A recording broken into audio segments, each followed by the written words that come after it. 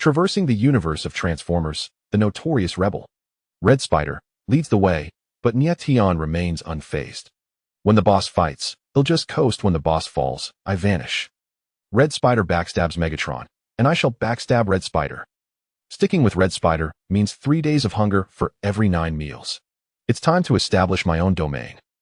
Chapter 132, The Resurrection of Megatron. In the Laurentian abyss, deep beneath the sea. On the dim sea floor, over 10,000 meters deep, lies a towering, rust-ridden body, marred by dents and decay. The once mighty form is in tatters, missing pieces from both sides, clearly having suffered grievous injuries before its demise. The entire structure is overgrown with unknown flora, its head ensnared by 2 large squids, revealing a lifeless mechanical eye. As a beam of light pierces the darkness, a machine dog equipped with a searchlight gently approaches the body. The myriad sea creatures dwelling within the machine's embrace scatter in a flurry at the sudden brightness, kicking up clouds of sand. Master Tian, Megatron has been located. Good, machine dog, I am en route. From the machine dog's chest, a miniature Decepticon springs forth, scampering across the body.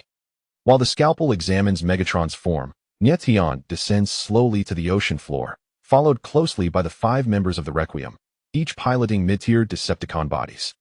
During his free fall, Nie Tian unexpectedly encounters 2 intact submarines lurking beneath the water. This time, he need not intervene, as Requiem swiftly dispatches them with a couple of shots, sending them to reunite with the Nifru. How goes it, Scalpel? Nie Tian inquired as he approached Megatron's form. The group encircles Megatron, each projecting a beam of light, illuminating the eternally dim ocean floor. Naturally, the creatures accustomed to the dark scurry away like mice fleeing a cat. The body is severely damaged, parts are needed. Scalpel emerges from within Megatron's remains after a thorough inspection. Nie Tian nods at Requiem. Dismantle those bodies. In the original narrative, Megatron was resurrected lacking parts, requiring the smallest Decepticon present to be dismantled. Having foreseen this situation, he would not allow it to transpire again. Requiem and his comrades are his loyal subordinates, not mere expendable Decepticon fodder. Understood, my lord.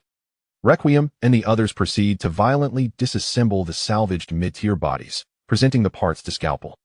Although each body is less than whole due to Nie Tian's previous assault, the collected components are surely adequate to provide Megatron with the missing parts. With these parts, repair is feasible. Scalpel rubbed his metallic forelimbs together, selecting the necessary components, and commenced the restoration of Megatron's body. In the original tale, Megatron's power began its decline from this point. Nie Tian mused, watching Scalpel's industrious efforts. The best is not merely what is good, but what is suitable for oneself, especially when it involves a collection of counterfeit parts from lower-tier Decepticons. Before long, amidst a cacophony of clinks and clatters, Scalpel triumphantly announced his completion. All done. He turned to the machine dog. Where are the Allspark fragments? The machine dog responded, as it had previously emitted steel balls to form the Mantis robot, spitting out the Allspark fragments from its mouth. With fragments, there is an Allspark. Scalpel grasped the Allspark fragments and climbed onto Megatron's chest. Upon locating the extinguished Allspark, he thrust the fragments into it with force. With a resounding hum, akin to a powerful electric shock, Megatron's body convulsed violently at the moment of contact with the Allspark fragments. A surge of pure white electricity coursed through him, followed by an invisible shockwave. The shockwave forced Requiem and the others to stagger back, while Nie Tian also retreated, attentively observing Megatron's movements. Moments later, 2 red lights ignited in the eye sockets of his head, and Megatron flipped upright. Even submerged at a depth of 10,000 meters, his movements remained unaffected. Soundwave, report the situation. The first order of business upon resurrection was to contact Soundwave. True to his loyalty, Soundwave promptly relayed every detail of recent events to Megatron. Following this, Megatron cast a glance at Nie Tian and the others, then ascended silently. Lord Megatron, we welcome your return.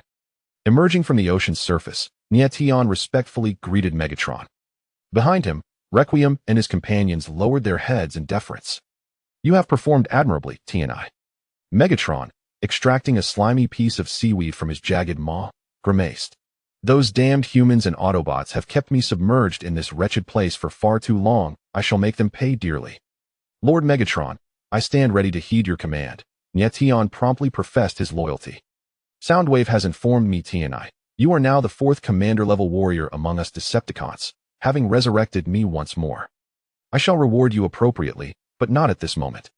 Seemingly considerate of Nie Tian's feelings, Megatron elaborated unusually. "Now, I must temporarily depart this planet. You shall lead the Decepticons in continued concealment. Do not act without my command, nor engage the Autobots in battle." And a cruel smile suddenly graced Megatron's visage. "I will settle the score with that red spider." "Understood, Lord Megatron."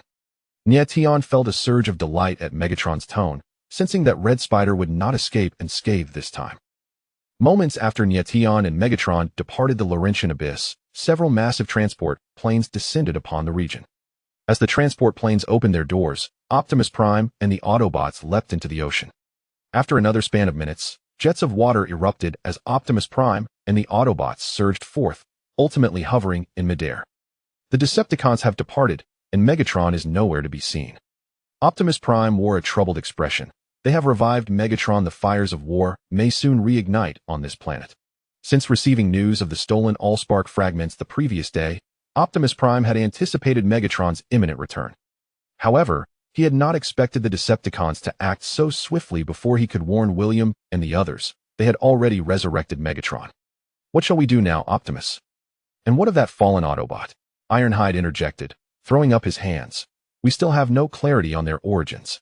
The humans wish for us to vacate this planet. Let's see how they decide," Hound added, his tone laced with a hint of vindictive satisfaction. When news broke that humans intended to drive them from the planet, the hot-headed Hound nearly clashed with the Nest team. Ultimately, it was only through Optimus Prime's intervention that the situation was resolved amicably. "Let us return for now," Optimus Prime pondered briefly before stating. "We need to inform William about Megatron's resurrection, then strategize on how to address the Decepticons." "Megatron has been resurrected?" William wore a bewildered expression, seemingly unable to fathom the sudden and devastating news. Upon returning to the headquarters of the nesting forces, Optimus Prime immediately sought out William.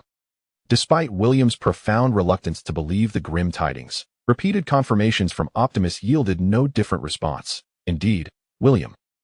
Although we have yet to locate Megatron, this very fact suggests that he is concocting an even greater scheme," Optimus continued. "Your homeland is in peril." At this revelation, William was thoroughly unsettled. "Optimus, hold on a moment." He hastily turned away, exclaiming, "Bruce, connect me to the secure line of the Ministry of Defense." "When?" A head poked out from the command post. "Now at once." "Yes, General William." "Optimus, pardon my absence. I must report this intelligence upwards. This matter surpasses the capacity of the nesting forces to handle." Upon hearing William's report, the officers at the Ministry of Defense erupted into a frenzy, soon followed by the 5 high-ranking officials of the cabinet. In swift succession, the 5 convened an emergency cabinet meeting. Ahem, Mitchell cleared his throat, breaking the oppressive silence of the conference room. "As we all know, Megatron has been resurrected. The purpose of this meeting is to discuss how to respond to the potential resurgence of the Decepticons. Now is not the time to deliberate who had initially consented to submerge Megatron in the ocean or if to pass the buck. Matters of life and death took precedence over disputes. Of course, should anyone choose to be obstinate, they would find themselves the target of collective ire. The nesting forces have performed commendably over the past year," Mitchell continued. "While some operations were less than flawless, they have successfully curtailed the activities of the Decepticons, forcing them to scurry like rats in the sewers, too fearful to appear in our world." Mitchell's words were filled with praise for the nesting forces, as if yesterday's dispatch of his advisor, Galloway, to the nesting forces headquarters had never occurred. For politicians, having a thick skin, or in other words, the ability to speak falsehoods with a straight face, is an indispensable skill. My recommendation is to maintain our current cooperation with the Autobots and jointly address any impending crises. "I concur." "Agreed. Agreed. Agreed." The threat posed by a disorganized Decepticon faction is vastly different from that of a united one. The cabinet officials were astute enough to recognize the gravity of the situation. Chapter 133, Lamo. After the cabinet meeting, Cleary unusually did not return to her office. Instead, she departed the Duman building in a special vehicle. Along the way, she discreetly dialed a number. "Professor Hank, has there been any progress in the laboratory research?" "Apologies, Miss Cleary," came a voice from the other end, slightly aged. "I can confirm that the technologies are indeed genuine, but experimental testing is still underway, and it will take some time before we achieve tangible results. For a civilization to grasp scientific technologies surpassing its own level, it cannot merely rely on imitation. It is a systematic endeavor. Much like asking a monkey to compose a book, the priority is not for the monkey to devise an extraordinary tale, but to first teach it to read. After conversing briefly with Hank, Cleary ended the call. Hesitating for a few seconds, she dialed another number, one devoid of any notation. The phone rang twice before being answered, as if her call was equally significant to the person on the other end. Miss Alice, I wish to meet with Mr. Tianjia. In the northern region of Bianzhou, in the town of Pest. After more than half a year of development, Pest has transformed from a village into a small town, officially recognized as Pest Town today. At noon, a bearded man entered a renowned bar in Pest Town. This establishment was particularly favored by passing truck drivers, not for its affordability, but because it was operated by the Carl Group. Indeed, the Carl Group, famous for its mobile phone manufacturing, has now ventured into the food and beverage industry, albeit with this singular establishment. The bar's food and drinks are exceptionally inexpensive, a testament to their understanding of the hardships faced by drivers. However, in reality, the compensation offered by the Carl Group to the transport teams is significantly higher than that of other freight drivers.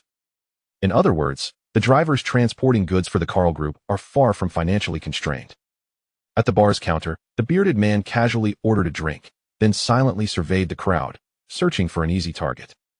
The bearded man's name is Lamo, a covert agent employed by the Bureau of Investigation. A month prior, he fortuitously unearthed a suppressed case within the Bureau. The case indicated the possible existence of a smuggling gang's hideout in the northern region of Bianzhou, specifically in Pest Town. However, many details of the case appeared to have been deliberately erased, as documentation ceased after mentioning Pest.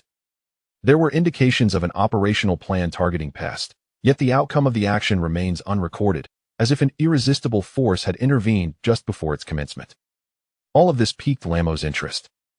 Drawing on his years of investigative experience, he sensed that there must be some unspeakable secret at play. For instance, collusion from within. Thus, with considerable autonomy, Lamo initiated an investigation into Pest Town.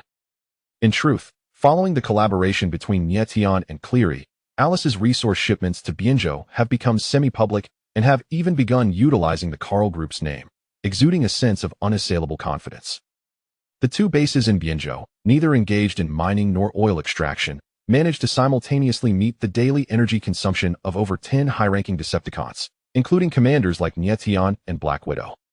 Alice's contributions are undeniable. Consequently, Lamo quickly traced the matter back to the Carl Group. Today, his purpose for being here is to ascertain precisely what goods the Carl Group is transporting to Pest Town on a daily basis. Another round, Leo. Tomorrow we unload, and we leave the day after we must drink heartily tonight. Cheers. A few meters behind Lamo, several truck drivers were already intoxicated, with one nearly collapsing under the table. Lamo raised his glass, casually glancing at them during his drinking pause, and made his decision.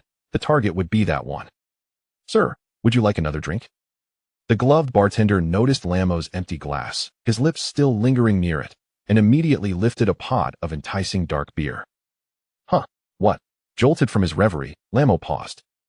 Realizing his empty glass, he displayed no hint of embarrassment and responded, yes, thank you.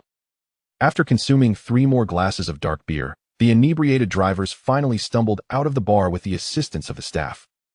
Lamo hastily settled the bill and watched as the bartender escorted the drivers to a nearby inn. Not long after, the attendant returned, and Lanma adjusted his attire before heading towards the inn. Good afternoon, he greeted as he entered. Approaching the front desk with a hint of urgency, he said, a few individuals were just sent over from the nearby bar, one of whom is my friend. He's intoxicated, but I've just realized he took my car keys. I must retrieve my keys promptly, otherwise I cannot make it home on time. The innkeeper remained skeptical of Lanmo's words and countered, friend? Sir, what is your friend's name? Leo. His name is Leo, you may verify it. Lanma's tone remained unwavering, honed by years of experience in handling such inquiries with ease. Very well, you are correct, the innkeeper conceded, closing the registration book. However, as you mentioned, he is currently inebriated and resting. For the privacy and safety of our guests, I cannot. Please, I beg of you. Lanma clasped the innkeeper's hands, discreetly slipping something into his right hand. All right, the innkeeper glanced down, his face reflecting a mix of hesitation and understanding as he nodded. I trust you, but I must accompany you to his room. Thank you immensely. That's perfectly fine, Lama readily agreed. Earlier at the bar, he had observed the driver, Leo, place the car keys in the pocket of his jacket. 10 minutes later, Lama exited the inn with a set of car keys in his pocket. However, unbeknownst to him, scarcely a minute after his departure, the innkeeper surreptitiously dialed a number. Hello, is this the transport team of the Carl Group? Yes, it's me. I have something to report regarding my inn. Lama was apprehended the moment he opened the cargo door of Leo's truck. The individuals who seized him were a group of drivers accompanying Leo, led by the transport captain responsible for this shipment. Damn it, who are you? Are you a thief trying to steal our goods? The transport captain delivered a brutal kick to the bound and exposed Lanma, seeking answers. Due to the village's underdeveloped infrastructure, the fleet's vehicles were parked in an open lot in the town, scheduled to head to the warehouse the following day. Fortunately, he had received timely news, preventing any theft of the cargo. Otherwise, the Carl Group would have ensured he faced severe consequences. Ugh, the thought of the Carl Group sent a shiver down the transport captain's spine. Captain, at that moment, a driver hurried over, pulling the captain aside. Captain, the driver revealed a mysterious object from his bosom, stating, I found this in the thief's clothing. He opened his palm to unveil a badge. A yellow emblem on a black background, more accurately described as a badge, bore 3 capital letters starting with an F at the top. Ugh, the transport captain gasped upon seeing it. A sudden pain shot through his wisdom teeth. They were merely a routine transport team. How could they have attracted such attention? Let's hand him over to the security department of the Carl Group. We should not involve ourselves any further. In an instant, the transport captain made his decision. What he had presumed to be an ordinary case of theft had revealed itself to be a far more intricate affair, one beyond his capacity to navigate. All right, the driver nodded, clearly aware of the gravity of the situation. What about Leo's truck? The driver glanced toward a large truck parked nearby. Lock it up, the captain commanded sternly. Let's act as if nothing has occurred. Understood, I will take care of it. The transport captain escorted Lanma away while the remaining drivers securely locked Leo's truck. In truth, numerous drivers in the fleet had sensed something amiss during their many trips. Yet what could they do? With money to be earned, who would refuse? No one desired to disrupt the harmonious arrangement benefiting all parties. Moreover, the Carl Group.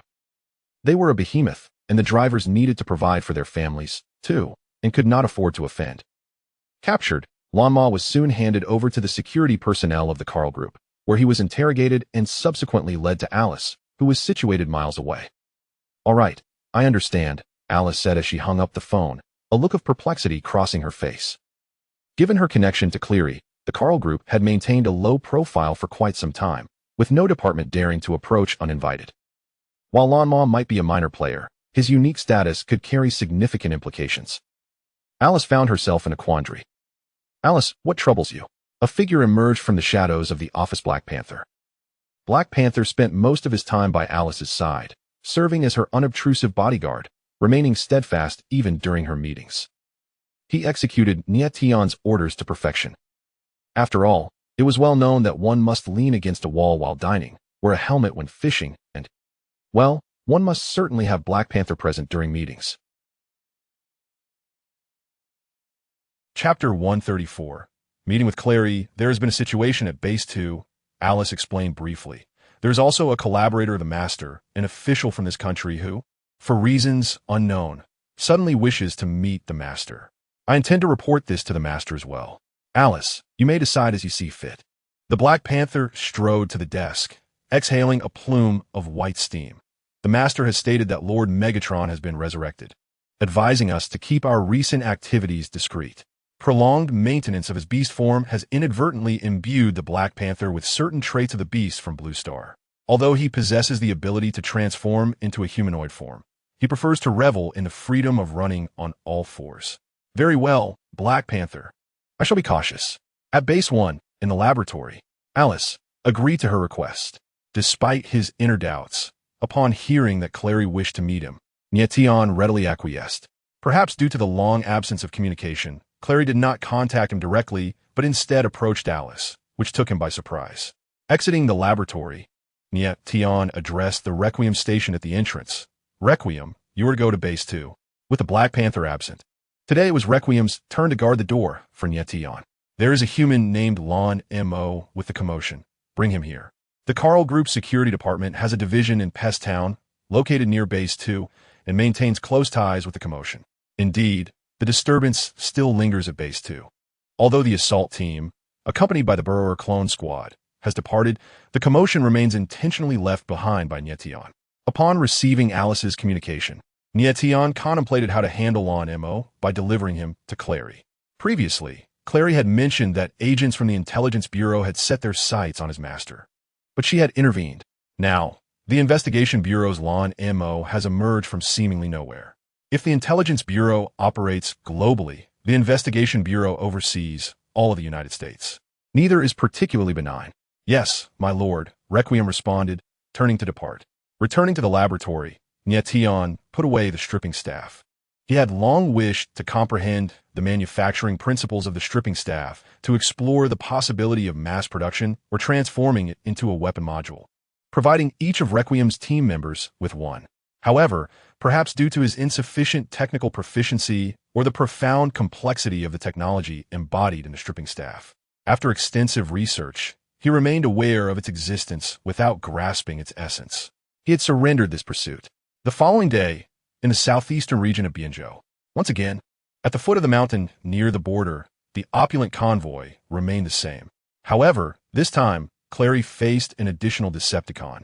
Mr. Tian, who is he? Clary inquired, pointing to Requiem behind Nie Tian, her voice tinged with anxiety. There is no way to remain composed when one is targeted by the barrel of a cannon larger than one's own head. Do not be alarmed, my lady, Nie Tian reassured, gesturing for Sang-gu to lower his weapon. This is my subordinate, the Decepticon Sang-gu. Sang-gu, Claire murmured, redirecting her gaze towards Nie Tian, a flicker of astonishment lingering in her eyes. Claire was not well versed in the internal structure of the Decepticons, as she was not part of the Nest team responsible for dealings with them. She only knew that the leader of the Decepticons was Megatron. Initially, Claire had not recognized Nie Tian during their meeting, for he had transformed from an elite warrior to a figure towering half a head taller than before. Being no Cybertronian, she could not instantly identify the drastically altered Nie Tian. Fortunately, after a lengthy discussion, she managed to prevent her guards from opening fire, though if they had, it would have likely been her misfortune.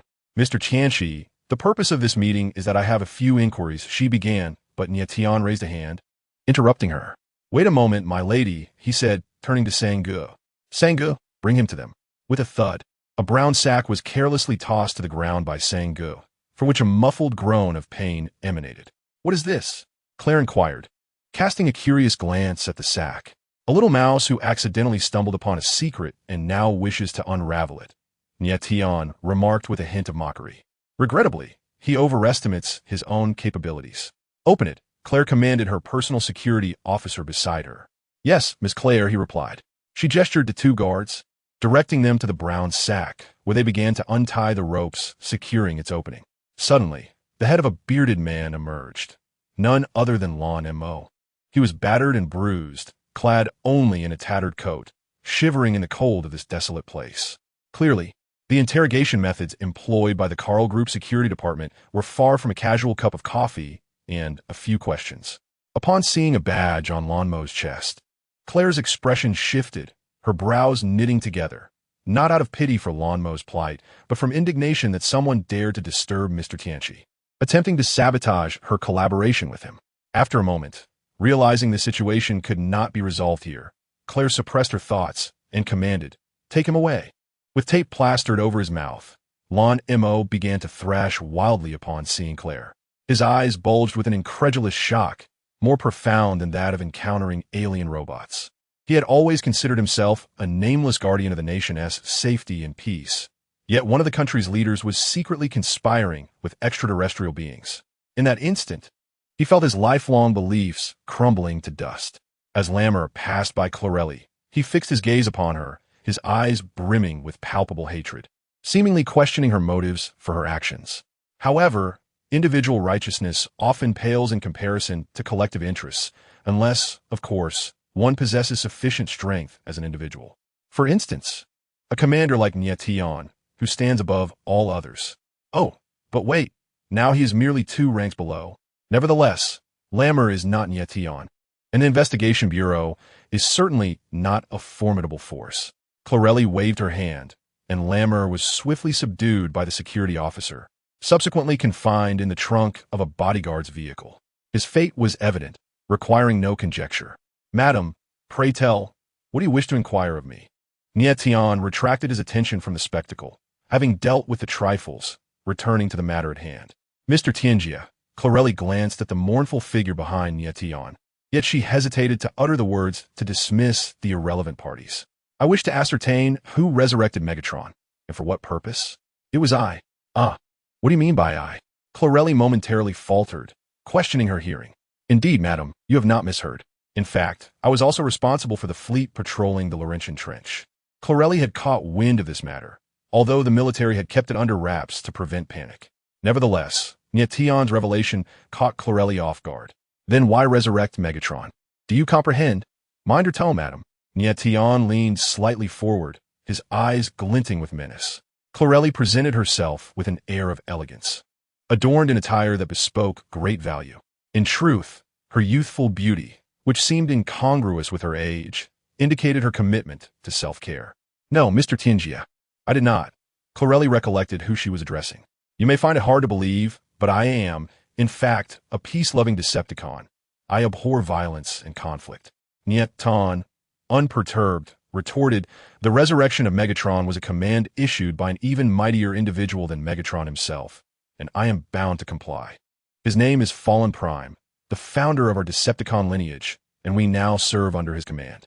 In light of their collaboration, Nie Tian had no qualms about divulging some information to Chlorelli. After all, it would not be long before she would learn herself, and indeed, the entire world would soon be informed. "Fallen Prime?" Chlorelli inquired, tilting her head. "What is his prowess compared to Optimus Prime and Megatron?" This was a challenging question for Nie Tian to answer. Who could say what level Fallen Prime had attained?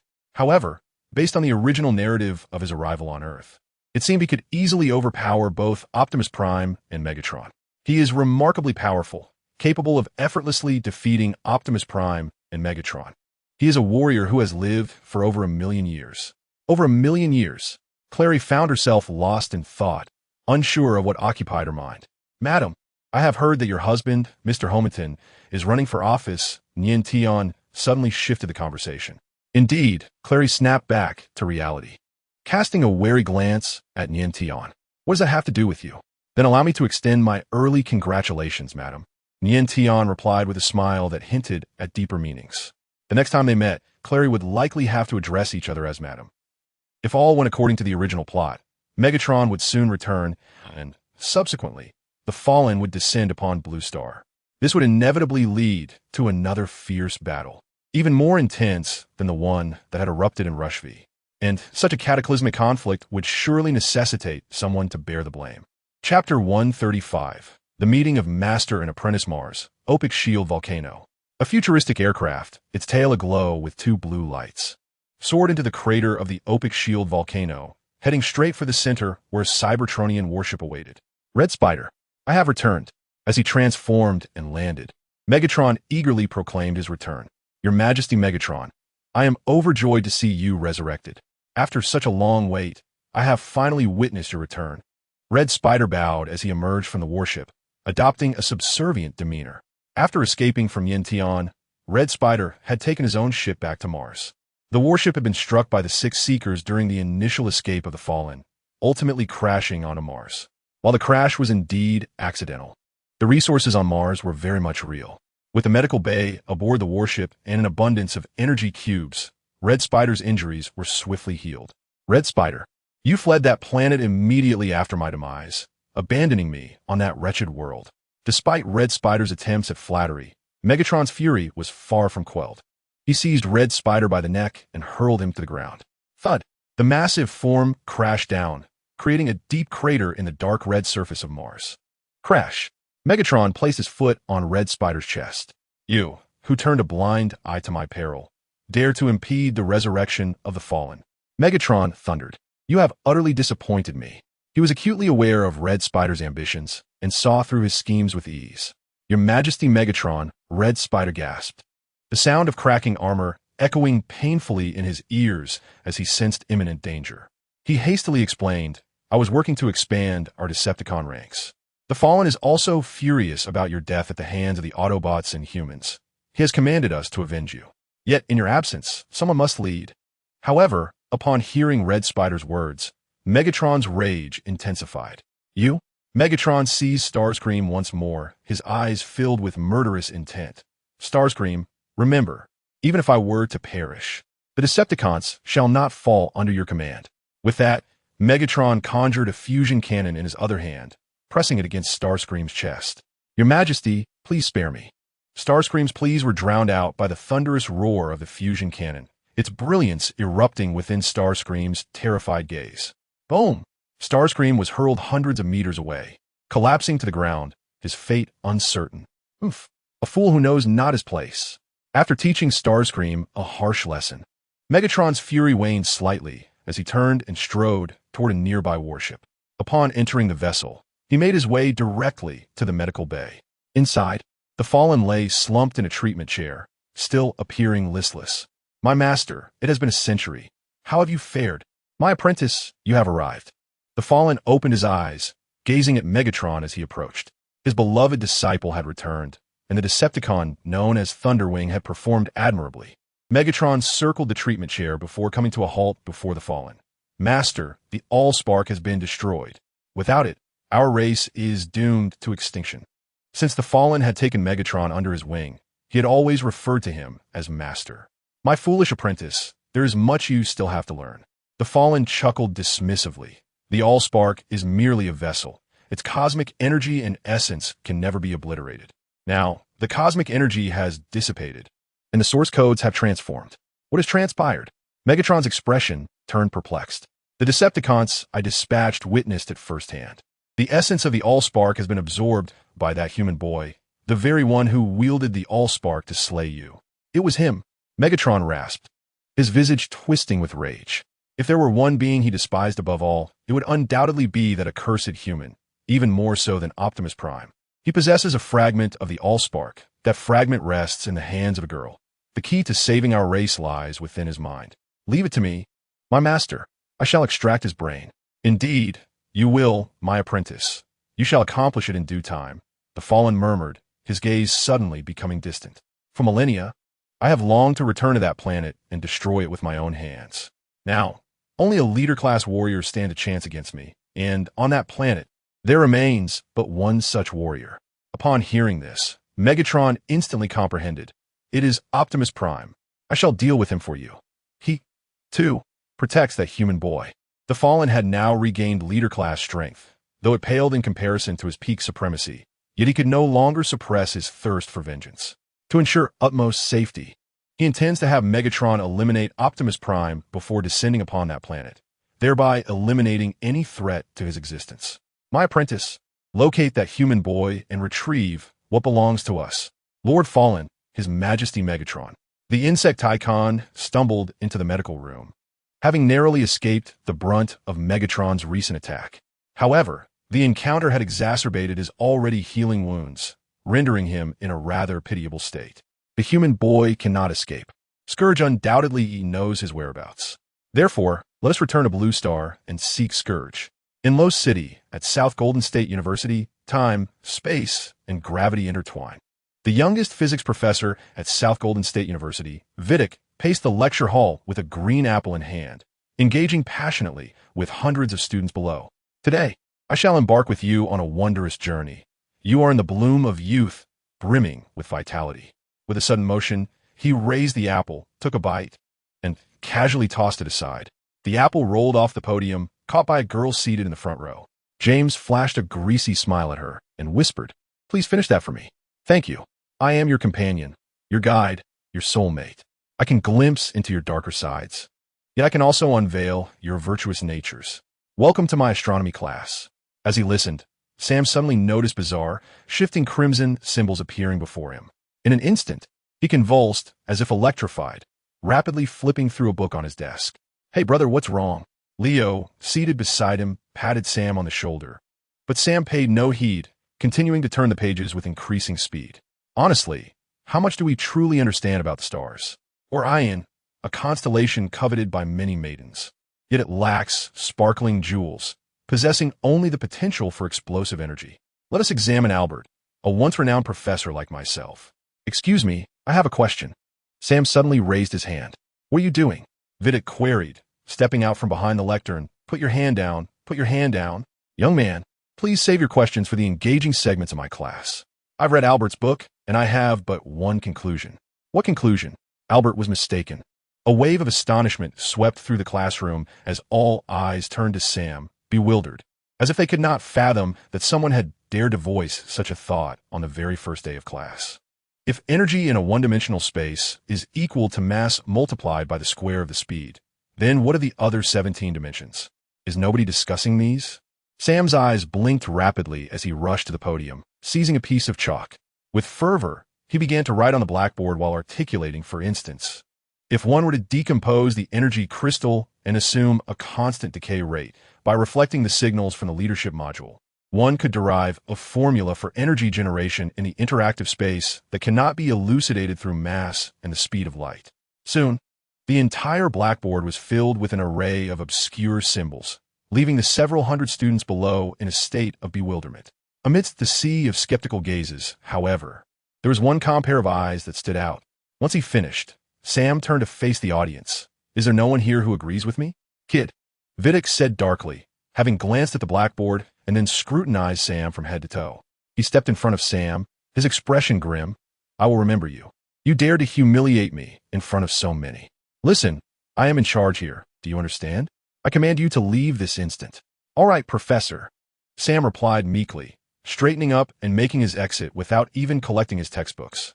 Below the podium, Sophia observed the scene quietly before gathering her belongings and stealthily slipping out through the back door of the classroom. Now, Vidic inhaled deeply, surveying the remaining students. Is there anyone else who wishes to act irrationally in my class? Chapter 136. The true face of Sophia. Once outside the classroom, Sam immediately dialed Michaela's number. Hello, Michaela. How are you? What's up, Sam? Remember me now? Michaela's tone was laced with veiled annoyance. Ignoring her insinuation, Sam replied urgently, something significant has happened. Do you understand? Really? Michaela's voice turned sharp. You stood me up for our first video date. Did you encounter a beautiful woman? The missed video call on the first night had infuriated her. No, don't joke around, Sam said, glancing around with a wary demeanor. I'm being serious, Michaela. Do you remember that fragment of the source of fire I showed you a few days ago? Yes, what about it? I just had a complete mental breakdown in class. I consumed 900 pages of the astronomy textbook in 30 seconds, and I saw symbols. They appeared uncontrollably ever since what? Sam abruptly raised his head, his expression one of horror. Ever since I came into contact with the fragment of the source of fire. In Tucson, on 8th Street, Michaela, clad in a fitted gray tank top and blue denim shorts, her hair tied back in a chic ponytail, reclined on a lounge chair in the garage. Are you saying that ever since you came into contact with that fragment, you've been acting strangely? Exactly, Michaela, it's dangerous. Do you still have it with you? No. Michaela glanced towards a corner of the garage. I placed it in the safe here. It's secure. That's good, Michaela. Promise me, don't touch it, all right? Sam, rest assured, I shall not touch it. It is quite secure, locked away, and no one knows its whereabouts. A remote-controlled four-wheel drive toy car stealthily emerged from the corner of the repair shop. The operation has commenced. The car, known as Wheel, maneuvered beneath the safe and, transforming, gazed at Michaela with a mocking tone. You are alluring, yet rather dim-witted.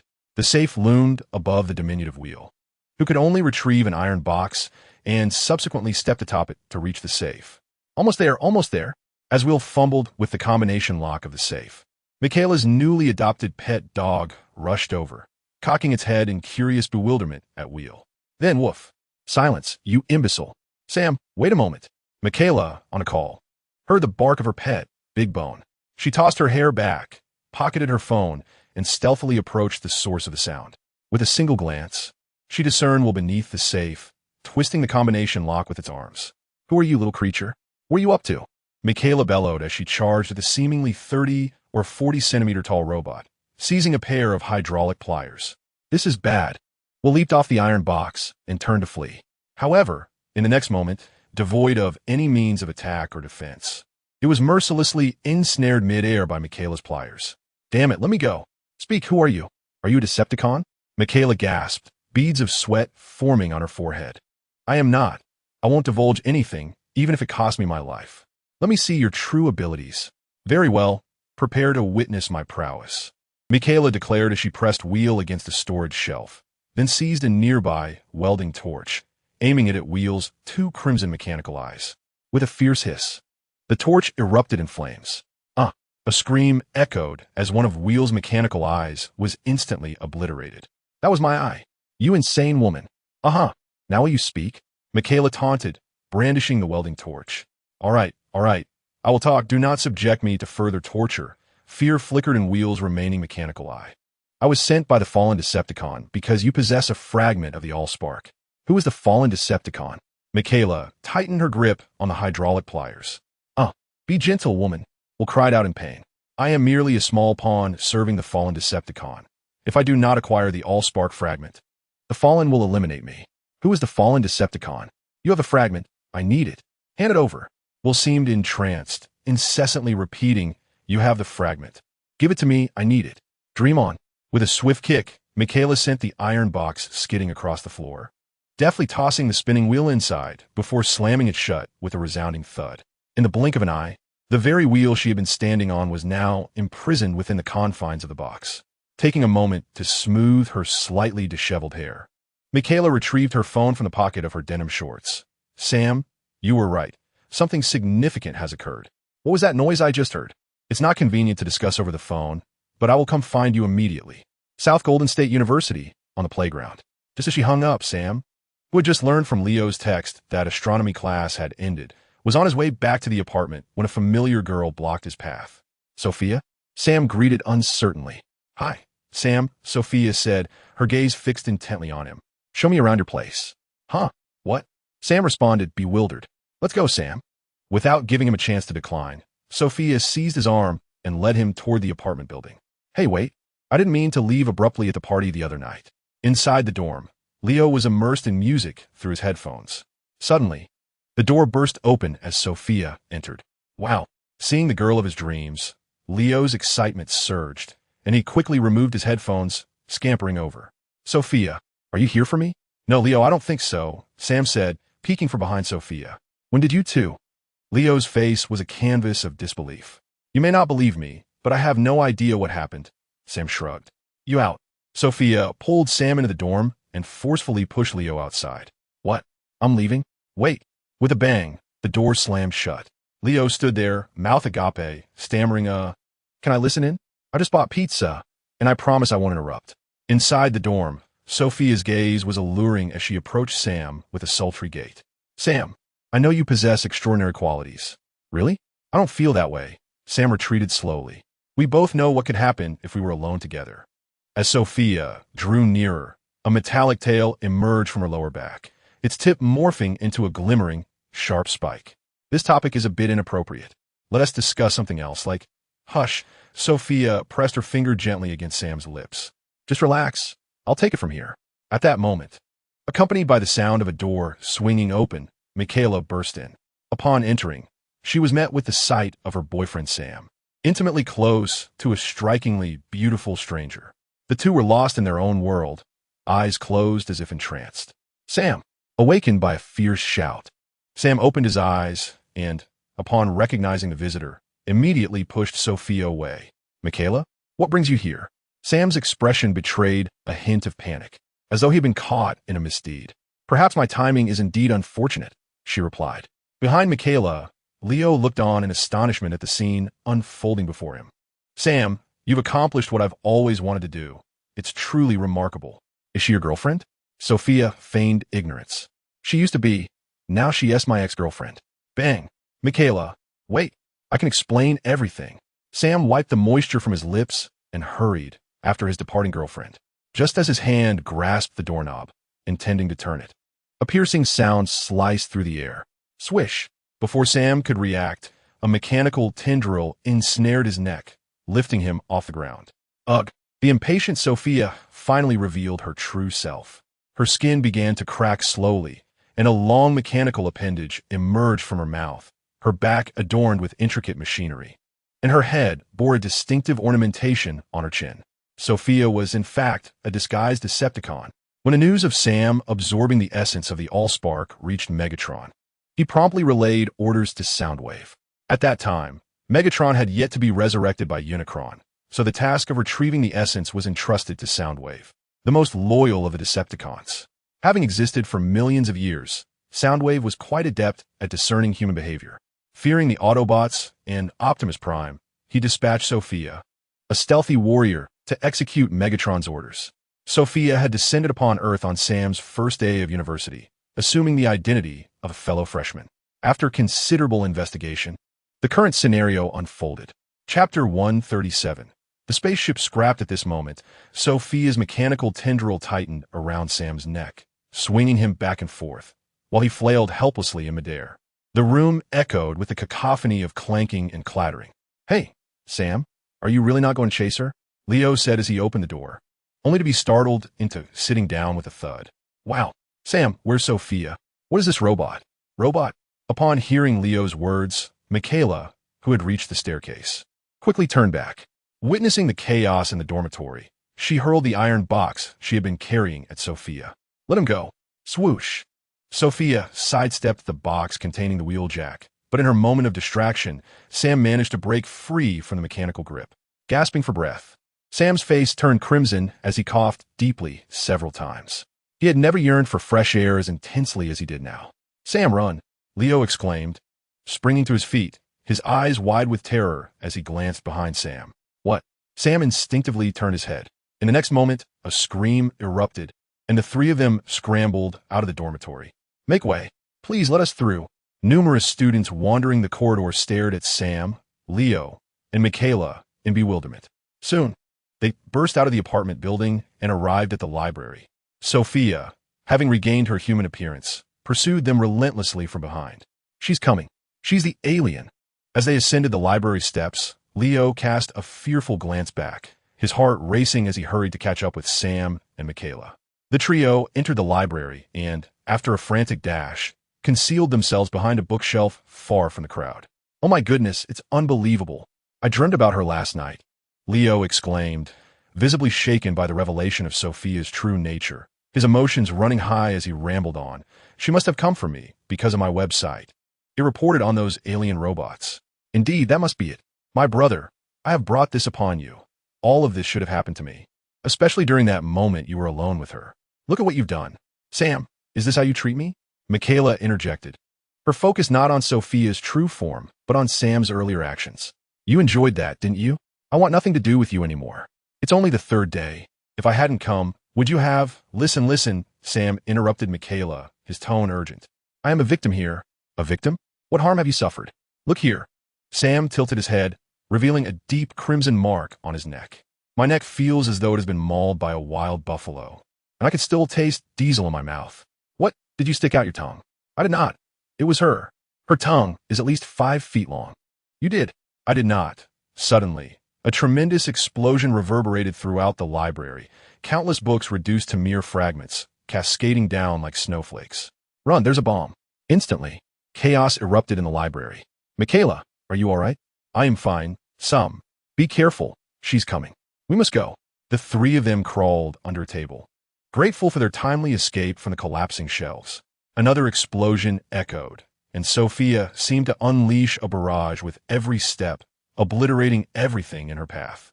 A bespectacled student, having lost his glasses, stumbled directly in front of Sophia. The next moment, boom! "Quick, we need to get out of here." Amidst the chaos, Sam and his companions escaped the library through a large hole in the wall created by Sophia's explosion, hastening back to their apartment building. "Take that box." Michaela pointed to the iron box that had fallen to the ground after she missed hitting Sophia earlier. She then picked up a brick and smashed the glass of a white sedan, swiftly entering the vehicle. "Get in, Leo," Sam urged as he settled into the car and handed the retrieved box to Leo in the back seat. Michaela yanked something from beneath the steering wheel and began to twist 2 wires together. "Goodness, you still know how to ignite it," Leo exclaimed, his face a mixture of astonishment and admiration. Hurry. She's coming back. She's coming back," Sam shouted anxiously from the passenger seat. Up ahead, the relentless figure of Sophia re-emerged, Despite her being a mere hidden warrior, lacking the combat prowess of even a novice Decepticon, she was still beyond the trio's capability to confront, especially unarmed as they were. The sound of high heels striking the ground resonated sharply, but at the last moment, the white sedan roared to life. Virum, let us see how you handle this. Michaela's eyes gleamed with determination as she slammed the accelerator to the floor. The tires screeched against the pavement, and the white sedan surged forward, unflinchingly barreling toward Sophia. Oh my God, Lord! Sam and Leo gasped in horror, clutching the armrests in search of seatbelts. Upon impact, Sophia was sent flying, spinning several meters away. However, the relentless Michaela had no intention of letting the alien robot that had pursued them escape. She pressed the accelerator once more, sharply turning the steering wheel. The white sedan crushed the now unrecognizable alien robot beneath it, dragging it for a distance before speeding away. Is she dead now? Sam leaned out of the window, glancing back. She should be Michaela. Do you think she essayed Decepticon? Perhaps, but she's also your new girlfriend. Come on, let it go. It's all in the past. Is it? But every time I see your mouth, I think of her. Wait, don't argue yet. Was a Decepticon? Is that the alien robot's name? No, she is a Decepticon, but there is more than just her. As the trio debated, the white sedan continued to distance itself, leaving behind a charred, sparking wreckage.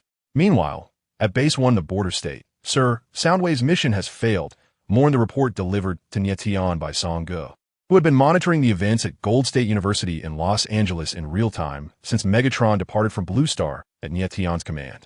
Knowing that Sam was about to regain the spotlight, Nie Tian naturally could not remain idle. At the very least, he needed to keep an eye on the most basic developments. Sang-gu, please elaborate, he prompted. Yes, my lord. Sang-gu organized his thoughts. Lord Voicewave has dispatched a hidden warrior to infiltrate that human boy. After listening to Sang-gu's account, Nie Tian nodded nonchalantly, understood. A concealed warrior armed with weapons, facing 3 unarmed ordinary individuals, and yet, in a surprising turn of events, was ultimately slain. It can only be said that Michaela truly deserves her status as one of the protagonists in the original tale, brave and decisive. By the way, Sang-gu, please summon Black Widow, Nie Tian instructed. Yes, my lord. Once Sang-gu departed, Nie Tian stepped outside the spacecraft. He gazed at the irregular charred hole by the hatch, feeling a pang of headache. He slightly regretted not bringing Black Widow along when resurrecting Megatron. Perhaps then the spacecraft could have been saved. The ship, having endured a missile strike from Red Spider, had only just completed repairs to ascertain the extent of its damage. Spacecraft, while advanced, can also be described as delicate to a certain extent. The components are intricate and complex. A single malfunction can lead to widespread issues. Presently, the damaged ship bore no significant distinction from a large aircraft. Black Widow arrived swiftly. In just a few minutes, her figure appeared in the distance. Tianjia, what do you need from me? She inquired curiously as she approached the spacecraft. Since returning to Blue Star, Black Widow had remained at Nie Tian's first base. Though she did not completely acquiesce to his every command, she was quite willing to assist with minor tasks. I would like you to evaluate the condition of this spacecraft. Nie Tian stated directly, avoiding unnecessary pleasantries. Having lived for tens of thousands of years and possessing her own small spacecraft, Black Widow undoubtedly had greater expertise in this area. The repairs were conducted by the ship's intelligence system, which inevitably had its limitations. Tianjia, do you wish to repair this spacecraft? Black Widow instantly grasped the situation. She was aware that Nie Tian had attempted to resurrect Megatron 2 days prior, yet he had not returned, leaving the damaged ship to arrive first. At that time, she had been occupied with installing weapon modules onto her surgical knife and could not attend.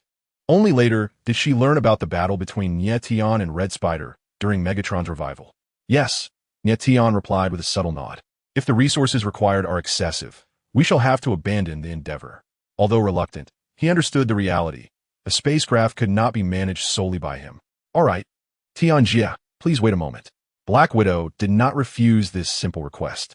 She entered the spacecraft and proceeded to the cargo hold, beginning her inspection based on her extensive experience. Half an hour later, Black Widow descended from the spacecraft once more. Tianjia, if I may be frank. Black Widow glanced up at Nie Tian and, seeing his calm demeanor, spoke directly. The navigation and propulsion control systems of this spacecraft have been utterly destroyed, with the explosion affecting the engines. The hull is also comprised of a type of Cybertronian reinforced metal. Given the current circumstances, a complete repair would necessitate constructing a facility on this planet. After absorbing Black Widow's rather professional explanation, Nie Tian cast one final look at the spacecraft. All right, I understand, Black Widow. He discerned her underlying implication. The spacecraft held no value in repair, even if it could be mended. The time and cost were beyond his current means. The only viable option was to scrap the vessel and salvage the materials. Black Widow, I intend to, suddenly. A thunderous roar erupted, growing increasingly louder. What does that sound? Black Widow queried, tilting her head skyward, with Nie Tian following her gaze. In the distance, two uniquely designed fighter jets approached rapidly, one trailing the other. After a moment of contemplation, Nie Tian softly uttered two names. It's Megatron and that Red Spider fellow. The two jets seemed to have noticed Nie Tian and Black Widow long ago. Upon reaching their position, they descended directly overhead. With a narrowed gaze, Nie Tian examined the transforming Raptor fighter midair. Perhaps due to the lesson learned from their last encounter, Red Spider had finally abandoned the supersonic fighter form. Tianchi, Black Widow. Megatron addressed them, with Red Spider trailing behind but deliberately maintaining a respectful distance. Red Spider, glancing at the damaged spacecraft he had previously obliterated, wore an unmistakable smirk of schadenfreude. He knew that with Megatron present, Tianchi would not dare retaliate against him. Megatron, you have returned, yet Tian greeted respectfully, deliberately ignoring Red Spider. However, Red Spider was not content to be overlooked. Tianchi, I sincerely apologize for inadvertently destroying your ship earlier. Allow me to assist in repairing it? Silence. Red Spider. Megatron thundered abruptly. Yes, Megatron. Red Spider's arrogant demeanor vanished instantly, retreating begrudgingly, though his animosity toward Nie Tian intensified. Nie Tian was acutely aware of Red Spider's glare, which fueled his own scheming. Tianchi, I've already dealt with Red Spider accordingly, Megatron remarked, noticing the transport ship behind Nie Tian. Yet, as the leader of the Decepticons, commanding the most advanced warship, the Nemesis, he paid little heed. Black Widow, I have heard from Scalpel that you intend to rejoin the Decepticons. Megatron then turned his attention to Black Widow. Indeed, Megatron, she replied, bowing her head respectfully. Although she addressed Megatron by name, her tone conveyed a profound respect for the formidable power he represented. Megatron raised his gaze to the sky and proclaimed, now, in the name of the Decepticon leader, I announce that Black Widow is officially returning to our ranks. Though only 4 witnesses stood by, they comprised more than 2/3 of the Decepticons' high-ranking officials, and none dared to underestimate the significance of Megatron's words. Starscream, ever perceptive, offered a resonant flattery. Congratulations, Lord Megatron. Under your leadership, we Decepticons have welcomed 5 commander-level warriors, and the annihilation of the Autobots is imminent. Surely, Lord Fallen will rejoice at this news. Nie Tian cast a sidelong glance. Starscream's repeated clemency for Megatron surely stemmed from his adeptness at sycophancy. Master, Megatron murmured, and his gaze suddenly shifted, revealing an unsettling intensity. Nie Tian felt a twinge of pity. Starscream had unwittingly broached a sensitive topic, reminding Megatron not to forget the presence of the fallen above him. He could hardly believe that such a proud and domineering Decepticon would willingly submit to another, even if that individual was his own mentor. Examples of betrayal within the ranks were not scarce. Strictly speaking, while the Fallen held the esteemed title of Founder, he was not the leader of the Decepticons. This was precisely why Black Widow had not initially joined him. After a moment of silence, a glint of red light flickered in Megatron's eyes as he smiled and said, Tianchi, do you remember the reward I mentioned earlier? Reward? Nie Tian paused, suddenly recalling, yes. Lord Megatron. When Megatron departed from Blue Star, he had promised a reward for reviving him. Had Megatron not brought it up, he might have forgotten entirely. Tianchi, I have decided to appoint you as the commander of the Decepticon Airstrike Division, Megatron articulated slowly. What? The unexpected revelation left Nie Tian momentarily incredulous. To be candid, although he had recently ascended to the rank of a commander-level warrior, he had not held any official Decepticon command position and only led a high-ranking squad comprised of the likes of Sangu, with no ordinary soldiers under his command. Even a dilapidated vessel carries some weight, yet the Airstrike Division represented the pinnacle of elite command. As airstrike commander, he would be empowered to lead a significant portion of the Decepticons, rather than relying solely on brute strength to command respect. Although the Decepticons were few on Blue Star, their stronghold, Cybertron, boasted thousands of Decepticons, albeit mostly of lower ranks. In the midst of his astonishment, Nie Tian glanced at Starscream. As anticipated, upon hearing Megatron's words, Starscream was momentarily taken aback, then anxiously exclaimed, "Lord Megatron, is the position of Air Commander not mine?" Megatron cast a sidelong glance at Starscream, a cryptic smile playing upon his lips. "From now on, you shall focus solely on being my adjutant, remaining by my side." Starscream was momentarily stunned by this revelation. The earlier assault on Unicron felt akin to a futile endeavor that had backfired. "What, are you unwilling?" Megatron's gaze bore into Starscream. No. Starscream quickly adorned his face with a sycophantic smile. "I wholeheartedly agree with your decision, Lord Megatron." However, he cautiously glanced at Megatron, pausing slightly before continuing. "Such a significant matter surely warrants a discussion with Lord Fallen." The reduction to merely the role of adjutant implied a substantial loss of power. The sensation of power being stripped away, especially by someone he despised, was unbearable for Starscream.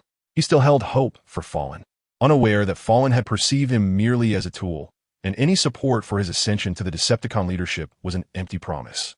Only Megatron and the well-informed Nie Tian truly understood this dynamic, which is why Megatron had so unceremoniously stripped Starscream of the Air Commander title.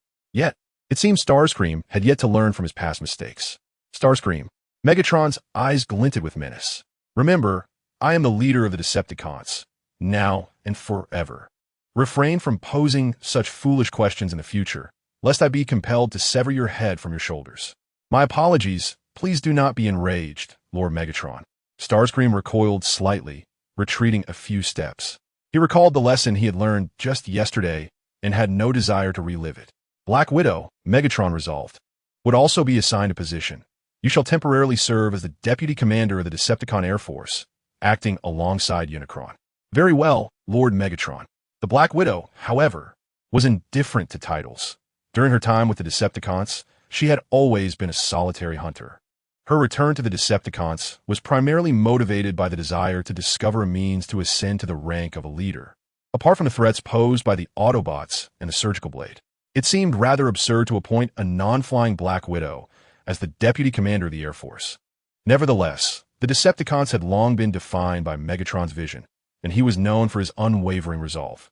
Thus, the matter was settled with agreeable ease, resulting in a world where only Starscream bore the brunt of the consequences.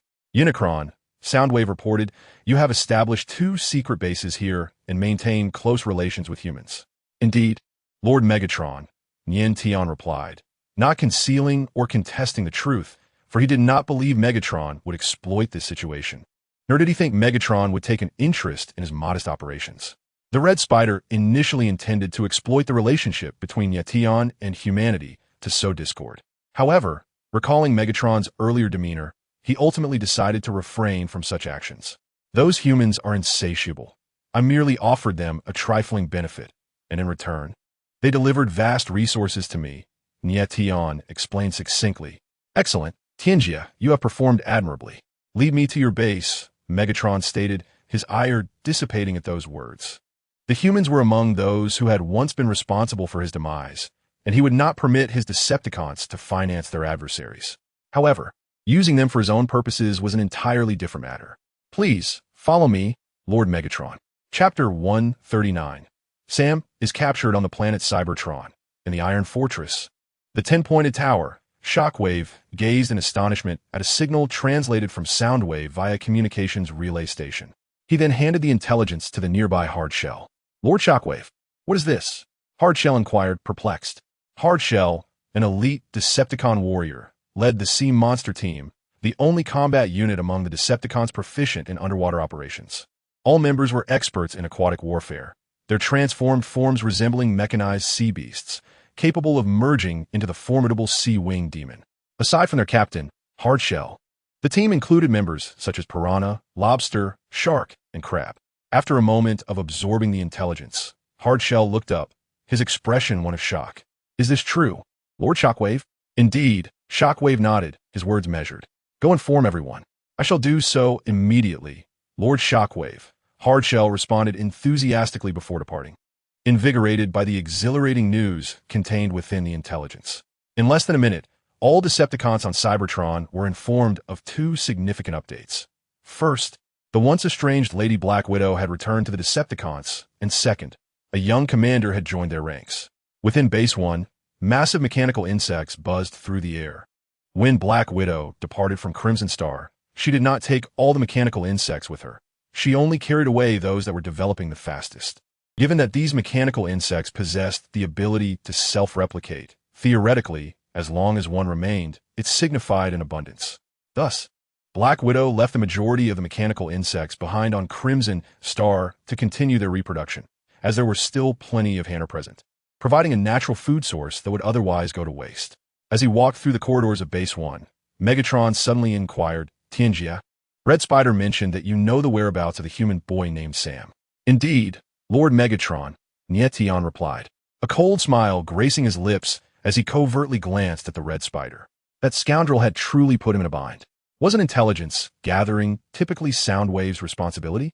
Well, had it shifted to his? Fortunately, he genuinely knew where Sam was at that moment. Rest assured, Lord Megatron, the human boy is under my watchful eye. He cannot escape. Very well. Inform the Decepticons to prepare for action. In a street located several kilometers away from South Golden State University, a white sedan with a damaged front is speeding past numerous vehicles. Inside the car, Sam puts down his phone, his demeanor relaxed as he states, I've already informed Bumblebee. He suggested we find a place to hide while he and Optimus Prime are on their way. Wow, we have reinforcements. Are they extraterrestrial robots as well? Leo, seated in the back, inquires curiously, clutching a metal box tightly in his arms. The box occasionally rattles, emitting faint sounds from within. He has just discovered that the box contains a captive alien robot, a Decepticon. Yes, they're known as Autobots, the sworn enemies of the Decepticons. What are their personalities like? I mean, will they react like Sophia and start firing at the slightest provocation? After the exchange between Sam and Michaela, Leo has begun to grasp the nature of the Decepticons. No, Sam shakes his head. They're quite friendly, far more so than the Decepticons. In fact, the Decepticon you just encountered was relatively polite. If you were to meet their leader, Megatron, Soudainly, a deafening explosion ressonnat, and a towering fireball erupts in front of the white sedan. As the black smoke dissipates, it reveals a massive crater left in its wake. I'll help. Many unsuspecting vehicles plunge into the deep pit, the shrill sounds of screeching brakes echoing through the air. Michaela grips the steering wheel tightly, her high heels pressing the brake pedal to the floor, barely stopping at the edge of the crater. Phew, the trio sighs in relief, having narrowly escaped disaster. Wait, what is that?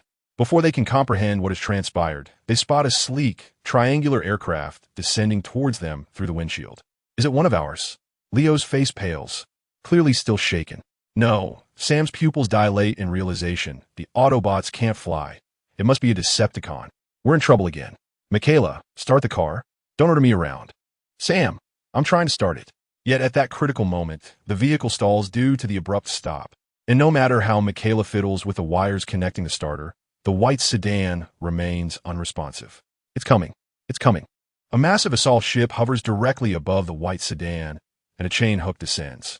With a snap, the hook pierces the roof of the white sedan effortlessly, causing Leo to scream incessantly, "Oh my God! Oh my God!" His head narrowly escapes being struck by the hook, nearly losing a tuft of hair in the process. Sam, we did it. Michaela's voice rings out with joy. Michaela, I fear it may be too late. As the words left his lips, the end of the chain hook on the car's roof clicked open, firmly securing the white sedan. In the next instant, the trio felt themselves, along with the white car, soaring through the air. My heavens, I am still so young. I do not wish to perish. Sam, I regret my decision to join you and your girlfriend in this vehicle. The aliens are not here for me. Why did I involve myself in this? Amidst Leo's frantic exclamations, the white car ascended higher, stabilizing only when the three could vaguely discern the sprawling cityscape of Los Angeles, dragging the white sedan occupied by Sam and his companions. Nie Tian soared directly towards an abandoned factory on the outskirts of the city. Inside one of the factory's buildings, 3 Decepticons loitered casually. Black Widow transformed into a mechanical spider, hanging upside down in a corner, patiently lying in wait like a meticulous predator. Megatron stood imposingly beside a metallic bed, while Red Spider remained close at his side.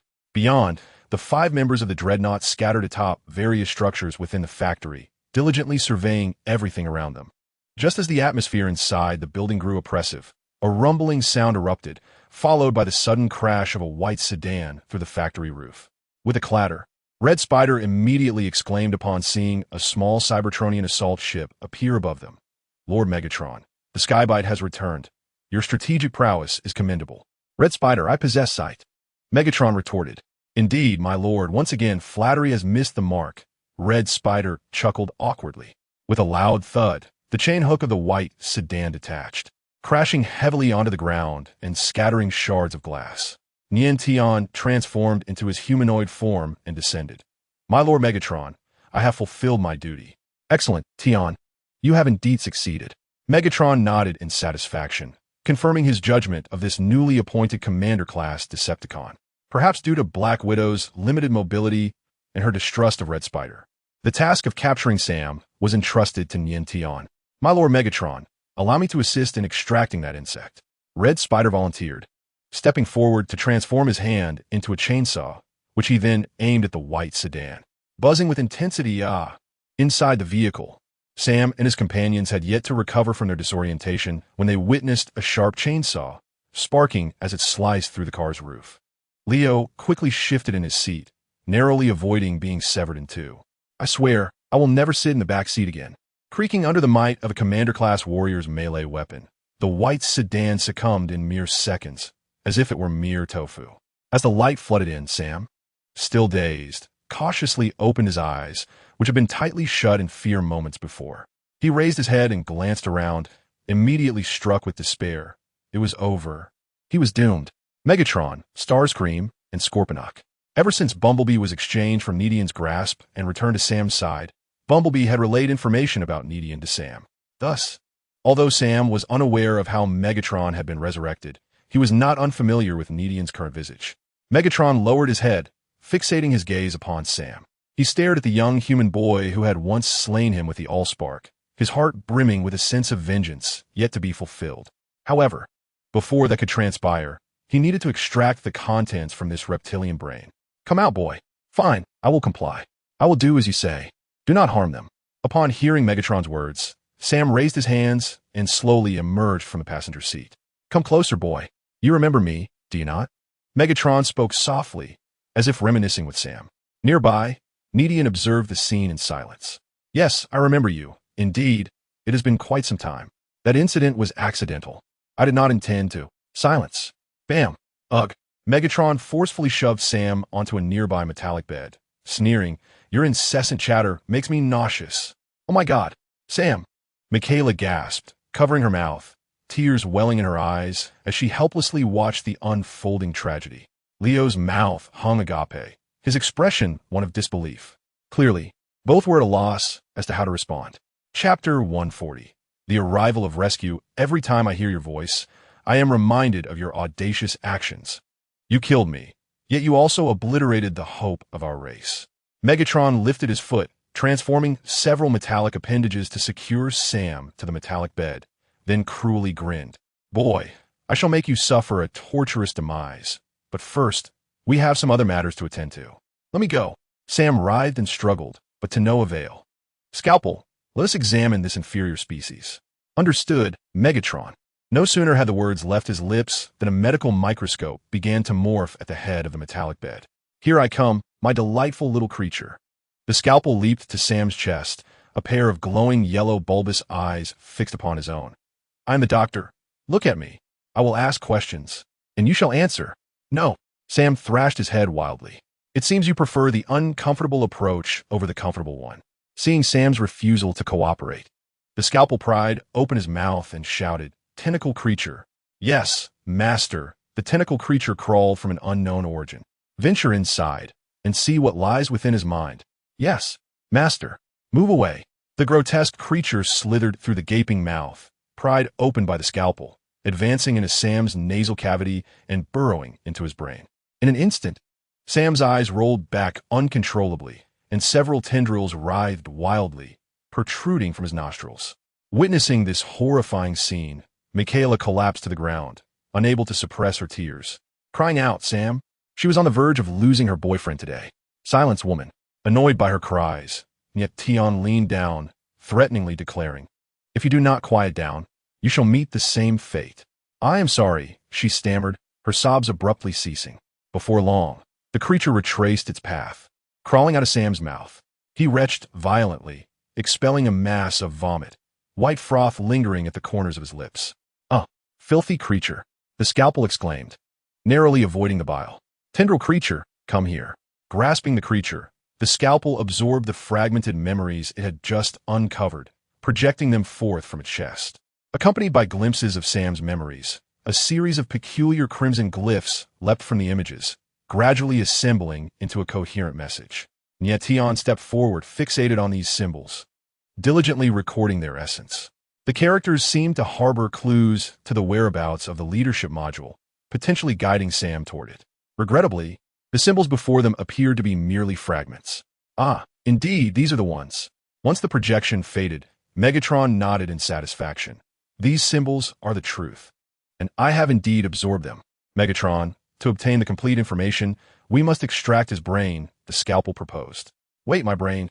Sam lifted his head, gazing at the Decepticon he was encountering for the first time, bewildered. "What do you need my brain for?" That is a question I can answer. In the terms of your planet, it is to ensure you understand before you meet your demise," Megatron replied with a smirk, appearing rather pleased. "You possess something in that cranium of yours that I require." No, this is not amusing at all." Sam shook his head fervently, pleading. "I know you are angry because I once caused your demise, but that was a misunderstanding. If someone killed me, I would also be distressed. Yet please grant me a chance. I believe we have ample time to mend our relationship."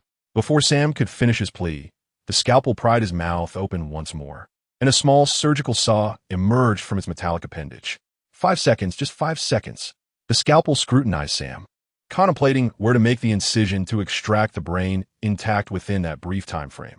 No help. Just as the drill bit was about to penetrate Sam's forehead, Nie Tian's expression shifted, and he suddenly looked up. "Megatron, the Autobots are coming." With that, the ceiling of the factory shattered into countless fragments. A figure descended upon Megatron like a divine weapon, toppling him to the ground. Who could it be? Simultaneously, the air was pierced by the roar of engines. Echoing ominously, a moment later, a pickup truck and 2 sports cars crashed through the eastern wall of the factory. The ever-quiet Black Widow, observing from her corner, immediately positioned herself to intercept the 3 vehicles, while the Red Spider lunged at Megatron. The scene erupted into chaos. "Skyfire, save me!" The scalpel shouted frantically to Nie Tian. The battle had erupted so unexpectedly that he found himself with nowhere to hide. In such intense combat, a moment's inattention could spell doom. Nie Tian glanced at Black Widow, who was blocking Ironhide, Roadbuster, and Bumblebee, then shifted his gaze to the Red Spider, who was assisting Megatron against Optimus Prime. Ultimately, he bent down and retrieved Scalpel. "Skyfire, thank you," Scalpel expressed with gratitude, feeling immensely relieved. Fortunately, his earlier decision to modify an information chip with the aim of monitoring the Red Spider had led to him being rescued by a commander-level warrior. Decepticons retaliate. Megatron commanded angrily after being caught off guard by Optimus Prime and scrambling to his feet. He had intended to extract the human boy's brain first, then use him to lure Optimus out, but he was taken aback when Optimus approached him directly. With an ion blaster in his left hand and a particle cannon in his right, Optimus fired relentlessly, momentarily gaining the upper hand against the Red Spider and Megatron. Nie Tian placed Scalpel against his chest, contemplating the scene before him. Compared to when he had just awakened in Sector 7, Megatron's current strength had diminished exponentially. "My lord." At that moment, several fighter jets flew into the factory. The 5 Grim Reapers arrived at Nie Tian's side, observing the battle within the factory. "My lord, there are other Autobots emerging in the factory. Should we intercept them?" They had sent out communications upon discovering the Autobots, but unfortunately, they were a step too late. The Autobots' infiltration had been exceedingly covert. Slaughter, and famine, pestilence, and calamity blocked those Autobots. "Sangu, stay here and assist me." The elite Autobots must all be present. While those outside were merely advanced warriors, Slaughter and his companions could easily handle them. Yes, my lord. Accompanied by Sangu, Nie Tian stealthily made his way toward the most intense part of the battle, while surveying the unfolding situation. Black Widow maintained her mechanical spider form, occasionally spinning a half-black, half-white web, skillfully fending off Bumblebee and his companions. The Red Spider and Megatron flanked Optimus Prime, exchanging fire with fervor. The rapid-fire machine gun in the Red Spider's hands kept firing, yet it seemed to merely tickle Optimus, who retaliated with a swift kick that sent the Red Spider flying. Observing this, Nie Tian quickly conjured a weapon to fill the gap left by the Red Spider. My Lord Megatron, I am here to assist you. In the present moment, Megatron evidently finds himself at a disadvantage against Optimus Prime. Should he inadvertently fall victim to Optimus, the consequences could spiral into unforeseen realms. Get away!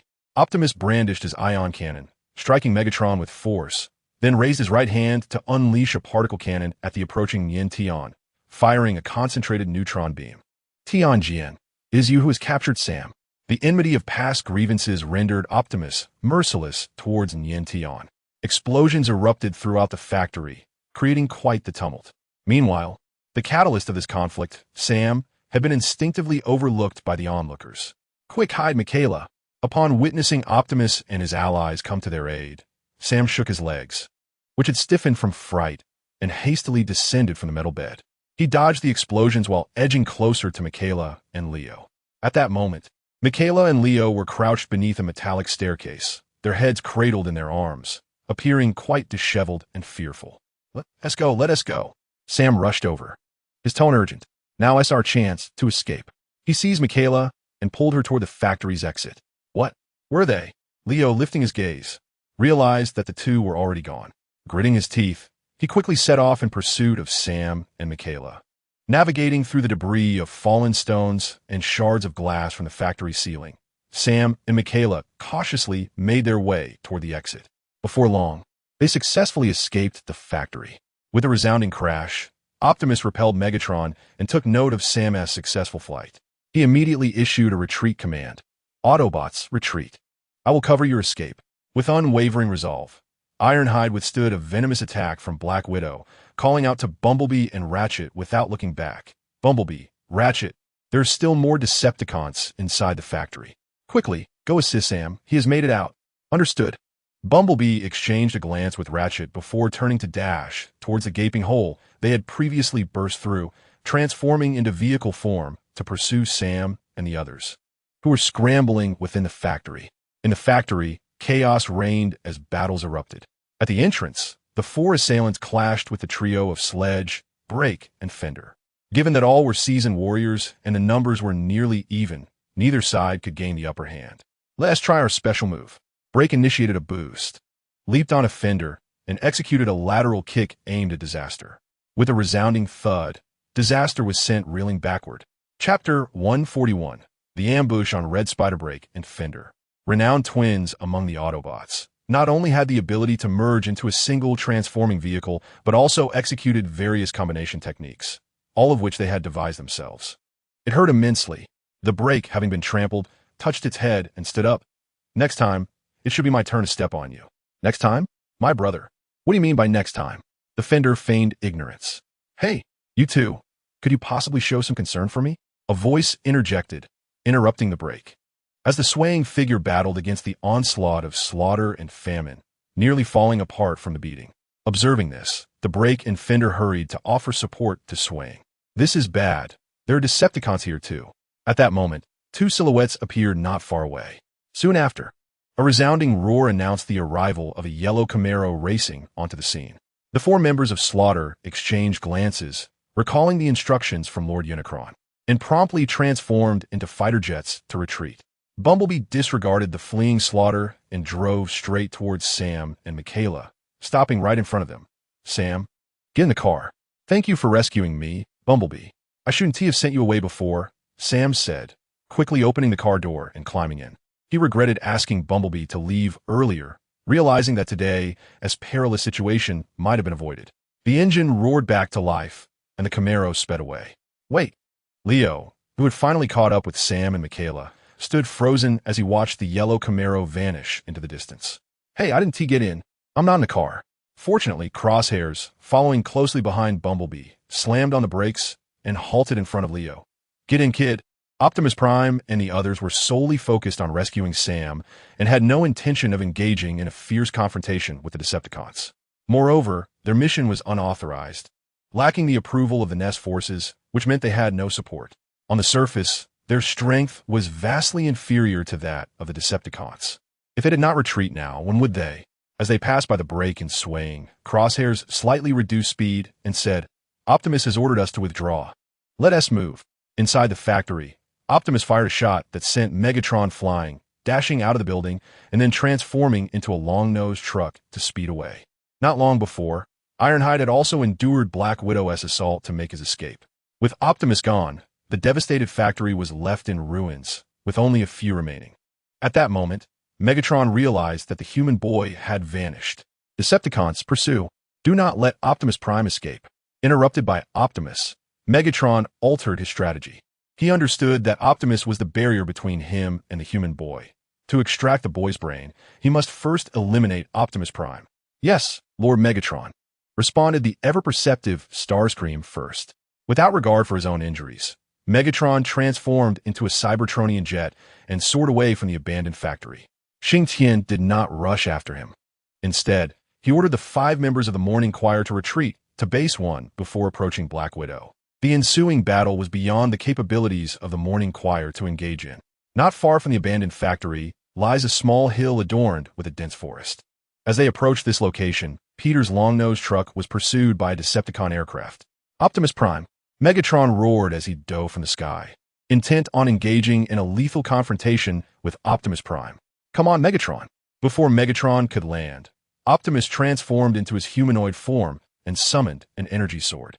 Through their previous skirmish, he discerned that although Megatron had been resurrected, his power had significantly waned, which bolstered Optimus's confidence in facing him.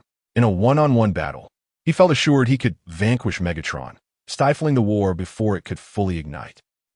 Megatron bellowed as he lunged at Optimus, and they tumbled from the road into the adjacent woods, toppling towering trees. "Megatron, you have grown weak." Rising to their feet, they clashed once more, sparks flying as fragments of their mechanical bodies scattered. Despite their mastery of close combat, Optimus grew increasingly emboldened while Megatron struggled to withstand the onslaught. After a series of exchanges, Optimus landed a powerful punch on Megatron's head, shattering his faceplate and causing him to stagger. "Megatron, you are far too fragile." Seizing the opportunity, Optimus pivoted and unleashed a fierce thrust of his energy sword. Optimus, damn you!" Megatron roared as the energy blade pierced through his waist. "Starscream, Soundwave, where are you?" Hearing Megatron's voice, the airborne Starscream immediately fired several heat-seeking missiles at the already locked-on Optimus Prime. Although the assault failed to inflict significant damage, it successfully forced Optimus back, granting Megatron a moment to recuperate. "Lord Megatron," Starscream exclaimed as he arrived, landing and immediately inquiring about Megatron's well-being. "Are you all right? It pains me to see you injured." "Enough of your false concern, Starscream," Megatron snapped, as Black Widow also reached the new battlefield. Though she could not fly like Starscream, her 8 spider legs allowed her to traverse swiftly. "Black Widow, that's enough," Megatron barked, interrupting the brewing argument and commanding, "Focus on Optimus Prime. Do not concern yourself with that human boy." "Yes, Lord Megatron." Raising his right hand, Megatron transformed it into a claw, exuding a sense of control. "Today shall be your last." The 4 encircled Optimus, pressing in with relentless determination. Drawing the Hellfire Sword, Optimus positioned it defensively before him, exchanging a knowing glance with Black Widow, who subtly slowed her pace in response. Realizing escape was futile, Optimus gripped tightly the energy sword forged from rare Cybertronian metal, which had accompanied him through countless battles over millennia. Faced with the onslaught of a leader-class warrior and 3 commander-class warriors, he dared not exhibit even the slightest complacency. "Decepticons, eliminate Optimus Prime." Megatron charged forth, taking the lead in this battle, destined to be the primary aggressor, while the others served merely as support. The prowess of a leader-class warrior is not something that just anyone can challenge. To engage, one must at least possess the strength of a commander-class warrior. With a clang, Optimus Prime deflected Megatron's razor claws, forcing him back as he swung his energy sword to meet the descending Hell's blade from an angle. The moment they clashed, Nie Tian was jolted back several steps by the immense force emanating from the blade, which even emitted a resonant hum. How formidable, Nie Tian thought, secretly alarmed. Although he was mentally prepared, knowing that leader-class warriors were powerful, the sheer intensity of this direct confrontation with Optimus Prime exceeded his expectations. The pride he felt from recently ascending to commander class dissipated in an instant, replaced by a newfound seriousness. As the tides of battle shifted, Nie Tian realized this might indeed be a grueling fight. Following Nie Tian, Black Widow and Red Spider also launched their attacks, although they were not on amicable terms. In the presence of Megatron, they had to feign a united front against a common enemy. The clang of weapons echoed continuously as the five warriors fought deeper into the forest. Towering trees were effortlessly severed in two, some uprooted entirely due to their reckless collisions. On the surface, it appeared that Optimus Prime single-handedly faced off against Megatron and the three Commander-class Decepticons without any sign of faltering. However, secretly, Nie Tian and Black Widow were merely biding their time, their efforts minimal. Megatron, engrossed in his battle with Optimus Prime, remained oblivious to their subterfuge, while Red Spider's sporadic ascents and descents, seemingly evading confrontation, sparked his irritation. Damn it, Red Spider! After being flung over 100 meters by Optimus Prime once more, Megatron roared at the sky. Stop lingering in the air. Your bullets are hitting my face. My apologies, Lord Megatron. Red Spider replied hastily as he landed and transformed, positioning himself in front of Optimus Prime. At that moment, a half-black, half-white web suddenly shot from behind Optimus Prime towards him. With a swift maneuver, as if he had a third eye on the back of his head, Optimus Prime deftly evaded Black Widow's attack. What? However, the web, now devoid of a target, fortuitously ensnared Red Spider, who was caught off guard. Given that Black Widow was once a half-organic, half-inorganic being, the metallic web not only possessed inherent toughness, but also incorporated biological traits, such as the ability to adhere to targets and automatically constrict. Black Widow, do you not have eyes? Red Spider frantically tore at the web binding him, visibly exasperated, deeply suspecting that Black Widow had done this on purpose. Optimus Prime would undoubtedly seize the fortuitous opportunity presented by the enemy's blunder. He grasped his energy sword and sprinted towards Tarantulas. In a moment of peril, after a fierce struggle, Tarantulas finally extricated himself from the web. Just as he contemplated disregarding Megatron's orders to transform and ascend once more, a wave of light suddenly surged from behind. With precision, the wave struck Tarantulas, immobilizing him in place. Without hesitation, Optimus Prime thrust his energy sword through Tarantulas' chest and then yanked it out violently. The blade emerged, accompanied by a dimming orb of energy. Tarantulas emitted a continuous stream of green energy fluid, his body trembling uncontrollably. He glanced down at the spark that had been obliterated by the energy sword and turned to look behind him. There, a figure holding a staff smiled faintly, silently uttering a farewell. Farewell, Lord Tarantulas. Chapter 142. A fierce battle. The esteemed commander-class warrior, Tarantulas, likely never anticipated that he would meet his end due to the treachery of his fellow Decepticons. However, to perish in battle against a leader-class warrior, to fall beneath the sword of such a figure, cannot be deemed a disgrace. It is a death worthy of respect. Since their recent encounter, Nie Tian had been contemplating the means to eliminate Tarantulas. He was never one to passively await fate, nor to retaliate without initiative. As the saying goes, one must act decisively when the moment calls for it. Yet, a direct confrontation was impossible. He had hesitated to slay Tarantulas even before Megatron's resurrection, and now, with Megatron restored, direct action was out of the question.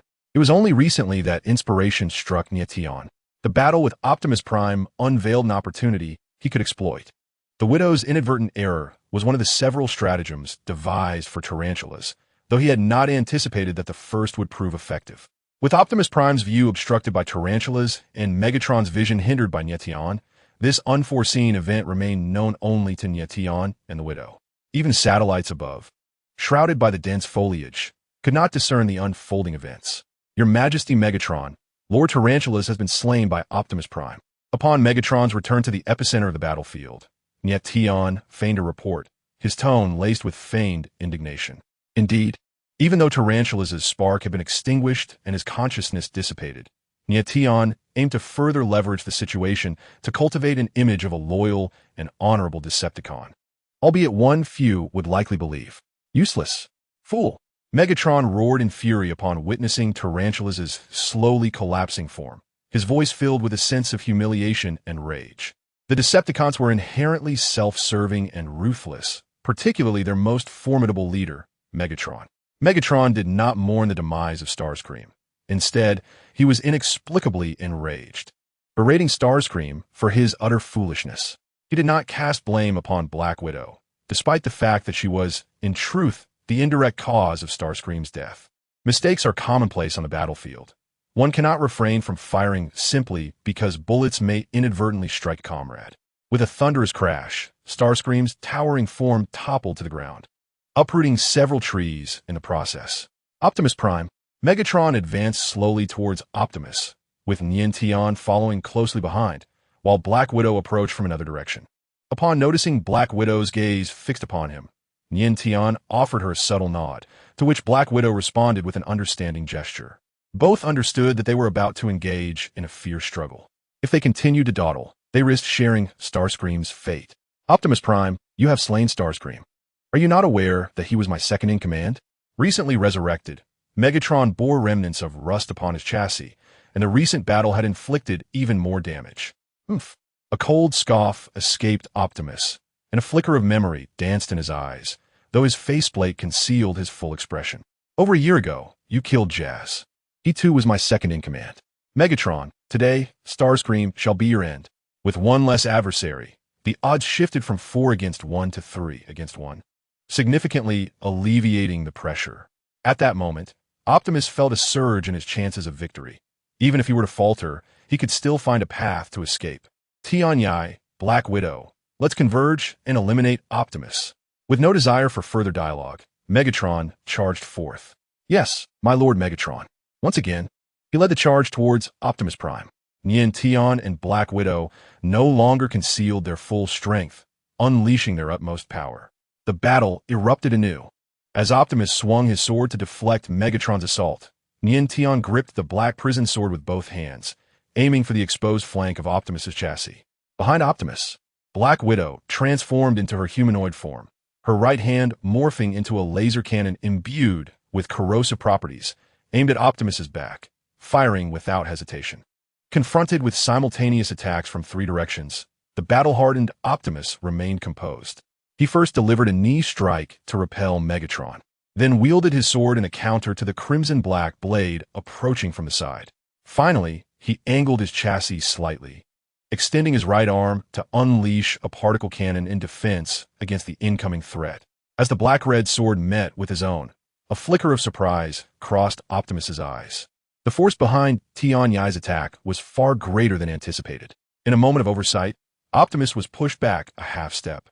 Yet that half-step allowed the neutron beam from his particle cannon to narrowly miss Black Widow's corrosive laser. The explosive corrosive laser cannon was a weapon module specially added by the Black Widow to compensate for her own deficiencies in long-range combat. It not only possessed the remarkable speed and high-precision characteristic of conventional laser weapons, but also incorporated the corrosive nature of acid attacks.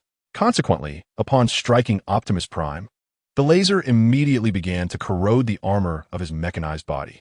Get away! In pain, Optimus Prime felt a cacophony of alarms within his mind. He retracted his right hand and fired a shot directly at Nie Tian's chest. With no warning of the cannon's sudden pivot, Nie Tian found himself unable to evade in time. Having expended all his strength in the previous attack, he had left no reserves. Just as he retrieved the black prison sword to guard his chest, a burst of light surged before him. Boom! Nie Tian was instantly propelled backward. What comes around goes around. In midair, disregarding the injuries to his body, Nie Tian conjured a photon cannon aimed at Optimus Prime. Then, with a resounding blast, the highly penetrative photon bullet struck Optimus Prime's shoulder. Although it did not explode, it caused a significant dent in the armor. Very good, Tianjia. Megatron raised his left mechanical claw, transforming it into a blade resembling a rhinoceros horn, while his right hand morphed into a fusion cannon. Boom! After striking Optimus Prime, Megatron advanced once more.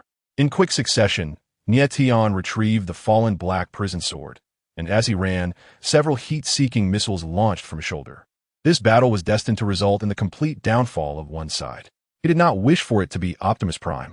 As the saying goes, 2 fists cannot contend with 4 hands.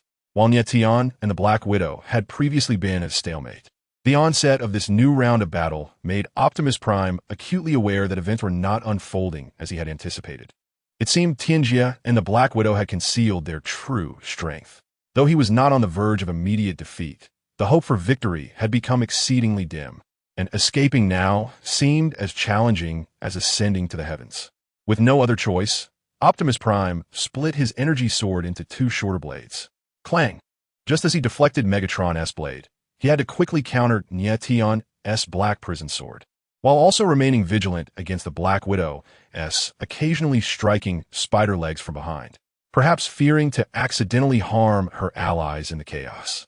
The Black Widow refrained from using her web attack this time. In close combat, her 4 spider legs served as 4 melee weapons, creating a barrage of attacks that left foes reeling.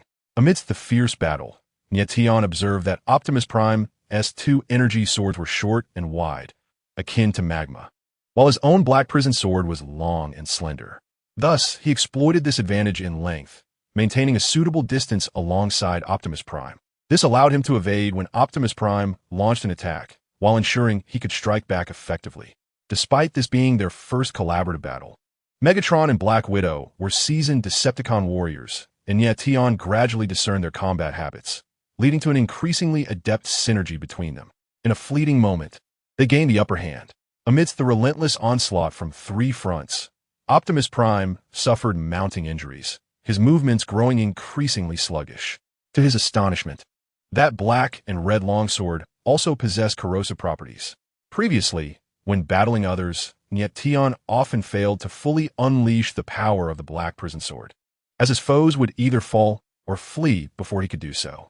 However, this fierce confrontation with Optimus Prime allowed the black prison sword to engage in a gratifying display of combat. As Optimus's condition deteriorated, the trio also began to exhibit varying degrees of damage. In direct confrontation with Optimus, the towering Nie Tian was especially favored by the opposing force. In truth, had it been possible, Nie Tian would have preferred not to engage in such a protracted battle, yet the lack of a significant power disparity rendered an instantaneous victory unattainable. After several more clashes, just as Nie Tian felt victory was within their grasp, a thunderous roar erupted. Autobots attack. Buzzing, Nie Tian looked up to see a diverse fleet of vehicles descending the hillside, the Autobots returning. It turned out that the Autobots, after waiting in vain for Optimus, had heeded Ironhide's command to drop off Michaela and Leo before hastening back with Sam. Hot, hot, hot, hot, whoosh, boom. Even before the Autobots reached the battlefield, each vehicle transformed into weapons, unleashing a barrage of fire. Megatron, Nie Tian glanced at him. Although relinquishing the imminent victory was disheartening, one must preserve the green hills to avoid the lack of firewood. Unexpectedly, Megatron harbored no thoughts of retreat. Amidst the fray with Optimus, he commanded without a backward glance, Black Widow, intercept those Autobots and prevent them from advancing. Understood, Megatron. Chapter 143.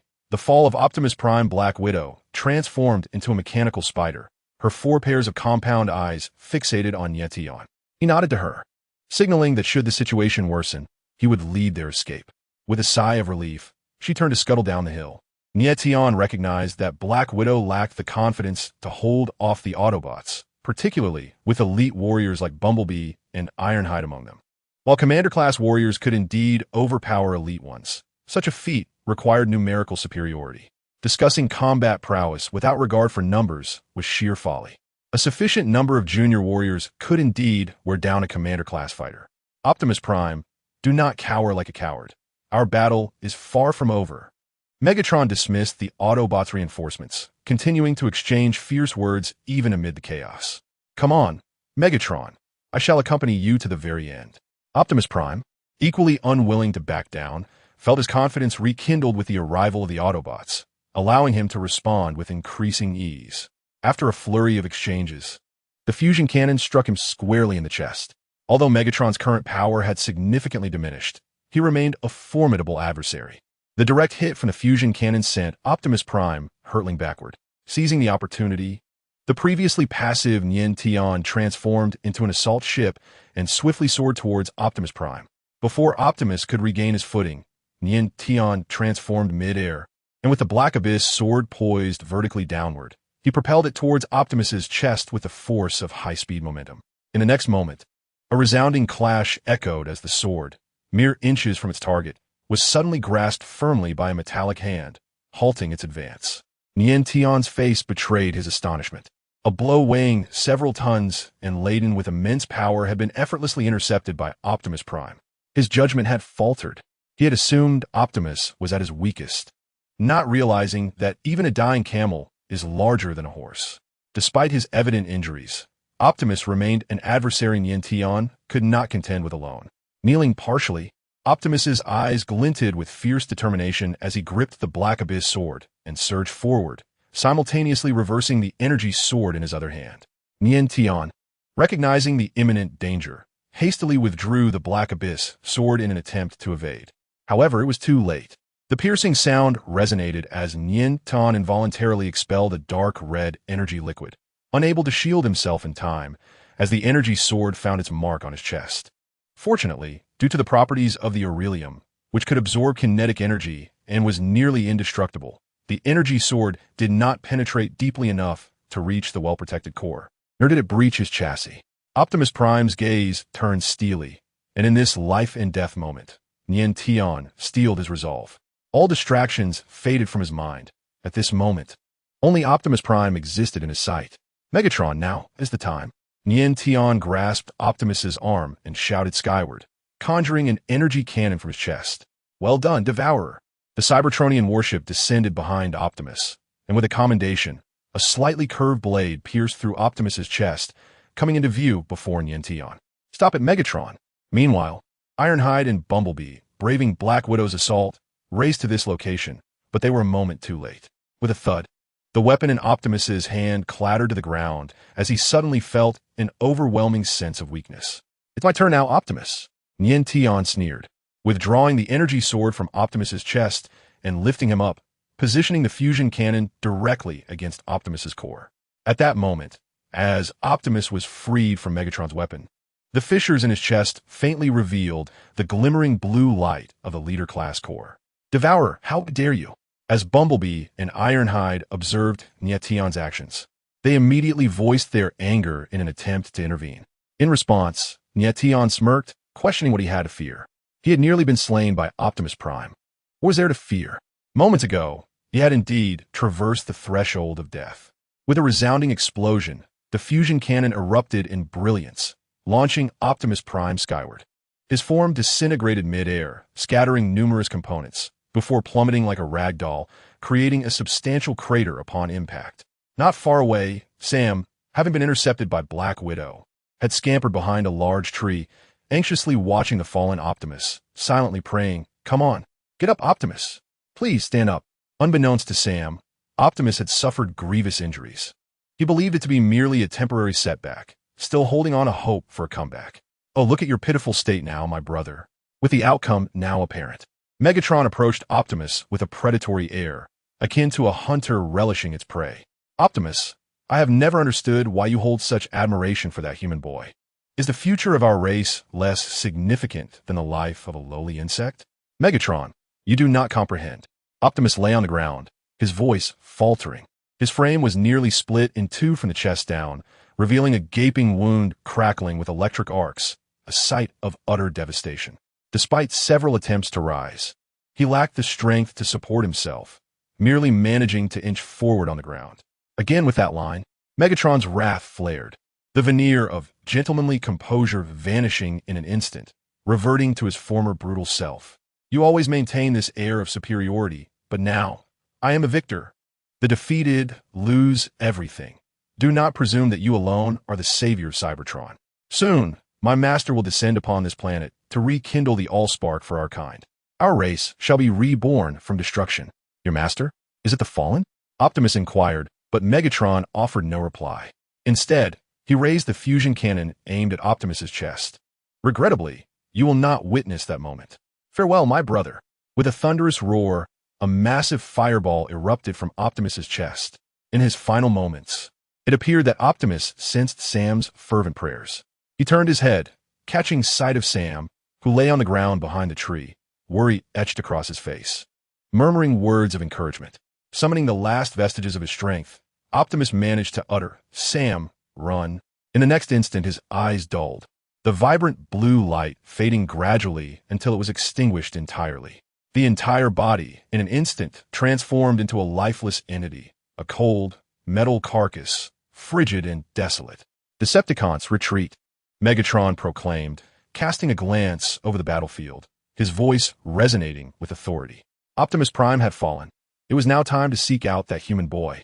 Upon hearing Megatron's command, Nie Tian swiftly extricated himself from the grasp of Bumblebee and Ironhide, then glanced at the not-so-distant form of Starscream, severely injured and fueled by hatred.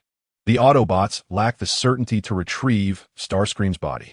Never mind, there will be other days.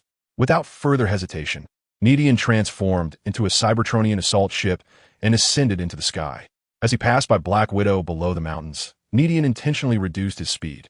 Without the formidable presence of Bumblebee and Ironhide, the Autobot forces posed no threat to Black Widow. She effortlessly evaded the battlefield, leaping and grasping the descending assault ship. Subsequently, the ship pursued the Cybertronian aircraft, swiftly vacating the area. Below, once the sounds of artillery ceased, all Autobots rushed towards Optimus Prime. In the ravaged forest, Ironhide, Bumblebee, and other Autobots encircled Optimus' body in silence, an atmosphere thick with confusion and sorrow enveloping them. Even the normally boisterous twins, Sideswipe and Mudflap, exchanged glances rendered speechless. What happened? What is going on? Just then, Sam emerged from his hiding place behind a tree, breathless as he inquired, "How is Optimus?" Bumblebee did not respond, merely shaking his head in sorrow. "What? Optimus is dead?" Sam clutched his head in disbelief. How could the invincible Optimus Prime fall to the Decepticons? "Bumblebee, what is going on? Optimus was so powerful." Sam's tone was filled with anguish, his heart heavy with guilt.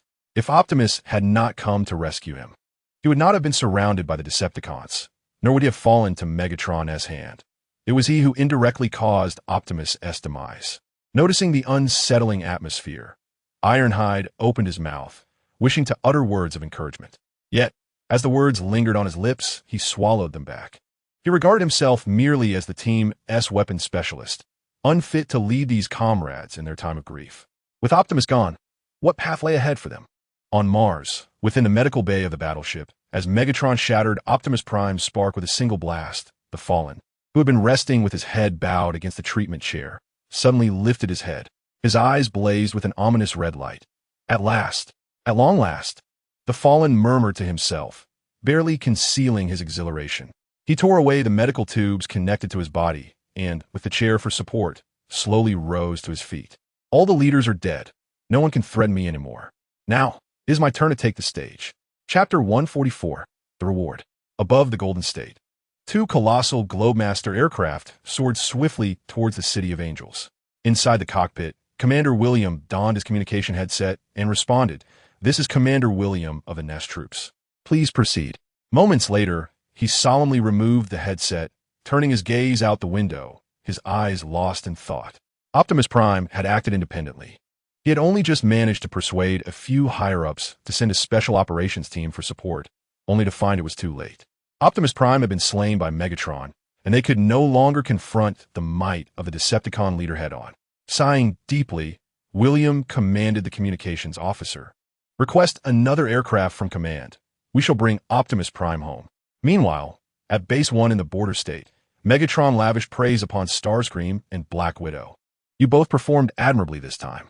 On the icy plains, Megatron was in high spirits after successfully eliminating Optimus Prime. Although Starscream had met his demise at the hands of Optimus Prime, they had avenged him.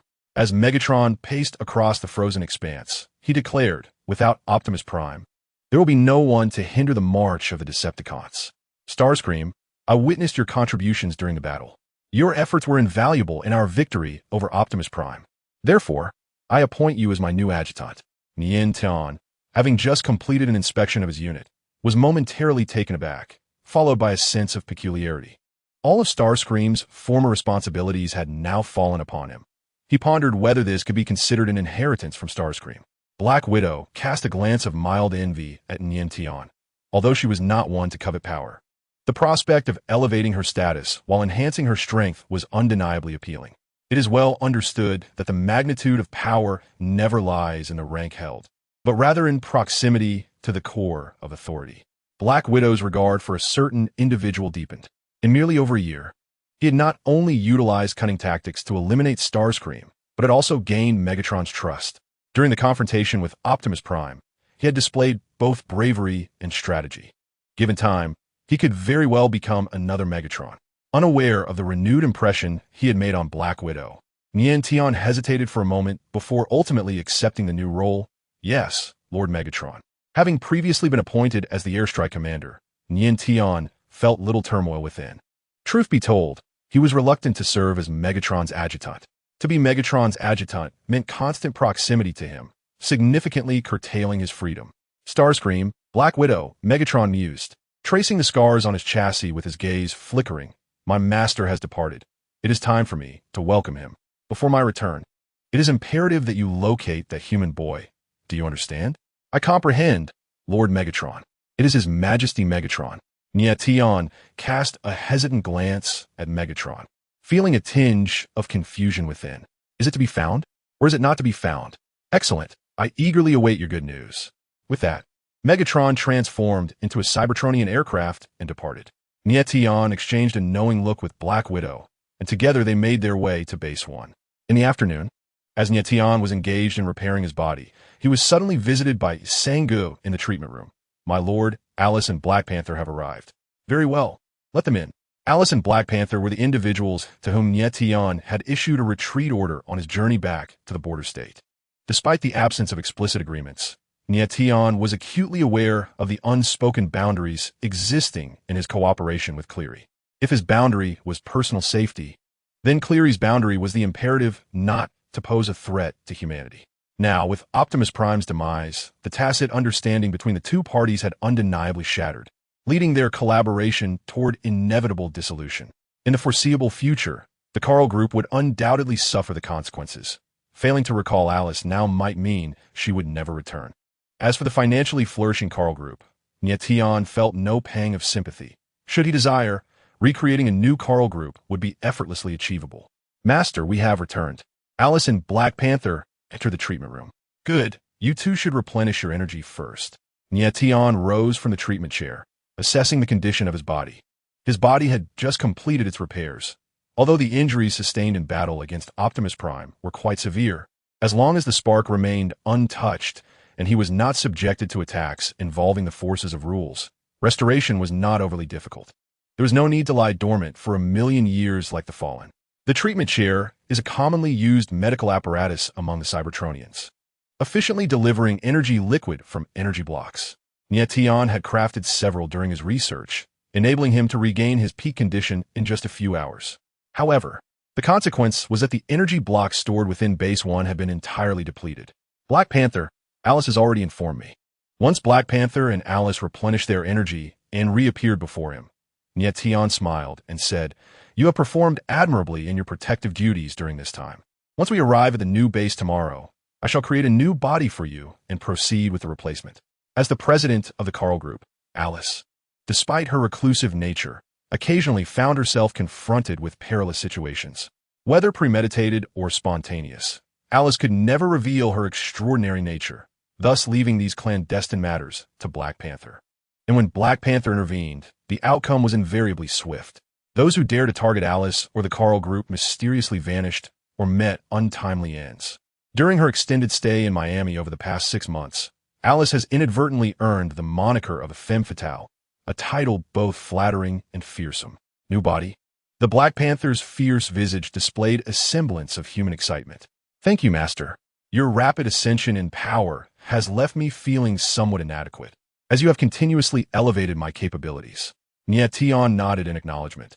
As a commander-level warrior, it was somewhat disheartening that his subordinate resembled little more than a mere mid-tier fighter. Was this truly acceptable?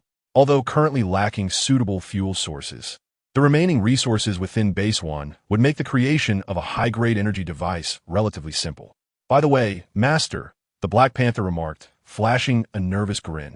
Might the appearance of the new body retain its current form while eliminating the transformation gears? You wish to maintain your present beastly form? Nie Tian instantly grasped the Black Panther's intent. Yes, Master. Although somewhat surprised, Nie Tian pondered for a moment before conceding. Very well, I can accommodate that request. Could it be that prolonged exposure to the human world, coupled with an extended retention of his beast form, had instilled animalistic habits in the Black Panther? Historical documents from Cybertron indicated that certain species on the planet lacked transformation gears entirely, suggesting that such components were a later invention of the Cybertronians rather than an innate feature. After rewarding the Black Panther, Nie Tian turned his attention to Alice. In comparison to the Black Panther, Alice's contributions were evidently more substantial, yet he found himself at a loss as to how to reward her. Sensing his dilemma, Alice proactively suggested, Master, during my time of infiltration within the human realm, I realized that relying solely on my strength resulted in inefficiency. If I could have a few individuals to assist me, I believe any task would become significantly easier. Understood, Nie Tian replied with a nod of comprehension. I shall forge a new batch of stealth warriors and assign them to you for your command. Yes, thank you, Master. The following day, in Garcia, at the encampment of the Nest forces, a dual-rotor helicopter descended, cradling Optimus Prime's body.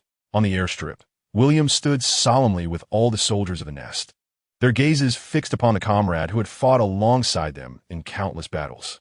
Beside them stood most of the Autobots, including the RC triplets, who had not participated in the recent rescue mission. Bumblebee and the brothers, Brake and Fender, were notably absent, having remained by Sam's side after the skirmish in the jungle. RC and Chromia exchanged glances, hesitating to speak. Ultimately, at a loss for words, RC uttered a phrase she had just learned on this planet. My condolences, RC. RC remained unresponsive, seemingly still engulfed in the sorrow of losing Optimus Prime. Enough, Cloumia, Alita said with displeasure. If you cannot offer solace, then refrain from speaking. No one perceives you as mute. What did you say, Alita? Cloumia immediately bristled, her face a portrait of indignation. Although RC and her sisters were bound by blood, the bonds of sisterhood were conspicuously absent, often leading to quarrels born from differing perspectives, though their disputes rarely escalated to physical confrontations. I suggest you silence yourself. Alita rolled her eyes elegantly, displaying a level of pragmatism far surpassing Cloumia's. Optimus Prime's spark may have been extinguished, but his chassis remains intact, leaving room for resurrection. If Megatron could be revived, why not Optimus Prime? A spark of realization ignited within RC at Alita's words, though it was quickly followed by despair.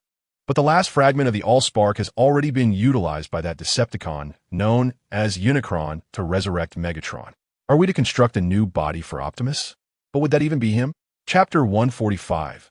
Mojisa. As the conversation unfolded, a helicopter hovered above them, and the cables binding Optimus Prime were released by the pilot's deft maneuvers.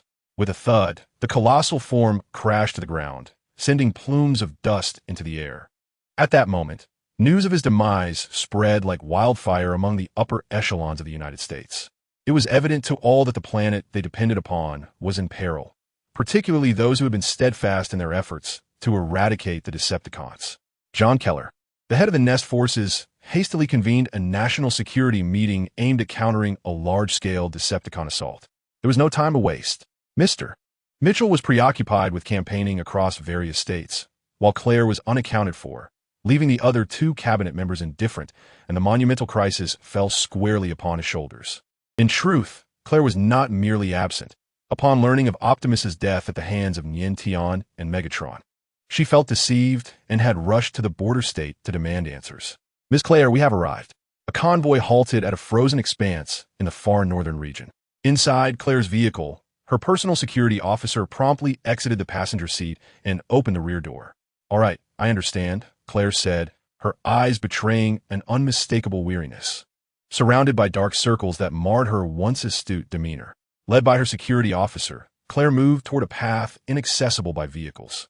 During her collaboration with Nie Tian, Claire had not been idle. At the very least, she had gained extensive knowledge about Base 1 and Base 2. thanks to satellites and troops deployed around this military exclusion zone in the far north. Of course, this was also due to Nie Tian's complete lack of intent to conceal anything. At the entrance of Base 1, Claire quietly observed the guards streaming towards the colossal metallic door. Unable to contact Tread, she had no choice but to come here herself. Soon, a guard dashed out from the base and whispered a few words to the personal security officer. The officer nodded and waved his hand. Once the guard departed, he reported to Claire, "Madam, the underground base is completely deserted." "What?" Claire exclaimed in astonishment. "What do you mean? What happened?" "It appears, madam, that the guards who entered the base reported no findings during their inspection." At this moment, realization dawned upon Claire. Every Decepticon, including Tread, had vanished without a trace, as if it had been anticipated. Not even a shred of resources remained. "Damn it, Tread!" Claire cursed, her once beautiful visage twisting into one of fury.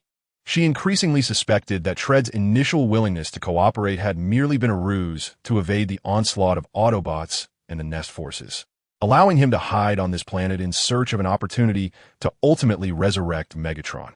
Now, with Optimus Prime slain by him and Megatron, he had seemingly vanished, and even the Carl Group, responsible for supplying resources, had turned a blind eye. Ah, the Carl Group.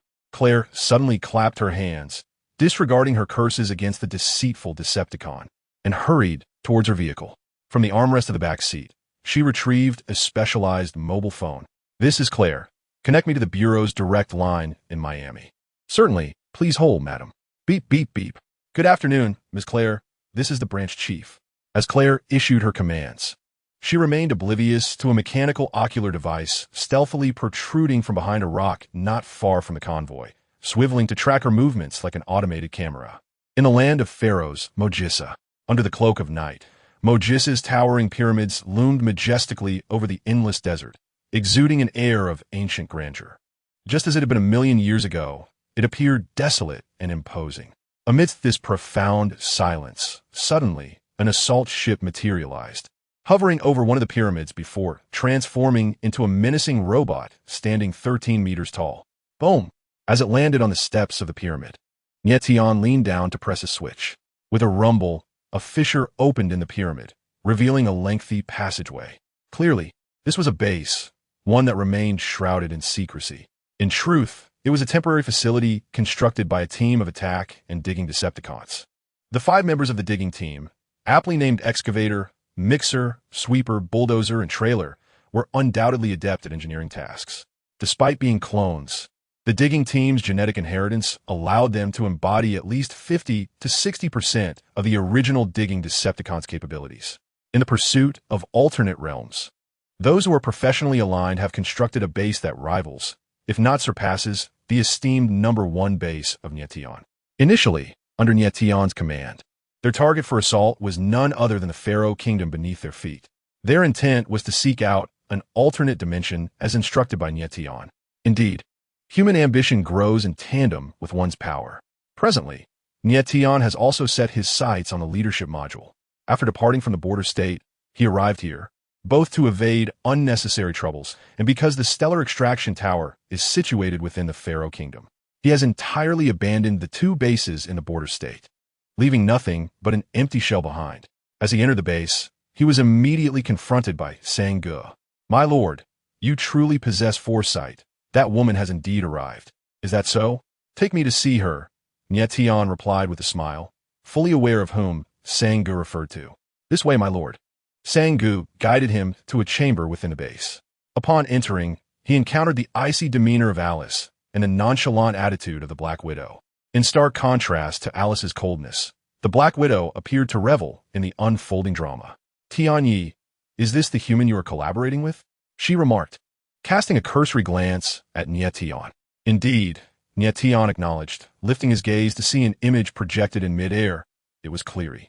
At that moment, Cleary was furiously berating, her words laced with expletives, resembling a shrew, a stark departure from her prior composure. "Damn it, you treacherous Decepticon, Tianyi. If I encounter you again, I will not let you off easily." With a leap, Black Panther emerged from Nie Tian's chest, glaring at the audacious human woman who dared to curse at his master, a glint of murderous intent flashing in his eyes. "Master, should I, Do not concern yourself with her, Black Panther. Let her vent her frustrations. Nie Tian chuckled nonchalantly, bemused by the situation. The more refined one becomes, the more one may indulge in vulgarity. As a battle-hardened Decepticon warrior, how could he not uphold the noble tradition of betrayal while steadfastly opposing loyalty and trustworthiness? Nie Tian was not genuinely angered by Cleary's remarks. Rather, he found them amusing. To him, everything in Blue Star, or the human realm, was trivial, ultimately serving to provide him with energy blocks and resources unworthy of his significant investment of thought. Once the screen displayed Cleary boarding her designated vehicle, marking the conclusion of the matter, Nie Tian turned to depart. "My lord, you have returned." Just as he exited, he encountered an anxious Shiji, who seemed hesitant, as if there were unspeakable matters to report. Understanding that Shiji's demeanor was likely related to a personal affair he had instructed him to handle, Nie Tian said, "Come with me, Shiji." "Yes, my lord." Carrying the assault outside the base, Nie Tian gazed at the starry sky. After a moment of silence, he inquired, "Speak." "What is it?" "Master." Shiji raised his head to glance at the master he had not seen for several days. For some reason, he suddenly felt that Master Tianchi seemed somewhat inscrutable at this moment. "Shiji?" "Yes, master." Regaining his composure, Shiji hastily organized his thoughts. "Master, you have just arrived today, and I have yet to report to you. Yesterday, my team, the Digging Tigers, discovered a peculiar giant device within a pyramid not far from here. According to our analysis, it appears to have been constructed by us, Cybertronians, and it is ancient, currently in an unactivated state. What about the matter I entrusted to you?" Nie Tian abruptly interrupted Shiji. "Apologies, master." Shiji's face displayed a hint of embarrassment. "We have yet to locate the alternate space you mentioned." Shiji and the Digging Tiger clone team were unaware of the specifics of the alternate space Nie Tian sought, yet they could sense when something was amiss within their current realm. "I see." Nie Tian nodded faintly, though disappointment lingered in his heart.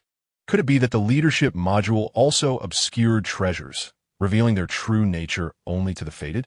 The strange device Shiji spoke of was likely the stellar extraction tower of the Fallen Primes, an artifact from the ancient times of Cybertron.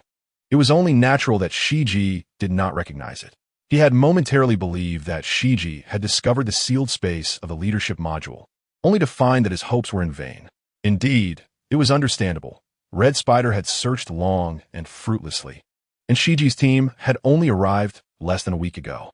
It would be odd if they had made a discovery so soon. If they had found something upon his arrival, he would truly be the chosen one. Setting aside his thoughts, Nie Tian was about to instruct Shiji to lead him to the pyramid housing the stellar extraction tower when he suddenly stiffened. "Tianchi, this is Soundwave. The Fallen Prime has arrived outside Blue Star." Chapter 146. The arrival of the Fallen Prime in the city of Luo at Panda Square. As the oldest public square located at the heart of Luo City, Panda Square attracted countless citizens for leisure and entertainment every day. In the afternoon, nearing dusk, it was the most bustling time of the day. The square was filled with a myriad of people. Suddenly, a young man wearing a blue sun hat, who was skating, lost his balance and fell, eliciting a wave of kind laughter from the surrounding crowd. However, the young man in the blue hat did not rush to retrieve his skateboard. Instead, he pointed to the sky, his face filled with terror as he shouted, "Hey, what is that thing?" Except for a few individuals, the people in the square instinctively turned to look in the direction indicated by the young man. Whoosh! In the distance, dozens of fireballs trailing long tails hurtled toward them, as if heralding the end of the world. "Ah, run!" The crowd immediately shrieked and scattered in panic. Boom! The fireballs began to fall in succession, crushing those unfortunate enough to be caught unawares. As the metallic clang resonated from the deep pit where the first fireball had struck, a similar sound echoed from the subsequent craters. Simultaneously, a Cybertronian aircraft approached from the distance. How familiar this presence felt. From the first pit created in the square, a figure emerged, wielding a long black metal spear, declaring, "My brethren, I have sensed your presence. I have returned." Following the appearance of this figure, the Cybertronian aircraft swiftly descended. "My master, you have come. Indeed, my apprentice, I have arrived to seek vengeance." The Fallen, with a tone of reflection, surveyed the surroundings, the buildings, and the panicked throngs in the square. 1,000,000 years ago, this race was destitute, lacking even a coherent language. Yet they had evolved to such a point. Despite having witnessed their progress countless times in images, he remained astonished by their potential for development and creativity. My apprentice, well, that human boy. I regret to inform you, esteemed Fallen, a small Cybertronian assault ship suddenly swooped down and Nie Tian transformed and landed. Bang! Lord Megatron, esteemed Fallen, the Autobots have jammed the signals. We have lost track of the human boy. How infuriating! Before the Fallen could respond, Megatron's voice thundered with ire. Such a simple task. Yet you cannot even locate a mere human. My Lord Megatron, Nie Tian lowered his head slightly, adopting a posture of sincere contrition. Finding one individual among billions is akin to searching for a needle in a haystack. Without Autobot support, it is exceedingly difficult to achieve results in a short time. This statement was, of course, a fabrication. He had not searched at all. Then compel all humans to assist us in the search. The anger on Megatron's face diminished slightly. Now that my master has descended, it is time for the entire world to acknowledge our presence. You speak rightly, my apprentice. The Fallen took 2 steps forward, raising his right hand gently, causing a frantic scavenger who had inadvertently stumbled before him to levitate into the air. The scavenger, clad in rags and clearly not a local, incessantly repeated, "You cannot treat me this way. I am an authentic American, seemingly unafraid of the Fallen." One could only wonder where he found such courage. This scene caught Nie Tian's attention. In the original narrative, the Fallen possessed similar telekinetic abilities, capable of lifting tanks weighing several tons effortlessly. He could not fathom the underlying principles. It seemed to be an innate power linked to the spark, independent of the physical form. However, he recognized the metal spear in the Fallen's left hand. It must be the legendary weapon known as the Soul Reaper. Nie Tian cast a discreet glance. The reason it was termed a legendary artifact was not only due to its remarkable abilities, but also because its fundamental attributes, such as sharpness and durability, far surpassed those of ordinary weapons. In 2 words, overwhelmingly powerful. No longer must one hide in shadows or retreat in fear. There shall be no more mercy. The Fallen Titan approached the scavenger, whose eyes were wide with terror, observing him for a moment before suddenly sweeping his hand. Only an echoing scream remained in the air. With a resounding crash, the scavenger plummeted into the central fountain of the square, his body staining the water below with crimson from a stone tablet inscribed with words. As his pupils dilated in despair, a fleeting glimmer of regret crossed the scavenger's gaze, and he muttered, "Sweetness is truly delectable." In the square stood dozens of Decepticons. Without the Fallen Titan's command, they remained motionless. Yet their presence left the onlookers paralyzed with fear. The Fallen Titan cast a disdainful glance over the crowd and raised his soul-quelling gun, crossing his arms and lifting it high above his head. In the next instant, accompanied by a brilliant blue arc of electricity shooting skyward from the Titan's hand, the screens adorning the walls of the nearby financial buildings transformed into his visage. Simultaneously, any device linked to satellite signals across Blue Star, be it phones, computers, or televisions, displayed a singular image, a grotesque mechanical head with 2 glaring red eyes that instilled a disquieting sense of dread. Employees in corporate meetings, executives in conferences, diners in restaurants, pedestrians strolling down commercial streets, and students in classrooms, all were transfixed by the image. Before they could process the unfolding events, the mechanical head opened its mouth. "Greetings, inhabitants of Blue Star. You may be witnessing me for the first time, but I have observed your kind since your evolutionary inception. Your leaders have concealed the truth from you. You are not alone in the cosmos, nor are you the sole sentient race. We have been lurking among you, scrutinizing your every move, and that will no longer be the case." The head's expression turned menacing. "Most of you may be ignorant of our might.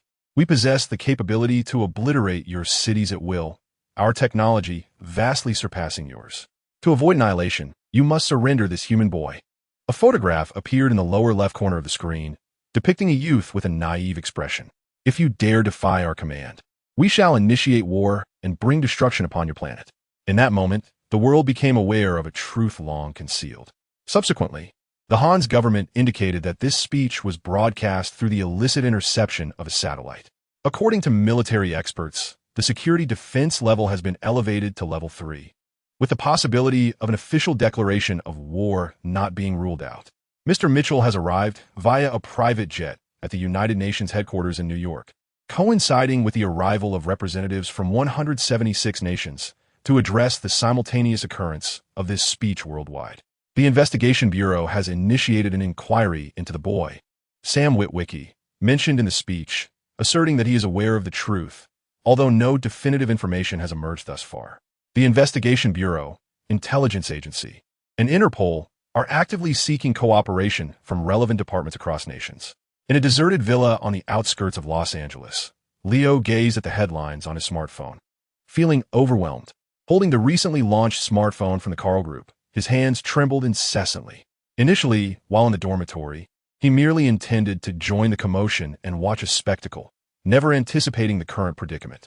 Leo scrolled down his phone screen, revealing another video related to him. We have tracked his general whereabouts. He left school 2 days ago and has since vanished, accompanied by his girlfriend and a roommate.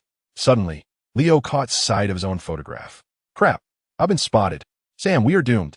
Leo immediately rushed into the first floor of the villa, hurrying towards Sam and Michaela. Hey, you need to see this.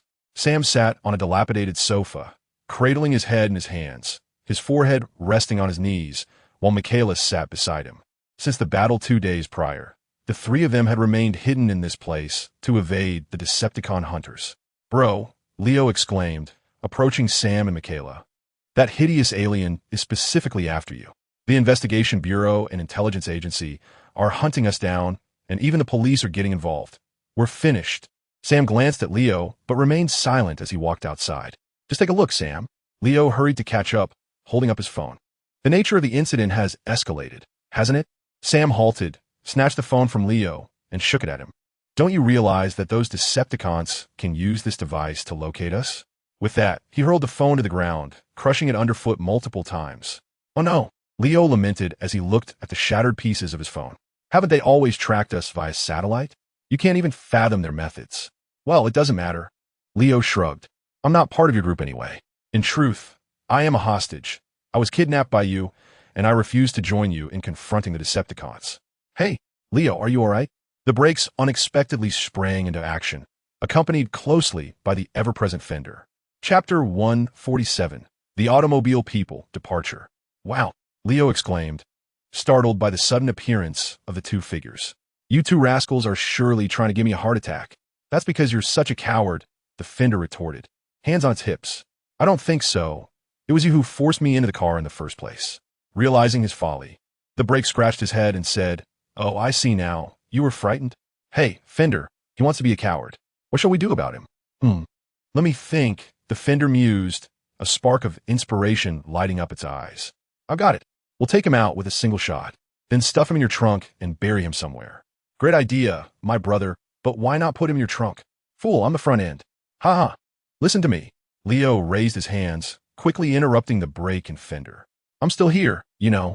I heard everything you just said. You wouldn't dare shoot me, nor would you dispose of my body, would you? That's uncertain. Go find Sam, you coward. Indeed, look at your crooked hair. You can't even manage your own look. I really am unfortunate, Leo exclaimed, slapping his forehead as he hurried to catch up with the already distant Sam. Listen, Sam, Leo called out, grasping Sam's arm once he caught up. I don't want to stay here anymore. I long to return to my comfortable, soft bed. Don't blame me, Sam. I will go to them and tell them I have nothing to do with this. I'm not your accomplice. Are you done? Sam's gaze bore into Leo, the death of Optimus Prime seemingly transforming his demeanor. This is your choice, is it not? Leo, Haven T, you always wished to unveil the truth of this world. This is the truth you sought. Stop complaining.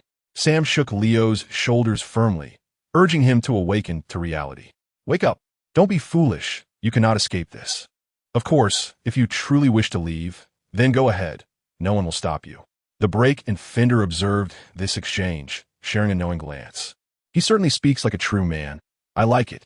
Indeed, he has grown. That evening, the group gathered around the bonfire in the villa's courtyard, with Bumblebee returning from his reconnaissance during the day.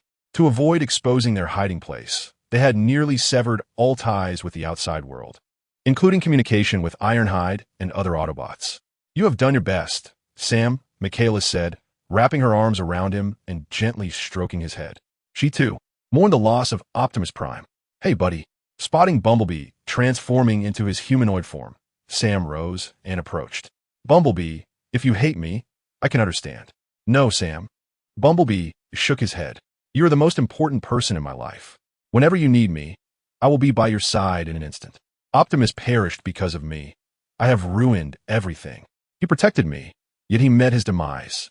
Some matters are beyond alteration. Bumblebee gazed up at the night sky, seemingly catching a glimpse of the primary star of Centaurus. Sam, if you dwell in guilt, then Optimus's sacrifice becomes utterly meaningless. Bumblebee, Sam replied, a flicker of resolve igniting in his eyes. I promise you, this time I will not retreat. When faced with sudden adversity, one can either falter or be reborn from the ashes. Clearly, Sam chose not to succumb. After 2 days of despondency, he finally regrouped. What Sam did not know was that as he uttered these words, a fissure suddenly appeared on a wall within a temple on the far side of the blue planet. Deep and shadowy. Less than half an hour later, the scene within the crack vanished abruptly, as if it had never existed. I believe in you, Sam, Bumblebee said as he stood up. But first, we must unite. Otherwise, our previous efforts alongside the Nest forces to eradicate the Decepticons will have been in vain. Are you serious? Michaela approached, a hint of astonishment on her face. In her recollection, her boyfriend had never exhibited such courage. Yes, Sam affirmed with a nod. This time, I am serious. I intend to assist Bumblebee and the others. All right, I will follow your lead. What do you propose we do? Wait a moment. Sam suddenly pulled a marker from his pocket, rolled up his sleeves, and began to scribble on his arm. After a moment, he lifted his head and, with his arm extended, asked, Bumblebee, do you recognize these symbols from my mind? Sorry, Sam, I cannot understand them. What about you two? Sam turned to Brake and Fender, who were sitting across the campfire. Can you decipher them? Wow, Brake and Fender exclaimed in surprise, standing up. That seems like ancient symbols. It must be a form of old Cybertronian language. Yes, indeed, Fender concurred. There must be significant meaning within these. They surely represent something. Perhaps regarding the origins of the Allspark, or a method to resurrect Optimus. Sam speculated. It could also be a map to locate something. Perhaps. Brake and Fender hesitated, appearing uncertain. Hey, I ask you again, can you read them or not? Read? Brake turned to Fender. I cannot read. I can only see. Yes, I can see as well. Fender waved his hand dismissively. We don't really read, at least not very well. At this point, Sam realized he had asked a futile question. If you cannot comprehend, then seek someone who can. Megatron and the Decepticons captured me for these symbols. They are your language, yet you expect me to unravel their secrets? Sam had long realized that the day Megatron arrived was solely for these symbols. My friends, I know where to find someone who understands these markings. Just then, a figure gradually approached the campfire.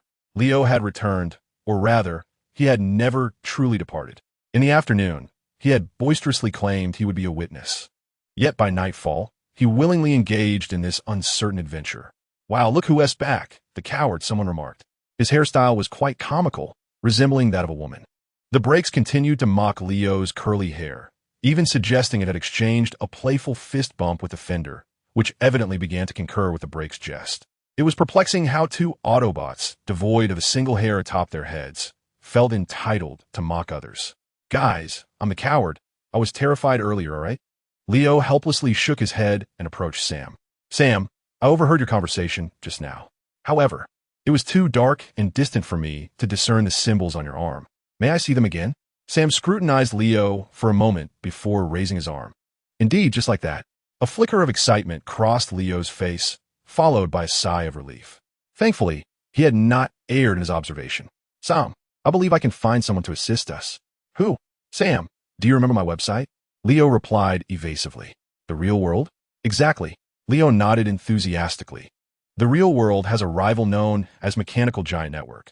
They frequently pilfer my exclusive news, particularly during that incident in Magic City, even daring to plagiarize my headlines. They shamelessly steal my articles. Hey, can we get to the point? Interjected Michaela, unable to contain herself. While of course Leo shrugged. How could I refuse a beautiful lady's request? What I mean is the Mechanical Giant Network has all reports related to extraterrestrials.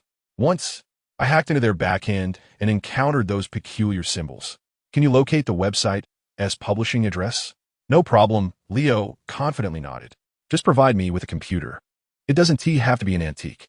Bumblebee, upon hearing this, turned to Sam. "Leave it to me, Sam." Bumblebee instantly transformed into a Camaro, and the radio on the dashboard illuminated, projecting a virtual computer. "Come on, kid, show me what you've got." "Wow, I can't believe you Autobots possess such capabilities," Leo exclaimed, hastily getting into the car. "Mechanical giant network. Let me see where this mere thief, who only knows how to plagiarize, is hiding." Seated in the passenger seat, Leo's fingers danced across the keyboard with the agility of a pianist. In less than 20 minutes, he had results. "Aha, I've found you. Hey, everyone, what's going on?" Michaela, nestled in Sam's embrace, suddenly awoke from her slumber. "I said," Leo slowly descended from the vehicle, exclaiming with a sense of pride, "Is there no one to welcome a hero? You merely unearthed a potential lead. You haven't saved the world," Michaela retorted sharply. "Well, you are right," Leo conceded. "Have you located the position?" Sam inquired, rubbing his eyes. "Of course, it's a piece of cake." With that, Sam assisted Michaela to her feet, surveyed the gathering of individuals present, and then, adopting an unprecedentedly grave tone, declared, "Autobots, let's roll out." Chapter 148, Ornithgo Gaia, Nest Troop Base. A fully armed battalion suddenly surrounded the Nest Troops base, followed by a convoy of various tanks and armored vehicles that, disregarding the guards' admonitions at the camp's entrance, forcefully breached the gates and invaded the Nest Troops encampment. "Hey, who are you?" Upon receiving the alarming news, William rushed forth with his soldiers, armed solely with rifles. They were in a state of disarray and had no time to don their protective gear. Confronted by the intimidating presence of William and his men, the armed convoy abruptly changed course, evading them and heading directly toward a hangar within the base. Yet their target is Ironhide. Observing the convoy's trajectory, William cursed under his breath and hurriedly led his men in pursuit. Inside the hangar, Ironhide and his companions, who were guarding Optimus Prime's body, suddenly found themselves encircled by an unfamiliar human military force. Despite their confusion, they stepped out of the hangar, readying their weapons. "What does this mean? You are pointing guns at us. Do you wish to engage in battle with the Autobots?" Lacking Optimus Prime's patience and understanding, Ironhide reacted swiftly, his cannon illuminating in response to the threatening weapons aimed at him. "You don't need it?" "No." William, finally catching up, urgently called out to intervene. He waved his arms frantically, prompting his soldiers to scatter. "Lower your weapons. Lower your weapons. Tell them to put down their guns," William shouted as he reached the command vehicle of the armed convoy, his voice filled with fury. "Tell your men to lower their weapons. Tell your men to lower their weapons.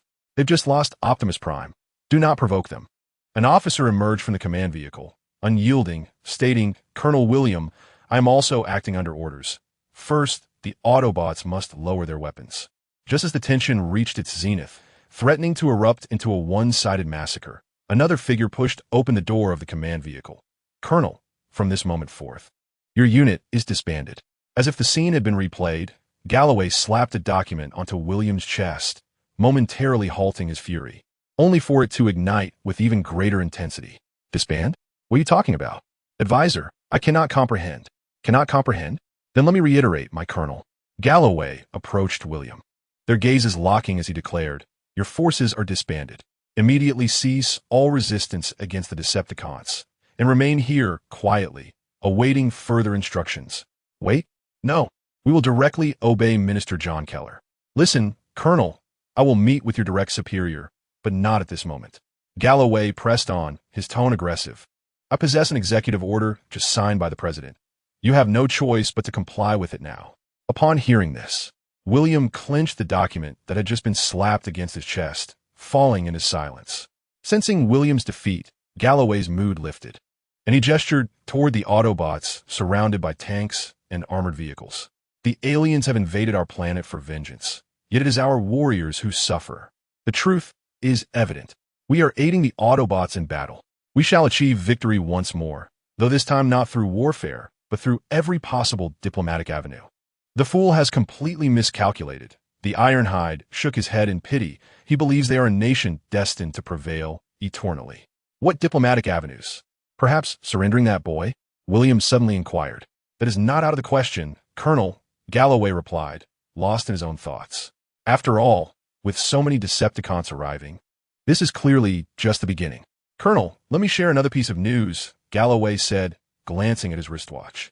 The cabinet has drafted proposals for negotiations with the Decepticons, hoping to resolve this matter peacefully.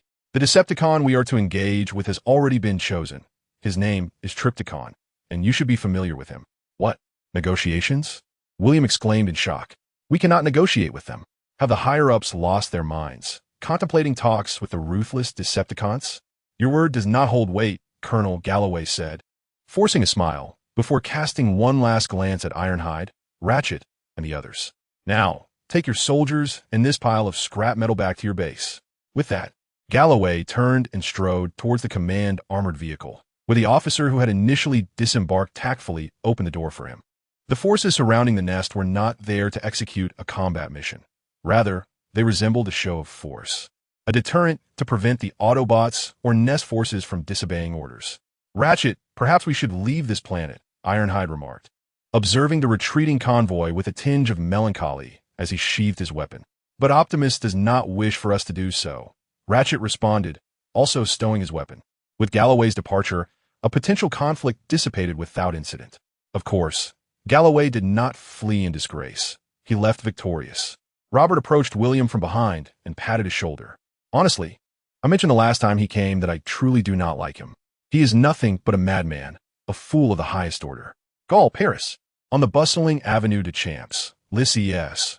Ronald and Judy cautiously concealed their heads with scarves, meticulously navigating through the throngs of people, seemingly fearful of revealing their true identities. As the most renowned thoroughfare in the City of Flowers, they ought to have indulged in the sights and savored the local delicacies. Yet, at this moment, they were compelled to hide, wary of the omnipresent surveillance cameras. This predicament stemmed from their son, Sam Witwicky, who was currently the subject of a worldwide manhunt. After their son departed for university, Ronald and Judy embarked on a spontaneous journey to rekindle their honeymoon. However, their timing was far from fortuitous. Otherwise, they would at least have been able to ascertain their son's safety. In truth, due to the infamous speech by the Fallen, a pervasive sense of dread had enveloped the globe. Rumors swirled like autumn leaves, and numerous conspiracy factions emerged as if they had sprung up overnight. Some even adopted the mechanical skull of the Fallen as their emblem, advocating a doctrine of unity, proclaiming that as sentient beings of the universe, they ought to coexist harmoniously and unravel the secrets of the cosmos together. Of course, the Fallen remained oblivious to all this. Had he been aware, he would have taken great pleasure in teaching a lesson to those audacious enough to insult him. In summary, the current discourse surrounding extraterrestrial existence elicited a spectrum of reactions: excitement, panic, indifference, and spectatorship. Consequently, even before any external assault officially commenced, chaos had erupted from within. Were it not for the sudden disappearance of the alien robots upon their arrival on Blue Planet, order would have long since disintegrated. Thus, despite Ronald and Judy's conspicuously furtive appearance, they garnered no attention from passers-by. Wasn't he the no-cost merchandise event at the mall enticing? My dear, what do you think Sam is? Is he in danger? Upon returning to a modest inn that required no registration, Judy anxiously inquired as soon as they entered.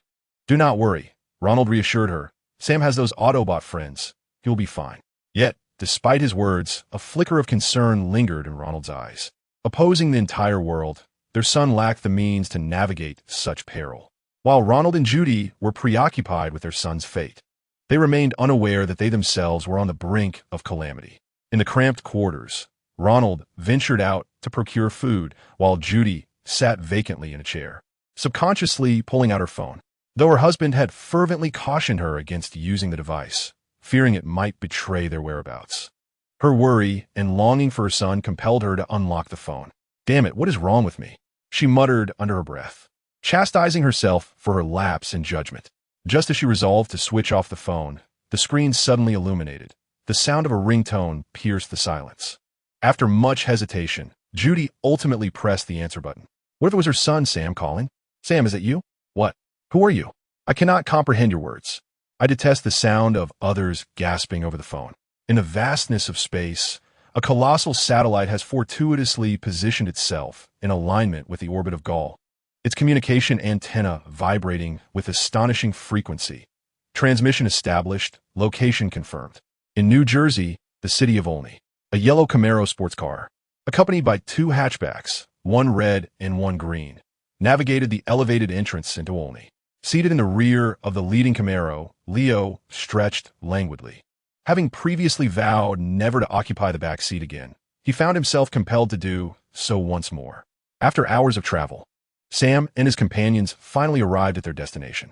The convoy, comprised of the Camaro and the two hatchbacks, inevitably slowed as it entered the bustling district of Olney. Taking a series of turns, they eventually halted at a distinctive restaurant situated on a shabby street, as indicated by the navigation. "This is the place," Sam exclaimed as the trio exited their vehicles. "Indeed, a restaurant serves as an excellent cover," Leo remarked while surveying the surroundings. The street bustled with ordinary workers, seemingly unaffected by the presence of extraterrestrials, who continued to toil diligently. "You two wait outside," Leo instructed Sam and Michaela. "Observe my signal. I will let you know when it is time to enter, understood?" Sam and Michaela exchanged glances, choosing to trust Leo. Chapter 149. Farewell, Simon. The restaurant, bustling with patrons eager to purchase food, was clearly a local favorite. Leo glanced at the menu. At least the prices seemed popular. Order number 22, sausage, pie, chicken buckwheat porridge, and triangular meat buns are ready for pickup. Simon, behind the counter, bellowed, clutching a bag brimming with food. Shortly thereafter, a bespectacled elderly lady squeezed through the crowd, raising her arm. "Cash only, thank you." Simon adeptly exchanged the food for her payment before attending to the next customer. Leo surveyed the restaurant's rather unsanitary conditions, reminiscent of a fly's paradise, and strode directly to the counter. "Hey, young man." Simon glared at the unfamiliar curly-haired youth who had cut in line. "Follow the rules and take a number." Ignoring Simon's reprimand, Leo spoke. "Mechanical Giant Network, I am here for it." "What did you say?" Simon's demeanor shifted abruptly. "Have you heard of it?" Leo pressed on. "Never," Simon replied, bowing his head to pack more food. "Then you must have heard of the website called Real World." Leo persisted. "Oh," a flicker of realization crossed Simon's face. "You mean that ridiculously foolish news site? I know it. Its firewall is practically non-existent. You are the Mechanical Giant Network." Leo gestured urgently to Sam and Michaela, waiting outside the door, beckoning them to enter. "Quickly, come in. It's him, Leo exclaimed, pointing at Simon. "This is the guy. He is the Mechanical Giant Network." "Good grief, is this a joke?" Upon seeing Sam, the food Simon had just packed fell from his hands to the ground with a thud. "Hey, what are you doing? I demand a new order. I will not pay for food that has touched the floor." In contrast to Simon, Sam's astonishment was equally palpable, so much so that he instinctively removed the hood of his disguise. "Heavens, you two know each other?" Leo realized. "We are old acquaintances," Simon replied coolly, casting a blank glance at Sam. He then bellowed from behind the counter. "Everyone, the establishment is now closed. Please exit, all of you." "What's going on? I just came in. I've already placed my order, and thankfully Haven Tea paid yet." Ignoring the crowd's protests, Simon forcefully ushered everyone out, leaving only Sam and his two companions behind. "Simon, what on earth are you doing?" Simon's mother suddenly peered out from a kitchen, her anger flaring at the sight of the empty restaurant. "Tend to that trout first. I will explain later." "Do you live with your mother?" Michaela inquired, curiosity piqued. "No, she lives with me. There is a fundamental difference." "Don't confuse the issue, young lady." "Idiot, where's the trout?" Simon's mother reemerged. "Oh," Simon sighed in exasperation, addressing an employee pounding meat in the kitchen. "Yakov." "What?" "Stop standing there, or you'll lose your year-end bonus." "Do you want to save money for new teeth?" "Of course." "Then go help her." After sending away the establishment's only employee, Simon turned to Sam, fixing him with a piercing gaze. "What are you doing here? Do you realize it was because of you that District 7 was disbanded, and everyone was sent back home? No prestigious job, no generous salary, no adequate pension, nothing at all. All because of you and your juvenile delinquent friend." Simon's tone was laced with resentment, as if he had endured an unbearable injustice. The words Michaela had spoken when Simon first apprehended her now echoed ominously. Only now Simon had not become a mall security guard, but had instead opened a restaurant. Logically, an official from secret department like Simon should not have fallen to such depths. Even if financially supported, he ought to have been sustained. However, the losses from the conflict at Black Canyon Dam and Rush Valley had to be attributed to someone, and due to the principle of confidentiality, the isolated District 7 became the most fitting scapegoat. District 7? Never even heard of it. Very well, let it be. Thus, Simon, who survived alongside John Keller during Megatron's assault on Black Canyon Dam, became a hot potato as the head of Sector 7. No department was willing to accept them, nor did they dare to. Accepting them would merely invite trouble upon oneself, wouldn't it? Of course, Simon and his companions were not entirely blameless. After all, Sector 7 had indeed suffered a breach, leading to the secret infiltration that ultimately awakened Megatron. This can be considered the root of all troubles. Your face is all over the television. Alien, Simon remarked, gesturing toward a television mounted on the wall of the dining area. The screen was inundated with urgent news bulletins, all invariably related to Sam. Indeed, I see it, Sam nodded, pulling his hood back over his head. What is going on? Where is Megatron? He has been, do not answer. Simon interjected, cutting Sam off before he could speak. Do not tell me. I wish to remain ignorant of these secrets and have no desire to become entangled with them. Farewell, Alien. Let us act as though we have never met. I will not report you to those people. As you can see, I have work to do, so please make yourself scarce. No, give me 5 minutes. This time, it was Sam who interrupted Simon, urgently grasping Simon's arm as he explained, Listen, I need your help. I traveled for over 10 hours, avoiding various checkpoints, and journeyed all this way just to find you. Is that so?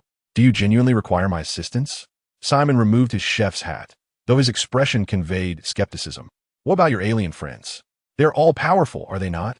Surely they can resolve your issues. Sam hesitated, momentarily caught off guard, but resolved not to waste any more time. It is not as you perceive.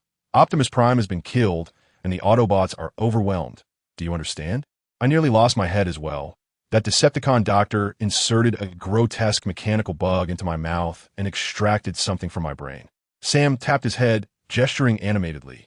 Then, it projected a series of alien symbols, bizarre and distorted, like a home theater display. By the way, you know those symbols, Sam said, pointing to Leo. He mentioned he had seen them on your website. I was merely assisting you in testing your firewall, much like what you did to my reality, Leo shrugged, showing no embarrassment about the potential discovery of his intrusion into the mechanical giant's network. Kid, you mean to say the symbols in your mind were projected? Upon hearing Sam's account, Simon's demeanor shifted dramatically. He not only inquired further, but also adopted a serious expression. Yes, precisely. Can you comprehend? Simon furrowed his brow in contemplation for a moment before suddenly clapping his hands together. The cryogenic chamber, come with me. With that, he hurried toward the kitchen at the back of the dining area. Upon witnessing this scene, Sam and the others exchanged glances and promptly followed suit. They traversed through the kitchen, arriving at the freezing chamber, where the temperature plummeted to a chilling -10 degrees. What you are about to behold is of the utmost confidentiality. It must not be disclosed. At the sound of this somewhat familiar phrase, Sam shivered, gazing at the myriad of frozen meat strips adorning the chamber's walls. Are you referring to these frozen meats? He inquired. Do not underestimate them, Leo interjected, rubbing his arms. Some of them may even be older than you. Shoo. Simon gestured for silence, tiptoeing to glance behind him. Do not let that old woman overhear. Otherwise, you shall be expelled immediately. Very well. We shall heed your counsel, they replied. Come, follow me.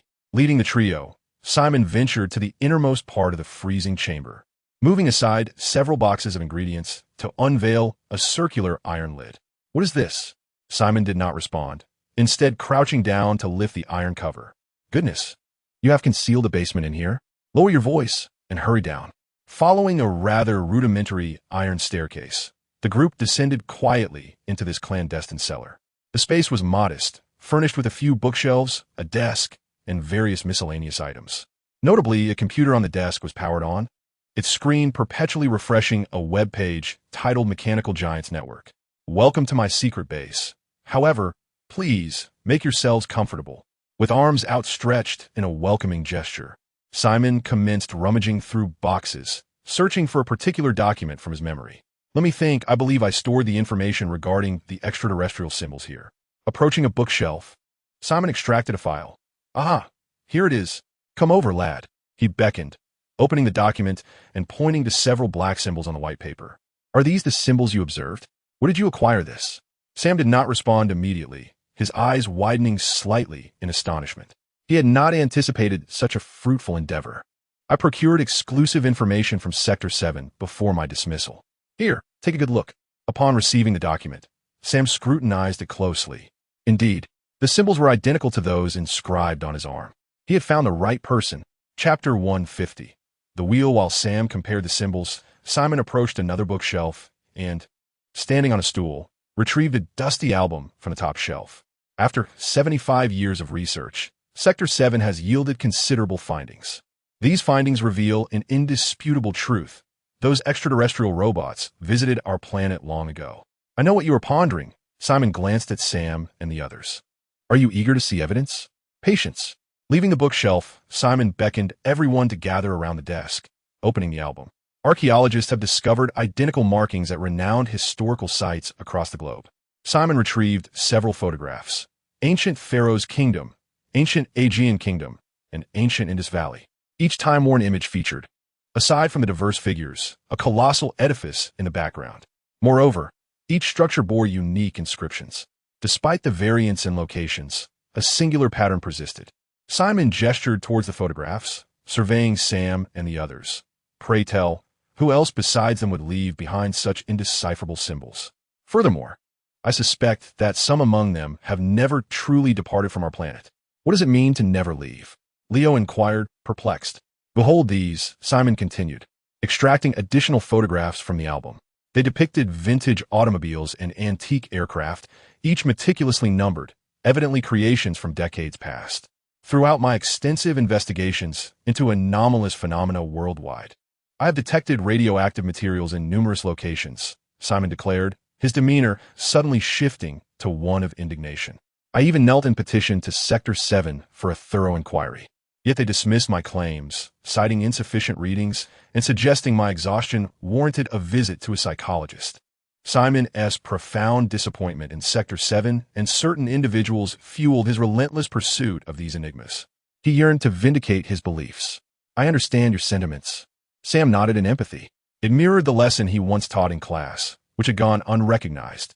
After a moment of silence, Sam abruptly remarked, though many places have unveiled such symbols, we remain oblivious to their significance. Indeed, Simon mused, fiddling with the photographs, lamenting if only we could inquire directly with them. Wait, Michaela interjected, suddenly animated. What did you just say? What? I said, what was that statement you just made? I mentioned, if only we could inquire directly with them. Perfect. That's the very phrase. Michaela exclaimed, clapping her hands in excitement. I happen to possess a Decepticon captive. My goodness, do you realize what you're suggesting? Simon gasped. His mouth agape. That's a ferocious Decepticon, not some trivial toy car. You are correct. Is indeed a toy car, Michaela replied, offering no further explanation as she hurried toward the iron staircase leading to the basement. Sam and Leo quickly caught on and hurried after her. The group hastily departed the cold storage area, arriving at the Camaro parked by the dining hall entrance. Good heavens! Simon exclaimed upon seeing the Camaro, recognizing it instantly. You've been associating with these beings. The engine of the Camaro roared to life, and its exhaust pipe belched a plume of fumes towards Simon, instantly staining his white chef's pants. It was evident that Bumblebee recognized Simon, this former adversary, at once.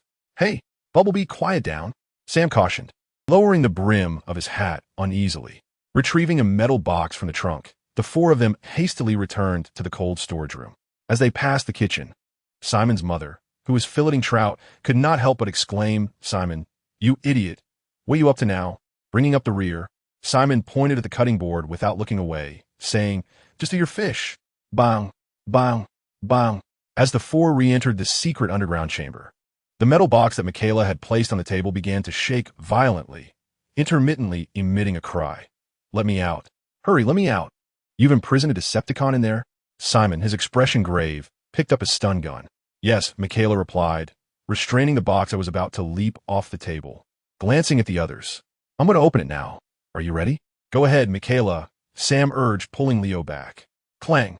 As soon as the box was opened, a miniature Decepticon sprang forth, declaring, tremble, fear. After scanning the four present with its remaining mechanical eye, it taunted Leo. Do you want to fight, curly-haired one? I will gather a band of Decepticons to obliterate you. ZZZZ. Before the Decepticon could finish its threat, the 30-centimeter tall figure erupted in blue and white arcs of electricity. Thud! With smoke billowing from its head, the Decepticon collapsed onto the table. Simon, behind it, holstered the stun gun and coolly blew on it, saying, "I merely wished to curb its arrogance." Find it. Seizing the opportunity, Sam fetched a chain and, undeterred by the occasional sparks flickering from the Decepticon's body, wrapped it tightly around the creature. "It's just like walking a dog," Simon remarked, tugging on the chain before turning to Michaela. "Can you communicate with it?" "I'm not sure, but I'll give it a try." As the Decepticon wobbled to its feet, Michaela cupped her chin with her hands, adopting a remorseful expression. She softly said to the Decepticon, "I truly apologize for accidentally damaging your eye earlier. I'm very sorry. If you can be honest, I won't harm the other one." "Understood?" The gentlest tone delivered the most menacing of threats. Nearby, Sam felt a chill run down his spine. He glanced up at the tightly sealed iron hatch, noting that no cold air could possibly seep in. "Little one, if you can tell me what these symbols mean, I'll one-T torment you, all right?" Michaela's heartfelt sincerity seemed to resonate with the Decepticon. He cast a glance at the sheet of white paper held by Michaela, kneeling on one knee beside the desk. "Very well, fair lady, I acquiesce." Upon hearing this, Michaela's face blossomed into a radiant smile as she pointed to the black symbols on the paper and inquired, "What do they signify?" "Well, I believe," the wheel tapped the lone remaining mechanical eye, and the tires beneath him rolled him closer to Michaela. "This appears to be an ancient Cybertronian language, one uniquely belonging to the Elders." "Oh, I knew it." Sam shook his head in disbelief at the familiar phrase. "Ancient Cybertronian?" Simon's focus shifted away from who the Elders were. "Is your language called Cybertronian? Does that mean the planet you inhabit is named Cybertron?" "Precisely, old chap, old chap." Simon incredulously gestured to himself. "Am I truly that old?" "Well," Leo glanced at the few strands of grayish hair atop Simon's head and nodded seriously, perhaps a tad. "I cannot decipher these symbols. However, those photographs," the wheel suddenly became captivated by several images on the desk. "Where did you acquire these photographs? Are you referring to them?" To clarify who the wheel meant, Sam picked up a few pictures featuring classic antique cars. "Yes, indeed. Buddy," the wheel pointed to the photographs. "If my memory serves me correctly, they're all explorers, quite seasoned ones at that. They were tasked by the Fallen to search for something on this planet over 10,000 years ago, though I know not what it was, nor has anyone disclosed that to me. You see, I am just a mere shadow, a diminutive being amidst the surviving Cybertronians on Blue Planet. Apart from those few who survived the Ancestor War 1,000,000 years ago, and some Cybertronians who occasionally visit and choose not to depart. Additionally, there are those dispatched to Blue Planet by the Fallen, awakened thousands of years ago, in search of leadership modules. Some returned empty-handed, while others vanished without a trace. Yet, these Cybertronian warriors share a collective designation, explorers. And so, Simon interrupted the wheel, brandishing his electric stun gun once more. "What relevance do these symbols hold?" "Wait," the wheel, startled, ceased his cryptic dialogue. "I mean to say, they should be able to translate these symbols. I know their approximate location." As he spoke, the wheel maneuvered his body towards a wall. A series of lasers illuminated a wall in the basement, revealing a map that suddenly glimmered with several green dots. At last, "You prove somewhat useful." Simon retracted his stun gun, approached the map, and, after inspecting the locations indicated by the green dots, turned to say, "The closest is in the Hua district. I believe we ought to take action." Chapter 151. News of Negotiation Gaul, Paris. A Cybertronian assault ship burst through the clouds, descending directly onto the rooftop of a skyscraper, from which two figures were ejected amidst the transformation. The air was suddenly filled with the piercing cries of Ronald and Judy, who stared in terror at the alien robots before them. They were bewildered as to why the agents had not sought them out first, but rather, the Decepticons had found them first. "Lord Megatron has successfully captured the boys' parents," reported Nie Tian to Megatron, disregarding Ronald and Judy's reactions. Perched hundreds of meters above the ground, it was clear that no sane individual would dare to flee. "Let me take a look." Megatron, who had remained motionless at the edge of the rooftop until Nie Tian's arrival, slowly approached Ronald and Judy. "Oh, two unfortunate souls burdened by a child. I wonder if you can lead me to your son." "Impossible." Ronald's expression darkened, and he immediately rebuffed, "We have no idea where Sam is, and we cannot reach him." Ronald understood that the government's manhunt for their son was fundamentally due to the Decepticons' demands for him. Regardless of their motives concerning his son's safety, he could not allow them to prevail. "What use are you to me, then?" Megatron's demeanor shifted to one of fury upon hearing Ronald's words, and he transformed his arm into a weapon. "No, Ronald quickly shielded Judy behind him, anxiously closing his eyes, a mixture of fear and defiance etched on his face. Lord Megatron, Nie Tian interjected timely. That boy is certainly with the Autobots. Keeping these two may yield unexpected gains. At the very least, it could deter the Autobots from acting recklessly. Nie Tian surmised that Sam was likely with Bumblebee at that very moment, preparing to awaken Jetfire and inadvertently discovering the leadership module. There were certainly opportunities worth exploring within this scenario. You speak wisely, Nie Tian. After a moment's contemplation, Megatron sheathed his weapon, disdain evident in his tone. Humans are creatures of emotion. This is both their strength and their weakness. Familial bonds hold an ineffable sway over them. Nie Tian, Megatron turned to him. Continue to monitor human movements, especially in the nation where that boy resides. Understood, Lord Megatron. Moreover, Megatron cast a glance at the two humans at his feet. I entrust them to your care. I must seek my master now. Yes, Lord Megatron, as he watched the Cybertronian aircraft gradually recede into the distance. Nie Tian's thoughts began to swirl. Since the Fallen's globally resonant speech, he had vanished without a trace.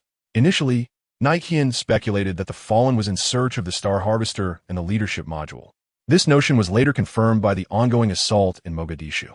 According to the assailant, he and the Digging Tiger clone squad had recently encountered the peculiar device at the pyramid, where a multitude of Decepticons had appeared, leading to their immediate conscription.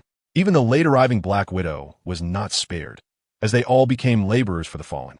Regarding this matter, Nie Tian expressed his inability to assist at the moment.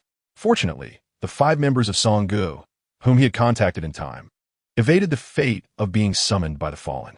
As if summoned by the mention of his name, a Cybertronian aircraft descended upon the rooftop of the building, and Sanggu transformed as he landed.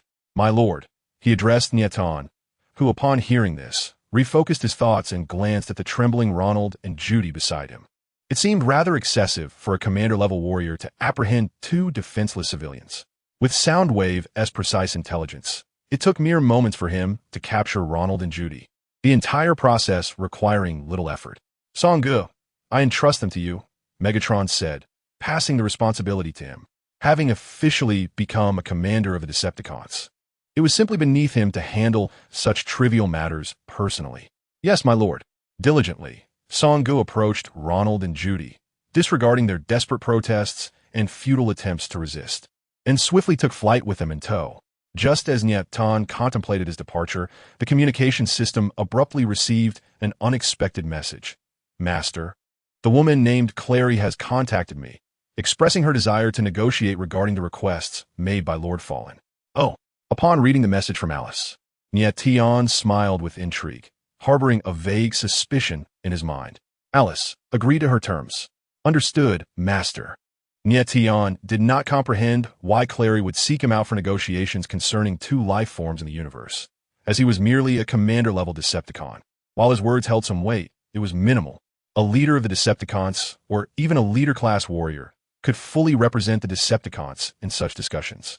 If someone disagreed with the outcome of the negotiations, let them remain in their dissent. Nevertheless, Nie Tian did not genuinely believe he was unqualified to partake in the negotiations. He had already resolved to see what Clary was truly after. Who would believe the demands of the Fallen? How intriguing. Transforming into an assault ship, Nie Tian input one of the coordinates sent by Alice into the navigation system. In fact, an interesting development had occurred over the past couple of days. The initial signs of an economic crisis were emerging. The brazen arrival of the Fallen and a multitude of Decepticons had not significantly impacted the daily lives of the people. Rather, the financial sector, which prided itself on being a stable detector, had snapped like a taut string, resulting in a rapid market decline. Although time is fleeting and many events have yet to unfold, Nie Tian has already foreseen the impending developments. An invisible storm is brewing, awaiting a fated individual to unlock this Pandora's box.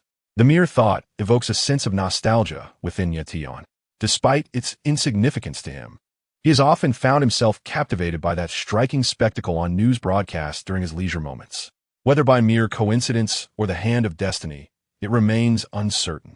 Although this occurrence is delayed by over a month compared to his previous life, being tardy is undoubtedly preferable to absence.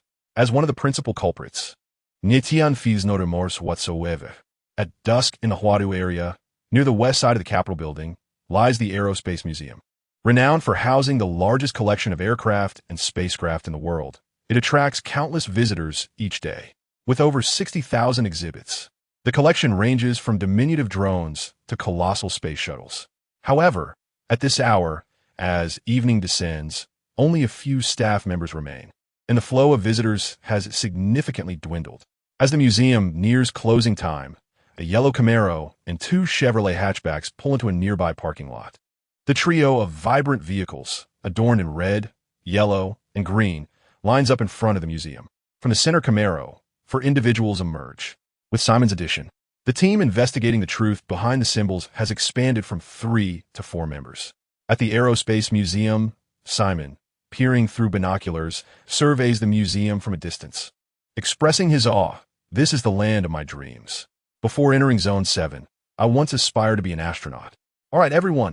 After observing for a moment, Simon tosses the binoculars into the car and glances at his wristwatch. It is 5:22. We have 8 minutes until closing. We must complete our mission and evacuate swiftly. With that, Simon retrieves an unwrapped cylindrical pillbox from his pocket and tosses it to Sam. "Here, one for each of you." This high-concentration chocolate bean, derived from 64 different ingredients, can remain solid beneath the tongue for 12 hours, proving effective in fooling lie detectors. Clearly, this is a prized item inherited from the disbanded Zone 7. Why should we consume this? Leo, puzzled, accepts a chocolate bean from Sam, his brow furrowed with confusion. Simon responds with a knowing smile. "In case you are inadvertently captured, it ensures you won't betray me." Upon hearing this, Leo promptly spits out the chocolate bean he had just placed in his mouth, shaking his head wildly. "Listen, I can't do this. I won't engage in such perilous endeavors. The museum guards are undoubtedly armed, and I have no desire to seek any extraterrestrials. All right?" In this moment of uncertainty, Leo begins to waver. Simon forcefully yanked Leo by the collar, unceremoniously pinning him against the hood of the Camaro, his gaze stern. "Listen closely, curly-hair brat. If you dare to back down now, you will meet your demise." As he spoke, Simon brandished a stun gun, flicking the switch and waving it before Leo's eyes. The crackling sound of electricity hissed, accompanied by flickering arcs of blue and white. "Look into my eyes," Simon urged as he lifted Leo, delivering a sharp clap to his shoulder. "Now, relax your muscles and move forward." Chapter 152. Heavenly Fire Within the Aerospace Museum. Leo emerged from the restroom, his trousers lowered to his knees, limping awkwardly. He mentally berated the ludicrous scheme while loudly gesturing to a nearby museum guard. "Hey, brother, I'm in trouble. I'm out of paper. Do you have any?" At the sudden outburst, a guard clad in a white security uniform approached, hand resting on his taser. "Sir, please refrain from running around half-naked. I suggest you return to the restroom. You are currently a half-naked man." Hobbling like a penguin, Leo made his way toward the guard. "I understand your concern, but you see, this is quite urgent. Just give me the paper, and I'll be out of your hair in no time." "Sir, either stay put or pull up your trousers," another guard added, joining the first. At that moment, the last few visitors had just exited the museum, and the guard were distracted by Leo, leaving the entrance gate unattended, where 3 heads peeked through. Seizing the opportunity, Simon swiftly led Sam and Michaela, who was carrying an iron box, inside. "Sir, this is a family-friendly museum. You should truly feel ashamed of your previous conduct." Inside the restroom, a guard handed toilet paper to the half-naked man, who had reluctantly agreed to return. "You finally arrived. Thank you," Leo said, glancing at the large hand reaching over the stall, and then at the stun gun in his possession. Resolutely, he pressed the button. The guard collapsed to the floor, rendered unconscious. Moments later, Leo cautiously opened the stall door, peering out to see the guard twitching on the ground. He paid no heed to his trousers, rushing out of the stall. Meanwhile, Simon had incapacitated the remaining guards outside, ensuring they could not alert anyone to their intrusion. As a former agent from Sector 7, Simon possessed the requisite skills. Despite having been out of the game for over a year, he felt no signs of rustiness upon returning to his old profession. "What is happening? What are you doing, kid?" After searching left and right, Simon, who was looking for Leo, entered the restroom only to discover 2 individuals lying on the floor outside a stall. One was a guard, and the other, astonishingly, was Leo. "I didn't intend for this to happen." Leo spoke in broken sentences, his breath tainted with a burnt odor. It turned out that Leo had tripped over the guard while his pants were still down, and in his fall, the electric stun gun in his right hand had inadvertently jabbed into his own chest. This explained his current predicament. "You're nothing but an amateur, a complete novice," Simon scolded, hastily dragging Leo out of the restroom. Before long, the four of them reconvened at the entrance of the museum's non-exhibition area. With all 5 guards dealt with, they needed to leave one person to keep watch. "What? Me?" Leo, who had just regained his ability to move, exclaimed in disbelief as all eyes turned to him. "You're correct, my boy," Simon replied, retrieving an oversized radiation detector from his backpack and patting Leo on the shoulder. "This important task falls solely upon you." The little Decepticon had mentioned that there was an explorer in slumber within the museum, but which one remained to be discovered. Sam produced a transparent glass container and carefully extracted a fragment using tweezers. He believed that since the Allspark was described by Optimus Prime as so powerful, the fragment of the Allspark might also yield some extraordinary effect, perhaps even to locate the sleeping explorer. "Oh, this thing," the just-released Wheelie exclaimed upon seeing the fragment. Then turned to Michaela to lament, "Next time, could you provide me with a more spacious place? I suffer from claustrophobia." "Get to work," Michaela retorted, rolling her eyes and giving Willie a kick. With Simon holding the detector, Sam clutching the Allspark fragment, and Michaela trailing Willie, the group scoured the non-exhibition area in search of the potential explorer. Before long, Willie seemed to detect something, suddenly transforming into a toy car and speeding off in a particular direction. "Look, look," Michaela shouted excitedly to Sam. "He knows where to go. Follow him." "What is happening? Where's he taking us?" Simon inquired, hurrying to catch up as the three pursued the increasingly swift Wheelie deeper into the non-exhibition area. Eventually, they arrived in front of a vintage Blackbird reconnaissance aircraft. Without hesitation, Simon raised the detector high and pressed the detection switch facing the nose of the Blackbird. "Beep. This is it," he exclaimed, glancing at the values on the detector and then back at the impressive aircraft. Panting as he spoke, "We've found someone. What should we do next?" Behold, at this moment, the rotating mechanism astonishingly transformed into a humanoid figure and gradually approached the Blackbird reconnaissance aircraft. This entity was nothing short of a miracle, reminiscent of a fallen titan. "Young man, yes, you," the mechanism declared, pointing at Sam. "What do you require of me?" Sam inquired, his expression one of bewilderment. "Place the fragment of the ignition source you hold upon it, and see if it can awaken him." "Ah, very well," Sam replied instinctively, raising the ignition source fragment as he approached the Blackbird. Unexpectedly, as he drew near, before any contact was made, the fragment seemed to be automatically attracted, soaring toward the aircraft's fuselage and merging seamlessly into it, vanishing without a trace. Immediately, the entire Blackbird resonated with waves of energy. A low hum filled the air. Witnessing this sudden change, Michaela swiftly dashed beneath the Blackbird to examine the fleeting insignia she had glimpsed earlier. On the underside of the fuselage, she discerned a familiar mechanical visage. It was none other than Megatron. "Oh no, this is Megatron," Michaela exclaimed, hastily pulling the still-dazed Sam backward. "What, Megatron?" Simon echoed, equally astonished, abandoning his detection device as he sprinted toward a nearby fighter jet. "Quick, take cover here."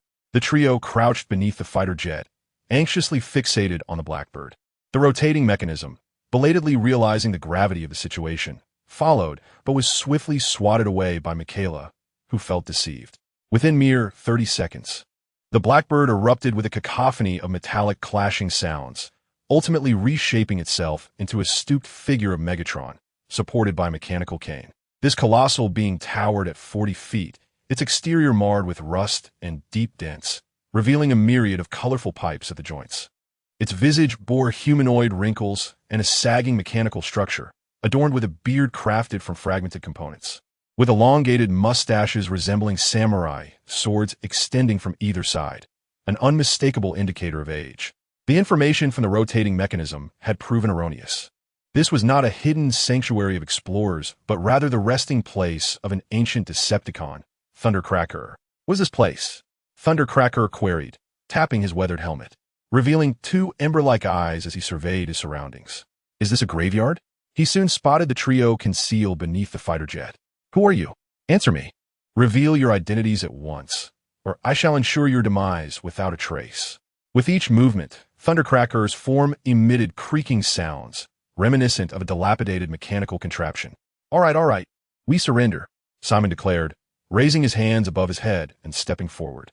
Oh, wait, you are those bipedal creatures, Thundercracker remarked, tapping his head, revealing his age, so advanced that he could scarcely recall how many years he had endured, nor the faces and events of the past. Pray tell, Sam summoned his courage to ask, are you an explorer? An explorer? No, I am not. Tianhua shook his head, raising his cane to point at Sam, rasping. I am Tianhua, remember my name? I am the leader of the Hunter Army. Remember the eternal brilliance of Tianhua. Wow, this fellow is quite confident. The will turned and leaned closer. Step aside, you insignificant minions. Tianhua's temper appeared to be quite foul as he cursed and strode toward the back door of the museum, with parts occasionally falling from his body along the way. I command you to open this door. Open up. Upon reaching the back door, Tianhua lifted his cane once more. Is this fellow not quite sane? Simon lowered his raised hands. Useless thing, activate the remote weapon system. Fire. Seeing that opening the door had no effect, Tianhua directly resorted to firing. Whoosh! A missile emerged from behind Tianhua, curving and exploding against the semicircular alloy door with a resounding bang. The alloy door collapsed with a thud. Well then, Simon's expression momentarily froze, and he stammered, I take back what I just said. He is quite an impressive character. Chapter 153. The tip of the dagger, hey. What is that? Just then, Leo rushed over, followed by a Camaro and 2 Chevy hatchbacks. Upon hearing the commotion caused by Tianhua, Bumblebee and the Brake brothers burst into the museum, worried for the safety of the others. This time, the museum staff would surely be furious. Simon glanced back, seemingly observing the chaos within. Never mind, we must pursue that fellow. Behind the museum lay a vast expanse of idle tarmac, housing hundreds of retired aircraft of various models. With Bumblebee's assistance, they quickly located Tianhua, who was wandering aimlessly on the tarmac. Wait, hold on. Do not damage those planes. Sam hastily disembarked and rushed toward Tianhua. Don't do this. We cannot afford to pay for these. Bumblebee and the Brake brothers remained stationary, refraining from advancing. They had identified this unfamiliar Decepticon as a commander-level warrior. Although he appeared to be in a rather poor state, he was still not someone they could easily confront. My brothers, are we to stand by and watch that boy march to his demise? Brake and Fender whispered among themselves, though their conversation was rather unpleasant. What do you mean by march to his demise? That is called a noble sacrifice, a worthy death. We Autobots shall remember him. The roar of the Camaro interrupted Fender's words, compelling Bumblebee to speak decisively. Brake, Fender, we must believe in Sam, just as we once believed in Optimus Prime. He is the only one who can lead us to victory. If anything unexpected occurs, we must rush in to protect him at once. Listen. After a fervent chase, Sam finally managed to intercept Jetfire. I merely wish to converse with you. I have no time for idle chatter, Jetfire retorted, lifting his arm and casually smashing the wing of an aircraft. Tell me, is this planet called Earth? No, it bears a name far more beautiful than Earth, Simon, who had caught up, replied. Do not tell me. I do not wish to hear. Jetfire disdainfully gazed at the ground beneath him. It is a pity that this planet, filled with dirt, is not named Earth. By the way, are the Cybertronians still embroiled in civil war? Who is winning? The Cybertronians? You mean the Decepticons and Autobots? Simon interjected. Unlike most of the higher-ups from the Nest and the American government, Simon, who had long been dismissed, was utterly ignorant of the current intelligence. Yes, you may refer to them as Cybertronians, but I prefer to distinguish them by their respective names, Sam elucidated, then turned to Jetfire, exclaiming, It is the Decepticons who have triumphed. Damn, I knew it. Jetfire clenched his fists, angrily striking the ground before leaning down to fixate on Sam. Listen well, I have now defected to the Autobots. Inform those 3 who accompanied you. Defected? What does that mean? It is a choice. A decision I arrived at after profound internal struggle. Jetfire's eyes were deep with conviction. Should the Decepticons completely vanquish the Autobots, it would lead to the annihilation of the entire universe, a fate I refuse to witness. I'm not this rhetoric again. I am nearly deafened by it, Sam remarked, clearly unimpressed. You are not wrong, lad. Simon nodded in agreement. I too find this sentiment eerily familiar. Hearing Jetfire's words, Sam and his companions felt little impact. Instead, Wheelie excitedly slid to Michaela's feet. I too have defected. I have joined the Autobots, for I wish to be with my goddess. Clinging to Michaela's boot, Wheelie incessantly twisted his body. My name is Wheelie, Now call me by my name. Oh, Michaela crouched down to pat Wheelie's head. You are truly adorable. What's going on? Sam, standing beside Michaela, inquired curiously. I do not know. It changed like this after that slap earlier, Michaela replied. You can tolerate such chaos? At least it is devoted. Michaela stood and gazed at Sam. Far better than your conduct in school. Well, you are right, Sam shrugged. Not only is it devoted, but it is also shameless. You would do well to make it settle down. I say, Jetfire struck the ground with his staff, displeased. Do you not regard me at all? And you, little rascal, what is it that you wish to discuss? Of course. Sam quickly reassured Jetfire. I believe we can assist one another. There are things I comprehend that you do not, and vice versa. I seek your help in deciphering some symbols. Honestly, at that moment, Leo quietly approached Sam from behind, whispering, I think he might not understand anything at all. Perhaps we should seek other adventurers. Leo, be silent. Sam retrieved a suitable tool from the wreckage of the aircraft struck by the celestial fire, then selected an open space to inscribe the alien symbols that were etched in his memory. Though merely symbols, they pulsated with life, as if animated. Megatron desired these symbols, even contemplating the extraction of my brain. Another Decepticon was also in pursuit of me, known as Fallen. Upon hearing this name, a flicker of recollection crossed Thunderfire's eyes. It was with him that I arrived on this planet, and it was because of him that I now lay in rust. Millions of years ago, he could not bear to witness the annihilation of this vibrant planet by the Fallen, and upon his arrival, he secretly reported the Fallen's plans to the other elders. After the Great War, he lingered on this planet, ensuring the Fallen would not return. Now, it seems the Fallen has indeed resurfaced, but his time is running short. The Fallen is formidable, Thunderfire recollected. His mind is consumed with destruction and chaos. He was not always thus. His master, the Fallen, was once the most powerful among the 12 elders. Thunderfire was uncertain why he abandoned his original name, transforming into his current form. This ancient source code, rich with information, originated from the Allspark.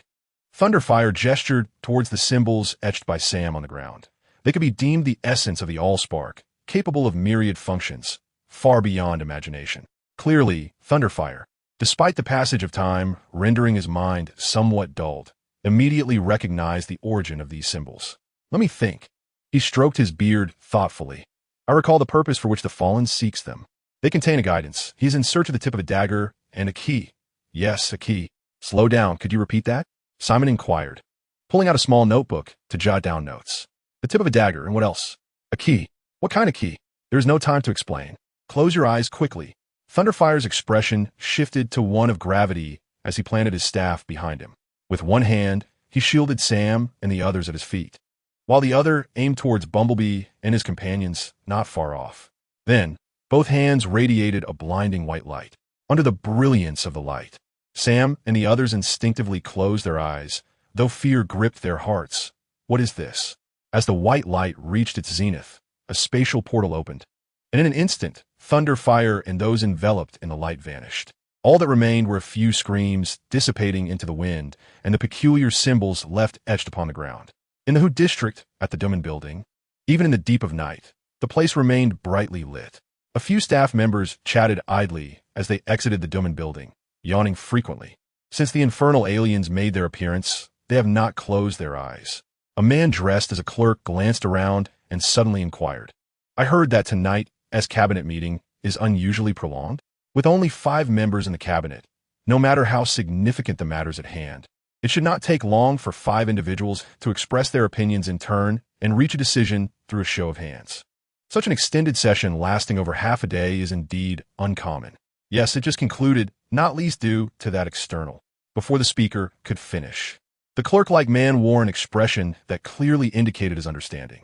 Just as he was about to pose another question, someone beside him seemingly caught sight of something and exclaimed, Hey, isn't that the official vehicle of Miss Cleary and Mr. John Keller? What? The crowd instinctively turned their gaze.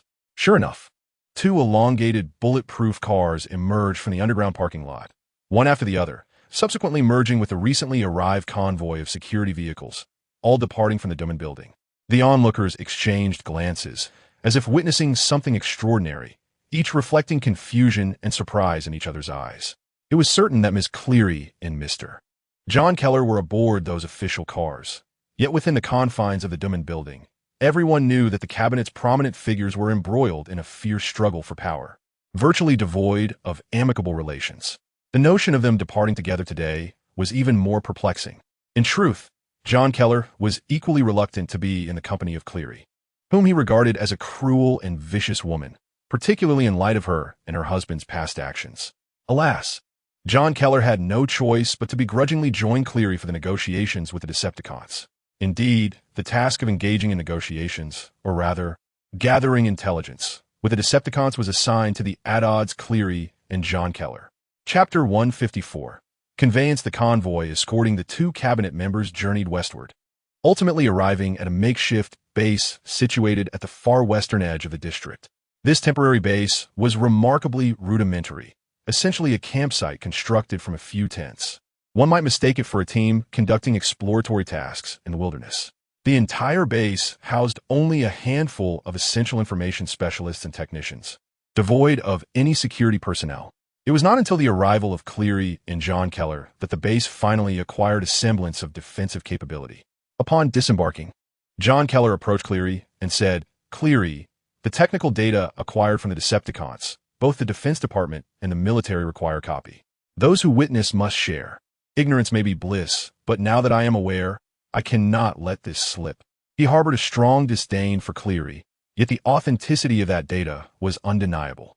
"Very well," Cleary replied, casting a glance at John Keller and nodding in agreement. Since she had recently mentioned her collaboration with the Decepticon known as Tianjia, she anticipated this moment.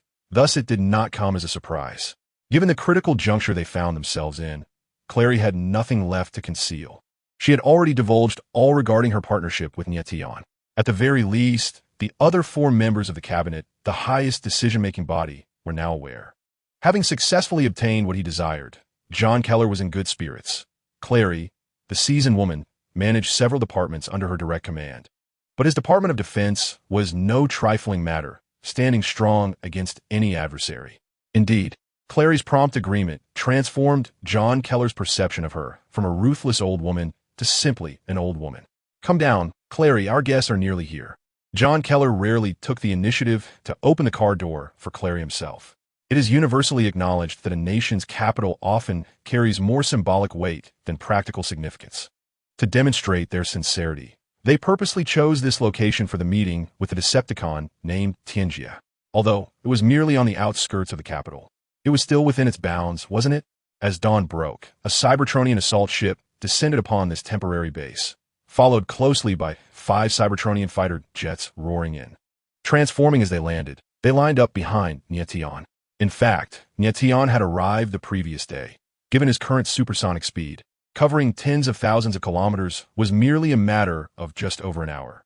However, in order to await the arrival of the 5 members of the Requiem, he refrained from proceeding directly to the agreed-upon location. Since this was a negotiation, it was only fitting to create an imposing atmosphere, at least to prevent being underestimated. The sound of several fighter jets transforming as they landed drew the attention of some individuals within the temporary base, who emerged in confusion, only to be left gaping in astonishment. No one had informed them they would be facing such beings. Although the existence of extraterrestrial life was widely acknowledged, witnessing it firsthand was a first for them. Such a grand display. Cleary and John Keller also emerged from a tent and were momentarily taken aback upon seeing Nie Tian and the 5 members of Requiem behind him. Cleary's guards remained composed, particularly her personal security officer, who had encountered Nie Tian twice and was no stranger to high-stakes situations. However, John Keller's guards did not share such steadiness. They raised their weapons, instinctively positioning themselves in front of John Keller. As guards, their vigilance was commendable, yet stand down. John Keller barked irritably. Several close guards immediately turned to him, and upon receiving a confirming nod, they quickly dispersed to stand alongside Cleary's guards. "Madam, it has been a while." Nie Tian greeted Cleary as he approached her. This statement was, of course, superfluous, as he had seen Cleary not long ago. "Mr. Tianjia, we encountered each other just recently."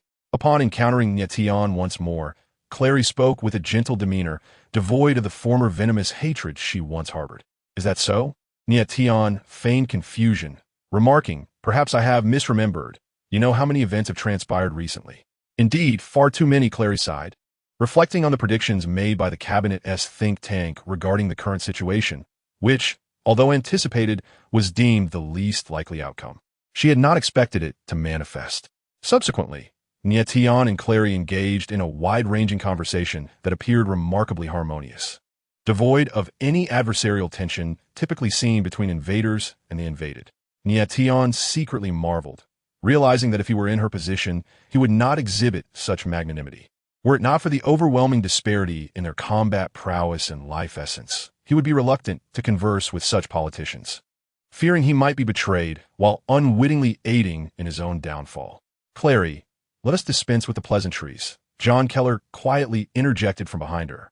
Although he had encountered the formidable Decepticon known as Tripticon, he was not well acquainted with him. This negotiation was destined to be led by Clary, while he primarily served to monitor her on behalf of President Mitchell. Clary cast a sidelong glance at John Keller, disregarding his intrusion. She did not require guidance on her own affairs. Initially, their plan had been to engage directly with the Decepticon known as Devastator, but after considerable effort, they sorrowfully recognized the futility of such an endeavor. It was understandable, as Devastator viewed all life on Earth as mere insects. Why would a group of insects presume to converse with a being of such power? Would they not rather crush them than wait for their incessant buzzing? Thus, they had no choice but to approach Nie Tian. Compared to the evidently formidable Devastator, Nie Tian, with whom they had previously collaborated, was undoubtedly a more suitable candidate. "Madam, if you have something to say, please do so directly. My time is precious." After exchanging a few more trivial remarks, Nie Tian grew impatient. Clary remained unhurried, having no intention of engaging in idle chatter. "Mr. Tripticon, let us get to the point," she asserted, her expression turning serious. "We are aware that you are not the leader of the Decepticons, yet you are a formidable warrior among them." Nie Tian nodded, appreciating the compliment. "And we hope you can convey our terms to Devastator," Clary continued. "If we capture that boy and hand him over to you, will the Decepticons agree to depart our planet peacefully after eliminating the Autobots?" Indeed, in the eyes of Clary and her cabinet colleagues, the defeat of the Autobots was a foregone conclusion. It was merely a matter of time. Sacrificing one for the greater good of humanity was an obvious choice. As for the boy, Sam Witwicky, the narrative of prioritizing the greater good was all that needed to be said. "Oh," Nie Tian cast a sidelong glance at Claire, a smile that was neither entirely genuine nor entirely mocking gracing his lips. It appeared that Claire and her associates were oblivious to the true intentions of the fallen Titan. Had they been aware, they might find their current beliefs rather laughable. The fallen Titan had always been bent on the annihilation of Blue Star. To think that a mere hostage could persuade such a being to relent was a notion steeped in naivety. "Rest assured, madam, I shall convey your message," Nie Tian replied with a slight smile, before deftly shifting the topic. "However, have you located the boy?" Claire hesitated, casting a glance towards John Keller. Understanding her cue, John stepped forward, addressing Nie Tian. "Mr. Tian, as Claire has referred to you, we have dispatched every available resource, not just across the United States, but globally. The moment the boy appears anywhere in the world, we shall be informed immediately. That is reassuring, Minister Keller. I trust you will remember to update me when the time comes." In that brief moment, Nie Tian recalled the identity of the elderly gentleman. When it came to finding someone on Blue Star swiftly, the Decepticons were indeed at a disadvantage compared to the home ground advantage of the United States. "Not a problem, Mr. Tian," John Keller replied, feeling a sense of relief. A demand suggested a basis for negotiation. After a few more clarifications, John retreated behind Claire, allowing her to steer the conversation once more. "Mr. Tian," Claire continued, "should Megatron or the fallen Titan agree to our terms, we could, to some extent, assist you in dealing with the Autobots." Without a hint of hesitation, she betrayed the Autobots, while John Keller appeared somewhat conflicted. He opened his mouth to speak, but ultimately chose silence. Aside from 3 missing Autobots, the remainder were stationed at the Nest base, including Optimus Prime, who had been slain by both you and Megatron. Claire tilted her head back, her demeanor slightly aloof. Was it right for a horde of extraterrestrials to wreak havoc in their homeland? They should have heeded Lawrence's counsel to expel them and restore the peace of yesteryears. "Very well," Nie Tian nodded again, fully aware that such sentiments would never reach the ears of the fallen Titan. Thus his acquiescence was swift and effortless. Humanity has always excelled at adapting to circumstances. Admittedly, this is not an unequivocal flaw, particularly when faced with the specter of extinction. Currently, with Optimus Prime slain and the Autobots on the brink of total defeat, Blue Star was poised for complete conquest by the Decepticons. Should events spiral out of control, potentially igniting a cataclysmic world war that could obliterate Blue Star, the choices ahead merit profound contemplation. There are those who would fight to the bitter end, just as there are those who would switch allegiances in the heat of battle. Nie Tian found no surprise in this. Even Claire's wager on the Decepticons did not astonish him. Moreover, with the situation nearing clarity, delaying a decision would soon prove too late. Regardless of who ultimately survives, the fact remains that life endures and human civilization continues, does it not? Chapter 155, Golemi, the Land of Pharaohs. Accompanied by a surge of spatial fluctuations, several silhouettes abruptly materialized above the desolate expanse of the desert. The brakes and fenders violently spun 360 degrees before crashing into the sand dunes, scattering clouds of dust. It was a rather unpleasant experience. I felt as if my mind had been reduced to a pulp. You are mistaken, brakes. It was not so dreadful after all. I would even dare to try it again. The brakes and fenders lay sprawled on the ground, as if intoxicated, motionless, while others who had summoned the celestial fire to initiate spatial transmission fared no better. Each individual fell from the sky, their mouths filled with sand. Fortunately, the height was not significant, and they sustained no injuries. Bang! Tianhua gingerly touched a large stone beneath him and muttered as he rose, "Ouch, that hurts. I misjudged this planet. It is not solely composed of soil. My heavens, where have we arrived?" Simon cradled his head in his hands, bewildered as he surveyed his surroundings. All he beheld were endless dunes and rocks. Not a single structure was in sight, let alone any signs of life. Not far from Simon, Leo, still dazed, opened his eyes to see Michaela sprawled across his abdomen, exclaiming, "Oh my, what a perfect moment, though you are in quite the inappropriate position. Please move aside." Silence. Michaela hastily covered Leo's mouth and then stood up, calling out loudly, "Sam? Hey, Michaela, I'm over here. This is Simon. Is everyone all right?" "I'm fine," Leo replied, clutching his stomach, trembling as he stood. "But where exactly are we?" Consulting a device he retrieved from his pocket, Simon remarked, "According to the navigation, we seem to be not far from the Reed Sea, within the realm of the Pharaohs. How could we have arrived here so abruptly? At the very least, we should have been mentally prepared. I don't know, which is why I need you all to come quickly, so we can inquire with that fellow named Tianhua." Soon, the group gathered and located Tianhua, who was seated pensively on a large stone. "What you just experienced could have been fatal. You were fortunate, do you understand? We all emerged unscathed, but if we had—" "Be silent," Tianhua interrupted Simon angrily. "I told you, I intend to construct a temporal bridge. Close your eyes." "What are you talking about? You haven't shared anything with us," Sam challenged, clutching the wheel. "Moreover, what is our purpose for coming to the realm of the Pharaohs?" In a moment of urgency, arriving in such a barren land seemed utterly insane to him. "You dare speak to me so disrespectfully, you little rascal." Tianhua rose, leaning on his staff, and pointed at Sam. "Give me a moment to elucidate matters to you." He intended to share with these little ones some hidden secrets of the past. With a glimmer of nostalgia in his eyes, Jetfire recounted, "We have visited this planet before. The elders came here millions of years ago, one of whom was the Fallen." "Wow," Leo exclaimed, his eyes wide with astonishment. "A million years? You truly can live that long." Their mission was to replenish the energy of the Allspark and ensure the continuation of our race. "Is it akin to energy cubes?" Sam suddenly recalled something Bumblebee had mentioned and couldn't help but inquire. "No, it is of a far superior nature. Of course, energy cubes are essential. They are vital for our restoration. Without them, our bodies would rust, oxidize, and decay, just as I am now," Jetfire remarked, patting his chest. With a clatter, a component resembling an airplane wing fell to the ground. "Please, sir, can you refrain from digressing?" Simon cast a glance at the mysterious part that nearly struck him. "Just give us a straightforward account. We lack the time to hear the history of your Cybertronian people." "You are correct," Jetfire nodded, turning to gaze in a certain direction. "In this country, the Fallen constructed a colossal machine to extract energy by destroying stars." "Destroying stars? How does one destroy them? Blow up the sun?" "Indeed, it is the kind of destruction you imagine.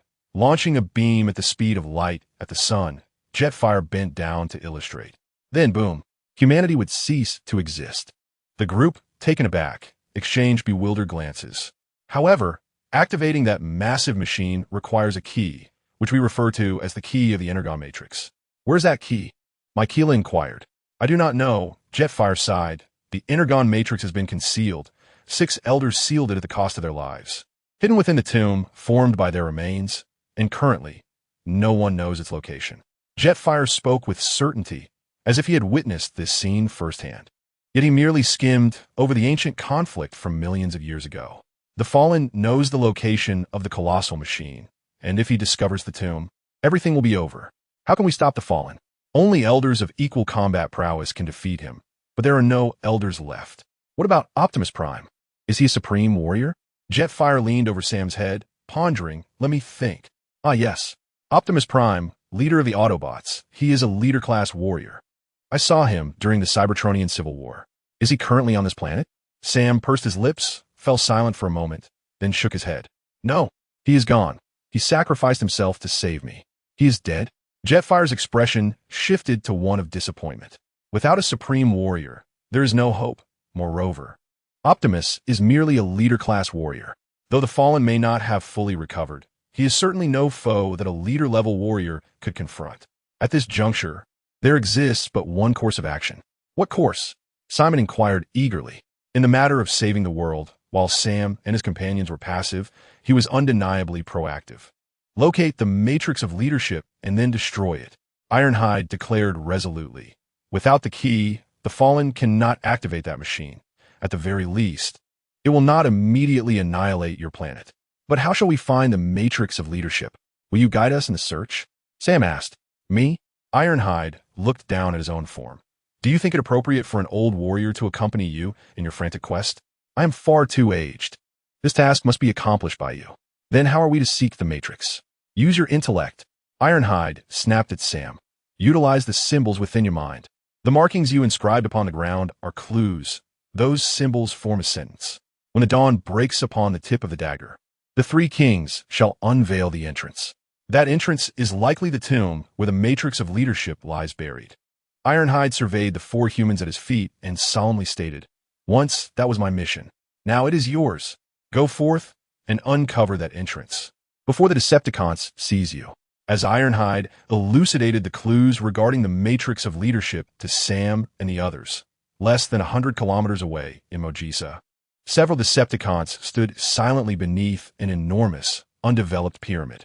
Further afield, dozens of Decepticons of varying heights roamed around the pyramid, gazing at the structure before him.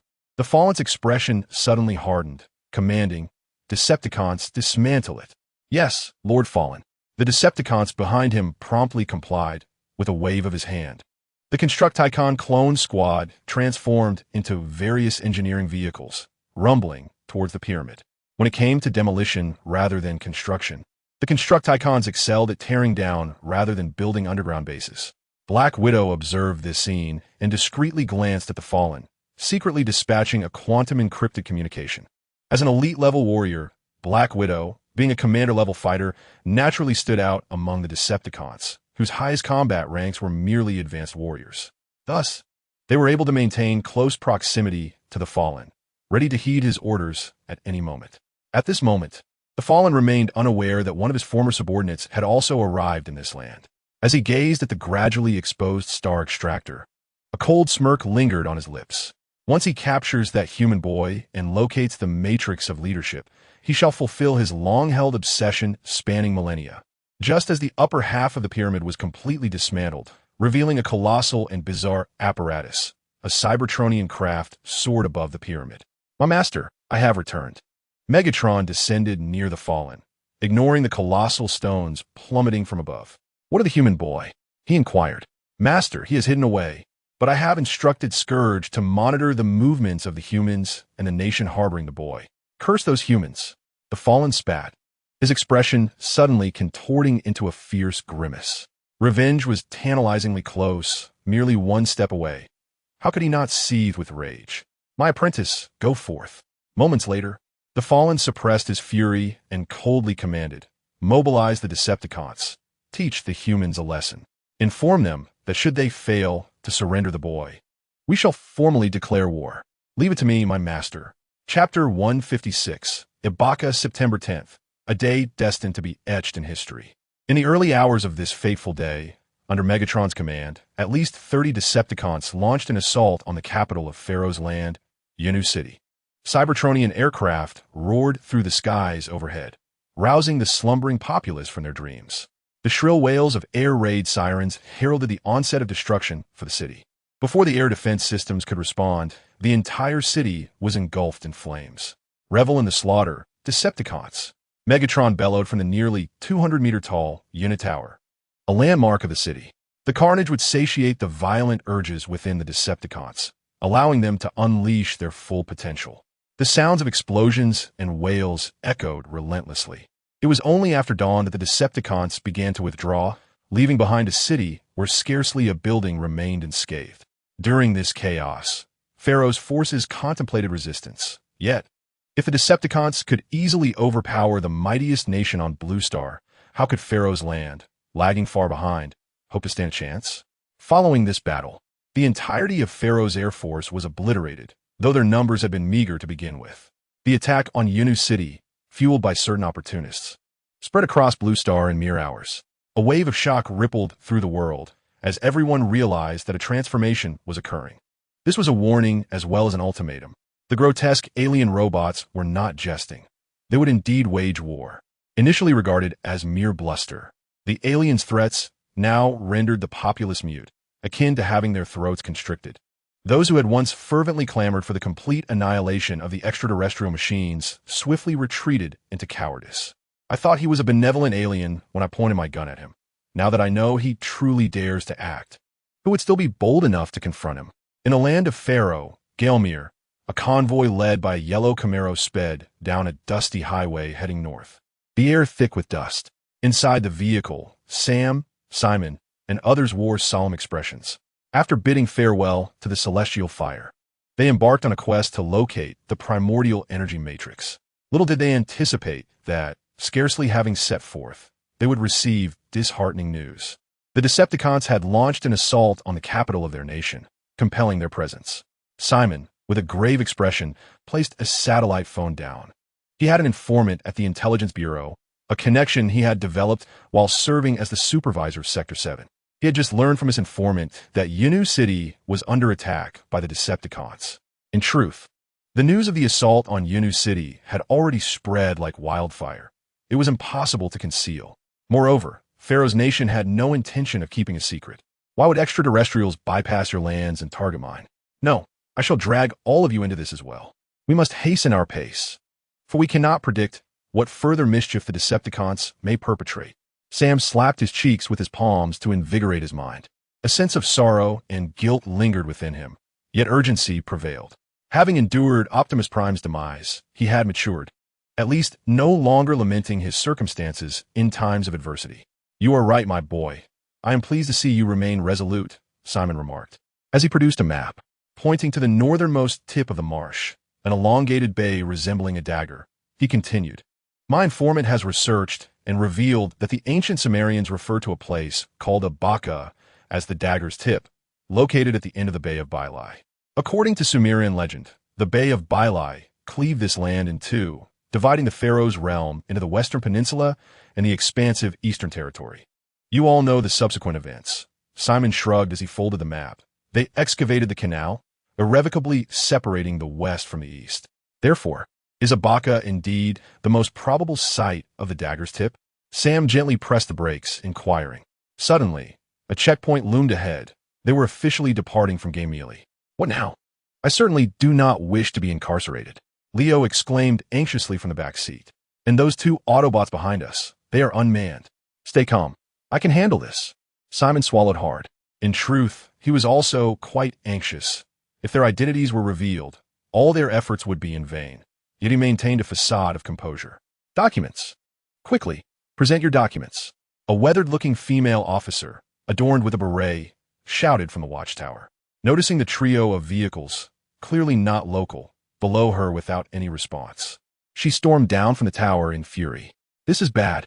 Sam suddenly gasped from the driver's seat, covering his face while pointing upward. Their SA camera. It was astonishing to find such an advanced, real-time surveillance system installed in a rudimentary wooden watchtower. Although Sam attempted to shield his face in time, it was too late.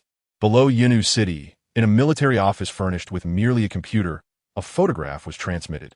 Subsequently, a man clad in military garb scrutinized the surroundings before picking up the phone to dial a series of numbers. Report. We have located the boy they're searching for. All right, relax, everyone, Simon continuously reassured the group. Just act as if we were on an ordinary outing. Do not behave like spies. Trust me, I can handle this. Excuse me? The wheels sprang from Michaela's embrace, addressing the approaching female officer. She is rather short. You could compliment her height, and she would surely let us go. Just like me, petite individuals enjoy such flattery. The female officer approached the yellow Camaro, fixating her gaze on Simon in the passenger seat. Where are you from? Simon misheard the question and responded, We are headed to the tip of the dagger, Ibaka. Do you know it? We're going there. Noticing the officer's continued look of confusion, Simon gestured toward Sam.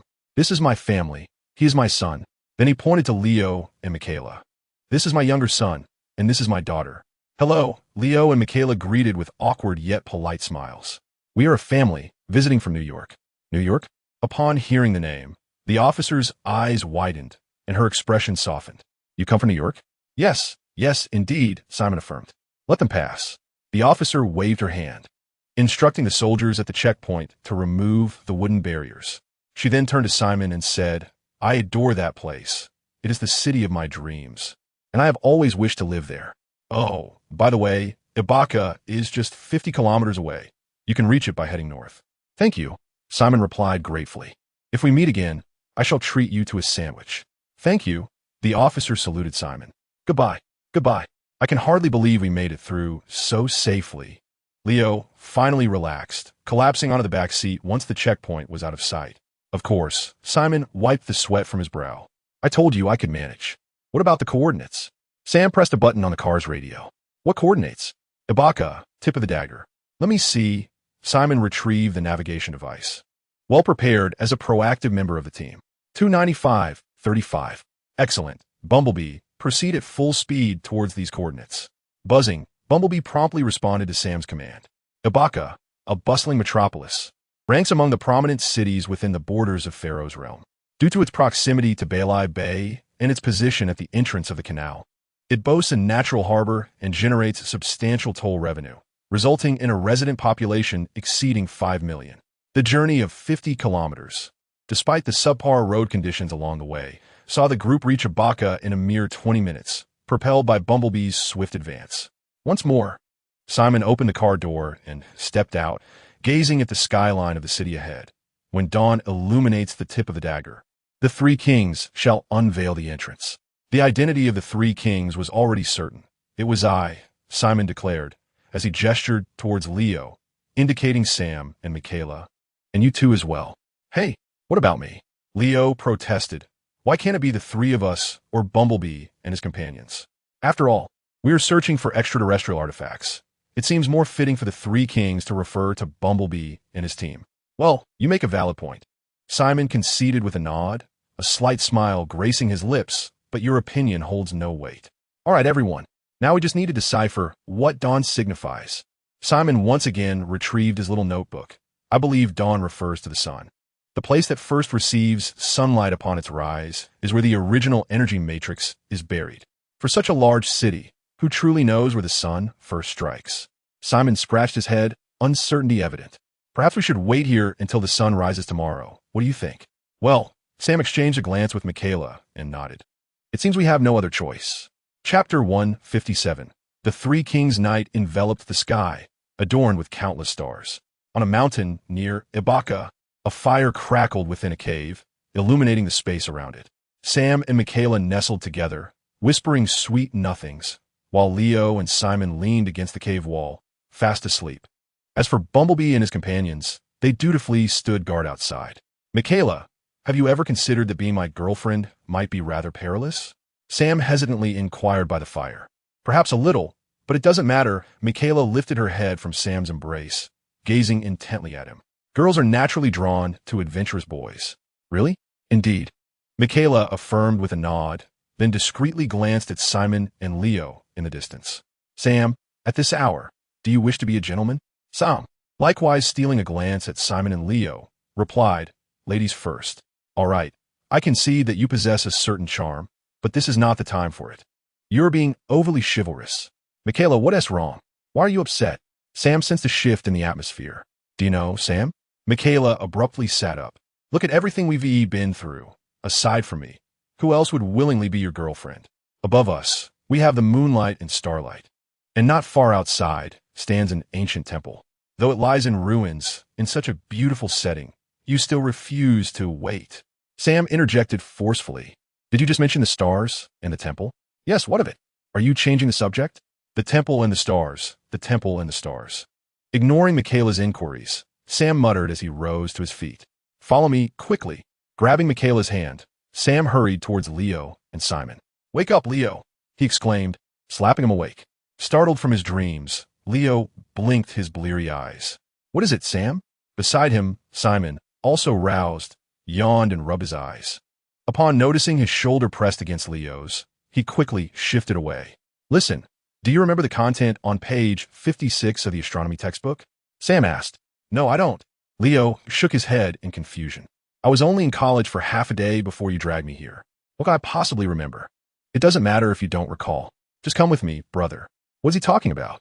Simon, now fully awake, inquired. He wants us to go over there, Leo said, looking at Sam's retreating figure, puzzled. Should we follow? Well, being awakened at this hour is always unpleasant, yet it wouldn't hurt to take a look. Simon and Leo trailed behind Sam and Michaela, and the group made their way to a clearing outside the cave, where even the trio of bumblebees were drawn in. Do you see those 3 twinkling stars? Sam pointed to the night sky and announced to the group, the one at the bottom appears to be right along the horizon. Yes, I see them. They seem to form a line. Indeed, that is Orion, specifically the 3 stars of Orion's belt, also known as the 3 Kings. The 3 Kings? Why? Michaela asked, finally realizing that her boyfriend was not intentionally changing the subject, but rather had made a significant discovery. Because in the land of the pharaohs, there were 3 kings who built 3 temples to correspond with them. Look, those 3 temples are also aligned in a straight line, like arrows presented before us. Following Sam's gesture, the group gazed toward the moonlit desert not far from Abaka, where a grand and imposing temple stood. In terms of height, it was no less than some pyramids. Wait a moment, Leo rubbed his eyes, thinking he was still dreaming. There's only 1 temple here. Where are the other 2?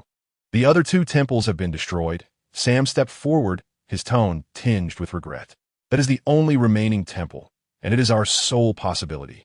We need not eliminate ourselves. What do you mean, kid? Simon suddenly grasped the implication. Exactly. Sam scanned the faces of those present, articulating his hypothesis. I suspect that the 3 kings mentioned in that phrase do not refer to 3 individuals, but rather to locations, similar to the tip of a dagger. Then what are we waiting for? Simon exclaimed, slapping his thigh. The opportunity to save the world is at hand. What are we hesitating for? All right. Prompted by Simon, the group hurriedly gathered their things and immediately began their descent down the mountain. However, immersed in joy, the crowd, including the usually perceptive bumblebee, failed to notice a towering, menacing figure that suddenly descended upon the mountaintop, fixating its gaze upon them. With a roar, Camaro pressed the accelerator of his sports car and on the road. Leo yawned and inquired, Brother, how did you come to know about those things, you know what I mean? Sam candidly replied, Ever since I read that book in astronomy class, its contents have been firmly etched in my mind, impossible to forget. Wow. Leo recalled Sam's erratic behavior that day and felt a surge of envy. Brother, you are truly remarkable. Your memory is exceptional, a true gift for learning. The distance to the temple was not far, and soon they arrived at its base. The temple stood solitary in the desert, its imposing square platform rising 40 meters high, evoking a sense of desolation and profound history. Quite spectacular, isn't it? Simon clapped Leo on the shoulder and turned to say, Let's get started, everyone. The group glanced around before beginning to ascend the steps. Aside from the high platform at the base, the temple featured a sanctuary constructed atop it, surrounded by a colonnade adorned with various reliefs. Due to the passage of time, many stone columns had fractured or even collapsed. After considerable effort, with the assistance of Bumblebee and Brake, they finally reached the lofty steps of the platform. Wow, this might be the largest door I have ever seen. Simon marveled at a tower gate atop the platform. Is anyone inside? Brake cautiously moved his feet, glancing around. Stay concealed. We must blend in with our surroundings. Oh, come on, brother. Fender approached Brake from behind, catching him off guard and swinging his fist. Bang. Ouch. That hurts. I have some bad news, guys. Sam, positioned beside Bumblebee, peered into the sanctuary with the aid of the vehicle's headlights. Noting its barren interior, archaeologists have already come and taken everything that could be removed. At least this temple hasn't been dismantled, Simon remarked, standing beside Sam and examining the weathered walls of the sanctuary. Everyone, it's the final moment. Split up and search. Let's move. With that, he retrieved a flashlight from his backpack and led the charge into the sanctuary. Let us begin. Following closely behind, the others surged into the sanctuary, meticulously searching for anything of value. Hours later, Sam sat dazed outside the sanctuary, his eyes blankly fixed on the pale horizon of dawn. The others were in a similarly dismal state, a sense of helplessness permeating each heart. After several hours of searching, they found themselves utterly empty-handed. Apart from a cracked wall within the temple, there was no sign of anything amiss, let alone an entrance to any tomb. Life is inevitably fraught with pain and despair. My dear child, Simon stepped out of the temple, unusually offering solace to Sam. Sometimes, despite your extensive efforts, fate plays its tricks. Wait a moment, interjected Leo, who had also emerged. That Decepticon named Inferno has become quite muddled. He might not even remember which planet he is on. Perhaps he misspoke? Maybe. But why do you humans always indulge in such nonsensical chatter? Brakes interrupted Simon. I mean, if we had the time to seek the Energon Matrix, it would be far more prudent to beautify my car's paint and devise a plan to defeat the fallen prime. That way, all our problems would be resolved. Wouldn't they? You? Fender immediately countered. My brother, I suggest you aspire to a more feasible goal. This is a wish that can never be fulfilled. What? You call that a wish? Is it not? On what grounds? Observing the Brakes brothers bickering once more, Sam suddenly stood up. Enough. This was the first time Sam had expressed his anger in quite a while, yet the effect was remarkably profound. The atmosphere fell silent in an instant, with every gaze shifting towards Sam and the clashing forms of Brakes and Fender quietly separating. Taking a deep breath, Sam analyzed. The three kings and the tip of the dagger signify a location, while dawn alludes to the sun. Is it possible that when dawn shines upon the tip of the dagger, this statement represents a specific time? Only during that moment would the tomb concealing the key emerge. A brilliant insight. Simon leaped to his feet, exhilarated, just like the flock of turkeys that inevitably appears on the fourth Thursday of November.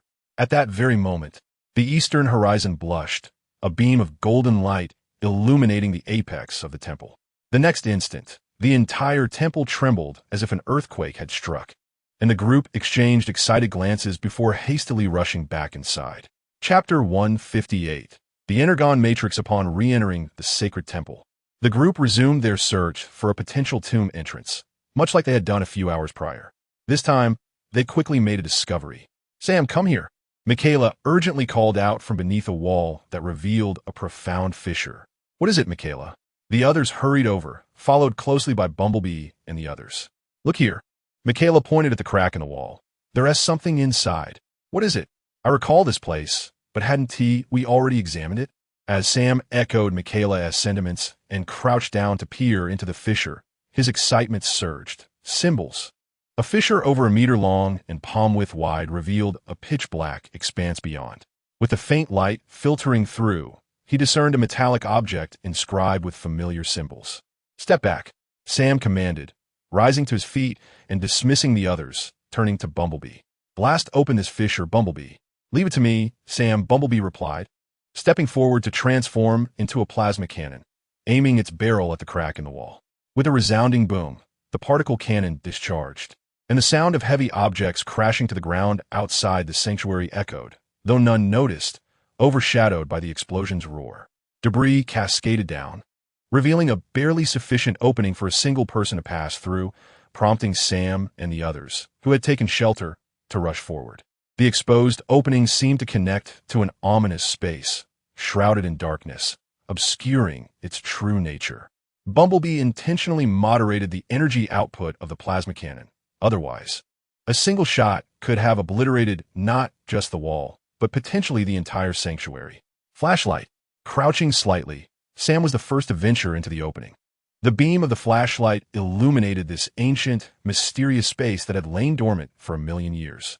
After only a few steps, Sam found himself in a vast chamber. Towering, menacing machines stood silently in the dim space, encircling a circular metallic altar at its center. Upon the altar lay an object that glimmered with a silvery light when caught in the flashlight's beam. Look, this must be the tomb that the Decepticon called Skyfire spoke of. And these, they must be the ancients. Following closely behind Sam, the other three entered this enigmatic space. "Hello, is anyone there?" Simon shouted, his voice echoing through the chamber. "What is that?" Michaela pointed to the metallic altar at the very center of the room. "Let's go take a look." The group approached the altar, the flashlight illuminating the object atop it with clarity. To their astonishment, it was a twisted metallic device, shaped like a triangular prism with pointed ends, pulsating with a blue glow. "The Energon Matrix," Sammy exclaimed.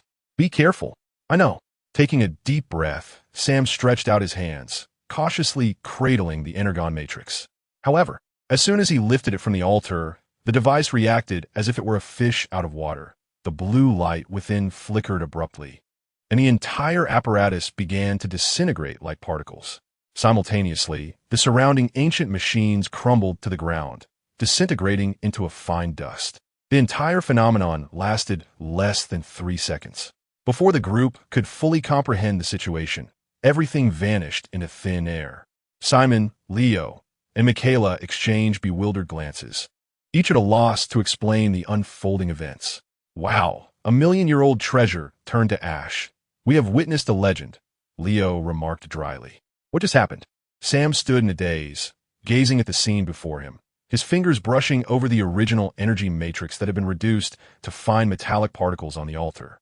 "I suppose this counts as destruction," Michaela said uncertainly. "At least it saved us some effort." "Perhaps," Simon remarked, surveying the changes around him, a sense of melancholy enveloping him. "Is this truly how it ends? The grand feat of saving the world, just like this? No flowers, no applause, and certainly no cheers from the crowd?" He felt that this moment should not have unfolded as such. At the very least, they ought to be in the limelight, recognized by the world as great heroes. "What else would you desire?" Of course, just as Simon was about to utter more, Leo suddenly shifted his expression, straining to listen. "Did you hear that?" "What?" The other three looked on in confusion. A thunderous explosion erupted, resonating as if it were right beside them. "Quick, we must get out of here." Without a moment to contemplate whether the original energy matrix had indeed been destroyed, they hurriedly navigated through the wall and raced toward the temple's tower door. Upon emerging, they were met with the sight of Bumblebee being trampled beneath the foot of a towering Decepticon, while several other Decepticons loomed ominously on the high platform. Brake and Fender lay sprawled on the ground, weapons trained on their heads by 2 Decepticons. Following the line of Bumblebee's form upwards, Sam's pupils dilated in shock as he exclaimed, "Tianchi!" Indeed, the newcomer was Nie Tian. After his meeting with Clary, Nie Tian had returned to the Pharaoh's realm. No sooner had he arrived than he received news of the Decepticons attacking the capital city of Yunu. Shortly thereafter, he was informed by Clary about Sam's whereabouts. Thus, he tracked Sam and the others, who had just departed from the Pharaoh's domain of Galemi, to this very location. "Tianchi, what brings you here?" Bumblebee struggled fiercely under Nie Tian's foot, yet could not budge him in the slightest. Nie Tian paid no heed to the commotion beneath him, instead surveying the temple they occupied. It was laughable. Back in Neon, he had managed to capture all 4 of Bumblebee and his companions single-handedly. Now, facing just Bumblebee, an elite warrior, he regarded him with utter disdain. As for Brake and Fender, they were elegantly overlooked by Nie Tian. 2 advanced warriors? A mere glance at them would be a concession. Nie Tian, who once reveled for days in his promotion to advanced warrior status, had now mastered the everlasting skill of forgetting his roots. Simon squeezed past Leo, stealthily moving to Sam's side, his mouth moving in a whisper so faint it was barely audible. "Kid, whatever you do, do not reveal to this Decepticon that we have discovered the burial site of the original energy matrix." However, before he could finish, Simon heard the words he dreaded. "Tianchi, you are here for that key, aren't you?" To activate the original energy matrix of the colossal machine constructed by the Fallen. The situation was dire, and Sam could no longer afford to dwell on trivial matters. He had already caused the demise of Optimus Prime and could not bear to lose Bumblebee as well. The matrix of leadership, Nie Tian, was momentarily taken aback before comprehension dawned upon him. In its simplest form, the leadership module could indeed be referred to as the matrix of leadership. Nodding affirmatively, Nie Tian inquired, "Young man, do you possess the matrix of leadership?" "Yes," Sam replied. A flicker of panic flashing in his eyes. "I have it right here. I just found it." "Excellent." Nie Tian observed some slight discomfort, attributing it to fear of him. After all, their interactions had been fraught with tension, and he had recently captured Sam, which was enough to instill fear. Furthermore, he felt a twinge of admiration. It was no surprise that the human protagonist from the original series had located the leadership module in less than 2 days. This efficiency far surpassed any prior attacks he had witnessed. "Hand over the Matrix, and I assure you that Bumblebee will be released," Nie Tian stated, casting a glance at the unconscious Break and Mudflap, who lay incapacitated by slaughter and famine. If his hostages were Bumblebee, Break, and Mudflap, then the Matrix was Sam's sole bargaining chip. This was why he had refrained from resorting to violence immediately. Should the other party choose to destroy the leadership module out of spite, he would have labored in vain. Although the leadership module should not be so fragile. One can never be too cautious. "Tell me, does this deal not seem advantageous?" Nie Tian concluded, retracting his photon cannon, keen to exhibit a semblance of sincerity as the transaction was about to commence. Upon hearing Nie Tian's words, Sam promptly turned and retreated into the temple without uttering a word of farewell. The remaining trio, Simon and the others, exchanged anxious glances, nervously swallowing. As they watched Sam's departing figure, Nie Tian felt an unsettling intuition, though he could not pinpoint the source of his discomfort. With an explosive burst of speed, Sam hurriedly navigated through the wall.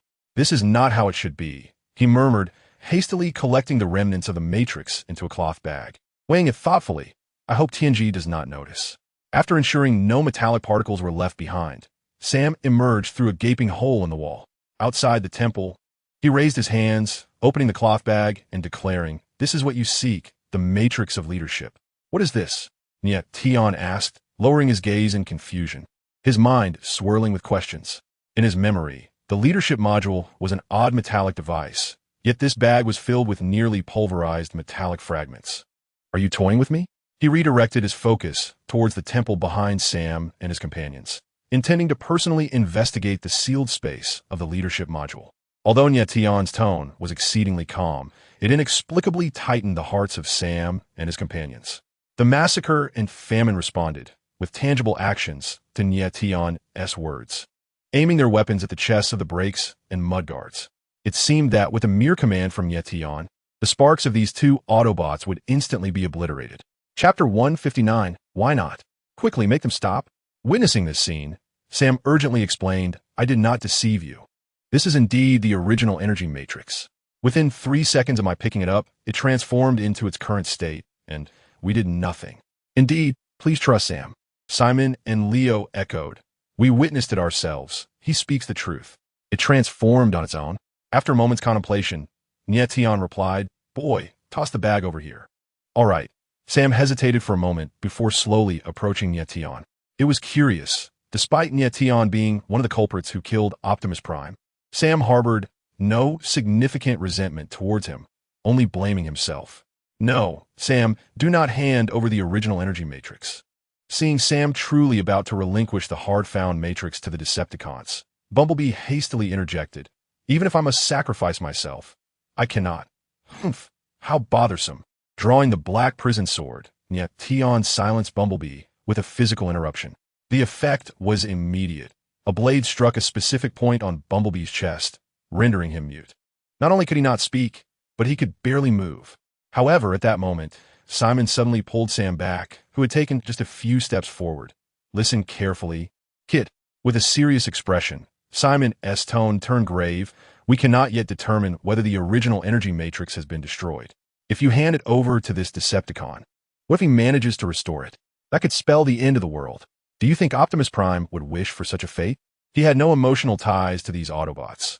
Clearly, the fate of humanity was of greater significance. Observing some is hesitation, Nie Tian surmised. It seems the leverage is still insufficient. Bring the mournful song over. Yes, my lord. Buzzing, just as Sam was engulfed in inner turmoil. A Cybertronian aircraft suddenly descended from the sky, startling him greatly. Following that, two familiar figures were ejected during the transformation. In an instant, Sam's eyes widened. Sam, you're alive.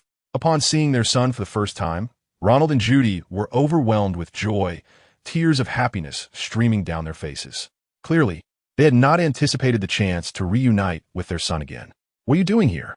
Sam exclaimed in disbelief, having refrained from contacting his parents out of fear of revealing his whereabouts. He had assumed that they, like him, had been hiding or under protection. The boy, with 2 additional chips in hand, smiled faintly, resembling a patient hunter. Now, how will you choose? He inquired. Heavenly Devourer, it is yours.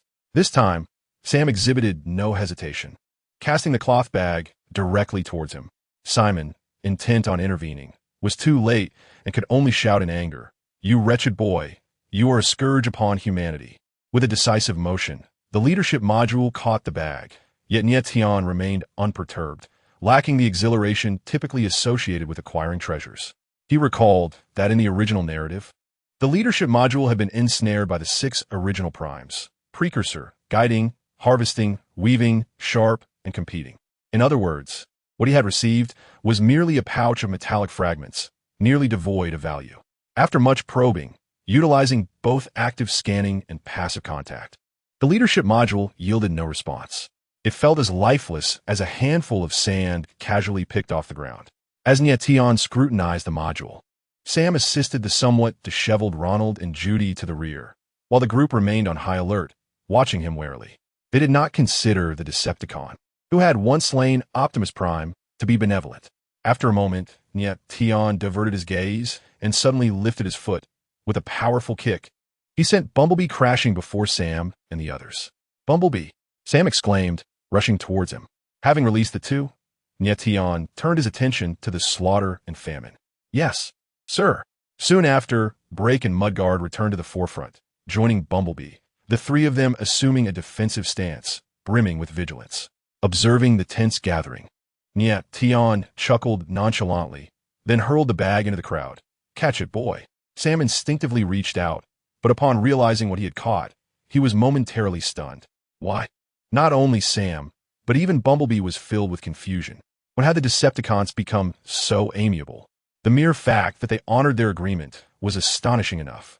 Returning stolen goods was unprecedented. Boy, let me share a secret with you. Ignoring the group's bewilderment, Nie Tian wore a mysterious smile. You must carefully safeguard this item. It has the power to resurrect the fallen Cybertronians. Do you understand?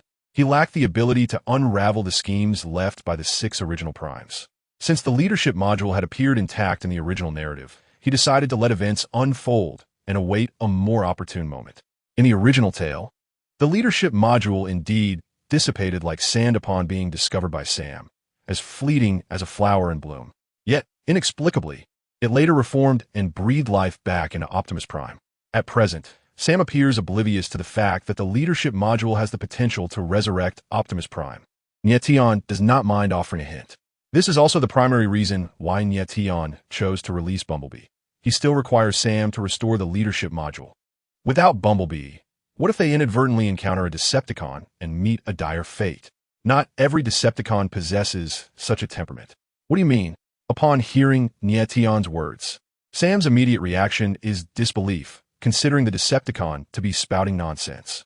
Naturally, Nie Tian notices the skepticism in Sam's gaze and, with a dismissive remark of believe it or not, strides towards the temple's sanctuary. The crowd hastily parts to make way. Following closely, the 5 members of the Decepticon faction position themselves outside the sanctuary's tower entrance, aligning themselves with menacing stares directed at them. What should we do now? We should leave quickly, lest that Decepticon changes its mind. Agreed, let's make our exit. Unbeknownst to Nie Tian, who is meandering within the sanctuary, Sam and the others are formulating their plans. After a short while, Nie Tian discovers a large hole in the wall. Lowering his gaze, he clenches his fists. Boom! Thud! On the other side, hearing the thunderous noise behind them, The group who had already vacated the temple instantly realizes that the Decepticon has uncovered the tomb where the Allspark is buried. Get in the car. We need to leave immediately, Simon calls out to the group. Leo and Michaela promptly open the car doors, while Sam appears somewhat distracted, clutching the cloth bag tightly. Lost in thought. As Sam's girlfriend, Michaela quickly perceives something amiss with Sam. After a moment of contemplation, she comprehends. Sam, you want exactly. A glimmer of determination flashes in Sam's eyes as he abruptly extends his hand toward Simon. Hand me the phone. What? Simon, slow on the uptake, responds incredulously. You intend to resurrect Optimus Prime with the black sand in that bag? Well, you actually believe what that Decepticon said? To further illustrate his point, Simon continues. Even if what he claims is true, that the Allspark can indeed revive Optimus Prime, why would he kindly divulge such information to you? There must be some sort of trap involved, kid. Do not fall for it. Despite Simon's earnest pleas, Sam remains steadfast. As long as there is a glimmer of hope to revive Optimus Prime, he refuses to relent. Ultimately, the majority prevails, and Simon, unable to withstand the resolve of Leo, Michaela, and the decisive influence of Bumblebee, hands the satellite phone over to Sam. Wait. Just as Sam inputs a series of numbers, poised to press the call button, Simon intervenes. We cannot use that phone. You are a globally wanted criminal. They will recognize your voice and track us using satellite positioning, just as that Decepticon found us earlier. Once that call is made, the intelligence agency will descend upon us, and by then, forget reviving Optimus Prime. We will be incarcerated instantly. You are right. So what should we do? Sam set down the satellite phone and inquired, what if you were to make the call? Simon, taken aback for a moment, then turned his gaze towards the three individuals in the vehicle who were watching him expectantly. That's a splendid idea, he declared. Let's find a public telephone. It is settled. At the Garcia base, the situation was dire, yet we found ourselves idly wandering here. On the airport runway, Robert stood beside William, casting a glance at a few individuals casually enjoying the breeze from their vehicles. Although their movements had been restricted, they remained unaffected within the base. They were merely unable to leave the premises. Robert, I'm aware of what you said, but William began, only to be interrupted by a messenger who hurried over. Upon reaching William, the messenger reported, General William, there's a call for you. For me? William replied, slightly surprised, yet he dismissed any further contemplation. He had already been under surveillance, and for a call to come through indicated that it must be of significant importance. Soldier, lead the way. Chapter 160. The truck within the city of Abaca, beside a public telephone, Sam and his companions, their heads shrouded in black cloth, encircled Simon, who was gripping the phone. Hey, William, Simon said in a constricted voice, confirming the identity of the person on the other end of the line. It's me, who are you? A slightly magnetic male voice responded from the other end. Thank heaven, Simon exhaled, then enigmatically continued. Listen closely, William. I was once at the mercy of your firearm. Its cold barrel pressed against my temple, inside an arms depot. And that boy, the particularly spirited one, is right beside me. We require that truck. You comprehend my meaning. There is a chance we can revive it, but we need you to transport here first. The clue to our location is on the back of a $1 bill, featuring the pharaoh and the pyramids. Airdrop that truck here. We will be awaiting your arrival. Oh, and do hurry. They have already discovered our presence. At the Garcia base, William promptly relayed the location hint he had just received to the nearby soldier. Find it. Yes, sir. Shortly thereafter, a soldier approached with a report. General William. The coordinates are 29, 5 degrees north, 34, 88 degrees east. That is Pharaoh's land, Robert reminded William, the crucial point of the Reed Sea, at the end of Bela. Listen, I have an idea, William whispered to Robert, glancing around to ensure no one was watching. I plan to secretly transport Optimus Prime to this location. Crossing half the world? Robert questioned, bewildered. Why? Have you lost your mind? No, I have not. William shook his head. Robert, you do not realize who just called me. Who is it? William lowered his voice further. The former head of Sector 7, Simon. He is with that boy. Is it him? Robert's expression was one of astonishment. Even if we truly manage to transport Optimus Prime there, can that boy truly revive him? I do not know, he replied, but we must place our faith in him. Let's not forget, Optimus sacrificed himself to save him. Very well, William, Robert conceded, ceasing his doubts. As long as you can resolve our current predicament, I shall defer to you, even as the deputy commander of the Nest forces. Rest assured, I am confident, William replied earnestly, gazing at his steadfast comrade who had fought alongside him countless times. As you mentioned this afternoon, our situation is dire. We must take action.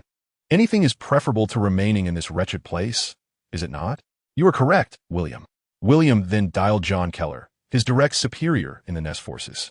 Through his reasonable and heartfelt persuasion, John ultimately consented to this audacious undertaking. Should they succeed, they would protect their homeland alongside the Autobots. Should they fail, there would be no need to consider the consequences of defeat. Naturally, William refrained from disclosing any information about Sam to John Keller. Following the disbandment of the Nest forces, he had gained a certain level of insight. Mr. Advisor, it is a pleasure to see you again. Upon encountering Galloway for the third time, William, despite feeling displeased, initiated the greeting. Although the minister had acquiesced to his request, it was under the condition that President Mitchell's advisor, Galloway, would accompany them.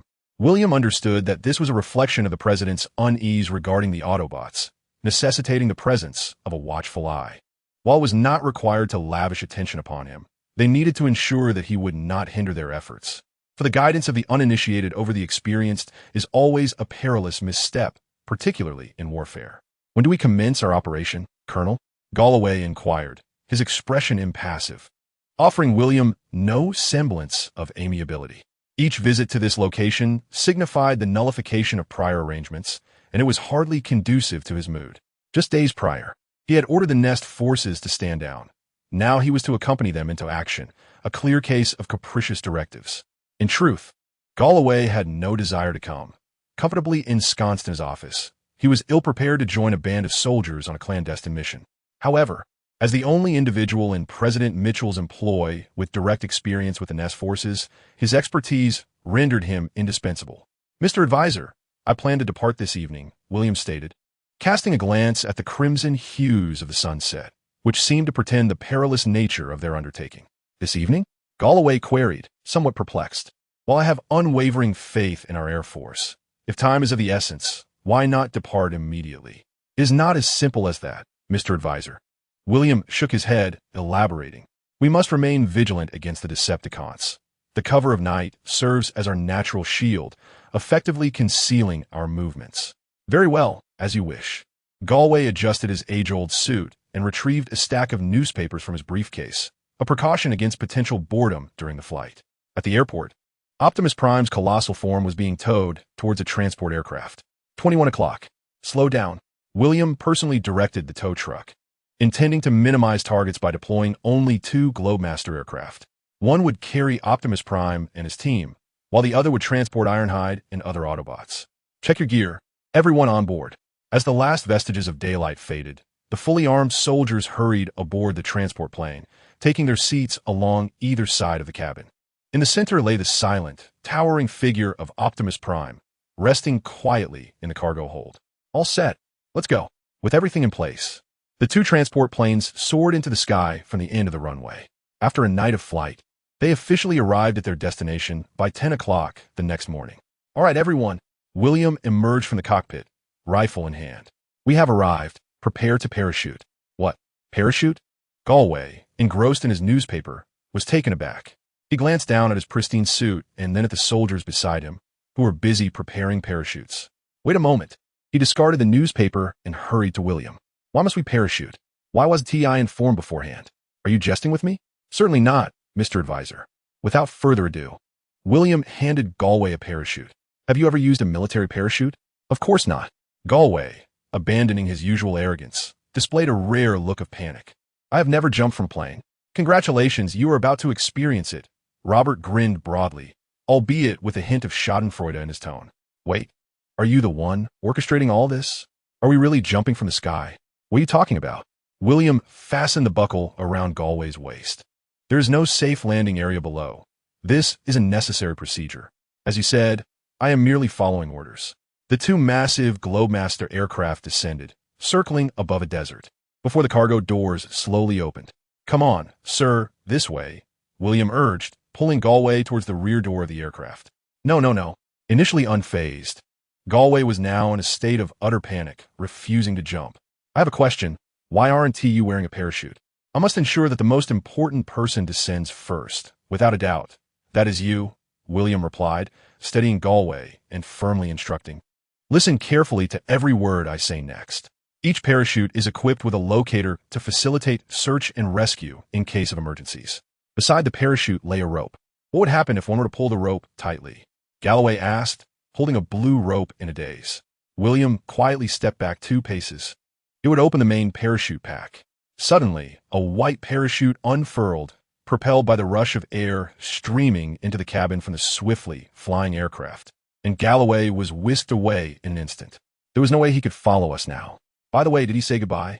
Robert inquired as he approached. No, he didn't have time to. Wow, that's quite rude of him, William remarked, his gaze fixed on the descending white parachute until it became a mere speck, invisible to the naked eye. All right, everyone, we have someone scouting the path for us. It is safe below. Let us lower the Optimus Prime. 30 kilometers from Ka. Dozens of white parachutes descended from the sky, including several massive metallic figures. The commotion naturally attracted the attention of a military satellite just overhead in Pharaoh's domain. Shortly thereafter, a convoy that had just departed from Ka was also captured by the satellite's lens. Lord Megatron, the boy's position has been pinpointed. Chapter 161, Aerial Insertion. Mojisa, descending with the Decepticons in search of the Energon Matrix, received a message from Soundwave. Master, the boy has been located. He is under the protection of the Autobots. Excellent. The brooding Megatron suddenly opened his eyes, a flicker of excitement igniting within them. My apprentice, gather all Decepticons and capture that boy for me. After speaking, Megatron slightly turned his head. Thundercracker, Black Widow, you are to accompany them as well. Thunder and Black Widow exchanged glances before nodding in unison. Yes, Lord Megatron. Since their fruitless expedition to the temple, Thunder had arrived here. The alternate dimension sealing the leadership module could endure for 1,000,000 years without collapsing, relying solely on the bodies of the 6 original primes. In essence, sacrificing their forms extended the lifespan of the sealing space. The moment the leadership module on the altar was moved, their mission was fulfilled. Therefore, when Thunder investigated, he found nothing of value. As he watched the departing Decepticons, Megatron's gaze returned to the Stellar Extraction Tower, murmuring, soon, very soon.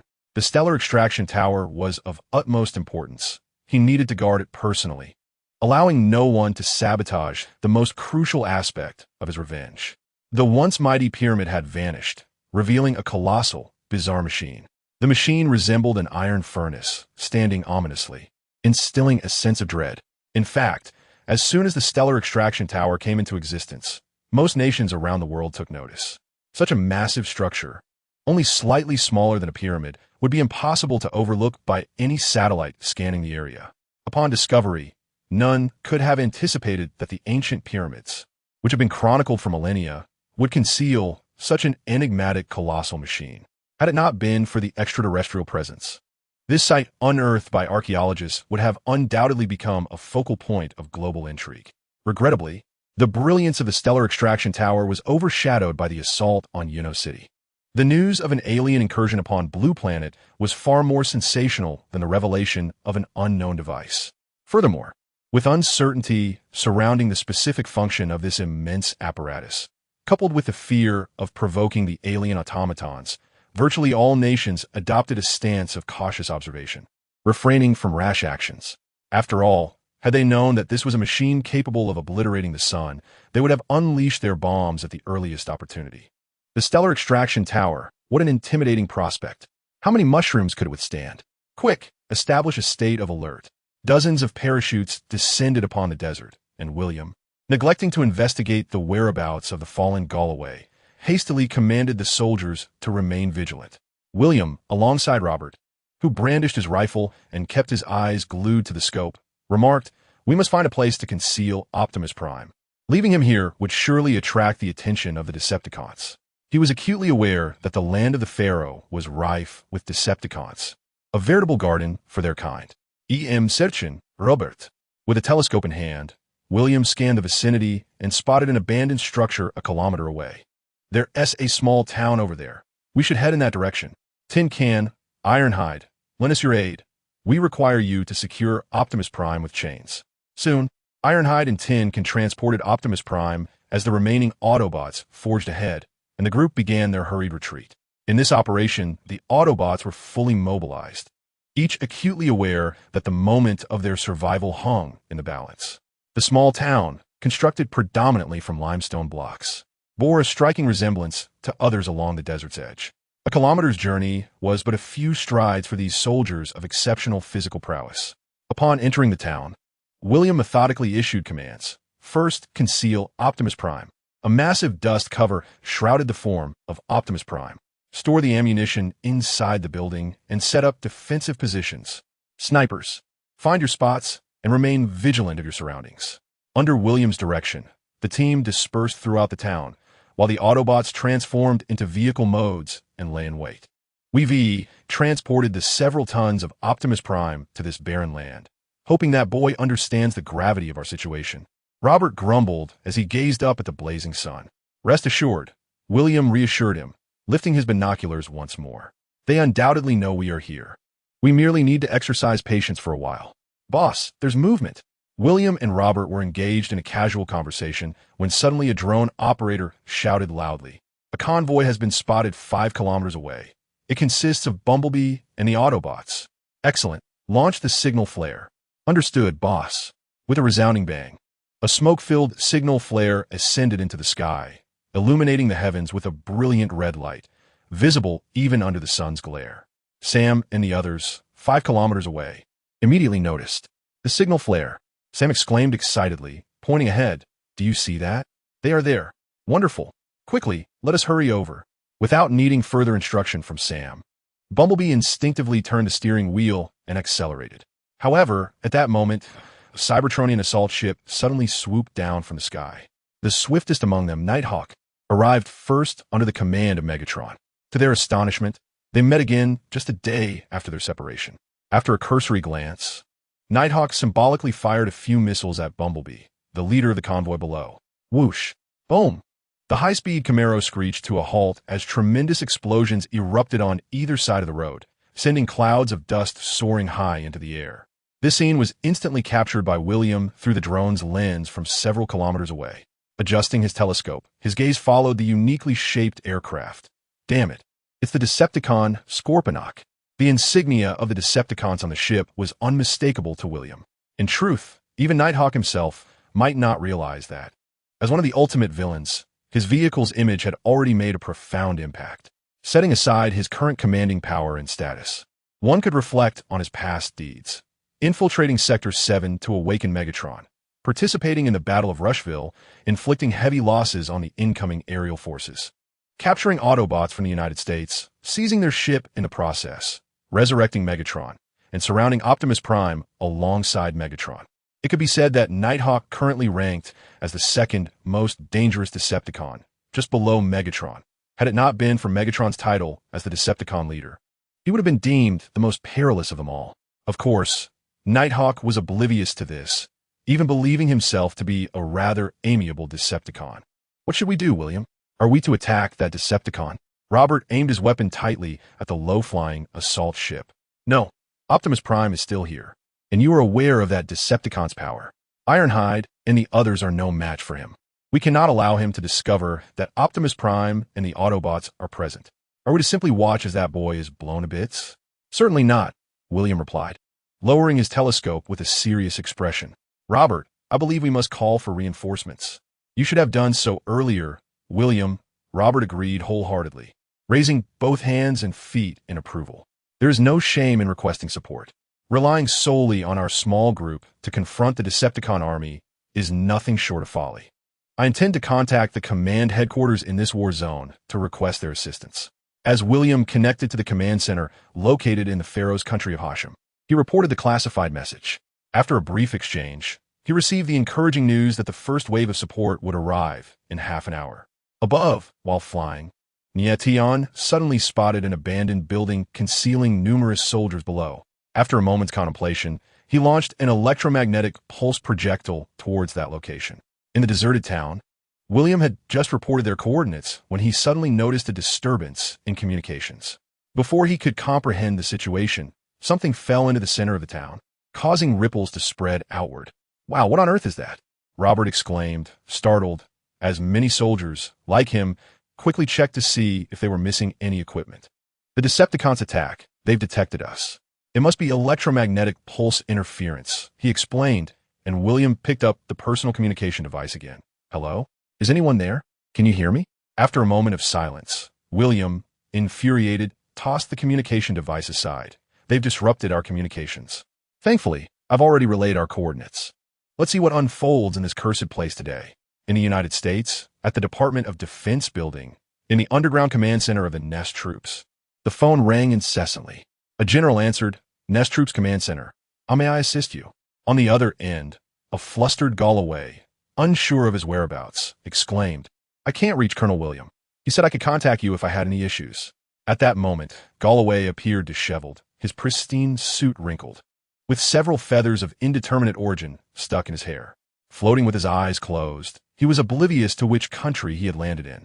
After walking several kilometers, he finally encountered a group of locals seemingly transporting goods. Chapter 162.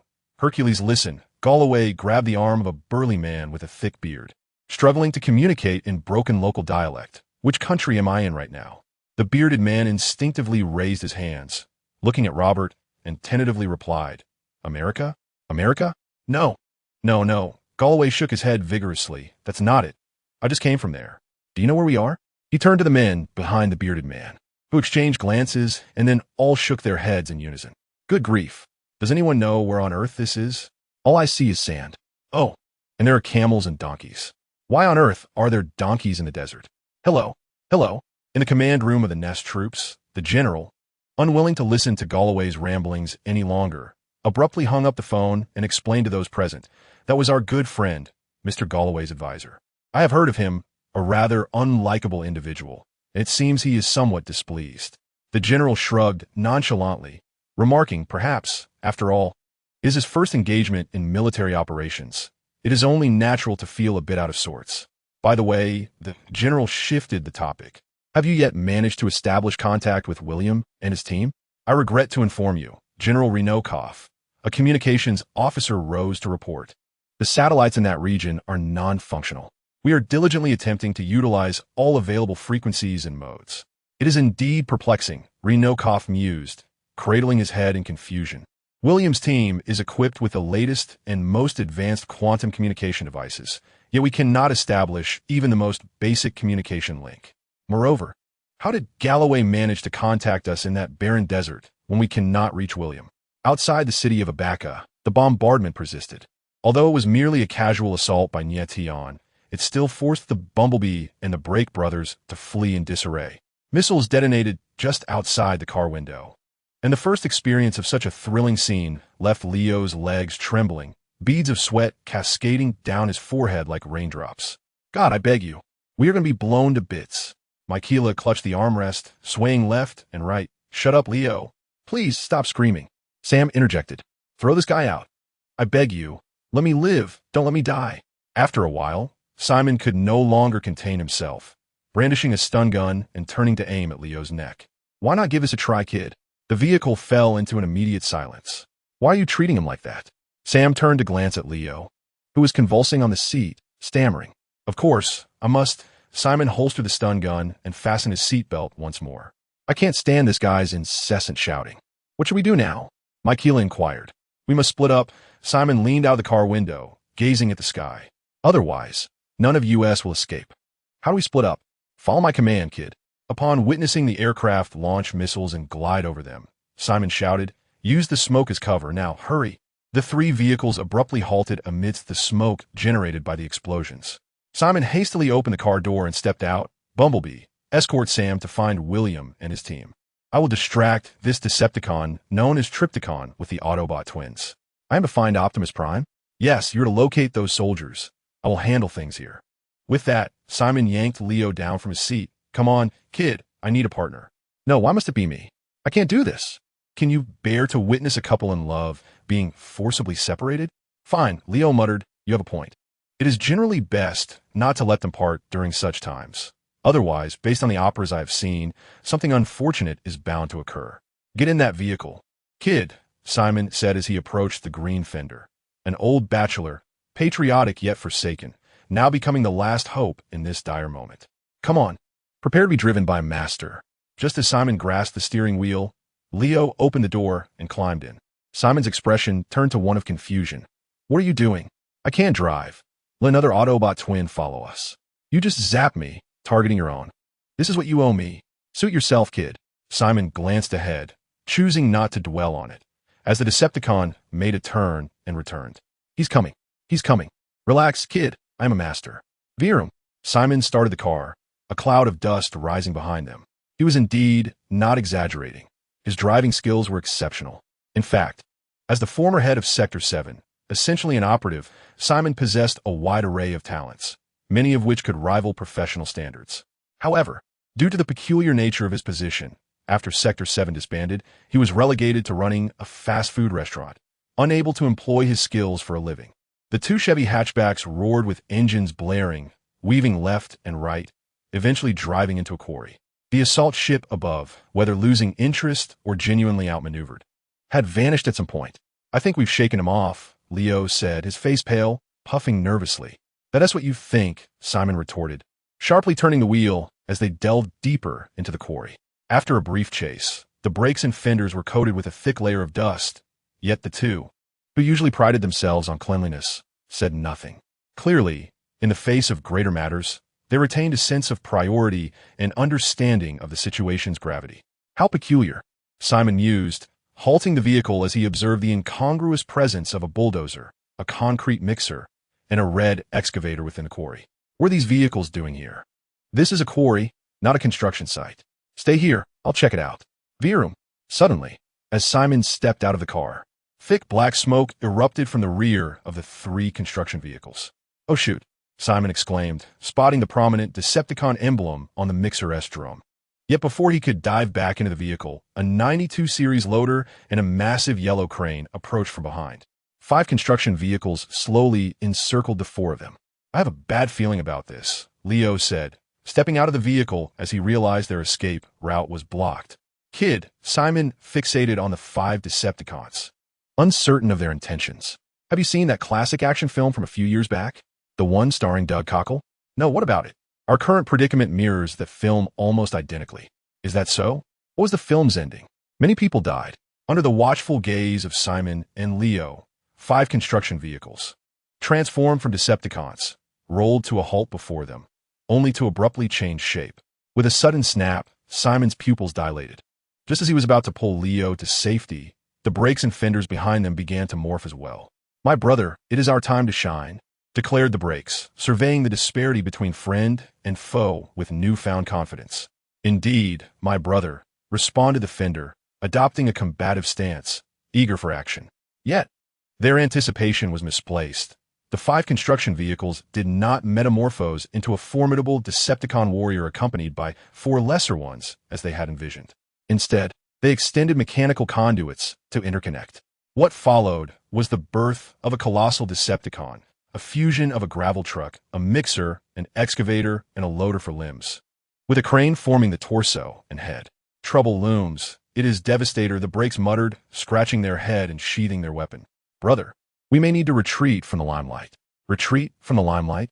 The fender glanced at its own stature and then at the towering Devastator, which loomed over 30 meters high, nodding in agreement. You speak wisely, my brother.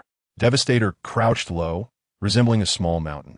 5 distinct consciousnesses flooded his mind, compelling him to forego the use of a complex weapon system capable of unleashing light-speed energy at 10,000 degrees Celsius, opting instead for the crushing mechanism at his neck. He was driven by the singular consensus of all Constructicons to obliterate anything that did not belong to the Decepticons. Devastator possessed formidable strength and a robust physique, yet his sluggishness and clumsiness were fatal flaws, particularly when compounded by the incessant mental struggles that hindered the manifestation of his elite warrior potential. Indeed, the cloned Constructicon squad, now amalgamated into Devastator, only wielded the power of an elite combatant. With a head larger than the combined size of the brakes and fender, Devastator opened his immense maw and unleashed an unparalleled, terrifying suction akin to that of a vacuum cleaner. In an instant, the entire quarry was engulfed in chaos. Meanwhile, Bumblebee was swiftly transporting Sam and Michaela towards William and the others. Just 600 meters from their destination, dozens of fighter jets suddenly soared overhead, while an array of vehicles, numbering over a dozen, approached from the ground. Megatron, leading the Decepticon forces, had finally arrived. Chapter 163. The Decepticons strike Lord Megatron. Nie Tian reported as he descended to Megatron's side. I bear unfortunate news. Speak, commanded Megatron, his presence emanating an aura of dominance as he stood atop a pyramid. The human nest forces and Autobots are coming. They have brought Optimus Prime with them. Having gathered this intelligence, Nie Tian confirmed that the local town harbored the stronghold of the American nest forces and the Autobots. Optimus Prime, Megatron's expression shifted from confusion to a fierce glare. The matrix of leadership.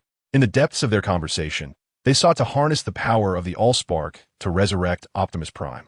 That boy must have located the Allspark.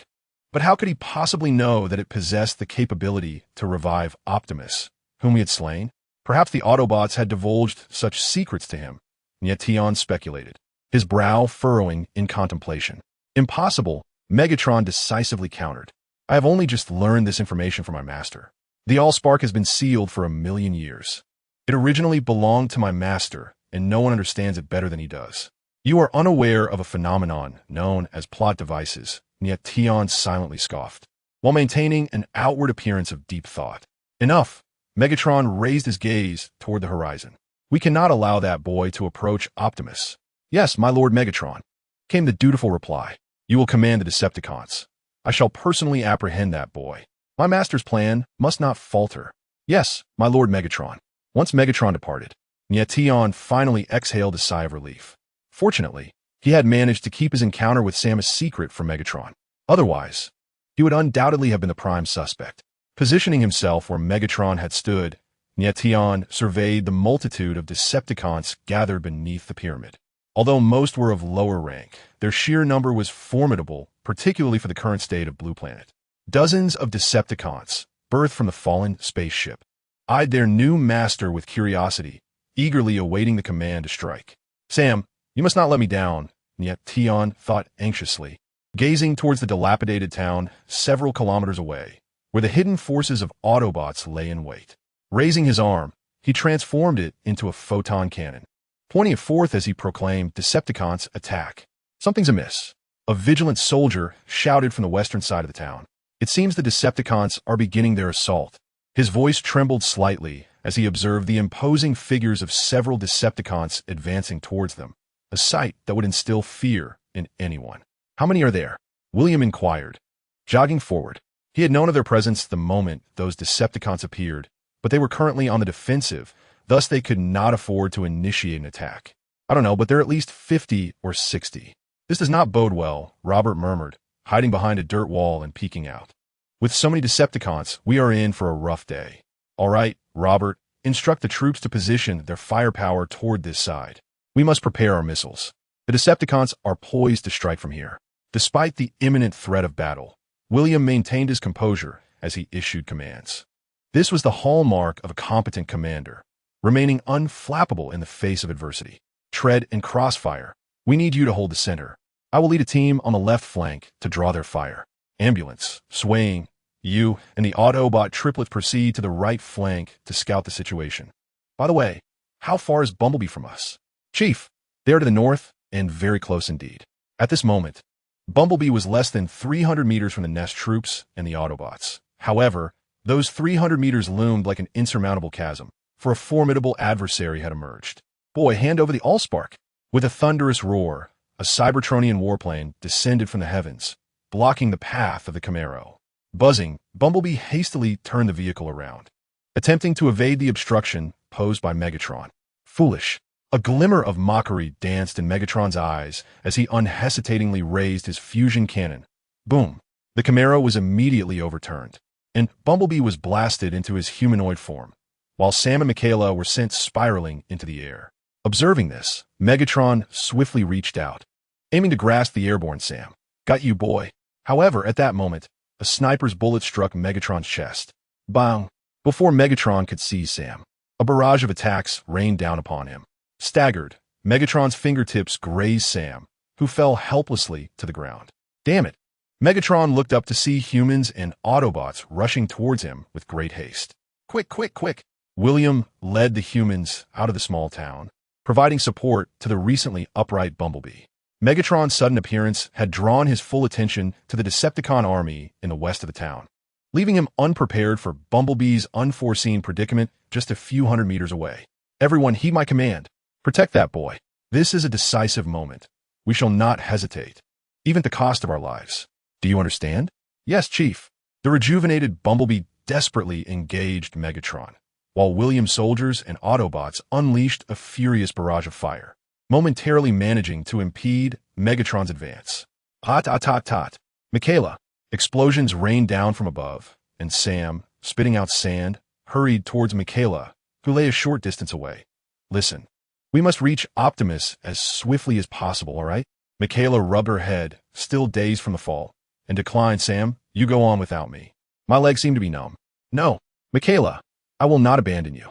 Sam shook his head vigorously, pulling Michaela up with determination. As a result, Michaela stumbled, her entire weight crashing onto Sam. Thud! The two fell onto the sand, their faces mere centimeters apart. This was undoubtedly a beautiful accident, yet amid the current circumstances, it felt rather inappropriate. I will not give up on you, my girl. With a swift motion, Sam lifted Michaela once more. Fully prepared, Sam set off at a breakneck pace with Michaela. Behind them was Bumblebee, who had been struck down by Megatron, yet rose time and again to charge back into the fray, undeterred even as his parts lay scattered.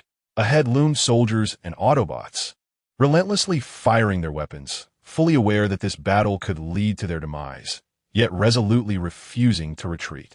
The world around him faded into oblivion for Sam. His sole focus was to run forward, fueled by the unwavering belief in resurrecting Optimus Prime. Cursed insects. Megatron, watching the retreating human boy, sent Bumblebee flying once more. These Autobots and humans appeared to be under some delusion, willing to sacrifice their lives to protect that boy. Just when the standoff seemed interminable, a sudden flurry of gunfire erupted from another direction in the town, followed by the sounds of various weapons discharging. Excellent, Darkmouth. A sinister smile crept across Megatron's face, for he knew the Decepticons had begun their assault. However, before he could revel in this victory, a swarm of fighter jets roared in from the horizon. Simultaneously, tanks and armored vehicles rolled in from the eastern side of the town. Reinforcements from the United States Command had arrived. Without delay, the formation of fighter jets and bombers unleashed missiles and dropped bombs upon the Decepticon forces. The eager Decepticons, craving conflict, did not shy away. They instantly transformed into aerial vehicles to confront their attackers. In that instant, a fierce battle erupted between the human military and the Decepticons. Meanwhile, Nie Tian, who was temporarily commanding the Decepticons from safe distance, observed the unfolding chaos without rushing into the fray. Darkmouth, shall we not assist Megatron in capturing the human boy? Inquired Black Widow, transforming into a mechanical spider and hanging from the pyramid beneath Nie Tian. She was perplexed, for she believed their current strength was overwhelmingly dominant, rendering the Autobots and human forces no match for them. She could not fathom the reason for such caution and the need for a probing attack by the Decepticons. Patience, Black Widow, Nie Tian replied from the pinnacle of the pyramid, surveying the battlefield with clarity. The reason for his restraint was twofold. First, to await the recovery of Sam's leadership module, and second, to guard against the potential desperation of the humans, who might resort to unleashing devastating weaponry in a last-ditch effort. Though numerous human forces occupied the battlefield, and a populous city lay just kilometers away, one must never underestimate the unpredictability of human morals. To safeguard their homeland, some sacrifices could be deemed understandable. Yet, if one were to be among the casualties, that understanding would evaporate. Truth be told, Nie Tian harbored uncertainty regarding the resilience to withstand a nuclear blast, but he felt that with a commander-level chassis, it was highly improbable.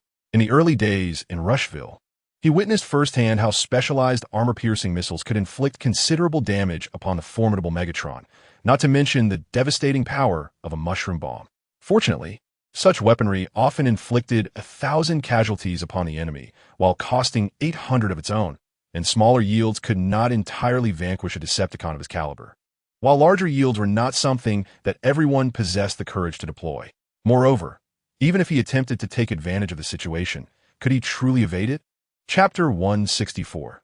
The desert battle within the confines of the quarry, an array of objects soared towards the gaping maw of the mighty Hercules, which unleashed a terrifying gravitational pull.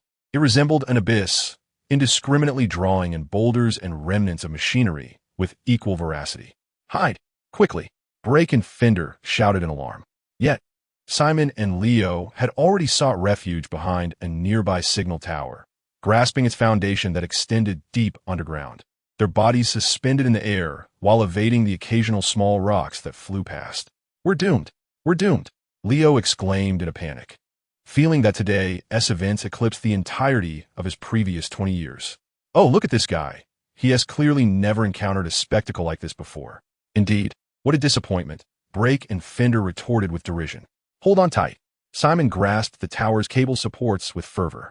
Noticing that the four diminutive figures had yet to be drawn in, Hercules shook his head and gradually increased his power. The low, ominous whistling of the wind grew louder in Simon's ears, resembling the overwhelming force of a tempest. Everyone, I have an idea, he suddenly declared, realizing that the massive Decepticon beneath seemed unaffected by the pull. What? What did you say? Heaven help us, Leo warned, his face reflecting sheer terror. But it was too late. The signal tower began to tilt, and the section of cable that Brake was holding suddenly snapped. Instantly, Brake was hurled towards the gaping mouth of Hercules. No, no, no. I do not wish to die. Brake flailed his arms desperately. He'll consume me.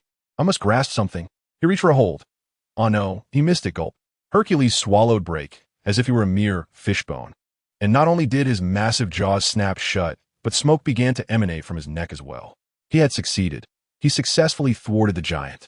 Fender sighed and shook his head. He saved us, but he was entirely consumed. Quickly, now's our chance. Simon picked up his backpack and dashed out from behind the signal tower, run towards him, under his feet. Wait for me. Leo hurriedly followed Simon.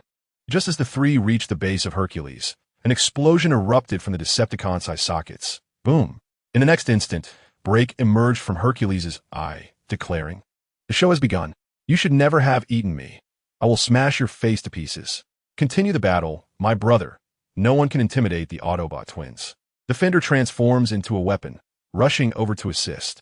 In an instant, Hercules' enormous frame is engulfed in explosions, feeling the searing pain. He thrashes his head in a frenzy, yet Brake swiftly leaps onto his back. Faced with the diminutive, agile Brake and Fender, Hercules' physical advantage becomes his greatest liability. Below Hercules, Simon devises a plan to tackle the behemoth. Indeed, I'll stay down here, careful not to be trampled. After relaying a message to Leo, Simon retrieves a satellite phone from his backpack, a communication technology once unique to Sector 7. Let's see whom I can connect with. A carrier fleet sailing through the marsh waters, within the bridge of the lead carrier. A middle-aged officer with thinning hair answers the phone. This is Captain Wild of the Tennis. Please state your identity. However, no sooner had he spoken than a barrage of reprimands erupted from the other end. Hey, where on earth are you? Are you watching the Weather Channel, sports news? We're a sitcom. We are engaged in battle with extraterrestrials, and we have thousands of satellites in orbit. Where are our men? By the way, what is your name? Wilder, Captain of the Tennis, he replies, standing at attention under the barrage. All right, Captain Wilder, never mind who I am. What I must inform you is that there is an extraordinarily powerful alien above me. You should be able to locate me, and I need you to engage immediately with your most formidable weapon. If you wish to dispute the matter of not having received orders, consider this call as never made. Understood, sir. Upon hanging up, Wilder issues orders to his aide. Contact the kid and instruct them to utilize the orbital cannon. Yes, sir. 10 minutes later, a destroyer from the Tennis carrier fleet slowly elevates a futuristic-looking orbital cannon. Although named an orbital cannon, it does not possess the ability to strike from orbit in the traditional sense. This latest addition to the destroyer's arsenal, a product of extensive research on the technological data provided by Nie Tian to Claire, resulted in the development of this high-energy weapon known as the orbital cannon. Employing a non-contact electromagnetic launch mechanism, it harnesses electromagnetic force to replace explosive power, releasing immense energy to obliterate targets. Once fully charged, the orbital cannon gradually adjusts its elevation, aiming toward the southwest. Sea level 357 meters, latitude 29, 32 degrees north, longitude 35, 66 degrees east. Launch trajectory 62, 5 o'clock position, target lock. Maintain lock. Prepare for trajectory 2. 3, 2, 1 launch. To the east of the town, a plethora of tanks and armored vehicles thunderously advance into the dilapidated settlement. With a cursory glance, it was evident that there were at least 100 vehicles, while some were airdropped by transport planes. Most of the armored vehicles and tanks originated from the nearest army base, the Galaman base. The armored personnel carriers halted before reaching the town, discharging fully armed soldiers one after another. "Wonderful! Our reinforcements have arrived," cheered the troops of the Nest unit, their spirits soaring. The arrival of support signified a glimmer of hope in their seemingly uneven battle, suggesting the possibility of survival without sacrifice. Indeed, the swift and substantial arrival of reinforcements was largely attributed to the command center of the Nest unit. After exhausting all possible means to contact William and others without success, Lennox directly reached out to the theater command stationed in Pharaoh's country. Although the command could not confirm William's identity due to confidentiality upon cross-referencing, Lennox immediately deduced that the one seeking assistance was William. Consequently, the theater command, which had initially intended to send only a token force due to William's secret order, swiftly mobilized all available resources and urgently contacted every Air Force base within the region. In short, every possible force was summoned, and as many troops as feasible were dispatched. This explained the sudden arrival of dozens of fighter jets over the town, with more to follow. The arrival of reinforcements abruptly stymied the offensive of the Decepticons. These low-ranking warriors could not disregard humanity's advanced weaponry, at least not entirely.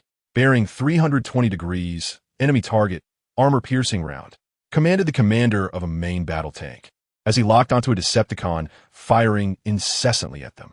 "Load the specified ammunition," he instructed the loader. "Armor-piercing round loaded. Target acquired. Fire." With a press of the firing pedal, the massive tank shuddered, and a brilliant flash erupted from the cannon's breech. Boom! An armor-piercing shell spiraled out at high velocity, slicing through the distorted air towards its target. Thud! On the battlefield, a Decepticon's chest was pierced instantly. Rat-a-tat-tat! The weapon in the Decepticon's grasp futilely discharged a few rounds before the crimson glow in its eyes gradually faded, ultimately collapsing in defeat. Yes, the commander, witnessing the scene through the observation system, let out a triumphant cheer. Prior to their arrival, he had been informed that the aliens' vulnerabilities lay in their heads and chests. Initially skeptical, he now realized that the intelligence department had finally provided accurate information. However, before the commander could fully bask in his excitement, a Decepticon, using its body as a shield, stealthily transformed its weapon and aimed it at the tank designated as number 32. Boom! The commander's words were left unspoken as a beam expanded in his horrified gaze. The beam effortlessly penetrated the tank, and mere seconds later, a tremendous explosion erupted, engulfing the vehicle in a conflagration that soared skyward. From the moment the commander of the main battle tank locked onto the target to the successful annihilation, not even 10 seconds elapsed. Shortly thereafter, the tank was obliterated by another Decepticon in a mere 5 seconds. Such events were merely a microcosm of the battlefield. The human forces unleashed a relentless barrage upon the Decepticons, who retaliated with equal ferocity, while debris from aerial combatants occasionally rained from the sky. The two factions engaged in a brutal exchange, the fierce slaughter unfolding in the desert not far from the city. Although the spectators on the ground were few, the skies were filled with onlookers. Nations of considerable might were riveted by this sudden second war, following the assault on the ancient land of Egypt's Yenu city. One side boasted humanity's most formidable military, while the other consisted of the extraterrestrial Decepticons. Despite their confusion over the inexplicable malfunction of satellites that had only recently traversed this region, they remained undeterred, dispatching satellites here at great cost. When military satellites failed, commercial ones were sent. When those faltered, civilian ones took their place. They could not afford to miss this conflict that might determine the fate of humanity. Chapter 165.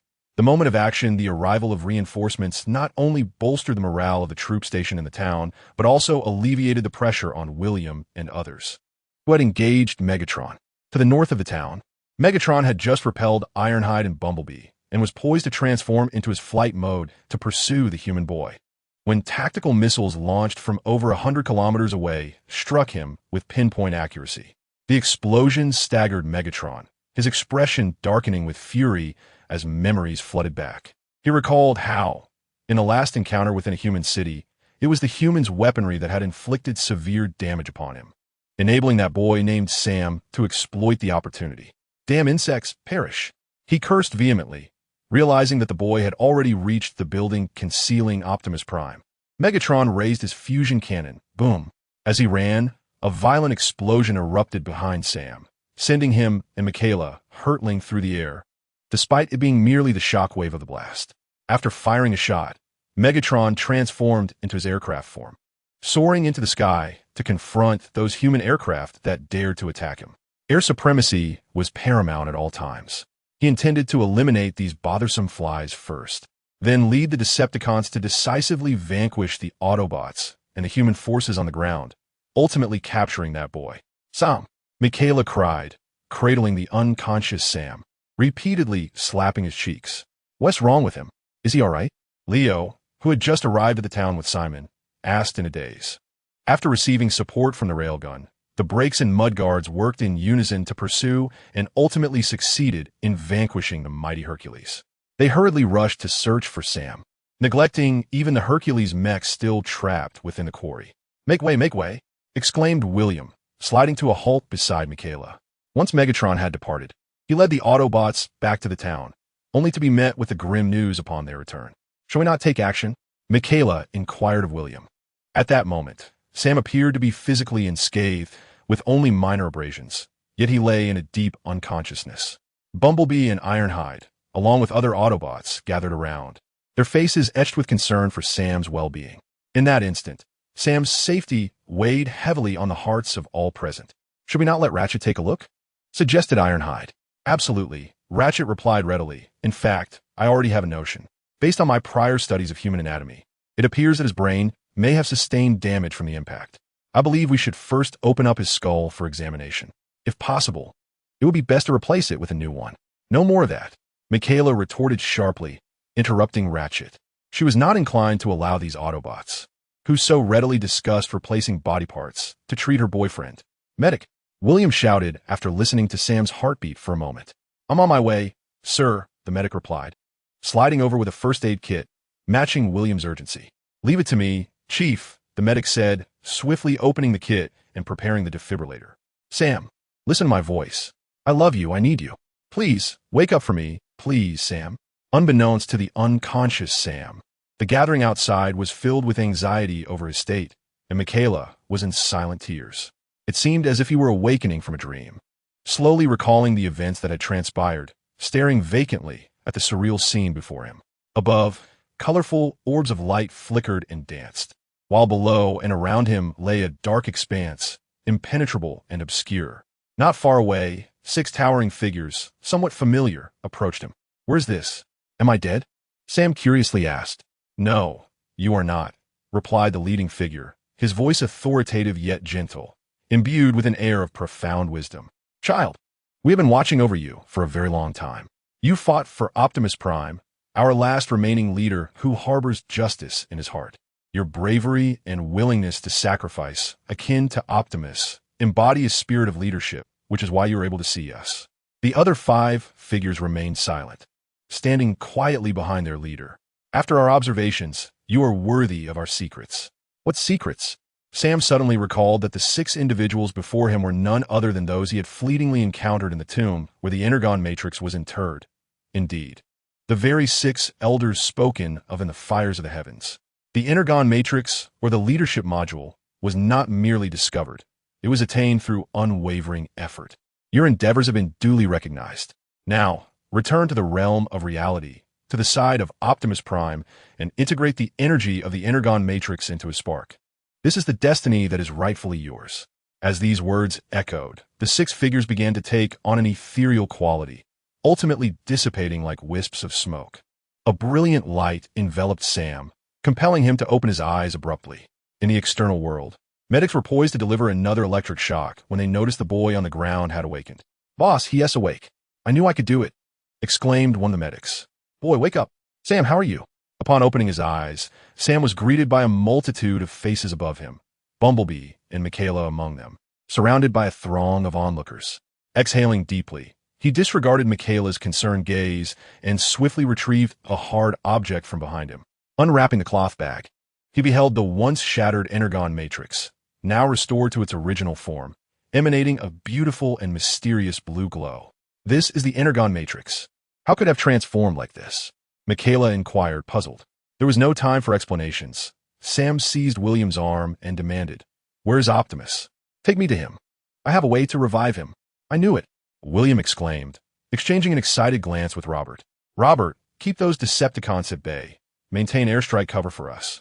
After issuing his orders, William urged Sam, "Follow me, boy." At that moment, a Decepticon was encroaching within 100 meters of the town, an alarming proximity that rendered the distance negligible against the weaponry some Decepticons wielded. Boom!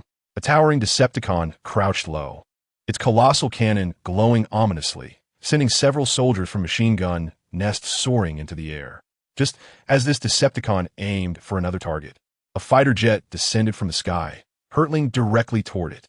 A magnificent landing. The black reconnaissance aircraft, trailing thick plumes of smoke, crashed beside the Decepticon before transforming and wielding a formidable hand axe.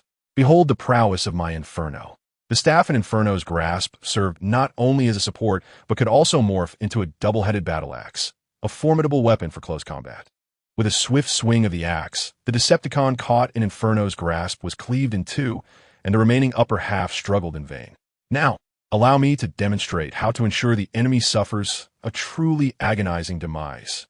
In the small town, several soldiers instinctively aimed their weapons at Skyfire upon hearing the commotion. They witnessed the merciless act of Skyfire as he seized the head of a Decepticon and tore it off.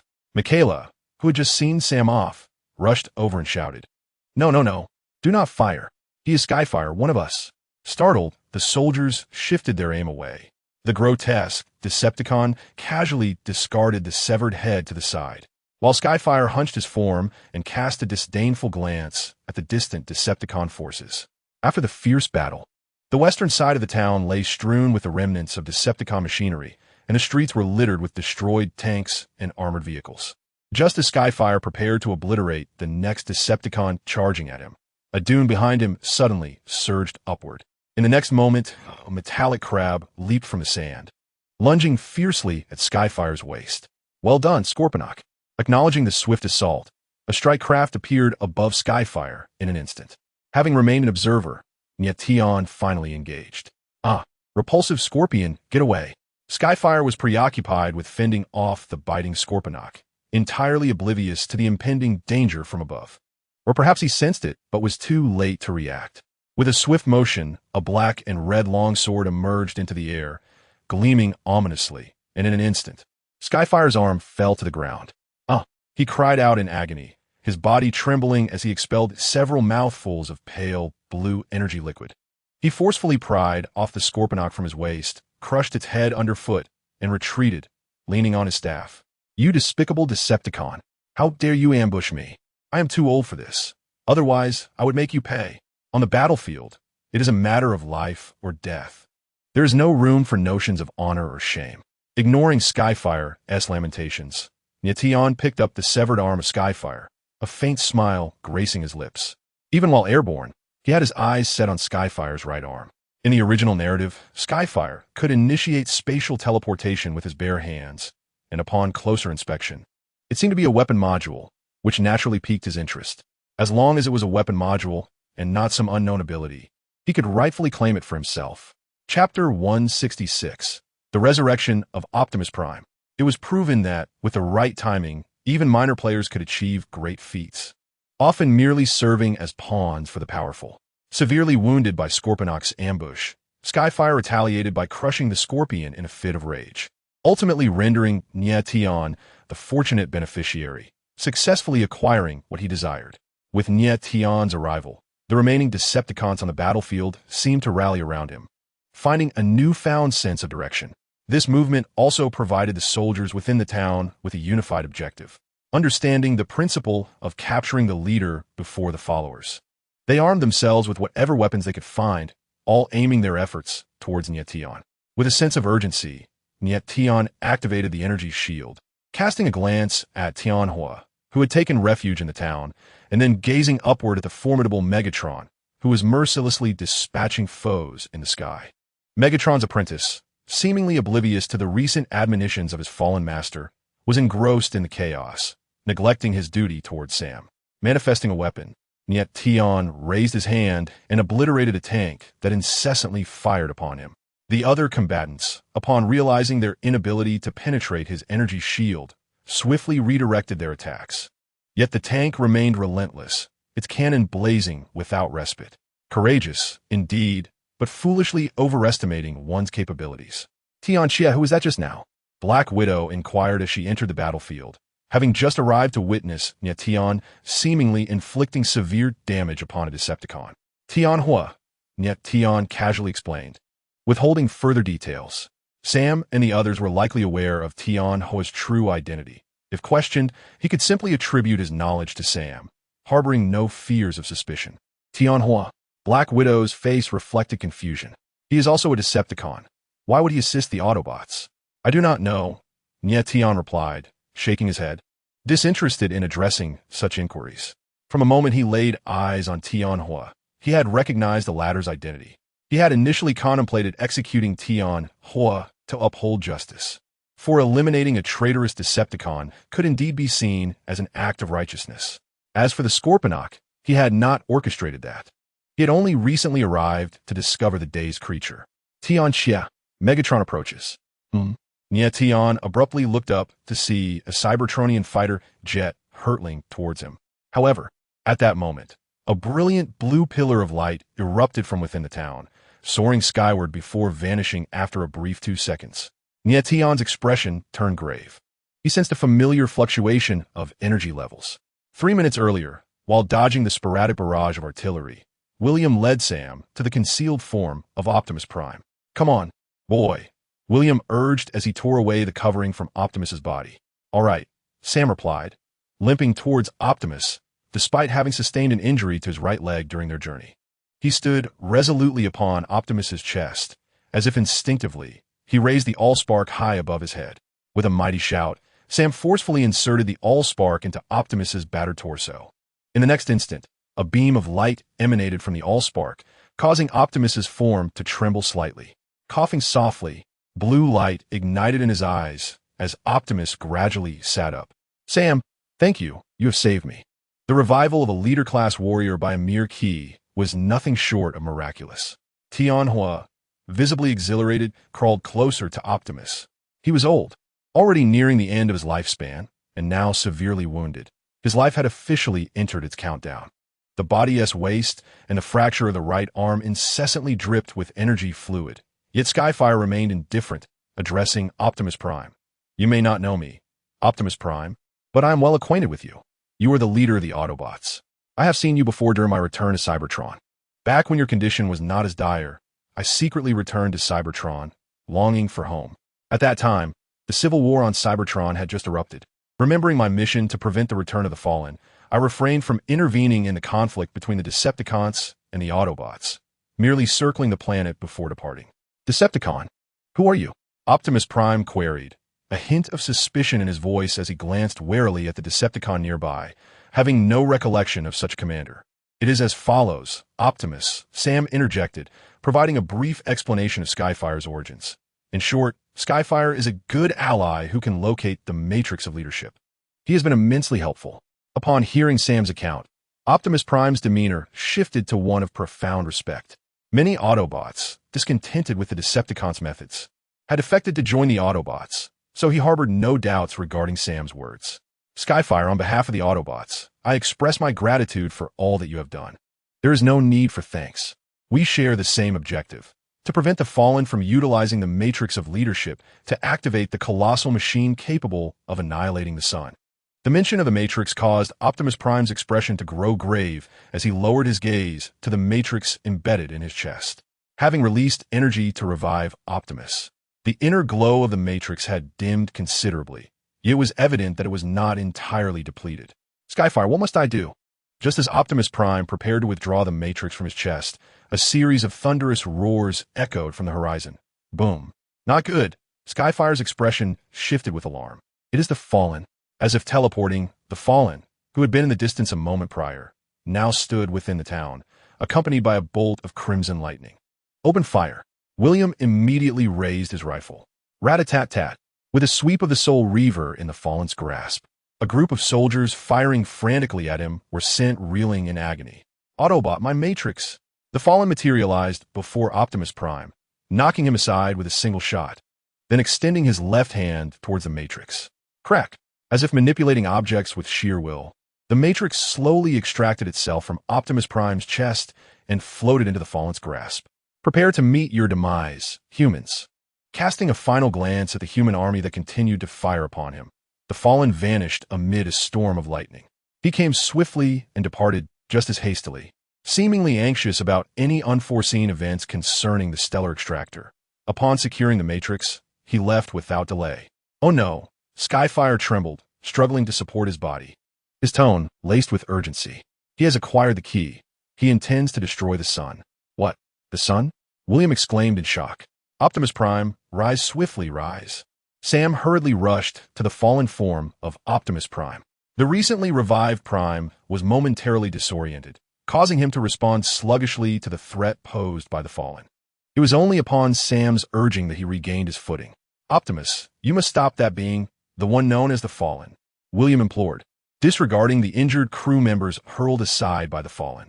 No, he is not yet capable, Jetfire interjected, dousing William's hopes with a sobering reality. The Fallen's power is beyond your imagination. Even Megatron bows to him. Are we to simply stand by as he annihilates the sun? William protested.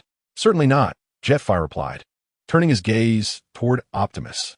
You may not be a match for the Fallen alone, but together, we may stand a chance. What do you mean? Optimus inquired, perplexed.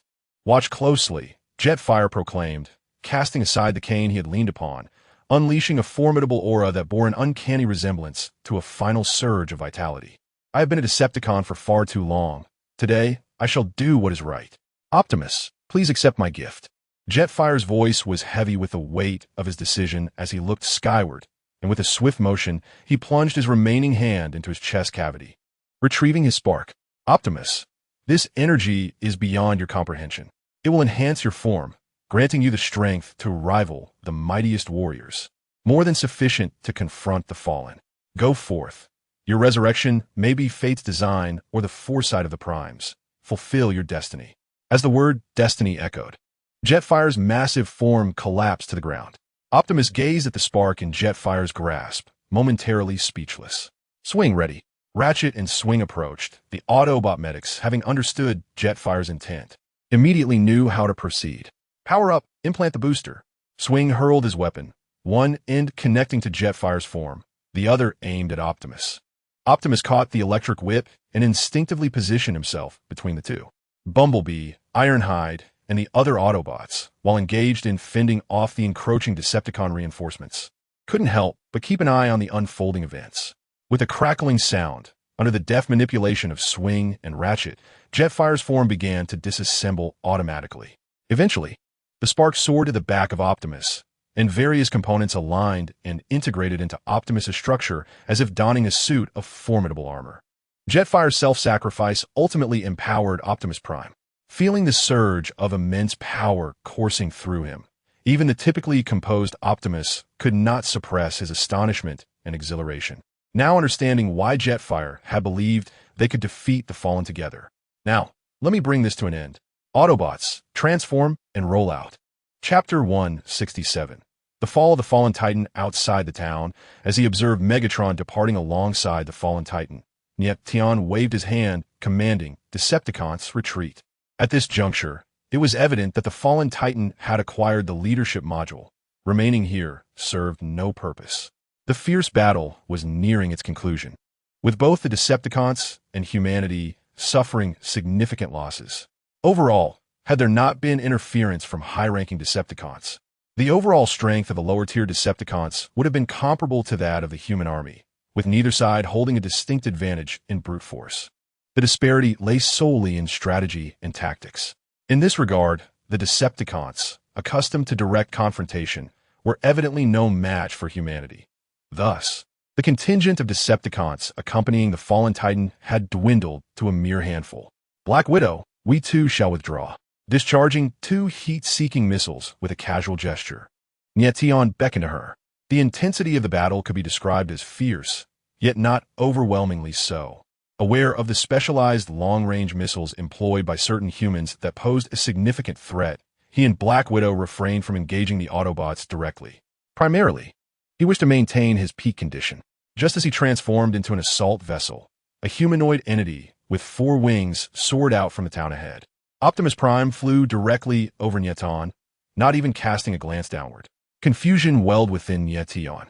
While he understood the urgency of the fallen Titan's personal pursuit of the leadership module, the airborne Optimus Prime left him perplexed. Suddenly, it dawned on him. Skyfire? In an instant, he realized the implications of Optimus Prime's newfound ability to fly. It was far more complex than a mere addition of capabilities. Fortunately, he acted swiftly. Otherwise, Skyfire's arm might have been beyond reach. Paying no heed to the airborne Optimus Prime, Nie Tian proceeded toward the stellar extraction tower at a moderate pace. He lacked the ability to intercept the now seemingly invincible Optimus Prime. More Giza, the stellar extraction tower. Fallen Titan, you shall not destroy the sun, he declared, standing atop the stellar extraction tower as the fallen Titan placed the original energy matrix into a recess at the apex. The colossal apparatus began to glow and hum to life. No one can stop me, not even a leader-class warrior. My master, allow me to sever Optimus Prime's head. Megatron descended, eagerly volunteering. No, my apprentice, you are not his match at present. The seasoned fallen Titan discerned immediately that Optimus Prime was currently in a state of heightened power. A direct confrontation was unwise. Moreover, he was still nursing grave injuries, capable of exerting only half the strength of a supreme warrior. The stellar extraction tower is now operational. We require time. Just hold him off. Soon, the sun will be ours, and this planet will be plunged into eternal darkness. As the bizarre, gargantuan device began its activation, the suspended Optimus Prime hesitated no longer, swiftly transforming and readying his weaponry. The propulsion system behind him erupted in flames, propelling him directly towards Fallen Prime and Megatron. Optimus Prime. Megatron confronted Optimus Prime. With a resounding crash, they collided, and Megatron was hurled away, his form spiraling down to the base of the tower. Observing this, Fallen Prime swiftly raised his Soul Reaper, and in a flash of dark crimson lightning, he vanished from sight, reappearing behind the pursuing Optimus Prime, thrusting towards him with ferocity. With an uncanny awareness as if he possessed a third eye, Optimus wielded his energy sword, effortlessly blocking Fallen Prime's Soul Reaper. At that moment, Nie Tian, soaring above the area, beheld this spectacle. Optimus Prime commenced a fierce battle with Fallen Prime and Megatron. The 3 engaged in a chaotic dance beneath the stellar extraction tower, explosions erupting around them as the conflict intensified. Against 2 formidable foes, including an ancient Prime, Optimus showed no signs of retreating. In fact, Nie Tian could clearly discern the wounds adorning Fallen Prime and Megatron, leaving him astounded. What he had presumed to be a simple equation of 1 + 1 exceeding 2 now seemed to suggest that 1 + 1 could indeed surpass 4. Tian, Megatron, noticing Nie Tian's arrival, called out. Understanding the situation, Nie Tian observed the trio engaged in aerial combat. Naturally, he assumed a supportive role, knowing he could not confront Optimus Prime directly. Yet, Fallen Prime's instantaneous teleportation ability left Nie Tian in awe. The title of the strongest ancient Prime was not merely a boast. As the battle raged on, the Autobots had yet to arrive, but unexpectedly, a human military unit emerged near the stellar extraction tower. Open fire on that colossal machine, commanded their leader. Various models of tanks and rocket launchers, once aimed, began to roar at the order. This is not good. Upon witnessing this, Fallen Prime unleashed another bolt of dark crimson lightning, instantly returning to the summit of the stellar extraction tower, raising his hands high. Damn humans, none shall stop me. Under Fallen Prime's command, the attacks directed at the stellar extraction tower soared into the sky, exploding overhead. Below, several tanks and rocket vehicles floated as if they were mere toys, before plummeting into the desert far away. Megatron, I ought to warn you, do not covet this planet, regardless of whom you ally with, Optimus Prime declared. Why are you without Fallen Prime? Megatron, now isolated, was struck by Optimus Prime's cannon blast to the head. With a thunderous explosion, Megatron's right eye shattered, a significant portion of his head blown away. Yet, it was not over. Optimus unleashed 2 more blasts upon Megatron's form, sending him flying several meters away. Fortunately, Optimus recognized the urgency of dismantling the colossal device capable of annihilating the sun, sparing Megatron from further calamity. Once again, flames erupted behind him as Optimus soared towards the apex of the stellar extraction tower, prompting Nie Tian, who had been observing from above, to follow suit. Fallen Prime, you had chosen the wrong target. Optimus Prime charged directly at the Fallen, who had just decimated the human forces. In the instant he collided with the Fallen, he raised his weapon towards the stellar extractor tower. Boom! A high explosive shell spiraled forth from the cannon's mouth. No! At the critical moment, a figure suddenly intercepted the path of the shell. However, the figure seemed to have underestimated the shell's ferocity. Upon contact, it was violently propelled away, while a tremendous explosion erupted from the top of the stellar extractor tower. No! The Fallen gasped in disbelief as he watched the tower, on the verge of activation, being destroyed. In stark contrast, Nie Tian, who had been flung aside, gazed at the undamaged leadership module in his embrace and laughed with joy. How fortunate he was to have risked injury to protect the treasure. Quickly stowing the module in his chest, Nie Tian subdued his smile, taking a moment to compose himself, fearing he might inadvertently burst into laughter. Optimus Prime, I am one of your elders. How dare you? How dare you? The Fallen, seething with rage, thrust his Soul Reaver with wild abandon towards Optimus. His vengeance had evaporated. Without the stellar extractor tower, all was lost. You are unworthy of being our elder. You are but a butcher. Optimus remained unfazed, showing no sign of retreat. No, you are merely a leader-class warrior, even with the power of the burning spark. You should not be my match. The Fallen's voice trembled with a hint of panic. 1,000,000 years ago, when he was severely wounded and fled from the onslaught of the other 6 primes, it had proven he was not one to face failure or death with courage. With the destruction of the stellar extractor tower and Optimus's prowess surpassing his expectations, the Fallen's thoughts subtly shifted. One was resolute, undaunted by life or death. The other, fearful of failure, began to waver. The outcome was inevitable. In yet another clash, Optimus seized the fallen Soul Reaver and, with a swift turn, delivered a fatal blow from behind. The Fallen attempted to teleport to safety but was firmly grasped by Optimus, thwarting his escape. As the legendary Soul Reaver changed hands, it claimed its first kill, piercing the supreme-grade body, impervious to energy blades, with a mere prick from its black tip. Remove your mask.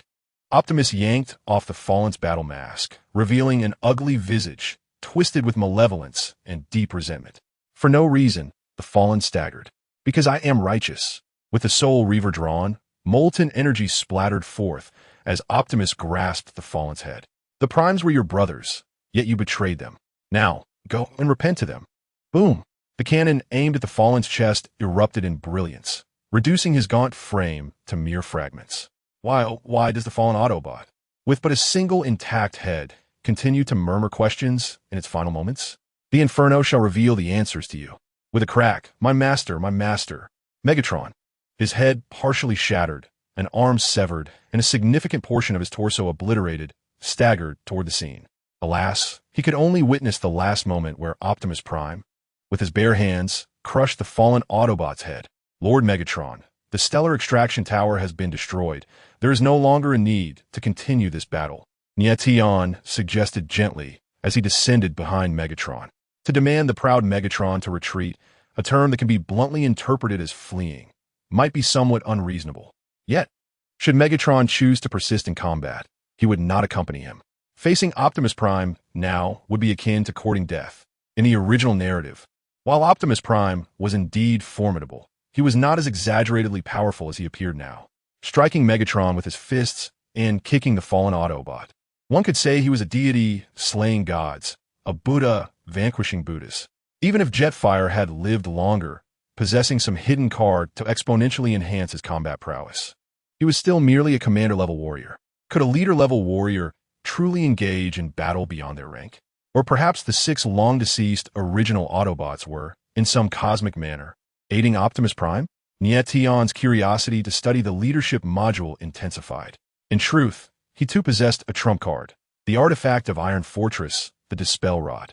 The immobilizing effect of the Dispel Rod, combined with the fallen Autobot's teleportation, would undoubtedly serve as a mechanism for control and instant annihilation. However, he had chosen not to employ it in this skirmish. "You speak the truth, Jetfire," Megatron declared, sheathing his weapon. His remaining eye fiercely fixed upon Optimus Prime as he advanced toward the stellar extraction tower. No one wishes to be a coward, yet oftentimes, it is the coward who survives. "Inform the Decepticons that we shall withdraw, but this is not the end." "Yes, Lord Megatron." The stellar extraction tower, having endured a barrage, lay in ruins, and Optimus Prime approached it. To be prudent and to eliminate any possibility of its restoration, he lifted his weapon once more. Boom. Now, nothing remained of the stellar extraction tower. Optimus Prime, what a fallen Autobot. And Megatron? The Decepticons? Cries echoed from afar as William and his companions arrived at the scene. After traversing a distance exceeding 100 kilometers, the Autobots and human forces only reached the battleground once the conflict had conclusively ceased. It could be said that this battle, which had nearly led to the sun's annihilation, was salvaged by Optimus Prime's valiant efforts. "The fallen Autobot has been vanquished by me. Over there," Optimus Prime gestured, indicating a heap of metallic remnants, unrecognizable from their original forms. As for Megatron and the Decepticons, they had fled. Fled? William felt a tinge of disappointment, but his attention was soon captivated by the stellar extraction tower beside Optimus Prime. "Is this the device capable of obliterating the sun? Have you destroyed it?" "Indeed, I have destroyed it," Optimus Prime replied as he sheathed his weapon. "Thank you, Optimus." William expressed his heartfelt gratitude. Without Optimus, their ultimate victory would have been unattainable. Although the Fallen appeared in the town for a fleeting moment, seizing the key, known as the Matrix of Leadership, before departing. The sheer power demonstrated through his seemingly instantaneous teleportation revealed the formidable nature of their adversary. Not to mention, even the ruthless and formidable Megatron, the leader of the Decepticons, was compelled to obey. Fortunately, they had Optimus Prime. "Welcome back, Optimus." Once again, we have thwarted the Decepticons' nefarious plans as the other Autobots gathered around him. Each bore their wounds, except for the RC triplets, who appeared relatively unscathed, having been consistently shielded by Ironhide. Since Jazz's demise, the position of Optimus's second-in-command had remained vacant until recently, when Ironhide was appointed to the role. Thus, in Optimus's absence, he naturally assumed certain responsibilities. The main force in this conflict contrasted sharply with last year's battle in Raxiv. If the previous clash had been primarily led by the Autobots, this confrontation in the land of Pharaohs was dominated by human military forces. To be precise, the Central Command of the United States bore the brunt of the struggle. It would not be an exaggeration to say that the command center now requires reconstruction. As one of the 6 regional command centers, its power is indisputable, particularly due to its location in a region rich in natural resources and control over several vital shipping routes.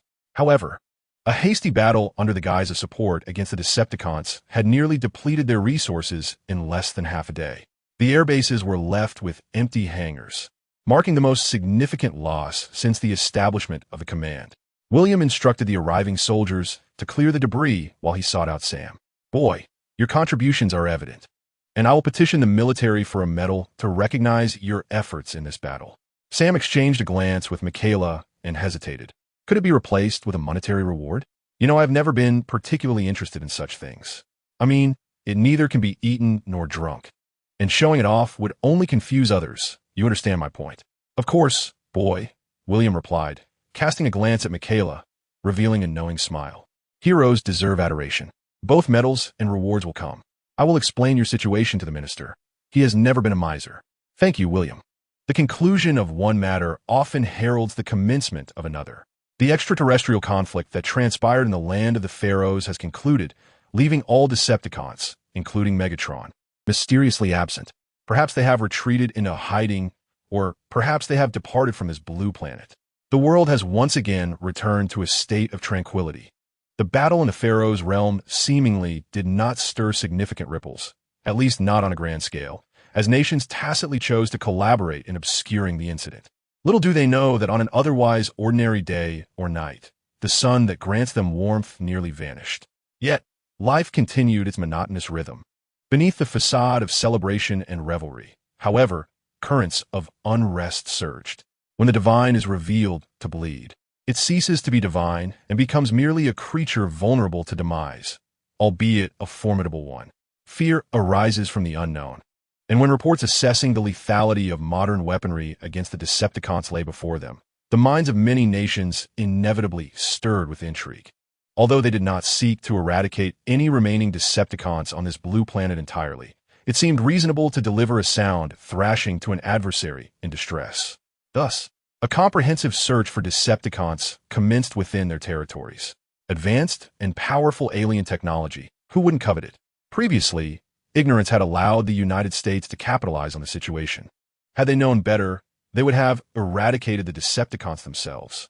However, what perplexed most nations was that despite their exhaustive searches, not a single trace of a Decepticon could be found, as if the once rampant beings had vanished into thin air.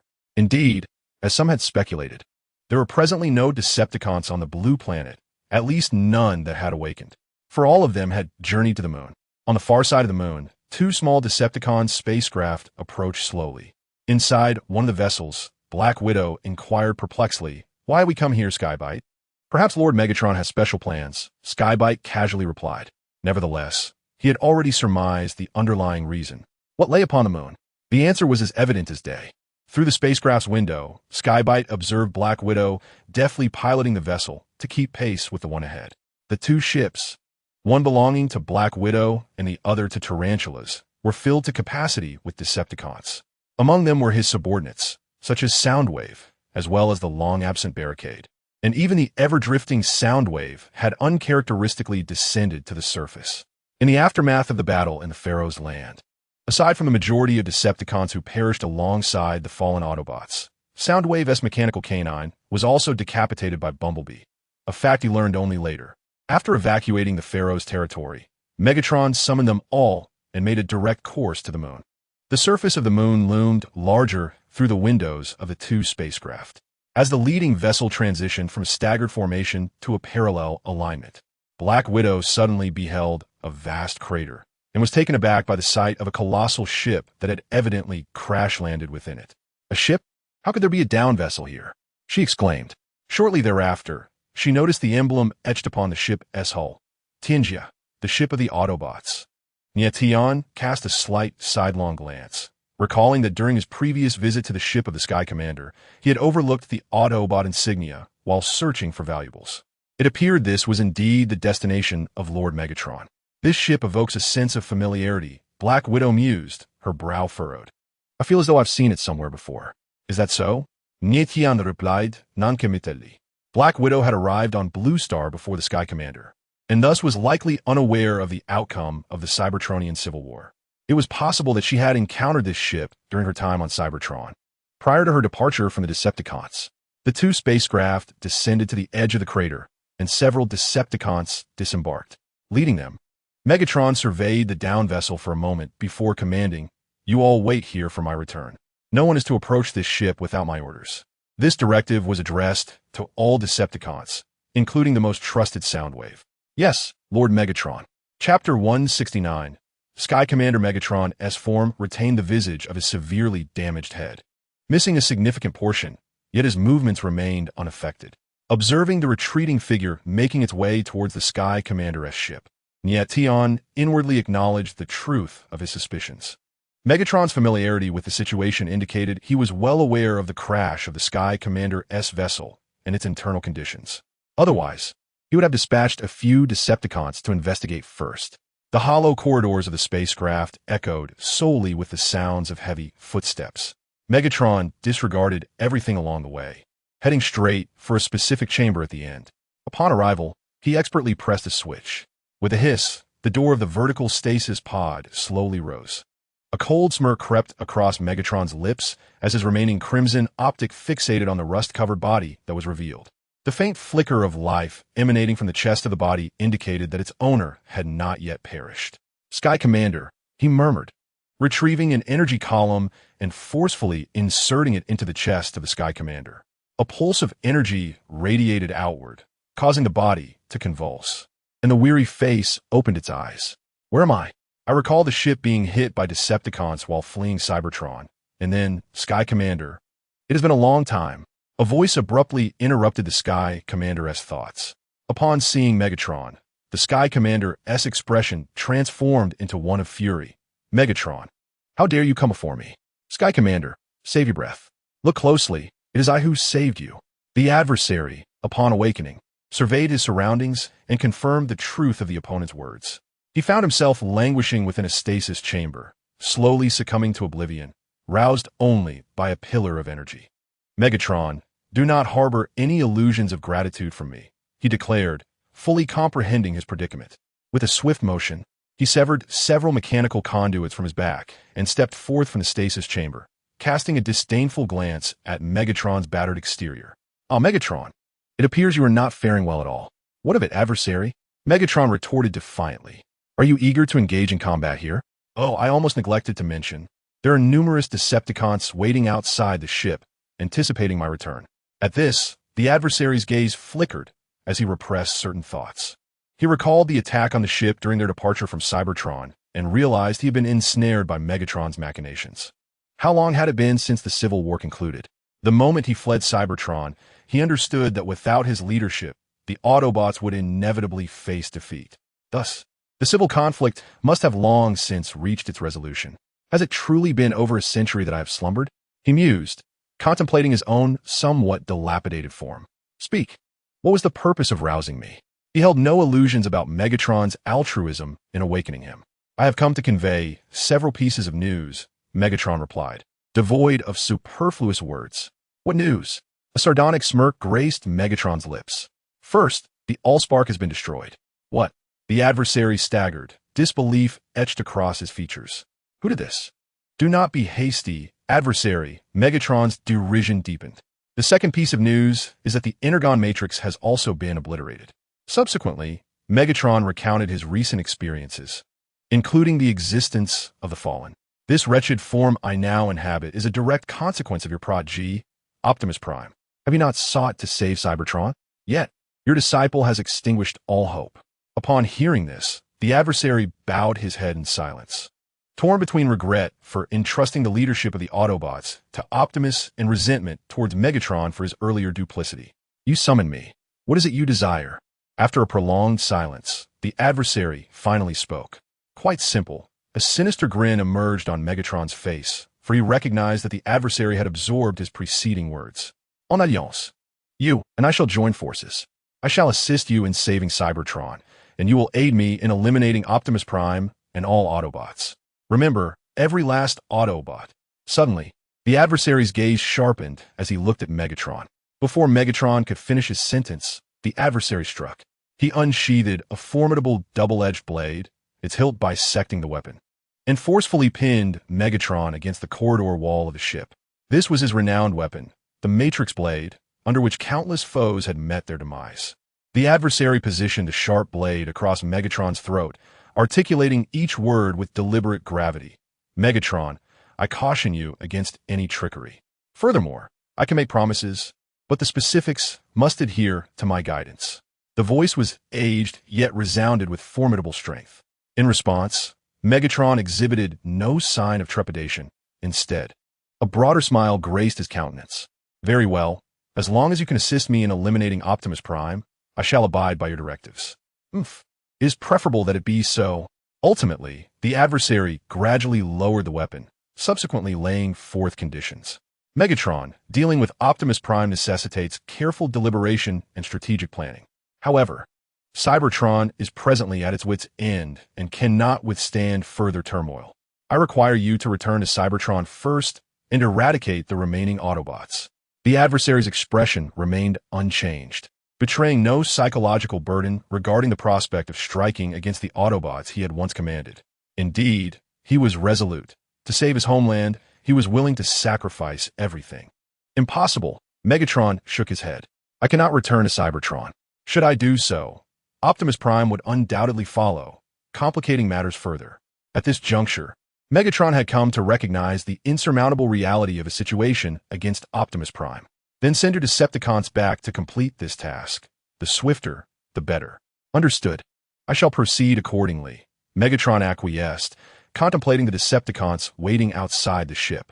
In the meantime, remain on Earth and ensure that Optimus Prime does not depart from that planet. I require time to verify certain elements. Perhaps they may offer a chance for our home planet, Cybertron, to be rejuvenated. This is also the reason my ship descended into this stellar system. If successful, our homeland shall assume a new position. Outside the ship, the somewhat bored Nie Tian greeted Black Widow before returning to her vessel. In Megatron's absence, he stood as the highest-ranking Decepticon present, even surpassing Black Widow in power and status. Thus no one dared to impede his passage.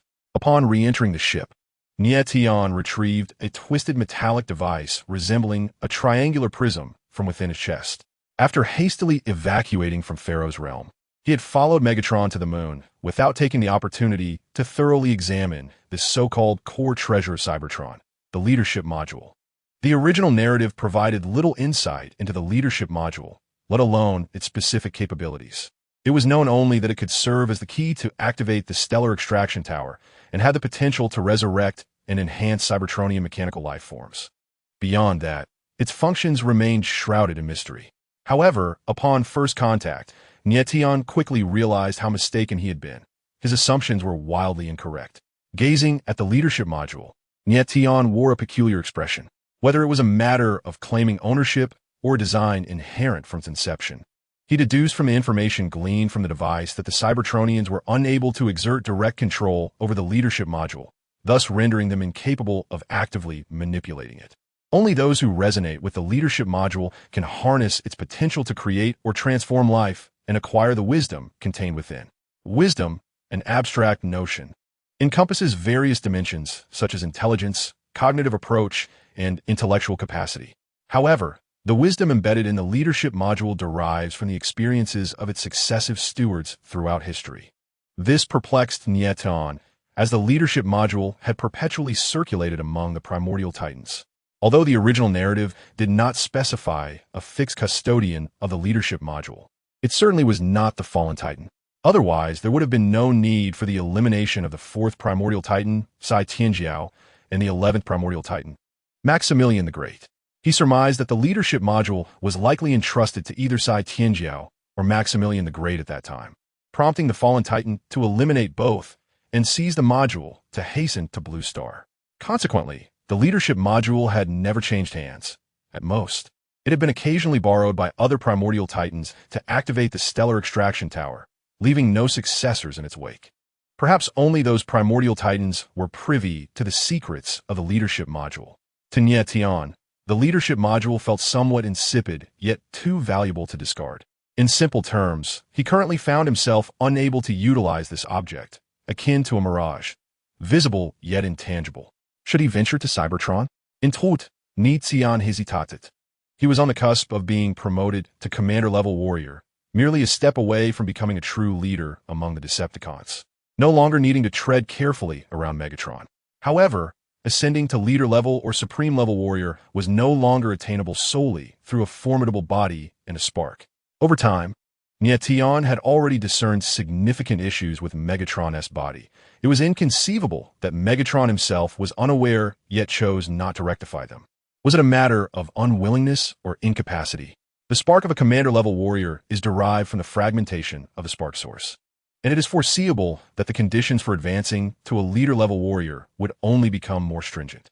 Not to mention, he currently lacked any leads. Chapter 170. Unforeseen concurrence in a mysterious way. Nie Tian felt that the opportunity to ascend to a leader-level warrior lay on Cybertron. As he toyed with the leadership module, he could not decipher the flowing blue light within, yet it appeared to be a form of energy, one purer and more advanced than the spark source energy. Perhaps it was time to plan a visit to Cybertron. If all went as expected, the next steps would follow. Suddenly, Nie Tian es halted, and he promptly stowed away the leadership module. Megatron had emerged. No one knew what Megatron had been doing aboard the crashed Autobot ship, but the Decepticons present immediately surrounded him. Despite appearing severely injured, Megatron remained an authentic leader-level warrior, and none dared to challenge his authority. Except, of course, for Nie Tian, who had just disembarked from the ship. Skybite, Black Widow, Megatron addressed two of the three commander-level Decepticons present. Follow me. As Nie Tian's mind was beset with doubts, he nonetheless followed Megatron's stride into the interior of the Red Spider spacecraft. Tianju, I require you and Black Widow to return to Cybertron and collaborate with Shockwave to eradicate the remaining Autobot gorillas on the planet. Returning to Cybertron? Nie Tian was taken aback. Was this serendipity? Just moments ago, he had been contemplating a journey to Cybertron, and now Megatron issued the command. Yet, he pondered why Megatron had suddenly decided to eliminate the residual Autobots, a stark departure from his previous indifference. Was it due to repeated defeats on Blue Planet, prompting Megatron to seek a breakthrough from Cybertron? Or perhaps it was related to the conflict with the primal enemy. To suggest that Megatron had spent so long aboard the primal enemy's ship merely for a tour was something Nie Tian found utterly implausible. Tianju, Shockwave is already aware of your presence. You and Black Widow must depart immediately. There is but one commander-level warrior among the Autobots on Cybertron. I need you to swiftly eliminate them. I will hold Optimus Prime at bay here on Blue Planet, awaiting your good news. Yes, Lord Megatron, Nie Tian affirmed the task, though he found Megatron's implicit urgency rather peculiar.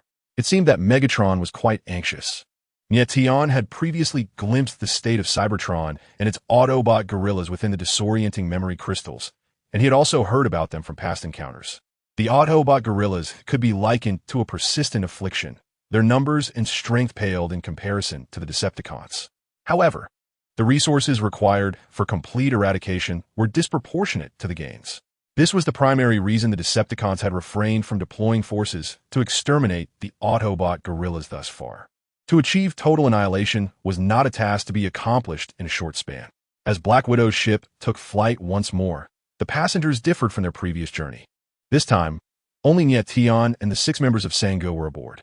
Black Widow navigated the craft from the cockpit, while Nie Tian and the others occupied the other compartments. Although it was merely a private vessel, it was more than sufficient for the 6 of them. On this unfamiliar expedition to Cybertron, it was imperative to bring Sango and the others along. Otherwise, should an unpleasant encounter with Shockwave arise upon their arrival, he would be left without capable allies. In the original narrative, Shockwave was portrayed as a taciturn Decepticon with no particularly notable traits. Yet his position as the military commander of the Decepticons indicated he was far from innocuous. No one wished to see their authority diminished, and Nie Tian was prepared for the worst. The discord between Red Spider and Soundwave, as well as Shockwave, illustrated Megatron's indifference towards internal strife among his subordinates, allowing and even encouraging such infighting. This may well be a common flaw among those in power. Mutual animosity is often preferable to absolute unity. As the spacecraft exited the solar system, a significant event was unfolding on that distant blue planet, far behind Nie Tian. As anticipated by some, Mitchell ultimately bore the consequences for the losses incurred by the commander of the Citadel's Central War Zone. The devastation of a command center of such magnitude transcends mere metaphor. It is not merely a disaster, nor just a catastrophic defeat. It represents an unprecedented calamity. Such a catastrophe cannot be shouldered by a single department or a select few individuals. Although Mitchell's connection to the situation is tenuous, given that he could not dictate the actions of the Decepticons, he remains accountable as it transpired during his tenure. Even in the absence of fault, he cannot evade responsibility. Consequently, certain interest groups and military magnates have quietly abandoned Mitchell, causing his support ratings to plummet from bleak to dire. The populace is largely oblivious to the monumental conflict taking place in Pharaoh's domain, at least lacking clarity on the matter. However, inciting disdain for an individual, particularly one in power, is remarkably effortless. Mitchell's aspirations for re-election have dissipated into thin air, rendering him forever estranged from the throne, while the loudest contender, Holmton, Claire's husband, has already secured that position. Holmton's rallying cry to restore greatness to the Citadel is indeed compelling. In truth, it proves effective. The public pays little heed to whether such promises will ultimately be fulfilled. They are primarily concerned with the allure of the rhetoric. A politician who cannot perform theatrically is seldom deemed a worthy politician. Following the firm establishment of Holmton in that role, Claire sought to reconnect with Nie Tian, driven by a straightforward intention to rekindle their previous alliance. The Naval Task Force, including the Kai destroyer's railgun, had afforded Claire a taste of triumph. This is the nature of the world's operations, particularly in the realm of alliances, which can be aptly described as capricious. One moment, adversaries clash with weapons drawn. The next, they indulge in camaraderie, with numerous examples of conflict intertwined with cooperation.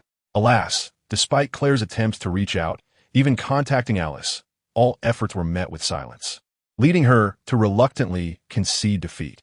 In reality, Alice had received Claire's call, but chose to disregard it. Nie Tian had departed from Blue Star, leaving Alice behind. Due to time constraints, during the retreat from the border region to Mojisa, he had crafted a solitary hermit warrior for Alice's command. Although the Black Panther had ascended to the ranks of an elite warrior, it could not blend into human society as a hermit warrior could, thus remaining solely responsible for Alice's protection. It is noteworthy that the Carl group was neither dismantled nor absorbed. It merely changed hands, with all else remaining unchanged. Despite being a colossal entity, the Carl group's foundation is shallow, particularly in the absence of Alice, leaving it leaderless. Faced with a determined national apparatus intent on seizing it, it possesses no resistance.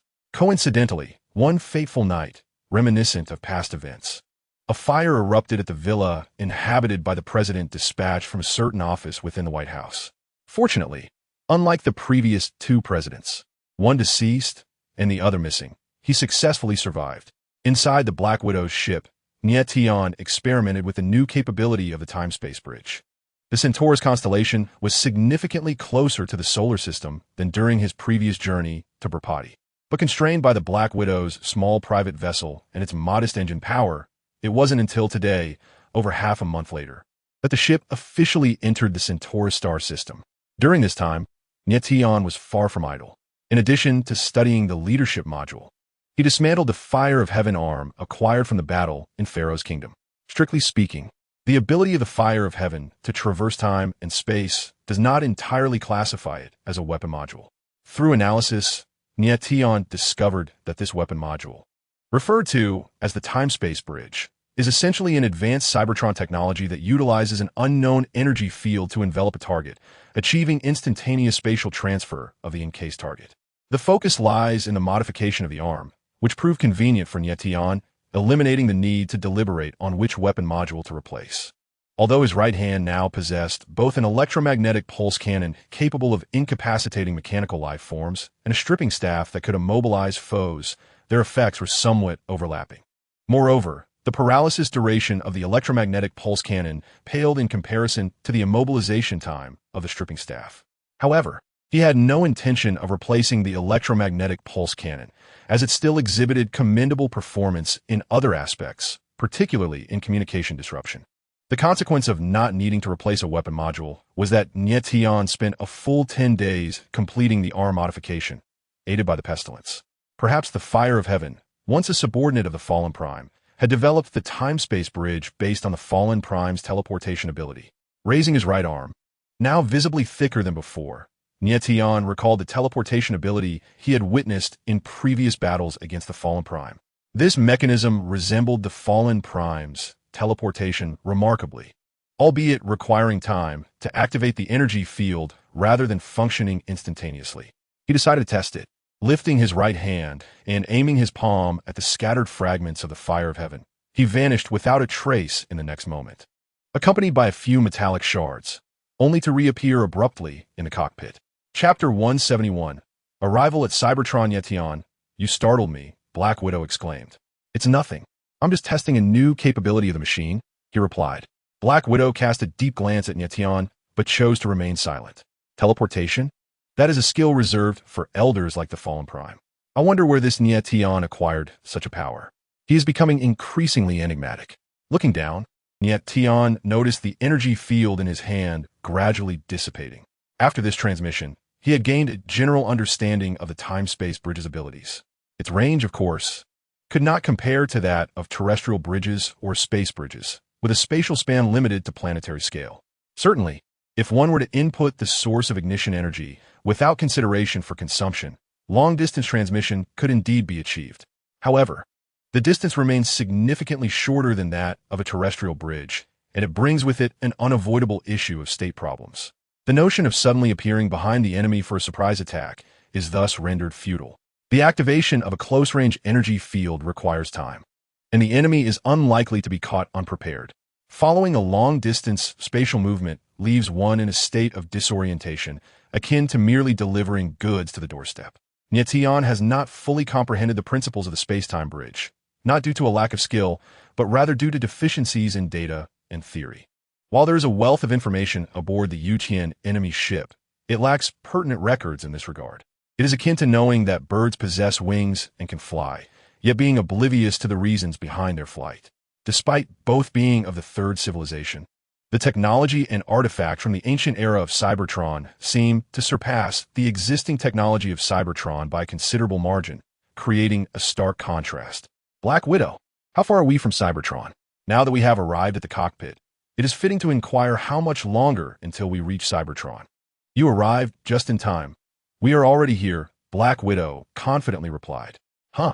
Nie Tian lifted his gaze towards the pitch-black expanse ahead, furrowing his brow. Black Widow discerned his puzzlement, and the next moment, she pressed a red button on the control panel. With a whoosh, a massive metallic planet, its surface rust-colored, materialized before them. The Centaurus system in the Transformers universe consists of a binary star system, meaning it harbors two suns. Although Cybertronian civilization is classified as a third civilization, it remains subject to certain fundamental laws and principles of the cosmos. The two stars revolve around one another, while Cybertron orbits one of the larger main sequence stars, accompanied by a single moon. Beyond this, there are no other planets in Centaurus. There exist some exoplanets, yet all are barren, lifeless worlds devoid of resources. For the Cybertronians, even a fleeting glance at these desolate spheres is deemed a waste of time. The moderately sized spacecraft, under Black Widow's command, gradually approached Cybertron. The moment the ship appeared, a patrol of Decepticons stationed outside Cybertron detected its presence. However, due to the Decepticon insignia emblazoned upon the vessel, they refrained from opening fire, despite not having received any recent notifications regarding Decepticon ships returning home. Unidentified ship, please identify yourself. Several Decepticons dutifully advanced, flanking the spacecraft and subtly encircling Black Widow's ship. Unidentified ship, please identify yourself. Noticing the lack of response to his initial communication, the inquiring Decepticon repeated the request. Should there still be no reply, he would be compelled to order the destruction of the vessel, as per Lord Shockwave's command, which he dared not defy. If one were to defy the orders, the imposing figure of Shockwave would become aware, and both he and the entire team would be dispatched to the mines. The mere thought of the fate that befell those sent to toil in the mines sent a chill down his spine. On other planets, the term mining might hold varied interpretations, but on Cybertron, it represented a grim reality, necessitating labor with one's own hands. Just as the countdown commenced within the heart of this Decepticon, the spacecraft abruptly halted, hovering in mid-air before the doors swung open. A tall, menacing silhouette emerged from the entrance. Lord Shockwave. Upon sighting this figure, the other Decepticons, who had also come to a standstill, gasped in astonishment, their expressions a mix of disbelief and awe. Oh, Nie Tian squinted slightly. You recognize me? Lord Shockwave, you yist. Who among the Decepticons is unaware of your illustrious name? One of the Decepticons, after transforming, respectfully responded. Not long ago, you were appointed by Lord Megatron as the fourth commander of the Decepticons. And Shockwave commanded that Lord Hardshell announce this news immediately. I was certain you would eventually return to Cybertron. Hence I ensured they memorized your visage. I see. Nie Tian acknowledged with a nod. It appeared that even before Megatron had designated him as the commander of the Decepticon Airstrike Division, his presence had already permeated throughout Cybertron. This was fortuitous, as it spared him the need for self-introduction. He observed this Decepticon with renewed interest. Such remarkable individuals were indeed rare among their ranks. Regrettably, he was merely a mid-level Decepticon. Otherwise, Nie Tian would not hesitate to elevate him. After all, he currently bore the title of Airstrike Commander, a position that might be nominal for others. Yet he was a bona fide commander-level warrior, and Shockwave would surely accord him the respect he deserved. Which unit do you belong to? Lord Shockwave. We are under the command of Lord Shockwave, part of the 41st Flight Team of the Airstrike Division, tasked with patrolling this sector. Nie Tian was somewhat familiar with this detail. The Decepticon Airstrike Division, or aerial combat units, lacked a unified nomenclature. Unlike the ground forces, Collectively referred to as the Assault Corps, the Decepticon aerial units retained various designations from the pre-Cybertronian Civil War, such as the former Cybertronian Defense Force Air Fortress Unit and the former Cybertronian City Defense Iron Fortress Guard. This led to a plethora of names and a chaotic management structure. Furthermore, with Starscream obsessively pursuing the position of Decepticon leader, he paid little heed to these matters. Consequently, the already tumultuous airstrike division became even more disordered, characterized by a lack of cohesion. Fortunately, after millennia of civil strife, the higher-ranked teams within the airstrike division had dwindled significantly. Presently, most were low-ranking teams designated only by numbers. In summary, the Decepticons can be categorized into ground forces known as the Assault Corps and aerial units, distinguished by their vehicular forms. Each of these divisions comprises several elite Decepticon squads, such as the previously deployed Excavator Squad, the Breaker Squad, and the Battle Vehicle Team. Generally, it is only the elite squads that possess specific designations, setting them apart from the expendable units. This serves as both a symbol of status and a testament to their prowess. However, not all elite Decepticons are accompanied by teammates, as formidable warriors often prefer to operate solo. Decepticons have never lacked for lone wolves. In the original series, the ability to fly was a criterion for selecting Decepticon members. But later, perhaps due to a shortage of manpower or the experiments involving Shockwave's triple-changing warriors, the Decepticons became more inclusive in their recruitment. With this clarity, Nie Tian turned his gaze to the flight squad that was eagerly watching him. The fact that they were patrolling space near Cybertron indicated that the situation on Cybertron remained under Decepticon control, which eased his mind considerably. "Take me to meet Shockwave," Nie Tian stated with a measured tone. "Yes, Lord Tianjia." The Decepticons, ever respectful, exchanged excited glances. It was a rare privilege to be in the presence of a commander. They usually could only gaze from afar, let alone converse. The 41st Flight Squad led the way as Nie Tian returned to Black Widow's ship. Not only was traveling by ship more comfortable than flying, but Nie Tian also wished to keep his whereabouts concealed, particularly from the Autobots. The addition of 2 commander-level warriors could catch the Autobots off guard. With careful planning, the complete annihilation of the remaining Autobots on Cybertron was not out of the realm of possibility. "Tianjia, do you intend to meet Shockwave directly?" Black Widow had not disembarked from the ship, likely due to her disdain for conversing with lower-ranking Decepticons. Earlier, she had ignored the communications warning from the 41st Flight Squad until Nie Tian had instructed her to halt the ship. Indeed, it is prudent to greet Shockwave and discuss strategies for dealing with the Autobots' guerrilla tactics. Nie Tian smiled with a hint of profundity, while his mind pondered another matter. The Iron Fortress archives, he wondered if they might contain records regarding the leadership module. However, the Iron Fortress was currently under Shockwave's jurisdiction, and he was uncertain how Shockwave would regard him. Though Nie Tian had never met Shockwave, he felt a certain familiarity with him. Shockwave, renowned as the Decepticons' defensive strategist, was to some extent one of Megatron's closest allies. Remaining on Cybertron, his capabilities were undoubtedly formidable. Even with the insights from his past life, Nie Tian did not presume he could surpass Shockwave in tactical command, let alone in the large-scale operations that involve complex strategies. Chapter 172. Encounter with Shockwave. As they approached Cybertron, Nie Tian distinctly observed the planet's condition. Despite being a metallic world, Cybertron still exhibited diverse topographical features, such as towering mountains, expansive plains, and rolling hills. To his astonishment, he even beheld a vast ocean, a shimmering sea of silver. What could it be? Nie Tian pondered curiously. Was this ocean truly composed of water on a metallic planet? Black Widow glanced in the direction Nie Tian indicated, realizing he was not born on Cybertron, and felt a sense of relief. She responded, "That is the Sea of Mithril, surrounded by rich deposits of mithril ore. Once, a city named Lake Posa was built within the Sea of Mithril, but it was submerged for reasons unknown."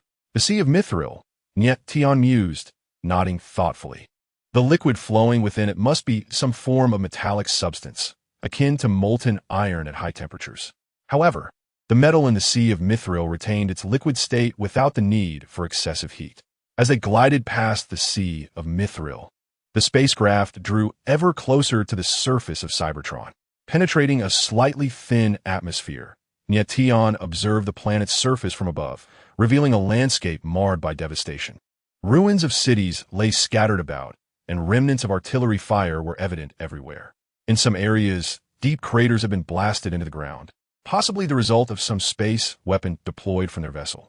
Though Cybertron bore the scars of relentless warfare, its battered exterior still hinted at a once glorious past, as evidenced by the remnants of towering structures and military fortifications.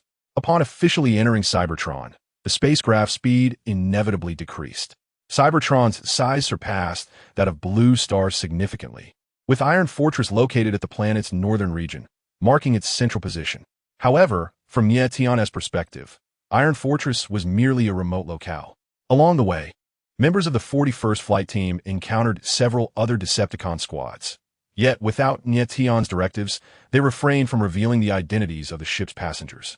Thus, the group continued their approach toward the capital, Iron Fortress. In a laboratory within Iron Fortress, Shockwave was engrossed in an experiment. As the chief scientist of the Decepticons, he remained here during non-combat operations. It is well known that research demands unwavering focus, and Shockwave's reticent demeanor was undoubtedly linked to his frequent experimentation. As the experiment neared its conclusion, the door to the laboratory suddenly creaked open and a figure cautiously entered. "You had better have something of importance to report, Hardshell," Shockwave remarked, his expression unchanging, even without turning his head. Yet, the frosty tone of his voice was unmistakable. "Lord Shockwave," Hardshell stammered, feeling the weight of the moment. In all of Cybertron, who did not know that Shockwave's orders were to be executed with utmost precision. Because Shockwave is a person who pursues perfection, in other words, he is a person of great seriousness. It is well known within the Decepticon ranks that one should not disturb Shockwave with trivial matters, particularly when he is conducting experiments. However, on this occasion, there was indeed something of importance to report. "Shockwave, both Thundercracker and Black Widow have returned." Shockwave paused his actions, lifting his previously bowed head, shedding his earlier nonchalance. "Where are they?" he inquired. "At the Ten-Faced building, Shockwave. I just brought Thundercracker and Black Widow there before coming to inform you." "Very well. I shall proceed at once." Upon entering the Ten-Faced building, Shockwave immediately spotted the two Decepticons lounging casually in the reception area. He recognized Black Widow at first glance. Even after thousands of years apart, she remained as enchanting and lethal as ever. Anyone who was deceived by her allure would surely pay with their life. As for the Commander-class Decepticon seated beside Black Widow, it must be Thundercracker. Yet, why did Black Widow appear so familiar with him? Having shared the experience of ambushing the Red Spider, coupled with the whispers during previous operations, Nie Tian and Black Widow had naturally developed a good rapport. Both were Commander-class warriors, and after fighting together numerous times, their relationship was devoid of the treachery that often characterized interactions among other commanders. In truth, aside from her position as the vice commander of the airstrike unit, Black Widow held a certain wariness towards Nie Tian. When she refrained from action, all was well. But once she struck, she had eliminated the Red Spider, which was indeed formidable. Having dealt with the cunning and treacherous Red Spider for many years, she was acutely aware of just how difficult he was to kill. Shockwave, suddenly arriving, also caught Nie Tian's attention. He scrutinized this one-eyed antagonist from the original narrative. Standing slightly shorter than himself, Shockwave appeared to be over 12 meters tall.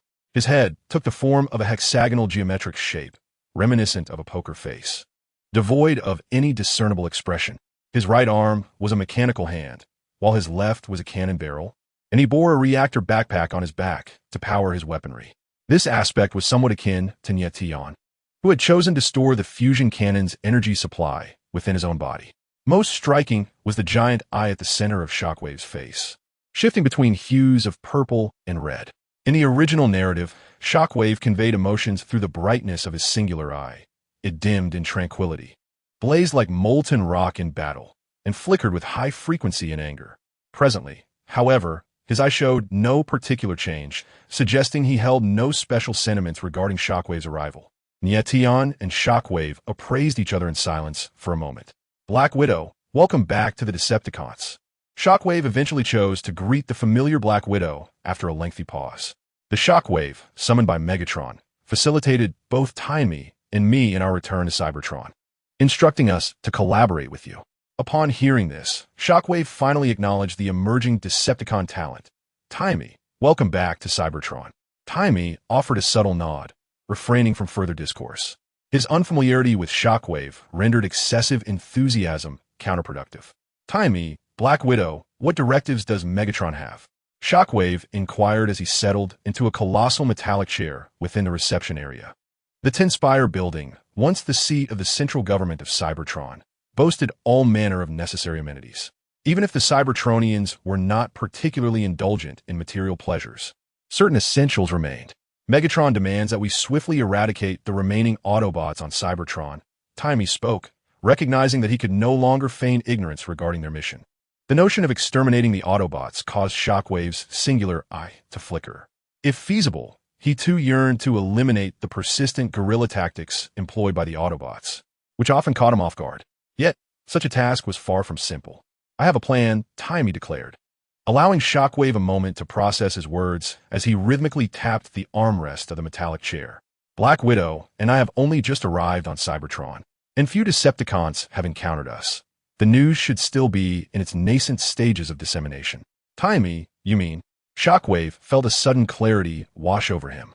Indeed, Timey's lips curved into a knowing smile, eschewing any further circumlocution. The Autobots are undoubtedly unaware of our presence on Cybertron. If we can seize this opportunity, we might inflict significant damage upon their guerrilla forces. If we can eliminate Optimus Prime, the remaining Autobots will be disorganized and easily manageable. Following the conclusion of the Cybertronian Civil War, the Autobots had managed to remain active for an extended period, largely due to the pivotal role played by Optimus Prime, their second-in-command.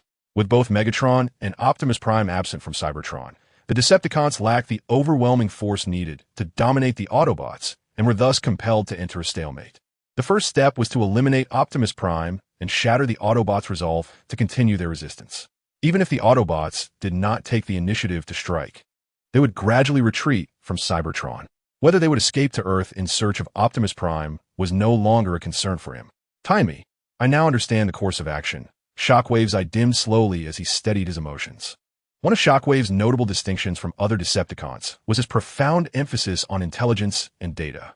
His numerous tactical plans relied heavily on precise information, and Timey's statements had already begun to form a rough operational strategy in his mind. With a bit of refinement, they could act immediately. By the way, Timey changed the subject. Megatron previously appointed me as the commander of the Airstrike Division, and I wish to understand the current status of that unit. If we could also gather some intelligence on the Autobots, that would be even more advantageous. Very well, Shockwave nodded. The armored turtle will be delivered shortly. After this operation, I will entrust the air assault forces to your command as per Megatron's directive. Contrary to the anticipated tension and power struggles, no such drama unfolded. Shockwave readily agreed to transfer the portion of military authority pertaining to air assault to Knight. Knight was somewhat taken aback. Nevertheless, it was ultimately a positive development. It was evident from Shockwave that not every commanding Decepticon was as power-hungry as Starscream. Indeed, there were Decepticons who remained indifferent to fame and fortune. Chapter 173. The Archives. In truth, Knight was unaware that his request had greatly aided Shockwave. For Shockwave, who routinely engaged in extensive experimental research, managing the assault troops was already a significant time investment. When Soundwave was present, the defense of Kaon allowed him to share the burden of at least half of the Decepticon forces.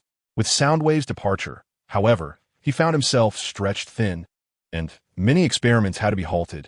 After discussing various details concerning the Autobots, this overall amicable initial meeting came to a close with the arrival of the armored turtle. Shockwave, needing to refine the operational plans, took the initiative to bid farewell. My Lord Knight, here is what you requested, the armored turtle said, exhibiting a demeanor of utmost respect, still cautious as he had yet to ascertain the temperament of this new commanding officer. After all, there was a cautionary tale of a high-ranking Decepticon who had inadvertently angered Starscream and suffered dire consequences. Rumor had it that his head was nearly twisted off. All right, hand it over, Knight replied, accepting a black box containing stored data from the armored turtle. He then glanced at the leader of the Sea Monster Squadron, whose unique appearance featured a slight hunch and a split shell resembling two curved wings. This somehow reminded Knight of an ancient character from previous life. However, Given that Cybertron was home to oceans, the existence of an amphibious sea monster squadron seemed hardly surprising. Regarding the current high-ranking Decepticon teams, Knight had gleaned some insights from the disorientation memory crystals. It must be said that the disorientation memory had, to some extent, been of great assistance to him, preventing him from being utterly ignorant of the situation on Cybertron, especially since the original narrative provided scant details about the planet. As he accessed the data within the black box, Knight perused the information he sought. Among the existing high-ranking Decepticon teams in the Ground Assault Division, 3 squads remained. The Dragon Team, Violent Dragon, Shredded Shark, Killer Eagle, Rogue Beast, and Bloodstained Bear. The Tiger Team, Whirlwind, Strike, Lockdown, Robbery, and Reckless. And the Sea Monster Team, Armored Turtle, Giant Beak Fish, Iron Claw Shrimp, Sharp-Toothed Shark, and Neckclaw Crab. Coincidentally, these 3 elite Decepticon teams can merge to form a formidable combinational titan.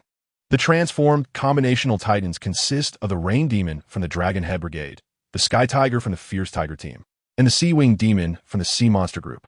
As for the elite Decepticon team within the Airstrike Brigade, only one remains, the Giant Menace. Comprising the elite Decepticon's Claw, Fierce Tiger, Great Rock, Bison, and Iron Head, the Giant Menace can unite to become the Skyward Titan. As the name suggests, Skyward Titan is undeniably an aerial champion, a veritable warrior of airstrikes. Regarding the elite Autobot warrior teams, Nie Tian was astounded upon realization. Those in the know understood that the Decepticons had triumphed in the Cybertronian Civil War. Those unaware might mistakenly believe that the conflict rages on. The Autobot forces bear no semblance to defeated soldiers. Under the leadership of Tong Tian Shao, the Autobots possess an elite warrior force that is hardly inferior to the Decepticons.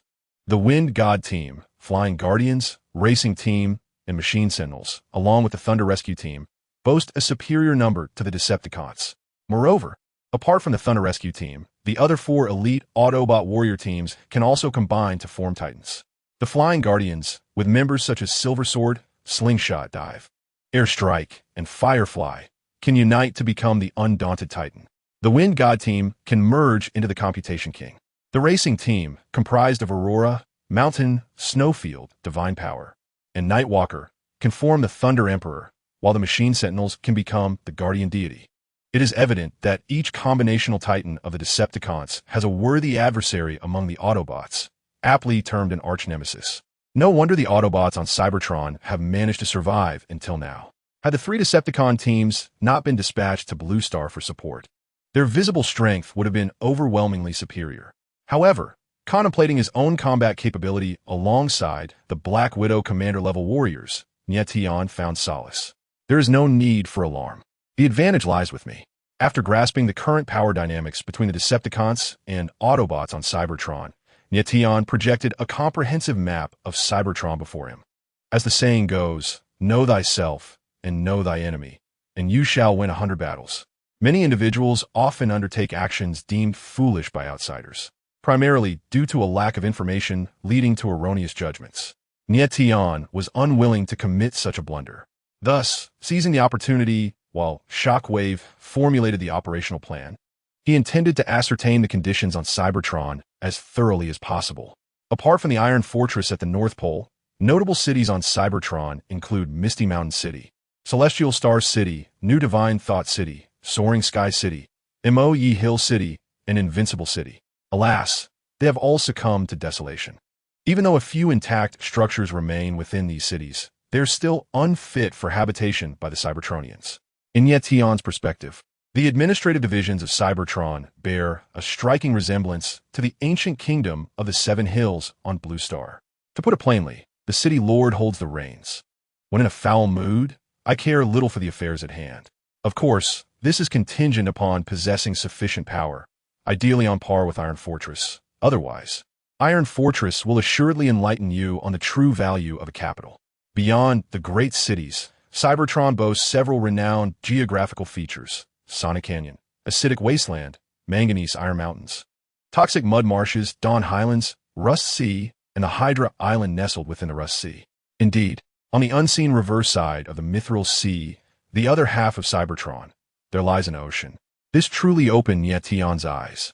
These realms, whether barren or mountainous canyons, are also home to the majority of other species inhabiting Cybertron. Regrettably, many have already succumbed to extinction. Alas, Nie Tian sighed inwardly. What a splendid planet it once was. Now reduced to such a state due to the ravages of war, it is indeed lamentable. What concern is it of his? He was not the architect of this ruin. During Cybertron's prosperous era, he did not partake of the energy that the matrix of leadership poured upon the entire planet. Now, faced with the task of rectifying this mess, is it just?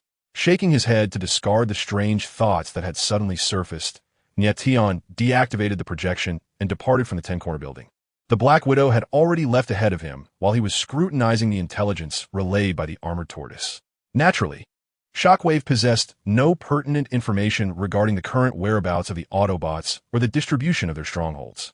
Exiting the Ten-Corner building, and mindful of the need for discretion due to his arrival, Nie Tian refrained from summoning the Decepticon members of the air raid unit, opting instead to visit a building archive adjacent to the Ten-Corner building. Having previously communicated with Shockwave, there were no Decepticons stationed at the entrance of the archive. However, to prevent infiltration by Autobot spies who might discover the presence of 2 additional commander-level warriors among the Decepticons, the perimeter of the area encompassing both the Ten-Corner building and the archive had been rigorously secured by the Decepticons. Clatter, clatter, clatter within the expansive archive. Only the echo of Nie Tian's footsteps reverberated. The archive serves as a repository for historical records and technological research, thus granting it an exceptionally high level of access. Ordinary Decepticons are utterly forbidden from entry, and even high-ranking Decepticons must obtain Shockwave's permission to gain access. As for Nie Tian, he is the one who bestows such permissions upon other Decepticons. Thus, he may enter at will. The millennia-long civil war on Cybertron has thoroughly depleted the ranks of historians and scientists among both Decepticons and Autobots who hold an interest in the materials within the archive. This, in turn, facilitated Nie Tian's endeavors, allowing him to pursue his inquiries without fear of exposing his intentions. On this visit to the archive, Nie Tian harbored 3 objectives. First, to seek out any records pertaining to the leadership module, even if they were merely legends. Secondly, let us seek to uncover the whereabouts of the other Iron Fortress relics.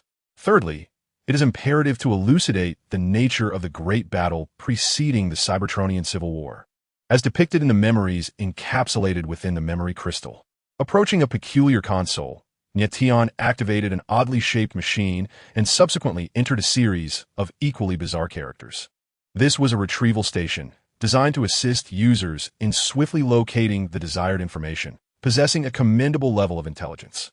In Nie Tian's discerning eyes, this archive bore a striking resemblance to a confluence of museums and libraries found on Blue Star, with the sole distinctions being its size and method of storage. An archive of a Type 3 civilization could not possibly rely on paper or electronic formats for historical documents, especially considering that Cybertron lacked the very condition for paper. With a clatter, a row of peculiar Cybertronian script materialized on the retrieval station screen. Nie Tian scanned the content and was promptly captivated by a particular record. Minutes of the 13th meeting of the High Council regarding the Decepticons. A glimmer of intrigue sparked in his eyes as he gently tapped the screen to examine the meeting minutes. If we must obliterate the remnants of war, then why destroy those Autobots that have been created? That is merely a pretext to conceal their ambitions. Megatron is rapidly ascending as a star of the gladiatorial arena, and the Colosseums left by those 5-headed beasts have become venues for him to attract allies. He has established the Decepticons. They share his aspirations, and we can no longer remain passive. He is fervently inciting discontent against us, proclaiming that the existing system severely hinders the expansion of us Cybertronians. Chapter 174. The Chamber of Primus. The entirety of the meeting minutes comprised only these few seemingly nonsensical dialogues, devoid of any further content. It felt as though something was amiss, as if only a fragment of the record had been captured. Not only was the information contained within woefully scant, but there was also no indication of the identities of the speakers. It starkly contrasted with the detailed historical accounts that some would yearn to document in their entirety. The High Council, of which Nie Tian had some knowledge, was the former supreme governing body of Cybertron, comprised of seasoned and formidable Cybertronian warriors. In summary, they were individuals of great repute and undeniable credibility. The influence and control exerted by such an assembly over Cybertron could be readily imagined. It appeared that this was a period preceding the outbreak of the Cybertronian Civil War, Nie Tian pondered. The High Council had yet to be overthrown. The Decepticons had just been formed, and Megatron was inciting the Decepticons. All these clues indicated that the High Council convened this meeting on the cusp of the Civil War. As for the subsequent developments, the meeting abruptly concluded after the 13th session, and the absence of minutes for a 14th meeting spoke volumes. 13, indeed, is a most intriguing number. The minutes of the previous 12 meetings were also available. Nie Tian perused them briefly, though they were mostly filled with inconsequential matter. This passage does not pertain to the inquiry regarding the evolution of Cybertron, but rather to the matter of how to handle a particular Cybertronian warrior who has erred, evoking a sense of familiarity in Nie Tian. It appears that regardless of the civilization, the conclusion of this meeting record is inevitable, prompting Nie Tian to scroll further down. Logically, one would expect that such an advanced cosmic civilization as Cybertron would possess a sophisticated method of documenting history. At the very least, one would anticipate the existence of images or photographs. Strangely, the majority of records are textual. Perhaps utilizing the Cybertronian language for documentation serves to ensure confidentiality and reliability. After all, visual representations, being a form of mass information processing, can be easily interpreted by anyone with sight, thereby posing a risk of disclosing numerous secrets to outsiders. In contrast, Cybertronian script does not carry such concerns, as it remains incomprehensible to outsiders, making it exceedingly difficult to unravel the history of Cybertron. Without dwelling on this point, Nie Tian discovered many remarkably familiar technological studies within the documents, nearly identical to those extracted from the Nie Tian enemy spacecraft. It seems that the Nie Tian enemy ship harbored a wealth of technological information not solely derived from their own research and collection. As the leader of the Autobots, how could the Nie Tian enemy overlook the treasure trove that the archives represented, especially before the Decepticons seized Iron Fortress? After all, a premeditated evacuation is entirely different from a hasty retreat. Subsequently, Nie Tian perused the remaining documents and records thoroughly. In the vast silence of the archive, only the sound of his fingers tapping on the search console echoed.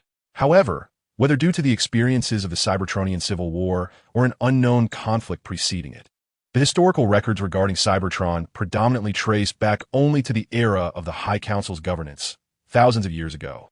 Very few records exist from earlier periods. A curious thought crossed Nie Tian's mind. There should be more. He furrowed his brow, recalling that in the original narrative, Cybertron had not undergone any dynastic change. How could it resemble a dynasty's transition, with the current regime incinerating the majority of the previous regime's records?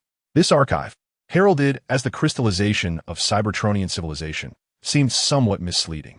Although it indeed contained numerous records concerning Cybertron's ancient times, Nie Tian even stumbled upon a reference to Blue Star. This solidified his conviction that, in the ancient era of Cybertron, aside from the Fallen and his kin, many other Cybertronians had visited Blue Star. Even throughout the ancient period, such visits were not uncommon. It remains a mystery what allure Blue Star possesses, drawing Cybertronians to it as if it were a second homeland. Shutting down the search console, Nie Tian began to wander within the archives. He had achieved none of his three objectives, rendering his efforts seemingly fruitless. Despite a tinge of disappointment, particularly regarding the leadership module, he had long since evolved beyond such feelings and was not inclined to become irate over this acceptable outcome.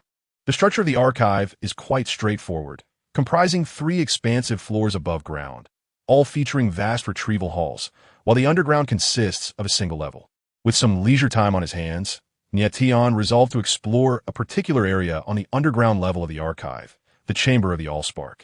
The existence of the Allspark within the archive had recently piqued his interest, a revelation he gleaned from the words of Shockwave. The chamber not only housed the Allspark, but also undertook the research related to it.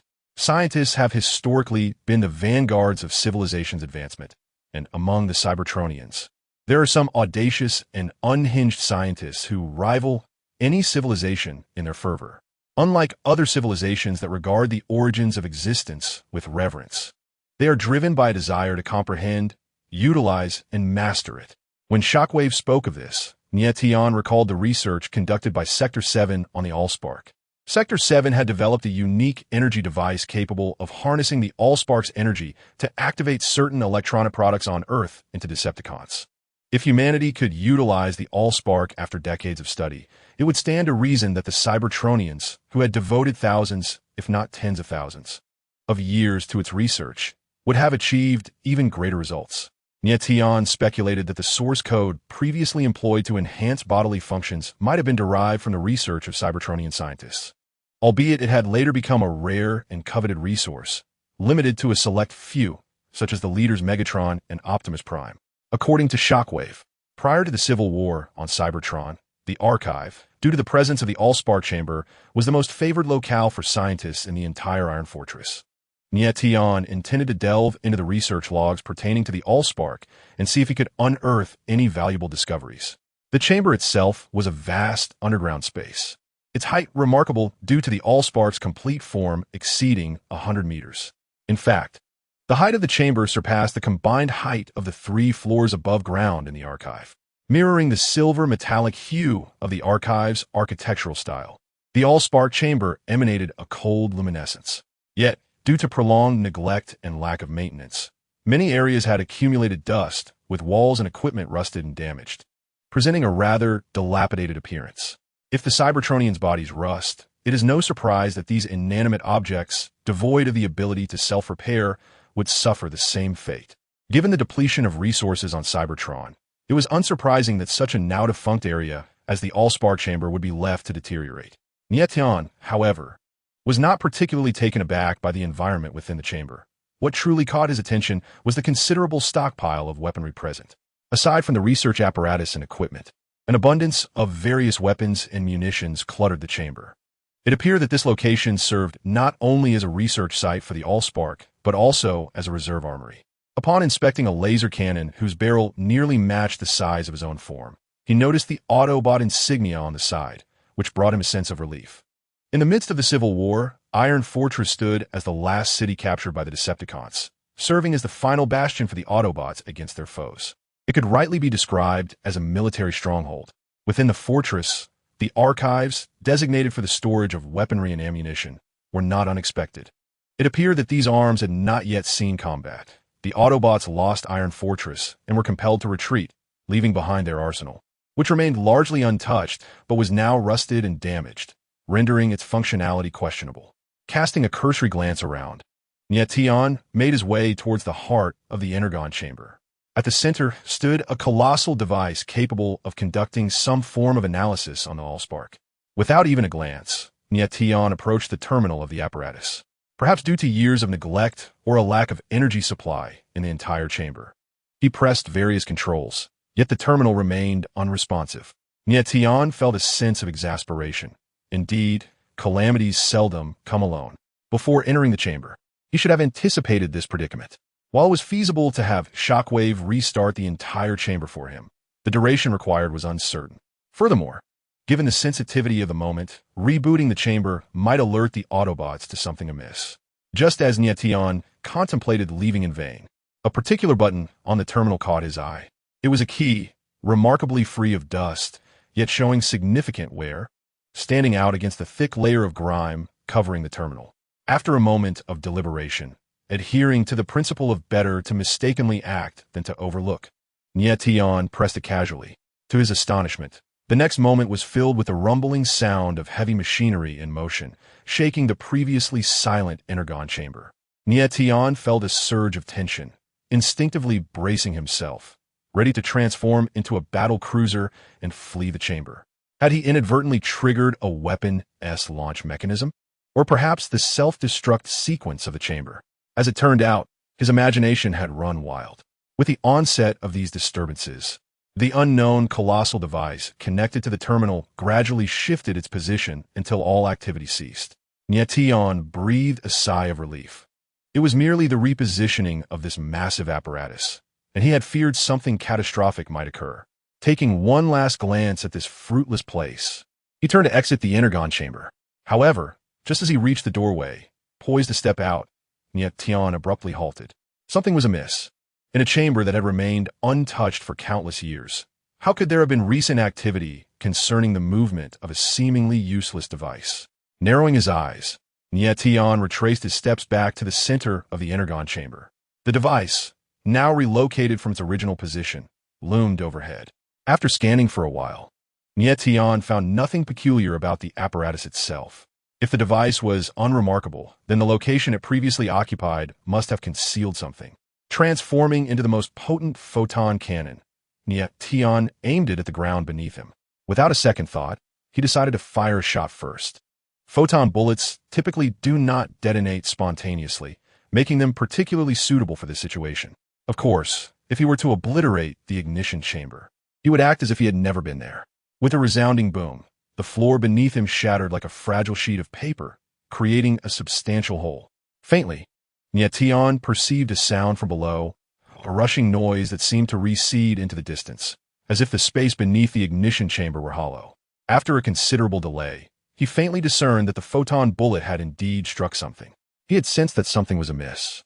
Retracting the photon cannon, Nie Tian drew the black prison sword. With swift precision, he revealed an opening before him. More accurately, a direct passage leading into the depths below. The darkness was profound, stretching endlessly into the abyss. Was this an undocumented passage within the ignition chamber? Where could it lead? Was it a feature from its construction or a secret tunnel excavated by the Autobots during the Cybertronian Civil War? Regardless, Nie Tian detected an unusual aura emanating from it. Resolute, he decided to investigate further. Boldness often accompanies skill. He considered himself one of the paramount warriors on Cybertron. With the leaders absent, he had little reason to believe any threat could endanger him, even if confronted by a combined Autobot of commander and leader levels. He felt confident in his ability to retreat unscathed. After securing the ignition chamber's entrance to prevent any interruptions, Nie Tian leaped into the passage. Gravity pulled his towering form downward with relentless force. The passage was far deeper than he had anticipated, leading him to ponder whether it might reach the very core of Cybertron. It was not until several seconds later that he glimpsed a light. The white luminescence stood out brilliantly against the oppressive darkness of the tunnel. Observing the clearly excavated passage beside him, he cautiously manifested his weapon. Confidence does not equate to arrogance. He could not dismiss the possibility of enemies lurking below. Remaining vigilant, he proceeded for another few seconds until the white light suddenly engulfed him. Upon entering, he was momentarily taken aback by the sight of a grand figure with an aged visage and grizzled beard, prompting his pupils to constrict in recognition. Titan Master, a name instinctively surfaced in his mind. Having glimpsed the forms of the 13 original primes in his wandering memories, he instantly recognized this figure's identity. It was none other than the third of the 13 original primes, Titan Master. Unlike the other primes, whose names often bore celestial significance, Titan Master's name was rather unremarkable. However, underestimating him would be a grave error. Although the ranking of the primes did not directly correlate with their power, Titan Master wielded the legendary pen of prophecy, possessing extraordinary wisdom. In the original narrative, it is said that one possesses the ability to perceive the past, present, and future. Admittedly, this ability seems rather elusive, prompting Nie Tian to regard it as mere legend. Observing the faint vitality of Master Titanium's form, Nie Tian gradually sheathed his weapon. It would be somewhat disrespectful to engage in combat before a primordial warrior. The space beneath his feet resembled an elliptical sphere cluttered with various items. And nearby lay a massive shell from a photon bullet.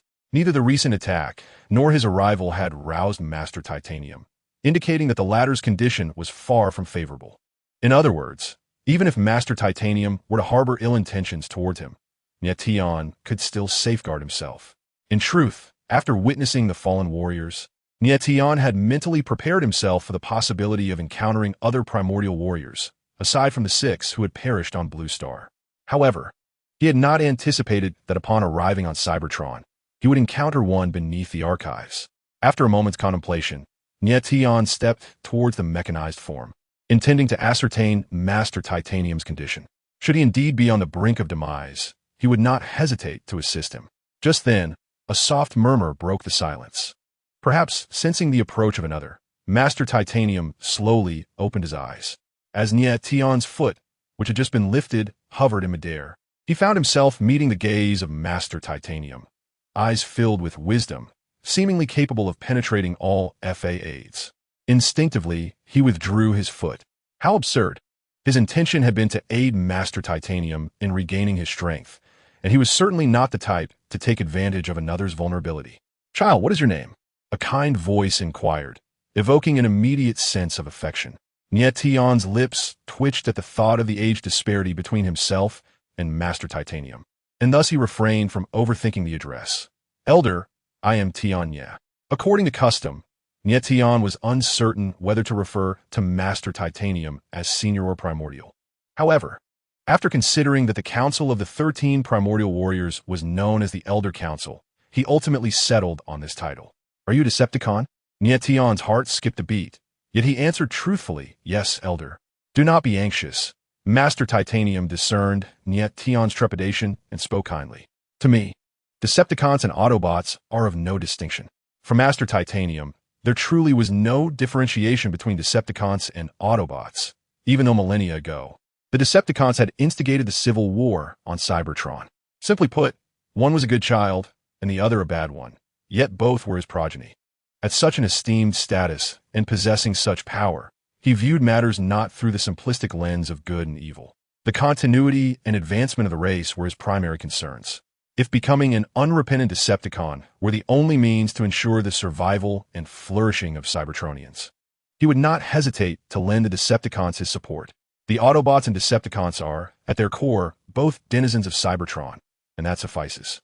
Thus, regarding Nie Tian, his demeanor remains relatively amicable. "Tian Xie, you need not worry that I shall harbor any negative sentiments towards your Decepticons. Furthermore, I am presently one of the last surviving elders. Your address to me in such a manner does not constitute an affront to my fellow elders." Upon hearing this, Nie Tian felt a wave of relief wash over him. Fortunate indeed was he to have traversed into the cinematic universe of Transformers.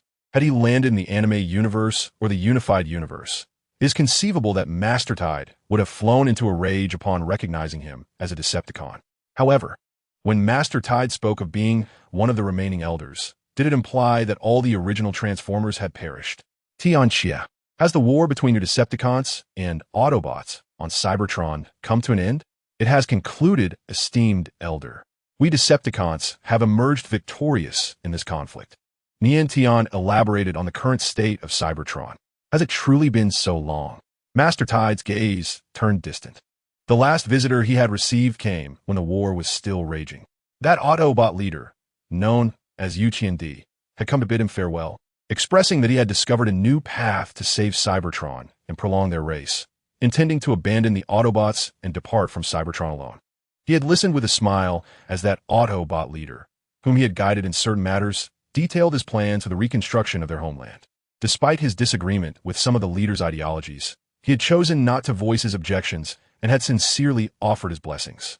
Observing Master Tide, seemingly lost in reminiscence, Nie Tian refrained from interrupting, instead choosing to attune himself to Master Tide's current state. Logically, as a bona fide supreme warrior, Master Tide should not be devoid of even the slightest fluctuation in energy levels, even if his condition now appeared worse than when they first met the fallen Transformers. Had it not been for the recent, normal exchange they had, Nie Tian might have suspected him to be merely a pre-programmed intelligence. "Tian Xie, how did you come to discover this location?" After a prolonged silence, Master Tide returned to the present and inquired of Nie Tian. "Esteemed elder, it is as follows." Nie Tian succinctly recounted his experiences upon entering the Allspark chamber. Master Tide nodded in comprehension before asking, "It seems you have numerous questions you wish to pose to me?" "Indeed, esteemed elder. It can only be said that age bestows wisdom." To a certain extent, Nie Tian was no longer astonished by Master Tide's perceptive insights into human nature. "Ask whatever you desire, while I still have the time to exist." "What do you mean by that, esteemed elder?" Nie Tian's expression sharpened, fearing that Master Tide might be on the verge of departing so soon after awakening. "Tian Xie, do you grasp the origin of our Cybertronian race?" Master Tide did not respond directly to Nie Tian's query, but instead countered with another question. Origin?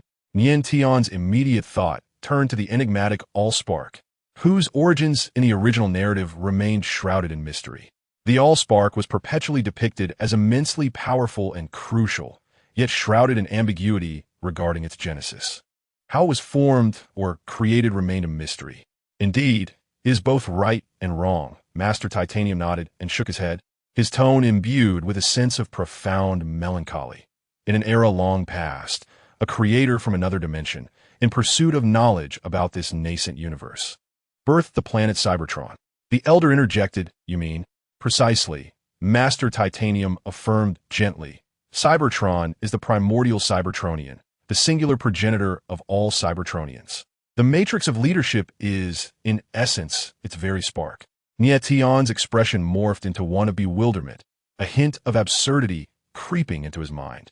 Cybertron, fundamentally, is an enormous transformer, so vast that its transformation manifests as a celestial body. The Cybertronians are merely sparks that have split from Cybertron, akin to the relationship between cells and the human body. Is this even plausible? Chapter 176, Primus.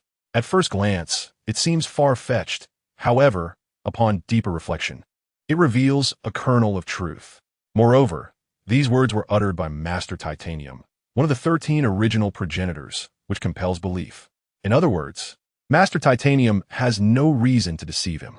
This is Nie Tian's inaugural visit to Cybertron, and it is their first encounter. What benefit would he gain from lying? The energy that the matrix of leadership freely releases can transmute mechanical and electronic devices on Blue Planet into Cybertronian mechanical life forms in an instant. The sparks derived from the matrix can elevate elite Cybertronian warriors to commander-level status. Thus, to say the matrix is a colossal spark or a collective of sparks is not entirely inaccurate. In the latter part of the original narrative, Cybertron was capable of transformation, such as the cracking of its surface, revealing various mechanical structures within. Previously, Nie Tian had thought this might be the result of the Cybertronians' extensive modifications over the years, but now it seems it may have always been this way. Let us not forget that the Matrix was initially housed within the Well of All Sparks, located at the deepest reaches of Cybertron. This bears a striking resemblance to how sparks are stored within the chests of Cybertronians. Even in their transformed vehicle forms, the spark remains at the core of their being. As for the creator spoken of by Master Titanium, it is not difficult to comprehend. To Nie Tian, the so-called creator is merely a being from a higher civilization. The other dimension likely refers to alternate universes, such as a parallel universe that has developed a superior civilization.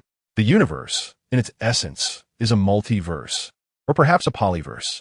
Beyond the primary universe exists other parallel universes. Should the primary universe encounter an anomaly or employ unknown technological means, it could potentially open a temporal passage to these alternate realms. In this regard, Nie Tian is well-versed. Of course, the distinction between the primary universe and parallel universes delves into philosophical idealism. Inhabitants of the primary universe perceive all other universes as parallel, believing they have evolved from their own. Conversely, those residing in parallel universes might contend that the primary universe and other parallel universes are the true parallels, with themselves being the primary universe. However, these matters hold little significance, for whether within the primary universe or parallel universes, each realm exists independently, free from interference. The sole connection between a parallel universe and the primary universe occurs at the moment of its inception, and it is entirely possible that the laws governing a parallel universe diverge from those of the primary universe. For instance, in the Transformers universe, gravity causes an apple to fall. Perhaps in another parallel universe, the concept of gravity is altogether absent, or they may refer to gravity by an entirely different name. Of course, the existence of advanced civilizations is far removed from Nie Tian's thoughts. He possesses no inclination to ponder the identity of the creator as described by Master Tai. A vagabond may concern himself with his next meal, yet he would not fret over the potential explosion of the Blue Planet. It remains uncertain when Cybertron might reclaim its status as a Tier 3 civilization, let alone the path to Tier 4 civilization, much less the enigmatic advanced beings capable of creating Cybertron with such ease. Overthinking such matters would only serve to burden oneself with unnecessary worries. Unbeknownst to Master Tai, in a fleeting moment, Nie Tian had engaged in a whirlwind of thoughts. Master Tai continued, stating, after he fell into stagnation for reasons unknown, I, along with 12 other elders, were created by him. We manifested within the well of the Matrix, with the Matrix itself before us. and we possessed an innate understanding of everything pertaining to it. He bestowed upon us a singular task, to replenish the cosmic energy of the Matrix, ensuring its vitality. Yet, this command resembled an instinct to feed. It never reappeared, and despite our attempts, we could no longer communicate with him. Subsequently, to enhance the efficiency of energy replenishment, I and the other 12 elders convened and resolved to utilize the Matrix to create some aids. Thus, over the passage of time, the Cybertronian civilization emerged. Utilizing the genetic coding of our own beings, the 12 elders and I each fashioned a cadre of loyal followers, inherently devoted to us. We took on the name of the Primes, in honor of him. Prime? Nie Tian mused, surprised to learn of the ancient lineage of the Primes. The name of their dynasty was, in fact, the original name of Cybertron. Indeed, at the moment of our creation by him, we came to know his name, which we revered as the Primal One. The Primal One? Nie Tian nodded thoughtfully. A being capable of transforming into a planet certainly merits such a title. Moreover, Nie Tian contemplated further. If Cybertron were essentially a colossal transformer, then the dream he had during his ascension to the rank of commander began to make sense. A planet that is, in truth, a mechanical life form, seeking assistance due to the loss of the Matrix. Appearing in the consciousness of its target in the most comprehensible manner is not an insurmountable feat after all. His spark originated from the division of another spark, albeit a fragment so minuscule it could easily be overlooked. However, due to the ravages of war, the current visage of Cybertron starkly contrasts with the one he envisioned in his dreams, to the extent that upon his arrival, he failed to recognize it immediately. The universe is vast. It is not merely metallic spheres that abound, but also planets composed entirely of diamond or gaseous forms. Thus, he could not, without substantial evidence, hastily conclude that the metallic planet from his dreams was indeed Cybertron. Moreover, Nie Tian surmised that he was not alone in receiving the plea for help from Primus. Other commanders and leaders, whose sparks also derive from the spark source, likely received the same call. While his experience manifested in dreams, it is conceivable that the other Cybertronians perceived it in a manner beyond his comprehension. Undoubtedly, the 13 original Primes felt this the most profoundly. Regardless, Nie Tian believed that this represented the last vestige of Primus's survival instinct, or perhaps a remnant of his consciousness. A Cybertron devoid of its spark source equates to Cybertronians stripped of their essence. Even an existence that transcends reason and understanding cannot endure for long without its core of life. In the original narrative, although Cybertron underwent transformations, it never assumed a humanoid form, nor did it awaken or retaliate when facing destruction. From these observations, it becomes evident that Primus had long since perished. A group of incomprehensible beings wreaked havoc upon him, leaving the entirety of Cybertron in ruins.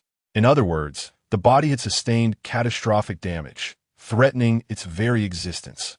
Nie Tian found it implausible that, at such a critical juncture, Primus would show mercy to the array of constructs he had created. Indeed, in Nie Tian's eyes, the 13 original Primes, including Master Titanium, were merely tools fashioned by Primus in a bid to ensure his own survival, or perhaps to facilitate a future revival. According to Master Titanium, Primus was not entirely lucid during their creation, driven instead by a mechanical instinct. Could this indicate that Primus's life was drawing to a close, or that he encountered a formidable foe, sustaining grievous injuries that forced him into a state of hibernation for recovery? In such a scenario, he would have fashioned a cadre of constructs to sustain his existence while indirectly safeguarding himself. Yet, the future did not unfold as Primus had anticipated. A well-laid plan devolved into a path starkly opposed to his intentions, ultimately leading to his own demise, as the very constructs he had created buried him. Furthermore, Primus's creation of supreme warriors from the spark source must have been constrained by certain limitations in quantity and strength. Otherwise, from the perspectives of energy replenishment for the spark source and self-preservation, an abundance of supreme warriors would have been preferable. The decision by the 13 original Primes to create their progeny was not misguided, as there is indeed strength in numbers. Their intentions were fundamentally noble. Contemplating these matters, Nie Tian found himself beset by a new quandary. Elder, you claim to be the last of your kind. Yet how is it that the elders are able to sense each other's existence and demise? Not long ago, I perceived the passing of the final elder. Master T shook his head, choosing not to elaborate. During the zenith of the Primus dynasty, one elder betrayed us. He was the most formidable among us. 6 elders pursued him. And during those days when the source of fire was deprived of energy replenishment, Wei Tianxing and Huan Tianling voluntarily plunged into the well of the source of fire to prevent its energy from waning. Upon hearing this, Nie Tian felt a deep sense of reverence. Although he considered himself not one to sacrifice for others, he could not help but admire such selflessness. Since the 13 ancestral titans were created by Primus utilizing the source of fire, returning to the source would naturally aid in its restoration to some extent. Nie Tian was aware of Wei Tianxing and Huan Tianling. Wei Tianxing, the progenitor of all mini-titans, wielded the divine artifact known as the Chimera Stone, capable of augmenting the strength of other ancestors. This perhaps elucidates why he accompanied Huan Tianling into the well. Huan Tianling, the first to possess the ability to transform, was endowed with the divine artifact known as the transformation gear. Following Huan Tianling's leap into the well, the Cybertronians' forms acquired the transformation gear. Indeed, the transformation gear was not an innate trait of the Cybertronians, at least in Nie Tian's wandering memories. He had not witnessed any of the Elder's kin capable of metamorphosing into other forms. Chapter 177. The Sacred Covenant of Primus Tian Nie, with Master T supporting his form. Retrieved a thick tome crafted from an unknown material. Should you wish to delve deeper into the history of our Cybertronian civilization, this volume, The Sacred Covenant of Primus, may prove invaluable. Within, I have chronicled the majority of Cybertron's history with my prophetic quill. Upon hearing this, Nie Tian's eyes sparkled with intrigue. Yet he maintained an outward calm. The knowledge penned by an elder would undoubtedly unravel all his uncertainties and clarify the history of Cybertron. When he had previously explained to Master T how he arrived at this place, he had deliberately hinted at a third purpose for his visit to the archives. It seemed that fortune had indeed smiled upon him. Gently caressing the sacred covenant of Primus, a wistful expression crossed Master T.I.'s face. If given the choice, he would have preferred not to entrust this tome, which encapsulated the essence of his life's work, to just any Decepticon. He longed to select a worthy successor to safeguard or continue the writing of this work, which he valued more than life itself. Yet, in the twilight of his days, fate had brought him to this Decepticon named Tian Nie, perhaps indicating a predetermined path. Tian Nie, accept it. It should not be consigned to dust, nor should it be buried alongside me in this place.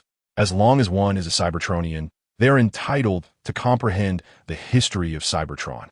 Indeed, Elder, upon receiving the impressively named Divine Covenant, Nie Tian cast a glance and solemnly tucked it away. After a moment of contemplation, he inquired, Elder, are you familiar with the original energy matrix? Master Titan displayed a clear intent to usher him out, yet Nie Tian seized the opportunity to pose a few more questions. Have you encountered the original energy matrix? The expression of Master Titan suddenly shifted to one of gravity. No, Nie Tian shook his head, quickly fabricating an excuse to deflect the inquiry. He dared not reveal that he mingled with the Fallen Primes and currently possessed the leadership module. The operation wherein the Fallen Prime split from the Decepticons to form the Decepticons was specifically directed at Blue Planet after their arrival in the solar system. Master Titan had not participated in the assault against the Fallen Prime and was likely unaware that the Decepticons originated from the Fallen Prime's deception. As long as he remained silent, Master Titan would harbor no suspicions. The original energy matrix, after a pause, Master Titan finally spoke, is the conduit of Primus' energy, guiding nascent life toward sublimation. It is an energy source of astonishing capacity and, theoretically, infinite. Upon investigation by myself and other elders, we discovered that it could not be utilized in a conventional manner. Ultimately, we could only employ it in a rudimentary way, adding various hidden methods. It was serendipitously discovered by the esteemed Cybertronian while searching for materials to forge artifacts, and we speculate that perhaps only Primus can wield it in its entirety. Having said this, Master Titan suddenly asked, do you know the origin of the artifacts used by myself and the other elders? Crafted by Elder Cybertron? You are aware?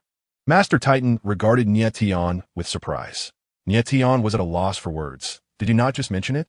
In truth, apart from the Allspark, the original energy matrix, and the embers of Unicron. Most of the sacred relics and artifacts that appeared throughout Cybertron's history, including those utilized by the Elders, were chiefly forged by Elder Cybertron. But do you know the materials used in their creation? No. Nie Tian shook his head as this delved into his area of ignorance. However, he did not expect that the embers of Unicron were on par with the Allspark and the leadership module. Master Titan did not anticipate an answer from Nie Tian and continued. When Elder Cybertron forged artifacts for us, the materials were sourced from Primus, who had not yet fully achieved planetary status. Nie Tian glanced around, contemplating the disassembly of Primus's mechanical components to forge artifacts. Indeed, that is quite Cybertronian. Each Elder's body possesses a unique ability since their inception. Elder Cybertron could harness an internal force to mold any raw material into a living mechanical device.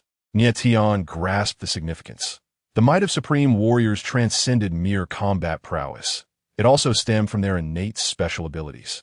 The capability of the Fallen Prime likely revolved around telekinesis or instantaneous movement. She crafted the legendary artifact, the Hammer of the Celestial Champion, and harnessed its power to forge a divine weapon for each of us. Regrettably, she ultimately fell. Moments later, Master Titanium waved his hand, abruptly shifting the conversation. Tianchi, my time is limited. You must depart. Depart? Just as he was poised to uncover more secrets, Nie Tian paused. However, upon hearing the mention of time, he could not help but inquire, Elder, you mentioned your time is short. My form can no longer sustain my continued slumber, and my mission is complete. Master Titanium reflected, slowly rising. The Creator has fashioned me, yet I have failed to fulfill the duties entrusted to us. Allow me to accomplish something for Cybertron in my final moments. Much like Fanshinling and Weishingsing, returning to the embrace of the Creator, Nie Tian fell silent. These ancient warriors, though immensely powerful, were bound by the purpose of their creation throughout their existence. Perhaps the fallen titans perceived this truth, ultimately choosing to betray the Elder Council. Yet, the true nature of events remains shrouded in mystery, as the demise of the fallen titan at the hands of Optimus Prime has rendered it a secret lost to time. Furthermore, Master Titanium's persistence until now may very well serve to prevent the fallen titan from returning to Cybertron. Although Master Titanium appeared frail, he was not one to underestimate a Supreme Warrior's ability to confront foes of equal might. At the very least, a mutually assured destruction was certainly within his capabilities. Upon returning to the archives, Nie Tian had yet to find a quiet spot to peruse the covenant of the Creator when Shockwave sent him a communication. Reluctantly, he had to set aside his reading and head to the 10-point tower. After all, the covenant of the Creator now belonged to him, allowing him to explore it at his leisure. Tianchi, you have arrived. Upon entering the 10-point tower, Nie Tian immediately spotted Shockwave standing before a holographic map, flanked by several elite Decepticons. Lord Tianchi, the elite Decepticons greeted him in unison.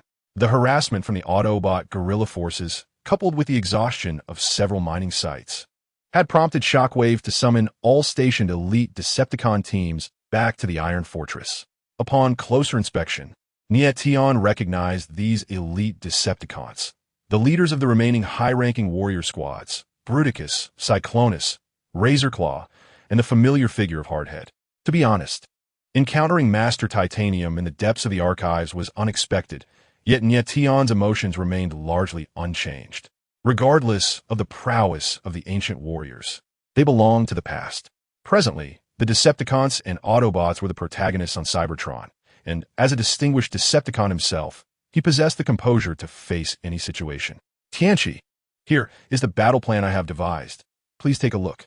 Shockwave sought Nie Tian for no other reason, having completed the temporary battle arrangements.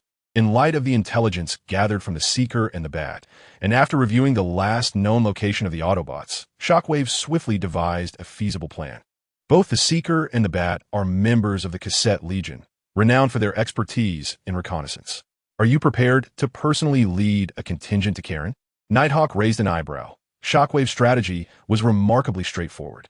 He intended to personally lead a Decepticon unit tasked with escorting Energon cubes to Karen, thereby luring the Autobots' guerrilla forces into the open. According to the plan, he and Black Widow would remain concealed until Optimus Prime revealed himself, at which point they would emerge to confront him alongside Shockwave. Karen is situated at the geographic antipode of Iron Fortress, positioned at the southernmost point of Cybertron. If Iron Fortress is regarded as the most prosperous city of ancient Cybertron, Karen represents its most chaotic region, being the second locale to fall under Decepticon control. The possibility of Optimus Prime appearing was not even a consideration for Shockwave. Both the Decepticons and Autobots were in desperate need of Energon cubes, with the Autobots suffering an even greater deficit. As sworn enemies, the Autobots would undoubtedly seize this opportunity. Even if they were unable to acquire the life-sustaining Energon cubes, they would certainly destroy them to deplete Decepticon resources. Only Commander-class warriors could contend with their counterparts, ensuring that Optimus Prime would indeed make an appearance. Must we masquerade as a unit transporting Energon cubes? Indeed, upon hearing Nighthawk's inquiry, Shockwave elucidated. It is the only way to potentially draw out the Autobots' guerrilla forces, who have a penchant for seizing Energon cubes.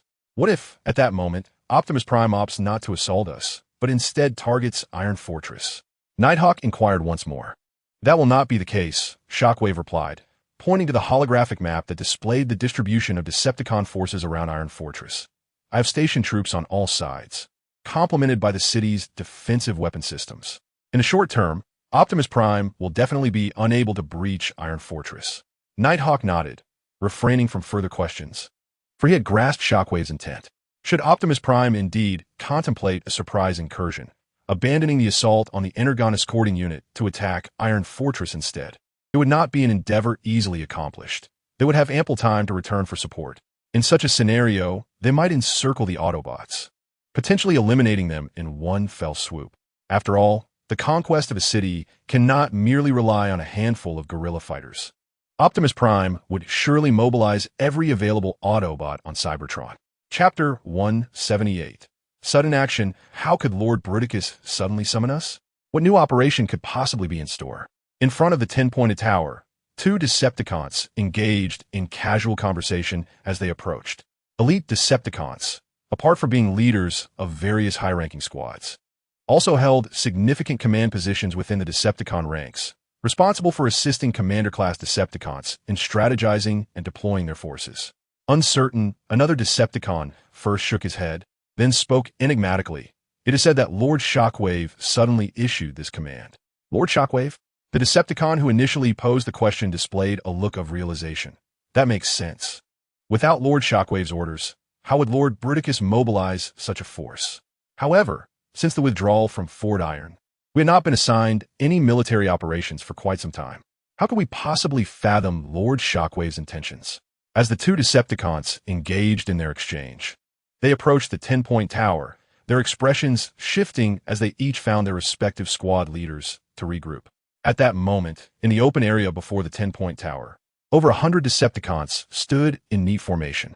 This number paled in comparison to the forces currently stationed within Fort Iron. Not only had they not emptied their ranks, but they hadn't even reached a tenth of their total strength. Shortly thereafter, several massive, technologically advanced heavy battle vehicles emerged from the underground of the 10-point tower. Each vehicle stood approximately 20 meters tall and extended over 60 meters in length. In addition to possessing robust armor for defense, they were equipped with a variety of weaponry, including a prominently mounted anti-aircraft cannon atop each. The Cybertronians are capable of constructing interstellar vessels, so terrestrial battle vehicles are certainly within their capabilities. Nevertheless, these are among the few remaining heavy battle vehicles of the Decepticons. After all, even the most skilled artisan cannot craft a meal without ingredients. Besides serving as formidable instruments of assault, the expansive interiors of these heavy vehicles comfortably accommodated an entire squad of Decepticons without feeling cramped. Once all preparations were complete, Shockwave emerged from the 10-point tower to face the assembled Decepticons. The arrangements prior to departure were naturally managed by elite and senior Decepticons, requiring not his direct involvement. Shockwave scanned the gathered Decepticons, his gaze lingering momentarily on one of the heavy battle vehicles, before he raised his hand and commanded, "Depart." In an underground fortress somewhere within Unyielding City, the moment Shockwave led a contingent of Decepticons away from Fort Iron, Soundwave was the first to receive the news. The recorder hurried to Soundwave. "Soundwave, a message just arrived from the Gearbot. The Decepticons are on the move. Soundwave was contemplating how to break the current stalemate on Cybertron since the Decepticons had entirely withdrawn into Fort Iron, leaving them with little to do. And the guerrilla forces could not find a target. Each day passed with mere depletion, devoid of gains. The Recorder's words invigorated him. Recorder, what actions are the Decepticons undertaking? Any action is better than remaining cooped up in Fort Iron, unable to make a move. Not long ago, Shockwave had personally led a contingent of Decepticons away from the fort, the Recorder explained. In addition, there are several heavy battle vehicles, including the Devastator and the inextinguishable Lizard. Initially, the Gearbot was unaware of the intentions behind Shockwave's leading this contingent until he discovered a substantial cache of energy cubes within one of the vehicles. Energy cubes? Soundwave gasped in astonishment. Indeed, the Recorder appeared quite agitated. Not only were there energy cubes, but also an assortment of other supplies, indicating thorough preparations. Based on my analysis alongside the video recorder and player, it is highly probable that the Decepticons are scheming something, though their intentions remain shrouded in mystery. The eyes of the noble Optimus Prime sparkled with increasing intensity, yet he restrained his curiosity and inquired, "What is their troop strength? Can we ascertain their destination?"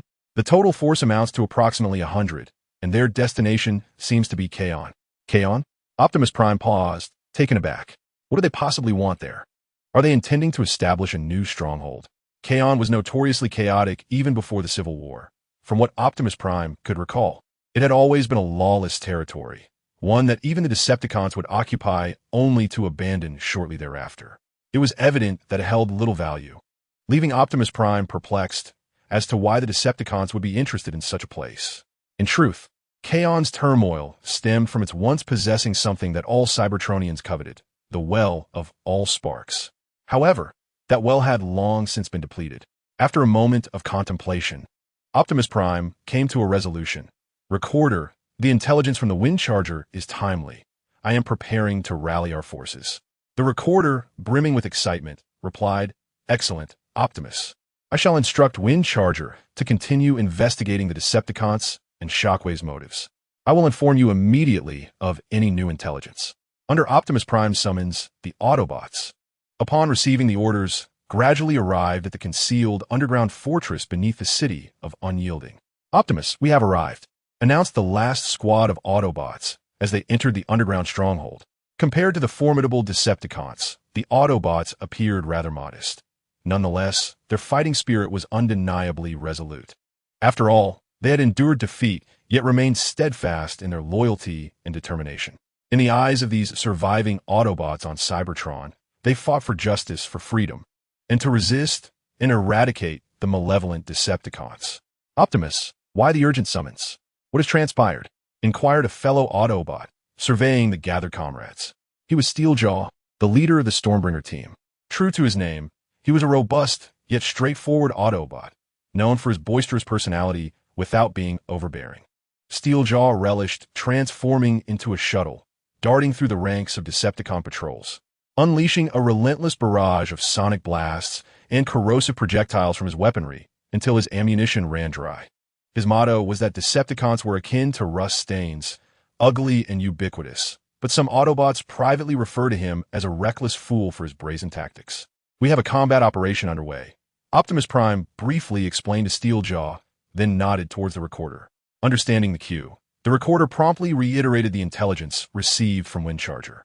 Dozens of Autobots listened intently, aware that the stereo unit led by the Recorder had long been proven to be their most reliable intelligence force in practice. It had saved them from peril more than once, instilling in them a fear of missing any crucial information. Yet, they had never contemplated whether the intelligence gathered by the wind-up machine this time might not be merely coincidental. "Skyfall, speak up. What shall we do?" the eager Thunder Rescue team exclaimed after absorbing the Recorder's account. "This time, I intend to deploy our forces. The wind-up machine has discerned the approximate strength of this Decepticon team. I will engage Shockwave while you contend with the other Decepticons. Our primary targets are those battle vehicles. Regardless of Shockwave's and the Decepticons' intentions, we cannot allow them to succeed." On Cybertron, in Sonic Canyon, a seemingly disorganized Decepticon unit marched near the canyon's entrance. To travel from Iron Fortress to Kaon, Sonic Canyon was an indispensable route, influenced by the terrain and the city. Reaching Sonic Canyon indicated that they were not far from Kaon, moving further away from Iron Fortress. The Decepticons' marching range was extensive, with the vanguard at least several kilometers ahead of the main force. Decepticons were also on alert in the flanks and the skies. As the unit approached the entrance of Sonic Canyon, a tremendous explosion suddenly echoed through the gorge. With the eruption of sound, the Decepticons instinctively transformed their weapons in anticipation of battle. No command from Shockwave necessary. The enemy knows you best. They had prepared for an Autobot ambush before their departure. Lord Shockwave, the vanguard has lost contact, reported the steadfast Hardtop, standing before Shockwave. From their last communications, they encountered Autobots. I see, Shockwave replied, his crimson eye glinting coldly. As expected, prepare the Decepticons for combat. Yes, Lord Shockwave. Shockwave's strategy was straightforward yet effective. The Autobots, too, employed a simple and brutal approach. As the Decepticon flanks converged with the main force, dozens of vehicles charged forward, while several aircraft soared above, though they were vastly outnumbered by the Autobots on the ground. The aerial bots and the kamikaze team comprised the Autobots' primary aerial combat force, and Skyfall often wished to split them into several teams, busier than the once well-equipped Thunder Rescue team. This resulted in a subtle sense of rivalry among the aerial bots and kamikaze team. Silverblade, shall we have a friendly competition? Let us see who can take down more Decepticons. Steel Cannon eagerly proposed to Silverblade, not wanting to miss this rare joint operation. However, if Steel Cannon is a brash individual, then Silver Sword, appointed by Optimus Prime as the leader of the Aerial Guardians, is renowned for his composure. Thus, he chose to disregard Steel Cannon. Yet, his lieutenant and deputy commander of the Aerial Guardians, Firestorm, would not let it pass. All right, Steel Cannon, but make sure you keep count of the Decepticons you eliminate. As a tactically astute aerial daredevil, Firestorm not only relished the beauty of the landscapes encountered during flight, but also sought amusement. Firestorm, do you hold our kamikaze squad in such low esteem? Indeed, having heard from Skyfire how formidable the Aerial Guardians are, today we shall witness it firsthand. Chapter 179, A Trap. Amidst the exchange of banter between Firestorm and Steel Cannon, the kamikaze squad and the Aerial Guardians gradually approached the Decepticon forces. Without needing to be commanded by Shockwave, the Decepticons immediately launched a counterattack. Whoosh! Explosions echoed as the Autobots, positioned significantly above the ground, remained unfazed. As a battle-hardened and well-coordinated squad, they were confident in their ability to hold their own even against Shockwave. Razorclaw, lead the Predacons and the airstrike team to keep the Aerial Guardians and the kamikaze squad occupied. Shockwave fixated on the approaching Autobot forces, particularly on Skyfire, who led the charge, seemingly indifferent to the chaos unfolding above. Leave it to us, Lord Shockwave, Razorclaw sneered, leading his team of Decepticons and most of the airstrike unit eagerly into the sky, with few flying warriors among the Autobots. Those who could fly were exceptional. To prolong the aerial battle, Shockwave commanded the Decepticons to initiate an offensive against the Autobots. He then raised his cannon, the reactor behind him humming ominously as he aimed at Skyfire and fired. Boom! The shell exploded beside him, but Skyfire deftly evaded it and accelerated towards Shockwave. Shockwave, your opponent is me. In response, Shockwave's eyes blazed with a fierce light as he boldly faced Skyfire. Bang! The two soon clashed, sparks flying from their bodies. As seasoned adversaries who had crossed blades countless times, they wasted no time with probing attacks, each intent on delivering lethal blows from the outset. Under Shockwave's influence, the remaining elite Decepticon squads surged towards the Autobots, each seeking their own foe. With the leaders engaged, the subordinates had no reason to merely spectate. Thus, a full-scale war of soldiers against soldiers and generals against generals erupted. Razorclaw engaged in a fierce struggle with the kamikaze squad and the Aerial Guardians high above, clearly outmatched 2-1. Had it not been for the countless lower-ranking Decepticons drawing fire, they would have already been overwhelmed by the Aerial Guardians and the kamikaze squad. The Tiger team intercepted the Speedster squad, while the Dragonhead unit obstructed the Mechanized Guardian Battalion. The Sea Monster Group, as a formidable underwater combat unit of the Decepticons, inherently possessed a diminished capability on land, compelling them to maneuver between the Tiger team and the Dragonhead unit. This explains why the armored turtle typically shadowed Shockwave, performing menial tasks. Unhindered, The Thunder Rescue Team forged a path through the battlefield with relentless determination, carving a bloody trail straight towards several heavy battle vehicles. In response, the mounted weapons of several large Decepticon hounds and the indomitable lizard began to roar. With each explosive discharge, unfortunate Autobots found themselves flung into the air, caught unaware. Although they may not perish instantly, enduring such a blast would undoubtedly incapacitate them significantly. In the intensity of this battlefield, such loss of mobility could only lead to dire consequences. A Decepticon, weapon in hand, cautiously approached a charred crater recently created by a large Decepticon hound's assault. Peering into the pit, he observed two Autobots writhing in agony, a cruel smile mingling with excitement forming on his face. "Ha, Autobots, allow me to end your suffering." Just as he aimed his weapon at one of the Autobots, ready to pull the trigger, an armed Cybertronian racing vehicle, adorned with an array of weaponry, barreled towards him. With a resounding crash, the Decepticon was struck and sent flying, while the vehicle's armaments unleashed a cacophony of fire, reducing the Decepticon to shambles mid-air. Following closely were several differently painted armed racing vehicles. Double Drill, refrain from complicating matters. Do not forget the objective entrusted to us by Teletron, roared the Thunder Rescue Team's leader, Roadbuster, chastising the recently detached and independently acting Double Drill. Casting a glance at the two struggling Autobots in the crater, he chose not to intervene. This was not the time for sentimentality. "All right, Roadbuster, I apologize. I won't act alone next time," Double Drill replied earnestly. Though internally, he dismissed the reprimand. Should there be a next time, he would undoubtedly act similarly. He could not bear to abandon his fellow beings in distress. Roadbuster sighed inwardly. Recognizing Double Drill's contrite demeanor signified his disregard for the admonition. Let us proceed with the mission. Ultimately, the task holds precedence. The armed Cybertronian racing vehicles roared back to life, their engines growling as they charged towards the Decepticon heavy vehicles. In the distance, Teletron observed this unfolding scene. Wielding a hammer forged from laser rifles with renewed vigor, determined to prevent Shockwave from providing support. The large Decepticon hounds and the indomitable lizard vehicles were far less agile and slower than the armed racing vehicles, and soon enough, they found themselves within the Thunder Rescue Team's reach. Upon witnessing the scene, the Decepticons within the battle vehicle disregarded their steadfast guard over this mobile coffin and hastily leapt out to join their comrades in assaulting the Autobots nearby. However, they were swiftly torn apart by the transformed figures of Roadbuster and his allies. "Double Drill, you and Prowl should check those 3 battle vehicles over there." With all opposing forces neutralized, Roadbuster instructed Leadfoot and Topspin to remain vigilant against any lurking Decepticons, while he led Double Drill and Prowl to the front of several Decepticon vehicles. Arranged in a neat row, 4 battle vehicles stood before them. Upon opening the rear door of the first vehicle, Roadbuster's eyes widened in astonishment at the sight within.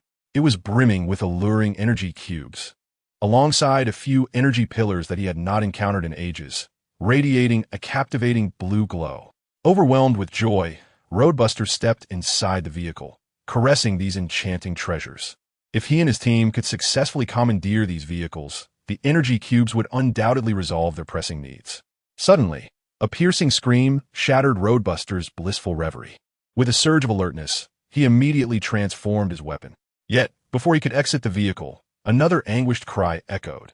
Ah, this time, he recognized the familiar voice. It was his teammate Prowl. As he emerged, Roadbuster's heart raced with trepidation. He beheld 2 Decepticons stepping out from the adjacent vehicles, and to his shock, they were both Commander-class Decepticons. One of them wielded a black and red longsword, with Prowl's form lying at his feet, energy fluid streaming from his chest. The other commander was hoisting Double Drill aloft. An elite Autobot warrior? Nie Tian mused, casually surveying the fallen Autobot at his feet, before shifting his gaze to another Autobot in the vicinity. Without uttering a word, Roadbuster instantly transformed into a heavily armed race car and fled. Observing this retreat, Nie Tian raised an eyebrow, but chose not to pursue. Such minor characters were of little consequence compared to the imminent rewards of his mission. Before departing from Iron Fortress, he and Black Widow had concealed themselves within a battle vehicle, and now, the moment for reaping the fruits of their labor had finally arrived. The unfolding scene around the battle vehicles quickly caught the attention of the ever-watchful Thunder Rescue Team. Stunned, Tong Tianxiao was momentarily caught off guard by a shockwave, which sent him hurtling away. As he picked himself up, ignoring his injuries, he gazed in horror at the two imposing figures, the commander-class Decepticons. Before he could process the situation, the battlefield underwent an abrupt transformation. The ground trembled violently, reminiscent of an earthquake, as a colossal mechanical worm erupted from the earth, devouring several Autobots in its wake. With a crunch, its mouth, measuring over 10 meters in diameter, did not fully close before its serrated metal teeth pulverized the Autobots. Akin to a giant, high-speed grinder. That was the Drill Demon. As he soared through the skies, Nie Tian meticulously recalled the mechanical worm leaping behind the Autobots. In the original series, the Leech was a pet of Shockwave, and he had almost forgotten about it since he had not encountered it during his time at Iron Fortress. It appeared that the Leech typically resided beneath the surface of Cybertron. Its imposing size and appearance were quite intimidating, with multiple whip-like appendages radiating from its head, each tipped with sharp claws. However, its combat prowess was merely that of an elite warrior. Otherwise, it would not have been decapitated by Optimus Prime in just a few moves in the original series. Nonetheless, despite its elite status, the Leech, with its body composed of hundreds of interconnected metal joints, was adept at maneuvering and extending, making it a formidable opponent against lesser foes. Particularly, the Leech launched a surprise attack, swiftly devouring numerous low-ranking Autobot warriors, its efficiency far surpassing that of the Decepticons in direct combat. Black Widow and Tianjia. As Nie Tian and Black Widow approached, Tong Xiangxiu, engaged in battle with Shockwave, suddenly changed his expression, quickly grasping the unfolding situation. He had fallen into a trap. From the outset, the Decepticons' actions were a cunning ruse, completely devoid of any finesse.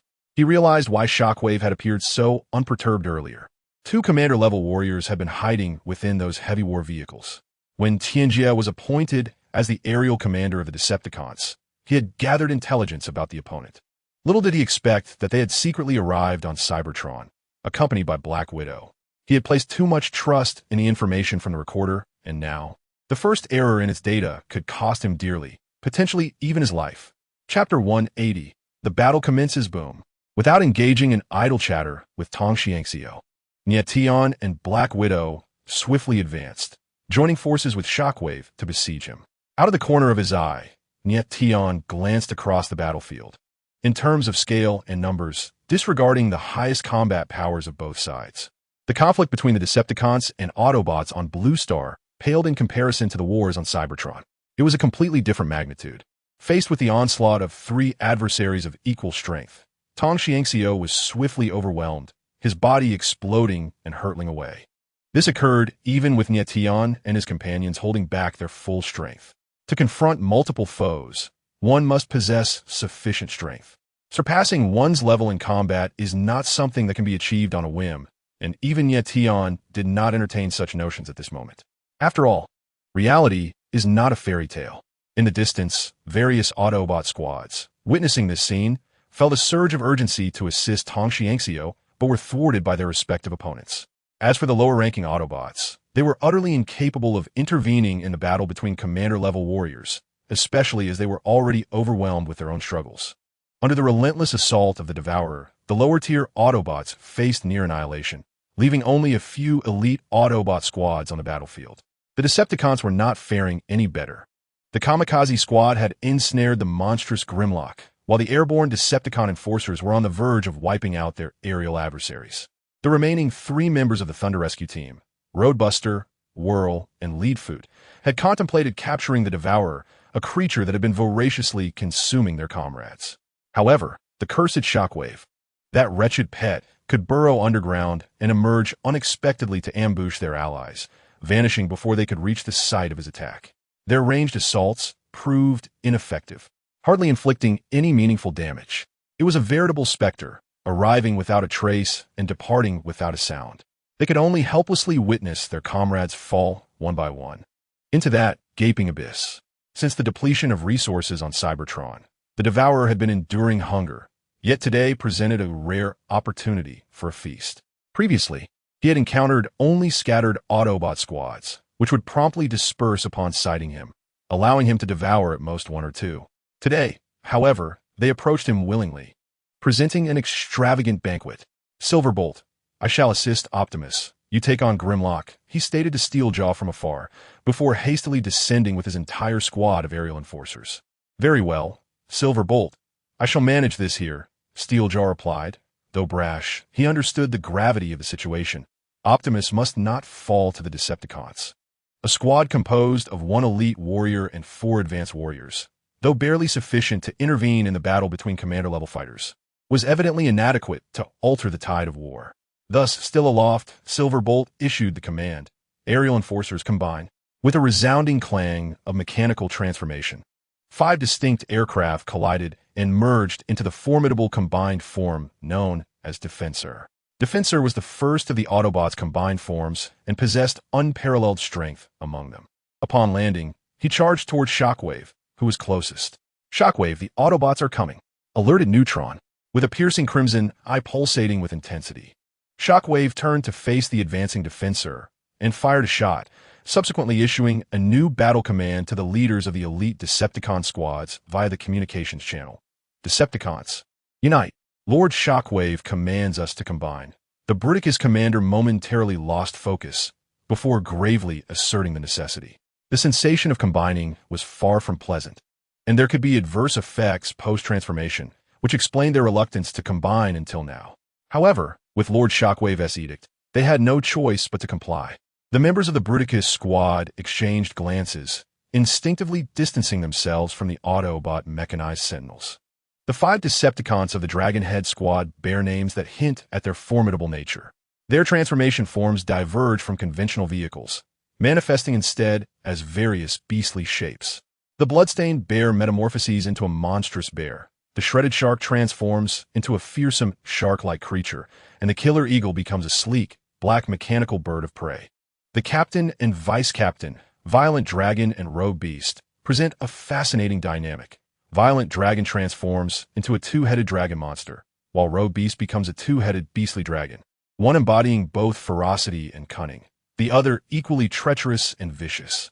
Thus, when these 5 uniquely characterized Decepticons unite, they coalesce into the beastly combined form known as the Rain-Seeking Demon, exuding an aura of both cleverness and brutality. Towering over 30 meters, the Rain-Seeking Demon resembles an upright pangolin, its extended head capable of demolishing anything that obstructs its path. The merging of the Dragonhead squad acts as a catalyst, followed closely by the Tiger squad transforming into the Sky Tiger and the gigantic beast into the Soaring Heights. As their adversaries begin to combine, the Autobots, unwilling to be outdone, also initiate their transformations. Suddenly, the battlefield is populated by several towering figures, each standing several dozen meters tall. In contrast, the Sea Monster squad transformations are entirely aquatic and mechanized, culminating in the Sea Wing Demon, which, once removed from water, loses 99% of its mobility. For instance, the mechanized giant sea turtle of the armored turtle form has little utility on land. Among all the combined forms, the Titan known as Thunder Emperor stands supreme, reaching nearly 100 meters in height. This is due to the fact that the predecessors of the Flying Car Squad were the Cybertronian Train Corps, with each member capable of transforming into a train, inherently larger than their Autobot counterparts. They once managed transportation on Cybertron before evolving into the Autobots' crucial logistical force, handling most long-distance transport tasks in the absence of spaceships. Given such a colossal combined form, a sufficiently formidable counterpart is required, and the airborne Sky Tiger, without hesitation, charges at this long-standing adversary. Meanwhile, Soaring Heights engages in fierce combat with Calculation King, and the Rain-Seeking Demon clashes with the Guardian Deity, while the Sea Monster squad entangles with the diminished Thunder Rescue Team. The intensity of the war escalates dramatically. On another front, the unyielding interference compels Shockwave to divert his attention to this formidable opponent. He is the one most familiar with the unyielding, making him the optimal choice to confront it. The situation shifts from a 1 against 3 to a 1 against 2, providing a glimmer of hope for the retreating Thunder Knowledge. Having initiated a surprise attack on the Decepticons, he no longer harbors expectations for his predetermined targets, discarding the plans conceived before their departure. At this moment, the utmost priority is to preserve the remaining vital forces of the Autobots. With a thunderous crash, he was once again sent flying. Tong Tianxiao's condition visibly deteriorated, and his body sustained considerable damage. Yet his fighting spirit remained unyielding, even intensifying. He sprang to his feet, raising his war hammer, and charged towards Nie Tian, who was not far away. Tong Tianxiao's strategy was straightforward. The Black Widow was a seasoned Decepticon warrior, and he had already experienced her prowess. It was only the newly appointed commander, Tianjia, who might provide a breakthrough in this stalemate. As Tong Tianxiao approached with a fearless, resolute demeanor, Nie Tian was momentarily taken aback, only to swiftly comprehend the situation. Ah, so I've been underestimated. Drawing the black prison sword, Nie Tian executed a flourish. He had initially intended for the shockwave to deal with this old adversary as a favor for shockwave. However, with Tong Tianxiao's reckless charge, he could not be blamed for the outcome. The black prison sword was effortlessly raised to block Tong Tianxiao's battle axe, forcing him to step back. Even the most unfamiliar weapon becomes adept with prolonged use, especially a sword, an instrument Nie Tian had ample experience with, despite his only prior encounters being with ornamental replicas. The Black Widow refrained from intervening, remaining stationary with a glimmer of amusement in her eyes. During this confrontation, she had intended to deploy her prized mechanical insects, but Nie Tian had dissuaded her, arguing that Cybertron could not sustain such a large number of mechanical creatures.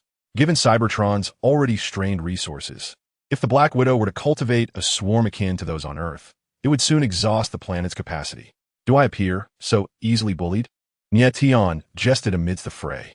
Tong Tianxiao offered no response, his countenance beneath the battle mask betraying his discontent. Damn it! How could this Decepticon Tianjia be so formidable?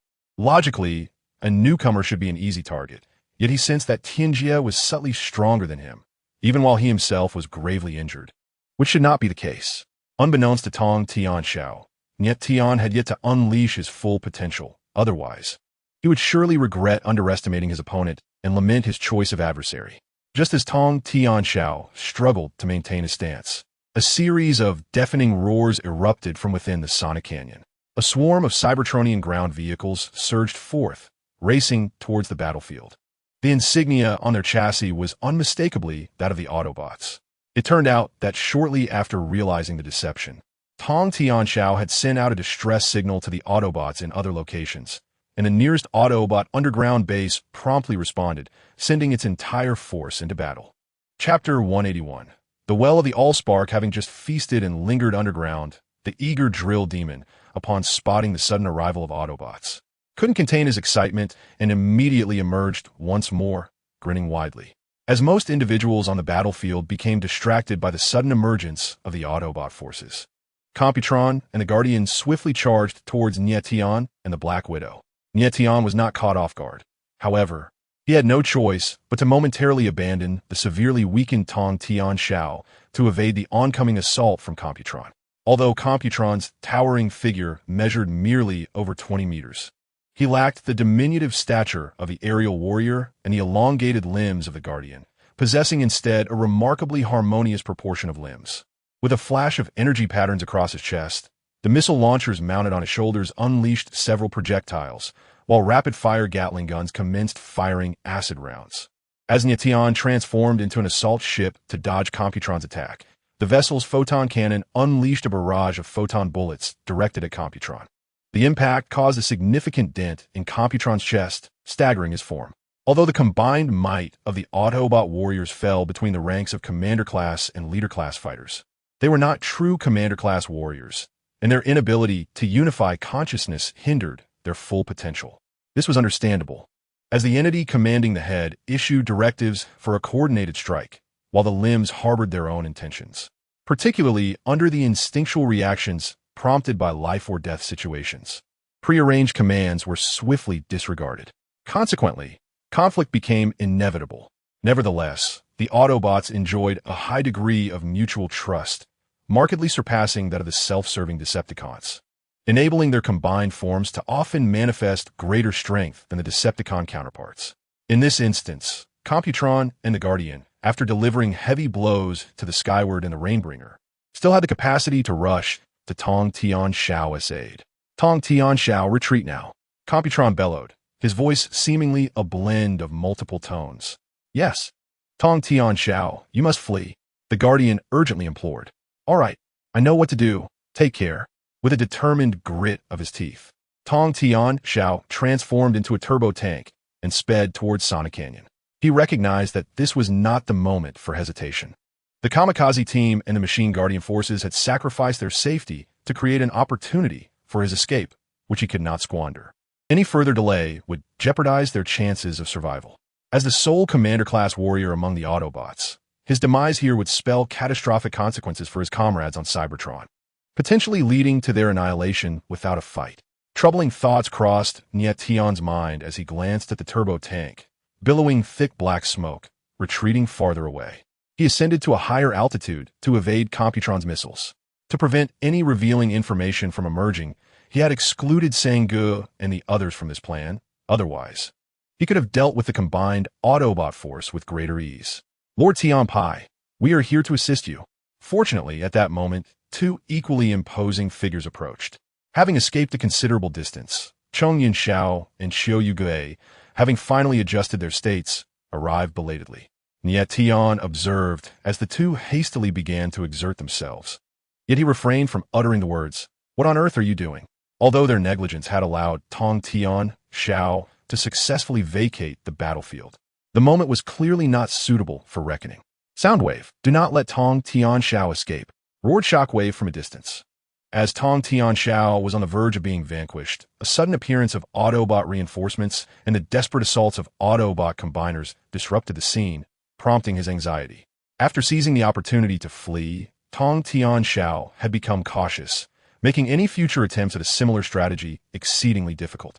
Had he not been entangled with the fervently reckless Dreadnought, he would undoubtedly have pursued Tong Tian Xiao himself. Do not worry, Shockwave. He cannot evade us, Nie Tian assured Shockwave, before suddenly altering his trajectory towards the Sonic Canyon. How could he allow an Autobot, whose speed paled in comparison to his own, to escape right under his nose? This time, Nie Tian intended to resolve the matter with Tong Tian Xiao single-handedly. Each time he had dispatched an Autobot warrior, it had been through a concerted effort. Such news would be less than flattering.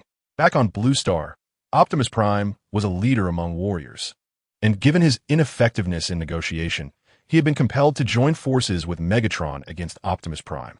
Now, with an opportunity at hand, it was time to evaluate his own capabilities. Yet, the principal motivation remained his desire to acquire something of value from Tong Tian Xiao. A commander-class body held immeasurable worth.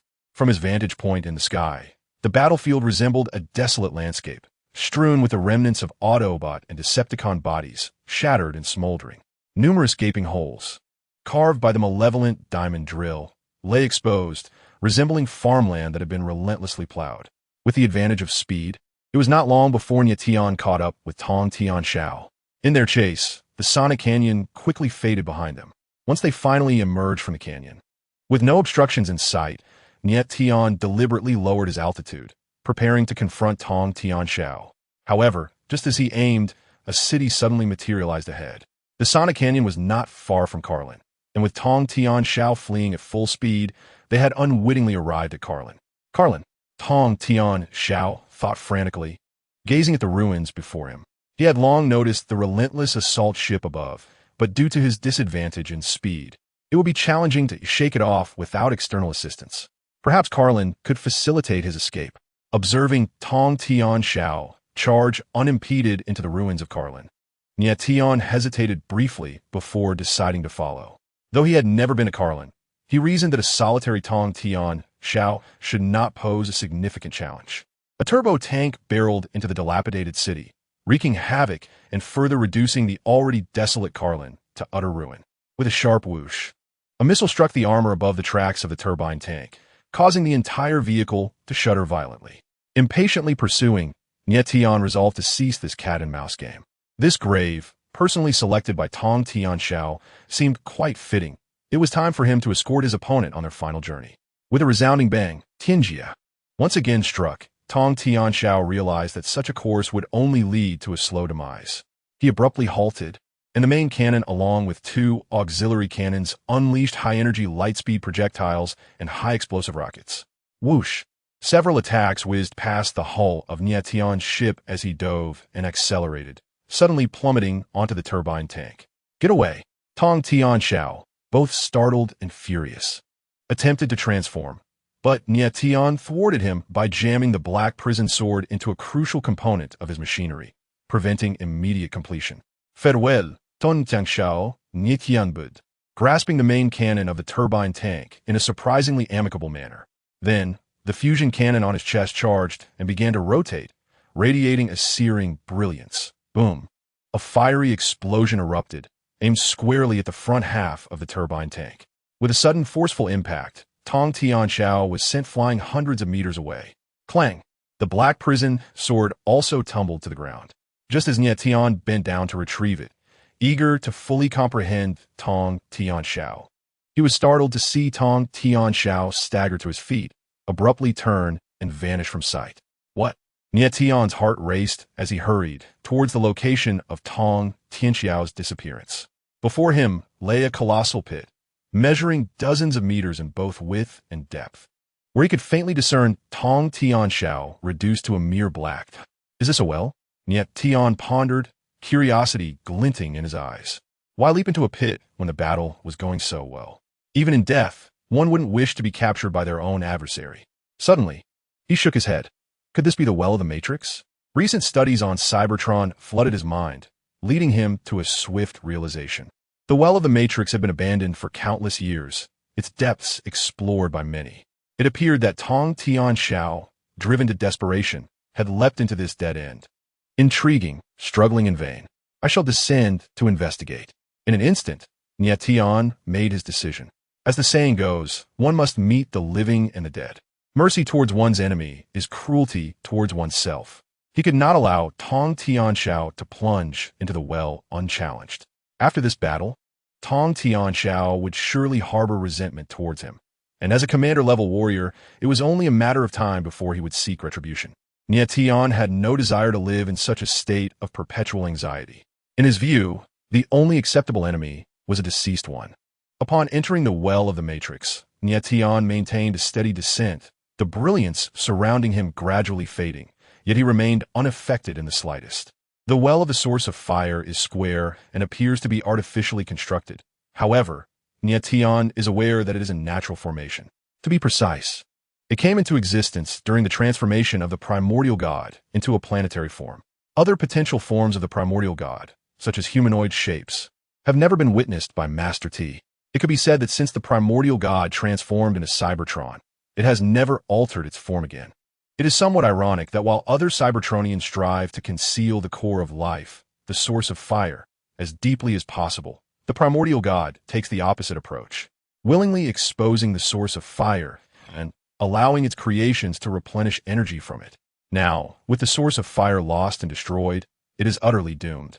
Chapter 182. The mysterious light sphere. The depth of the source of fire well is considerable. Though it does not reach the core of Cybertron, the difference is negligible.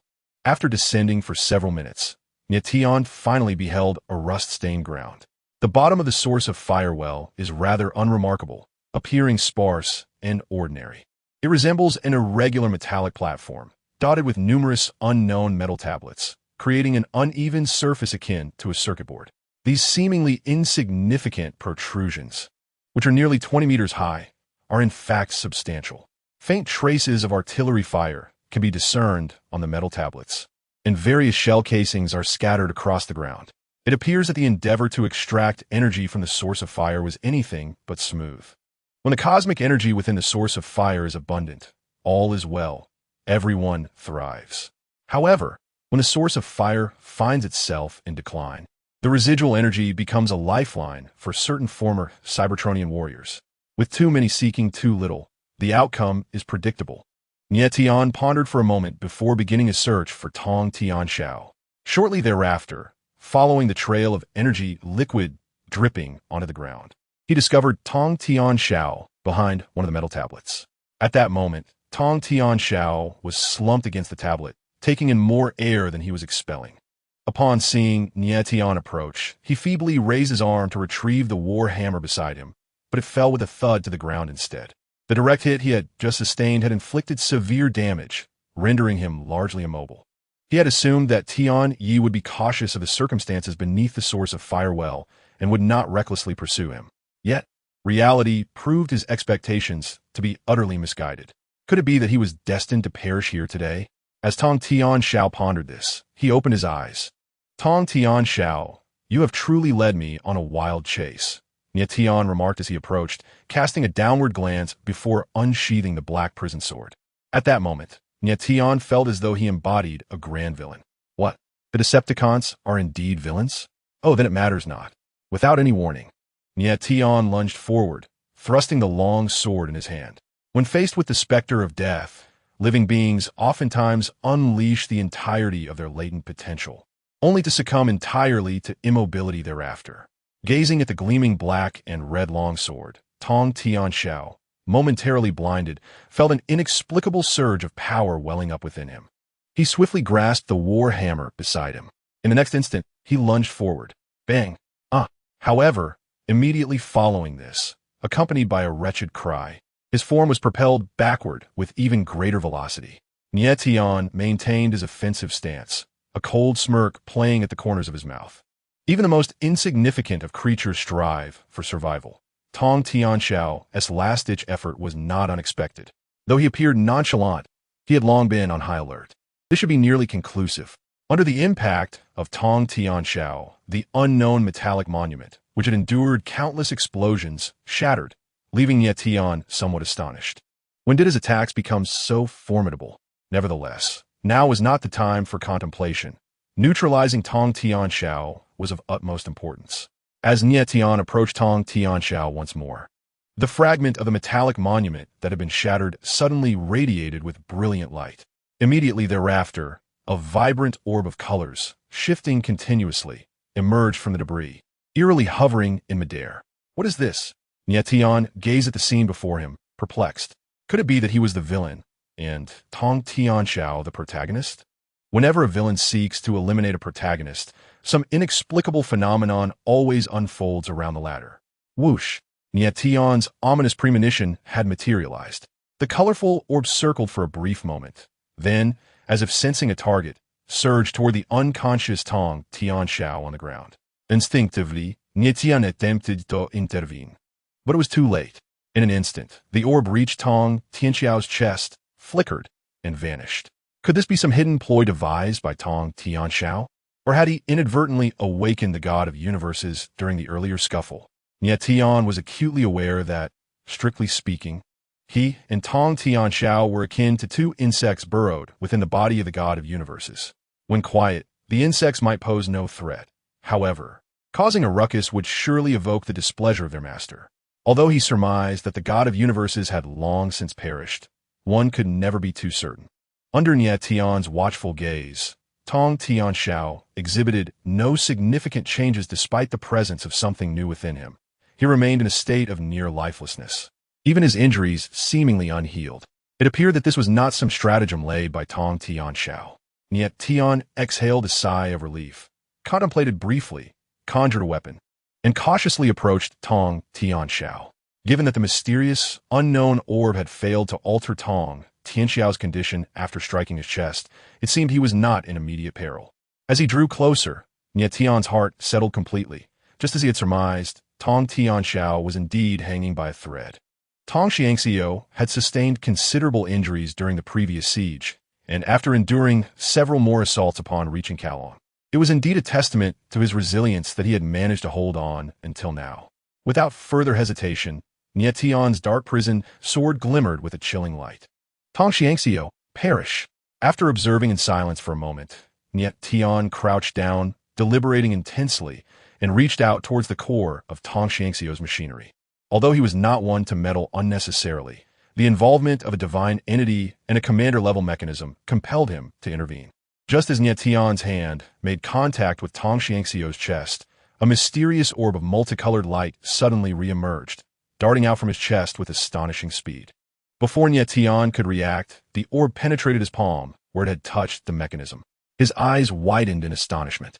Could this extraordinary orb signify an attempt by the divine entity to seize control? Hastily, Nie Tian rose, ready to take action. He could not afford to be caught off guard. Even if it truly related to the divine entity, it was merely an ancient monstrosity from ages past, seeking to inhabit a new vessel. Surely, he had some means of counteraction. Suddenly, Nie Tian's expression shifted as he swiftly extracted an oddly shaped, twisted metallic device from his chest, spreading his palm wide. The leadership module pulsated rhythmically, emitting a blue glow that flickered in and out like breath. Though baffled, he soon found himself overwhelmed by a torrent of information surging from within the mechanism, rendering him unable to think. Countless complex data cascaded into his mind like a torrential mudslide. Nie Tian felt his consciousness transported to a mysterious realm, compelled to witness a rapid succession of images flashing around him. Strangely, regardless of the speed, he could perceive each scene with clarity. Most of these images depicted the ancient era of Cybertron, presenting a 360-degree view as if the entire planet were under an omnipresent surveillance. Then, one day, immense warships departed from Cybertron, and suddenly, the planet was engulfed in darkness, resembling a lifeless celestial body adrift in the cosmos. The Cybertronians seemed to have vanished, leaving only a cold, metallic force devoid of life. At this juncture, the whirlwind of images diminished significantly, leaving only a solitary frame, allowing Nie Tian to gradually regain his capacity for thought. Yet, he remained fixated on that lone image, slowly piecing together the realization that Tong Xiangxiu's previous immobility was likely due to the overwhelming force contained within that mysterious orb of light, rendering him momentarily unresponsive to the external world. Time became an indeterminate concept as the desolate darkness of Cybertron continued to persist, devoid of any flicker of light. While several grotesque, half-organic, half-mechanical behemoths approached from beyond the planet, several colossal ships circled around the planet Cybertron, during which it appeared that a few smaller vessels were dispatched, seemingly to scout for any potential dangers on the planet. Ultimately, the smaller crafts did not return, and a number of semi-organic, semi-mechanical behemoths descended upon Cybertron. The locations of their landings began to illuminate, radiating light that gradually enveloped the entire planet. Subsequently, the skies manifested Cybertronians morphing into various aerial vehicles, while towering structures of unknown function rose abruptly from the ground. Billowing black smoke ascended into the heavens, resembling a factory planet. However, as the imagery progressed, it became increasingly choppy and fragmented, losing its coherence. One moment, the scene was situated within a weapon manufacturing facility, and the next, it transitioned to a patrolling contingent of Cybertronian troops. Meanwhile, in the external realm, Nie Tian remained motionless, yet the leadership module in his grasp began to tremble violently. Nevertheless, the red glow in his eyes extinguished, leaving him unresponsive, his entire form frozen in place, as if time itself had come to a halt.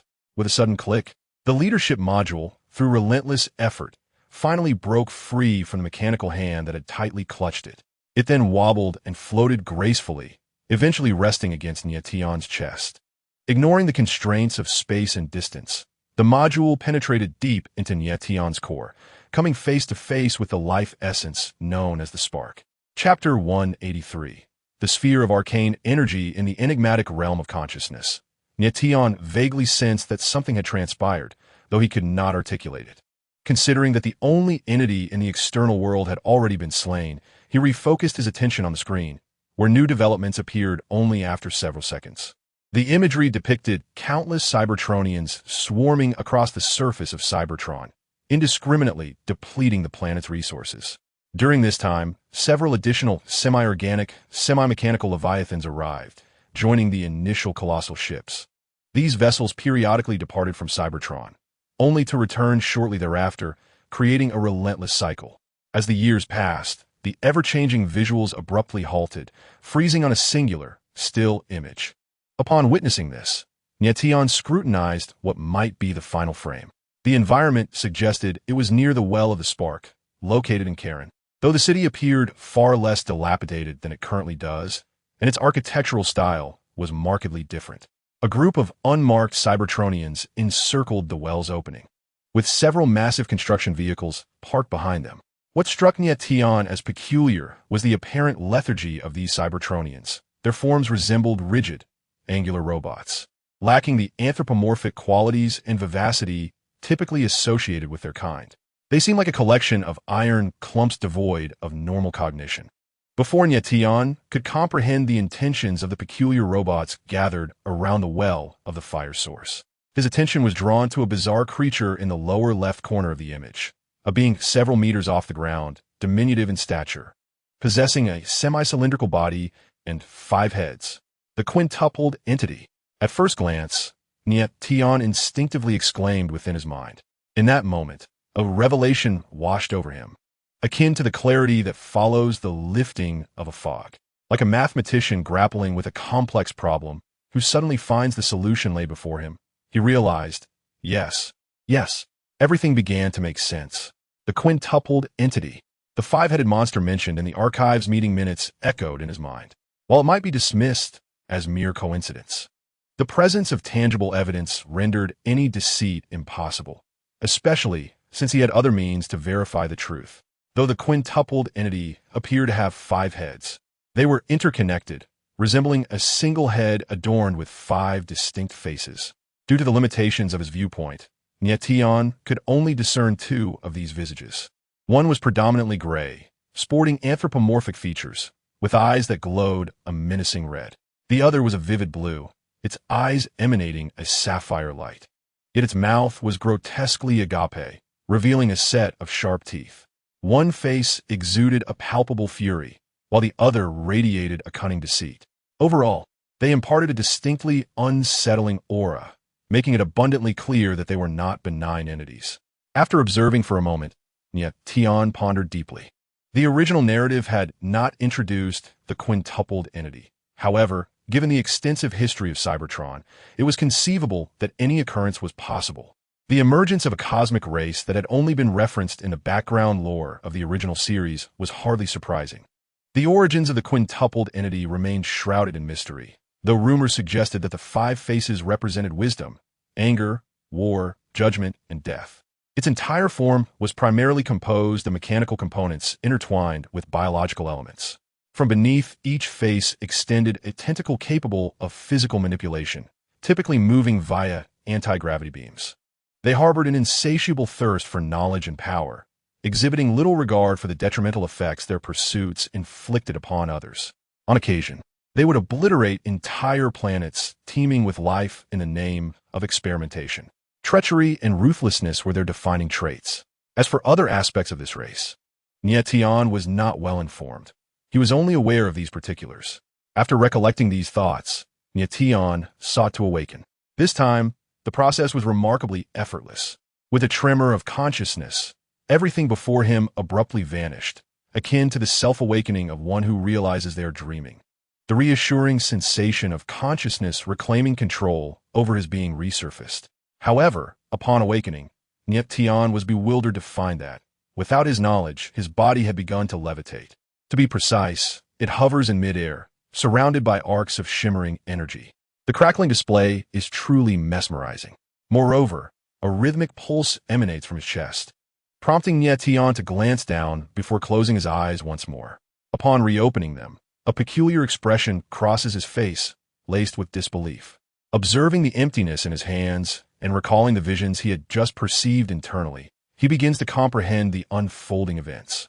When his consciousness was transported to that enigmatic realm, the leadership module underwent an inexplicable transformation, subsequently finding its way into his chest, where it has now fused with the spark of life. Thus, after that vibrant orb of multifaceted light entered his being, did it grant him the essence of the universal God? Did it then align with the requirements of the leadership module, resulting in a resonance? Ultimately, did the module autonomously activate some function, morphing into its current form? The leadership module inherently possesses a recognition function, and the addition of seeking function seems not entirely implausible. Master Tai once remarked that, following his research with other elders, they believed only the universal God could fully wield the leadership module. That mysterious orb of iridescent light had emerged from a metallic tablet at the bottom of the spark source well, leaving much uncertainty regarding its origins, potentially even a fragment of the universal God. Furthermore, it is likely a crucial component. Otherwise, the module would not have mistakenly identified him as the universal God, leading to its subsequent transformations and inexplicably integrating into his being. The scant information, coupled with the current circumstances, appears somewhat unscientific, compelling Nie Tian to analyze the situation as best as he could. First, there is the sudden appearance of the colorful orb, followed by the images it contained, and finally, the unexpected changes in the leadership module. Such an array of events occurring within a brief span left Nie Tian's mind momentarily overwhelmed. Yet, amidst his mental chaos, the changes in his body remained orderly, intensifying rather than diminishing. Could it be? Uncertain whether this transformation was beneficial or detrimental, a familiar sensation surged through his mind. Tilting his head, the crimson glow in his eyes extinguished once more. However, within minutes, the light rekindled in his gaze, filled with unparalleled excitement. It dawned on him that he had not experienced a disconnection of consciousness or a loss of control over his body. Rather, he had been absorbing the experiences contained within the leadership module. The infusion of knowledge from the leadership module is not akin to the martial arts novels, where one becomes a master through a mere transmission of power. It resembles the conveyance of information. Through the interpretation of this information, Nie Tian ultimately discerned that the initial vibrant orb represented the sigma vector. The sigma vector, a term that may sound perplexing, is also known as the magical sphere. If the spark source embodies the essence of the universal God, then the magical sphere constitutes the intellect of the universal God, or at the very least, a segment of it. The myriad of magical energy spheres, in Nie Tian's perspective, resembles a vast network of neurons within the human body, intricately woven together with other unknown structures to form the mechanical nervous system and central nervous center of the universal deity. This system is both precise and complex. The one that recently entered his body is merely an ordinary entity among countless magical energy spheres. However, it is widely recognized that when a quantity becomes exceedingly large, the phenomenon of homogeneity often becomes quite pronounced. Consequently, all magical energy spheres are nearly indistinguishable from one another, exhibiting minimal variation. In other words, acquiring a magical energy sphere is tantamount to obtaining fragments of memory from all magical energy spheres. Indeed, according to Nie Tian's understanding, his consciousness had just entered the magical energy sphere, where the scenes he witnessed were, in fact, fragments of the universal deity's memories. Human neurons are responsible for the formation of learning and memory, while the memories of the universal deity are stored within this magical energy sphere, akin to human neurons. However, the memories of the universal deity are incomplete, consisting solely of those that were frozen in time. This aspect is related to the sage computer at the terminus of the magical energy spheres. If one were to liken the magical energy spheres to the memory crystals of the Cybertronians, then the sage computer would undoubtedly be the information chip. The sage computer exists in the quantum consciousness form within the deep network structure of Cybertron, possessing the capacity for predictive simulations of civilizational trajectories and precise decision-making capabilities. The operational mechanism of its decision-making system complements the recording system of the magical energy spheres, collectively maintaining the vital functions of Cybertron. In simpler terms, it serves as the grand steward personally appointed by the universal deity, or, metaphorically, a last resort. However, constrained by its non-physical form, the sage computer cannot directly intervene in conflicts at the physical level, thus rendering it largely a spectator in the affairs of Cybertron, unable to influence its development. It monitors all occurrences on Cybertron, while simultaneously tracking the fluctuations in the energy of the Allspark to predict the future. It appears that the universal deity has indeed set certain contingencies in place, Nie Tian contemplated, in response to the energy levels of the Allspark declining to a critical threshold due to the internal strife among the 13 primordial titans. The sage computer proactively initiated the only preventative measure, the Great Stasis. As the name implies, the Great Stasis entails halting all activities on Cybertron, including those of the Cybertronians themselves. The purpose is to conserve the energy of the Allspark, allowing Cybertron to recuperate and restore itself naturally. This also explains why, in the memory scenes within the magical energy sphere, there existed a period of darkness and desolation on Cybertron before the emergence of the quintessence, the duration of which remains unknown. Chapter 184, An Unexpected Evolution. Had it not been for the unexpected appearance of the quintessence on Cybertron, the sage computer's great stasis would indeed have proven to be an effective strategy. However, in Nie Tian's view, it seems more akin to a desperate measure. After all, if one could be continuously replenished with energy by a tool, who would prefer to languish in darkness and slowly recover? The magic sphere and the sage computer can merely be regarded as a delightful surprise. What truly nearly caused Nie Tian to lose his composure was the current endeavor of the leadership module, the evolution of his very being. This evolution, in its most literal sense, signifies a promotion from commander-class warrior to leader-class warrior. The leader-class warrior not only represents an ascension in the realm of existence compared to the commander-class warrior, but also encompasses the domain of the universal deity. The leadership module may very well serve as a source of energy akin to the spark source.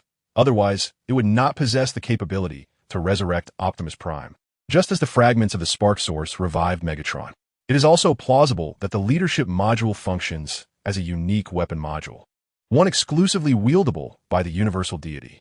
After all, the leadership module has the capacity to create and transform life, guiding its transcendence, reminiscent of the Emberstone, a divine artifact of Nie Tian, one of the 13 original primes.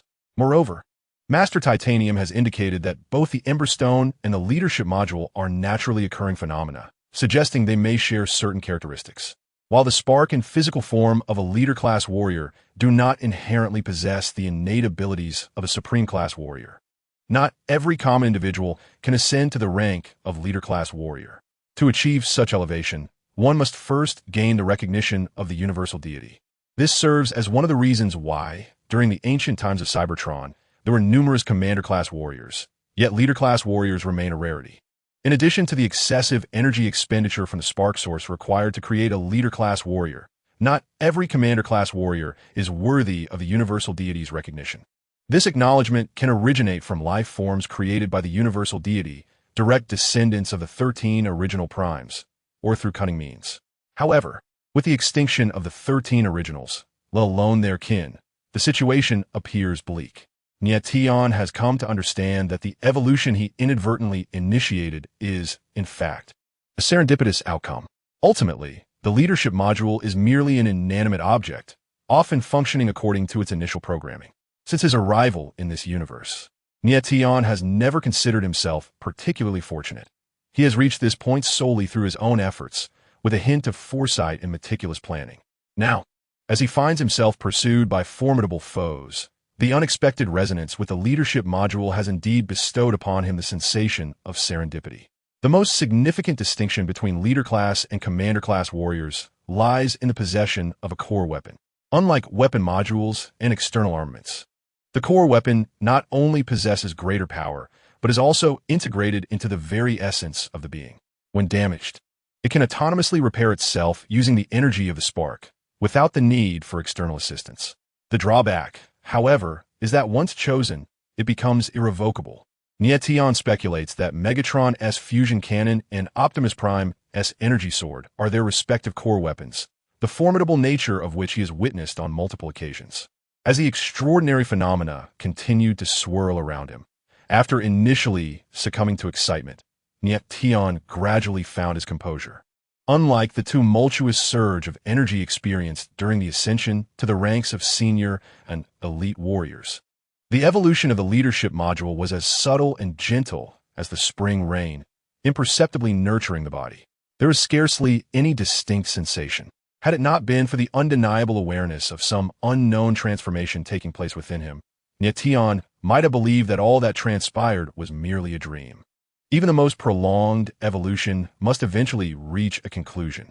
Time slipped by unnoticed, and just as Nie Tian began to feel drowsy in his mind, the exquisite arcs of energy enveloping him abruptly dissipated, vanishing into thin air.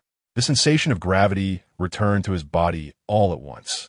Upon landing, Nie Tian secretly wiped the sweat from his brow, relieved to find himself alone in the well of the spark source. The moment his consciousness transitioned from the magical sphere back to his body, he promptly sent a communication to Black Widow. Had he not done so, the process of the leadership module evolving his body could have led to unforeseen consequences. He had just realized that during the evolution facilitated by the leadership module, any disturbance from energy fluctuations was strictly prohibited. With a thought, he activated the refreshed data panel. Type: Combat Type Bruticus. Armor: Orlean Living Gold. Weapons, photon cannon, left hand. Electromagnetic pulse cannon, right hand. Black prison sword, waist. Heat-seeking missile launcher, shoulder. Fusion cannon, chest. Core weapon. None. Spark. 100. Body. Leader level body. Combat power. Leader level warrior. The data panel that flashed before his eyes further entranced Nie Tian's already unfocused gaze. Moments later, his attention sharpened, leaving him momentarily speechless. Had he truly, in such a bewildering manner, ascended to the status of a leader-level warrior? A hint of disbelief lingered in his tone as he clenched his fist, feeling the immense power coursing through his new form. Only then did he fully grasp that the leadership module had indeed transformed him into a leader-level warrior. Before arriving on Cybertron, his sixth sense had hinted that there might be some reward awaiting him.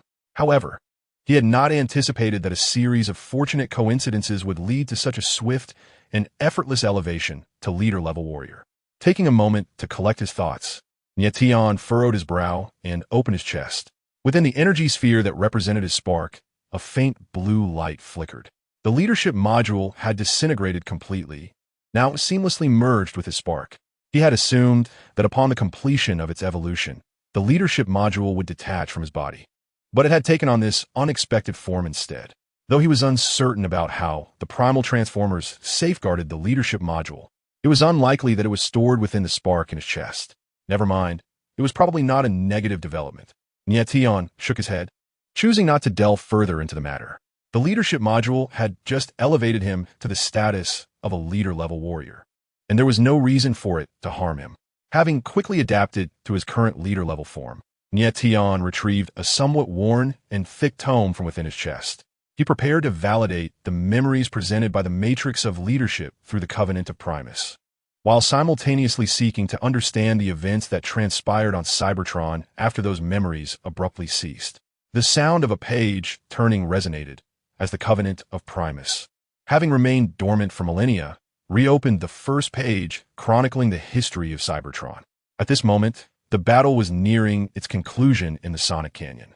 Soundwave declared vehemently, "This time we have recorded it. We shall surely take our revenge." With that, he disassembled into a fleet of Decepticon jets, swiftly departing the battlefield.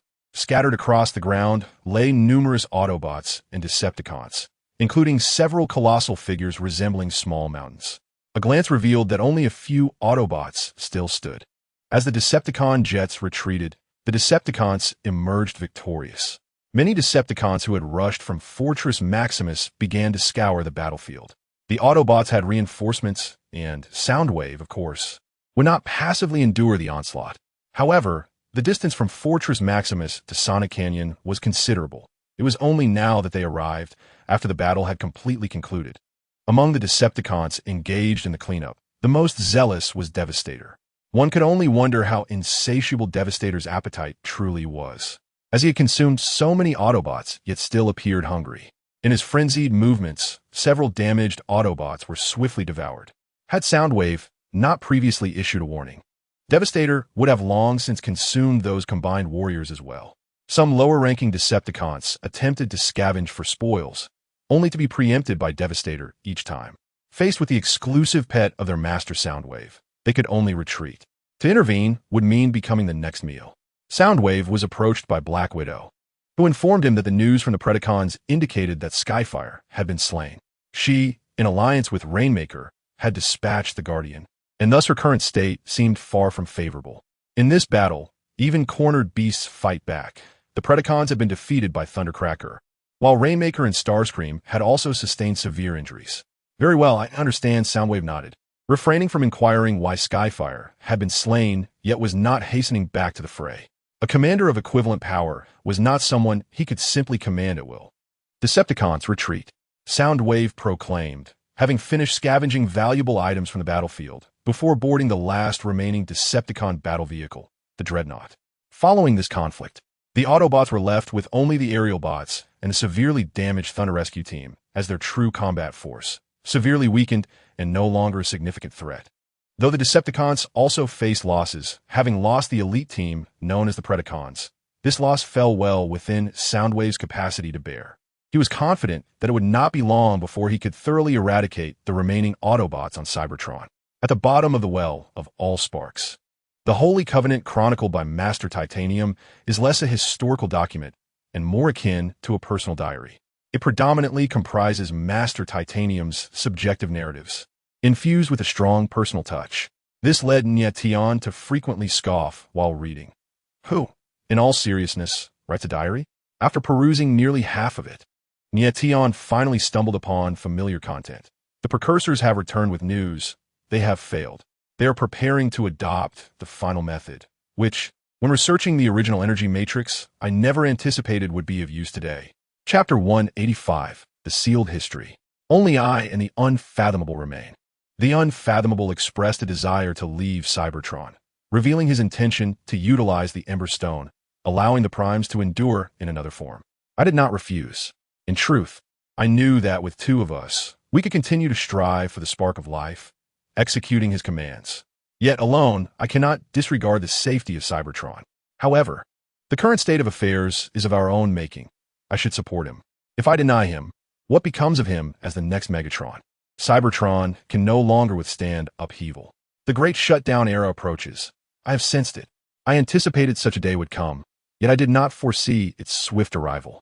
It is too late to relocate all my kin. I have arrived at the archives. A pensive expression crossed Nie Tian's face. The memories within a magic sphere had indeed aided him tremendously. Without the magic sphere, how could one comprehend Master Titanium's description of the Great Shutdown? I awoke. It was neither his restoration nor his awakening. I am uncertain how many years have passed. It seems I alone endured the Great Shutdown, as all familiar signals vanished. An unknown cosmic race has emerged on Cybertron. I did not rashly reveal myself, but remained hidden beneath the archives. After observing for years, I uncovered a chilling truth. He has neither restored nor awakened. I've been summoned by this unknown cosmic race. More terrifying events unfolded. They discovered the spark of life and have already utilized it to create a new lineage, occupying our home planet. The mention of the five-faced fiends instinctively arose in Nie Tian's mind, but he quickly shook his head and continued reading. They're a dark race, self-styled as the five-faced fiends. They have distorted history, masquerading as the creators of this planet. They categorize the newly birthed kin into civilian and military robots, rampantly plundering Cybertron. Those accursed biological dreadnoughts have not rested for a moment. Nie Tian realized the true nature of civilian and military robots, a dawning comprehension lighting within him. Previously, he only understood that the Decepticons and Autobots originated from military and civilian robots, but the origins had remained a mystery. I had not anticipated such a profound connection. It now appears that civilian robots serve as mere laborers for the five-faced beasts, whereas military robots exist solely to oversee these labors. Whether one perceives this as sowing discord or merely facilitating management, the reality remains that these two inherently opposing groups undoubtedly bolster the dominion of the five-faced beasts. I am feeble, they are formidable, yet I shall not yield. It seems they have discovered the correct methodology for igniting the spark of life, creating a formidable and sagacious lineage. They established an entity known as the Supreme Council, appointing this lineage as elders to assist in the governance of all military and civilian robots. Years have passed. How many, I cannot recall. Under the management of the Supreme Council, the efficiency of all robots has markedly increased. The robots appear to have shifted their focus from the oppression by the five-faced beast to the Supreme Council. Excellent. After relentless efforts, I have finally made clandestine contact with this Supreme Council. How shall I expose the true nature of the five-faced beasts and persuade them? I have a plan. Fascinating. As my fingers grazed the page of the Sacred Covenant, Nie Tian hesitated to turn the page. Can altered memories and perceptions truly be rectified? In Nie Tian's view, it is exceedingly difficult. It is akin to a lifetime of being told that a football is round, a notion one accepts without question. Even if one has never seen a football, one inherently believes it to be round. Yet, one day, an individual emerges proclaiming that the football is square, providing practical evidence to support this claim. Your immediate reaction would not be one of revelation, but rather goodness. If even this is a falsehood, what else in this world is genuine? From a divine perspective, what epoch did the 13 primal transformers of Cybertron inhabit? Undoubtedly, it was a golden age. And what of the era following the emergence of the five-faced beasts? is indisputably a dark age. However, prior to this dark age, there existed an even more dismal period, the Great Shutdown, lasting an indeterminate number of years. The newly emerged Cybertronians will not yearn for the Golden Age, for they have never experienced it. Having existed solely in the Dark Age since their inception, they perceive their current circumstances as rather satisfactory. In rare moments of respite, they may reflect on how the esteemed five-faced beasts have liberated them from the suffocating silence of the Great Shutdown, revitalizing Cybertron and ensuring the continuation of its civilization. Though the physical forms of the five-faced beasts starkly contrast with their own, they believe they have yet to evolve to the level of the five-faced beasts. As for the 13 primal transformers, perhaps one might glimpse fragments of their history in the remnants of historical records, yet under the deliberate distortion wrought by the five-faced monstrosities. The 13 original Titans, though pioneers and founders of Cybertronian civilization, ultimately succumbed to internal insurrections, embarking on a path that would lead to the annihilation of Cybertron itself. They are the architects of the Great Shutdown. Throughout the vast expanse of history, all truth may be submerged. At this juncture, Nie Tian has grasped these truths. Yet he feels neither anger nor sorrow for the period during which Cybertron was subjugated by the five-faced beings. The past is immutable beyond alteration. The next phase must pertain to Master Titanium's overthrow of the five-faced tyrants. This is an undeniable conclusion. Without such a rebellion, the existence of Cybertron would be in jeopardy. Given the predatory nature of the five-faced entities, no planet could withstand their onslaught. As Nie Tian turned to the next page of the Sacred Covenant, it was as he anticipated. Master Titanium had commenced his actions.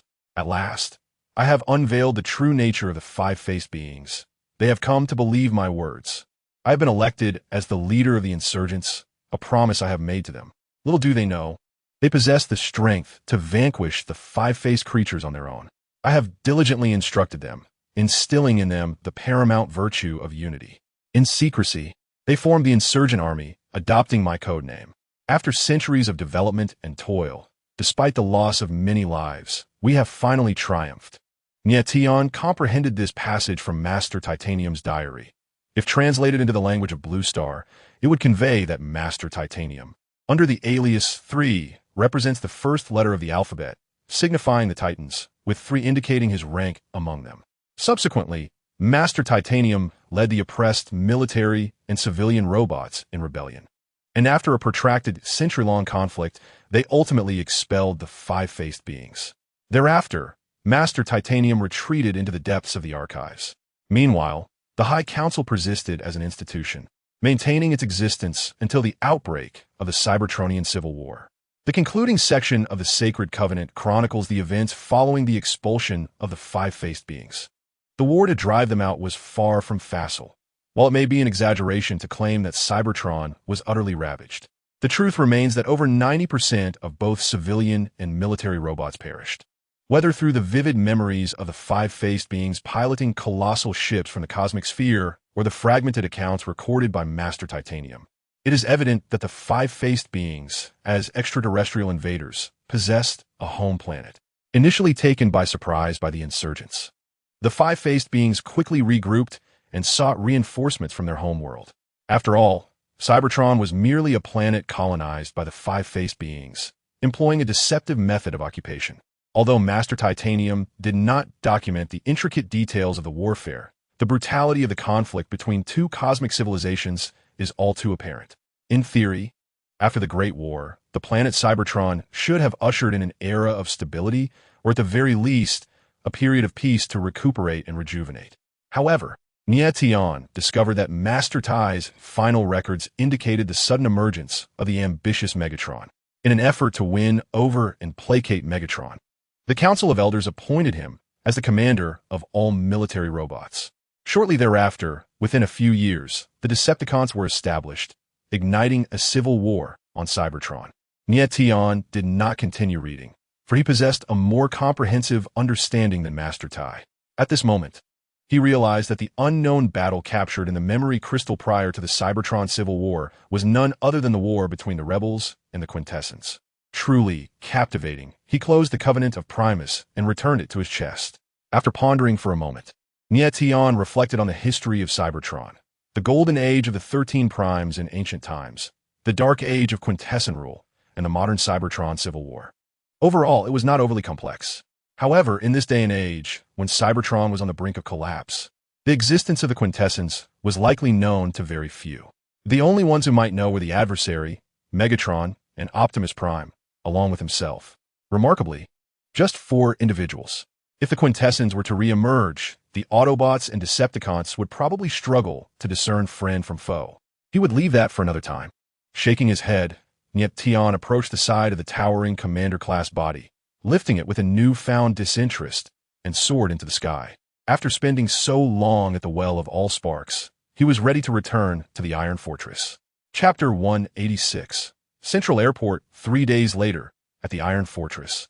In the archives, ignoring the 2 Decepticons at the entrance who wore respectful expressions, Nie Tian entered the archives alone. It had been 3 days since he had ascended to the rank of leader-class warrior, and he still vividly recalled the expression of Shockwave upon his return to the Iron Fortress, as if he had seen a ghost. Although Shockwave maintained his characteristic poker face, rendering his thoughts inscrutable, the frantically blinking single eye, akin to a malfunctioning traffic signal, nearly blinded Nie Tian. Furthermore, Black Widow had also appeared utterly dumbfounded at that moment, providing him with immense satisfaction. Over the past 3 days, apart from acclimating to his new body, Nie Tian had also sought to understand the outcome of that monumental battle. Like Shockwave, he too believed that the current Autobots were nothing more than true remnants of a defeated force, easily vanquished on a favorable day. Within 3 days, the news of Nie Tian's ascension to leader-class warrior had spread throughout the Decepticons, and all knew that a new dawn had risen over their ranks. Simultaneously, countless Decepticons were filled with curiosity about what Lord Tianchi had experienced. How did he emerge from battle to attain the rank of leader-class warrior? Every Decepticon yearns for answers, yet none dare to inquire. To pry into the secrets of Lord Tianchi is tantamount to courting death. Even Shockwave and Black Widow wisely refrained from digging deeper. Decepticons prioritize outcomes over processes. Thus, the promotion of Nie Tian to the rank of leader warrior shrouded itself in an air of mystery. This, in turn, alleviated some of Nie Tian's concerns amidst the unexpected. After all, he had no inclination to elucidate, and even if he attempted to, clarity would elude him. Should he claim to have been mistaken for a Primus by the leadership module? The existence of the quintessence was unknown even to Shockwave and Black Widow, let alone the nature of Primus. Nie Tian's ascension to leader warrior, achieved through a divine forging method, did not significantly alter the appearance of his chassis, save for the addition of some subtly visible exquisite patterns. Upon entering the archives, Nie Tian made his way directly to the lower fire seed chamber. Before long, he emerged once again. As anticipated, Master Titanium had vanished without a trace. Regrettably, Nie Tian felt a twinge of disappointment.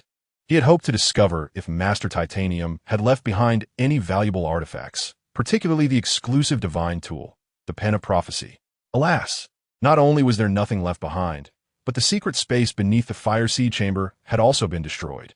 It seemed Master Titanium had foreseen his return and had severed the passage. As for the Pen of Prophecy, it likely accompanied Master Titanium into the afterlife, for the components on Primus would surely aid him in some manner. Nonetheless, nothing particularly remarkable had transpired on Cybertron in the past 3 days. Upon leaving the archives, Nie Tian summoned the 5 members of the Song of Death and proceeded to the central airport, distanced from the core area of Iron Fortress. Though it bore the name airport, the central airport was not an aerial port suspended in the sky, but rather a military stronghold serving as the headquarters for the Decepticon airstrike forces. Located on the periphery of Iron Fortress, the central airport comprised a sprawling expanse of low-rise structures, resembling a military fortress, imposing and formidable, with Decepticons occasionally ascending from the airport to undertake patrol missions. Given its air-to-ground superiority, the airstrike unit held considerable weight within the Decepticon ranks. In the pre-Cybertronian era, the Air Force would never have been granted the authority to establish a presence within Iron Fortress. Lord Tianchi, you have arrived. As Nie Tian and the 5 members of the Song of Death stepped into the central airport, Razorclaw promptly approached, leading the formidable Predacons. The 5 Decepticons of the Predacon team wore expressions of deference, fully aware of who the true leader was. Nie Tian cast a glance at the 5 Decepticons, their frames still bearing traces of battle, and gestured forward.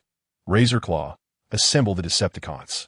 Currently, he bore the title of Decepticon Airstrike Commander, and returning to the central airport felt akin to returning home. Soon, under the command of the Airstrike Commander Nie Tian, who had finally begun to focus on his duties, the Decepticons remaining within the central airport gathered at the pre-battle mobilization square. Thousands of Decepticons stood in orderly formation, creating a scene of magnificent grandeur.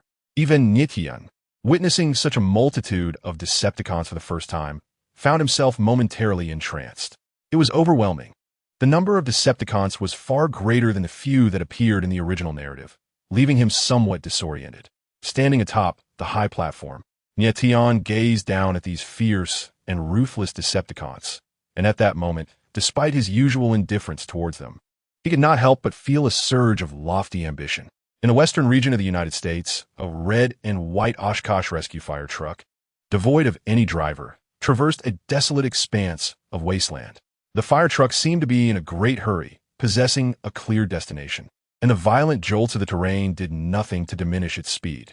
Upon encountering an underground cavern ahead, the Oshkosh fire truck began to decelerate gradually, eventually coming to a halt at the entrance of the cave. Suddenly, the front of the fire truck split open, transforming into an aged, yet imposing humanoid robot. According to the information he had gathered, this was indeed the location. The figure known as UTND projected an image from his chest, contemplating the unfathomable depths of the dark cavern. After days of travel, he had confirmed certain pieces of information about this planet, gleaned from the words of an elder he had once encountered by chance. The Decepticon, named Tianjia, had surprisingly ascended to the rank of a leader-class warrior on Cybertron. It seemed time was of the essence. Feeling a sense of urgency, Yu Qiandi hurriedly stepped into the underground cavern. The news of Nie Tian's elevation to leader-class warrior had spread not only across Cybertron, but had also reached Blue Star. However, as the saying goes, some rejoice while others lament. If Megatron's reaction was one of immense delight upon receiving the intelligence transmitted by Soundwave, even praising the effort as commendable, then Optimus Prime, receiving a call for help from the Autobots, found himself in a dilemma, helplessly anxious. Megatron was currently lurking on Blue Star, having recently led several Decepticons to the western United States with unknown intentions. He could not afford to ignore the situation. It was clear that if he departed Blue Star to return to Cybertron for reinforcements, Megatron would seize the opportunity to launch another invasion of Blue Star.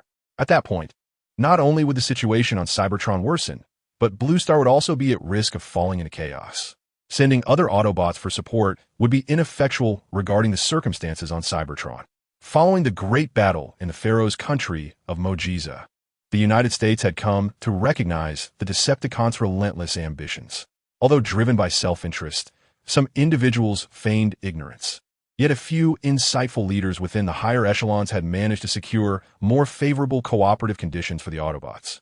For instance, the automotive beings were permitted to establish remote communication devices capable of interstellar communication and to refine energy blocks. Optimus Prime was able to make contact with the automotive beings on Cybertron, only to be met with a shocking piece of news. Iron Fortress, Central Airport. Nie Tian renamed the Decepticon Airstrike Squadron as the Astral Army, primarily to distinguish it from the Assault Army. Additionally, he designated the elite Decepticon team comprising the 5 members of the Death Song as the Execution Squad. It was within Nie Tian's authority to bestow a new name upon the Airstrike Division. Previously, this might have been questionable, but as a leader-class warrior, he could easily assert his will even in the presence of Megatron. Of course, unless absolutely necessary, he was not inclined to provoke a conflict with Megatron, nor did he harbor ambitions of usurping power. If all went as expected, Megatron would not have long to live.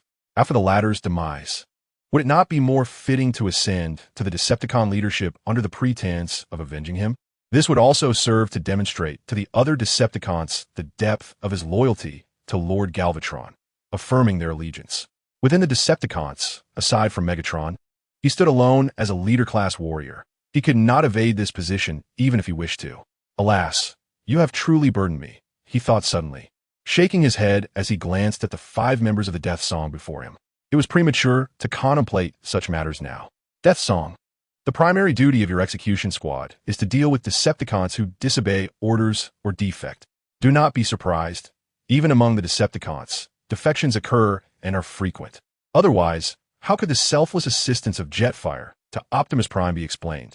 Fortunately, lesser Decepticons are not as prone to defection as their higher-ranking counterparts. In other words, they are acutely aware of their own worth.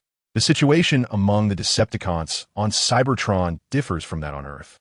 On Earth, the peak number of Decepticons scarcely exceeded 3 digits. Thus, there was no need to establish a dedicated internal enforcement team, as is the case now. Indeed, Nie Tian envisioned the execution squad as a disciplinary unit within the Astral Army, accountable solely to him and not required to report to any other Decepticon. The power he wielded was immense. Thousands of Decepticons represented thousands of differing opinions. Who could predict when one of them might act unpredictably? Although, theoretically, a leader-class warrior would suffice to command the loyalty of the predominantly lower-ranking Decepticons in the Astral Army, maintaining a prudent hand was always wise. Chapter 187. The Retribution Ship. Yes, my lord. Death Song did not inquire further. Having firmly committed Nie Tian's instructions to memory, he departed. He would subsequently lead the 4 members of the butchery squad to the central airport, ensuring that the Astral Army remained vigilant and ready to respond promptly upon receiving Nie Tian's commands. Having dealt with matters concerning the airstrike forces, Nie Tian departed from the central airport and arrived at another location within the Iron Fortress, distant from the core area, the Iron Fortress Research Center, also referred to as the Iron Fortress Manufacturing Center. This research center serves as yet another congregation point for former Cybertronian scientists, aside from the archives. It has not only produced artifacts of the caliber of the Iron Fortress relics, but is also engaged in the research and manufacture of numerous formidable weapons. However, at present, aside from serving as a laboratory for Shockwave, it has but one function: to maintain the flagship of the Decepticons, the Nemesis. Though referred to as the Decepticon flagship, it can also be regarded as Megatron's personal vessel, as he possesses absolute authority over its use. Yet, the current situation leaves much to be uncertain. As Nie Tian entered the research center, Shockwave was absent, thereby sparing him the need to contend with him. The reason for his leisurely wandering within the Iron Fortress today was not merely due to idleness, although that factor was indeed present to some extent.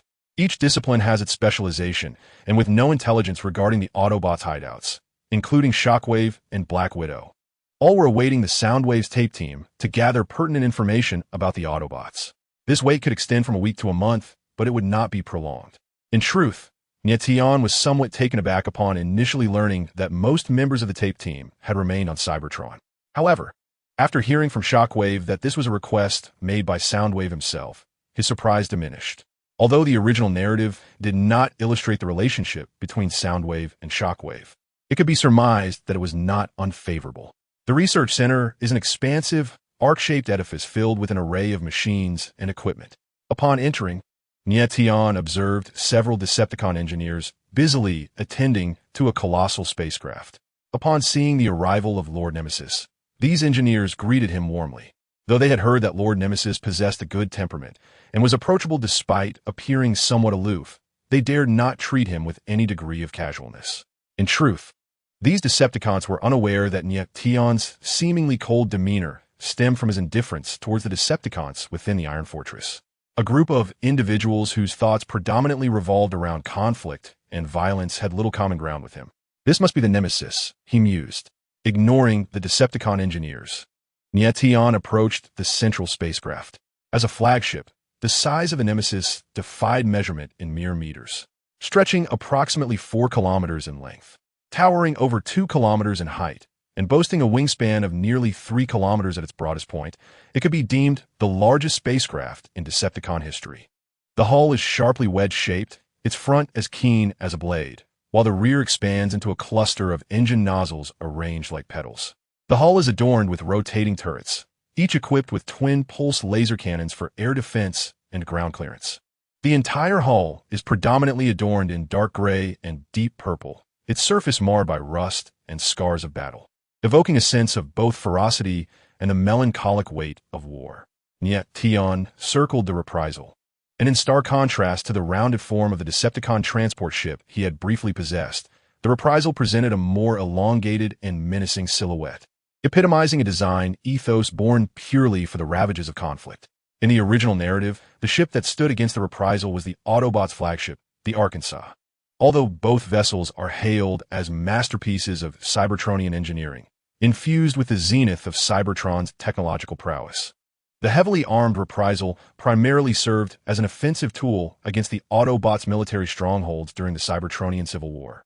On the battlefield, the Reprisal was initially deployed to conduct concentrated aerial bombardments on fortified cities and enemy combatants, followed by a significant deployment of elite Decepticon forces for assault operations, ultimately coordinating with a larger army to encircle and overwhelm. This strategy proved consistently effective, leading to the Autobots' gradual retreat, particularly after the Ark suffered substantial damage at the hands of the Reprisal. It can be asserted that the Decepticons maintained a strategic advantage throughout the Civil War, with the Reprisal playing an indispensable role in compelling the Autobots to refrain from establishing ground bases. However, prolonged exposure to the river's edge often results in dampened shoes, and the Reprisal's prolonged stationing here over the years attests to this notion.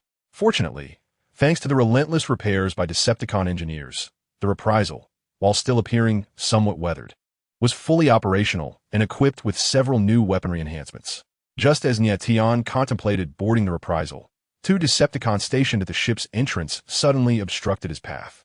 "Lord Tianchi, without Lord Shockwave's orders, you cannot," one began, only to be interrupted by Nie Tian's soft exclamation of surprise. Was this place truly isolated? Did they not comprehend that he was currently the strongest being on all of Cybertron? Though his rank within the Decepticons was on par with Shockwave, it was essential to remember that the Decepticons adhered to a strict hierarchy valuing strength. Before Nie Tian's confusion could elicit a response, another Decepticon hastily nudged aside his bewildered companion and respectfully addressed him. "Lord Tianchi, do you wish to board the Reprisal? Is that not permissible?" Nie Tian's tone remained calm, yet a flicker of intrigue ignited within him. These Decepticons might have grown accustomed to executing Shockwave's commands over the years, rendering them somewhat disoriented by his sudden presence, considering he had only recently arrived on Cybertron. No, the vigilant Decepticon guarding the Reprisal interjected, displaying considerable perceptiveness. "Lord Tianchi, you may ascend whenever you wish." As he spoke, he cautiously glanced at Nie Tian before quickly averting his gaze. "Lord Tianchi, if you desire, I could provide you with an introduction to the Reprisal." Aware that this was Tianchi's first encounter with the Decepticon flagship, he assumed he might be unfamiliar with it. "Very well, lead the way," Nie Tian replied with a gentle nod, accepting the Decepticon's eagerness for assistance without hesitation. The ambitious Decepticon, ever striving for progress, has never been one to be despised. Surely, one must grant him an opportunity, mustn't they? As he walked, the imposing figure of the Reprisal loomed below, and upon ascending, Nie Tian realized he had underestimated its grandeur. Traversing the ship's corridor, he observed a series of honeycomb-shaped hatches flanking the belly of the Reprisal. "Lord Tianjue, these are the drop pods. Each can deploy up to 200 individuals at once." 200? Neil halted, a flicker of astonishment crossing his features. 200 Decepticons constituted a formidable contingent, particularly among the exceptionally powerful Cybertronians. No wonder the Decepticons were capable of executing drop-style assault operations.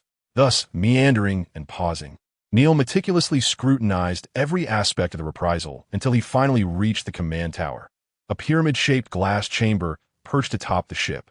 The interior of the command tower was strikingly austere, furnished solely with a grand metallic throne and a holographic star map console. Through what appeared to be transparent glass, yet was, in truth, a specialized energy shield, one could view the surrounding ring of antenna rays. Simultaneously, a panoramic view of the scene above was unobstructed. After taking a cursory glance, Neil seated himself upon the throne before the console. The Decepticon who had been shadowing him felt a jolt of anxiety and quickly averted his gaze, regretting having brought Lord Tianjue aboard. That throne belonged exclusively to Lord Megatron, and no Decepticon had ever dared to sit upon it before. Neil, squinting, assumed a dignified posture with his hands resting on the console. He had resolved that upon returning to Blue Star, he would commandeer the Reprisal. He could not forsake the Decepticon air and space forces. He needed to forge a fleet, one capable of interstellar travel at the very least. if memory served. That old rascal, the Skybreaker, had inadvertently caused chaos in his quest to save Cybertron, nearly leading to its ruin during a spatial tempest. The entire planet had come perilously close to disintegration, and the fate of the Decepticons on Cybertron was dire indeed. This was yet another reason why a substantial number of Decepticons had been conspicuously absent in the latter part of the original narrative. Now that he had arrived, he could not allow such a scenario to unfold again. The accumulation of quantity leads to a transformation in quality. Thousands of Decepticons, even if they were of lower rank, would serve as a significant force in his favor. With a soft click, amidst the trepidation of the Decepticon behind him, Neil began to familiarize himself with the reprisal. After a thorough exploration of the ship, he had garnered a general understanding of its various parameters. The entirety of the reprisal could be broadly categorized into three systems: propulsion, defense, and weaponry. The propulsion system, aside from the four colossal ion thrusters that constitute the primary engine located at the stern of the ship, is also equipped with a wormhole generation ring at the bow. When activated, this ring forms a spiraling vortex of energy, enabling faster-than-light travel or spatial leap. To date, Nie Tian has encountered several distinct spatial leap devices. Although the hallmark of a Level 3 civilization is interstellar travel, it does not imply the existence of a singular method for achieving such journeys. Particularly during the zenith of the Cybertronian civilization, it epitomized the pinnacle of Level 3 cultures. These technologies for initiating spatial leaps, while differing in principle, share the same objective. Their distinctions lie merely in the range of the leap, the speed attained, and the associated risks. Chapter 188, Triad Star. The defense system of the ship, the Vengeance, comprises not only modular armor forged from rare Cybertronian alloys, but also an energy shield generator housed within a conical protrusion along the ship's spine. Upon activation, the energy shield generator creates a honeycomb-like force field capable of withstanding impacts equivalent to stellar explosions. Given its designation as a warship, the weaponry aboard the Vengeance is notably intricate. In addition to an array of ship-mounted cannons and laser artillery, this external weapon platform boasts two planetary-grade strategic weapon tractor beam emitters and an orbital bombardment cannon. The tractor beam emitter, located beneath the bow, can extend a massive mechanical claw to capture enemy vessels at close range. The Vengeance once severely damaged the Autobots' Ark utilizing this very apparatus. The orbital bombardment cannon, an exceptionally long-barreled particle cannon extending from the ship's spine, can unleash a devastating shot capable of penetrating the planet's crust after charging.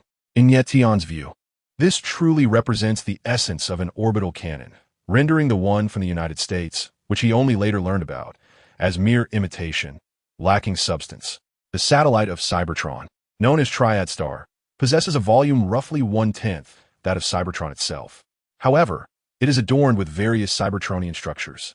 It retains numerous defensive installations from the pre-Cybertronian era and several satellite cities, having once served as a shipbuilding hub with multiple large shipyards. Although most of these shipyards now lie in ruins, resuming operations is merely a matter of time, provided resources are available.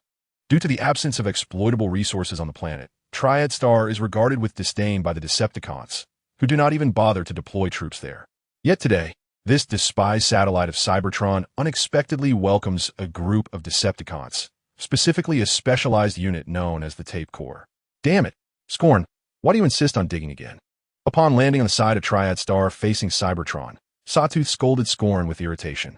He directed his gaze towards a mechanical Scorn, who was engrossed in a pile of debris, his two forelimbs flailing about in a frenzy, moving so swiftly that it appeared as though he was conjuring shadows. The mechanical Stegosaurus, known as the Sword Dragon, serves as the messenger for the Tape Legion, specializing in espionage. While the other members of the Tape Legion are cunning and shrewd, capable of forming effective partnerships, Sword Dragon has been discreetly labeled as foolish and of low intelligence by his peers, a reflection of his paranoid self-doubt. However, this was not always his nature. Initially, he was not the dimwit one would assume, for a fool would struggle not only to gather intelligence, but even to comprehend it. The transformation into his current state, prone to digging holes at a moment's notice, stemmed from an incident in the Cybertronian Civil War, where components in his cranial module were damaged by Autobots. Consequently, while on missions, he often questions the relevance of the intelligence he intercepts, succumbing to delusions and chaos, ultimately leading to a destructive frenzy. Once, Sword Dragon could transform into a miniature cassette, making him the most adept messenger and spy within the Tape Legion. Now, however, he seems to have been reduced to the instinctual behaviors of his mechanical form. In this guise, a row of serrated blades adorns his back, complemented by 2 energy oscillation cannons at his sides. The spikes on his back can operate like a chainsaw, slicing through formidable defenses and armor, while the oscillation cannons can unleash powerful vibration projectiles that obliterate their targets. Despite appearing as a burden that could easily hinder progress, he was included in this mission by the Sawbird. To everyone's surprise, Sword Dragon quickly proved himself. I must have been out of my mind to allow Sword Dragon to accompany us, thought Sawbird. Accompanying Sawbird and Sword Dragon in the air was the Bat Spirit, while not far off stood the Thunderous and the Tyrannosaurus. The Tyrannosaurus serves as the recorder for the Tape Legion, capable of documenting vast amounts of data in cassette form. More often than not, his cassette form is merely a ruse for combat. He transforms into a cassette to conceal himself until the moment strikes, at which point he transforms into his mechanical Tyrannosaurus form to ambush foes. His life motto is that destruction is relentless, reflecting his flamboyant and destructive personality. In contrast, the diminutive Thunderous may appear inconspicuous alongside the imposing Sword Dragon and Tyrannosaurus. However, underestimating Thunderous would be a grave error. Although his size puts him at a disadvantage in close combat, he possesses the ability to generate earthquakes, making him an invaluable support within the Tape Legion. His primary capability lies in emitting low-frequency seismic waves, wielding 2 seismic hammers that can trigger earthquakes and tidal waves, disrupting terrain and hindering enemy movements. In comparison to the intelligence-gathering prowess of Sawbird and Bat Spirit, Thunderous, Sword Dragon, and Tyrannosaurus primarily assume supportive roles. Thus, the 5 members of the Tape Legion present represent the entirety of Soundwave's remaining forces on Cybertron. Evidently, it is clear from this point that the mission undertaken by the Tape Legion is of great significance. Cybertron has been thoroughly scoured by us, and both Lord Shockwave and Lord Thunderwing are eagerly awaiting results. The Batwing has flown to the side of the Sawtooth Bird, hovering in mid-air, expressing hope for a discovery this time. The pursuit of the Autobot's whereabouts is paramount, with him and the Sawtooth Bird as the main forces. Rest assured, Batwing. The Sawtooth Bird reassured, casting a glance toward the Sword Dragon. Under the restraint of the Tyrannosaurus, the Sword Dragon has temporarily returned to normal. The method is simple. A good thrashing will suffice. I have a premonition. The Sawtooth Bird's eyes glowed fiercely, intently surveying the desolate surroundings. We are sure to make a significant find on the TriStar. Are you so certain the Autobots are hiding here? Batwing inquired, casting a look of skepticism toward the Sawtooth Bird. In truth, Batwing is more adept at energy detection. Unlike the Sawtooth Bird, he is not naturally sensitive to intelligence. His body carries 2 specialized radars that emit free electron lasers, capable of detecting minuscule targets in the vicinity. Additionally, mechanical sensors on his wings can accurately locate energy sources in their reserves, boasting exceptionally high sensitivity and precision. Indeed, even if the Autobots are not concealed here, he would at least ascertain their escape route. By the way, the Sawtooth Bird suddenly shifted the topic. I heard from the confused that the machine dog perished on that planet, killed by the Autobots there in league with a native species called humans. As he spoke, the Sawtooth Bird's tone bore no trace of sorrow nor anger. It was as if it were merely an inconsequential matter. Although the Tape Legion belongs to the same unit and has worked together for countless years, the internal relationships are far from harmonious. Everyone seeks to outshine the others, striving to impress in front of Soundwave. Indeed, the machine dog is dead, Batwing casually affirmed, responding to the Sawtooth Bird's pointed inquiry. As an aerial reconnaissance officer of mediocre combat ability, he inherently looked down upon a colleague who could only scurry about on the ground. Haha, I have long predicted this. The Sawtooth Bird mocked with a grin. That arrogant fellow was bound to meet his doom one day, relying too much on his closeness to the master. Sawtooth Bird, we must take action. The thunderous roar suddenly interjected, interrupting their lively conversation. Very well, I understand. The Sawtooth Bird halted his chatter, finally recalling the matter at hand. I will assign some search directions. Batwing, you and Thunderous Roar will go. Meanwhile, on the side of the TriStar facing away from Cybertron, within an underground base, the Flight Guardian and the Thunder Rescue Team, accompanied by several elderly, weak, and sickly Autobots, passed through the base's entrance. Following the failed raid a few days prior, they had swiftly resolved to relocate to the TriStar to evade continued pursuit by the Decepticons. To evade detection by the Decepticons during their transit, they took several days to arrive at this location. Has Silverblade truly been slain by that Decepticon named Tiamat? Inquired a curious Autobot as they entered the base, with a question posed by the Autobot detective. As the last bastion for the Autobots, this clandestine base on the TriStar was undoubtedly guarded by high-ranking Autobots. The detective, an elite warrior, was the commander of this stronghold. His robust physique, though standing just over 5 meters tall, exuded a formidable presence. He sported tactical goggles over his left eye and bore a scar from a bullet wound on the right side of his face, while his helmet was inscribed with an unusual designation, 80. This number represented the designation of the armored vehicle he had transformed into during the World War on Blue Star. Once dispatched by Optimus Prime from Cybertron to seek out resource-rich planets, he drifted through the cosmos and fortuitously discovered Blue Star. Captivated by the planet during his stay, he concealed his journey. However, living on Blue Star inevitably ingrained within him certain idiosyncrasies unique to that world.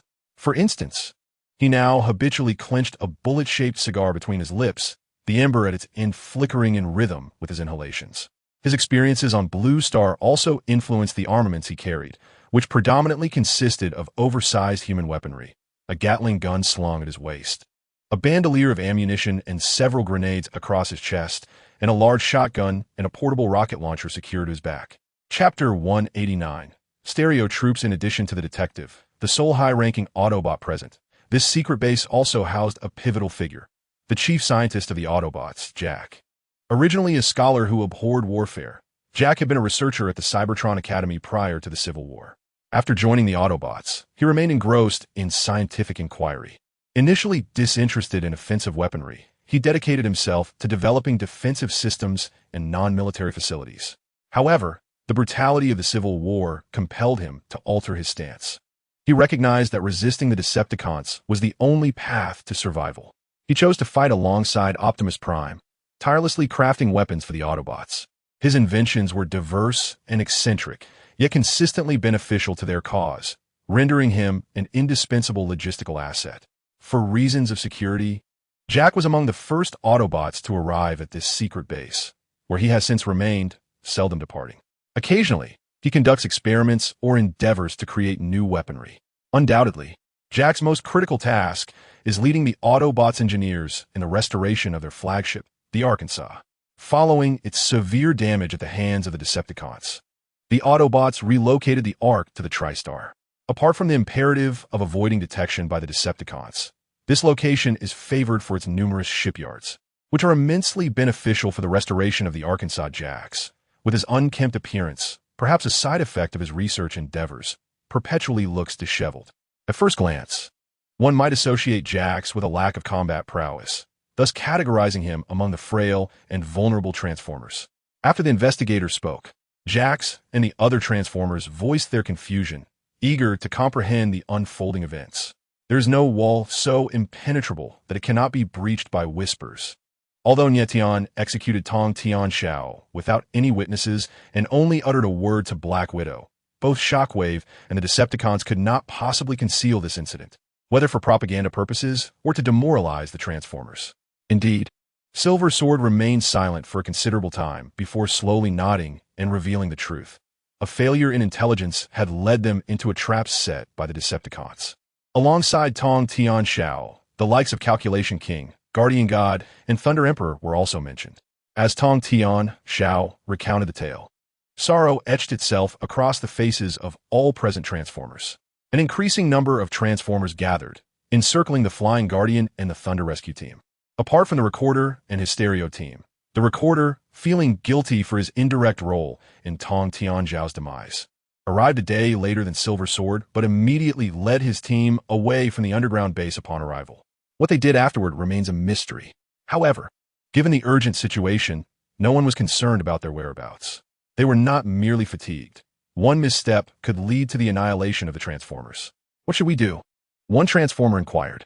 Despite having resisted the Decepticons for many years and witnessing the sacrifice of comrades one after another, They were psychologically prepared. Yet, the loss of Tong Tian Xiao, their sole commanding warrior, plunged them into profound grief. More critically, they faced a common dilemma that arises when any faction suddenly loses its leader: uncertainty about their next course of action. Fear not, it is merely a temporary setback. We shall find another opportunity to retaliate. Suddenly, a distinctive voice pierced the air. Upon hearing such audacious words, the Transformers turned their gazes toward the source. Recognizing it was the most combative member of the Thunder Rescue Team, Leadfoot, they instinctively chose to disregard him. Fight? How do we fight? What do we fight with? The pressing concern ought to be strategizing against the impending onslaught from the Decepticons, rather than contemplating a counterattack. Although their location is concealed, with sufficient effort, the Decepticons would inevitably discover them. They could not remain hidden for long. The Decepticons have recently achieved a victory, and, at this moment, their sense of vigilance has undoubtedly diminished. We shall seize this opportunity. The imposing figure of Leadfoot, with his pronounced belly, appears to regard the Decepticons with utter disdain. Enough!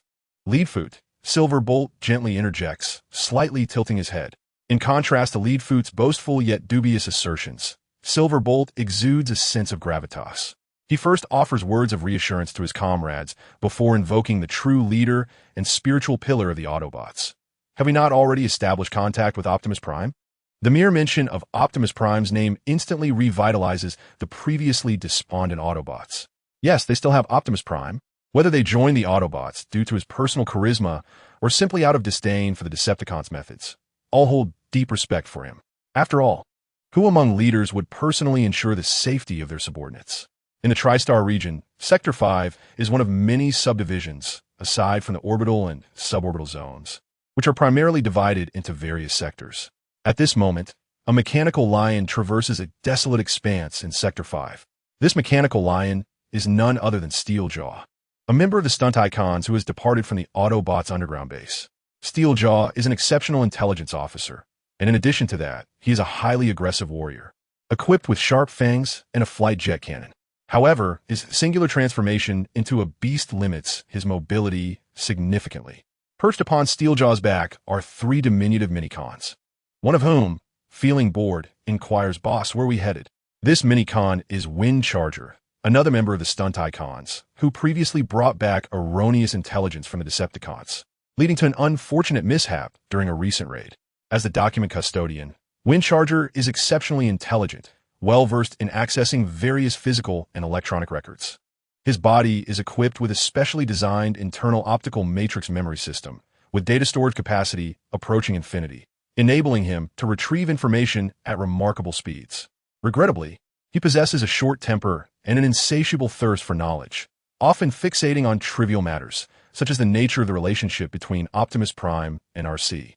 "Boss, are we really just going to leave without a word?" Windcharger transforms into a gun capable of firing metal adhesive, tossing it in his hands. Noticing that his leader, Soundwave, remains silent, he asks once more. "Certainly not." Soundwave finally opens his eyes and addresses his eagerly awaiting companions. "This marks our Stunticon's first intelligence failure, and we must take action to rectify our mistake." "I have a plan," exclaimed the player, his face brimming with excitement. If one were to aptly describe the player, the most fitting term would be a master of theoretical musings, proficient in intercepting radio and communication signals, deciphering various encrypted messages. The player relishes the opportunity to share his insights regarding plans. However, more often than not, his comments either serve as preemptive boasts or retrospective wisdom. Consequently, when his plan remained unhatched, the Clockwork, familiar with his modus operandi, mockingly remarked, "Enough already, player. Your plans have never succeeded. Perhaps you should heed the leader's counsel." Steel Clamp, akin to a diligent farmer, trudged along with the recorder, oblivious to the conversation between the three. "Indeed, I am preparing to." Before the recorder could articulate his intentions, a barrage of rockets suddenly rained down from the sky. In a moment of peril, Steel Clamp leaped, ensuring a safe landing for the three, several meters away. Boom! It was only then that the recorder discerned the identity of their assailants. It was the Decepticons. Looking up, the recorder recognized the figure soaring above them. "Leader, it's the Sawtooth Bird from the Tape Legion," Clockwork added, raising his adhesive rifle. In the sky, witnessing the ineffectiveness of his attack, The sawtooth bird smirked internally and calmly transmitted coordinates for reinforcements to his comrades. The Autobot stereo squad won't escape today. As the saying goes, it is no coincidence that enemies meet. Moments earlier, while he was drifting in the sky, preparing to scout another location, he happened to glance sideways and spotted several active signals, which turned out to be the Autobot stereo squad. Leader, he has spotted us. Should we retaliate? Like clockwork, the player transformed his weapon into an electronic load gun, aiming it at the sawtooth bird above. Bring him down. Without hesitation, the recorder commanded clockwork and the player to open fire. When foes meet, the animosity is palpable, especially considering the Tape Legion has always been the bitter rival of the stereo squad. The recorder harbored deeper thoughts. Since the Tape Legion had appeared here, it was likely that the Decepticons had discovered their hideout on TriStar. He needed to swiftly eliminate the sawtooth bird and then alert Jack Screw and Silver Sword. Chapter 190. The encounter on the reverse side of TriStar within the Autobots' underground base. The doors swung open as Silver Sword exited the communication room, surveying the gathered Autobots outside. Does Optimus have any viable strategies? Inquired the detective, a cigar gripped in his mouth. One could only wonder what material his cigar was made of, as it had not diminished in size despite prolonged smoking. Optimus commanded their temporary retreat from Cybertron, urging them to avoid needless sacrifices. At last, the Ark had been restored to a state suitable for navigation by Jack, and we could embark on our journey to rendezvous with Optimus Prime. Silver Sword paused for a moment, ultimately articulating a response that might not be well received by all. After conferring with Optimus Prime, they had both resolved to forsake Cybertron, the mother planet where they were born and raised. Although departing from their homeland is a sentiment that every being resists, the overwhelming might of the Decepticons left them with no recourse, and Optimus was temporarily unable to return to Cybertron, leaving them with this difficult decision. To evacuate Cybertron and journey to an unknown planet? The Autobots exchanged glances, each hesitant to voice their thoughts. Some felt relief, while others were unwilling. Yet, regardless of their inner reluctance, they recognized that this was indeed the most prudent choice under the circumstances. Prepare yourselves. The Decepticons may discover our location at any moment. Suddenly, an Autobot rushed in, panicked. It's bad. The recorder just transmitted a message. Decepticons have appeared on TriStar and are currently engaged in battle. What? The Decepticons are here. The Autobots erupted in chaos. I'll take down those Decepticons. The inspector, forsaking his cigar, seized the Gatling gun slung at his side. Wait. Silver Sword interjected, halting the inspector and calmly inquiring. How many Decepticons have they encountered? Where are they located? He aimed to ascertain whether the Decepticons present on TriStar were a small contingent or a larger force. In Sector 5, the queried Autobot quickly responded. The recorder's team has only encountered 5 members of the Decepticon Tape Legion. No sign of a larger force. But we cannot dismiss the possibility of them being on the way. Understood, Silver Sword nodded, then turned to the inspector. You and Jack must initiate the Ark's launch. Your speed is insufficient. I will lead the Flight Guardians to rescue the recorder team. The Decepticons may already be en route. We have no time to lose. Agreed. The inspector acknowledged the urgency, placing the cigar back in his mouth. Silver Sword, leave this to me and Jack. You must depart quickly. In Sector 5, on the desolate plains, as the Sawbird summoned reinforcements, the other members of the Tape Legion arrived at the battlefield. Sawbird, I didn't expect you to encounter such a significant catch. The Bat Demon circled beside Sawbird, his voice raspy. The Autobot stereo unit. Those are the eyes and ears of the Autobots. Eliminate them, and even if the Autobots are not blind, they will become deaf. This deed surpasses the trivial intelligence we usually gather. Upon hearing the Bat Demoness words, Sawbird felt no pride. He understood that only by successfully eliminating the recorder team could he claim a significant accomplishment with their master. Failing to do so could lead to his master's ire. I have reported the situation here to Lord Shockwave, but he insists that we must confirm the presence of the Autobot forces on the TriStar before he will dispatch troops. With a tone tinged with resignation, Sawtooth remarked, You know how Lord Shockwave is reluctant to waste time on uncertain intelligence. Why not report it to Lord Skyquake? The Bat Demon interjected unexpectedly. What? Sawtooth paused in astonishment. Lord Skyquake? I did not report to him. Shaking his head, Sawtooth hesitated. Did not our master instruct us to heed only Lord Shockwave's commands before he departed? You make a valid point, the Bat Demon observed. fixing his gaze on Sawtooth for a moment before falling silent. As Sawtooth and the Bat Demon exchanged words below them, the trio of Thunderous and the tape recorder were embroiled in a fierce battle. As intelligence units of their respective factions, they had crossed paths numerous times, becoming familiar adversaries. "Experience my swift assault," the player declared, audaciously dubbing his ambush a swift attack as he raised his weapon and aimed at the back of the Stegosaurus. Bang! Roar! The Stegosaurus, already of limited intellect, bellowed in pain and charged wildly at the steel claw, mistakenly believing the mechanical lion had inflicted the hurt. Thud! The steel claw effortlessly leaped aside, evading the Stegosaurus's reckless charge. Roar! Undeterred by the miss, the Stegosaurus, driven by its remaining combat instinct, repositioned itself and aimed both oscillating cannons at the steel claw. In the next moment, boom! The air quivered violently as an invisible wave surged towards the steel claw at nearly the speed of sound. Yet again, the agile steel claw dodged with ease. The steel claw toyed with the Stegosaurus, while the tape recorder trio found themselves in a more precarious predicament.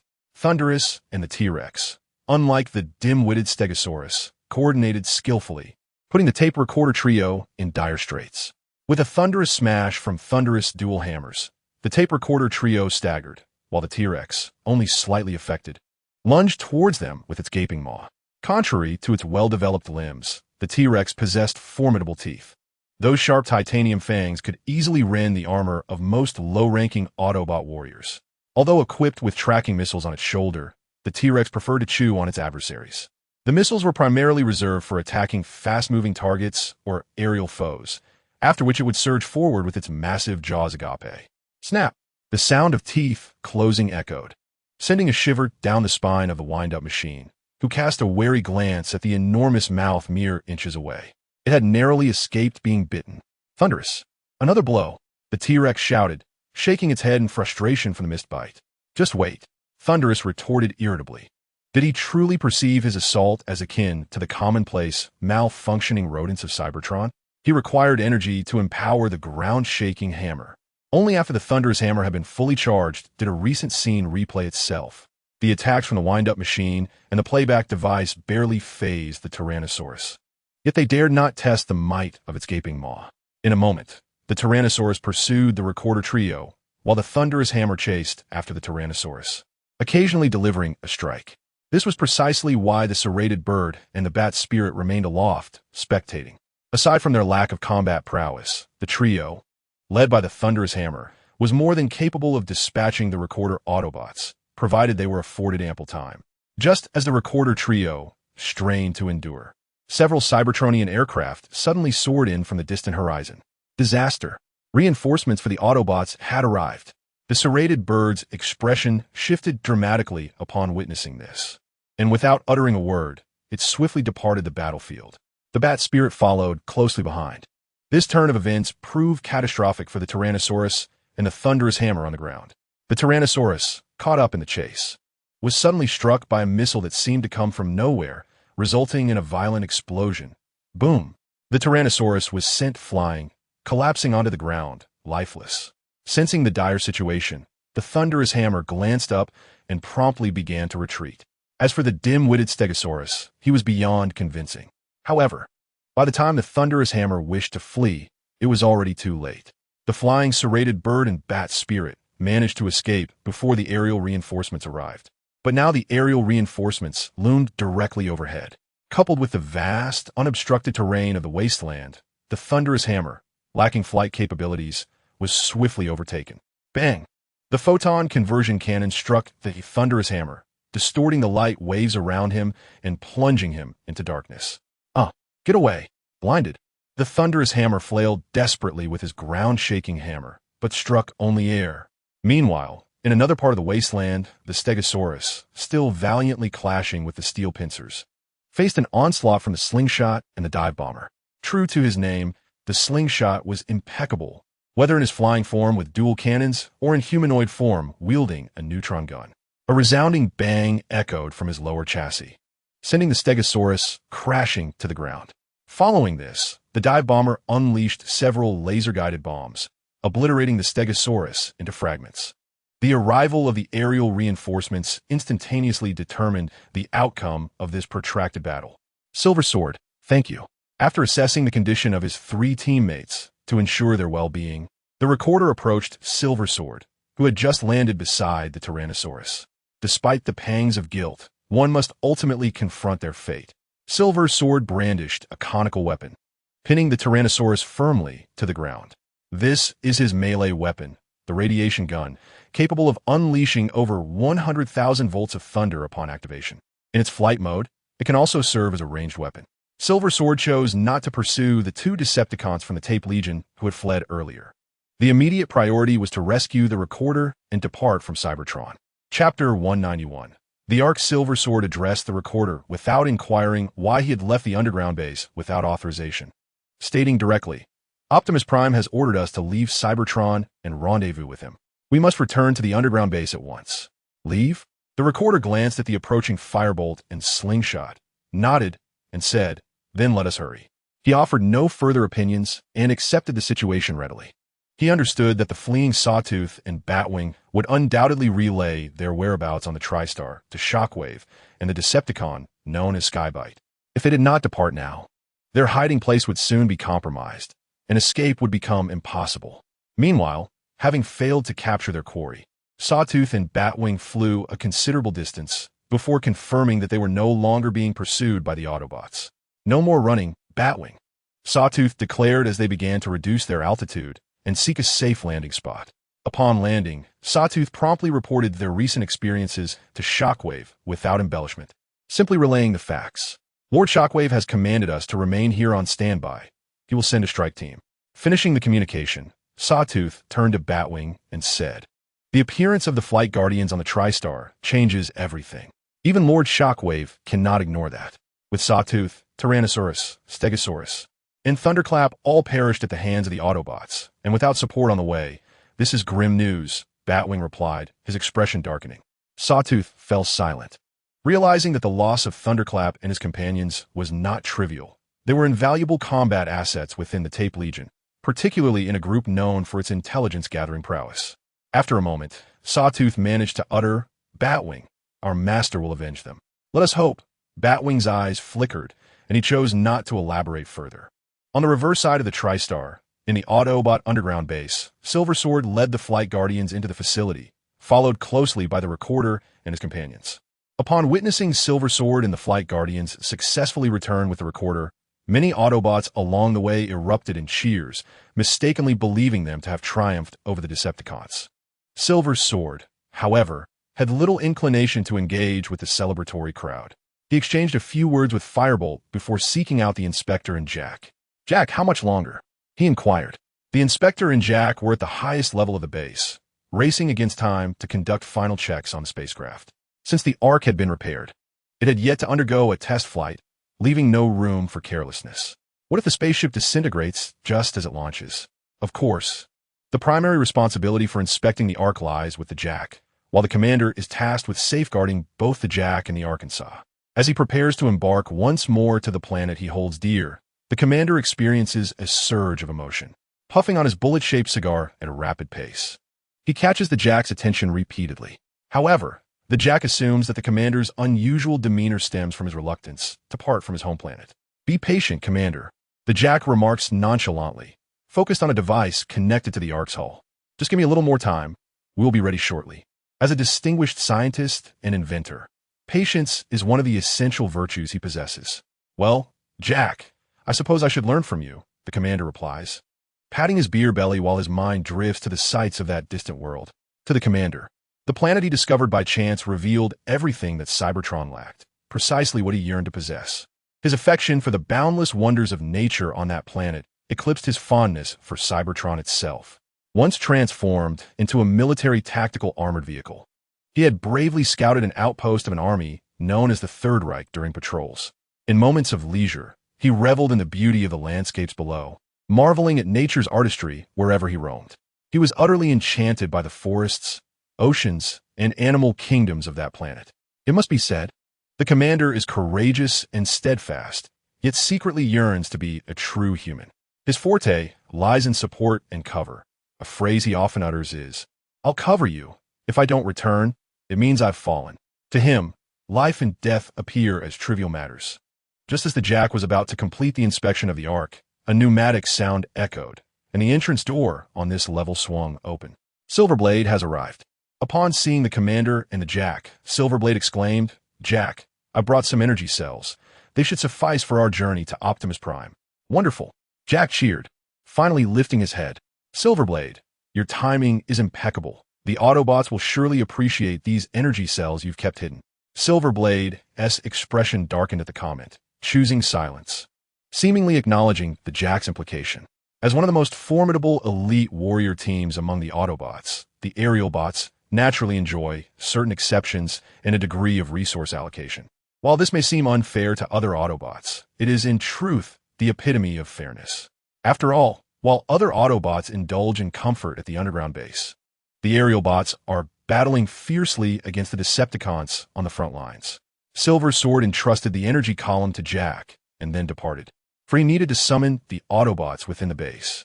Clutching the energy column, Jack ascended aboard the Arkansas. For the Autobots in this era, the paramount concern when embarking on the Ark towards the distant planet to rendezvous with Optimus Prime was not the spacecraft itself, but rather its fuel. The energy column represented the most efficient fuel for the Ark, yet regrettably, their supply was dwindling.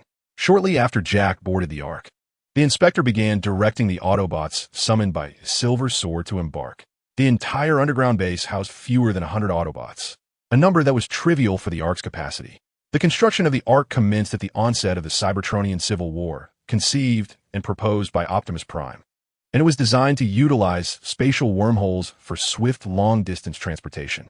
However, as the war progressed and circumstances evolved, Optimus altered his original intent, transforming the Ark from a warship into a vessel of survival. Although the construction faced challenges due to the intensifying conflict with the Decepticons and the severe energy shortages on Cybertron, Optimus insisted that the engineering team, led by Jack and Hoist, employ only the highest-grade components and equipment for the Ark's construction. Consequently, the Ark's dimensions were astonishing, aside from essential facilities. It could accommodate over 300 Autobots if space were optimized, in addition to several rest and storage compartments. The Ark was equipped with advanced laboratories and medical bays. The vastest chamber, the hangar, housed several small spacecraft for the Autobots to deploy for combat or escape. Now, all that remained was to await Silver Sword and the Inspector. Once Jack completed fueling the Ark, he rushed to the cockpit.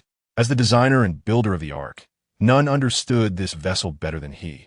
Before long, after all Autobots had boarded, Silver Sword and the Inspector entered the cockpit sequentially. "Let us depart," Jack, Silver Sword said, gazing at him. "It is time to bid farewell to Cybertron." "Very well," Jack replied succinctly, bending over to operate a computer before him. This was the Ark's most precious device, Imaging One. Imaging One, a supercomputer, possessed unparalleled logical reasoning and analytical capabilities, and also functioned as a communication platform capable of relaying signals. Artificial intelligence was child's play in comparison. Indeed, Imaging One earned its name due to its formidable scanning technology. It could analyze the Ark's environment and execute a reboot-like formatting procedure on the Autobots, altering their transformation modes to adapt to local conditions. In simpler terms, it involves erasing the transformation data within the Autobots' gears, allowing them to revert to their original form and then transform into whatever they desire, albeit limited to objects that Imaging One can successfully scan. After all, it would be unrealistic for an Autobot to transform from a humanoid robot into a shopping bag. At the rear of the TriStar, in Sector 16, a tremendous rumble reminiscent of an earthquake erupted as a small hill in Sector 16 abruptly split in two, revealing a deep and wide fissure. Following this, a sleek, fan-shaped spacecraft slowly ascended from the chasm. From a high vantage point, one could faintly discern some construction works obscured beneath the vessel. This ship was the Ark, successfully launched under the control of the Jack. The expansive tail of the Ark, equipped with a propulsion system, expelled a stream of blue particles, preparing to break free from the gravitational pull of the TriStar. At that moment, a menacing, purplish-gray wedge-shaped ship suddenly appeared at the junction of the front and rear of the TriStar. The elongated particle cannon, extending from the ship's spine, was ominously aimed at the Ark. Chapter 192, a step too late within the cockpit of the Ark. Imaging One's radar promptly detected the unfamiliar, yet familiar purplish-gray, wedge-shaped ship. The Jack-S expression shifted to one of alarm. Not good. It's the Decepticons' punishment. They had indeed arrived. The tension among the others escalated. If things went awry, they would meet their end here today. Imaging 1 detected the punishment, and naturally, the punishment also spotted the Arkansas. The cannon of the punishment flickered ominously, and after a few seconds of charging, a superheated particle beam shot towards the Arkansas. At a critical moment, the blue particle stream from the Ark-S tail surged dramatically. In mere fractions of a second, it evaded the superheated particle beam that had traversed half of the TriStar, vanishing into the depths of the cosmos like a wild stallion freed from its reins. All that remained was a swirling distortion of air. Now fully operational, the Ark showcased its capabilities, matching the punishment in agility and defensive prowess. However, as a survival vessel, the Ark bore only a limited array of weaponry. With the orbital cannon missing its target, the punishment did not relent, closing in on the Ark as it ascended into the TriStar's atmosphere while firing continuously. Clearly unwilling to engage in a protracted skirmish with the punishment, the Ark hastened its speed instead of retaliating. Once it completely escaped the TriStar's gravitational influence, it barreled forward without regard for its surroundings. Meanwhile, in the command tower of the punishment, Nie Tian, seated upon his throne, observed as the Ark flew out of range. He gradually reduced the flight speed of the punishment. The Autobots were escaping, and he had no intention of leaving Cybertron just yet. The first space battle had allowed the enemy to slip away. Yet, Nie Tian felt no disappointment, and rather, a lingering sense of intrigue. His piloting skills were hardly exceptional, and the Autobots, intent on fleeing, refused to engage him directly. The ship's gun array and laser cannon were only effective in medium to close-range combat. The only weapon at his disposal was the orbital bombardment cannon. Although dubbed an orbital cannon, it was not explicitly designated solely for planet bombardment. However, due to the energy accumulation required for its firing, it was typically not employed in battles against enemy vessels, but rather for assaulting fixed targets, such as planets. Gazing into the profound darkness ahead, where only a few bright spots remained and the Ark had vanished completely, Nie Tian pulled the throttle and turned the ship's bow. The intelligence from the Sawtooth bird had ultimately arrived too late. Upon receiving the intel from the shockwave, he had hastily piloted the punishment away from Iron Fortress, expecting to catch the Autobots off guard and demonstrate the true meaning of dimensional strike. Little did he anticipate that the Autobots were not fools. They had promptly activated the Arkansas TriStar, Sector 16.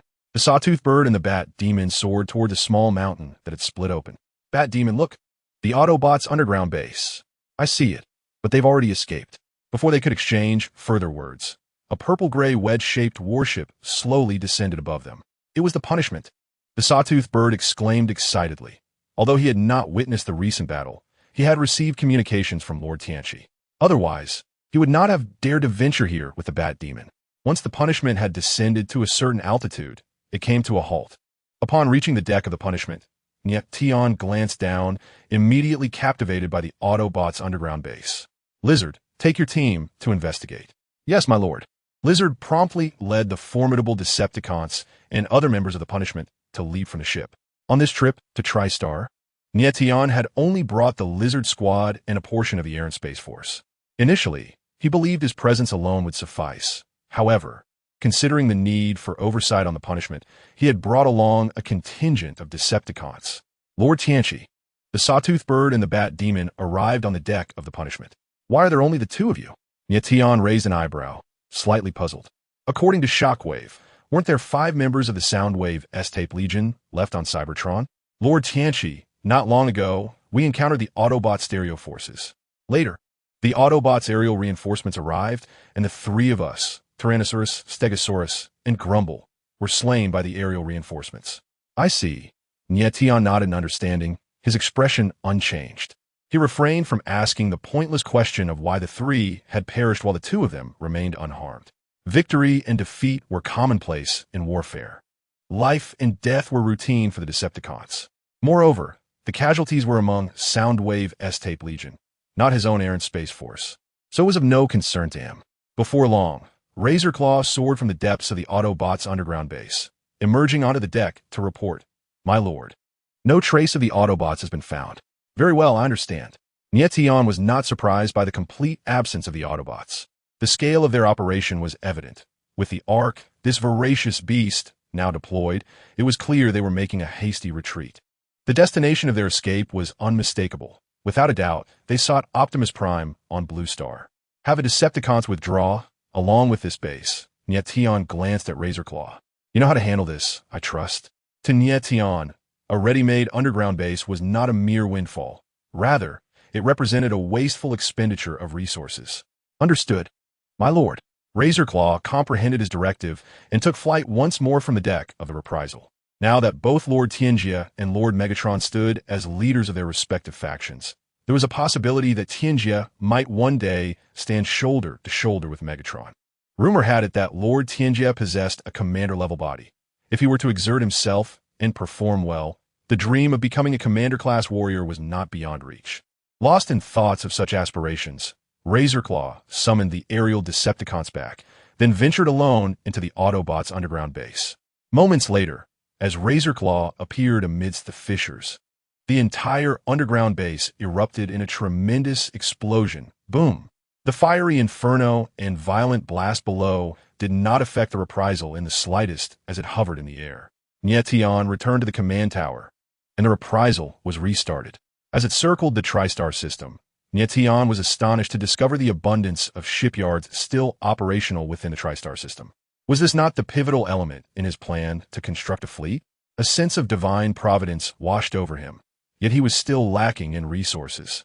With the geographical advantages and the support of allies secured, only the resources remained as the necessary ingredient for success. Where could he procure the materials needed to construct spaceships? Nie Tian pondered. The TriStar system, a terrestrial planet, boasted a surface composed of exceptionally sturdy rock, yet its core was frozen solid, leaving scant mineral resources for extraction. Building a spaceship was not akin to erecting a mere structure. Even the vast ruins of cities on Cybertron would yield insufficient materials to construct a single vessel. This was akin to the disparity between aircraft carriers and reinforced concrete on Blue Star. No matter the abundance of materials, they could hardly be refined into suitable manufacturing components. The standards were fundamentally different. However, there was a readily available resource planet. Yet, one might wonder if it was truly appropriate to continually exploit Blue Star's resources.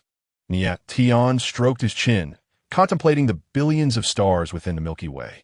The solar system and the Centaurus constellation were situated at the periphery of the Milky Way, undoubtedly friendly neighbors.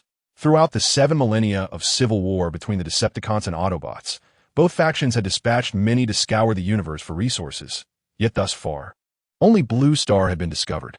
The habitability of the planet was a separate matter. After all, the Cybertronians possessed the technology to modify their living environments, capable of creating any desired conditions. From the perspective of resources alone, Megatron has always cast a covetous gaze upon Blue Star, undoubtedly influenced by the resources present on that planet.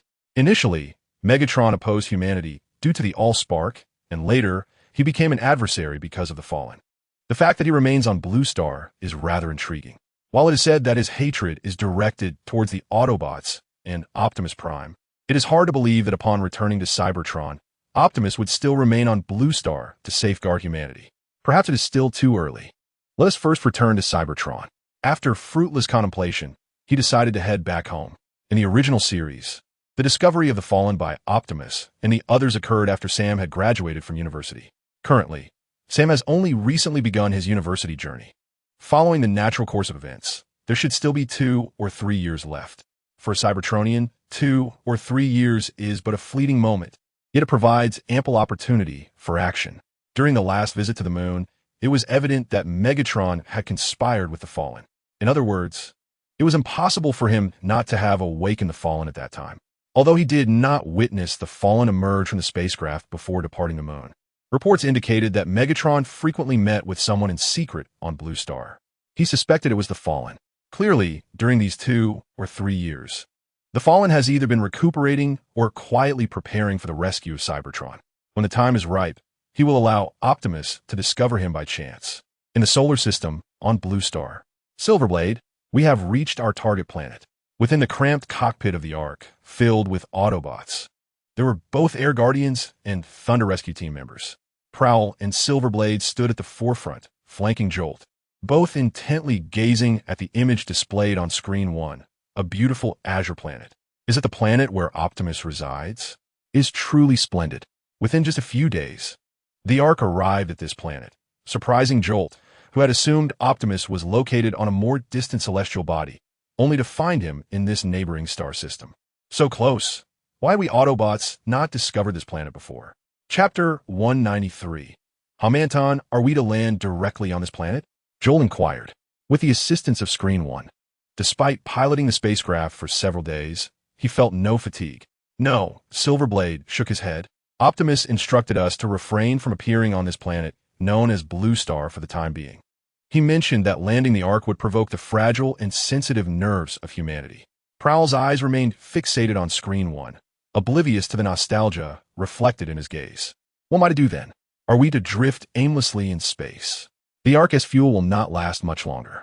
Let me think. Silverblade furrowed his brow, aware of the truth in Jolt's statement. We can take those attack ships. The Silver Sword seemed to suddenly recall something, decisively stating, I shall venture with the Flight Guardian to seek out Optimus Prime. The rest shall remain aboard the Ark, and we will periodically deliver supplies to you. Optimus Prime has established a collaboration with humanity, founding our own Autobot base. We, the Thunder Rescue Team, must join as well, interjected Leadfoot, in moments devoid of combat operations. It appeared he fancied himself the leader of the Thunder Rescue Team, always the first to voice his thoughts. Bulkhead cast a commendatory glance at Leadfoot, saying nothing. Yet the implication was unmistakable. How could a new battlefield exist without the Thunder Rescue Team? They had yet to avenge the fallen Twin Strike and Stinger. And I shall come to, exclaimed the scout, eager to partake, for that cherished planet lay within reach, and he intended to revisit its breathtaking vistas upon arrival. How could he possibly remain confined within the frigid confines of a metal vessel? After much deliberation, only Jolt expressed a willingness to stay behind. Jolt was an Autobot, not particularly fond of commotion. He preferred the tranquility of the Ark's laboratory over venturing to an uncharted planet. The advanced laboratory could fulfill most of his research needs. Then, let us embark. Ultimately, the advanced team composed of the Scout, Flight Guardian, and Thunder Rescue Team made their way to the Ark-S hangar, boarding a small attack vessel named Blue Star from the United States. It was now a new year, and Hormington had officially assumed his post, yet he felt no joy, devoid of the excitement typically associated with such a position. The disparity between reality and expectation was stark. In bygone days, he would have whisked Cleary away to that enchanting island, celebrating with 3 days and nights of revelry before returning to address a myriad of affairs. However, ever since those accursed Autobots and Decepticons engaged in that dreadful conflict in Pharaoh-S land, the world, his nation included, had devolved into a stage of insignificance. The focus and attention of the populace had been diverted by that scoundrel known as the Fallen Prime. Decepticons, he thought bitterly. Who cared for the fate of his nation anymore? Whenever these thoughts crossed his mind, Hormington could not suppress his indignation. Had Optimus Prime not claimed that the Fallen had been obliterated, he would have sought to drag the Fallen out and exact his vengeance. To be relegated from protagonist to mere supporting character was a bitter pill to swallow. Yet, Hormington found solace in the knowledge that, despite their secondary status, they shared the closest and most profound relationship with the Autobots among all the supporting characters. Numerous nations yearned to engage with the Autobots, only to be met with rejection. Of course, such actions could not entirely eradicate the ambitions of those nations. Hormington understood that as long as the Autobots and Decepticons remained on their soil, other nations would not relent in their pursuits.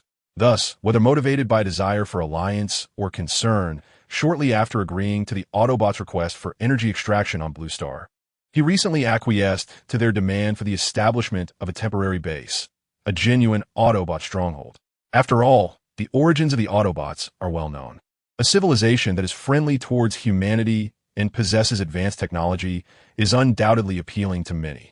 Previously, they had the remnants of the Allspark, which barely afforded them the means for equitable cooperation with the Autobots.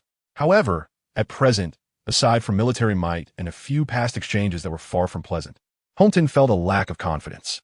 After lamenting these recurring grievances, Hormington entered the room that symbolized the pinnacle of power, ready to address some documents he found rather uninteresting, but nonetheless required his signature.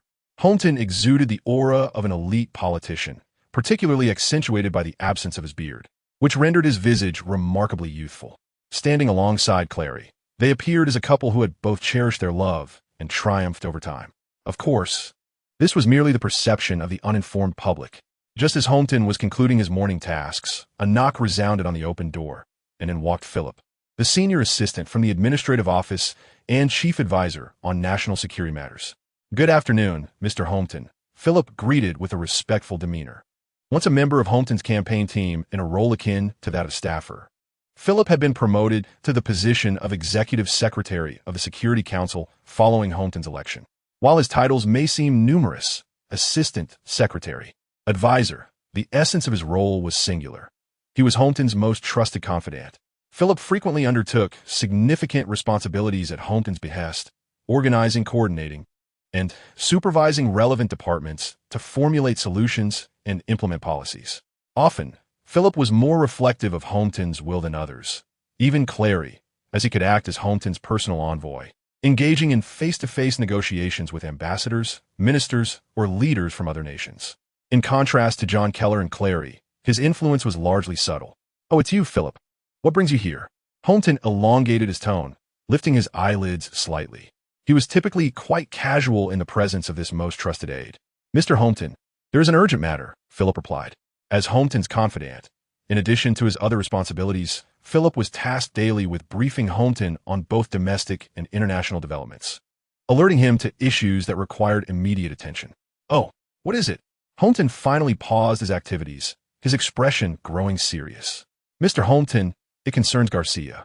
Holmton's eyelids twitched, and his brow began to furrow. The monitoring personnel from the space agency reported that 3 minutes ago, a small spacecraft entered the atmosphere. An analysis of its flight trajectory indicates that its destination is Garcia. Observers in Garcia have now confirmed that the spacecraft is expected to arrive in 1 minute. "Are you suggesting," Holmton furrowed his brow deeper, as if he could crush a fly, "that the Autobots are once again seeking Optimus Prime?" If one were to inquire about what could possibly draw an unidentified spacecraft to the cursed place known as Garcia, the only answer would be the Autobots base. Indeed, it is prudent not to trouble two masters. The Autobots base was established in Garcia, precisely on the site of the former Nest unit. Why refer to it as a former site? Because the Nest unit was disbanded, truly disbanded, with not a single soldier remaining. There were numerous reasons for this. Aside from the Nest unit being decimated in the Great Battle in Pharaoh's Land, it was also because the unit was a remnant of Holmton's predecessor. Disbanding a military force is a power Holmton has yet to wield, but the Nest unit was an anomaly. It was born of extraordinary circumstances and thus warranted extraordinary measures. With a mere flick of the pen, the matter was resolved. Once the Nest unit was dissolved, Garcia became the Autobot sanctuary, especially after Holmton permitted them to construct a base independently. Could the Autobots be planning some new offensive against the Decepticons? Holmton's initial reaction was that the Autobots were gearing up for another confrontation with their adversaries. Indeed, the two factions had clashed over 10 times in the last 2 years, and any movement from the Autobots was almost invariably directed at the Decepticons. In truth, Holmton wished to avoid a cataclysmic war akin to that in Pharaoh's Land. How pleasant it would be to maintain the status quo. He vividly recalled how his predecessor's approval ratings plummeted. He had no desire to follow in those footsteps. To Holmton, the Decepticons resembled an indestructible cockroach, one that could resurrect even after being exterminated. The Autobots' ambition to eradicate them entirely was no trivial task, and certainly not achievable in the near future. Philip continued to monitor developments in Garcia. He commanded finally, opting to adopt a wait-and-see approach. In Garcia, at the Autobots base, Optimus Prime awaited alongside his fellow Autobots. Above, a small attack ship was descending slowly. "Optimus Prime, are we to remain on this planet from now on?" Ironhide asked, gazing at the approaching vessel with a dazed expression. Had they truly lost their home planet's satellite? Did this signify their status as exiles in the universe? While there indeed existed numerous exiled races in the cosmos, thriving despite their circumstances, those were often due to unforeseen calamities or the depletion of their homeworld, forcing them to wander the stars. Their plight was fundamentally different from that of a defeated escape. Chapter 194. the Silver Sea upon hearing Ironhide's words. Optimus Prime shook his head solemnly and remarked, "It is only temporary. Undeniably, this place can be considered our second home, yet we shall eventually return to Cybertron." His mentor, Sentinel Prime, had taught him never to choose surrender, regardless of the circumstances. Although the current plight of the Autobots was indeed dire, it did not imply that he would concede defeat. As Optimus Prime responded to Ironhide, the assault ship had already landed on the helipad. With a hiss, the hatch opened, and Silverbolt was the first to disembark. "Optimus, I am deeply sorry." Silverbolt's first words were an apology. He was appointed by Optimus as the leader of the air support team, yet he had departed Cybertron in disgrace. He felt at a loss before Optimus and the other Autobots. "Silverbolt," Optimus approached and placed a reassuring hand on Silverbolt's shoulder, saying nothing further. Silverbolt was like a half-disciple to him, someone he had high hopes for. He could discern the turmoil within Silverbolt's heart at a glance. Nevertheless, in the theater of war, anyone could fall, even himself. The sacrifice of Sentinel Prime could not be blamed on anyone else. The fault lay solely with the Decepticons. "Ah, I'm here."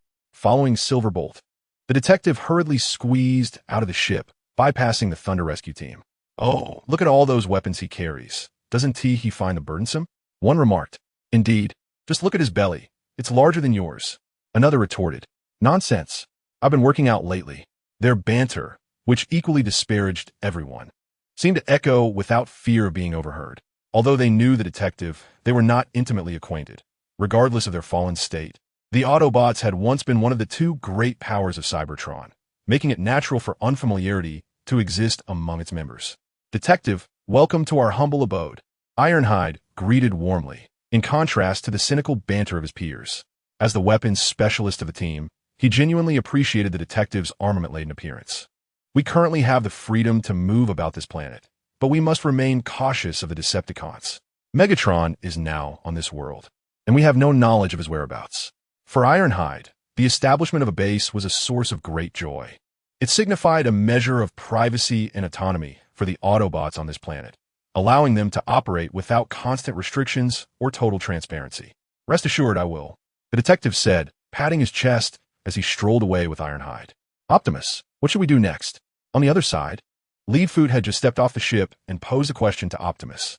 In essence, he sought to ascertain whether there would be any combat operations on this planet. For the belligerent, nothing was more desired than the thrill of battle. "Silver Sword, how many Autobots remain aboard the Ark?" Optimus Prime did not respond to the inquiry regarding the lead-footed question, but instead directed his attention to Silver Sword. 73, Silver Sword replied without a moment's hesitation, a number he had long since committed to memory. Upon hearing this, Optimus Prime's gaze momentarily drifted into a daze, only to swiftly return to normalcy. He recalled the time he departed Cybertron, when a number of Autobots exceeded 4 digits. Now, after a century, only 2 digits remained. These 73 Autobots, combined with those at the base, likely constituted the final remnants of their kind. The Ark hovered in space, and Optimus Prime addressed Silver Sword, stating, "You and Jetfire must regularly liaise with them. Our collaboration with humanity has only just entered a honeymoon phase, and I wish to avoid any unforeseen disturbances that might prompt the Autobots to depart from Blue Star once more." Having lingered on Blue Star for an extended period, he was acutely aware of human temperament. As long as humanity remained oblivious to the warship hovering above them, their relationship would remain unaffected. After all, sometimes ignorance can serve as a form of non-existence. Cybertron, Iron Fortress. The Retribution, having just landed at Iron Fortress, prepared to set sail again without even refueling. Shockwave cast a glance at the Retribution, which had abruptly departed due to his words, a flicker of emotion crossing his eyes before he silently returned to the Ten-Corner Tower. The Retribution's destination was the Mithril Sea of Cybertron. In the blink of an eye, the ship appeared above the shimmering expanse of the Mithril Sea. Stepping out of the command tower and onto the deck, Nie Tian gazed down at the boundless Mithril Sea. The Mithril Sea, a silvery expanse, stood in stark contrast to the predominantly black or gray landscape of Cybertron, drawing his attention when he first arrived. Compared to the oceans of Blue Star, the Mithril Sea was scarcely different aside from its unique coloration and slightly higher density. "Lord Tian, we are descending," announced Hardshelled Tortoise as he approached Nie Tian, leading the Sea Monster Squad, his tone respectful. Although uncertain of the reasons, they were finally afforded an opportunity to showcase their abilities. Very well, proceed, Nie Tian nodded gently. How could one explore the Mithril Sea without the adept sea monster squad specializing in underwater combat? With a splash, 5 waves erupted as the members of the sea monster squad leapt from the deck of the Retribution. Upon submerging in the Mithril Sea, they transformed into their mechanized aquatic forms. Hard-shelled tortoise, as expected, morphed into a massive tortoise with formidable armor, strength, and endurance. The others followed suit. The great-mouthed fish transformed into a spiny fish, its sides equipped with dual-barreled corrosive sticky guns. The iron-claw shrimp became a giant lobster, its large claws both sharp and enormous, surpassing the size of its own head. The fong shark took the shape of a shark-like creature, serving as the team's scout. Distinguished not only by exceptional intelligence, but also by profound expertise in reconnaissance, espionage, and underwater assassination. Although the name of the net claw crab contains the character for crab, its transformed shape resembles more of an octopus creature than a crab. Several robust, mechanical tentacles flail wildly around its body and beneath its abdomen. It is equipped with a corrosive, shattering cannon, appearing more like a monstrous entity than a Decepticon. Under the command of the armored tortoise, a few individuals swiftly dispersed to search for their mission objective. On the deck, Nie Tian awaited patiently. His decision to explore the Silver Sea was not a mere whim. Rather, he had recently learned from the shockwave about a piece of information. The submerged city of Bassa Lake, which once housed a cache of supplies belonging to the Decepticons. Due to the sudden sinking of Bassa Lake, that batch of supplies, along with the entire city, had been plunged to the depths of the Silver Sea. Even the smallest mosquito is still meat, though the quantity of those supplies was not substantial. Saving a bit would be enough to sustain the Decepticons for another year or so. Indeed, before assembling a fleet, Nie Tian first needed to address the basic needs of the Decepticons. After all, while they could forego wages for their labor, they still required energy blocks to survive, right? Just as he mused on this benevolent yet financially strained predicament, Nie Tian suddenly received a communication request. Frowning, he projected a hologram from his chest. "My lord, we have captured an Autobot." The message came from Songa, his voice brimming with barely contained excitement, as if they had accomplished a great feat in truth. Songa and his companions felt that since their arrival on Cybertron, they had not been able to assist Lord Tianxia much. Instead, whenever Lord Tianxia took action, an Autobot like Soundwave was slain, causing the remaining Autobots to flee in disarray. Autobots? Seeing Songa's exhilarated expression in the projection, Nie Tian paused momentarily. Hadn't all the Autobots already fled aboard the Ark? What could possibly remain on Cybertron? Could it be an Autobot that had unintentionally been left behind? Or perhaps one that had just returned to Cybertron, unaware of the current events? As he recalled those Autobots previously dispatched by Optimus Prime or Soundwave, Nie Tian's heart surged with anticipation. Songa, bring him over. If this is indeed an Autobot that was sent away from Cybertron, it might lead to unforeseen good news. Before long, under Nie Tian's eager gaze, 5 Cybertronian fighters soared across the distant sky. They approached the reprisal, and one of the craft was dragging what appeared to be a heap of debris beneath it. Nie Tian blinked. Hadn't Songa claimed to have captured an Autobot? What was this pile of refuse hanging from the aircraft? As they drew nearer, Nie Tian finally discerned the truth. It turned out that Songa was not dragging a mere pile of garbage, but rather a transformer of considerable bulk, burdened by a mass of scrap that was larger than its own frame. Is this the Autobot who survives by scavenging on Cybertron? Nie Tian couldn't help but scoff inwardly. With an unfamiliar Transformer-esque cry of pain, the 5 members of the Requiem descended onto the deck of the Vengeance, standing in a line before Nie Tian. "My lord, this is the Autobot," sang out Song, pointing at the Cybertronian amidst a heap of metallic refuse. "You are mistaken. I am not an Autobot." The Cybertronian quickly retorted upon hearing Song's words. "Certainly, I am not a Decepticon either. I am merely a merchant, a refugee, and a neutral party. I have never participated in your Decepticon and Autobot wars." Neutral? A cold smile curled at the corners of Song's lips. For a Decepticon, what is neutrality? Anyone who is not a Decepticon is an enemy. Chapter 195. The traitor, since the 5 members of Requiem had unceremoniously tossed this seemingly scavenger-like Cybertronian onto the deck. Nie Tian had remained silent, fixated on the figure who bore neither Autobot nor Decepticon insignia. The more he observed, the more familiar this being seemed. It was not until a mechanical mosquito, the size of a half-palm, emerged from the pile of metallic debris behind the Cybertronian that a spark of realization struck him. You are the traitor? Though framed as a question. The certainty in his tone was unmistakable. My lord, do you recognize him? Song queried, perplexed. How come I've never seen this fellow beside Lord Tianjia? I know him. Nie Tian nodded, adding, but he does not know me. What he initially believed to be an ordinary Autobot turned out to be a surprising revelation from Song. The traitor, as it turned out, was far superior to any Autobot. In the original series, the traitor, known in full as the black market traitor, was a shadowy figure. His identity, as he claimed, was indeed that of a unique Cybertronian, embodying both merchant and technician.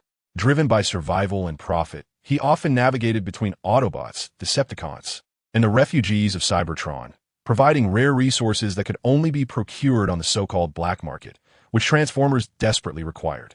Of course, in Nie Tian's view, the rare items in the traitor's possession were rather underwhelming.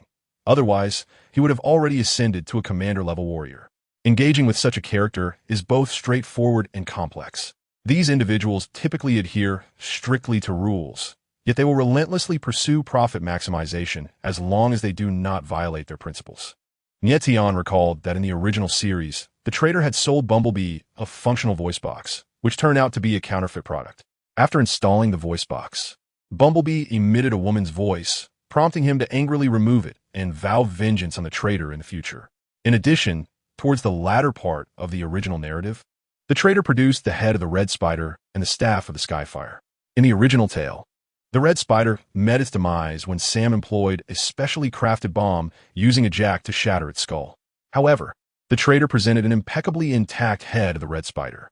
This leads to two conclusions.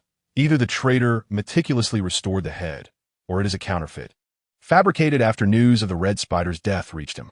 Nie Tian is inclined to believe the latter, given the traitor's dubious history. A flexible moral compass is tantamount to having no moral compass at all. On the other hand, while Nie Tian wore a smile, exuding calmness, the traitor felt a flutter of anxiety within. He could not recall having dealt with such a formidable Decepticon before. And was it not true that only Megatron held the status of a leader among the Decepticons? Where had this leader-class Decepticon emerged from?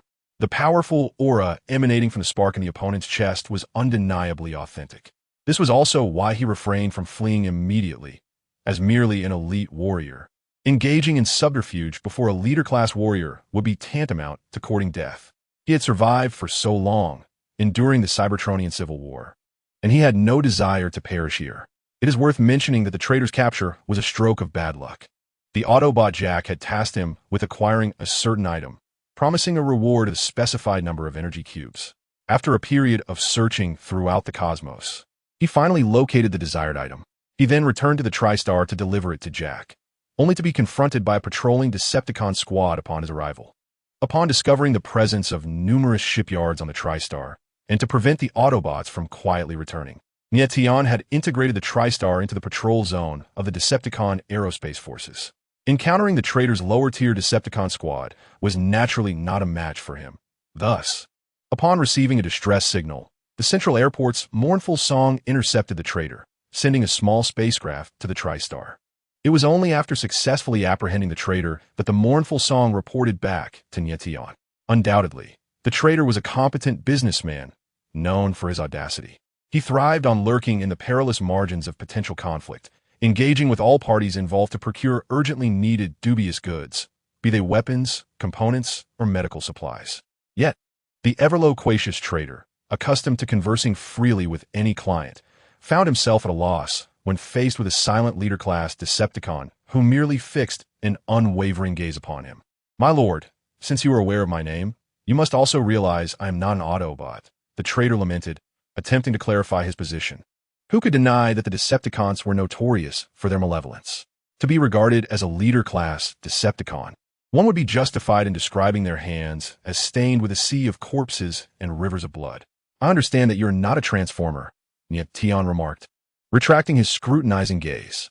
However, the conversation took an unexpected turn. I have heard that not only do you possess various valuable items, but you also command a wealth of information. Il propose a transaction. In the original narrative, The trader not only relished peddling what he deemed a diverse array of goods, but also kept a keen eye on any valuable news from the cosmos to exploit for his own benefit. Nie Tian was indifferent to the trader's reasons for being on the TriStar, whether it was to deliver goods to the Transformers or to scavenge for useful items. Such matters were inconsequential. Yet, since fate had brought him before the trader, he had no intention of letting this opportunity slip away. Upon hearing of a potential business deal, the trader immediately brightened, disregarding the curiosity of how the Decepticon was so well informed about him. He hastily replied, "My lord, please inquire. I assure you, anything I know will be divulged without reservation." "Excellent." Nie Tian nodded in satisfaction. "I require information regarding the nearest resource planet to the Centaurus constellation and its location within the galaxy. Among the Cybertronians, planets were categorized solely as life-bearing, resource-rich, or barren, with no regard for physical characteristics, orbital positions, or the planet's intrinsic structures. If defined by their attributes, 1,000 planets could yield 100 classifications. Far too intricate. A resource planet? The trader glanced at the Cybertron beneath their spacecraft, instantly realizing that the Decepticon was nearing a breaking point. In fact, he happened to know the location of a resource planet while searching for goods for a transformer named Jack. He had fortuitously learned from a colleague about a planet recently engulfed in interstellar conflict. Days ago, the indigenous inhabitants of that planet had faced an invasion from other civilizations. A planet capable of sustaining life and coveted by other races would surely hold great value. "My lord, I happen to know the location of a resource planet." But upon hearing this, Nie Tian's eyes sparkled. "But what?"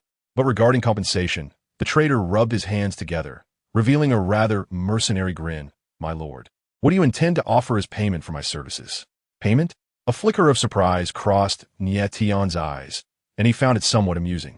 "People die for wealth, and birds perish for sustenance. It seems greed is indeed a common flaw among merchants." He had already given the trader a chance by not probing into the suspicious nature of his presence on the TriStar, yet the trader dared to inquire about his compensation. After a brief moment, Nie Tian regained his composure and broke into a radiant smile. "Trader, I plan to offer you something that you will undoubtedly desire greatly as payment for your information." "What might that be?" The trader's face lit up with anticipation.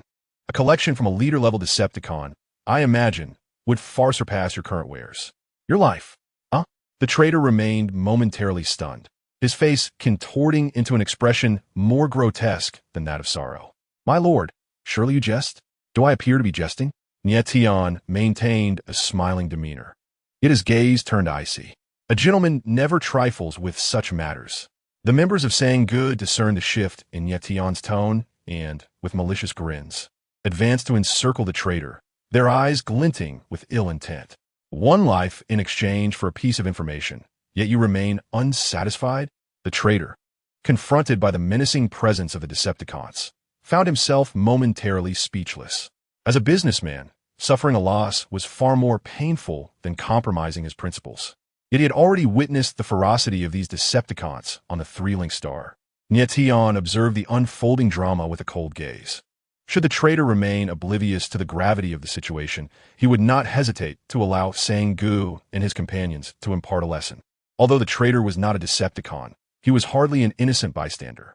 In truth, when viewed through the lens of traditional morality, both Autobots and Decepticons could hardly be deemed virtuous.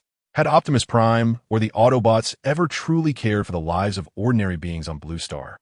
Nie Tian had personally witnessed the collateral damage inflicted during the Battle of Rushway, where Optimus Prime's attacks inadvertently harmed innocent bystanders. To suggest that Optimus Prime would feel remorse or offer reparations afterward would be as futile as hoping for the moon during the day. Yet, perhaps in Optimus Prime's eyes, saving the world necessitated sacrifices. Certain sacrifices were deemed worthy and acceptable. From the Autobots' perspective, Nie Tian would likely wholeheartedly endorse this view. However, if he were to embody the plight of those innocent bystanders, he would vehemently protest such lofty rhetoric. "Why must I be the one to suffer? Why not you? I was merely enjoying a hot pot and singing when I was suddenly blasted away. Who shall I hold accountable?" Chapter 196. Kellogg Star on the deck of the Retribution. Nie Tian stood alone at the bow, silently gazing out over the still, lifeless expanse of the Silver Sea. Ultimately, the trader divulged the information regarding the resource planet. True to his word, Nie Tian released the trader, recognizing that such wanderers, roaming the cosmos with their information, could prove useful in the future. It would indeed be a pity to terminate him. Star, Nie Tian silently repeated this name in his mind, the designation of the resource planet the traitor had spoken of.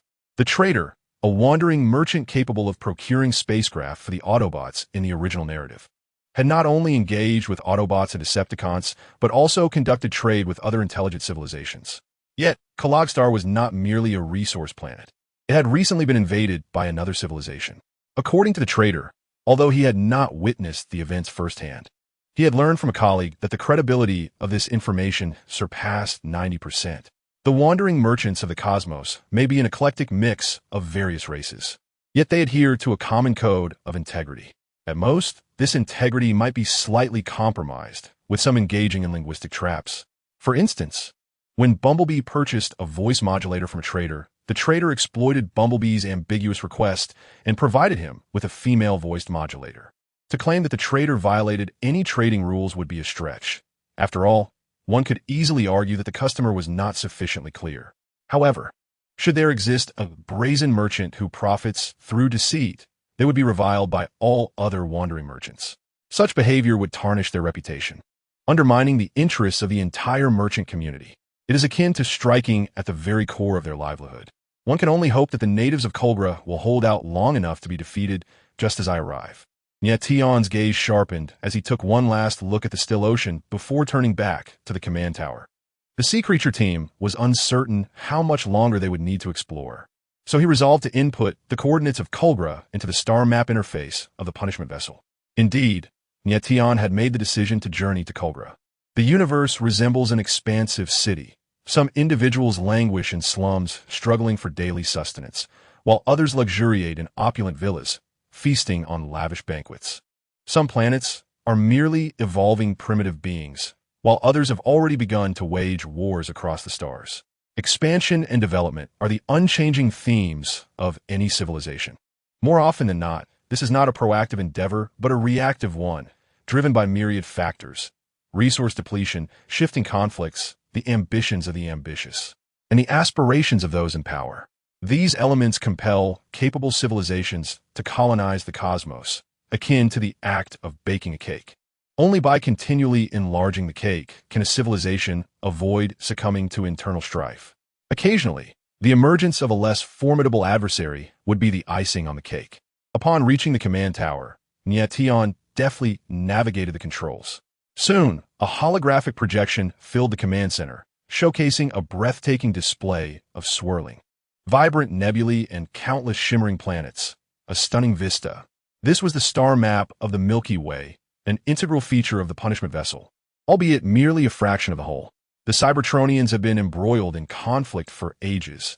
Had they been a typical Type 3 civilization, they would have explored a significant portion of the Milky Way by now. However, the navigation system of the punishment vessel only recorded a small portion of the stellar systems in the western regions of the Milky Way, accounting for less than 1% of the entire system. How astonishingly distant! Nie Tian observed a flickering red dot in the dark expanse of the star map. His expression won a surprise. This point lay beyond the range of the punishment vessel's star map. No wonder the Autobots and Decepticons had previously failed to discover Kolgra. The Autobots and Decepticons scour the cosmos in search of resource-rich planets, primarily employing a carpet search strategy, which inevitably confines them to relatively short distances. The location of Kolgard, situated near the inner edge of the Milky Way, presents a stark contrast to the surrounding regions. The area encompassing Cybertron boasts an exceptionally low stellar density, merely a fraction of the inner and central regions, rendering it a truly remote expanse. This indeed posed a significant challenge for the 13 original primes during their quest for stars. However, such seclusion often implies a degree of obscurity, providing a semblance of safety. The absence of visitors does not guarantee security, Nie Tian mused silently. Perhaps Unicron chose this locale for respite with such considerations in mind. If one were to liken the Milky Way to a city from Nie Tian's past life, Cybertron's position would undoubtedly reside beyond the seventh ring. Upon encountering the Cybertronians, the civilization at the heart of the Milky Way would likely exclaim, "What? The Centaurus constellation? Where on earth is that? Is that even part of the Milky Way?" After studying the star map for a while and allowing the system to chart a course, Nie Tian rose from the command tower. Although traders indicated that the indigenous power of Kolgarg was not formidable, he resolved to await the conclusion of affairs on Cybertron before embarking on his journey. It is well known that warfare is a battle of attrition, a contest of resources. A Level 3 civilization possesses undeniable advantages in technological advancement. Yet this does not equate to an effortless annihilation of adversaries beneath their tier, nor does it exempt them from the peril of being vanquished by lesser civilizations. A Level 3 civilization represents a galactic power, not one capable of casually obliterating a planet with a mere gesture. It must be acknowledged that as long as one has not ascended to a Level 4 cosmic civilization, undergoing a fundamental metamorphosis, all remain mere mortals.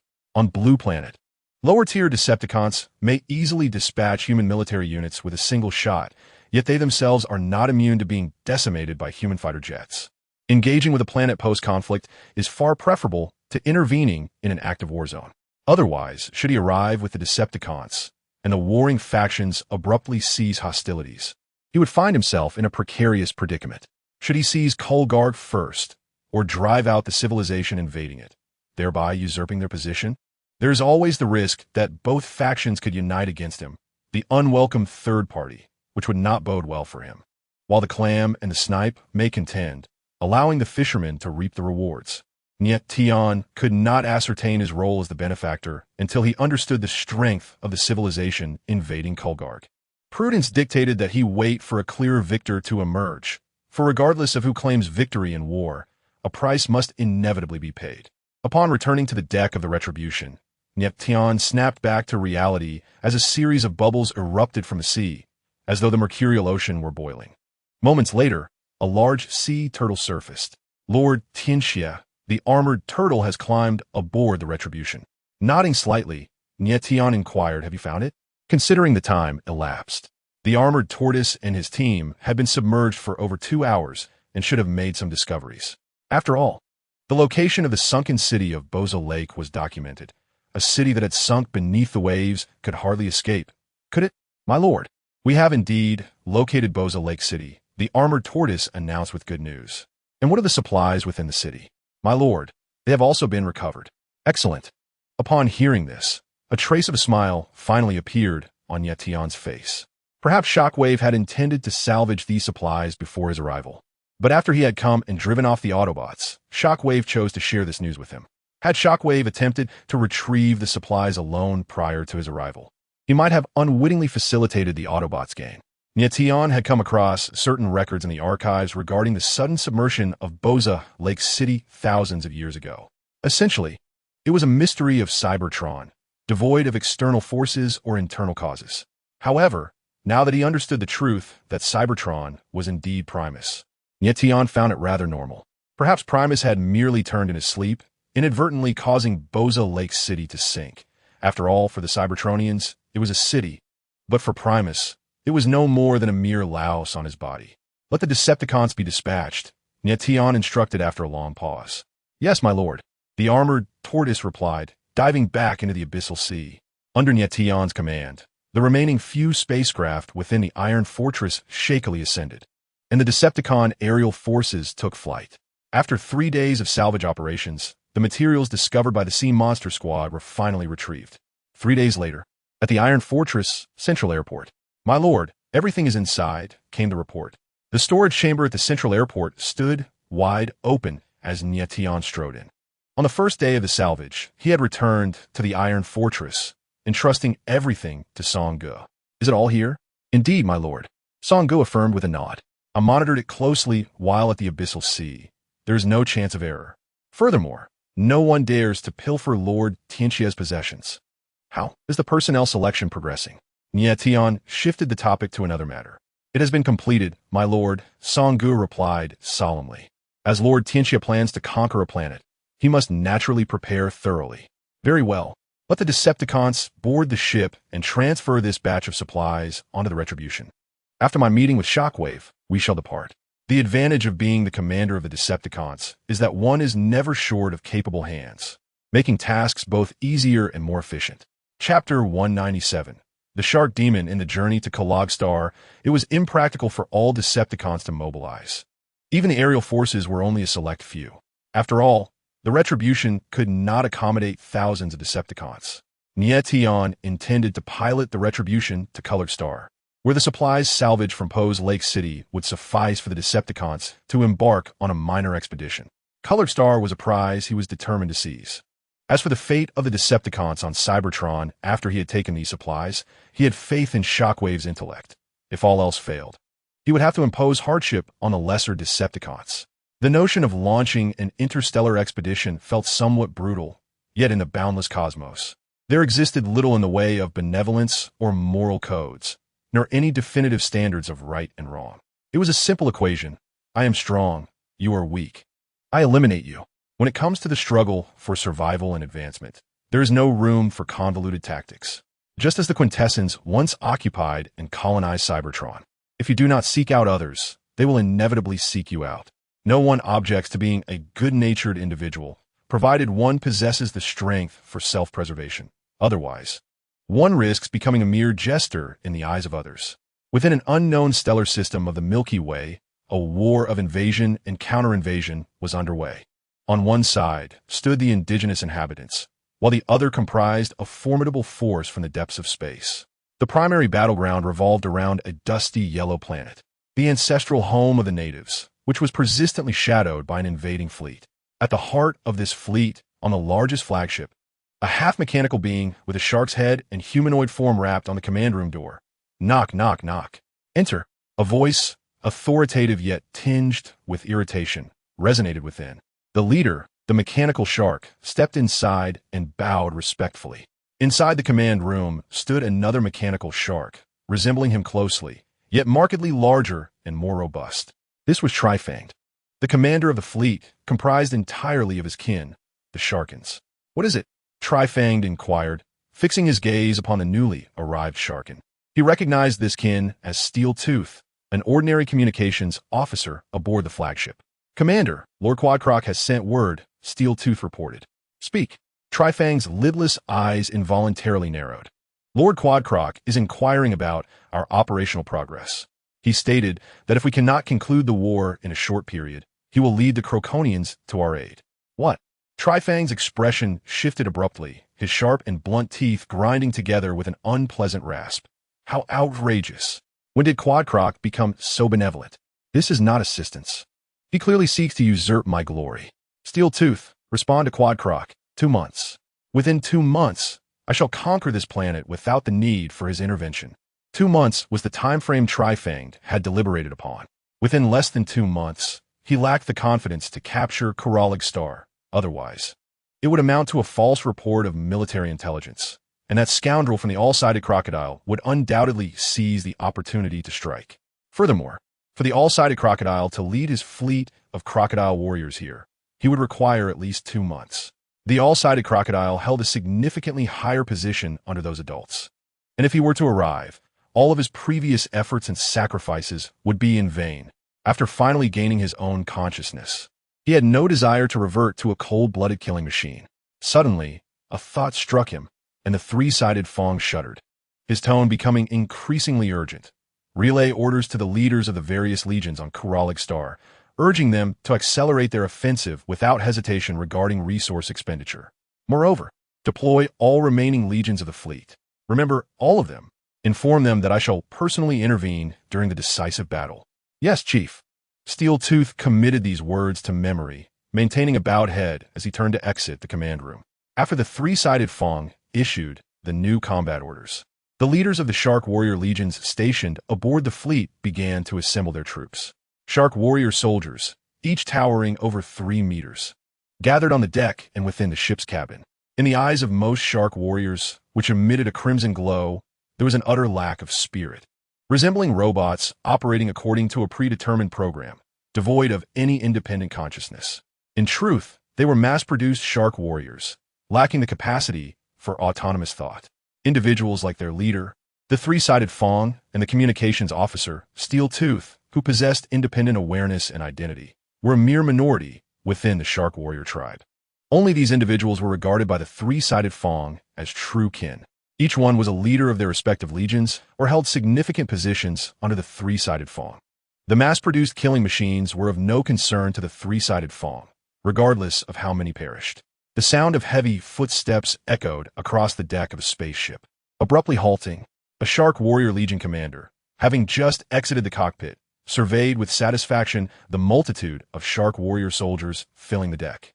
Although the Shark Warriors stood over 3 meters tall, their enormous heads constituted nearly 1/3 of their bodies, rendering them disproportionate with large heads and small bodies. They not only had short, stout limbs, but also hunchbacks. Due to their heads being a weakness, each Shark Warrior donned specially designed metallic helmets, resembling heavily armored combatants. Of course, with flaws come strengths. Although the Shark Warriors moved clumsily, their biting speed was fierce. Their sharp teeth possessed remarkable penetrating power, and the mouths, which occupied over 70% of their heads, were lined with 3 layers of serrated teeth, serving as formidable natural weapons. In addition to their metallic helmets, each Shark Warrior soldier on the deck wielded a spear hammer adorned with sharp barbs. This is their most widely deployed conventional weapon, which not only serves as a close combat tool, but also possesses the capability to launch corrosive lasers, thereby eroding and damaging target structures. It is truly versatile in both close and long-range combat.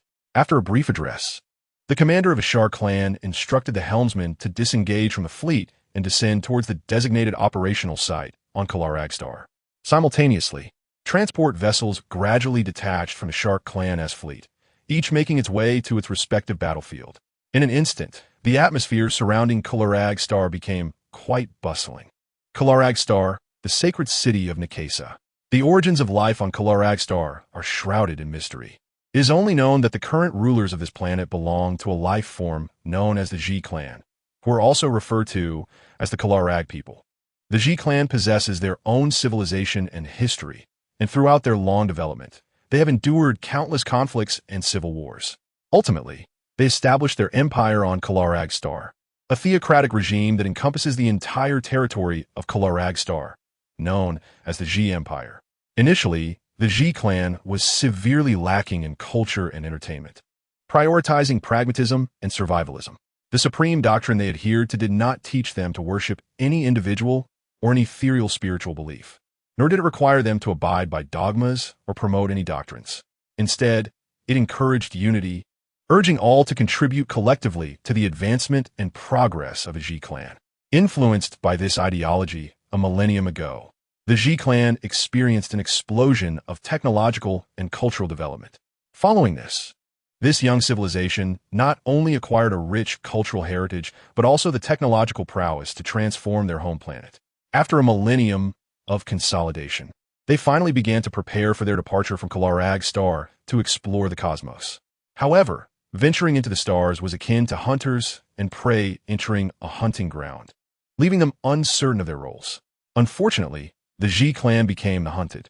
On their inaugural journey into space, they unwittingly attracted a formidable adversary, the Shark clan. At this moment, within the headquarters of the Supreme Doctrine in the sacred city of Nikesa, a conference centered around the dissection of a Shark clan specimen was underway. Displayed before the assembly was the body of a Shark clan member, whose hands bore 3-toed claws and whose feet resembled webbed metallic plates. Within the tightly sealed conference hall, an oval table surrounded by Ji clan members featured the lifeless form of the Shark clan. Carefully selected, the corpse was remarkably intact, with only a small portion of the head missing, yet it was evident that it had undergone some form of processing. Through examination, we have reason to suspect that this is a type of artificial war machine. A grayish-yellow-skinned Ji clan member was animatedly discussing the Shark clan's body. The skin of the Ji clan members is typically a yellowish-gray, with a texture akin to durable and rough leather, a result of the harsh environment on Kalarag Star. Although Kalarag Star is a planet teeming with life, its environment and climate are far from favorable. The unique skin structure of the Ji people minimizes moisture loss, allowing them to adapt to various climates. Additionally, due to the high gravity of Kalarag Star, the average height of the Ji people exceeds 2 meters, with well-developed musculature and human-like facial features. Their faces, however, are notably flat, with wide-set eyes, a non-prominent nasal bridge, and a mouth that forms a straight line, creating a distinct silhouette. In fact, this has been demonstrated in combat, particularly against an alien race known as the shark spirits, whose soldiers excel in swarm tactics. Much like a hive mind, they exhibit remarkable coordination on the battlefield, favoring collective maneuvers. Even when pursuing our retreating soldiers, they seldom break formation. Chapter 198. Vara. To defeat the enemy, one must first understand them. Within the council hall, discussions regarding the shark spirits continued, with everyone listening intently to the G researchers' analyses, striving to devise strategies that could exploit the physical characteristics of this formidable adversary. Since the arrival of the shark spirits and their abrupt declaration of war, the G cities have fallen one after another, and their forces have been steadily retreating. If this persists, the G Empire faces annihilation, and the G race teeters on the brink of extinction. Contrary to the grave expressions of the majority, a young G man seated at the end of the conference table appeared utterly nonchalant. Even as a researcher mentioned that the shark spirit soldiers on the table were merely the weakest, mass-produced variants of their kind, he scoffed audibly, expressing disdain. The G researcher, caught off guard by the dismissive sound, momentarily paused. Upon recognizing the young man as Vara, the son of the clan leader of the Wa family, his pupils dilated in shock, but he quickly resumed his discourse as if nothing had occurred. He continued, during their offensives, they often employ fish school formations, lacking large mech units, yet their individual defense is remarkably robust, and they overwhelmingly outmatch our troops in personal strength. The researcher chose to overlook Vara's interruption for a simple reason. He could not afford to offend him. Before the establishment of the G Empire, the G people existed in tribal forms on Kurag Star, with dozens of tribes, both large and small, scattered across the planet. The smallest consisted of merely a few dozen individuals, while the largest boasted populations in the tens of thousands. Although the Wa family was not the most powerful at that time, comprising only a few thousand members, it has endured as one of the longest-standing tribes since the formation of the G Empire. It is often said that the true victor is the one who laughs last. Over the course of millennia, the number of tribes from the tribal era of the G people has dwindled to a count that can be enumerated on a single hand. And each of these tribes, without exception, now permeates the upper echelons of the G Empire. Although the intelligent empire is a civilization on the verge of officially entering the cosmos, it simultaneously embodies a coexistence of development and stagnation in certain aspects. The intelligent beings adhere to a rigid caste system, prohibiting inter-caste marriages, deliberately maintaining and reinforcing social stratification through these artificial physiological distinctions. The members of the Vala clan, for instance, are inherently designated as the administrators and leaders of the intelligent empire, while those belonging to lower castes are relegated to a spectrum of professions ranging from laborers to scientists. If an intelligent being is born into the role of a laborer, despite any future excellence in their work, they're destined to remain an ordinary worker for life. Strangely, this seemingly stifling social structure, which curtails the upward mobility of lower caste intelligent beings, has not incited any discontent or rebellion among them. It is as if each intelligent being is merely a cog within the vast machinery of the intelligent empire, performing their designated duties without overstepping bounds.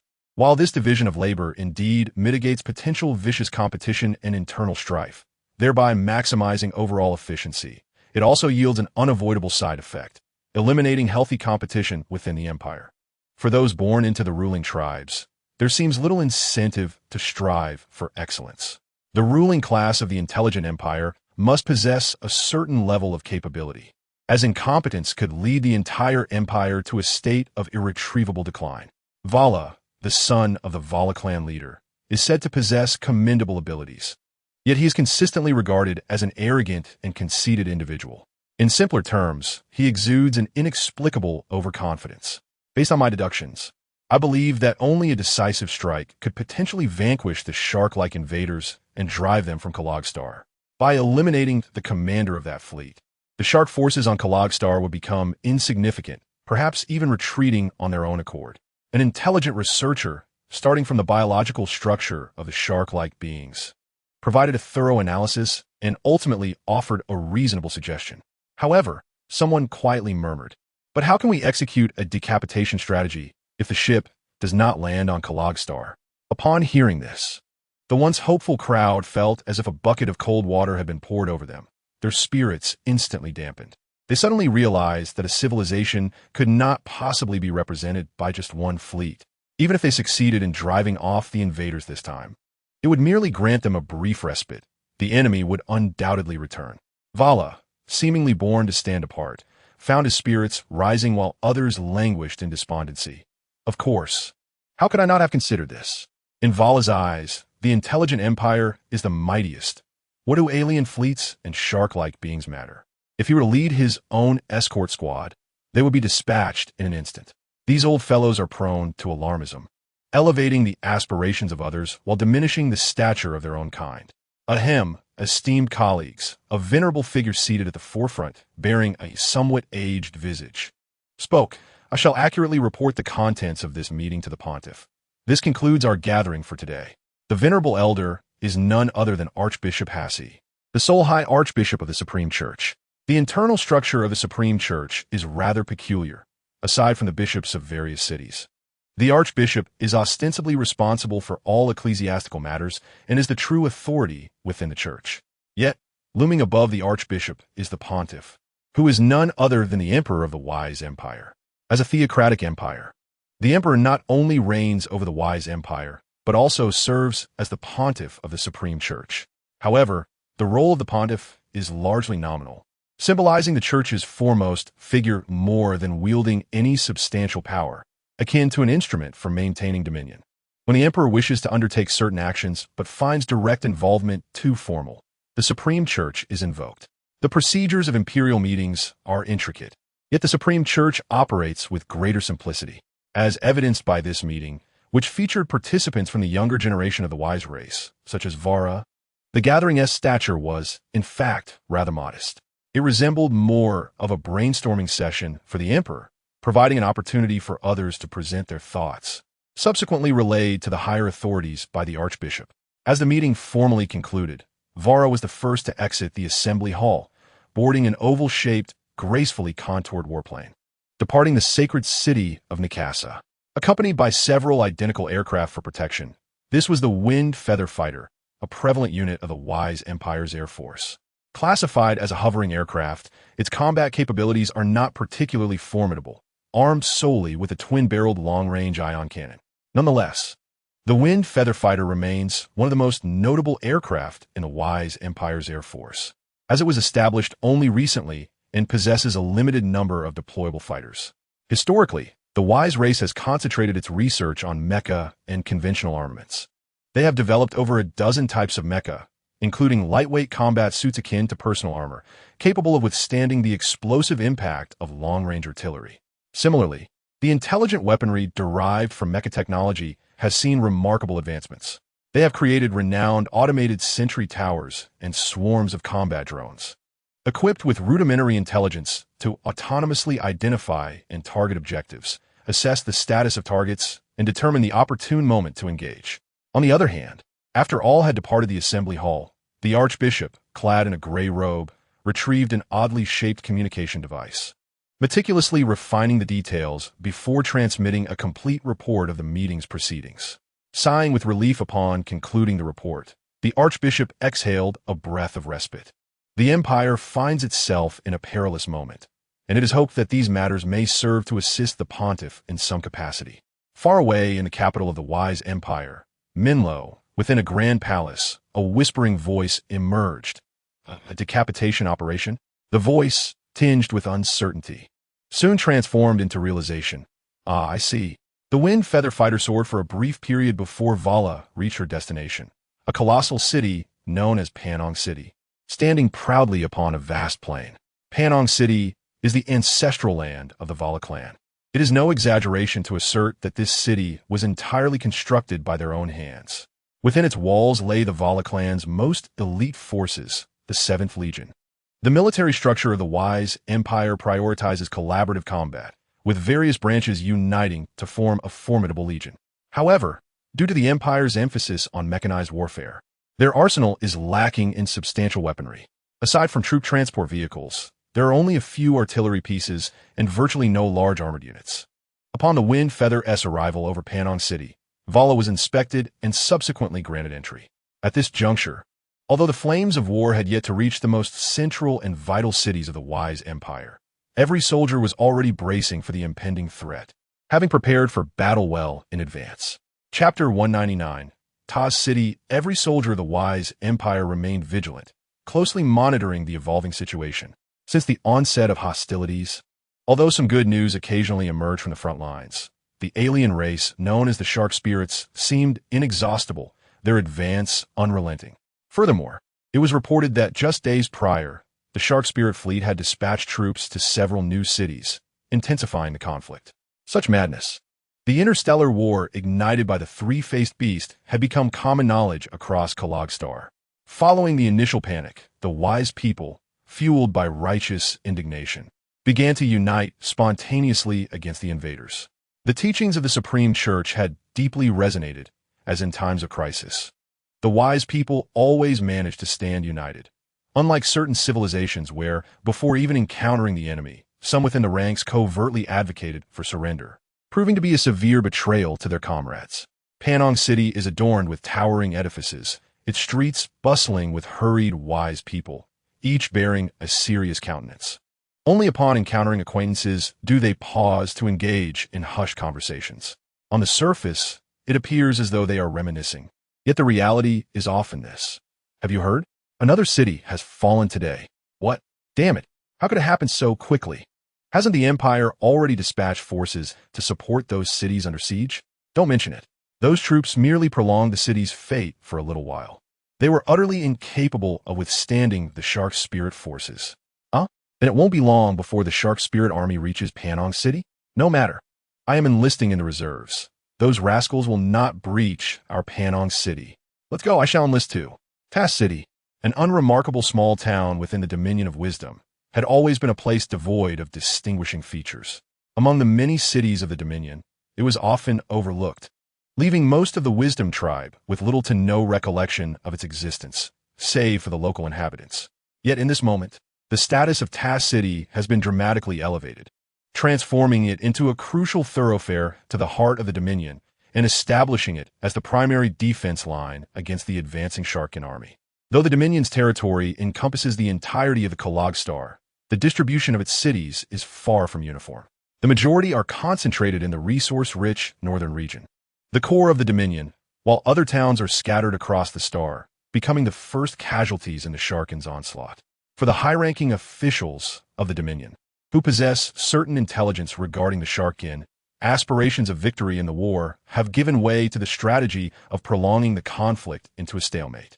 This is deemed the best possible outcome. As long as they do not suffer defeat, there remains hope. Within Taz City, an influx of military supplies and weaponry is being transported from the rear, realizing that individual strength alone would not suffice to vanquish the Sharkin. The city has been reinforced with a considerable number of troops. Currently, the total military strength stationed in Taz City has reached an astonishing 200,000. Were it not for the limited capacity of the city, this number could have easily doubled. At first glance, 200,000 may not seem substantial.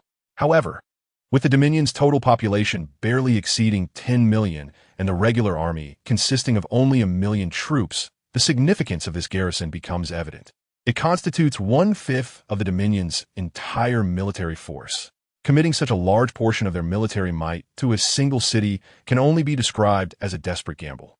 Should Taz City fall and this 200,000-strong army be annihilated, even if they manage to hold out subsequently, the Dominion would face a prolonged decline into oblivion.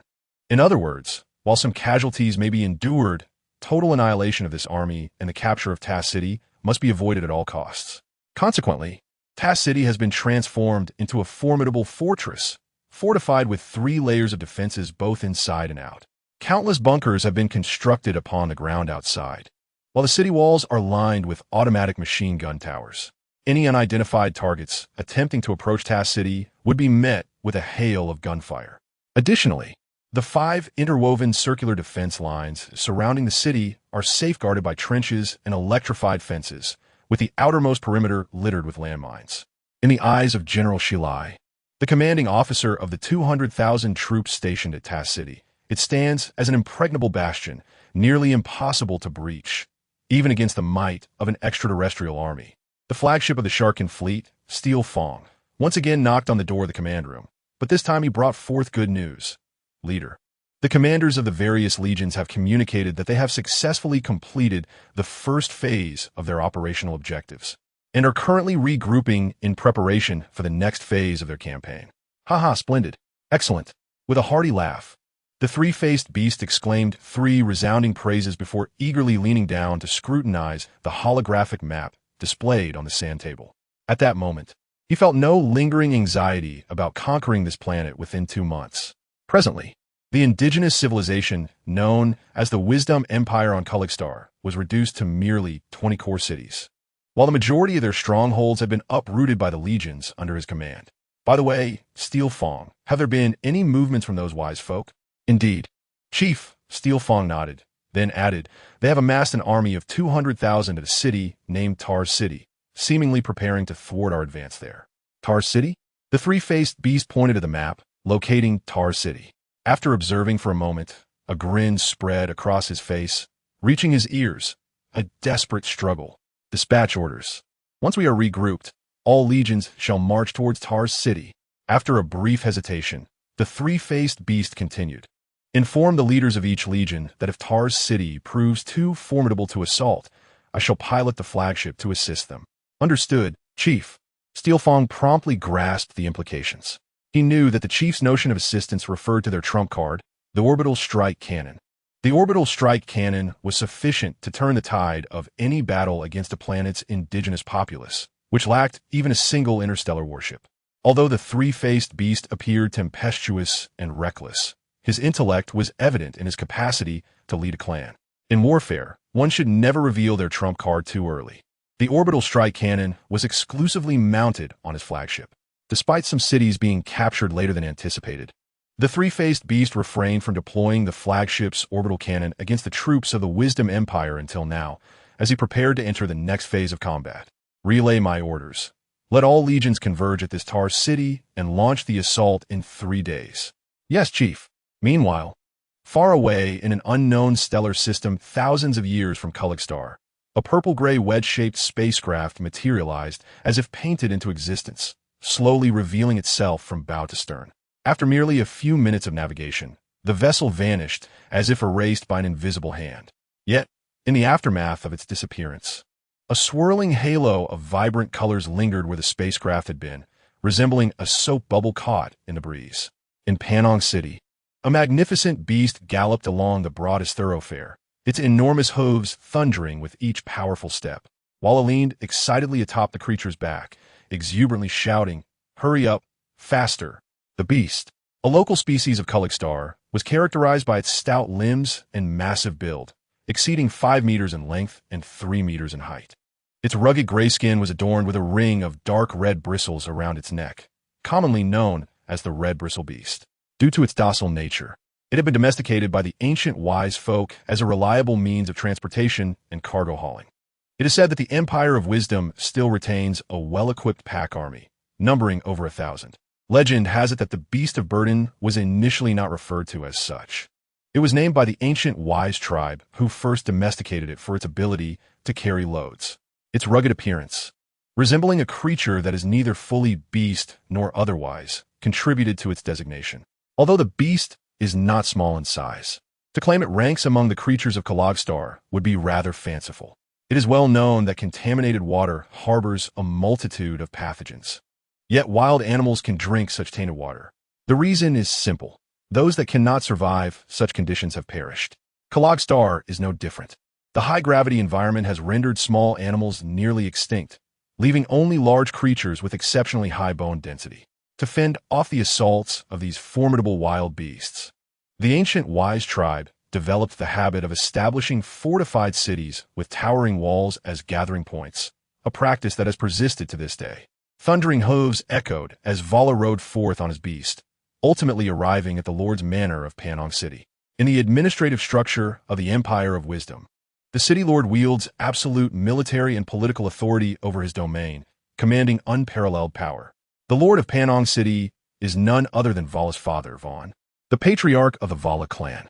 During the tribal era, the Vala clan boasted over 3,000 members at its zenith. However, as time has passed, the sands of time have reduced their direct lineage to a mere handful.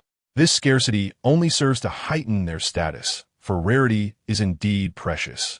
As for the position of the Vala family within Panong City, to put it bluntly, it was only after Vala left Panong City upon reaching adulthood that he realized one must pay for food and that murder is a crime. Upon entering the Lord's manor, Vala dismounted from his beast and inquired of a guard at the entrance, "Is my father in?"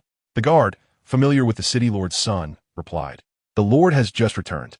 "Very well, please take care of this beast. It is my treasure." Vala instructed with familiarity before making his way toward one of the buildings within the manor. In his own territory, he did not bother to bring any guards, let alone intrude upon the Lord's manor unaccompanied. The Lord's manor serves not merely as the residence of the city lord, but rather as the administrative hub where the Lord conducts official business and issues commands. As Vala moved deeper into the manor, every guard he encountered bowed in greeting. Before long, he entered the council hall amidst calls of Captain Vala. Within the Lord's manor, his private identity as the city lord's son was set aside, at least publicly. Besides being a junior member of the Vala clan, Vala also holds the position of captain of the City Defense Corps in Panong City, although he rarely involves himself in the day-to-day affairs, preferring to adopt a hands-off approach. Fortunately, he has several vice captains who shoulder much of the responsibility. The City Defense Corps can be viewed as the law enforcement agency of the city, tasked not only with patrolling and maintaining vigilance, but also with suppressing disturbances and managing serious incidents within the city. In the assembly hall stood a formidable man of the intellectual race, clad in a blue and white form-fitting combat suit. Before this man, who was none other than his father, the Lord of Panong City, Von Walra, usually arrogant and overbearing in the eyes of outsiders, appeared docile and submissive, daring not to overstep in the slightest. Von, who managed the myriad affairs of the city, was often engrossed in his duties, and Walra recalled that their last encounter had been several days prior. "How goes it?" Upon seeing his son enter, Von S' expression remained unchanged. He merely inquired in a tone that was both authoritative and gently paternal. Walra understood the nature of his father's question and promptly recounted in detail the events that transpired after his visit to the holy city of Nikesa the previous day. "Father, that is all." After listening intently, Von fell into contemplation. Previously, he had encouraged his son to actively engage in such matters primarily to accumulate experience, to familiarize himself with people and affairs, thus preparing for the eventuality of inheriting the leadership of the Wall family. However, Von now subtly shook his head. Observing Walra's father remained silent. Unable to contain himself, Walra spoke up. "Father, you Walra," Von interrupted with a wave of his hand. "Do you comprehend our current situation?" Walra, bewildered, shook his head. "Is it not merely a matter of a group of extraterrestrials descending upon our planet, Kulgra, and instigating war?" To Walra's surprise, Von did not chastise him as he usually would have. Had it been in the past, he might have struck his son for such ignorance. No one understood the true nature of his son better than he. The Empire had stationed 200,000 troops in Tar City, and the outcome hinged upon this decisive moment.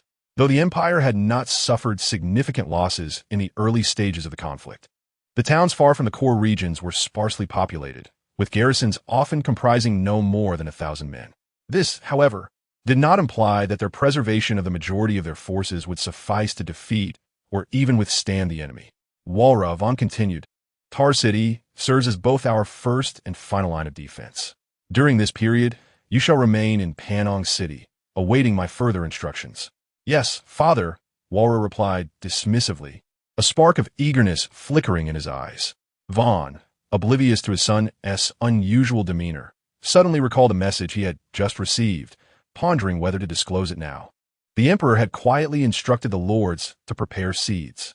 While the lords typically wielded significant power, at this critical juncture, they could only comply with commands from higher authorities. The seed program aimed to select a group of young intellectuals, intending to utilize a spacecraft to transport them into space when the Empire faced total defeat in the war. This was perhaps a characteristic of every intelligent civilization. When confronted with existential peril, they would relentlessly seek ways to preserve some of their youth, not seeking a resurgence in the future, but rather the preservation of civilization. In the face of such profound ideals, all trifles and grievances are cast aside. Individual interests pale in comparison. In the outskirts of Tar City, within the trenches of 5 concentric defensive lines, Heaps of yellow earth are raised and compacted as soldiers toil diligently with their tools. Gammo, an ordinary engineer of the 3rd Legion's 1st Engineering Corps, had arrived at Tar City with the main force several days prior. After a mere half-day of rest, he commenced digging trenches under the commander's orders. It was not until yesterday that the trenches took shape, awaiting only the final arrangements for firepower. Today marks their concluding efforts. Once the firepower setup is complete, their involvement in the ensuing battle shall no longer be required. Their duties will only necessitate occasional repairs of crucial fortifications, allowing them to enjoy a period of relative leisure within the city. Hey, Gammo. As Gammo assisted a squad leader in erecting a gun turret, a nearby veteran jested. If you take such pleasure in handling these hefty contraptions, perhaps you should request a transfer to the combat unit. This is hardly the work of an engineer. And no, Gammo stammered, at a loss for words. I'm merely fulfilling my responsibilities. This remark elicited hearty laughter from the veteran and several others nearby. Fortunately, their teasing was light-hearted and devoid of malice. Though referred to as veterans, in the Empire of Wisdom's army, age does not equate to battlefield experience. A legion can comprise anywhere from 10,000 to tens of thousands, and currently, 4 legions are stationed in Tar City. Yet those who have truly seen combat among them are few and far between. After a brief exchange of banter, the veterans returned to their tasks. Unlike Gammo, who worked with unwavering diligence, the veterans conserved their strength, prepared for any unforeseen circumstances. While engineers may not confront the enemy directly, the inherent dangers of their role are by no means insignificant. Just as the veterans completed their final tasks, one of them turned to beckon Gammo to return to the city when a sudden, urgent alarm pierced the air, accompanied by frantic shouts. Quickly, the enemy is coming. All returned to Tar City. The veterans' expressions shifted dramatically, their earlier mirth evaporating as they bolted into action, leaving Gammo momentarily stunned. Gammo, what are you waiting for? Hurry up. All right. Startled by the call, Gammo hastened to catch up.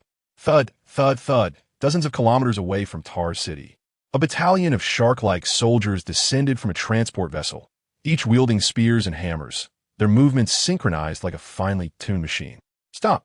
As the last of the shark soldiers disembarked, the transport ship unleashed 4 plumes of flame, ascending once more into the sky. 3 days have elapsed, and the first to arrive in Tar City was the Black Shark Legion, led by Keelong. In truth, the mass-produced shark warriors, these harbingers of death, are utterly oblivious to the concept of rest. The reason Commander Samianlian initially issued the order for a 3-day respite was merely to allow the Legion leaders to rejuvenate, replenish their energy, and replenish their ranks. Advance! With a commanding voice, Commander Keelong signaled for the Black Shark Legion to commence their movement once more. A glance revealed that the Black Shark Legion boasted no fewer than 1,000 shark warrior soldiers. As if on cue, after the departure of the Black Shark Legion, several transport vessels carrying shark warriors began to descend upon the area, with various shark legions trailing in pursuit of the Black Shark Legion towards Tar City, ultimately converging into a formidable army of over 10,000 shark warriors. Simultaneously, Tar City, having sounded the alarm, commenced meticulous preparations to confront the impending threat. In the Lord's Mansion, General Silai convened the leaders and commanders of various legions to formulate a series of defensive strategies. Gentlemen, the fate of the Empire hinges upon this battle. Let us act. Each combat team was dispatched to the trenches of the 5 concentric defensive lines outside the city, often clad in advanced combat attire and donning specialized helmets. These soldiers were the elite, meticulously selected from the 4 major legions within the city, akin to a death squad in a certain sense. Compared to the heavily fortified Tar City, with its myriad defensive structures and sturdy walls, their positions outside the city rendered them perilously vulnerable in the face of the enemy's assault. From an aerial perspective, the plains surrounding Tar City stretched for several dozen kilometers, devoid of any mountains or hills, while the square city itself was distinctly encircled by 5 thick, black lines, interspersed with mounds and connections. Be cautious and do not expose yourselves while reloading. I've heard those shark warriors possess remarkable accuracy with their weapons, cautioned the leader of a combat team, standing in a trench that towered above him. In his arms was a rectangular metallic box, their magnetic railgun. Its advantages included a long range and substantial firepower, while its drawbacks were its cumbersome size, excessive weight, and lack of agility. Chapter 201. The Shark Legion. I've heard the military's research institute is experimenting with improved magnetic railguns. They should prove to be more effective, thought the combat team leader as he raised the railgun, aiming towards the horizon that lay beyond Tar's city. His gaze unwaveringly fixed on an indistinct form approaching in the distance. They had received no combat orders. Their sole directive was to hold their ground tenaciously and to inflict maximum casualties upon the enemy, thereby delaying the advance. Under the watchful eyes of the intelligent race soldiers stationed in the eastern trench, a massive shark head began to emerge, followed by the gradual unveiling of a figure towering over 3 meters. They have arrived.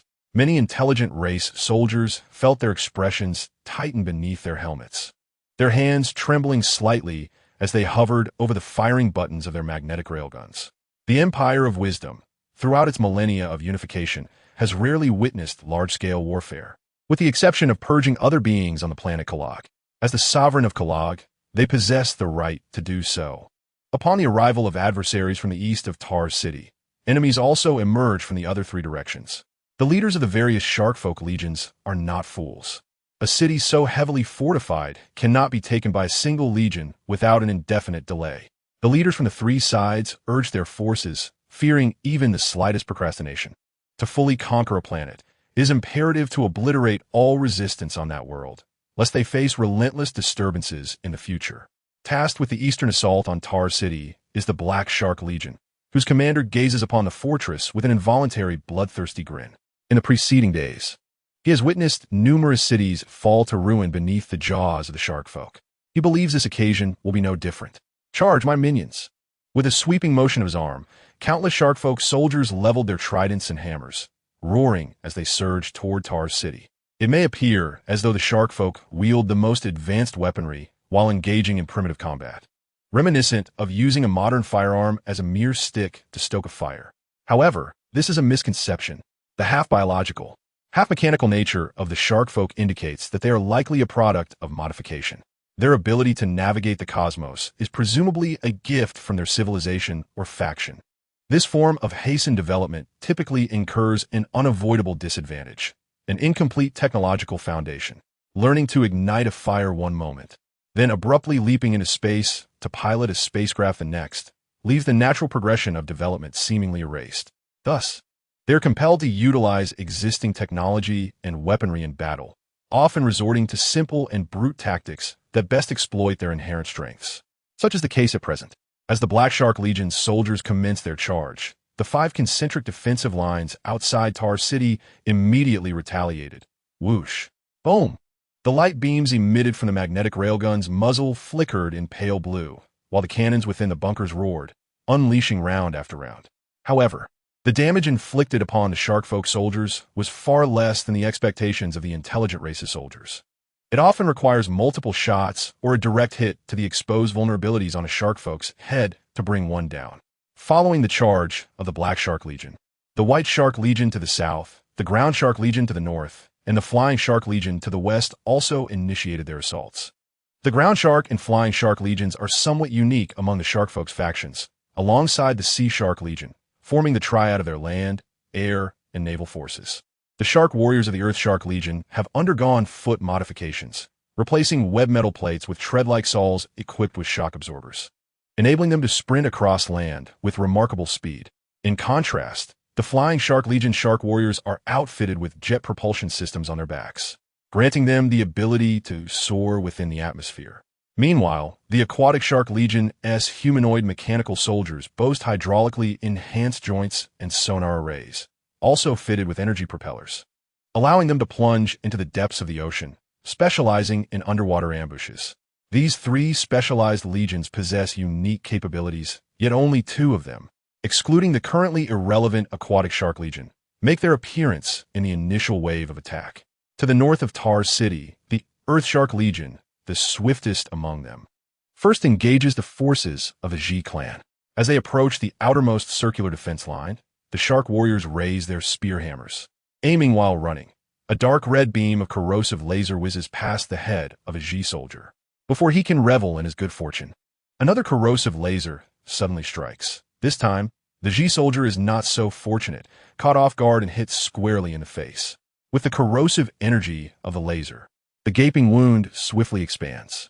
The potency of the Shark Warrior's weaponry lies in this.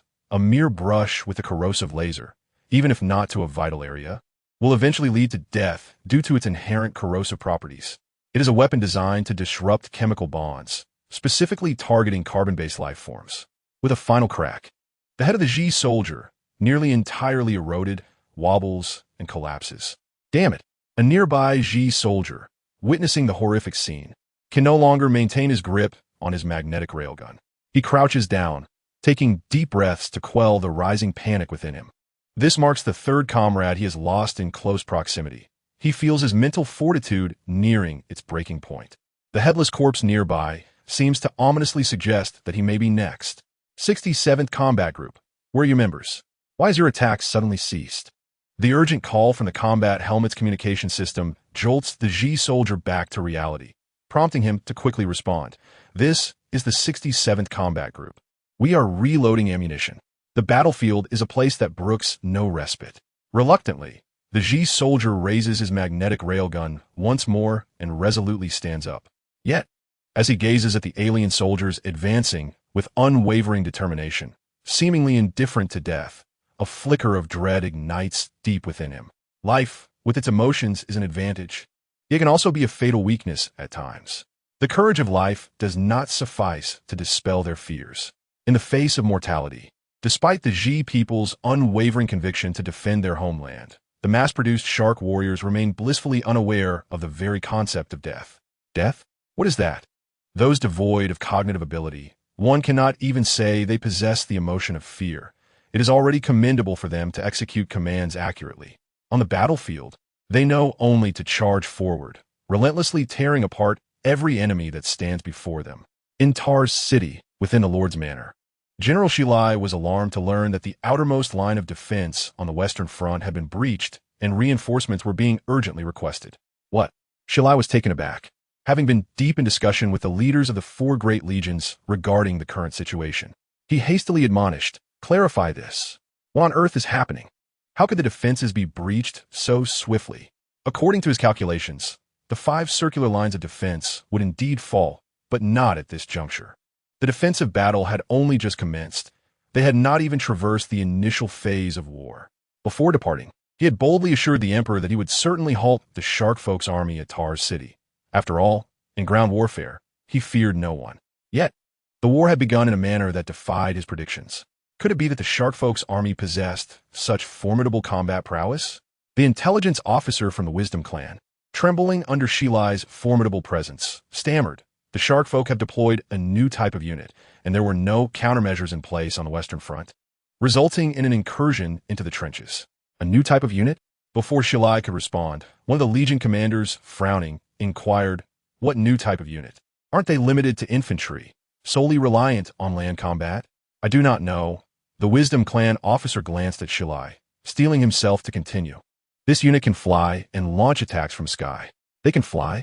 Shilai, now regaining his composure, murmured to himself before gesturing dismissively, "I understand. Maintain constant vigilance on the situation in the West and report any developments immediately." "Yes, General Shilai." Once the Wisdom clan officer departed, one of the Legion commanders tentatively suggested, "Should we not reinforce the Western line?" "Indeed," another commander echoed.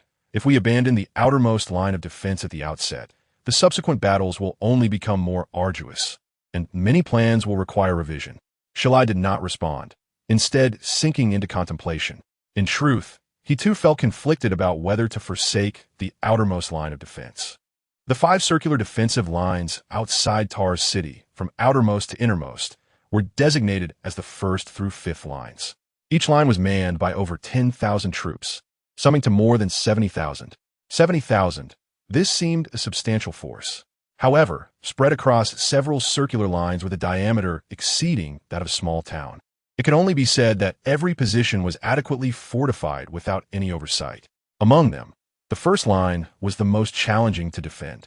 It was also the most critical. Holding it not only bolstered morale, but also ensured their survival, even offering a glimmer of hope for a counteroffensive. If they were to lose, although they would be deprived of one defensive line, they could rally additional troops to fortify the remaining 4. Chapter 202, The Behemoth Mech Core.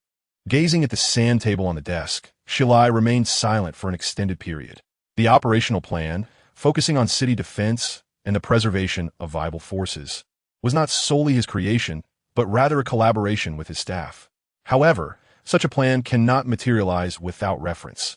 The intelligence regarding enemy forces is always paramount. The deployment and arrangement of personnel across the 5 circular defensive lines were based on the existing intelligence concerning the Shark Demon Army. Initially perceived as mere infantry lacking tactical proficiency, the sudden emergence of an unexpected troop type caught them completely off guard. This not only indicated a loss of control over the situation, but also suggested the possibility of further unforeseen developments ahead. Yet, it was not the time to hold the intelligence department accountable.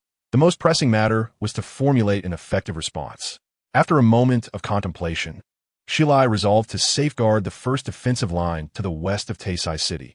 You are correct. I intend to reinforce the western defense line. We cannot allow them to breach our first line at this moment. The others readily expressed their agreement. However, the question arose, how many troops should be dispatched for support? After all, they had just heard that ordinary soldiers seemed ill-equipped to contend with the Shark Demon's airborne special forces. Deploy the mech units, Shilai declared with unwavering determination. The mention of the mech units invigorated everyone present, and the aide who had quietly stood behind Shilai stepped forward, asking, General, which mech unit will we deploy? The mech units represented the most elite forces of the Empire of Wisdom, while the Empire's weapon research primarily focused on mech technology. This did not imply that mechs were widely utilized within its military ranks. Due to various constraints, mechs constituted less than 1% of the army, roughly amounting to 10,000.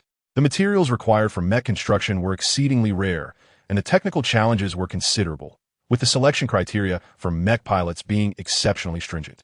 Out of 1,000,000 soldiers, merely 10,000 would be chosen, a true testament to the phrase 1 in 100. Shilai hesitated at the thought of deploying the Behemoth Mech Corps, but after deliberation, he stated, since we have resolved to deploy the mech units, we must act decisively and send a formidable mech unit for reinforcement. Though he had planned to utilize the mech units as a trump card later in the war, the urgency of the situation left no room for delay. Understood, General. The aide replied promptly and departed to relay the orders. Once the aide had left, Shilai conferred with several corps commanders for a while before dismissing them under the pretext of fatigue. The sudden turn of events, while perhaps an exaggeration to describe as chaotic, had indeed left Shilai with a sense of uncertainty.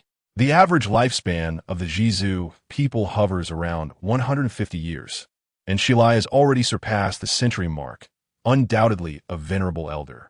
He should have been enjoying his twilight years in the capital, Menluo, but instead he has been summoned to the city of Taz.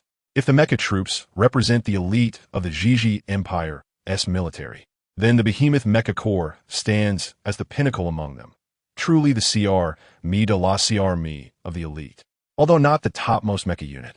The Behemoth Mecha Corps ranks second among the mecha forces, comprising a mere 800 personnel. Each member operates a formidable model known as the Fearsome Behemoth, designated as the 52 type mecha, which lends the unit its name.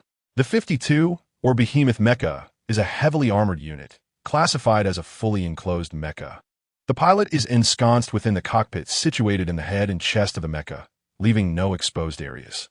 Each arm of the Behemoth Mecha is equipped with a 6-axis particle cannon and a versatile automatic defense system, allowing for a rudimentary balance of offense and defense.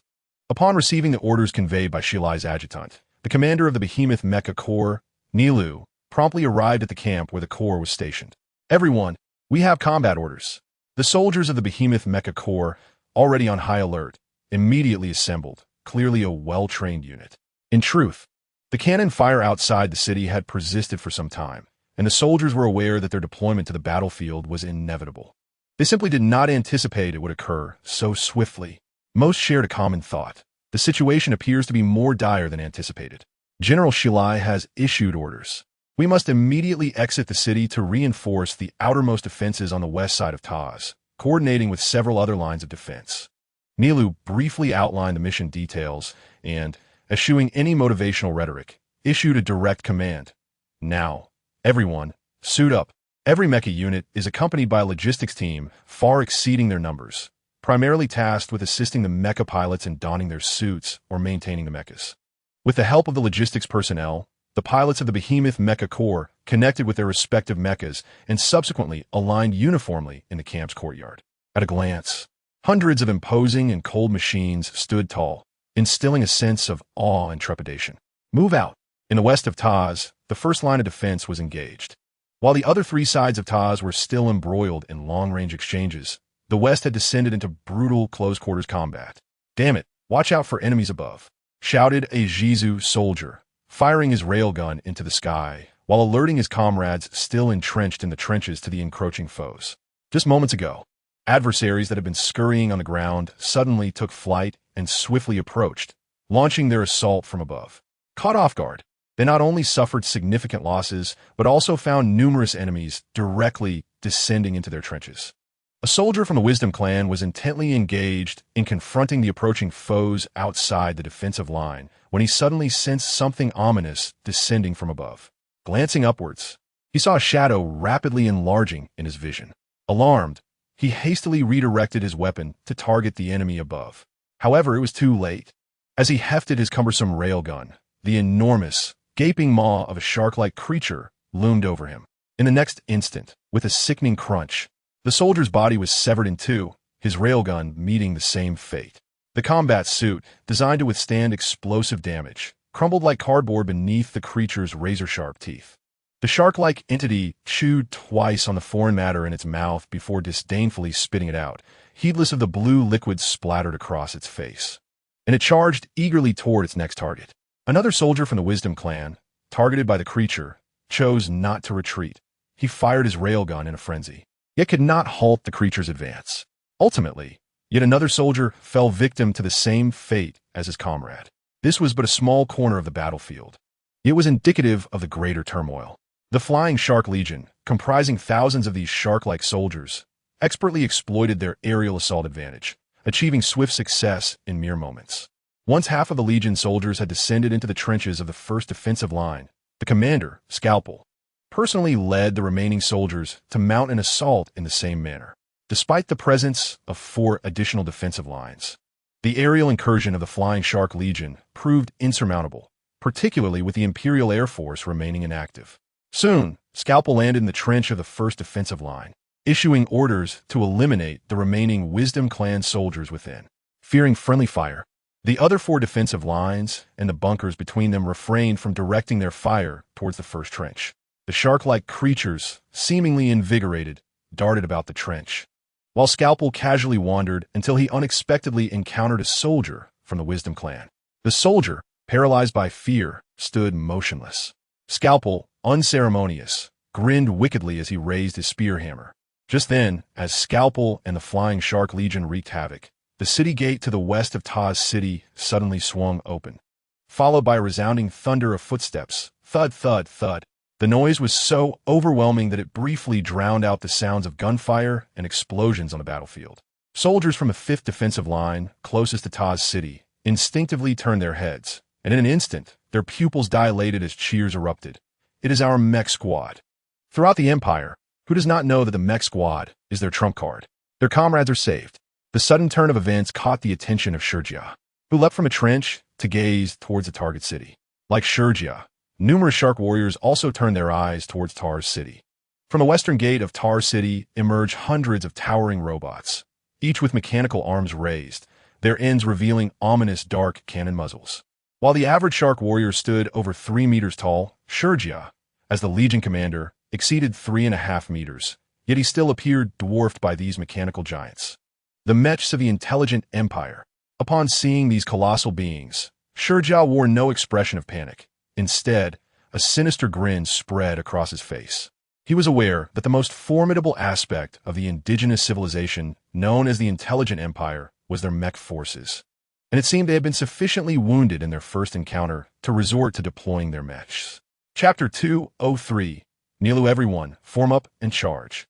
Upon witnessing the precarious state of the outermost defense line, Nilu immediately issued the order to attack. Hundreds of colossal beasts advanced, each stride covering several meters, each leap soaring several meters high. The spectacle was magnificent. It is well known that in the realm of mechs, the larger the size, the greater the demands for its operation, and the lower the cost-effectiveness. A weapon capable of large-scale deployment is never assessed solely on its destructive power. Rather, it must be evaluated in conjunction with manufacturing costs, operational lifespan, maintenance requirements, and ease of use.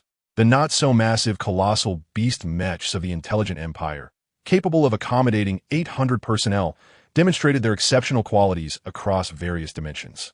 Fire. Before reaching the first line of defense, many colossal beast mechs unleashed the 6-axis particle cannons on their arms, roaring with power. The explosions sent numerous shark warriors flying. Some landed motionless, while others struggled to rise after being blasted. Little ones, retreat to the trenches and counterattack. Shurja would not passively endure the assault. He directed the shark warriors of the Flying Shark Legion to retaliate from within the trenches. At that moment, the remaining soldiers of the intelligent race within the trench had been thoroughly eliminated by the shark warriors. The trench that had once impeded their advance had now transformed into their ally. Shurja hardly needed to aim. With eyes closed, he could fire corrosive lasers and still strike true. Each beam of corrosive laser sent a colossal beast mech staggering to the ground. Damn it! Seeing the enemy sheltering within their meticulously constructed trenches, diminishing the effectiveness of their assault, and even beginning to counterattack, Nilu cursed under his breath in frustration. As the commander of the colossal beast mech regiment, although Nilu was also charging, he remained at the rear of the formation, surrounded by numerous guards for protection. Accelerate. Drive them out of the trench at the first line of defense. Yes, Commander. In Shurja's eyes, despite the impressive spectacle of hundreds of mechs charging forward, he remained confident in his ability to withstand their assault and hold the line he acclaimed as his own. A fortress, impervious in its strength, can become vulnerable with the discovery and tearing open of a single breach. Thereafter, the remainder becomes a mere formality. Although his Shark Legion is capable of executing aerial assaults, a direct landing in the city of Tars would amount to certain death. Thus, he opts for a methodical approach, steadily advancing and gradually eroding the defensive lines outside Tars. The 5 concentric defensive lines vary in distance from several kilometers to 10 kilometers apart. Under the rapid advance of the Behemoth Mech Corps, they swiftly surpass the 2nd defensive line. The Shark Legion consists of 1,200 elite soldiers, of whom some perished during the assault on the first line, and additional losses occurred while clearing out the intellectual soldiers in the trenches. Presently, approximately 900 elite soldiers remain. In contrast to the Behemoth Mech Corps, which has dwindled to under 800, the Shark Legion still holds a numerical advantage. Kill. Upon breaching the 2nd defensive line, the soldiers of the Behemoth Mech Corps finally unleashed their fury. Roars erupted from within the mechs as they opened fire and charged forward, soon clashing with the elite sharks of the Shark Legion. Simultaneously, the Ground Shark Legion, capitalizing on their speed, breached the 1st concentric defensive line.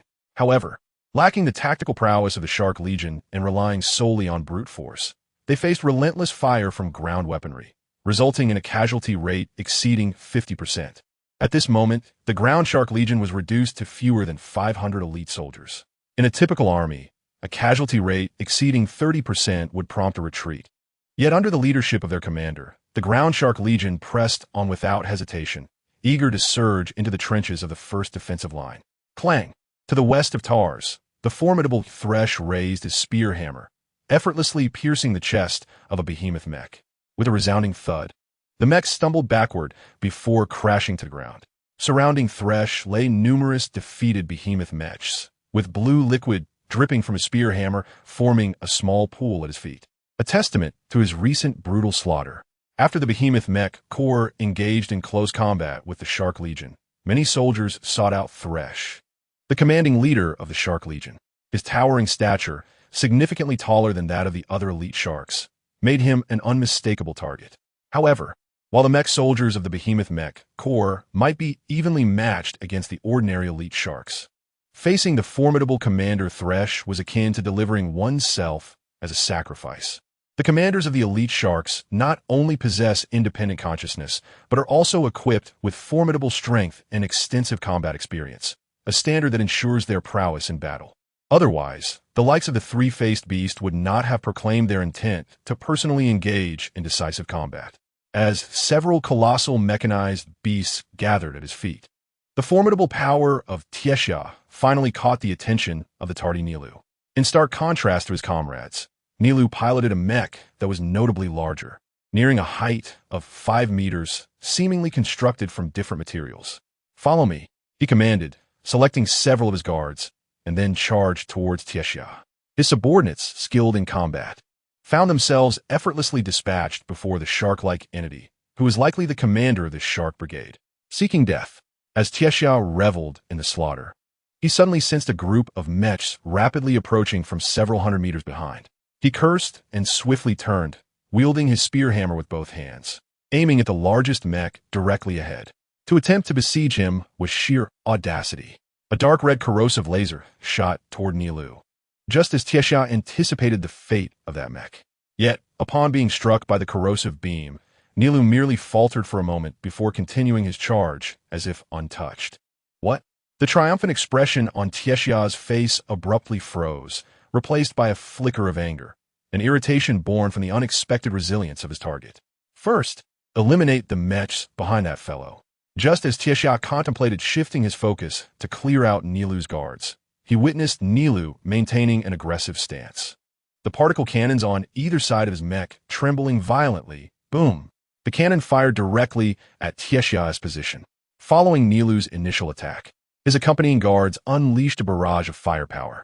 In mere seconds, the shells detonated almost instantaneously upon launch, enveloping Tiexia in a cacophony of explosions akin to a saturation bombardment. "Cease fire," Nilu commanded through the internal communication channel of his mech, then advanced cautiously, his gaze fixed intently on the dissipating smoke through the mech's visual system. As the dust settled under Nilu and his guard's scrutiny, it revealed a somewhat disheveled figure. The explosions had left Tiexia looking rather grimy, yet he appeared to have sustained no serious injuries. "Impossible," Nilu exclaimed in disbelief, struggling to comprehend that their recent assault had yielded no effect whatsoever, unless that shark commander had employed some form of defensive mechanism, akin to the top-tier Imperial mechs rumored to possess shields capable of withstanding energy attacks. Realizing that long-range assaults were futile, Nilu resolved to crush him instead. With determination, he led his guards forward. Within mere moments, he closed the distance to Tiexia. Yet his guards were intercepted by several shark-like entities. "Prepare to meet your end." Operating his mech, Nilu swung his mechanical arms in a wide arc, bringing them crashing down towards Tiexia. The colossal mech appears devoid of melee weapons. However, its two powerful arms serve as the finest instruments of close combat. With its immense weight coupled with the mech's propulsion system, it can unleash a force of several tons. Yet, the once formidable mechanical arms, capable of easily demolishing city walls, are now thwarted by a weapon that is neither spear nor hammer. Inside the mech, Nilu's face twists in horror. The creature before him, evidently a commander of the shark-like beings, possesses an unexpectedly immense strength, far surpassing his expectations. In the initial phase of the battle strategy devised by the tri-faced beasts, none of the commanders of the shark-like legions had engaged directly, resulting in the intelligence empire's persistent ignorance of their individual capabilities. "You wretched beings, I shall see you perish." Though the recent assault left the creature unharmed, it ignited a fierce rage within him. As he parried the mechanical arm with his weapon, he opened his mouth wide and lunged at Nilu. Fortunately, in that critical moment, Nilu managed to retreat a step, narrowly avoiding the attack. However, before he could catch his breath, the shark commander charged at him once more, brandishing that peculiar weapon. During this chaotic exchange, several soldiers from the Colossal Mech Legion attempted to assist Nilu, but they were all intercepted by the shark troops, maintaining the duel as a one-on-one confrontation. After several more exchanges, Nilu realized that he could not continue this way. He glanced at his comrades nearby and noted with dismay that their combat losses against the shark army were nearly 1-to-1. It seemed that the Colossal Mech Legion was destined to fall here today. "I will not allow this. I refuse to permit it." A resolute glimmer sparked in Nilu's eyes, as if he had made an unwavering decision. As the strange weapon lunged at him once again, he did not resist. Instead, he opened his arms wide. The barbed hammer penetrated the mech's armor. A look of human-like confusion crossed the massive head of the shark creature.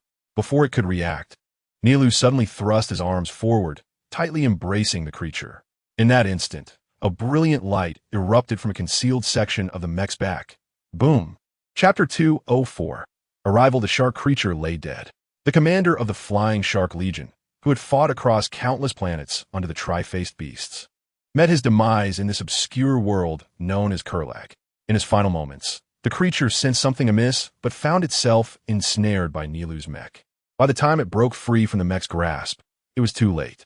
Who could have anticipated that in a battle where neither side had yet shown any clear signs of defeat, one would suddenly and resolutely opt for self-destruction? Nilu's mech was indeed a customized model, far more formidable than those of his fellow legionnaires, and concealed within it was a self-destruct mechanism. This device was originally intended to prevent Nilu from being captured alive in a dire situation. After all, as the commander of a mech battalion, the amount of crucial intelligence one possesses is nothing short of overwhelming. Following the mutual destruction of Nilu and the formidable Shurtai, the members of the Beast Mech Battalion, having initially grappled with disbelief, transformed their sorrow into strength, charging furiously at their adversaries.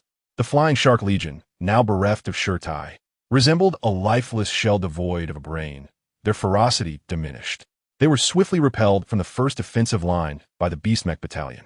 Meanwhile, upon learning that Shurtai had met his end at the hands of a commander from an indigenous army, the Shark Elite legions encircling Tar City collectively opted to halt their offensive. Even the Grim Dragon, leading the Black Shark Legion and having previously breached Tar City's first line after the Flying Shark and Earth Shark legions, cursed under his breath as he withdrew his forces from the trenches of the front line. His soldiers, unlike those of the Flying Shark and Earth Shark legions, lacked the innate advantages to achieve swift victories, relying instead on his exemplary leadership and adept command. Shurtai, that boastful individual, had always bragged about the prowess of his Flying Shark Legion, only to reveal his own incompetence in the face of adversity. Just when they had managed to gain the upper hand, they were now forced to relinquish it, despite Grim Dragon's lingering resentment. He dared not launch an assault on Tar City with only the Black Shark Legion. The Legion commanders held no regrets. They merely scoffed at Shurtai's ineptitude. He had often flaunted his superiority, basking in the esteem of the Shark Elite leaders, only to prove himself a mere fade, impressive in appearance, but lacking in substance. Within Tar City, upon receiving word that the Shark Elite forces had been repelled and the western front line secured, Shilai could hardly contain his joy. However, before he could revel in his elation, a harrowing report from his aide left him stunned. General, Nilu has perished in a mutual destruction with the commander of the Shark Elite Army. Shilai's gaze became vacant. The Beast Mech Battalion had sustained significant losses, accounting for nearly 1/10 of their Imperial mech forces. Just a brief moment of assistance had resulted in such devastation. How could they continue to fight? If Shilai's emotions were mixed within Tar City, then the three-faced beast, roaming in the orbit of Kalagstar, was seething with rage. What was Shurtai doing? Truly a master of failure. Like Grim Dragon and the other Legion commanders, upon hearing the front line's grim report, the three-faced beast's first reaction was not to mourn Shurtai, but to unleash a torrent of curses. The three-faced beast was acutely aware of Shurtai's combat capabilities.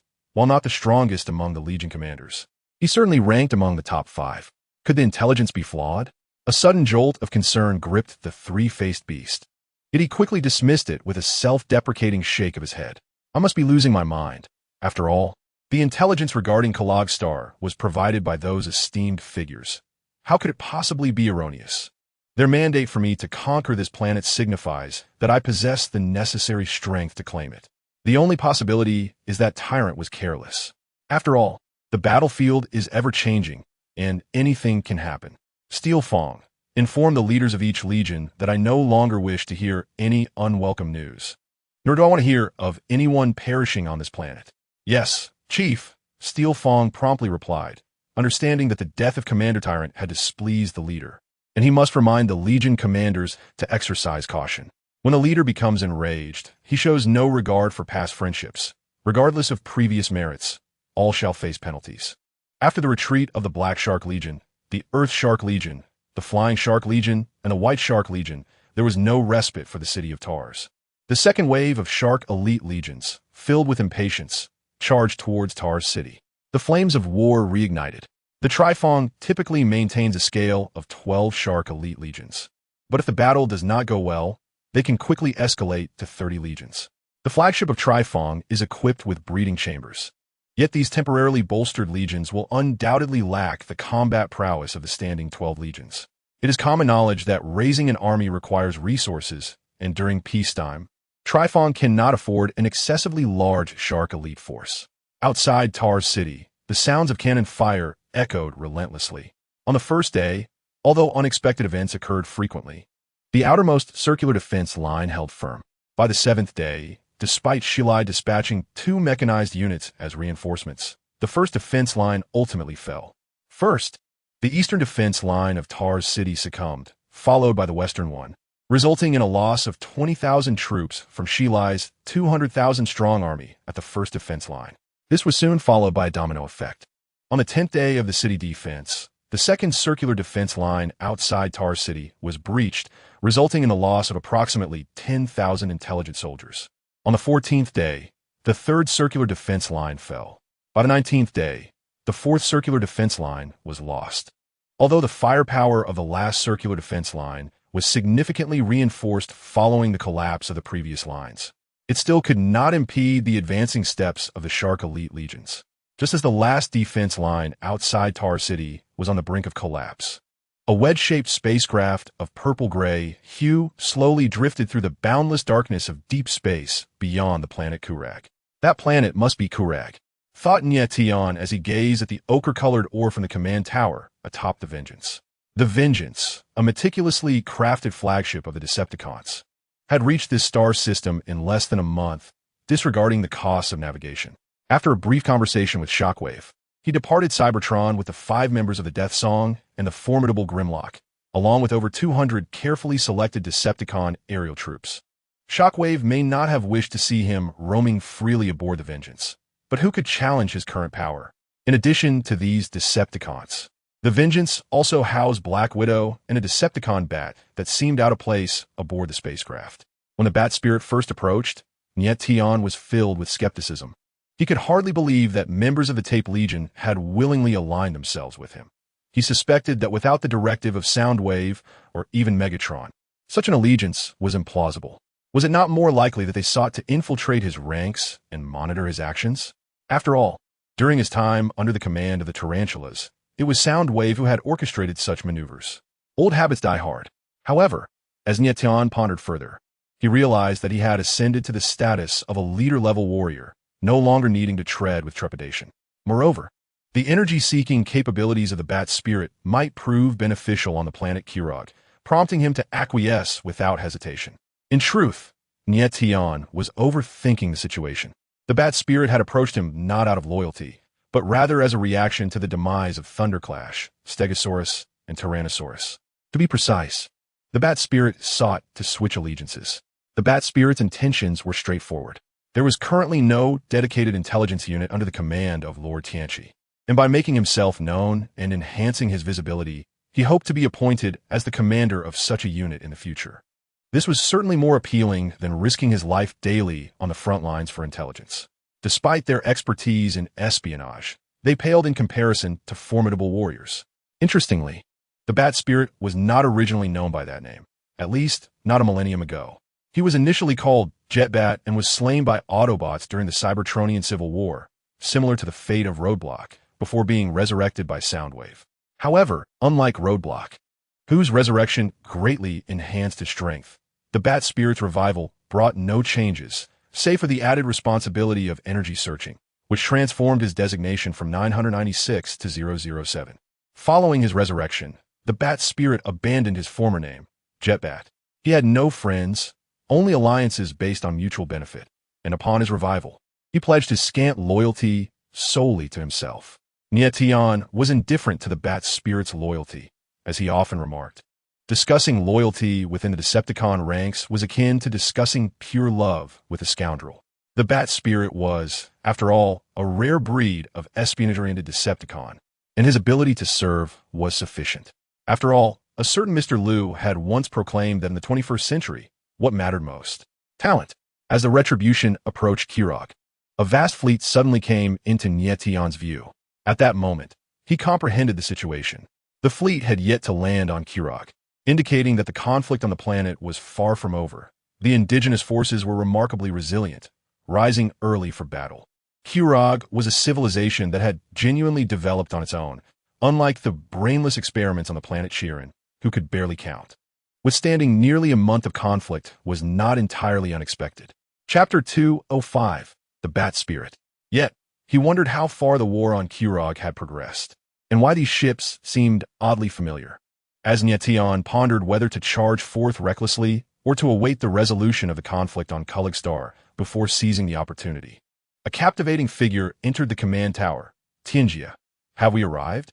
The newcomer was Black Widow, the only individual permitted to enter the punishment's command tower without Nie Tian's explicit consent. This privilege was not merely a concession to her status as a commander-level warrior, but rather a deliberate gesture of respect and favor from Nie Tian as he sought to win her allegiance. Nie Tian had discerned the nature of several commander-level Decepticons. Soundwave was the type to follow Megatron's orders without question, while the former tarantulas appeared obedient on the surface, yet sought to usurp power at any opportunity. Black Widow, however, occupied a middle ground of partial obedience and collaboration, whereas Shockwave represented complete cooperation on equal footing. Previously, Nie Tian and Black Widow had shared an equal standing, with her reporting to him in rank. Now, as a leader-level warrior, it was not excessive for him to consider her as a subordinate. Yes, Nie Tian remarked, his gaze fixed on the approaching Kulig Star. That is my destination. The fleet in question must be the invaders referred to by the traitors. I did not anticipate that the civilization on Kulig Star would endure this long. Tianjia, what are your plans? Black Widow inquired, aware that he had traveled a great distance for a specific purpose, which he had initially disclosed in full. Initially, she believed he merely sought to prepare her, but his subtle probing had led her to a realization. Tianjia sought to recruit her. Having witnessed countless events, Black Widow was devoid of any notions of romantic entanglement or emotional attachments. She did not entertain the idea that Tianjia had developed an interest in her. Discarding myriad implausibilities, only one conclusion remained. Tianjia aimed to draw her from Megatron's ranks into his own. Two tigers cannot coexist on the same mountain. While the Decepticons might tolerate two leader-level warriors in the short term, it was inconceivable for them to exist in the long run. In truth, following Nie Tian's ascension to leader-level warrior, Black Widow's demeanor towards him had shifted subtly. No longer was there a mix of wariness and apprehension. Instead, there emerged a hint of familiarity and candor. For Black Widow, despite Tianjia's relative inexperience, the Decepticons had always adhered to the principle that power dictated leadership. Moreover, Tianjia's style resonated more with her than that of Megatron, who merely commanded her to perform tasks without regard for her as an individual. One was akin to a half-savior, having weathered trials on an alien world together. The other was a leader who only cared for results. The inclination towards Tianjia was becoming increasingly evident. Upon hearing Black Widow's inquiry, Nie Tian did not respond immediately, but took a moment to reflect before summoning Sang-Ge. Master, you called for me? Sang-Ge glanced at his lord, seemingly oblivious to Black Widow's presence. The elegy beckons the bat spirit to venture towards the distant celestial body, to investigate its current state. Inform him that this is his inaugural mission. I require him to ascertain the situation. The Black Widow stands silently to the side, refraining from voicing her opinions. If one disregards her somewhat tarnished exterior, there is indeed an air of noblewoman about her. Nie Tian was taken aback by this thought, hastily shaking his head, convinced that he must be unwell to entertain such notions. It is said that those who traverse the cosmos, much like those who navigate the depths of the ocean, may inevitably encounter psychological disturbances over time. Could it be that his own mind is faltering? Even without first-hand experience, Nie Tian had heard tales of the Black Widow's ruthless exploits during the Civil War on Cybertron. For one with such a complex past, it is a feat in itself that her character remains unwarped. One cannot expect her to embody the virtues of a saintly figure.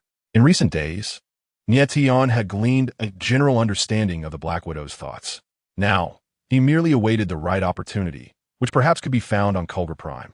Regardless, Nie Tian found it perplexing that powerful Cybertronian warriors, each with their own pride, would refuse to humble themselves, but leaders like Megatron and himself, already at the pinnacle of the Decepticon hierarchy, had been accorded all due respect and promises. What more could they desire? Liu Bei's 3 visits to Zhuge Liang's humble abode were legendary. Surely, his attempts to win over the Black Widow could not be more arduous than that. In Tarsus City, on the 5th defensive line, the soldiers of the Ji clan wielded magnetic railguns, unleashing a relentless barrage, while various long-range artillery roared in response. Within the city's confines, Shilai believed that, should they emerge victorious from this conflict, his troops would undoubtedly ascend to become the most elite force in the entire Ji Empire. Of course, this was contingent upon their survival and triumph in battle. At this juncture of warfare, Shilai could no longer afford to conceal his strategies. In addition to deploying his ace mech units as a line of defense, he continuously dispatched Air Force aircraft and other weaponry to the front lines. Tactical facilities crafted from mutant crystal alloys operated remotely to control thousands of swarm drones, the demon birds, which flitted across the battlefield. With each descent of a demon bird, flames erupted from the ground below.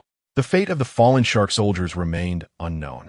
Though the Ji Empire's automated weaponry consisted solely of 2 types, automated machine gun towers and drone swarms, their level of sophistication was remarkably high. The demon birds came in 2 models, one equipped with a small machine gun, which proved largely ineffective in this siege, and another armed with high-explosive missiles, striking true with each detonation. The demon birds that soared from Tarsus City were of the latter variety, akin to suicide drones. At this moment, the 1st through 4th defensive lines had been overrun by the shark soldiers, with fortifications between the lines utterly obliterated. Some fortifications have left behind charred craters, within which the remnants of limbs are faintly discernible. Among the debris lie both the Sharkfolk soldiers and the intellectual race's troops. The various Sharkfolk legions encircling Tar City are striving to breach the final line of defense outside the city. However, they have already entered the range of fire, and machine gun towers stationed atop the city walls roar to life, thwarting the Sharkfolk soldiers' advances for an extended period. Coupled with the incessant nuisances overhead, the battle seems to have settled into a temporary stalemate. After repelling yet another charge from the Sharkfolk, Shilai, who has personally arrived at the front lines, hastily commands several engineering teams to repair the 5th line of defense outside Tar City. Although the Sharkfolk are undaunted by death, the leaders of each legion cannot completely disregard the casualty rate. An elevated casualty rate, coupled with a lack of significant achievements, would result in penalties from the Triad of Fangs, a fate they are keen to avoid. The 1st engineering team of the 3rd Legion of the Shilai is tasked with mending the southern defenses of Tar City. Gamo, tools in hand, follows closely behind his commander, his expression numb. The gravity etched on his commander's face is palpable, and not a word is uttered by any member of the 1st engineering team. This mission is not new to them. They have executed it countless times in recent days. From the 1st line to the 2nd, then the 3rd, and now the 5th. It seems they are not far from the city walls. Many have begun to doubt whether Tar City can withstand the onslaught. As an engineer, Gamo does not don combat gear, allowing him to more acutely perceive the myriad scents permeating the battlefield, nauseating, acrid, intermingled with the burnt stench of flesh. Upon reaching a damaged fortification, he and his fellow engineers commenced their work. The veterans who had once teased him during his first day digging trenches upon arrival in Tar City have vanished, having been slain by the suddenly aggressive Sharkfolk soldiers while repairing the defenses. Ironically, he, a mere rookie, remains alive, whether by fortune or misfortune is debatable. On the one hand, he is fortunate to still be breathing. On the other, he must persist in this perilous task, which could claim his life at any moment. At least, he consoled himself. His situation is preferable to that of the combat troops. He gazes at a comrade being carried away, a gaping wound evident on his chest, feeling a flicker of compassion mingled with a barely perceptible fear.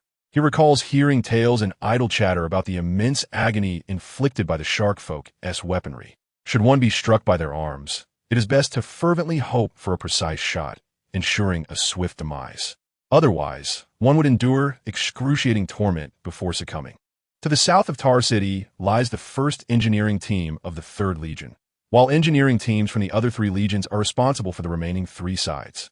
Having just completed repairs, Gamo was preparing to take a brief respite when a piercing roar suddenly echoed. They have come. The Shark Demon Legion had once again launched an offensive. Gamo swiftly retreated to Taz City with the main force, experience having honed his skills in such matters. At least when it came to retreating, Gammo was well practiced. The thunderous sounds of cannon fire outside the city no longer concerned him. However, amidst the fierce battle occurring beyond Taz City, none noticed the peculiar machine bird, neither wholly avian nor entirely mechanical, gradually approaching from the distant horizon. Chapter 206, Yim, capital of the intelligent empire, Minlo. The situation at the front in Taz City was dire, and the circumstances in the capital, Minlo, were hardly better. This did not imply that Minlo was under attack by the shark demons. Rather, it was the escalating tension within the city. At the very heart of Minlo stood a magnificent palace, serving as both the residence of the Emperor Yim and the epicenter of power within the intelligent empire. Numerous fully armed guards, clad in advanced combat attire surpassing even that of Taz City's defenders, patrolled the exterior. These elite guards, though few in number, merely a few thousand, were fiercely loyal and among the most formidable soldiers. The title of Emperor of the Intelligent Empire may sound imposing, perhaps even somewhat feudal, yet it fundamentally represents a position of governance. Depending on one's disposition, one might refer to the ruler as a king, a head of state, a supreme leader, or even a general. The Emperor of the Intelligent Empire does not wield the absolute power one might imagine. His word is not law without question. In this young empire, numerous forces exist that even Yim cannot entirely disregard. At this moment, within the palace at the center of Minlo, a highly significant meeting was convened. Every city lord was present, and the assembly was presided over by the sole archbishop of the Supreme Church, Zaisai, with Emperor Yim in attendance. Clearly, this was a meeting that would determine the fate of the intelligent empire and its people. The room, blending futuristic technology with a medieval aesthetic, was filled with individuals draped in robes of various colors, the materials indiscernible. All were persons of stature, and thus, the display of weapons was deemed unnecessary. As the meeting commenced, Zaisai succinctly outlined the current state of affairs in Taz City, summarizing the situation in 4 words: grave peril looms.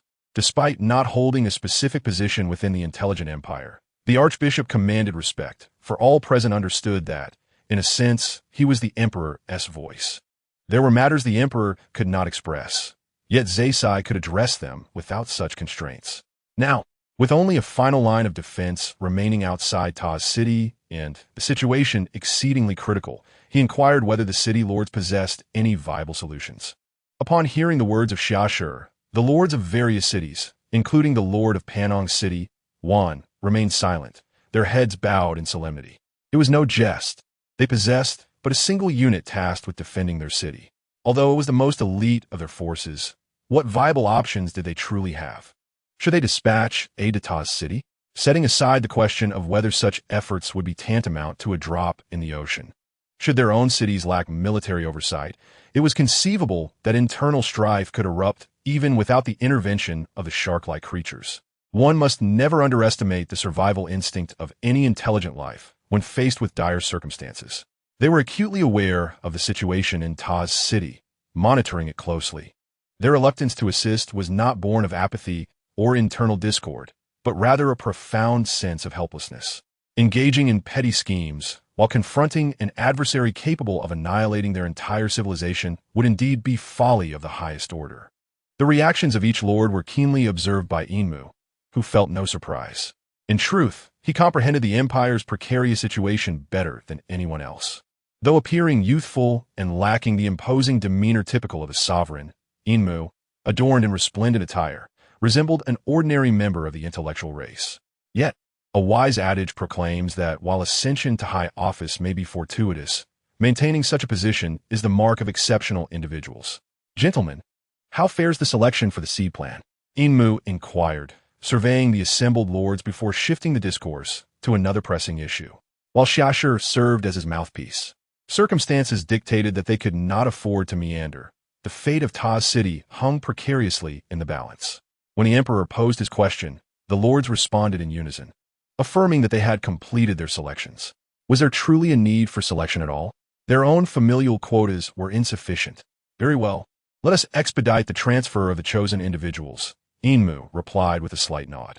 The seed plan consisted of 2 phases, the initial selection followed by an evaluation, the latter of which he would personally oversee. The seeds must undoubtedly be of the highest caliber. Otherwise, this endeavor would merely prolong the extinction of their race. It was uncertain whether they could even survive outside of Kalagstar, let alone stage a resurgence.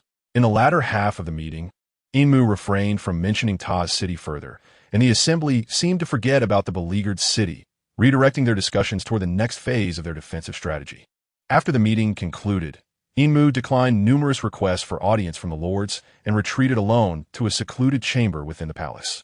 Your esteemed majesty, what have you considered?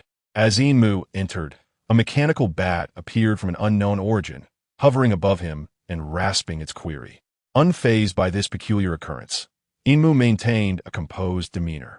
To understand the current situation, one must trace back to the previous day, when he was preparing to rest, and the mechanical bat had suddenly materialized before him.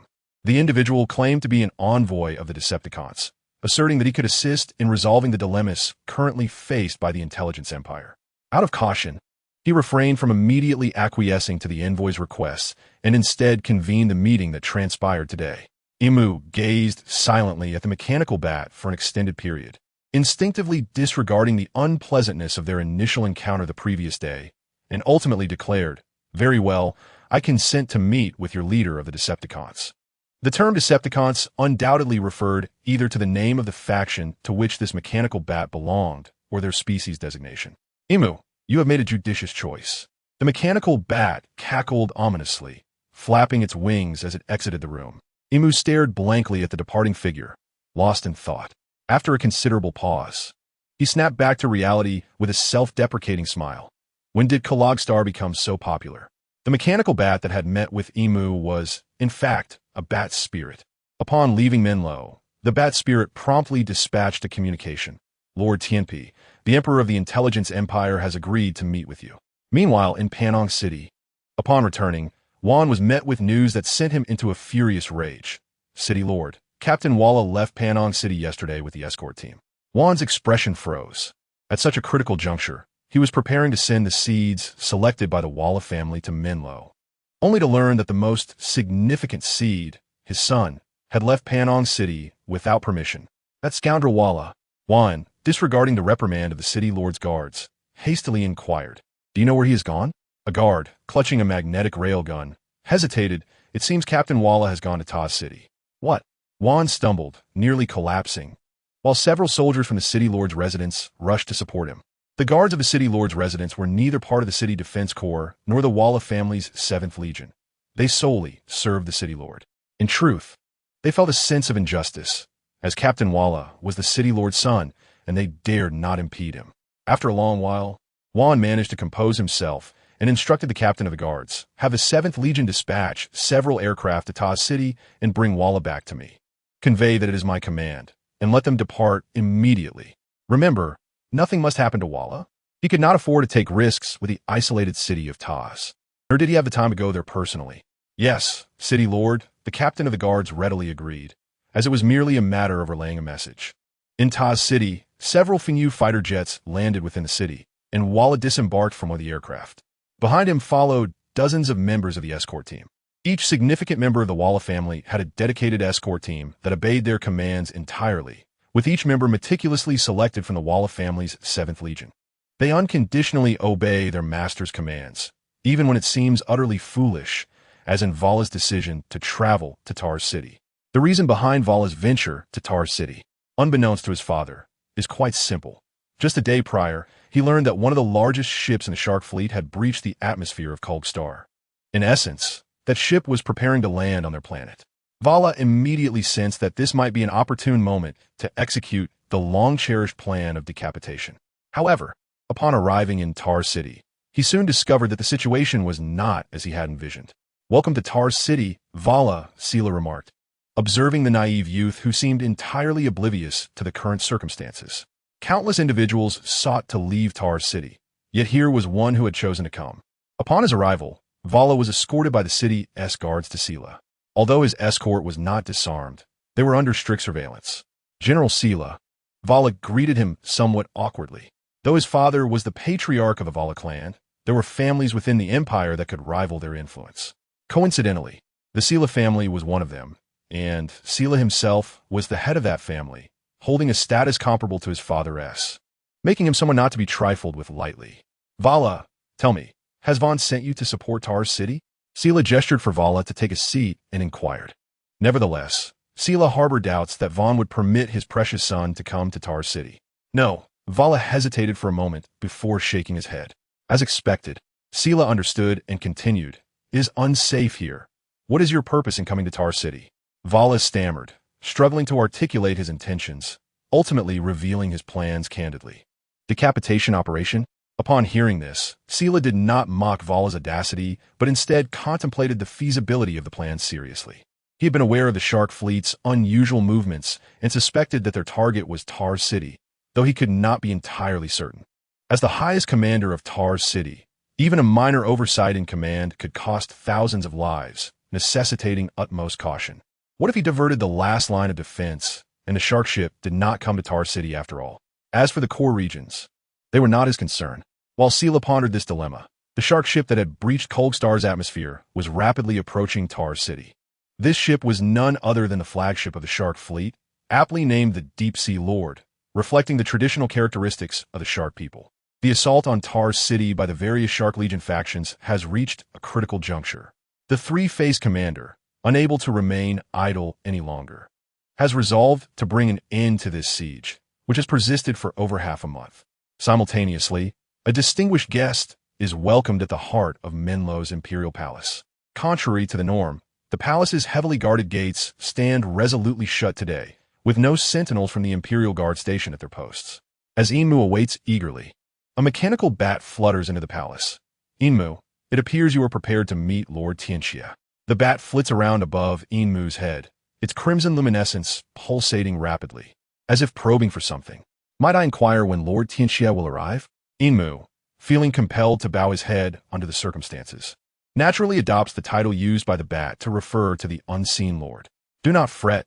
Lord Tianxia will be here shortly," the bat replied, shaking its head, seemingly unperturbed by Inmu's urgency.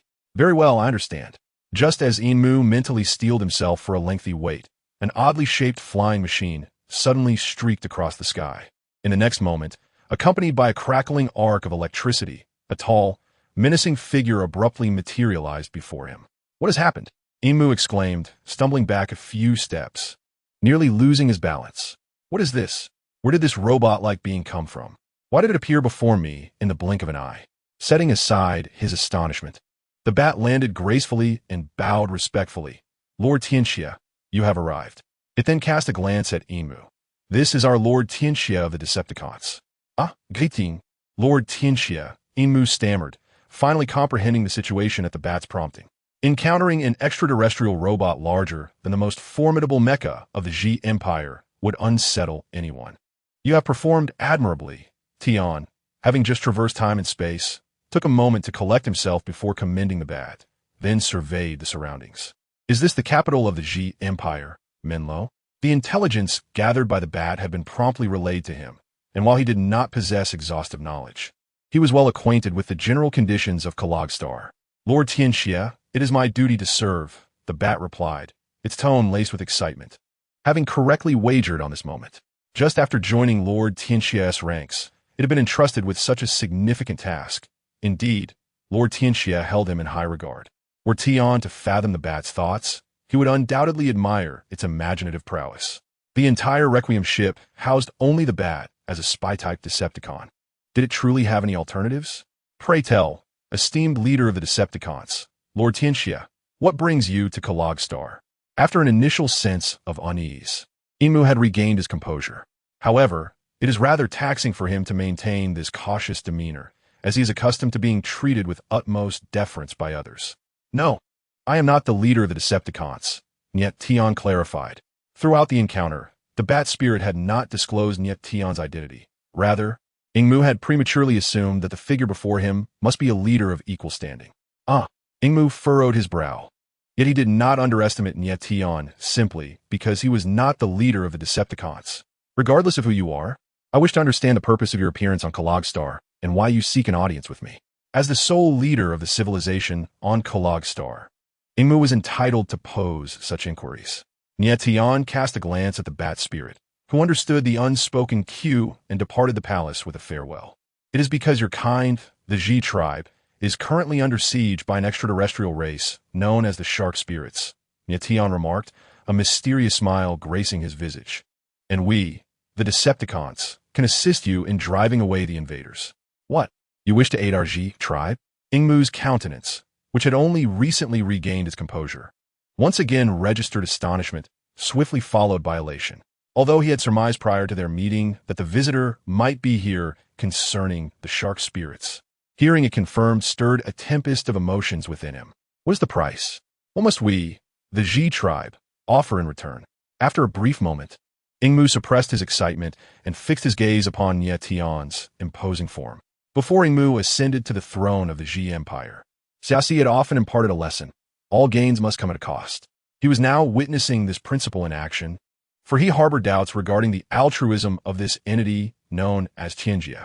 After all, to the Ji tribe, the Decepticons were merely another foreign race, no different from the Shark Spirits. In truth, as Ingmu suspected, Nie Tian had no intention of offering his assistance without compensation. He was no fool. It is quite simple. Nie Tian replied with a slight smile. I will lead the Decepticons to annihilate the Shark Spirit fleet invading Kulag Star, on the condition that your Ji tribe becomes my vassals. Vassals? Ingmu's complexion darkened. He was acutely aware of what such a status entailed. That is impossible. The cost is far too great. To become vassals would mean surrendering the fate of their entire race, relegating them to mere instruments of another's will. Is that so? Nie Tian scrutinized Ingmu, attempting to discern whether he was genuinely rejecting the offer or merely negotiating terms. In the interest of this clandestine meeting, Ingmu was unaccompanied by any guards, thus placing himself in a precarious position. This did earn him a measure of respect from Nie Tian. Yet it was evident that he could not grasp the gravity of the situation. Ingmu, you must think carefully. Your city of Taz is unlikely to withstand the siege for much longer. He paused, then casually uttered, I trust you're already aware that one of the Shark Spirit ships has detached from the fleet wandering through space. However, you may not be aware that the spaceship that has detached from the fleet is their flagship. Should the flagship of the Shark Spirit soar above Taz City, destruction would be inevitable, and no one could thwart it. Upon hearing this, Ingmu felt a jolt of fear and began to doubt whether this so-called Tianjia, a Decepticon, was merely trying to intimidate him. If he refused, they would lose their only potential ally, yet agreeing seemed to yield no better outcome. Ingmu found himself in a quandary. But Nie Tian was not inclined to grant him the luxury of contemplation. Delay could lead to unforeseen changes, and he was awaiting the construction of his ships. I am aware that you have prepared a contingency plan for your kind, known as the Seed Plan. One cannot deny the efficacy of the Decepticons from the Tape Legion. Ingmu mistakenly believed that merely relocating the Bat Spirit would suffice to prevent eavesdropping, underestimating the situation profoundly. Distance holds little value for a spy-type Decepticon. Should you acquiesce to my terms, the Seed Plan will serve as a safeguard, and I can assist you in executing it immediately. Nie Tian uttered these subtly menacing words without a hint of trepidation, almost overtly insinuating to Ingmu that if he did not comply, he would not only fail to become the savior of the Jizu people, but would also transform into yet another formidable adversary of the Jizu Empire, an enemy privy to confidential intelligence, one who would not spare a single Jizu individual. Very well. Ingmu's gaze flickered momentarily before he abruptly shed his earlier indecision and readily assented. I can agree to our Jizu people becoming your vassals, but I require that this be announced only after you have obliterated the Shark Spirit's fleet. The concept of vassals in the cosmos differs from that in myth. It does not signify absolute loyalty. On the contrary, vassals are often the first to betray their masters when opportunity arises. Nie Tian, confident in proposing such a demand, was naturally unafraid of treachery. The half-mechanical, half-biological nature of the Shark Spirits inspired a clever notion in him. Had it not been for the squandering of hundreds of thousands of Jizu soldiers, he could simply wait until the Jizu and the Shark Spirits engaged in a life-and-death struggle before entering the fray. From a moment he received intelligence from the Bat Spirit. He was convinced that the Jizu Empire would be unable to withstand the Shark Spirit's assault. It was merely a matter of time. Chapter 208. The Lord of the Deep Sea, rest assured. Nie Tian gazed deeply into Ingmu's eyes. You will soon witness the extraordinary might of our Decepticons. As for why he would not assist the shark spirits, Nie Tian had his own considerations. Aiding the weaker party is akin to providing timely assistance, yielding rewards that far exceed the initial investment. Conversely, aiding the stronger party not only diminishes potential gains, but also raises the question of whether they would even appreciate the gesture. The shark spirits were clearly not amicable negotiators, and one cannot enhance a situation without their consent. Moreover, he and the shark spirits both coveted the planet Kalag, placing them in direct competition. Regarding the associated risks, for Nie Tian, the Jizu and the shark spirits represented two formidable beasts, one a tiger, the other a lion. He is a fusion of both, like a tiger. Ever since discovering that the war on Kalag Star had not yet ceased, Nie Tian altered his original intentions and resolved to adopt a strategy that aids the disadvantaged. After all, does the title of savior not sound far more appealing than that of an invader? As before, after finalizing the agreement with Enmu, Nie Tian vanished in an instant. Although he had already witnessed such elusive actions, Enmu was still awestruck, and his vigilance towards the Decepticons significantly heightened. While others had thoroughly grasped the situation of the Wisdom Empire, he found himself lacking even a general understanding of the opposing side, which was rather unacceptable. In truth, Enmu had contemplated negotiating with the shark spirits, but could a civilization that initiated hostilities without any justification truly be open to dialogue? It was a clear indication that they intended to leave no escape route for the Wisdom clan. Upon returning to the Retribution, Nie Tian promptly summoned Black Widow, the giant behemoth, and the Executioner team. To evade detection by the Shark Spirit fleet, the Retribution was anchored in a near-Earth orbit on the opposite side of Kalag Star. Tian, what is the matter? Shortly after, Black Widow entered the command tower, followed by Sorrow and Claw. I have met with the Emperor of the Wisdom Empire. Nie Tian briefly recounted his visit to Kalag Star. I have forged an agreement to assist him in vanquishing the Shark Spirit fleet. What are your plans? Black Widow nodded, refraining from inquiring about the specifics of the agreement. Sorrow and Claw remained silent, recognizing the discussions between Lord Tian and Lady Black Widow were not their place to interrupt. Black Widow, I need you to lead the Decepticons. Nie Tian's plan was for Black Widow to command the giant behemoth and the Executioner team, along with a portion of the Decepticon aerial forces, to launch a surprise assault on the Shark Spirit fleet still wandering in space. Although the Retribution was formidable, it was but a single vessel. He intended to pilot it personally to confront the flagship of the Shark Spirit fleet. To eliminate the Shark Spirit fleet without any lingering concerns, not a single one could be allowed to escape.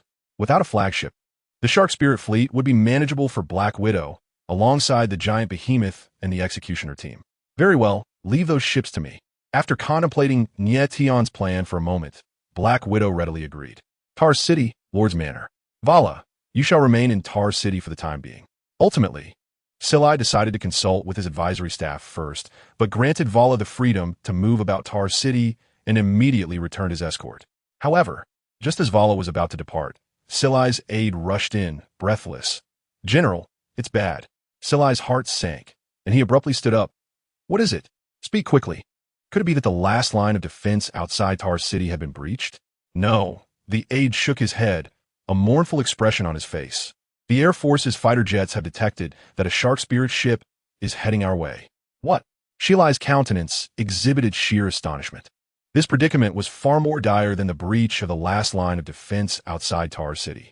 With the fifth line of defense compromised, they still had Tar City, yet the arrival of that spaceship left the outcome uncertain. Mobilize the Air Force's fighters immediately, all of them. We must intercept that spaceship en route. The thought of downing the vessel was beyond Shilai's wildest dreams, but he had underestimated their fighters. Upon hearing Shilai's command, the expression of his aide darkened further. The Air Force had already deployed every model of their most advanced fighters. Yet their attacks were entirely thwarted by a layer of energy shield enveloping the spaceship. They could not halt its advance. Damn it, Shilai cursed bitterly. Engaging a spaceship with fighter jets was akin to an ant attempting to shake a tree. He ruminated swiftly on how to counter the impending threat posed by the shark-like spaceship. Meanwhile, Vala, having discerned the unfolding situation, discreetly slipped away, his departure unnoticed by Shilai, who was preoccupied with devising a solution. The leader of the Tri-Faced Fangs was on the verge of arrival. Outside Tar City, the 11 Legion commanders of the shark-like creatures convened. Moments earlier, They had ceased their assault, even pulling back slightly from Tar City. Regrettably, we failed to capture Tar City and now must rely on the Tri-Face Fang's leader to intervene personally. It's all that scoundrel Shave's fault for squandering such an elite legion of the Flying Shark Corps. Shave may be inept, but your Jagged Tooth Legion is hardly superior. What did you say? Kame roared, challenging the speaker. Enough of this bickering. Suddenly, an inappropriate voice pierced the tension, as all eyes turned towards the source. The speaker gestured to the sky above Tar City. The Tri-Face Fang's leader has arrived. The gathered commanders perked up, their attention shifting, while Kame and Jagged Tooth exchanged glances of ire, momentarily setting aside their quarrel.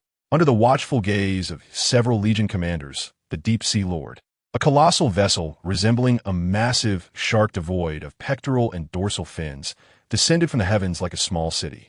Shilai ultimately failed to intercept this behemoth. Within Tar City, chaos reigned. What on earth is this? Many soldiers and civilians emerged from buildings, staring skyward in disbelief. Shilai stepped out of the Lord's residence, gazing at the spaceship above, which shimmered with an ethereal glow, and a sense of foreboding washed over him. He issued a loud command. Where are our devil birds? Deploy the swarm drones and breach that spaceship's shield. The exterior of the Deep Sea Lord resembled a shark lacking pectoral fins, its massive hull exuding an impression of unwieldiness. Its main armament was a high-energy laser cannon mounted on its back, capable of vaporizing anything it struck in an instant. At the bottom of the hull, a railgun and a torpedo bay were installed, the latter capable of launching proton torpedoes that automatically track their targets, penetrating enemy vessels before detonating. The compact size of the proton torpedoes rendered them nearly undetectable. Under the command of Shilai, countless devil birds buzzed toward the Deep Sea Lord. Yet their efforts were akin to eggs striking against stone. Aside from creating ripples upon the invisible energy shield of the Deep Sea Lord, their attempts bore no fruit, resembling mere tickles to the great shark. Various aircraft of the Empire's Air Force flitted around the Deep Sea Lord, their diminutive forms dwarfed by the battleship. Yet they exhibited a reckless audacity, incessantly launching suicidal assaults against the ship, striving to carve an opening for the swarm of drones. Amidst this onslaught, the altitude of the Deep Sea Lord gradually diminished until it hovered a few hundred meters directly above Taz City. Within the cockpit, the Trifon commander observed the city on the screen, a sinister grin spreading across his face as he pressed a button on the control panel. Ants perish. There were no weapons on this planet capable of threatening the Deep Sea Lord. Thus he felt emboldened to lower the ship to such perilous heights. A radiance began to gather at the bottom of the Deep Sea Lord, seemingly charging some weapon, and the intelligent beings within Taz City immediately comprehended the impending doom. Yet they were powerless to avert it. It was coming, it was coming. Outside Taz City, the commanders of the shark troops wore expressions of fervor. They were on the brink of witnessing a long-awaited spectacle, a scene of their enemy's terror, a moment of exultation. Each time the Trifon Commander's Deep Sea Lord descended upon a planetary surface, it signified their harvest of victory. The number of planets they had conquered through such means was beyond their recollection. The railgun, an indispensable armament of fleet flagships, appeared simplistic but was exceptionally effective. Compared to the ostentatious space weaponry, the armaments aboard a battleship emphasized practicality and efficiency. In the midst of the despairing gazes of hundreds of thousands of intelligent beings in Taz City, the brilliance emanating from the muzzle of the Deep Sea Lord's railgun intensified. Just as the moment hung precariously in the balance, a dark red beam suddenly surged from the distance. With impeccable timing, the beam struck the Deep Sea Lord just as the Trifon commander was compelled to temporarily deactivate the ship's protective shield to fire the railgun, piercing a large hole through the ship's rear and interrupting the charging of the railgun. Warning, warning. Fault detected, location of fault, thruster 3. Who is it? The shrill alarm blared in the cockpit, inciting the Trifon commander's furious wrath. His massive shark head twisted sharply, fixing an intense gaze through the cockpit window in a specific direction. Chapter 209. A Clash of Titans. What just happened? Shilai asked, bewildered. Just moments ago, he had seen a flash of red light, followed by flames erupting from above, causing the entire ship to tremble as if it had endured a significant assault. However, he was certain that their intelligent empire lacked such long-range weapons capable of striking ships from a distance. Was it perhaps the Emperor's hidden trump card? General, it seems to be coming from that direction, the aide remarked, his observations quite genuine, promptly directing Shilai's attention. Shilai gazed towards the east of Tar City, where countless eyes, both within and beyond the city, were also drawn. Under the collective scrutiny, a wedge-shaped vessel of a size rivaling that of the deep-sea lord emerged from the clouds, coming into view. Heavens! A chorus of gasps erupted within Tar City. They could scarcely contend with one ship, and now another had appeared. Was there truly no escape for them today? Only the astute members of the intelligent race, like Shilai, sensed that matters were not so straightforward. This could not possibly be a ship from the Shark Spirit fleet. They would never turn against one another. Within the command tower of the Retribution, Nie Tian piloted the vessel, pressing the launch button for the orbital bombardment cannon once more. Seizing the opportunity, he aimed to deliver a decisive blow. After Black Widow and her formidable companions had departed, he steered the Retribution towards Tar City. Upon arrival, he spotted the flagship of the Shark Spirit from a distance. Fortune favored the bold. Since he had stumbled upon it, it would be remiss not to take a shot. The bow of the Retribution glimmered once again. This time, the Shark Spirit was prepared. A high-temperature particle beam grazed past the deep-sea lord, vanishing into the heavens. "I shall see who you are," roared the three-headed shark, irked by the interruption of their plans. He turned the bow of the deep-sea lord defiantly towards the Retribution. Before the two colossal warships could make contact, still separated by tens of kilometers, they began to exchange greetings. Whoosh, swoosh. Inside the command tower, Nie Tian sat regally upon his throne, his demeanor stern as he methodically activated all weapon systems aboard the Retribution. First, cannons capable of rotating a full 360 degrees rose from the deck, followed by laser turrets emerging from either side of the ship, poised for action. With a swish, the array of ship-mounted cannons aligned towards the deep-sea lord, and then the ominous muzzles erupted in flames. Bang, bang, bang. After the initial volley, Nie Tian promptly engaged the defensive systems of the Retribution. The activated energy shield generator formed a colorless, intangible honeycomb-like force field upon the ship's surface. Boom! The two ships seemed to have an unspoken agreement, as various attacks detonated upon or around the vessel, yet not a single scratch marred its hull.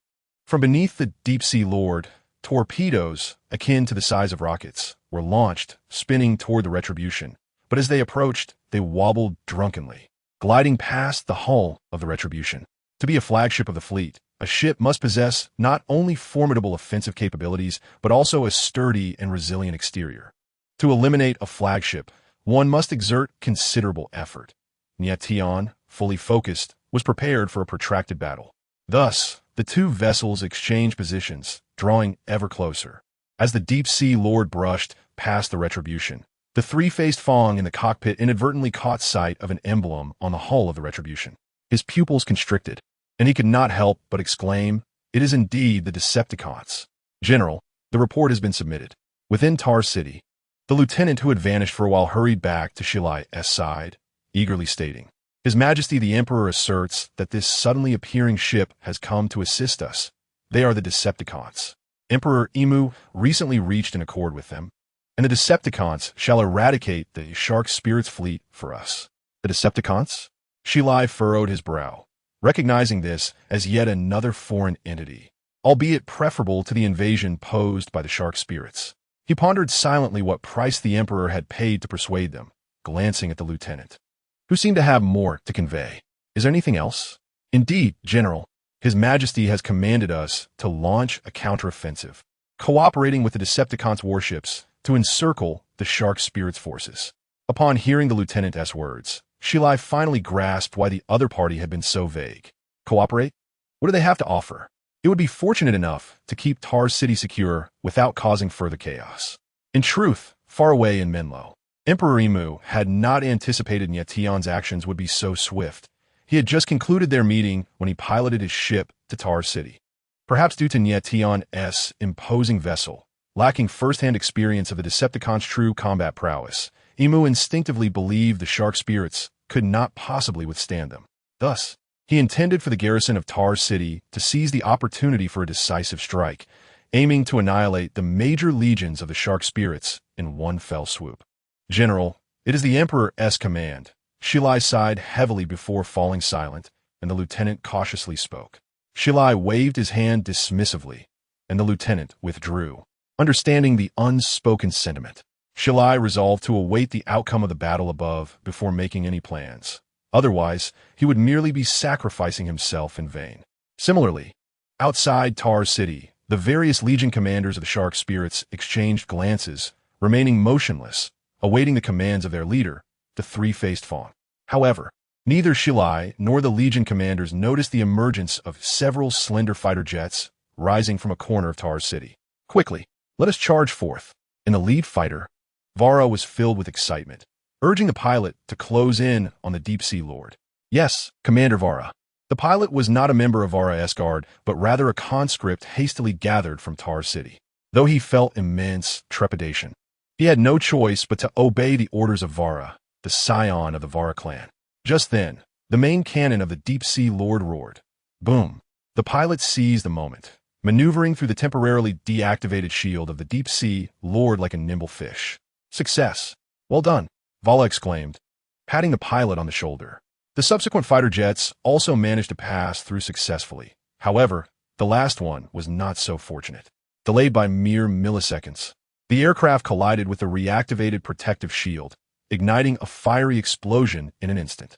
Phew, that was close, the pilot thought, glancing back with trepidation before hastily following Vala's new instructions to navigate towards the spaceship that loomed ever closer. Meanwhile, the commander of the Deep-Sea Overlord, Samyen Liao, vaguely heard a noise but dismissed it as just a malfunction caused by the number 3 engine's failure. Suddenly, the entire cockpit shook violently. Boom! Warning! Warning! Detection! The tail of the Deep-Sea Overlord has been struck once again. Upon discovering the vulnerability of the Deep-Sea Overlord's propulsion system at the rear, Nie Tian began to pay special attention to this formidable shark's tail.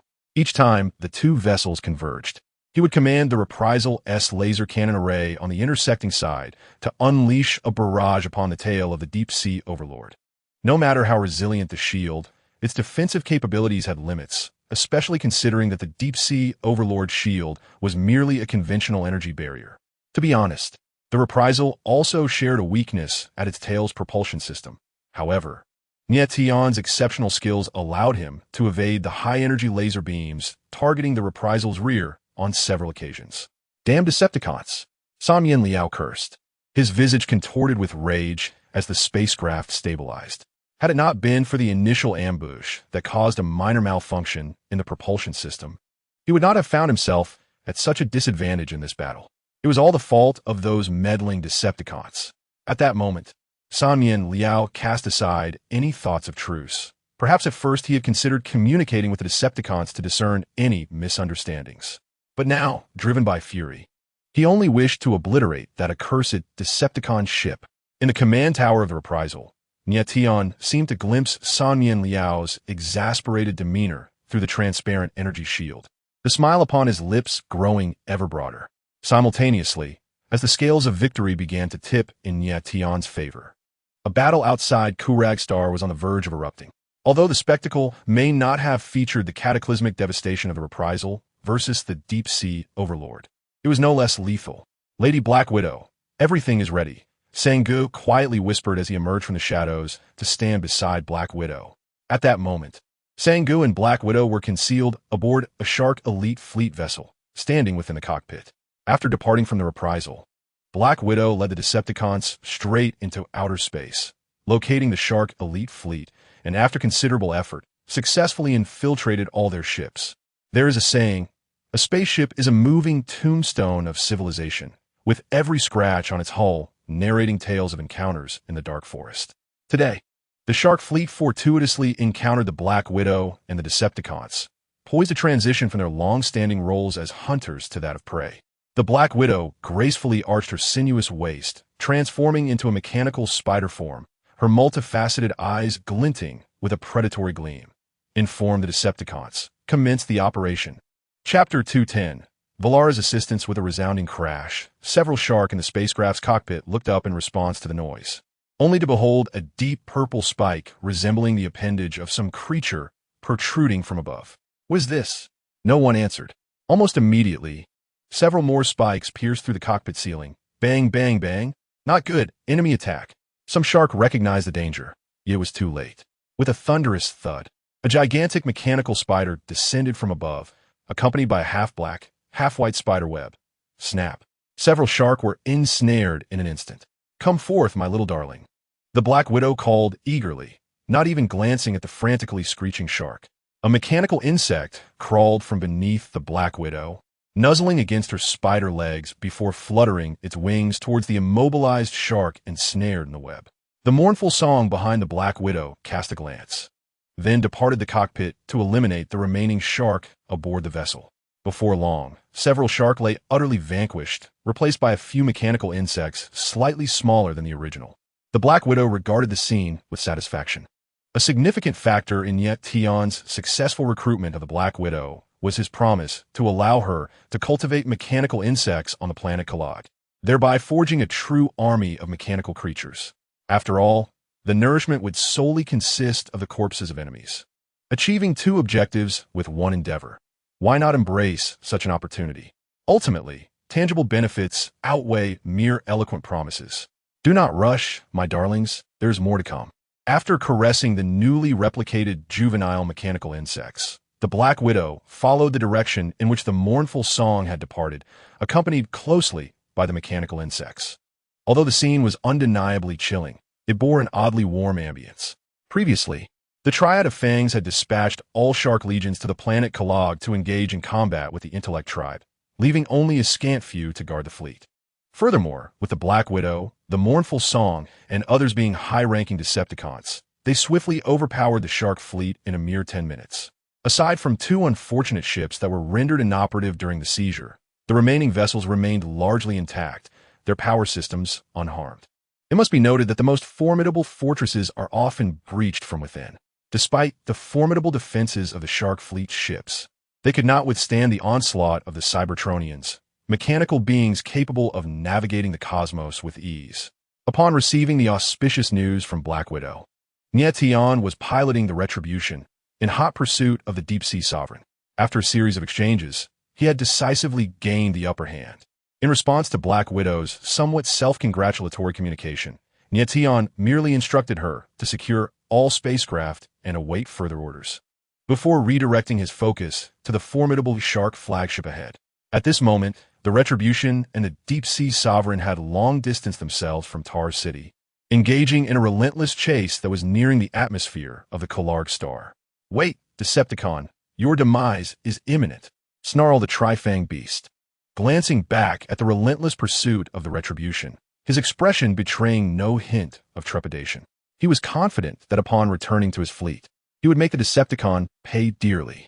Unbeknownst to him, his entire fleet had already met with utter annihilation, or more accurately, it had fallen into new hands, due to the swift actions of Black Widow and her cohorts. The remaining Shark warriors had been unable to report back to the Tri-Fang beast before they all met their demise. Suddenly, a resounding explosion reverberated from within the Deep-Sea Sovereign. The Tri-Fang beast's eyes twitched, filled with uncertainty. Before he could inquire with his shark subordinates about the cause, Steel Tooth rushed in, breathless. "Chief, a contingent of the G clan has infiltrated the ship and is engaged in a firefight with the patrol units." Moments earlier, several aircraft had successfully landed on the Deep-Sea Sovereign, and Vala, accompanied by his personal guard, hastily disembarked, urging, "Quickly search for any entrances." The captain of the personal guard, Wafeng, exchanged a glance with several reconnaissance specialists among his ranks. The scouts nodded in agreement and swiftly departed, weapons in hand. Wafeng bore the same surname as Vala, but his was granted, a common practice among the major clans of the G Empire. Exceptional outsiders were often absorbed into these clans, endowed with their surnames and status as peripheral members, while also holding significant positions within the clan, such as the captain of the core member's personal guard. After a thorough search, the personal guard found no entrances but gained a general understanding of the Deep-Sea Sovereign's layout. However, due to the relentless pursuit of the Retribution, the Deep-Sea Sovereign began to accelerate vertically, leaving them in a rather precarious state. "Enough of this. Wafeng, have them blow this ship to smithereens." Vala, nearly thrown off balance by the sudden acceleration of the Deep-Sea Sovereign, was infuriated and immediately sought to teach this vessel a lesson. With Vala's command, Wafeng had no choice but to comply. He waved his hand, and several members of the personal guard stepped forward, each bearing tactical backpacks filled to the brim with explosives. Finding a suitable position, they set up the specially designed bombs at their feet before retreating to a safe distance. Moments later, boom! A mushroom cloud erupted as a massive hole was blown into the hull of the deep-sea Sovereign. Beneath the great chasm lay what appeared to be a passage. Vera approached with eager anticipation, exclaiming, "Hurry, let us enter." With his guard squad, Vera leapt into the abyss. Upon entering the interior of the deep-sea lord, they encountered a patrol squad of shark warriors.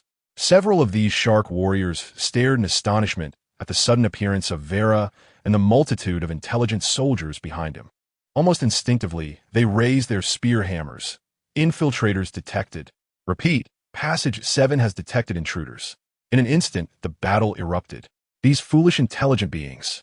In the control room, upon receiving Steel Fang's report and hearing the increasingly intense sounds of gunfire, the three-faced beast slammed a fist onto the console in frustration. Just when he intended to disregard the intelligent beings, they had the audacity to confront him directly. "Steel Fang, take over piloting the ship. I shall deal with these audacious insects." "What? Me?" Steel Fang, incredulous, pointed to himself. However, upon catching a glimpse of the leader's fierce expression, he promptly donned a serious demeanor and replied, "Yes, leader." The three-faced beast stormed out of the control room towards Passage 7. Within the passage, Vera's elite guard squad held their ground against the shark warriors, seemingly matching them blow for blow. Are these shark warriors truly formidable? Varamo said, wielding a pulse gun and incessantly firing at the incoming foes. As the scion of the Var clan, his combat prowess was commendable. However, Vera's glee was short-lived. The three-faced beast soon arrived at Passage 7. "All of you, get out of my way," the three-faced beast bellowed, shoving aside the shark warrior soldiers obstructing the entrance and charging towards Vera and his companions.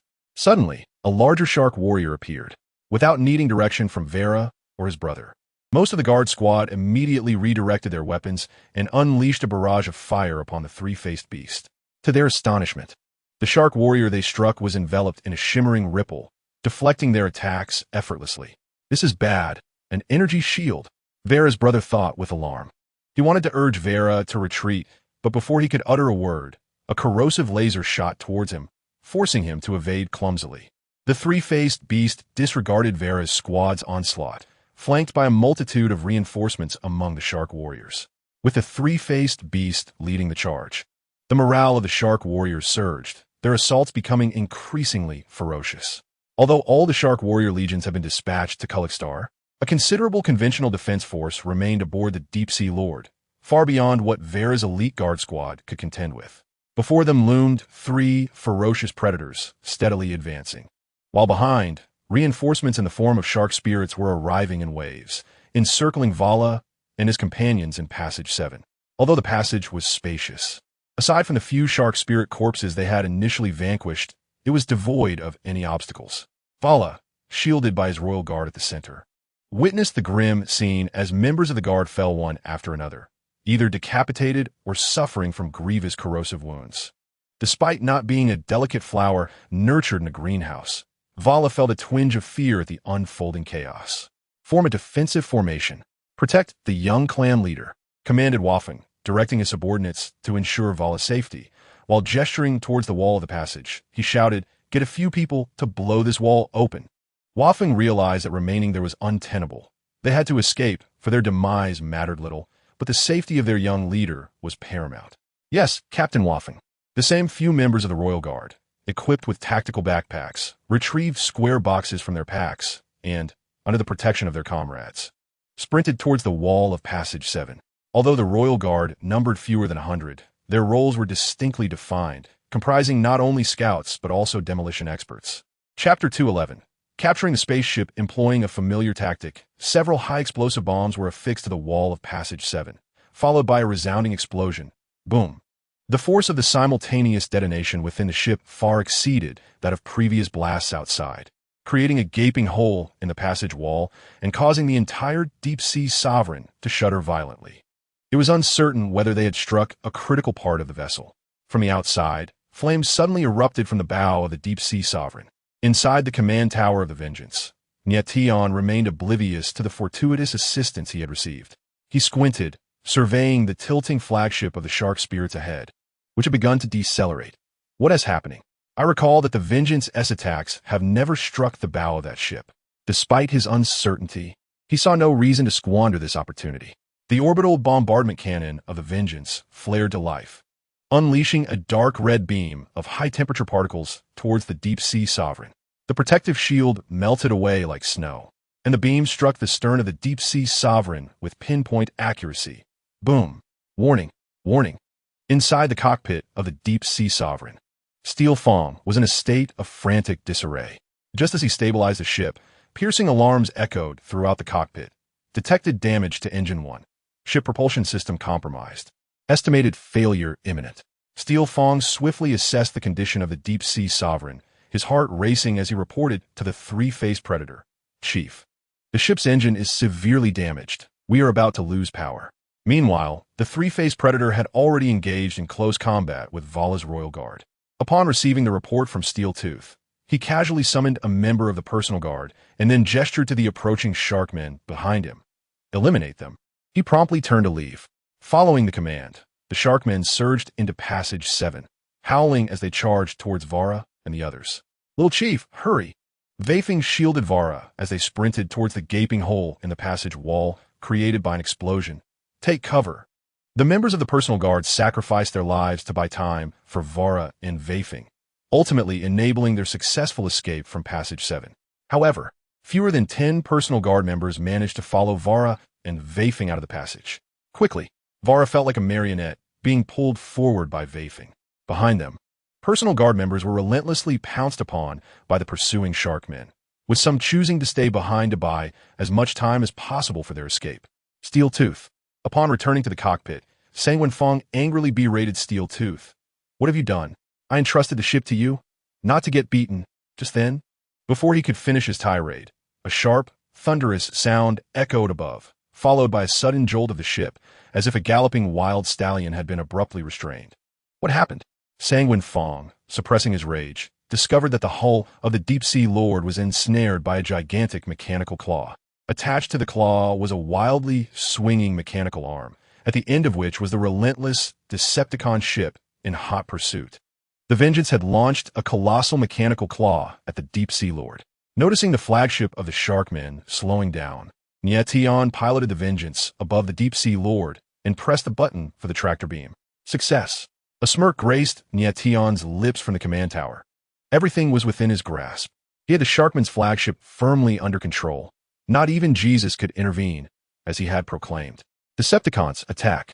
With the Sharkman's flagship captured, the next step was to engage in a landing operation, a domain where no one held greater authority than the Decepticons. As the hatch opened, hundreds of Decepticons leaped from the Vengeance, descending onto the deck of the Deep-Sea Lord. Vara had once again lent a hand. The breach created by his personal guard earlier had spared the Decepticons some effort. Nevertheless, even without this ready-made entrance, the Decepticons would not have faltered. I should stretch my legs, Nie Tian remarked as he rose. According to the intelligence provided by the Batmen and Emperor Emu of the Intelligent Empire, the strength of the Sharkmen's Legion commander far exceeded that of ordinary Sharkmen.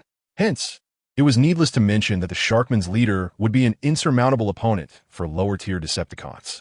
He needed to witness it for himself. After all, a lion exerting its full strength when hunting a rabbit is only prudent. During Nie Tian's last meeting with Emu in the Menlo Palace, they not only established an agreement, but also exchanged valuable intelligence. As Lord Tianjia, Nie Tian emerged from the command tower, greeted respectfully by several Decepticons stationed aboard the Vengeance. With a casual nod, he instructed, "Ensure that this place is well guarded. No one is permitted to enter without my command." After a brief pause, he added, "Except for the Black Widow."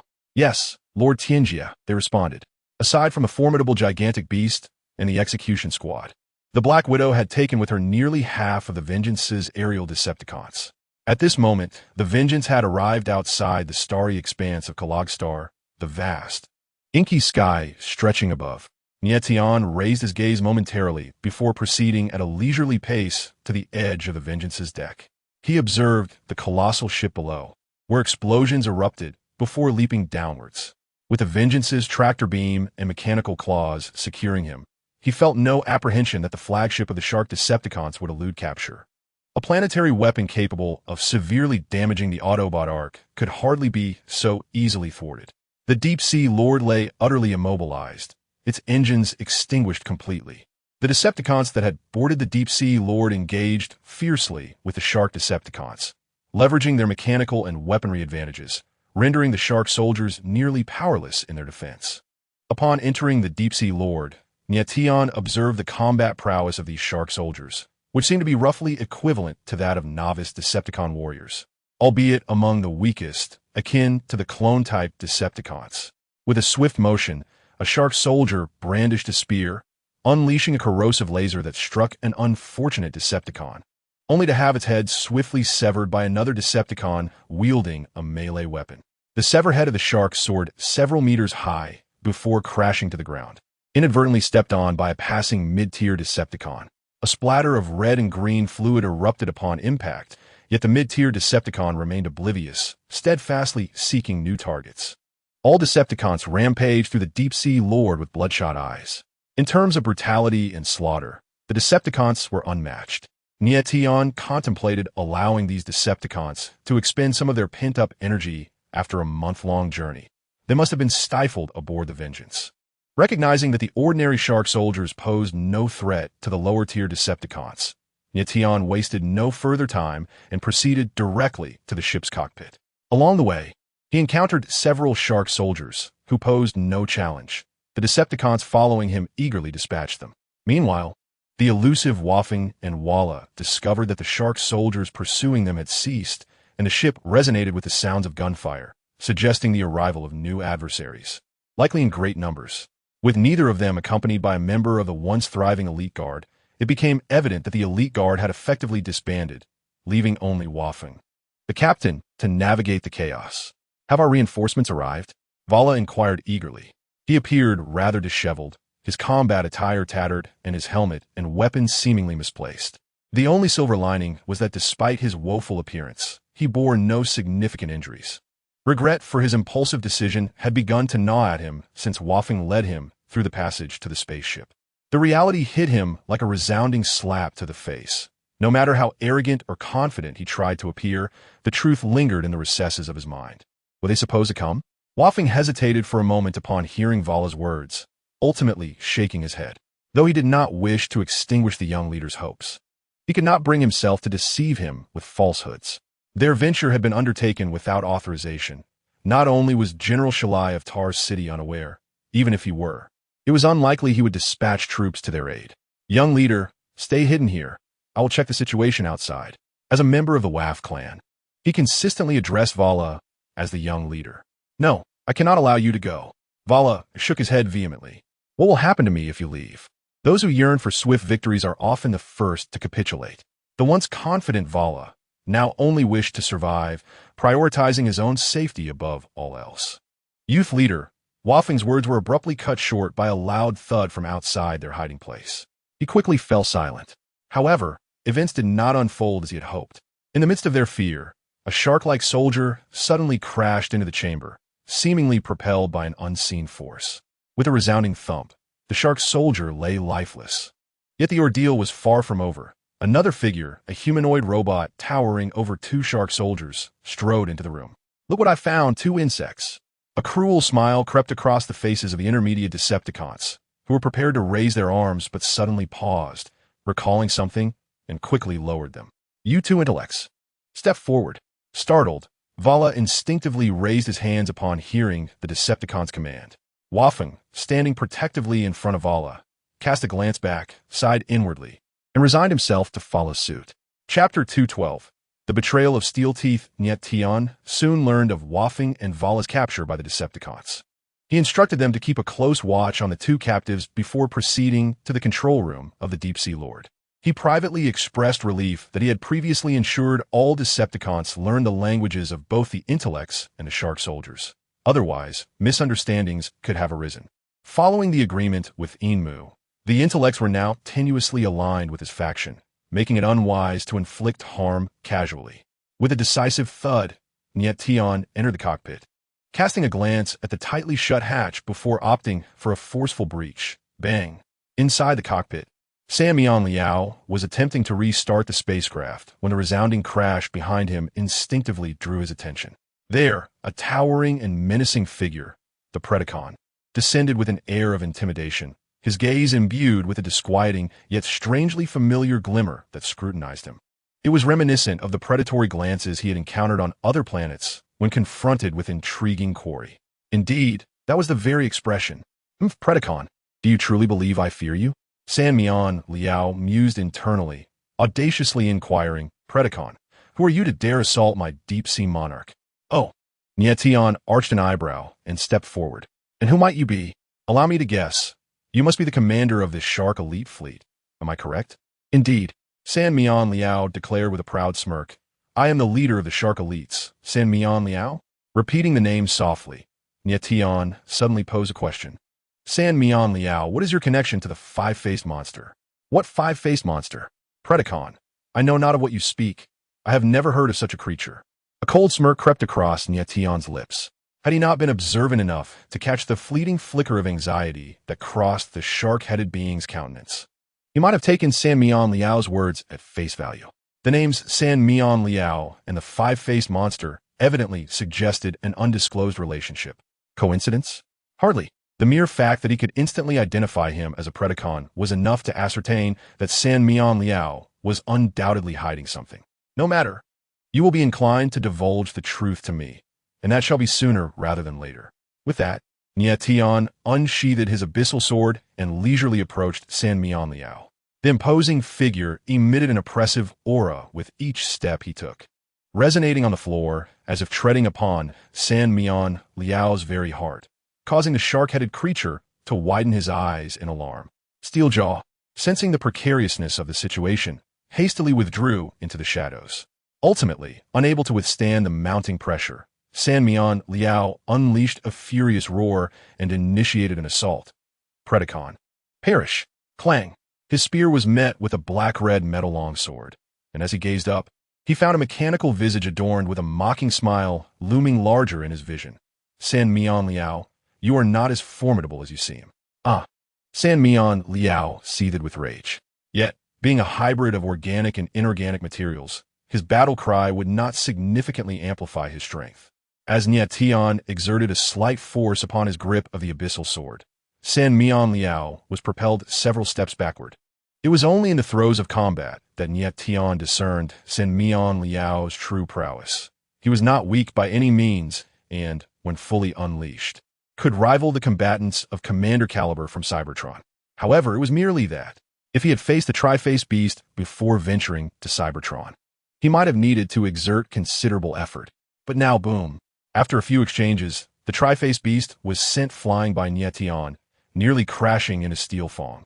Who was hiding nearby? Capture him, Nie Tian commanded, sheathing the dark prison sword and addressing several Decepticons who seemed drawn to the commotion of his battle with the tri-faced beast. It was only natural that the tri-faced beast was no match for him.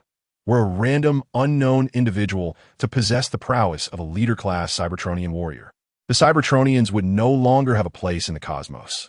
Yes, Lord Tianxi, several Decepticons enter the control room of the deep-sea monarch, bringing the struggling tri-faced beast before Nie Tian. The tri-faced beast, having received a kick from one of the Decepticons, collapsed to his knees. A glimmer of approval shone in Nie Tian's eyes. A defeated opponent must embrace the reality of their failure. Tri-faced beast now, do you have anything to say?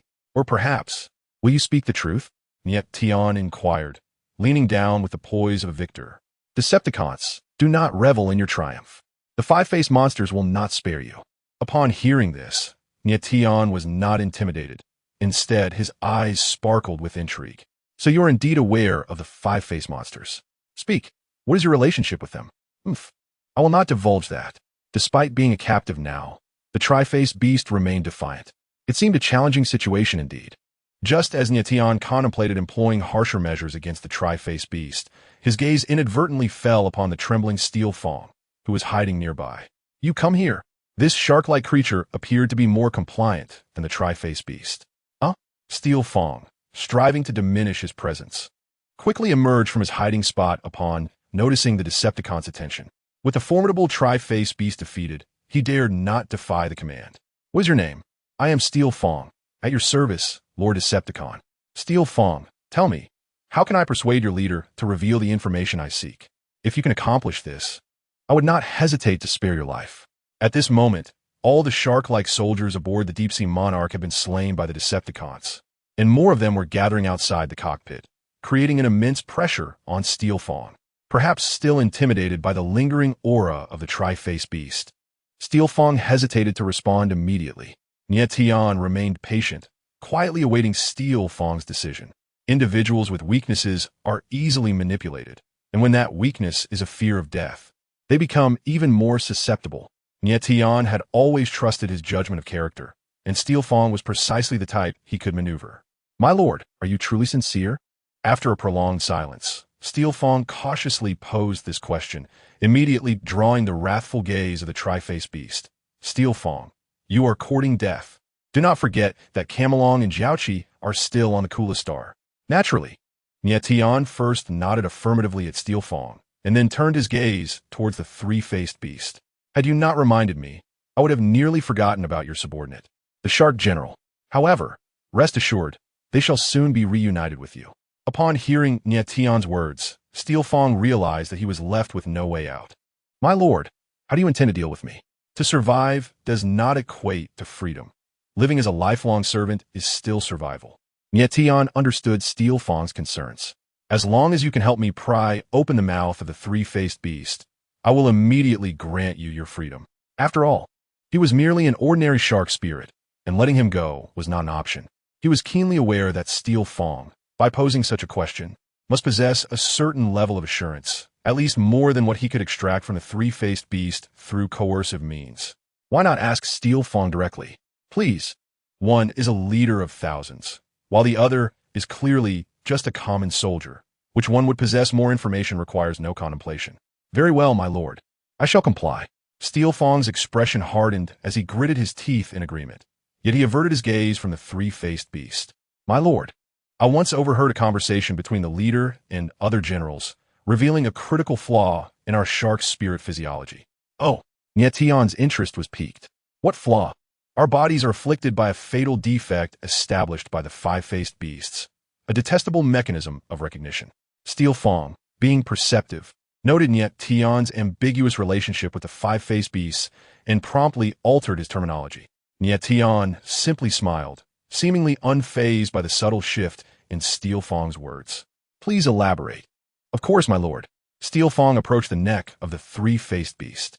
At that moment, the severely wounded creature was firmly restrained by several lower-ranking Predacons and unable to move. Otherwise, it would surely turn to bite Steel Fong. After all, sometimes traitors are more detestable than enemies. Deep within our necks, the five-faced beasts have installed a consciousness-clearing module. If activated, this module would instantly erase our consciousness, transforming us into mindless killing machines akin to those ordinary shark spirits outside. Nie Tian nodded in understanding, recognizing that Steel Fong was referring to the robotic-like ordinary shark spirits aboard the Deep-Sea Lord. "Are you able to activate this consciousness-clearing module?" Nie Tian suddenly inquired. "No." Steel Fong shook his head, and before Nie Tian could ask further, he continued, "My lord, in truth, this module does not require activation. It possesses an automatic sensing program. As soon as it detects any attempts to dismantle the module, it will immediately trigger."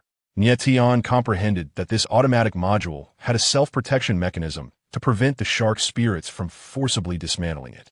It appeared this was the primary means by which the five-faced beast controlled the three-faced beast and the shark spirits, a hybrid of machine and biological life, with whatever lay within their bodies being of little consequence. The shark spirits were clearly the creations of the five-faced beasts, once the quintessence, masquerading as the deity of Cybertron, wielded its power on the planet for an extended period, creating semi-mechanical beings to serve its whims, a trivial endeavor. Chapter 213, Intelligence of the Quintessence, my lord. "I am about to commence," Steel Fong announced, raising his hand to reach for the Trifong, only to be halted by Nie Tian. "Wait, what happens after the consciousness is erased? How can you be certain that the Trifong's memories will not be obliterated?" "My lord, it is as follows. Our memories are stored within a unique crystal block. The consciousness erasure module does not affect our memories. Is that so? Nie Tian mused, contemplating the similarity between this cerebral structure and the information chips and memory crystals found in the neural modules of Cybertronians. He suppressed his thoughts and continued to listen to Steel Fong's explanation. After further elucidation, Nie Tian finally grasped the essence of the special bonding mechanism Steel Fong mentioned.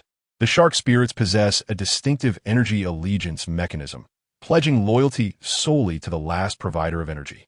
Much like mammals recognizing the first creature they see upon opening their eyes as their mother, here, the act of seeing is replaced by being fed. Steel Fong had evidently laid bare such a secret, understanding that Nie Tian could control him through the same method. Is this effective? Nie Tian inquired, producing an energy block. Steel Fong swallowed hard, nodding vigorously. My lord, it is effective. Our battles on Karag are fought not merely for the quintessence's commands, but to satiate our hunger. This block, brimming with energy liquid, contains an abundance of energy unlike any he has ever encountered, seemingly superior to the energy blocks previously granted by the quintessence. Observing Steel Fong's covetous gaze upon the energy block, Nie Tian feigned indifference and nodded. Very well, let us proceed. Yes, my lord. Steel Fong silently implored the Trifong leader for forgiveness as he thrust his claw forward. Some words, once spoken, cannot be retracted. In that moment of hesitation, Steel Fong realized there was no retreat. Several Decepticons firmly restrained the struggling Trifong, whose face bore a tumult of anger, fear, and humiliation. Nie Tian found the scene strangely familiar, pondering for a while before recalling why it resonated with him. It resembled the slaughter of pigs and sheep during festive seasons in his previous life. If one were to replace the Trifong's shark head with that of a pig, the likeness would be uncanny. This was Steel Fong's first act of betrayal against his master. A wave of nervousness washed over him as he fumbled for the consciousness erasure module at the nape of his neck. My lord, it is complete. At that moment, the Trifong lay motionless on the ground. According to Steel Fong's explanation, this indicated a process of reawakening. Nie Tian's gaze flickered as he suddenly commanded, Steel Fong. And the rest of you, step outside. News of the quintessence is not to be disseminated at this time. I wish to avoid drawing undue attention. As for the Decepticons who inadvertently overheard the name of the five-faced monster, they will certainly provide an explanation later. Yes, Lord Tianjia. The Decepticons did not inquire further and turned to leave, but Steel Tooth noted their reference to Nie Tian. Allow me to discover what manner of race the five-faced monster truly is. Half an hour later, Nie Tian emerged from the cockpit, the energy block in his hand having vanished. Through inquiries with the three-faced beast, he had gleaned some information regarding the five-faced monster. The three-faced beast, as the leader of the shark spirits, commanded a fleet and ranked among the second tier, even under the five-faced monster's dominion. In addition to the shark spirits, the five-faced monster also commanded a race known as the crocodile spirits, led by the four-faced crocodile, and another called the lizard spirits, led by the two-faced lizard. Upon hearing this information not long ago, Nie Tian wore a peculiar expression, persistently probing until he confirmed that no race was led by a one-faced beast. Lizard spirits, crocodile spirits, shark spirits. Had he not been aware that he was in the Transformers universe, he might have thought he had stumbled upon a nest of monsters. It remains uncertain whether the five-faced monster possesses some peculiarities or if it simply cannot tolerate anyone more aesthetically pleasing, as the three subservient races it engineered are all half biological and half mechanical beings resembling the shark spirits. With their heads resembling lizards or crocodiles, the aesthetic is quite unusual, leaving Nie Tian feeling an overwhelming urge to critique. Furthermore, the reason the three-faced beast recognized him as a Decepticon is rather straightforward. It had hunted down some low-ranking Decepticons it encountered by chance centuries ago, thus familiarizing itself with the Decepticon insignia. According to the three-faced beast, it and the four-faced crocodile were responsible for leading the shark spirit and crocodile spirit fleets in cosmic battles, while the two-faced lizard was tasked with guarding the home planet of the five-faced monster, serving as its exclusive sentinels. As the name suggests, the four-faced crocodile holds the highest position under the five-faced monster, followed by the three-faced beast, with the two-faced lizard at the bottom. This hierarchy likely relates to the five-faced monster's reverence for multiplicity, were it not for physical and technological constraints. Nie Tian surmised that the five-faced monster might even aspire to become a 10-faced monster. The population of the five-faced monster race is rather limited, with the three-faced beast having seen fewer than 20 individuals, uncertain if this represented the entirety of their kin. Among this ruling group of fewer than 20, excluding certain judges, executioners, and diplomats, the most pivotal member is the chief scientist, the eccentric elder. As a race fervently pursuing knowledge and power, it is entirely normal for a scientist to be among the core members of the ruling elite. However, according to the three-faced beast, the eccentric elder seldom manages them and is rarely seen. It appears that the eccentric elder is leading the development of cutting-edge temporal technology on an asteroid not far from Quintessa. Notably, whether by coincidence or design, the home planet of the five-faced monster is intriguingly named Quintessa. Is there a connection between Quintessa and Kunthissa? Nie Tian wore a contemplative expression, recalling a formidable antagonist from the later stages of the original narrative, Quintessa, a mysterious woman. She could be loosely regarded as a female transformer, who proclaimed herself to be the creator of the Cybertronians. However, Nie Tian instinctively found this assertion hard to believe. With the assistance of Master Titanium's Universal Sacred Pact, he had become a well-versed historian of Cybertron's history, and coupled with his familiarity with the original plot, he was confident that no one could deceive him. In his view, the self-styled Life Supreme, Quintessa, was undoubtedly engaging in trickery, much like the tri-faced beast did after the great shutdown of Cybertron, masquerading as the ancestors of the Cybertronians. This line of thought led Nie Tian to suddenly consider that perhaps Quintessa indeed held some unknown connection with the tri-faced beast. Nevertheless, in the original narrative, Quintessa had effortlessly reduced Optimus Prime to a mere puppet, making her claim of having no ties to the Cybertronians seem rather implausible. As Nie Tian immersed himself in his thoughts, Steel Tooth outside the cockpit did not dare to breathe. Through the completely destroyed hatch, he discerned that the tri-faced beast leader lay motionless on the floor, devoid of life. His eyelid twitched, yet he felt an unexplainable sense of relief. With the tri-faced beast leader deceased, no one would know of his betrayal, and the commanders on Kolgard would not come seeking retribution. Of course, this was contingent upon the actions of Lord Devastator. "You're doing remarkably well," Nie Tian remarked, shaking off the increasingly errant thoughts in his mind and smiling at Steel Tooth. Suddenly, he conceived a brilliant idea. Outside the cockpit of the Deep-Sea Sovereign, only a few Decepticons guarded Nie Tian, while the rest had returned to the Retribution under their respective captains. The chaotic skirmish surrounding the Deep-Sea Sovereign appeared disorganized. Yet every Decepticon was executing maneuvers in small units. Having acquired the desired information, the tri-faced beast and the sharks aboard the Deep-Sea Sovereign were all annihilated, allowing Nie Tian to return to the Retribution and pilot the vessel back to Kolgard. Of course, the Deep-Sea Sovereign remained ensnared by the mechanical claws of the Retribution as they made their way back. In Tar's city, several shark commanders, who had been waiting outside in vain, were preparing to contact their leader, the tri-faced beast, when they suddenly noticed a familiar behemoth soaring overhead. However, before smiles could grace their faces, their eyes widened in terror, pupils constricting to pinpoints. Their flagship, the Deep-Sea Sovereign, had been captured by that Decepticon ship. It appeared that the Deep-Sea Sovereign had indeed been seized. The tri-faced beast leader gasped, unable to fathom the implications. The 11 shark commanders suppressed their rising panic, feigning calm as they gazed upwards. In stark contrast to the anxious demeanor of the 11 shark demon commanders, Shilai stood atop the highest point of the Lord's residence, witnessing the arrival of the Imperial fleet, known as Batian Hu, sent to their aid. The ships of this formidable force had successfully vanquished the vessels of the shark demons, prompting him to eagerly issue new orders to his aid. "Convey my command. Prepare the mech battalions and the 4 major legions for an immediate counterattack." Though lacking the audacity for a direct assault on the shark demons, they were more than willing to capitalize on the opportunity to exploit a fallen foe.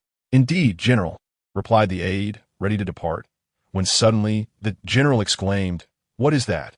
The aide swiftly turned to see the 2 massive ships in the sky, one of which appeared to be launching an attack, releasing countless oval-shaped metallic spheres that cascaded downwards like raindrops.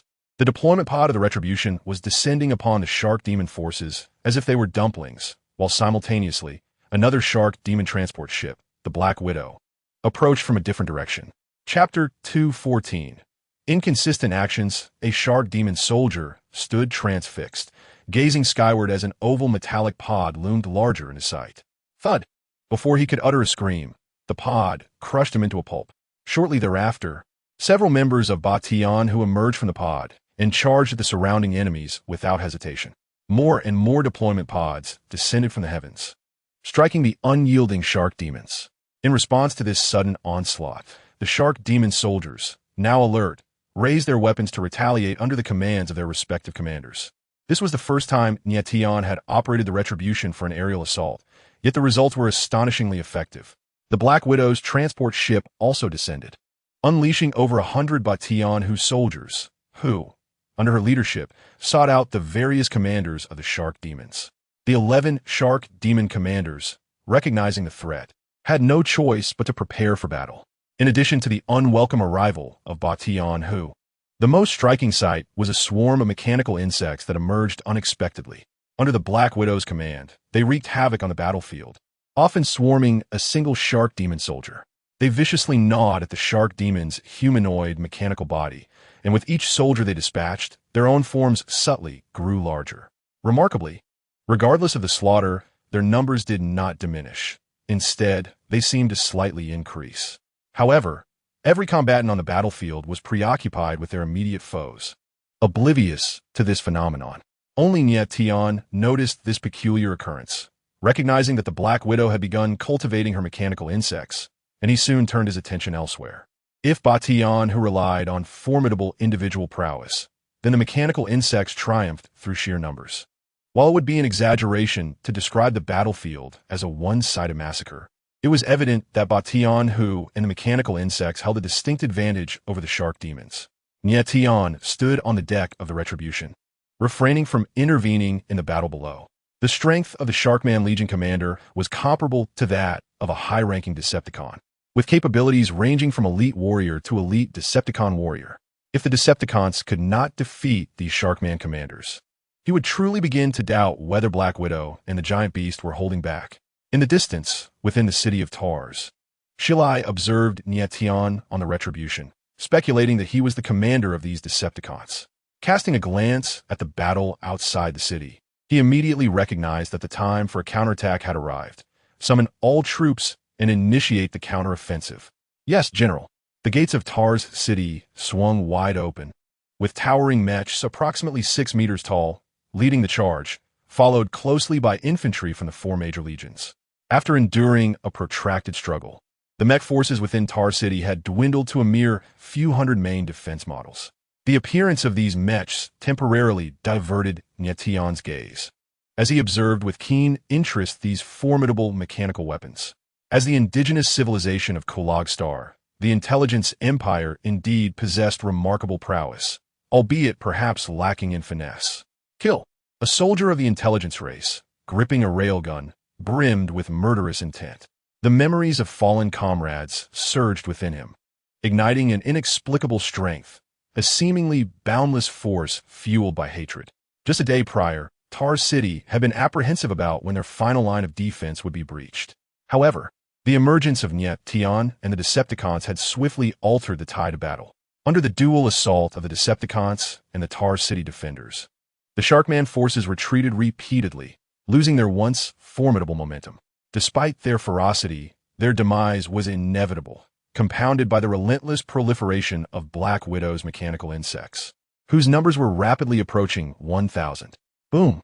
Black Widow dispatched the last Sharkman commander, flicking her spider legs dismissively, easily vanquished.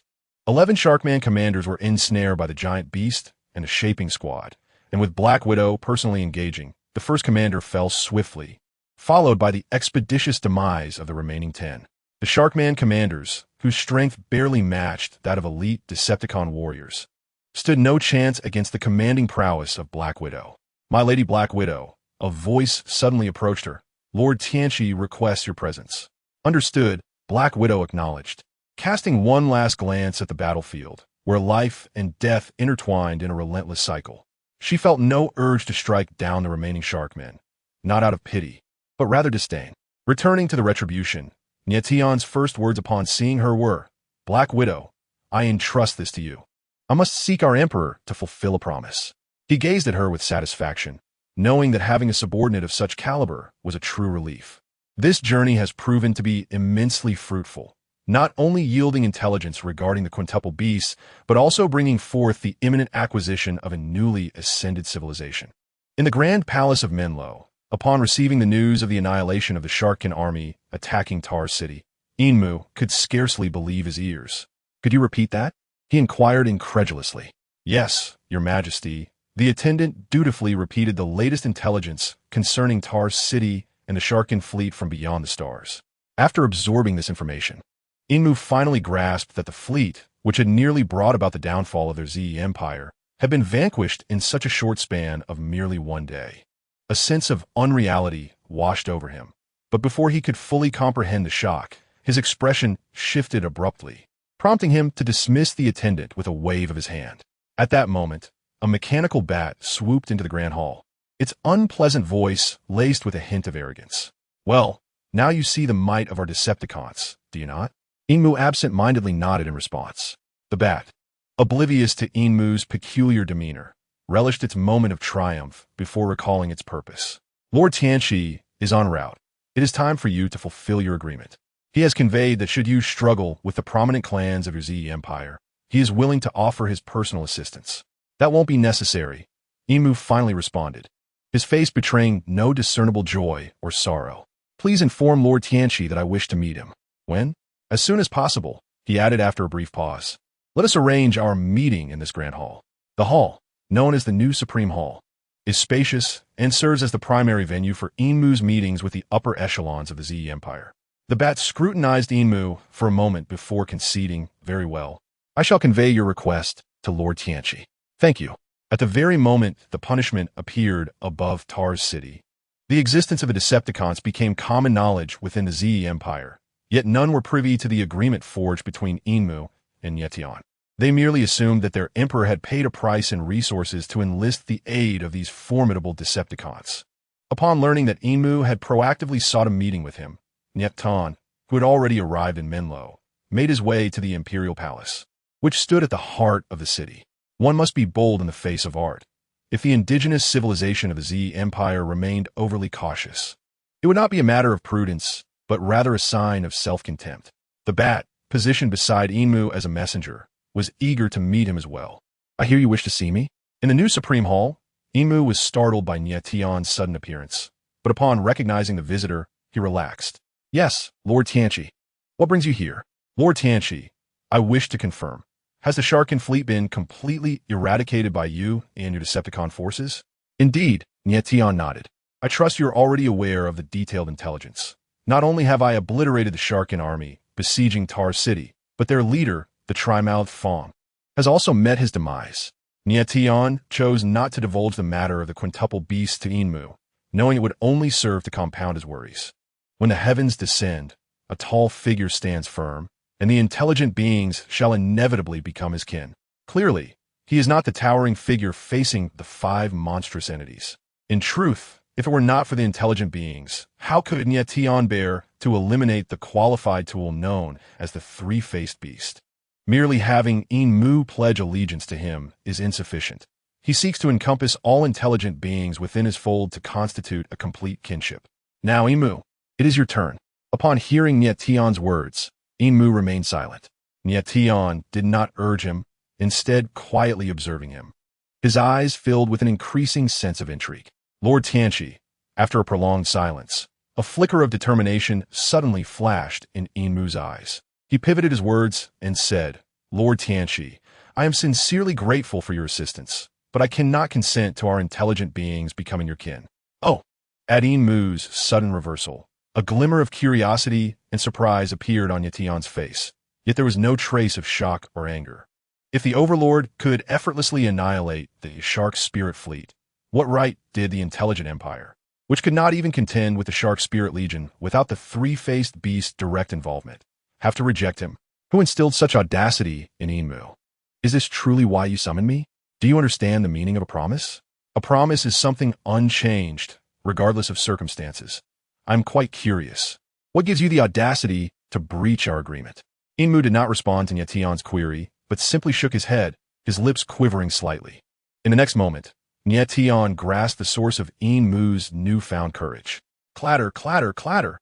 Suddenly, several towering mechas, each exceeding 10 meters in height and with arms naturally hanging down, appeared outside the Grand Hall, larger than those witnessed in Taz City. Each mecha wielded a long power sword in its right hand, exuding an imposing and formidable presence. Inmu, is this your source of courage? Nie Tian suddenly recalled a phrase, inviting the gentleman into the trap. When Inmu abruptly altered his stance that day, Nie Tian sensed something amiss, but still wished to grant him an opportunity. He had anticipated that after vanquishing the Shark Spirit Fleet, Inmu would clearly recognize the disparity between the intelligent beings and the Overlord, yet he did not expect the latter to remain obstinate. Now, he even dared to contemplate aggression against him. Did he perceive him as merely a free mercenary? Inmu, are you certain you wish to proceed? Nie Tian inquired once more. From behind Inmu emerged two mechas, positioning themselves before him, their intentions unmistakable. Outside the new Grand Hall, several mechas resembling silent giants entered, gripping their power swords upright. Without uttering a word, they charged towards Nie Tian, the raised blades glinting with a chilling aura. Nie Tian drew the black prison sword, advancing rather than retreating, willingly confronting the mechas that towered just above him. He would address Inmu later. For now, he intended to assess the true prowess of these evidently superior mechas from the intelligent empire. Using another S weapon to achieve one S ends is a clever tactic, and driving away wolves to consume tigers is equally commendable. However, the premise is that the borrowed weapon can be wielded without inflicting harm upon oneself, and the tiger that drives away the wolf is also capable of devouring it. What gives these inconsequential mechs their audacity? With a thunderous roar, the mechs charged forth like ferocious tigers descending from the mountain. Yet upon encountering Nie Tian, one mech was sent flying with a single stroke of his sword. Fortunately, the mech sustained minimal damage and quickly rose to continue its advance towards Nie Tian. Intrigued, Nie Tian felt a slight astonishment at the mech's defensive capabilities. Withstanding his full force strike, regardless of its offensive prowess, it was evident that the materials used in its defense were commendably robust. The surface of the mech bore only a shallow sword mark, with no internal components exposed. A fleeting thought crossed his mind, yet Nie Tian's movements remained swift. He crouched to evade a horizontal slash from one mech and immediately countered with a decisive strike. Clang. These mechs appear to be specifically designed for close combat. Devoid of any ranged weaponry on their surfaces, they resembled formidable Iron Guardians, equipped solely with a bulky jetpack on their backs, the purpose of which remained unclear. Meanwhile, Inmu, protected closely by two mechs, watched the suddenly erupting battle with bated breath. The two mechs before him wielded a hammer in one hand and a steel shield in the other. Yet they were of the same model as those within the Grand Hall, representing the pinnacle of the intelligence empire's advanced mech technology. To emphasize their significance, these mechs bore the exalted title of Supreme Mech, with formidable defensive capabilities and unparalleled strength. The Supreme Mech could effortlessly breach the 3-meter-thick titanium-red rock walls of Menluo City while equipped with specially crafted melee weapons and shield generators.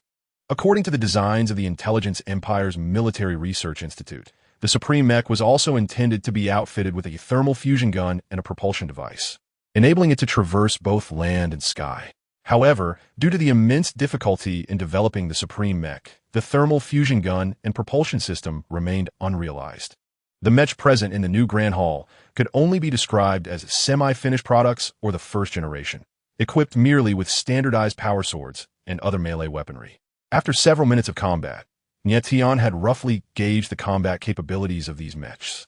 Their fighting prowess was commendable, setting aside the absence of range attack options. Their overall strength was comparable to elite Cybertronian warriors. This was quite impressive for a native civilization that had just ascended to the first level of cosmic civilization. After a few more collisions, just as Nie Tian prepared to unleash an electromagnetic pulse cannon from his right hand to decisively conclude the skirmish, the pilots within the Supreme Mechs seemed to discern his intentions. Suddenly, a thin layer of energy shields materialized around each Supreme Mech. Nie Tian raised his right hand, and the muzzle of the electromagnetic pulse cannon flickered. Boom! The electromagnetic pulse cannon struck the surface of the energy shield, spreading outwards as if drawn in, ultimately dissipating without a trace. A shield? A flicker of crimson light flashed in Nie Tian's eyes as he finally noticed the energy shield enveloping the mech. A hint of surprise crossing his face. However, he remained unfazed. Having just completed a scan, he knew it was merely a pure energy shield with a limited defensive capacity. Subsequently, Nie Tian activated the shoulder-mounted thermal tracking missiles. Whoosh, whoosh, whoosh, boom. Under the barrage of missiles, the shields of several mechs flickered ominously, appearing on the verge of collapse. With your defenses breached, how will you withstand my assault?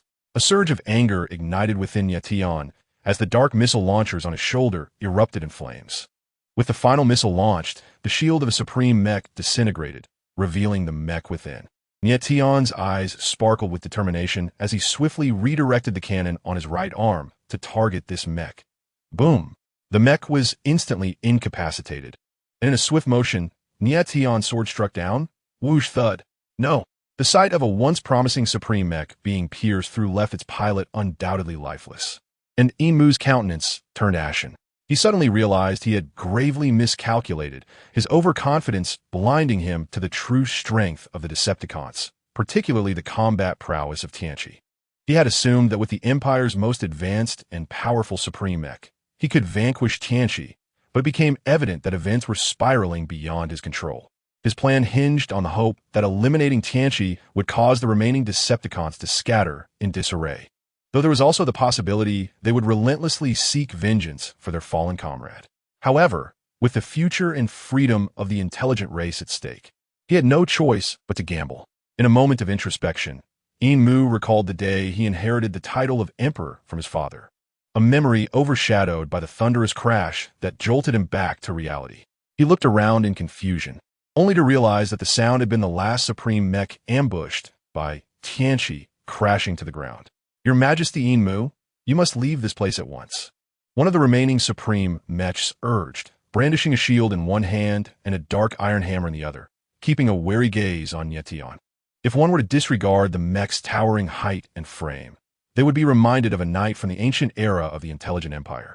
Indeed, the Intelligent Empire once boasted knights, nobles, and heroes. Nie Tian seemed oblivious to the two remaining mechs standing before Enmu. Casually sweeping his gaze over the numerous colossal mechs strewn about, each missing limbs in a state of disarray. The opulent palace hall, now a chaotic battlefield, lay in ruins. Enmu, you have greatly disappointed me, Nie Tian remarked calmly as he advanced towards him. The mech rebellion, the Emperor's untimely demise. How harmonious that sounds. He was poised to become a savior for the intelligent race. Your Majesty Enmu, it is time for you to depart. From within the other supreme mech, an urgent electronic voice echoed, tinged with palpable urgency. Nie Tian had initially presumed that these formidable beings were incapable of speech, only to discover that they deemed communication with him beneath their dignity. No, I will not depart, unexpectedly declared Enmu, resolutely rejecting the request to leave, exhibiting a demeanor akin to one prepared to embrace death, to ambush Nie Tian and prevent him from sensing any irregularity. Enmu had reassigned the Imperial Guard stationed at the palace, even dismissing several attendants. Ironically, this maneuver ultimately benefited their adversaries. Your Majesty, the two pilots within the Supreme Mech cockpit hesitated, their words caught in their throats, too wary to persist in their counsel. The Emperor's word held immense weight. Merely speaking once could be considered a transgression.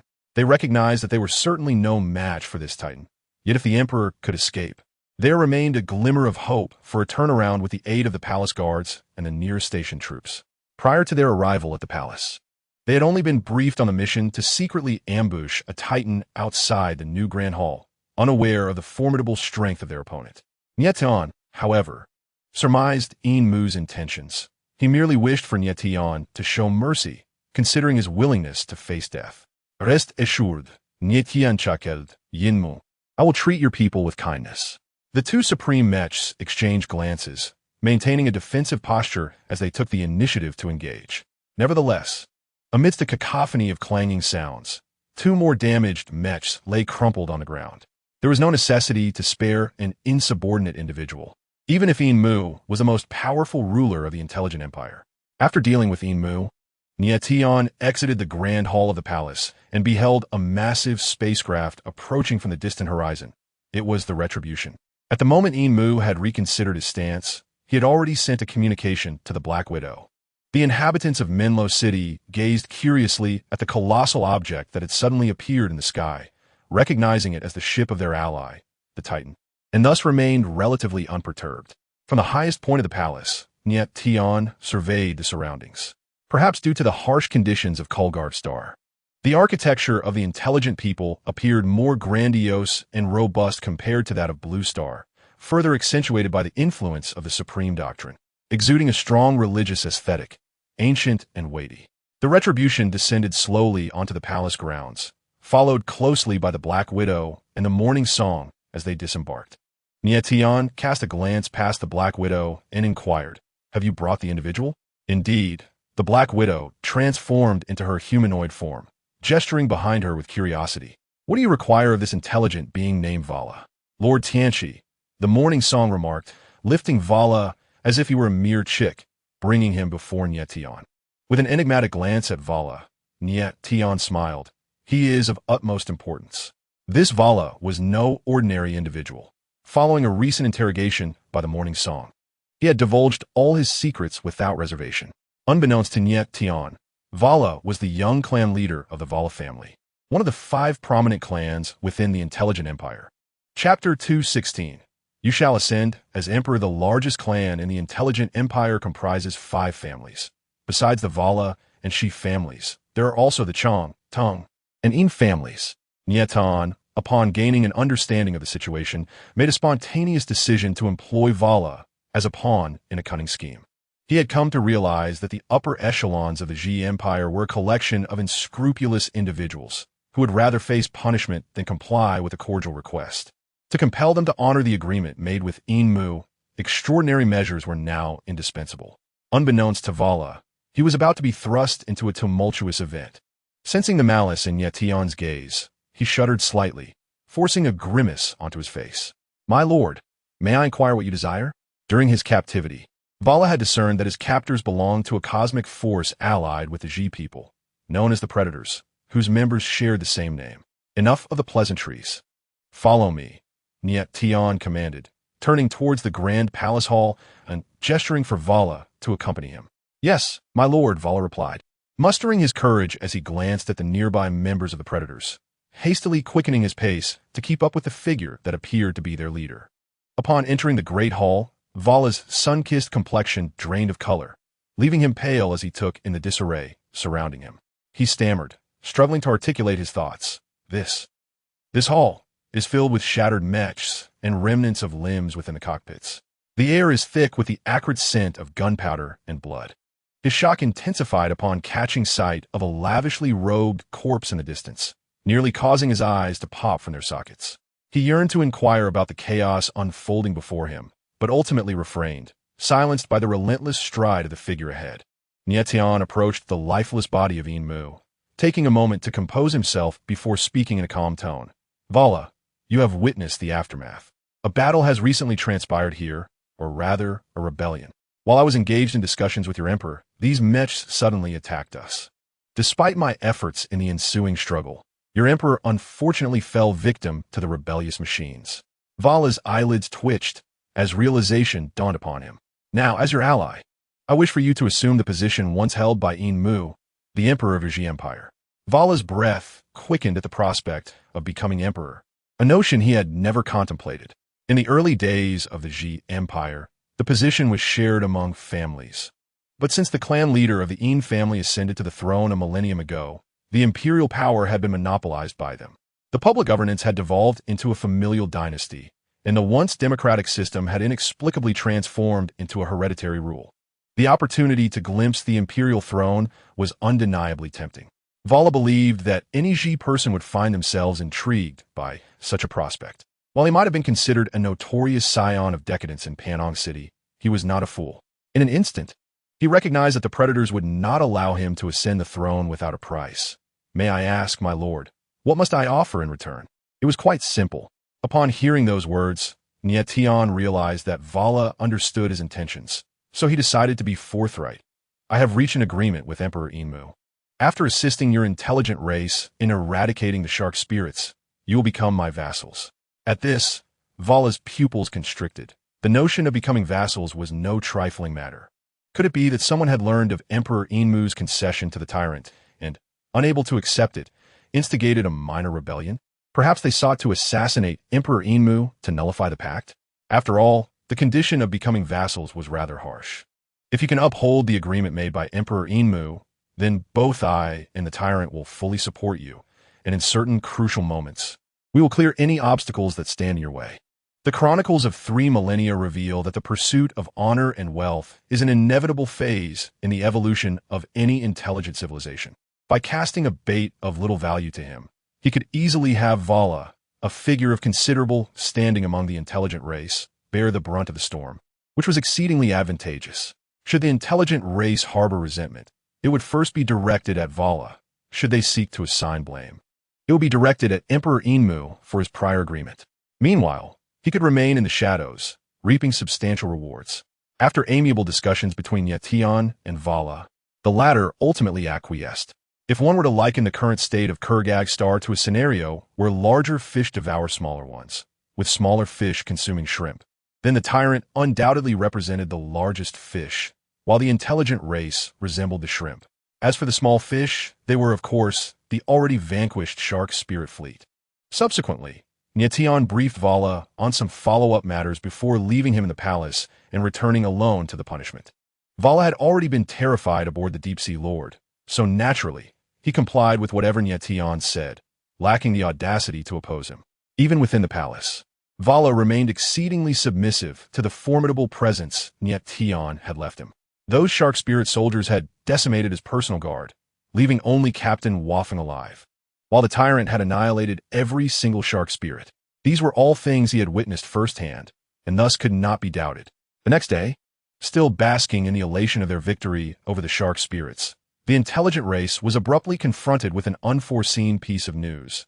Their emperor, Enmu, had been slain by a rebellious mech force the previous day.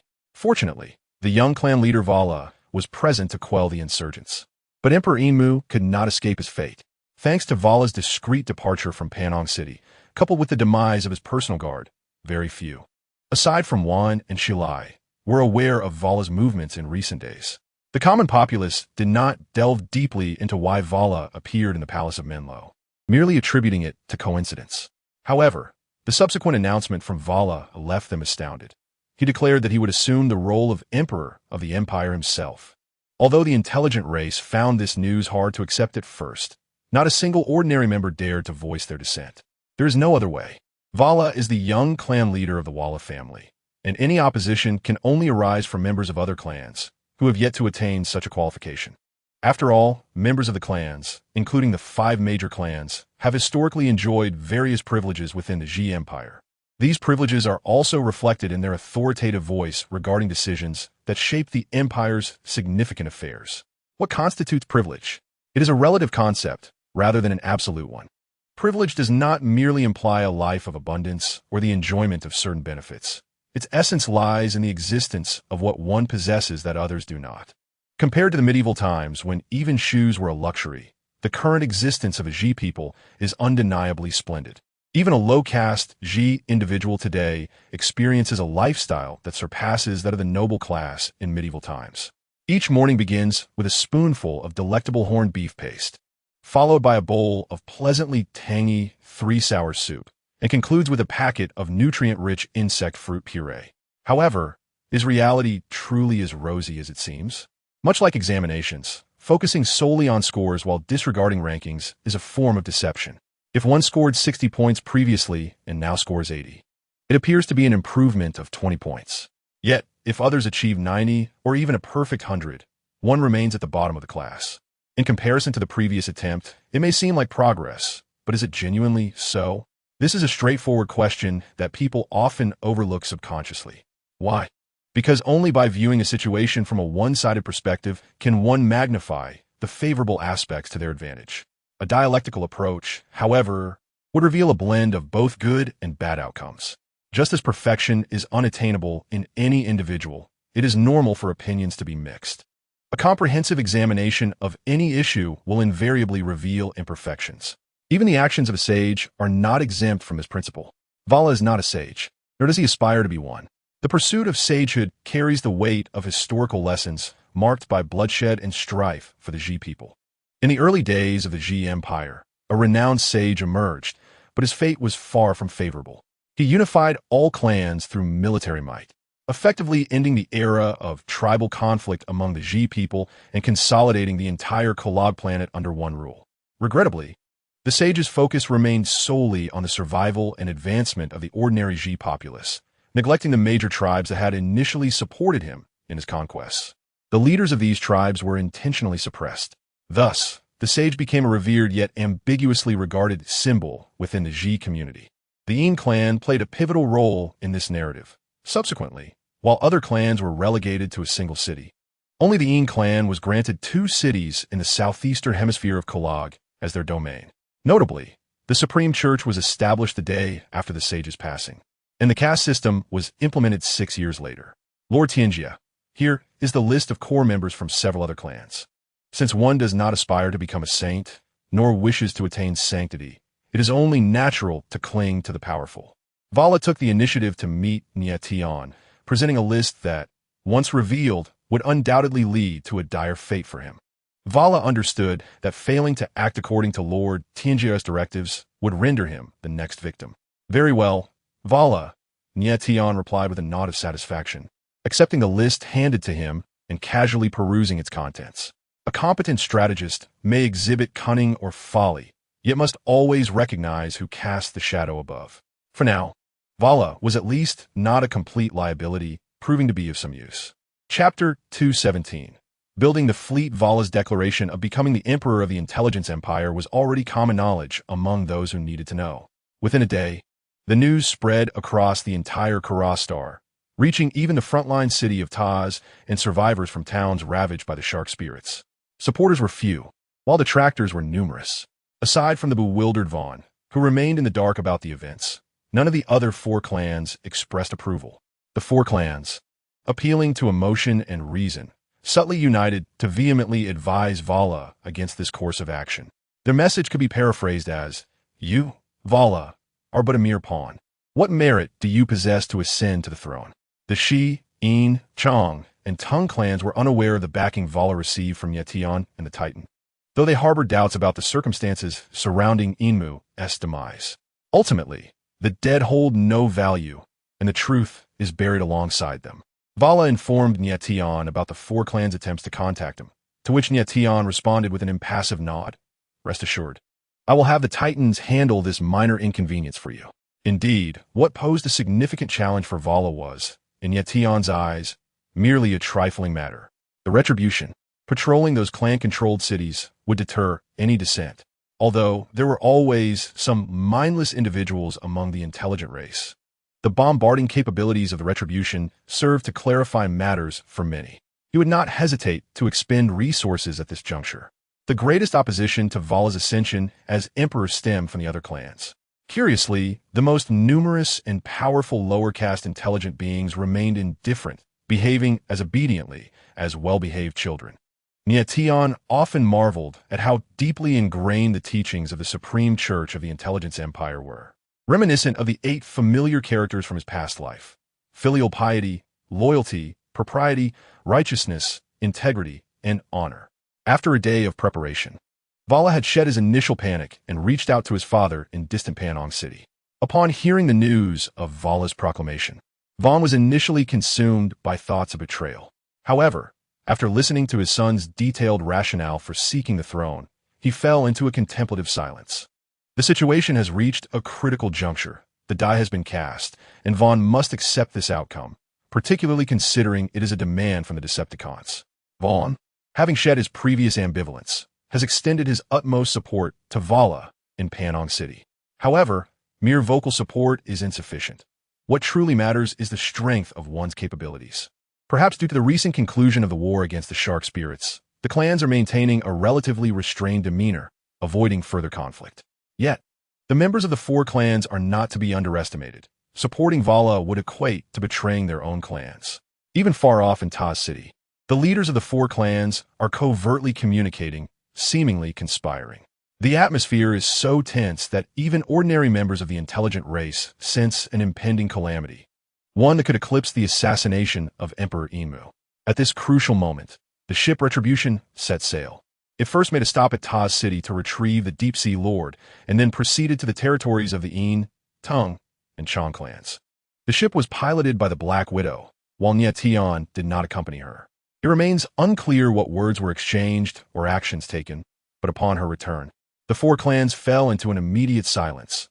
Their previous chaotic demeanor vanished. Merely 2 days later, all clans reversed their stance and unconditionally supported the new Emperor Vala. Speculations abound in the outside world. Yet only the members of the four clans grasped the event's true nature and finally understood the source of Vala's confidence. It was indeed bestowed by the Decepticons. The intelligence regarding the battle in Taz City may have been obscured to the ordinary intelligent race, but the clans, who had infiltrated the military of the intelligent empire, were well aware. Without much deliberation, they unraveled the sequence of events. Consequently, the subsequent developments unfolded logically. On the 3rd day of his reign, Vala convened all the clan leaders in the new Great Hall of the palace for a closed-door meeting. Within the hall, Vala presided at the head of the table, with Nie Tian seated beside him, while the clan leaders, including Vala's father Vaughn, filled the seats below. Notably, other officials and high-ranking members of the intelligent empire were conspicuously absent from this gathering. As Vaughn observed his son Vala seated at the pinnacle of authority, a tumult of emotions swirled within him, yet he dared not voice his thoughts in such a setting. "Ladies and gentlemen, this is Lord Tianchi of the Decepticons," Vala proclaimed after an elaborate preamble, finally steering the conversation toward introducing Nie Tian. In addition to declaring his ascension as the Emperor of the Intelligent Empire, Vala also announced that the intelligent race would become the favored kin of the Decepticons. This time, Nie Tian did not delegate the responsibility to the Black Widow. He personally attended to support Vala. As anticipated, upon hearing the news of the intelligent race's impending affiliation with the Decepticons, none dared to disrupt the atmosphere. Under the influence of Vala's earlier insinuations, the news had already been communicated to the chieftains of the various clans, ensuring that dissenting voices would refrain from attending the meeting at the Palace of Menlo. Those in positions of power are often adept at weighing pros and cons, particularly in light of the recent invasion by the Sharkin fleet. The memories of besieged cities, fallen soldiers, and destroyed structures remain vivid and haunting. While the clan leaders may be deemed treacherous or villainous, it is worth noting that many among them are among the most astute of the intelligent race. Consequently, a lingering apprehension persists within their minds. Although they vanquished the Sharkin fleet, what if other fleets seek vengeance in the future? After all, a civilization is unlikely to possess only a single fleet. Furthermore, even in the absence of additional Sharkin incursions, the cosmos is fraught with danger. It is conceivable that other civilizations or factions might discover the planet Kalag. Once Kalag is revealed, it is difficult to assure that the specter of Sharkin invasion would not resurface. Becoming a vassal of the Titan, or more accurately, of Lord Tiani's lineage, may entail a loss of certain autonomy, yet it ultimately guarantees safety. Moreover, in terms of technological advancement, assistance from the Titan and Lord Tiani may prove invaluable. As for what the future holds, who can say for certain? The intelligent race may lack insight into the intricacies of the Tri-Faced and Sharkin, but Nie Tian possesses clear knowledge of the information concerning the Quint-Faced. When leveraged wisely, an informational advantage can yield unexpectedly favorable outcomes.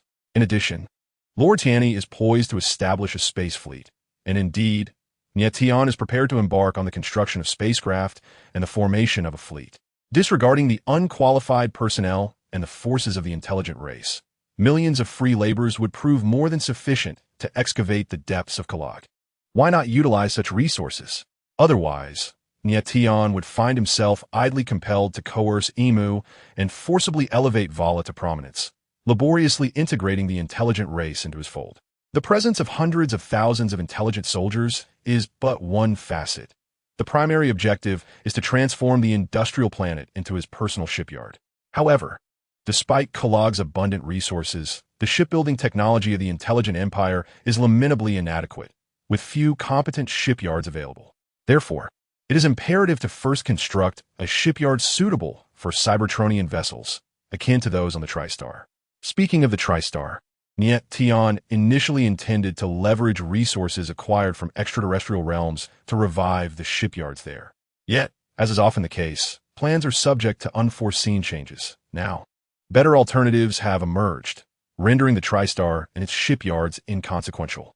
Moreover, as the TriStar orbits Cybertron, there exists the risk that the Autobots might seize the opportunity to return and reclaim the revived shipyards for themselves. Ultimately, Blue Planet is the true protagonist of the Transformers universe. Cybertron has aged, and Nie Tian cannot remain there indefinitely. This encapsulates my plan. I urge everyone to commence promptly. As he spoke, Vala's face flushed with excitement, a moment of unparalleled vigor in his over 2 decades of arrogant and domineering existence. Behold, all the clan leaders sat obediently, quietly heeding his commands, akin to the tamed beasts of burden under his dominion. The clan leaders present in the Grand Hall paid little mind to Vala's uncontrollable demeanor. On the surface, they appear to be intently listening to his discourse, yet their peripheral glances subtly darted towards Nie Tian. Despite having encountered the Titan in intelligence reports, several clan leaders witnessing Nie Tian for the first time were still quite taken aback. A collective thought surged in their minds. Has the mech achieved sentience? Fortunately, Nie Tian lacked the ability to read minds, especially concerning the carbon-based intellects. Otherwise, the newly cleaned Grand Hall would likely have been stained anew with blood. Among the 5 clan leaders, only Shalai managed to maintain a semblance of composure. He had experienced the might of the Titan in Tar City, compared to the hundreds of Titans and thousands of mechanical insects wreaking havoc on the battlefield. The presence of a single Titan in the Grand Hall felt remarkably serene, almost disconcertingly so. The sight of a solitary Titan commander, unaccompanied by a retinue, seemed rather absurd. Little did Shalai know that, in the eyes of Nie Tian, this leader-class warrior regarded all Titans as mere burdens. Protecting a leader-class warrior? It would only complicate matters. Cybertronians were lone wolves. The more formidable the Cybertronian warrior, the more solitary they tended to be. Chapter 218. Urgent mission after the major clans received their orders and departed. Nie Tian bid farewell to Vala and returned to the apocalyptic, hovering above Menlo. Patience is a virtue. Constructing a fleet is not a task to be accomplished overnight. Even with the Titan's assistance, the construction of a warship would take at least several months. Fortunately, the technological tree for shipbuilding was readily available among the Cybertronians, requiring only a methodical approach. Holding the roster of clan members, Nie Tian felt unperturbed by any potential disturbances, contrary to the need to manage the majority. Securing the cooperation of the relatively small clans would suffice to dominate the entire intelligent empire. The lower caste intellects were exceedingly compliant, even more so than some common folk in certain nations on Blue Star. Should the once revered sage of the intelligent empire be resurrected, it is likely that the clan members who exploited those beneath them would face dire consequences. While wrongfully executing all would be unjust, selectively eliminating one here and there would inevitably leave some unscathed. Nie Tian remained indifferent to the antics of the clans, opting for Vala as a puppet emperor not out of whim, but because Vala's identity was most fitting. Clan members are not lower caste intellects. The acceptance from other clans would not be overly difficult. Ultimately, internal friction and relentless strife persist within the clans. However, when confronted with the low-caste intellectuals, they unite as a cohesive interest group, instinctively banding together to preserve their status. A low-caste intellectual who ascends to a position of power will inevitably compete for resources, a scenario no clan desires to witness. Should a random low-caste intellectual be chosen, it is likely that the clans would covertly undermine them, jeopardizing their control over their own factions. In Tar City, the war officially concluded several days ago, and Gamma was fortunate to have survived. The entire 1st Engineering Corps suffered substantial losses, with even Gamma's direct superior, the commander of the 1st Engineering Corps, perishing during a mission to construct defensive fortifications. Yet, Gamma remains vivacious and animated, a rarity among the new recruits. Consequently, his impending promotion appears to be a foregone conclusion. This is not due to any monumental achievements on Gamma's part, but rather because his current rank is that of a private, the lowest within the ranks of the intellectual empire's military. In other words, the lower one's rank, the easier it is to attain promotion. Surviving such an intense siege is, in itself, a significant accomplishment for any rookie. Now a seasoned soldier, Gammo is engaged in clearing the battlefield outside Tars City. Following Nie Tian's departure, the Black Widow also left, subsequently piloting the Retribution to tow away the Deep-Sea Lord while taking along her mechanical insect army. Thus, Tars City has finally returned to its former tranquility, if one disregards the corpses strewn across the hills beyond the city walls. The mere thought of those mechanical insects sends shivers down Gammo's spine, for he has never encountered such ferocious beings. From the trenches of the defensive line, he observed vividly as several mechanical insects would surround a single Sharkman soldier, voraciously gnawing until nothing but bones remained. Despite knowing they were allies, the sight struck terror into the hearts of all who witnessed it. Thanks to Nie Tian's timely intervention, the last line of defense outside Tars City, the 5th defense line, was not completely breached by the Sharkmen, leaving the city largely intact. However, the cost was significant. Of the 200,000 troops stationed to defend the city, fewer than 60,000 remained, and the mech units had dwindled to less than 300. The dying counterattack by the Sharkman Legion inflicted severe losses upon the defenders of Tars City, even with the Decepticons leading the charge. Although the Sharkmen found it somewhat challenging to engage the Decepticons, they dominated the intellectual soldiers with ease. After the unexpected demise of the Slicing Gill at the hands of Neru, the remaining Sharkman Legion commander became more cautious. Nevertheless, their combat prowess rivaled that of high-ranking Decepticons or elite-level Decepticons, making them formidable opponents that the intellectual army could scarcely withstand. Therefore, the considerable losses incurred in defending the 5th defense line are hardly surprising. Interestingly, among the surviving 50,000 troops, the 3rd Corps of the Shi clan constitutes over 50%. The commander of the 3rd Corps is none other than Shi Hong, the younger brother of Shi Lai. This detail is quite thought-provoking. As usual, Gan Mo gradually distanced himself from Tars City, ultimately arriving at the outermost 1st defensive line. With the threat of the shark spirits eliminated, he no longer feared for his life while clearing the battlefield. Looking up, he observed the cracked earth, marred by the scars of battle, as if it were recounting the brutality of the artillery fire. War can numb the senses, yet it can also instill a sense of composure. Compared to his former self, Gan Mo's gaze, though weary, held a profound depth. The scene before him stirred not a ripple in his heart. In his hand, he grasped a tool resembling a spade, albeit distinctly longer and larger. As he searched for a moment before leaping into a shell crater, his task was to recover the corpses of the shark spirits. The war had ended, rendering the 5 defensive lines outside Tars City obsolete and in need of no further repairs. As he unearthed a disfigured body of a shark spirit, he abruptly heard urgent shouts nearby. Ganmo! Ganmo! He climbed out of the trench, and a stumbling figure came into view. Upon closer inspection, he recognized it as his sole friend in the regiment, Kuna. Kuna stood at the edge of the trench of the 1st defensive line, glancing around anxiously. Upon spotting Ganmo, he became visibly excited. Ganmo, I finally found you. Gasping for breath, Kuna approached, as if he had just run a great distance. What is the matter, Kuna? Gan Montag in Kvilet, puzzled. I knew you'd be here. Kuna caught his breath, hurriedly adding, We need to leave. The new commander has arrived. And it seems we have a new mission. A new mission? Gan Mo instinctively glanced at the spoils in the large pit beside him, questioning if this wasn't his task.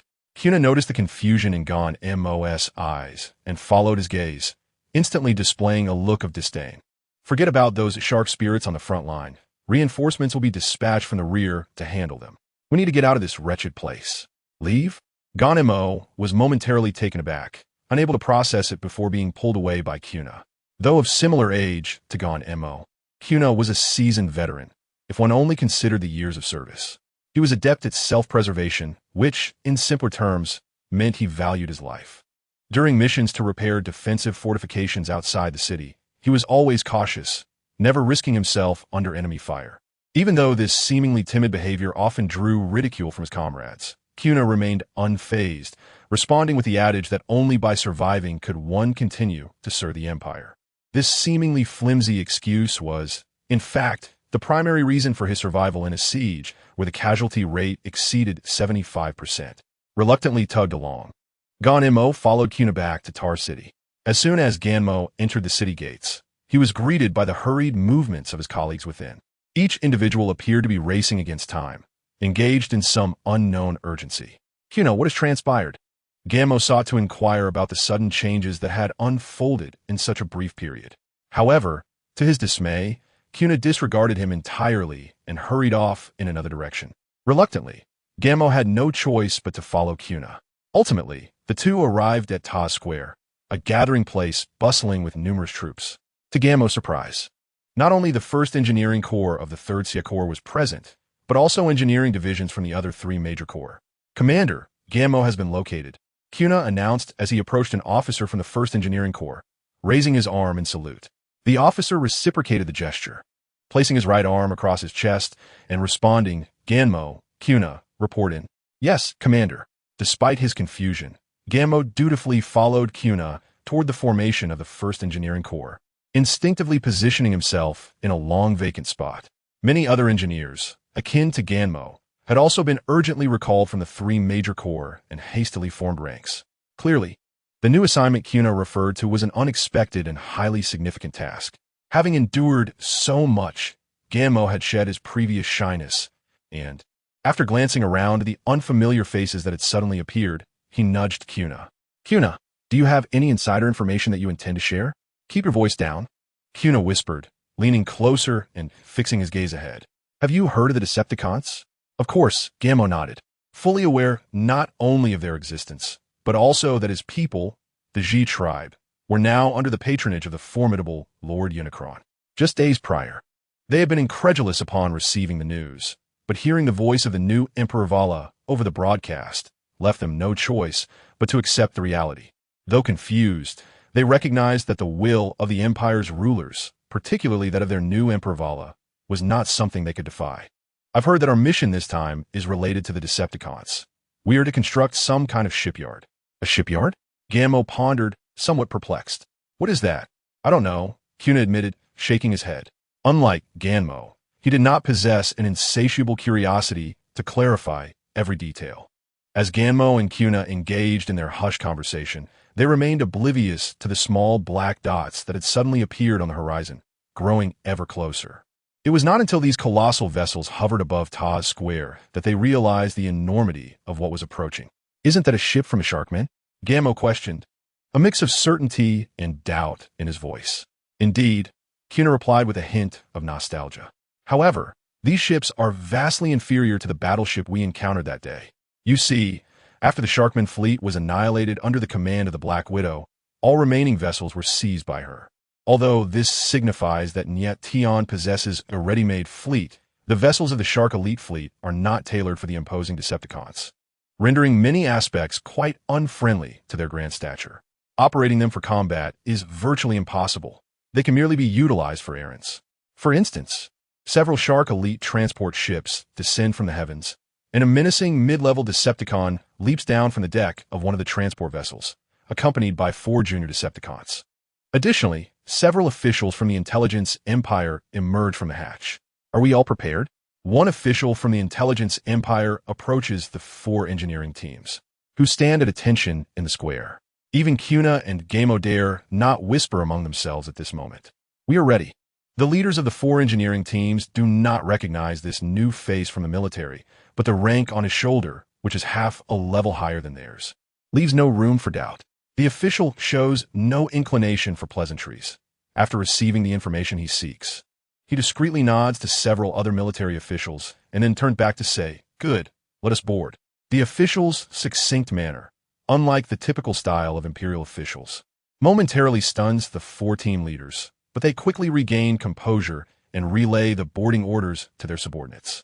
The 4 leaders exchange glances, ultimately refraining from inquiring about their destination. The distant official is unwilling to elaborate, and the Decepticon squad supervising the transport shows little interest in conversing with any of the intelligent beings. The mid-level Decepticon stands by the gangway, openly scrutinizing the intelligent soldiers passing before him. Were it not for Lord Tianchi's orders, he would surely indulge his itching desire. One by one, the 4 engineering teams board the transport vessels, each ship accommodating 1 team perfectly. My lord, all personnel for this mission have boarded. Shall we depart now? Once again, It is the official from the intelligence empire who steps forward to report to the Decepticon squad. Unlike his interaction with the 4 team leaders, he now displays a considerable level of respect. Within the Decepticon Sky Army, a mid-level Decepticon designated by a code is only marginally superior to the junior Decepticons, who are viewed as mere cannon fodder. However, on Koralik Star, even the most ordinary junior Decepticon enjoys a position of great esteem. No intelligent being dares to treat them with disdain. Although this scene feels eerily familiar to Nie Tian. As long as the Decepticons refrain from wreaking havoc on Koralik Star and do not indulge their desires in bloodshed, he is indifferent to the interactions between the Decepticons and the intelligent beings. The differing positions and perspectives lead to varied interpretations of the same issue. This perhaps illustrates another reason why human joys and sorrows remain unconnected. Is it feasible to expect an emperor to worry about what his next meal will be like a beggar? Or for a beggar to fret over the loyalty of his ministers like an emperor? In truth, Koralik Star is currently a realm where Nie Tian's word reigns supreme.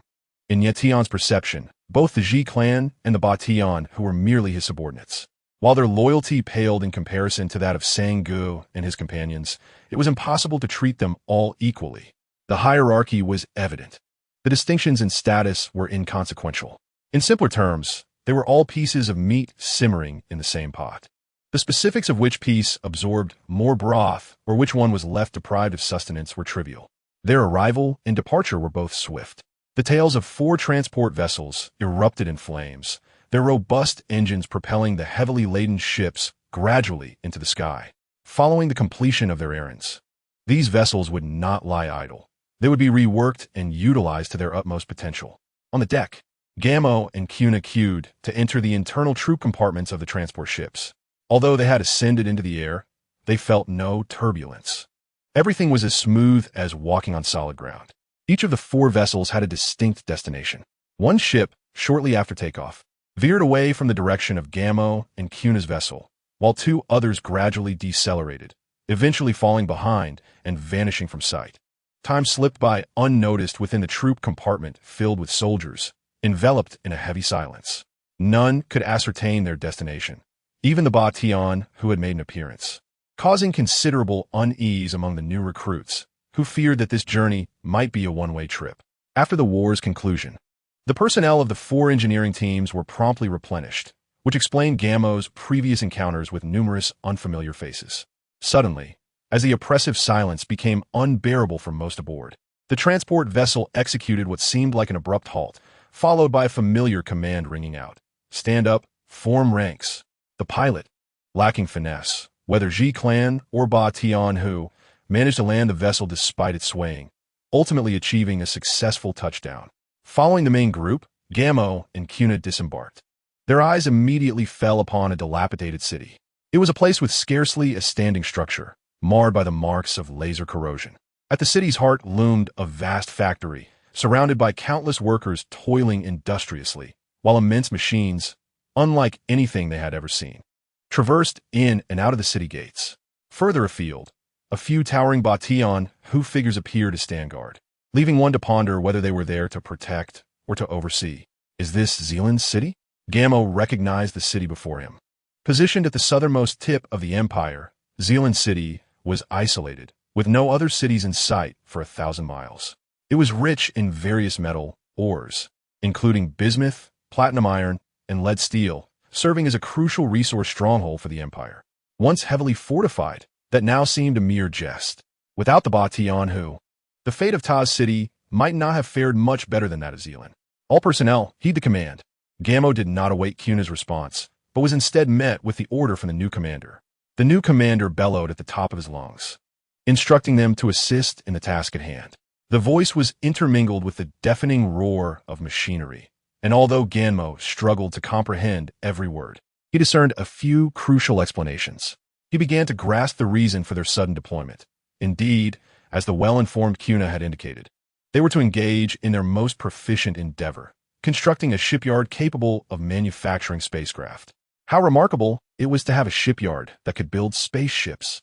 In that moment, Gamma felt a swell of pride, even though it was evident that this shipyard was not the product of the Empire's capabilities. Yet, This did not diminish his joy for the Empire's burgeoning strength. The decision for their intelligent race to become part of the esteemed Lord Tian's family was undeniably wise. Where else could such a magnificent shipyard arise? For reasons unbeknownst to him, Gammo suddenly recalled the slaves of the noble classes during the medieval era, but he quickly shook off the thought. They were a family. How could they possibly be likened to mere servants? According to the new Emperor Vala's proclamations, they not only enjoyed the protection of the Decepticons, but also possessed the autonomy to make their own decisions, a true demonstration of strength. In contrast, the medieval servants might take pride in their master's daughter acquiring an expensive and beautiful pair of earrings, which had no bearing on their own lives, but he would not. With his chest puffed out, Gammo remained unaware that the person who had inspired his gratitude was not far off, perhaps even having caught a glimpse of him moments ago. Standing atop the city walls, Nie Tian gazed with interest at the shipyard rising from the ground below. The power of a planet, indeed, proved to be as formidable as anticipated. Look, within just a few days, the first shipyard was on the verge of completion. Unbeknownst to him, Megatron and the others were concocting their own schemes. Naturally, the sooner the fleet was established, the sooner they could return to Cybertron. The shipyard was immense, so vast that it extinguished Nie Tian's desire to descend for a closer inspection. However, he was not overly surprised. After all, constructing a spaceship was not akin to building a house. To borrow the words of a former billionaire, such an endeavor required grandiosity. The entirety of Kolgak was at his disposal. Spending money? That would be foolishness. The engineers took a brief respite before proceeding to the colossal factory. No, to be precise, the Grand Shipyard. With the addition of the first engineering corps, the shipyard, which had already established its basic framework, surged ahead in its construction pace. Moreover, with materials readily available, such as metals and stones, there was no shortage of resources. Consequently, the Zealand shipyard transformed rapidly before the naked eye, taking shape and astonishing speed. Simultaneously, in the intelligent empire, or rather on Kolgak, other shipyards receiving aid from specialists also rose with a construction speed rivaling that of the Zealand shipyard. Chapter 220, Types of Ships in the Blink of an Eye. Several days passed, and under the relentless pace of construction, Kolgak was graced with several shipyards that left all intelligent beings in awe. With a decisive command from Nie Tian, several shipyards located in different cities, once vital resource hubs, commenced operations. Towering smokestacks belched thick black smoke as countless colossal transport vehicles, exceeding 12 meters in length and 3 meters in height, rumbled into the city, laden with or mined from external quarries. Finally arriving at the shipyard at the heart of the city. Although the Xi tribe had not developed any vehicular weaponry, it did not imply a lack of conventional vehicles at their disposal. The round-headed elephant transport vehicle stands as the most emblematic of these conventional modes of transport. Large and rough-hewn, this vehicle epitomizes the characteristics of Xi tribe conveyances. Named after the largest terrestrial creature of Kurag star, the round-headed elephant. It derived its name from its spherical head. However, it had become a rare sight even during the tribal era and is now utterly extinct. The reason for its extinction is quite straightforward. The Xi tribe consumed them all. During the tribal era, the various clans engaged in daily skirmishes, and, as starvation loomed, concerns about the endangerment of prey were hardly a priority. The Xi tribesmen of that time harbored little sentimentality. In essence, they were all life forms birthed from the natural world of Kurag star.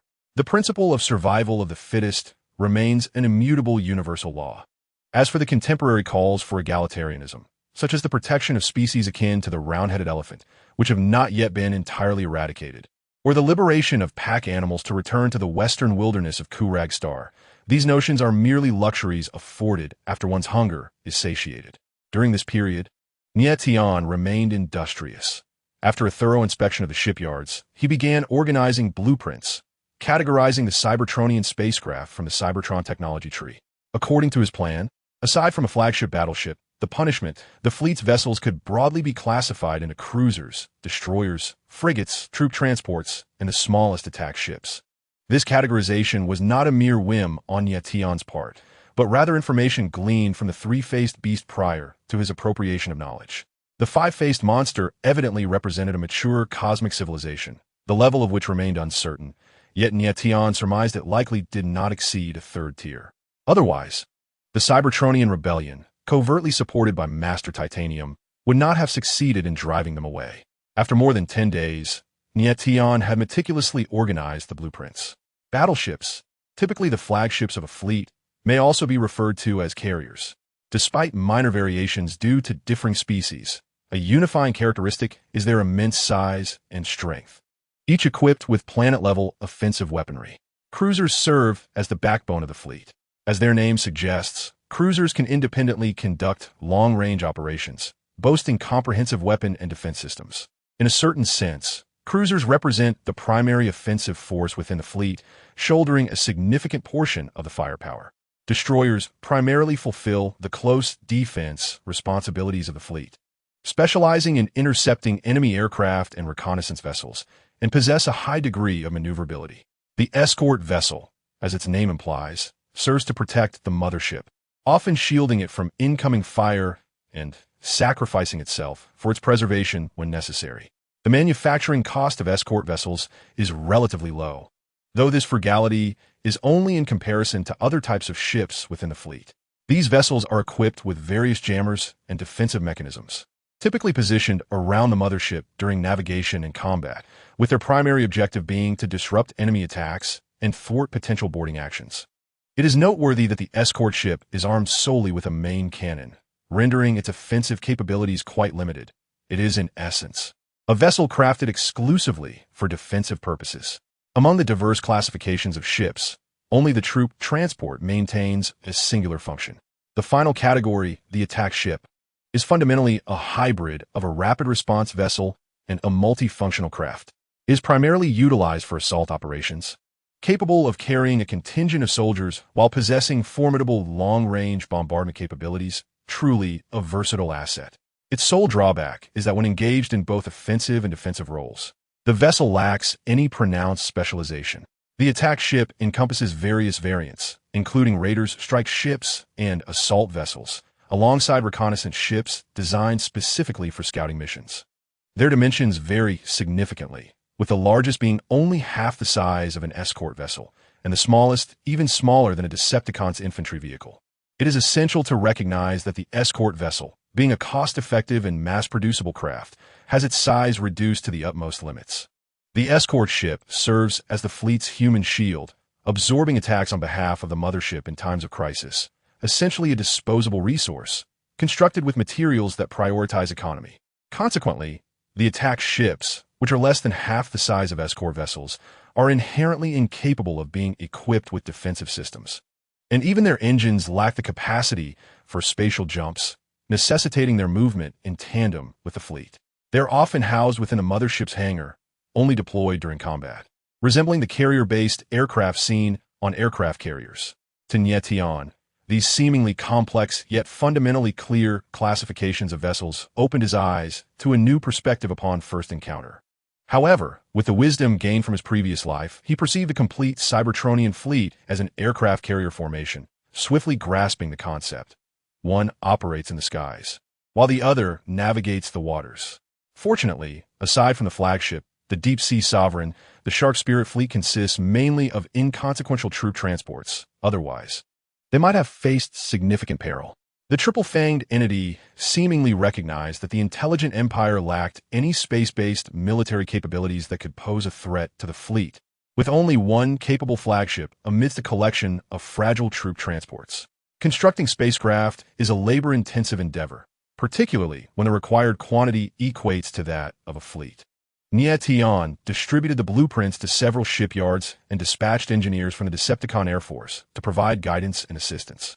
At times, he personally engaged in the work, for he embodies the trifecta of warrior, scientist, and engineer, a true Cybertronian, one who is worth three.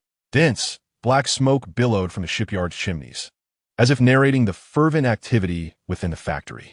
A pall of gloom enveloped the entire Kalag star, shrouding the atmosphere in a gray haze.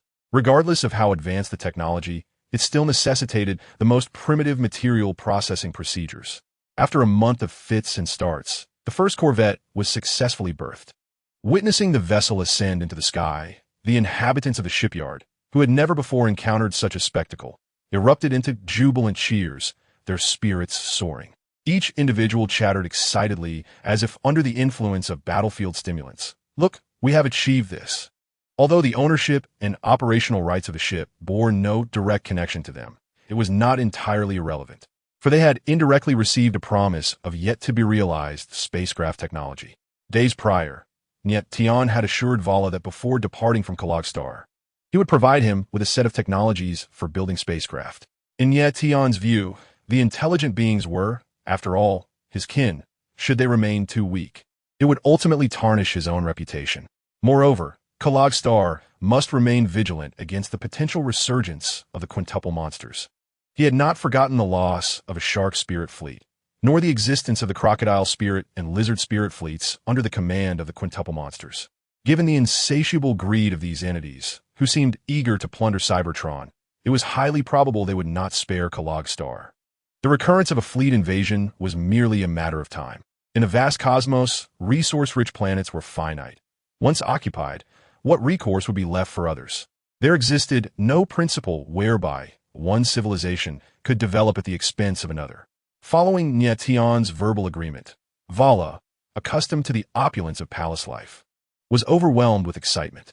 The empire was growing stronger, and soon it would venture from its home planet into the expanse of the universe. As news spread, the intelligent beings expressed profound gratitude towards Nie Tian. There was no need to inquire further.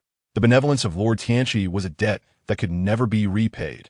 Despite most of the spacecraft technologies selected by Nie Tian being no more advanced than those of a Level 2 civilization, they represented a transformative leap for the current state of the intelligent beings. One might ponder whether Cybertron had ever truly experienced the era of Level 2 civilization. This remained a mystery to Nie Tian. After all, the primal transformers were remarkably powerful to an almost unreasonable extent. If one were to assert that they had not reached such a stage, it would be hard to overlook the tangible advancements made by the primal transformers, particularly by the eminent sixth primal transformer and chemist, Nie Tian Shui, who had meticulously developed technologies symbolizing the cross-stage advancements of various civilization levels. Conversely, if one were to argue otherwise, certain primal transformers possess the ability to traverse space effortlessly, rivaling the capabilities of a Level 3 civilization's spatial leaps, rendering further research into spatial technology seemingly redundant. Nie Tian could only attribute this conundrum to the extraordinary might of the universal deity. The Cybertronians need not adhere to conventional developmental paths. They could simply study their own forms, resulting in an efficient and effective approach. Another month passed, and the first destroyer was born, eliciting a fresh wave of exuberant cheers. In the fourth month, the Zealand shipyard launched its inaugural cruiser.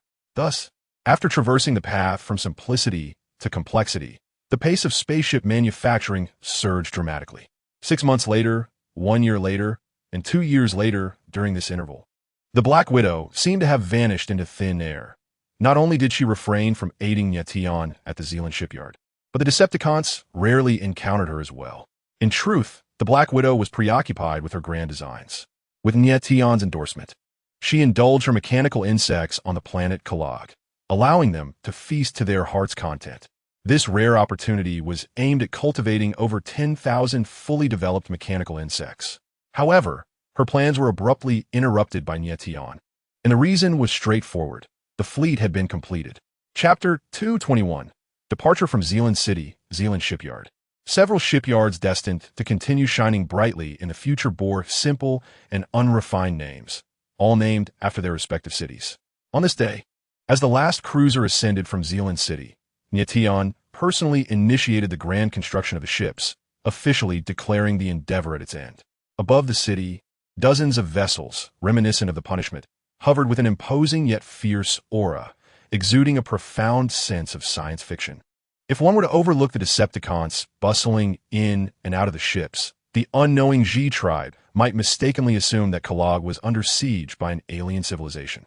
A few days prior, under Nie Tian's orders, all the manufactured ships had converged upon Zealand City. The entire fleet comprised 4 cruisers, 8 destroyers, 12 frigates, 20 transport ships, and dozens of multi-purpose assault vessels. Indeed, the largest number of ships in the fleet was not the frigates or transport vessels, but rather the assault ships. These compact vessels could be piloted solo or operated by multiple crew members, making their abundance advantageous. Dozens of ships of varying sizes and distinct designs encircled the punishment. The 4 cruisers occupied the outermost perimeter of the fleet, positioned one in front, one behind, one to the left, and one to the right, serving as the first line of attack against any adversaries. The 12 frigates were arranged in a tight, circular formation around the punishment, with one stationed above and below the vessel. The transport ships and destroyers filled the spaces between the frigates and cruisers, their distribution appearing rather random, devoid of any discernible pattern. This deliberate formation was intended for when the fleet landed on a planet, as well as for interstellar travel. As for the outbreak of a space battle, they would have to adapt to circumstances as they arose. On the deck of the punishment, Nie Tian gazed contentedly at the various ships hovering around him. From his vantage point, it felt as though he surveyed an expansive dominion beneath his feet. He was confident that the number of ships possessed by both the Autobots and Decepticons combined was inferior to his own. Particularly, the scale and firepower of his fleet rivaled even some lesser battleships, not to mention the Cybertronian cruisers. In theory, the more cruisers, which can rival battleships as the backbone of a fleet, the better. However, the construction of warships becomes increasingly formidable and intricate. It is not that Nie Tian desires an abundance akin to Han Xian's strategic prowess, but rather that the manufacturing of cruisers presents significant challenges. The entire fleet has consumed over 2 years of time, and considering the journey and preparatory phases, Nie Tian has already spent 2.5 years on Kuragstar. 2.5 years is ample time for an aspiring talent to complete their training and make their official debut. Having just finalized a fleet, how could he not feel anxious? The intelligent beings within the city fervently cheered for the fleet above, their pride undeterred by the inability to see it clearly. The lively atmosphere resembled a festive celebration. The intelligent beings have numerous festivals, yet among them, only one holds paramount importance: the Supreme Festival, which occurs on the day following the death of the sage. Strolling to the edge of the deck, Nie Tian observed the scene below with a peculiar expression. With his capabilities, he could clearly perceive the exhilaration on the faces of the intelligent beings. This very realization struck him as absurd and somewhat amusing. Over the past 2 years, Nie Tian had adopted a hands-off approach towards the intelligent beings, essentially acting as a detached overseer. Their current high regard for both the Titans and Nie Tian himself is entirely attributable to the Supreme Doctrine. Beyond its previous contributions to the Empire, the Supreme Doctrine now also imparts teachings regarding the Titans, emphasizing the preparatory doctrines of the Supreme.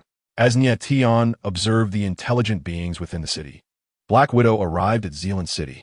Piloting a small spacecraft, she landed on the deck of the punishment and made her way directly to Nie Tian. "Tianjie, I have come. Is there something that must be discussed in person?" Black Widow's tone carried a hint of resentment. She was diligently nurturing her little treasures, reliant on all the metallic organics of Kuragstar, and was on the brink of a significant achievement. Being summoned at this moment would naturally cause anyone a tinge of displeasure. Sensing Black Widow's reluctance, Nie Tian smiled and shook his head. "Cool, me. Take a look at these spacecraft." There was no way around it. Due to Black Widow's unique physiology, with her multitude of compound eyes on her head and chest, he could not ignore her and had to shift the conversation. Owing to their long-standing beneficial relationship as both savior and confidant, Black Widow had always been quite casual around Nie Tian. Moreover, Nie Tian had previously extended an olive branch, agreeing to a series of favorable conditions for her. Thus, in the eyes of other Titans, their esteemed Tianjie and Black Widow held a somewhat equivalent status. Were it not for the unblemished nature of their relationship, purely professional and devoid of personal entanglements, they might have harbored suspicions about the two. Fortunately, Nie Tian was unaware of the occasional gossip that circulated among the lower echelons of the Titan Aerospace Army. After all, he was far removed from the most basic ranks of Titans. Not to mention, even Sangu and a few others had not heard of it. Otherwise, he would undoubtedly dispatch those idle Decepticons to scout the home planet of the Quintessence. His aesthetic sensibilities were entirely inherited from his past life. While it is undeniable that Black Widow is indeed enchanting and alluring, much like a rose adorned with thorns, it is her strength that has captivated him from the very beginning. "Sky Devourer, did you construct these spacecraft with the aid of the Technobots?" Black Widow inquired, her expression one of astonishment. She was aware that Nie Tian was in the process of assembling a fleet, but she had not anticipated its swift completion. 2 years, she mused, reflecting on her own prolonged slumber on Blue Star following the crash landing of her ship. It must be said that the prolonged lifespans of the Cybertronians have endowed them with a unique perception of time, distinctly different from that of other races. Nie Tian, noticing the shock in Black Widow's eyes, felt his spirits lift slightly. After she took a moment to process the information, he shifted the conversation. Black Widow, how goes the cultivation of the mechanical insects? Exceedingly well, Black Widow replied, her demeanor growing serious as the matter at hand was addressed. The fully developed mechanical insects have surpassed 8,000, nearing the 10,000 mark. Nie Tian nodded thoughtfully, a pensive expression gracing his features. The location where Black Widow was cultivating the mechanical insects was one he had personally selected for her, fully aware of its potential. It would not be an exaggeration to say that, based solely on that site, Black Widow could replicate a population of mechanical insects exceeding the entire Technobot race. However, the idea of achieving complete forms was a distant prospect.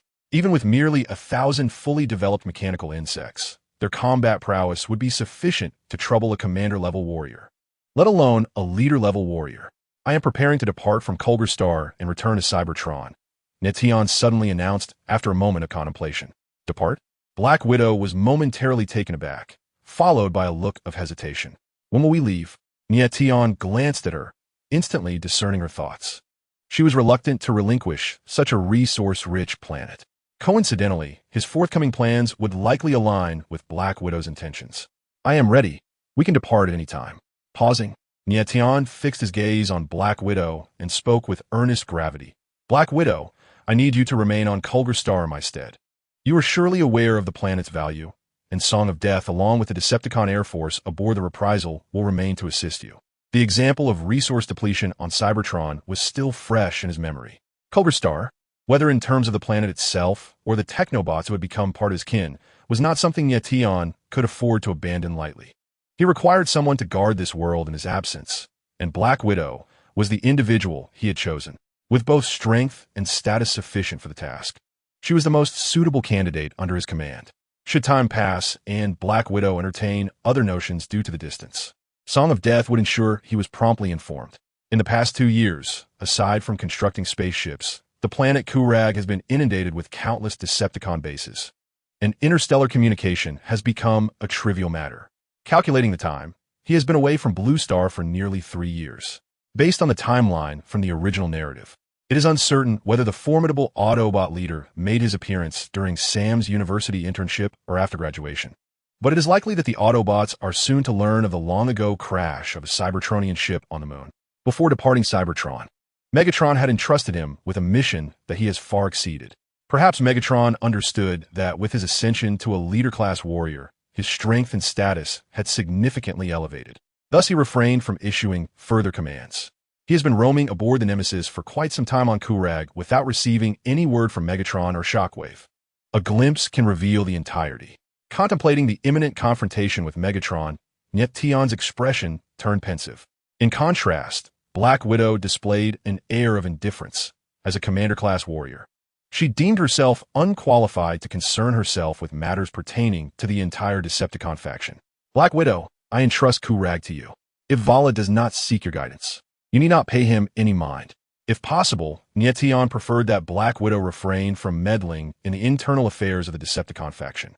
Though unaware of Vala's clandestine activities, he recognized that over the past 2 years, Vala had at least outwardly demonstrated considerable effort.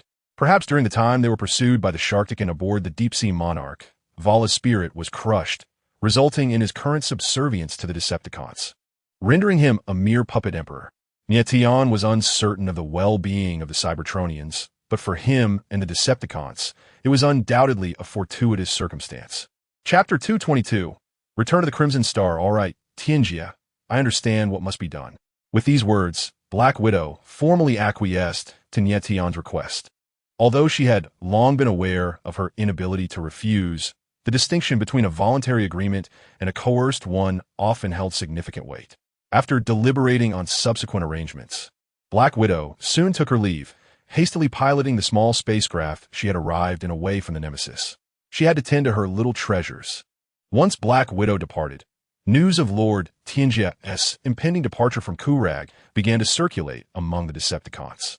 For the lower-ranking Decepticons, their location was inconsequential, as they possessed no autonomy in choosing their circumstances. However, the higher-ranking Decepticons harbored varied thoughts. Yet, what none of the Decepticons anticipated was that merely a day after the news spread, the vast fleet over the city of Zealand abruptly vanished, as though the previous day's grandeur had been but a fleeting dream. A month later, in the Brapati system, in the boundless darkness, in a space devoid of any objects, a sudden violent disturbance erupted, culminating in a fierce struggle, ultimately bursting forth like a punctured balloon. A buzzing sound heralded the instantaneous emergence of an elliptical black hole, resembling a soap bubble illuminated by sunlight, resplendent in its kaleidoscopic hues. This was a wormhole, and notably, one that had been artificially activated. As anticipated, shortly thereafter, the wormhole discreetly unveiled the bow of a vessel, moving at an excruciatingly slow pace. A reconnaissance ship, seemingly on a pathfinding mission, traversed the wormhole, arriving at this remote locale on Brapati. Following closely, dozens of massive spacecraft sequentially passed through the wormhole, creating a scene of bustling activity. Despite the variations in size and design of each ship, a commonality united them. Each bore an imposing visage etched onto its hull, adorned with distinctive objects around the chin area. At the center of this fleet was a menacing, wedge-shaped vessel of violet-gray hue, exuding an aura of dominance. This fleet was none other than the Decepticon armada that had departed from the planet Karag. After leaving Karag, Nie Tian did not hasten his return to Cybertron. Instead, he ventured to Brapati. He had not forgotten the living dead Cybertronian, a frenzy imbued with dark energy, still lingering on Chiron Star. While he held little interest in the living dead Cybertronian, his curiosity was piqued by the dark energy and the super-energy entities capable of neutralizing it. The origins of super-energy entities were particularly intriguing. In the meticulously documented Poosh Sacred Covenant by Master Titanium, the account of super-energy entities was recounted thusly. We discovered it beneath the surface of the planet, a sight so exquisite, akin to rust flowing within a sea of mithril. Upon confirming its safety and harmlessness, I sampled it, and it revitalized my weary body as if I were immersed in the wellspring of sparks, restored to the state of my nascent existence with boundless vitality. Decades of research by the likes of Cai Tianjiao and others revealed its exceedingly unstable nature. It was prone to explosive reactions when attacked, and its inherent energy would dissipate with the passage of time. To mitigate this volatility, Cai Tianjiao crafted a container to preserve it, leading to its designation as super-energy entities. Thus, we acquired a sustenance that could be consumed at any moment. In the evolution of time, many secrets that would be incomprehensible to future generations were, at that moment, perhaps trivial matters. Nie Tian held no interest in exploring the depths of Cybertron, yet upon his first glance at these words within the wellspring of sparks, everything clicked into place. Undoubtedly, Cai Tianjiao was a remarkably diligent prime, serving as a supportive figure among the 13 primes, forging weapons and equipment for her fellow primals. It is evident from these passages that the raw materials for super-energy entities were likely discovered by Cai Tianjiao while she sought materials for crafting divine artifacts for the primes. Before the creation of super-energy entities, it remains a mystery how the primes replenished their energy, but it surely was not through energy cubes. The extraction and compression technology of energy blocks and even energy pillars lacks detailed records regarding its inception. However, Nie Tian speculates that it likely emerged after the depletion of the super-energy bodies, crafted by the scientists of Cybertron in imitation of these extraordinary entities. The raw materials of the super-energy bodies are derived from a unique energy liquid that flows beneath the surface of Cybertron. According to Nie Tian's understanding, this special energy liquid may very well be the blood of the primordial deity. If this hypothesis holds true, and the super-energy body is indeed the blood of this godlike transformer, then the nature of the dark energy body becomes a subject of profound intrigue. Previously, due to insufficient power and the presence of the Black Widow, actions were limited, for the relationship with her was far less amicable than it is now. Yet, with sufficient strength and the opportune moment at hand, it is time to bring closure to this matter. Nie Tian intends to capture the rampage, unveiling the enigmatic veil surrounding the dark energy body, and at the very least, ascertain its origins. Otherwise, it would be akin to a sword of Damocles. Who knows what might transpire if a leader-class warrior were to be bitten? The vast fleet moved steadily forward, and upon spotting a familiar planet along their trajectory, Nie Tian abruptly pushed the control lever. Claw, this is entrusted to you. Yes, Lord Tianjia. Claw responded dutifully before turning to exit the command tower. Under Claw's orders, the fleet began to decelerate gradually, while the Retribution maintained its speed, slowly departing from the fleet and approaching the planet of Chiron. Thud. As it traversed the atmosphere, the Retribution successfully landed on Chiron. Sizzle. Instead of immediately proceeding to the unknown planes where Rampage resided, Nie Tian opted to first observe the current state of Chiron. Stepping onto the deck and gazing around, he noted that, much like his previous visit, Chiron had undergone almost no changes over the years. It remained as scorching, desolate, and eerily silent as ever. Hey, where is this? A soldier from the intelligent race poked his head out from the deck of the Retribution, curiously surveying the unfamiliar planet below. There are no signs of life. Why has Lord Tianjia descended upon this planet? In this departure from the planet Kurgle, Nie Tian left behind most of the Decepticon aerial forces he had brought from Cybertron, taking with him an army of approximately 10,000 intelligent race soldiers, including a contingent of around 100 mecha troops. Although Nie Tian did not hold the mechas of the intelligent race in high regard, they nonetheless possessed certain exceptional qualities. At the very least, for the human forces of Blue Star, mechas still exerted considerable suppressive power, and when well coordinated, they were not inferior to the basic Decepticon units. Be cautious. A colleague of the intelligent race soldier made a shushing gesture, speaking softly. The intentions of Lord Tianjia are beyond our comprehension. What Lord Tianjia plans to do is not something we can inquire about. You are correct. Upon being reminded by his colleague, the soldier belatedly reacted, casting a wary glance at the towering figure at the edge of the deck. Fortunately, Lord Tianjia had not overheard them. Before boarding the vessel named Retribution, rumored to be the flagship of the Decepticons, they had been repeatedly cautioned by Emperor Vala. The thought of inadvertently provoking Lord Tianjia sent a shiver down his spine, prompting him to lower his gaze. He realized that Lord Tianjia seemed to have taken notice of him. At the deck's edge, Nie Tian, regarded by the two intelligent soldiers as a formidable threat, wore an expression of indifference as he casually turned his head to glance back. In truth, he had already caught wind of the hushed conversation between the two intelligent soldiers, as well as the murmurs from even more behind him. It must be said that Vala's management of the intelligent race aligned perfectly with Nie Tian's sentiments. Through subtle influence, he had tightly bound the intelligent beings to the Decepticons, embedding the concept of kinship deep within each of their hearts. At times, Nie Tian couldn't help but marvel at whether Vala was a once-overlooked talent, inadvertently discovered by him, or if his past was merely a fade, with his true nature being one of self-preservation. The truth remains elusive. Nonetheless, Nie Tian believed he possessed a certain discerning eye, rendering him indifferent to the soldiers' discussions. As he noticed the chatter behind him gradually dissipating, eventually fading entirely, Nie Tian suddenly leapt into action, transforming into a strike vessel and soaring skyward. During his journey to the destination, he deliberately slowed his flight. Before long, he spotted several familiar figures, machine insects. This time, his visit to Chiron Star held another purpose: to assist the Black Widow in retrieving the machine insects left on the planet. According to her, the machine insects she had deliberately left behind were now flourishing, ripe for harvesting. The method of collection was straightforwardly brutal, direct, and forceful confinement. The machine insects were dear to the Black Widow, and she would never divulge her methods of controlling these biological weapons to Nie Tian.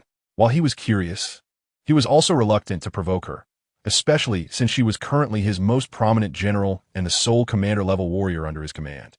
Their relationship had indeed progressed remarkably, but they had yet to reach a stage of complete openness and sincerity. Chapter 223. Gale during the flight, Nie Tian ascended and descended several times, meticulously observing the machine insects. Although they had been in a semi-wild state, the self-hunting machine insects were not starving. Rather, they were robust and had multiplied exponentially. Before capturing these machine insects, he decided to resolve the matter of Gale first. With this thought in mind, Nie Tian accelerated his speed. Minutes later, a vast plain came into view below, dominated by an oddly shaped metallic tower. The three-cone pyramid had arrived. Compared to its last appearance, It is uncertain whether the destruction of the tower's defense mechanisms by the mournful song of a few has led to the cessation of the self-circulation of the triangular prism tower. From an external perspective, the triangular prism tower appears significantly dilapidated, surrounded by numerous corpses. Among them, remnants of mechanical insects and the experimental race known as the Hainer are discernible. Clearly, both parties had engaged in a desperate battle encircling the triangular prism tower. It is no wonder that the Black Widow proclaimed that the time had come. Nie Tian glanced around. The triangular prism tower was regarded as a forbidden zone by the Hainer, a prison they had once fled from and were unwilling to return to. Even Irie had overtly threatened him to steer clear of the triangular prism tower, indicating the profound fear the Hainer held towards it, influenced by Irie's admonitions. Knowing the peril that lay ahead, they nevertheless approached the mountain's edge. The mechanical insects were solely fixated on pursuing the Hainer. The Hainer's voluntary approach to the triangular prism tower, seemingly intent on entering, indicated that they were at their wits' end, with no other alternatives available. Perhaps a handful of Hainer still lingered on the Crimson Star, but their numbers were certainly scarce. One could only hope that the clash between both factions did not awaken the turbulent force within. Nie Tian retracted his gaze from the severed limbs and instead contemplated another matter. The slumbering tempest within the triangular prism tower seemed to be interested solely in its fellow transformers from Cybertron, or perhaps accepted all intruders. These mechanical insects and Hainer had been deceased for an indeterminate duration, and he could not ascertain their precise cause of death. Nor could he determine if any had fallen victim to the tempest. If the tempest were to be awakened by the encroaching Hainer or mechanical insects, and subsequently pursued the fleeing Hainer beyond the triangular prism tower, causing chaos across the planet, it would certainly spell trouble. Although, based on previous observations, the triangular prism tower appeared to possess a unique allure for the Tempest. Once it lost its target, it would soon return to the tower autonomously. But what if? A sense of urgency welled up within him, compelling Nie Tian to hasten his descent. Upon re-entering the hall of the triangular prism tower, still adorned with the Black Widow's remnants of webbing, a familiar roar echoed. Roar. The Tempest, in its bloodthirsty and frenzied state, rushed towards Nie Tian with a staggering gait. Fortunately, it appeared that Irie's caution regarding the proximity to the triangular prism tower held some merit. Rather than being startled by the approaching tempest, Nie Tian released a sigh of relief, as this spared him the arduous task of searching for the tempest across the expanse of the Crimson Star. However, a flicker of confusion crossed his eyes. It felt as though the tempest had grown more gaunt since their last encounter. In simpler terms, it seemed starved. The entirety of its form bore irregular indentations in numerous areas, with some joint connections revealing withered energy conduits. As Nie Tian scrutinized the tempest, it did not slow its pace. Unfamiliar with the essence of fear, he distinctly sensed the energy fluctuations of Nie Tian, a leader among warriors. Yet the aroma of sustenance pervaded his mind. He opened his maw, lined with sharp teeth, resembling a ferocious beast lunging at its prey, soaring towards Nie Tian. However, unbeknownst to him, the roles of hunter and hunted had silently reversed. With a resounding clang, the glimmering jaws were mere meters from Nie Tian when a long sword, black and crimson, pressed firmly against his chest, rendering further advance impossible. Roaring with madness, he seemed to flicker with a moment of clarity, struggling to comprehend how a sword, slender as his arm, could thwart him. Yet, driven by his bloodthirsty instincts, he exerted every ounce of strength to reach that delectable energy liquid, inching closer. Even as the blade gradually pierced his chest under the pressure, he remained undeterred. The screech of metal scraping against flesh echoed throughout the three-pronged pyramid, and surprise flickered in Nie Tian's eyes as he suddenly raised his other hand. Boom! Accompanied by a thunderous sound that resonated within the semi-enclosed space. The frenzied figure was sent flying. Thud! He soared backward, crashing into a pillar of the grand hall, landing several meters away. The hungrier he became, the more frenzied he grew. Nie Tian began to grasp the truth. He had witnessed this disregard for pain and fearlessness in the previous encounter. Yet this time, it was amplified beyond measure. The current state of the frenzied one resembled that of an athlete exhausting his potential. Although a desperate struggle could unleash unprecedented power, it inevitably resulted in physical fatigue and lingering ailments, which in severe cases could even shorten one's lifespan. Whether the frenzied one's lifespan would be affected remained uncertain, but his body would undoubtedly grow increasingly sluggish. Devoid of energy liquid to consume, his injuries would remain unhealed, gradually spiraling into a vicious cycle over time. Nie Tian had intended to study the characteristics of this undead Cybertronian during their battle. It seemed his plans had fallen through. No matter. If that is the case, I shall accommodate you. Nie Tian coldly regarded the frenzied one, who had just risen again. The photon bullet he had fired earlier, without aiming, fortuitously struck the frenzied one's chest, further enlarging the gaping wound, which had inexplicably hollowed out both the chest and its core. Thus, despite being a mechanical life form, it now exuded an eerie and terrifying aura. Roar! Clash! In the blink of an eye, the battle resumed. The frenzied one in a state of undead Cybertronian was beyond rational comprehension in terms of combat prowess. Superficially, he appeared not even to reach the level of a commander, yet he had previously inflicted considerable damage upon the Black Widow, nearly transforming her into a bloodthirsty monster. During the last visit to the Crimson Star, Nie Tian, as a commander-level warrior, had not been entirely confident in defeating the frenzied one. Otherwise, he and the Black Widow would not have tacitly avoided mentioning him before departing. However, at that moment, Nie Tian's primary concern was the fear of being inadvertently bitten during the battle. After all, the cost of eliminating the rampage was entirely incomparable to merely withstanding it. A gentleman does not stand beneath a perilous wall. It is akin to wielding a spear dipped in excrement. A child armed with such a cursed spear could certainly be defeated if one were to throw caution to the wind. Yet, under the condition of being unscathed and free from magical harm, one would undoubtedly wish to avoid even a mere poke. The very thought of such a harrowing image would terrify anyone. Thus, during his previous encounter on Chiron Star, although Nie Tian was not entirely helpless against Rampage, the situation had reached a stalemate. However, this time, with a casual strike, he inflicted considerable damage upon Rampage.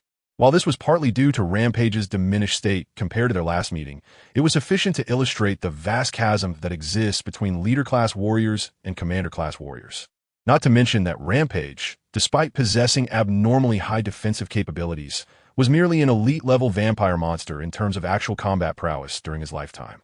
Once Nie Tian became serious and earnest in his approach, within just 2.5 minutes, Rampage lay motionless on the ground, oblivious to his fate. Is this the combat strength of a leader-class warrior? Nie Tian mused to himself. This was indeed his first encounter with another Cybertronian since his ascension to leader class. Although, strictly speaking, Rampage could no longer be considered a typical Cybertronian warrior. Nie Tian could now somewhat comprehend Megatron's former attitude toward Starscream, a subordinate who feigned compliance yet could be easily managed with a few reprimands. A subordinate who constantly sought power yet could be effortlessly suppressed. A subordinate who could be deemed the most useful was hardly an exaggeration. Claw, bring the fleet down. Nie Tian cast a glance at the nearby Rampage and raised his foot, multitasking as he sent a communication to Claw. His earlier hesitation to allow Claw and the others to approach stemmed solely from the fear of them causing chaos. It was best if Rampage remained within the triangular pyramid. Should he wander off and roam freely on Chiron Star, there was a risk that a Decepticon might inadvertently be bitten and transformed into a vampire monster like Rampage, subsequently infecting other Decepticons. He would then become the instigator of a Cybertronian version of a biological crisis. Arriving with a grand entourage only to return alone would certainly be far from amusing. Understood, my lord. Claw promptly received Nie Tian's message and swiftly relayed the orders to all ships, then personally piloted a leading cruiser toward Chiron Star. Meanwhile, within the triangular pyramid, while waiting, Nie Tian plunged the black prison sword into Rampage's gaping maw and began to stir it about. With a crack, Rampage was not yet dead, but his demise was imminent. He had previously feared that Rampage's blood might splatter onto him, so he struck quickly and fiercely, rendering Rampage virtually incapacitated. Chapter 224, The Triangular Prism Tower. Now, let's see how you can bite. With the black prison sword sheathed, Nie Tian gazed at the rampaging figure, akin to a toothless tiger, and nodded in satisfaction. He was uncertain if this method would prove effective. He recalled a post-apocalyptic film from his previous life, where a certain nation resorted to extracting the teeth of its entire populace to avert a zombie crisis. Although this approach seemed merely a temporary fix rather than a genuine solution, It was certainly preferable to remedying the consequences after calamity struck. Not long after, the fearsome Decepticon fleet, always on standby in outer space, descended upon the Crimson Star, accompanied by the previously landed Punishment, which now hovered above the triangular prism tower. The Punishment was helmed by the menacing Iron Head, who, without Nie Tian's consent, could not even enter the command tower of the vessel. "My lord, the Claw has led the fearsome squad into the triangular prism tower," reported one of the subordinates, who, through the entrance, could vaguely discern the throng outside. The soldiers of the intelligent race and the Decepticons had completely surrounded the triangular prism tower, encasing it in layers both within and without. "Order them to return to the ships." Nie Tian furrowed his brow. The sole adversary, this rampaging foe, had been dealt with, rendering such extensive action unnecessary. "Yes, my lord," Claw acknowledged, gesturing to the Bison, who understood the command and promptly turned away. "Your timing is impeccable," Nie Tian continued, pointing to the rampaging figure at his feet.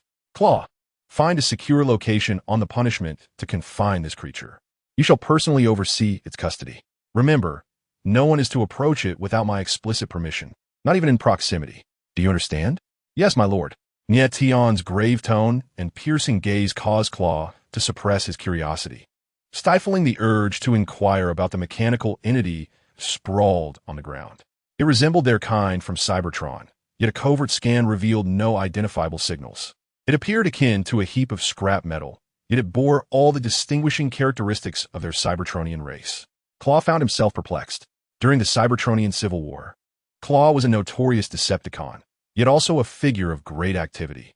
He despised any form of wastefulness and was unwilling to squander time or fuel on uncertainties.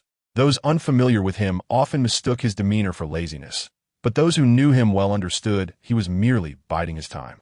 "Good things belong to those who wait," was his life motto. However, this habitual behavior of Claw's abruptly vanished after Nie Tian's inaugural visit to the central spaceport of the Decepticon aerial forces. The reason was simple. Nie Tian required subordinates who were not overly clever, nor those adept at deciphering his intentions. He sought only those who could faithfully execute his commands. With so many secrets in his mind, he was destined to frequently engage in actions beyond the comprehension of others. If everyone sought to question the rationale behind his decisions, would he still be able to act? The formidable high-ranking Decepticon, known as Claw, derives its name from its signature weapon. Claw's physique is exceptionally robust in its robotic form.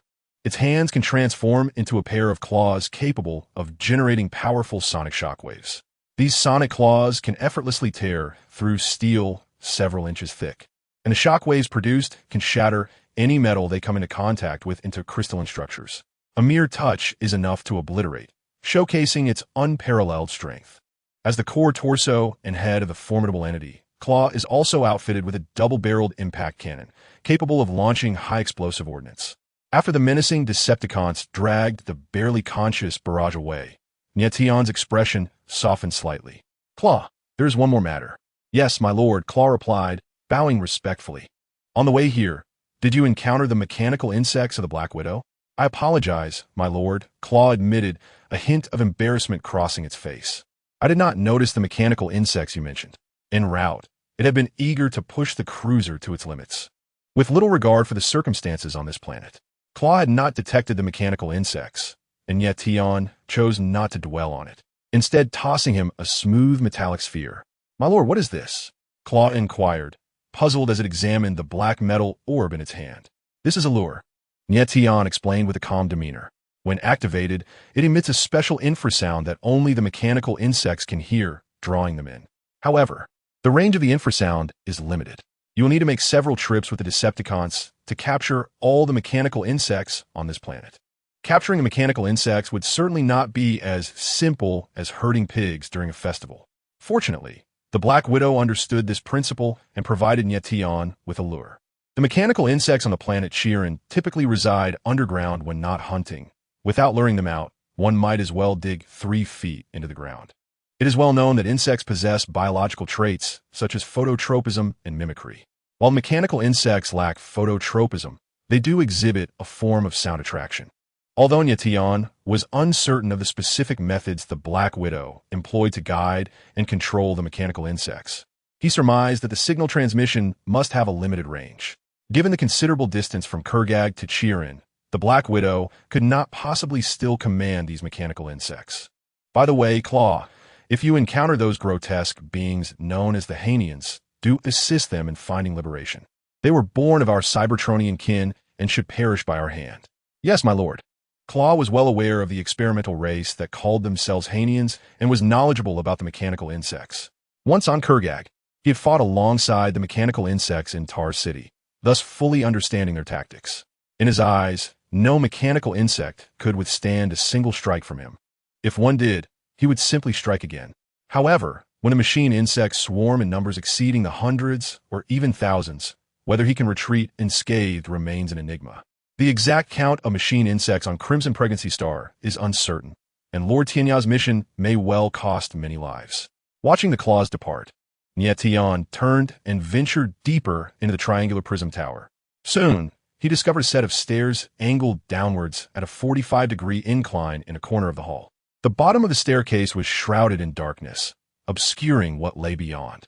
With a glimmer of determination in his gaze, Nie Tian descended the steps.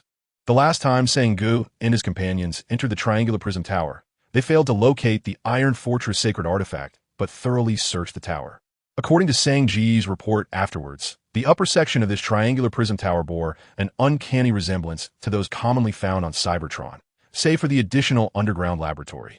Previously, he could not even deal with the rampage. Thus it was unlikely he would concern himself with the unknown laboratory below. However, this time, the intelligence gleaned would prove invaluable. This must be the laboratory constructed by Rampage. At the foot of the stairs loomed a massive metal door, marred by a gaping hole, the shape of which faintly resembled a humanoid form. The earthquake he had felt upon first entering the triangular prism tower on Crimson Pregnancy Star was likely the result of Rampage's frenzied assault, crashing through this metal door. After briefly touching the door, Nie Tian swiftly passed through. Upon entering the laboratory, the remnants of a fierce struggle were evident. Clearly, the aftermath of Rampage, consuming the dark energy entity, was entirely unforeseen. Had he truly comprehended what the dark energy entity entailed, he would have ensured his team was adequately prepared. The chaotic state of the laboratory, littered with shattered vials and containers, signified not only the suddenness of the incident, but also that Rampage's transformation into a bloodthirsty creature had caught all his subordinates completely off guard. They had not the time to react. It is possible they later realized Rampage's condition after consuming the dark energy entity was alarming, but by then it was too late. Coupled with the disparity in strength, they ultimately met their demise beneath Rampage's razor-sharp fangs. Ignorance can be fatal. With Sang-ji's intelligence in mind, Nie Tian maintained an expression of calm as he surveyed the laboratory's condition, then began his targeted search. In this exploration of Rampage's laboratory, Nie Tian sought not only to uncover more about the dark energy entity, but also to ascertain whether Rampage still possessed any other Iron Fortress sacred artifacts. Even during the ancient times on Cybertron, Iron Fortress sacred artifacts were exceedingly rare, reserved for only a select few, let alone the prospect of private ownership. Rampage's possession of the deprivation staff and leadership over an elite squad of high-ranking Cybertron warriors attested to his significant standing at that time. Though he had not yet attained the rank of commander, he was undoubtedly among the most elite of the commander's finest warriors. As for why the frenzy arrived at the Red Star, Nie Tian held no intrigue in uncovering the truth. It was merely a matter of conducting perilous experiments on extraterrestrial planets, a notion clearly evident when observing the abstract life form known as the Hanians. After all, for interstellar civilizations, who among the virtuous would willingly wreak havoc on their home planet when they could unleash chaos upon others? In their relentless pursuit of technological advancement, the Cybertronians exhibited an obsession that rivaled even the most peculiar of beings. Even if Frenzy harbored some clandestine mission from ages past, 3 millennia had elapsed, rendering any once significant secret utterly obsolete.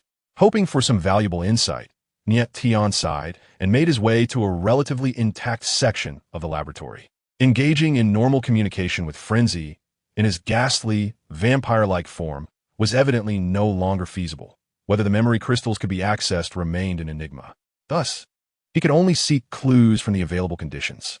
Chapter 225, a coincidence that is not merely coincidental. The laboratory constructed by Frenzy bore a striking resemblance to the others Nie Tian had encountered before, as though there existed a standardized architectural template. Having frequented numerous similar sites over the years, Nie Tian felt a sense of familiarity, though not quite akin to returning home. Given the Cybertronians' naturally long lifespans, their methods of preserving information withstood the test of time. After millennia, the laboratory's intrinsic functions remained largely unaffected. Aside from the damaged equipment and instruments, the electronic records were relatively intact. After some rummaging, a black box appeared before Nie Tian. This box contained Frenzy's experimental records, chronicling the birth of the Hainian species and research on dark energy entities, among other topics.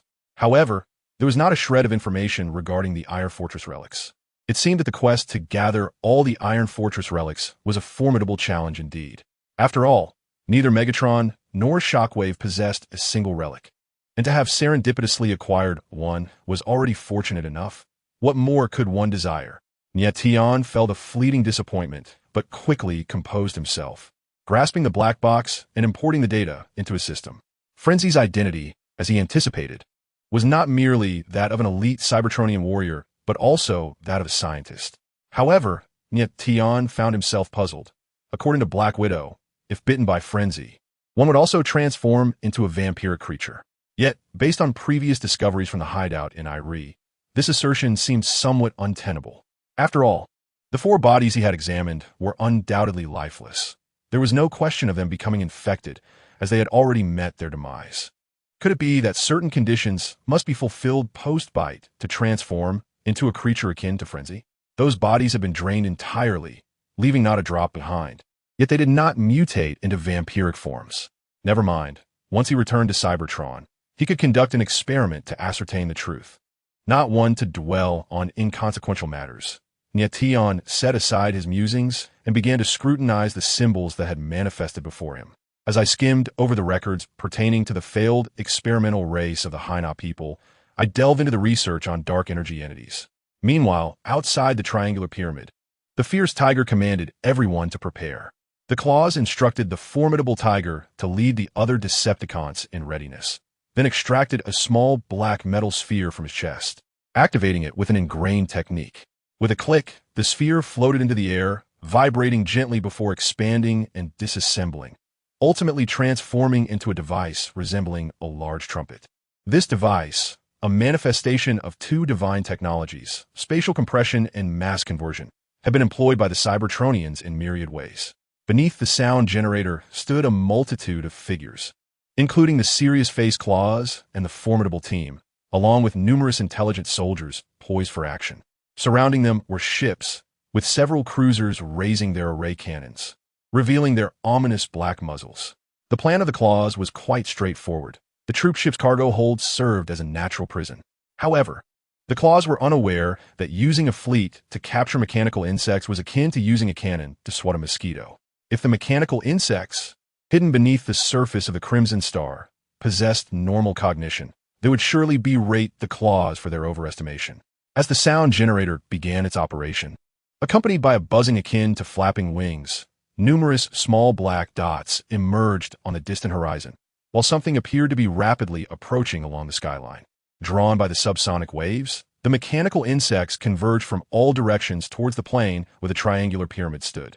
Despite being biomechanical weapons, these insects inherited some of the Decepticons' traits, such as volatility and frenzy.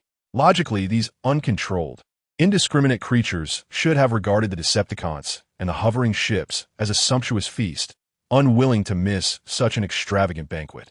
Yet, the approaching mechanical insects exhibited an unusual calmness, lacking any inclination for aggression.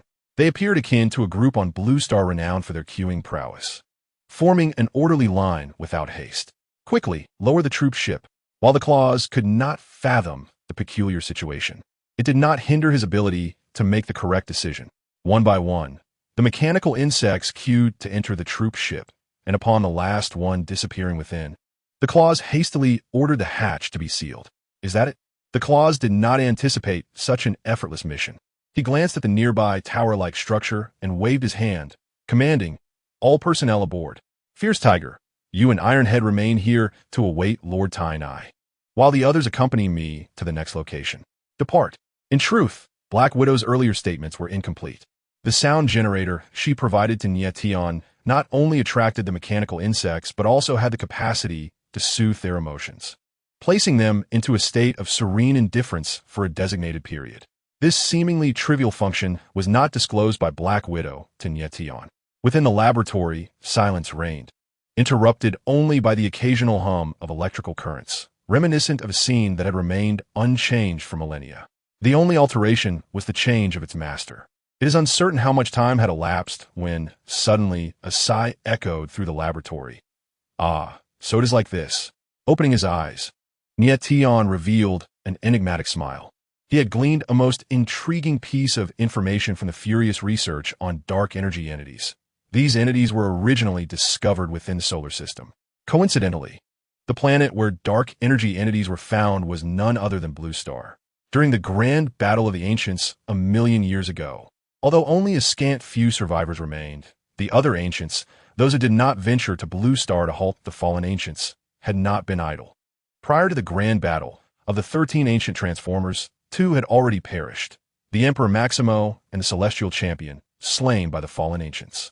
After the conclusion of the Grand Battle, the number dwindled further to 7, leaving only Master Titanium, the unfathomable sky, the micro-celestial star, and the illusory celestial spirit among the 13 ancient Transformers, in a bid to ensure the survival of Cybertron. It is uncertain how many years after the Grand Battle had passed when the illusory celestial spirit and the micro-celestial star voluntarily leapt into the well of the Allspark. Although the well now lay neglected, dilapidated like a forsaken well by the roadside, not a single soul could be found across the entirety of Kaon. However, in the distant and unapproachable ancient times of Cybertron, the well of the Allspark must have presented a starkly different visage, certainly a heavily guarded stronghold, at least as formidable as Iron Fortress. After the departure of the last 2 ancient Transformers, countless years passed before the unfathomable sky bade farewell to Master Titanium and left Cybertron, leaving the latter alone. During this tumultuous period, the 4 ancient Transformers who had not participated in the Grand Battle, including the Celestial Champion and the Emperor Maximo's kin, ventured forth, frequently journeying to the battlefield of Blue Star. Their objectives were twofold: to scour the battlefield for the whereabouts of the ancients and to tend to their brethren, while also gathering intelligence on the fallen ancients. Should a critically injured fallen ancient be located, they would likely not hesitate to instigate a second grand battle of the ancients. The dark energy entities were discovered during these explorations of Blue Star, though the specifics of their discovery, the identity of the discoverer, and the reasoning behind their designation as dark energy entities remain shrouded in mystery, lost to the passage of time. Nevertheless, Nie Tian discerned that the findings of the furious research on dark energy entities were tinged with a personal bias. The researcher boldly speculated that dark energy entities shared a common origin with the super energy entities produced by Cybertron, possessing certain similarities yet remaining fundamentally opposed. He even posited, with an air of conviction, that a mechanical race utilizing dark energy entities to replenish their energy must exist within the cosmos, inherently adversarial to their own Cybertronian kind. The validity of the inference regarding the tumultuous events remains to be debated. However, the mention of the storm has provided Nie Tian with a sudden clarity, akin to a moment of enlightenment. He realizes certain truths. Why? In the original narrative, both the Fallen and Quintessa sought to exploit others for their own gain, aiming to utilize Earth to salvage Cybertron. Quintessa, a mysterious figure whose name bears a striking resemblance to that of the Quintessan homeworld, has her motives shrouded in enigma, as the original tale offers scant insight into her intentions. Conversely, the Fallen, the former leader of the Decepticons, genuinely aspired to rescue Cybertron. It would not be an exaggeration to state that he was willing to betray his own beliefs for this noble cause. Coincidentally, amidst the vastness of the universe, teeming with life-bearing planets, one might ponder why such fixation on Earth. For those of significant stature, every choice is deliberate. It is particularly noteworthy that the Fallen and Quintessa, seemingly unrelated, arrived at the same decision. The Fallen, well aware that Optimus Prime resides on Earth, surely recognizes Prime's unwavering resolve to thwart any sacrificial endeavors concerning his planet, especially as Optimus is his own protege, molded under his guidance. Nonetheless, throughout the original saga, the Fallen remained steadfast in his intent to utilize Earth as a means to save Cybertron. Evidently, Earth is not merely a life-sustaining planet. There exists an underlying connection that binds all these elements together. In Nie Tian's perception, a once familiar planet has transformed into an enigma, cloaked in a veil of mystery. As for the return to Cybertron, perhaps the fear of acquiring too much knowledge brings forth greater troubles. The secrets of Cybertron, particularly concerning Primus, are guarded by the 13 primal primes, who have resolutely chosen silence and refrained from disseminating information. This silence persisted until the Great Shutdown era emerged. During the Prime War, the majority of the kin of the 7 primes suffered catastrophic losses. Those who survived have largely become elusive, hidden in obscure corners of Earth, relying on their dormant forms to cling to existence. However, the kin left behind on Cybertron remained intact. Thus, during the Great Shutdown, the principal victims were the kin of the 4 primes, who found themselves in a state of stasis from which they could never awaken. This resulted in a fracture in Cybertron's history, leaving subsequent generations ignorant of the events preceding the Great Shutdown. Otherwise, the Quintessence would not have so easily usurped their domain. The Transformers birthed from the Allspark by the Quintessence are entirely disconnected from those kin who existed before the Great Shutdown. They embody a wholly new essence and understanding. Optimus Prime and Megatron are mere products of the assembly line. Following their creation, the former toiled as a laborer in the factory, while the latter fought as a gladiator, enduring daily battles for survival. As one nears death, their words often become veiled in secrecy. It is likely that Master Ratchet wished to prevent the truth of Primus and the creation of the Cybertronians from being lost to the annals of history. Or perhaps he sought to avert the recurrence of Quintessence masquerading as them in the future. At the twilight of his life, Master Tai imparted all matters concerning the primordial deity to him. Having fulfilled his final wish, he faced a choice: to selflessly fade into obscurity or to cling to life for a few more years.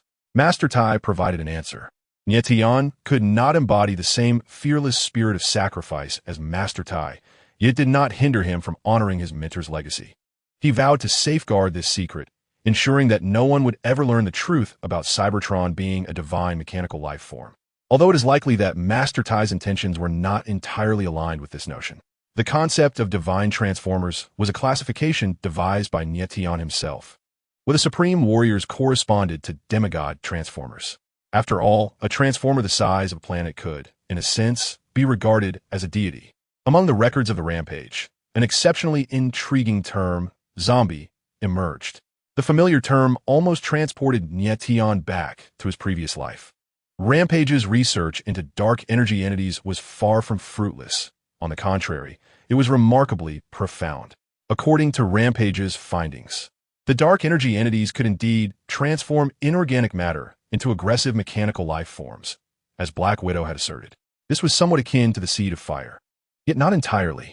At least, the creations of the Seed of Fire were genuine mechanical life forms, while those derived from dark energy entities were devoid of autonomous consciousness, acting purely on instinct.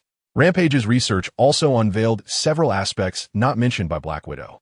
For instance, dark energy entities could resurrect deceased Transformers, transforming them into zombie Transformers. Additionally, there were effects from the radiation emitted by dark energy entities. Nie Tian interpreted this radiation influence in his own way, concluding that prolonged exposure to dark energy entities would sap a Transformer's strength, rendering them increasingly feeble. Even close contact could lead to noticeable psychological effects.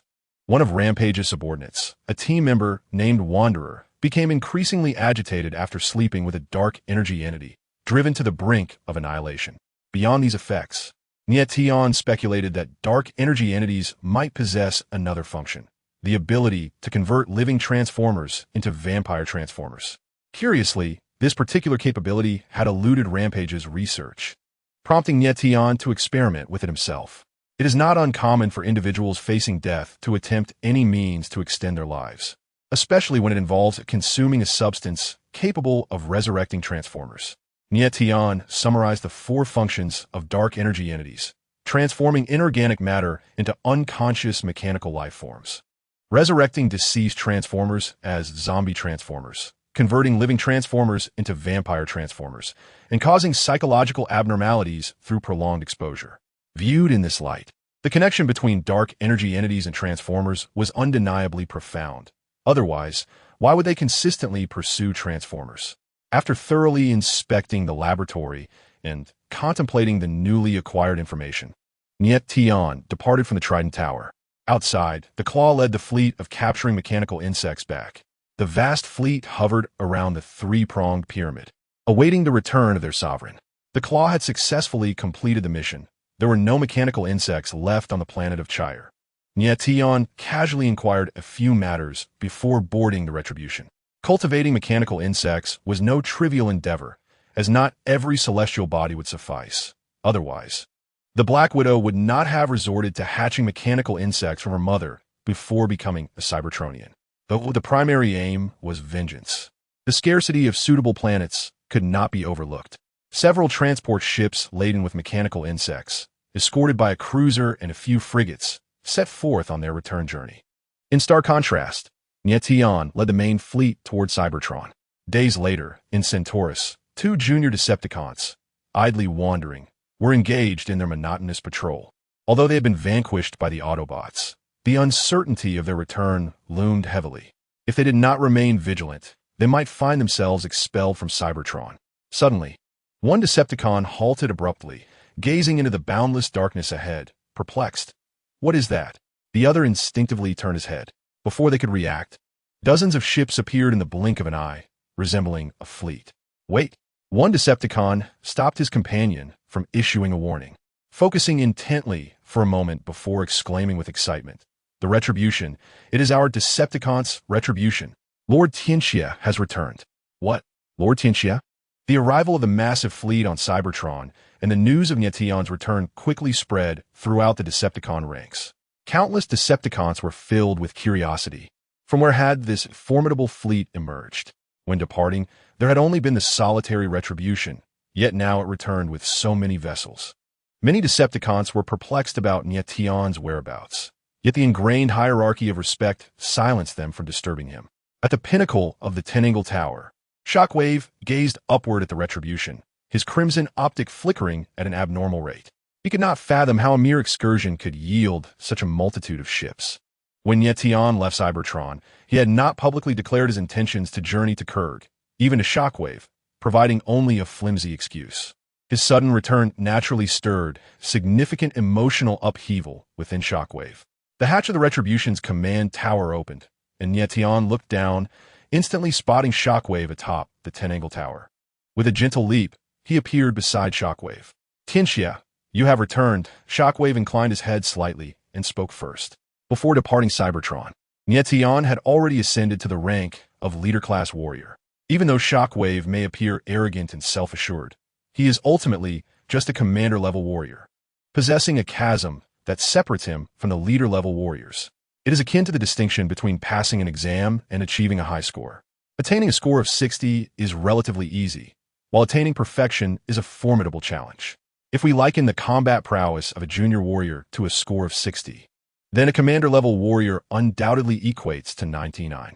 In contrast, a leader-level warrior is indisputably a perfect 100, although it may seem like a mere difference of 1 point. The actual disparity is far greater than that between 60 and 99. Shockwave can no longer approach Nie Tian with his former demeanor.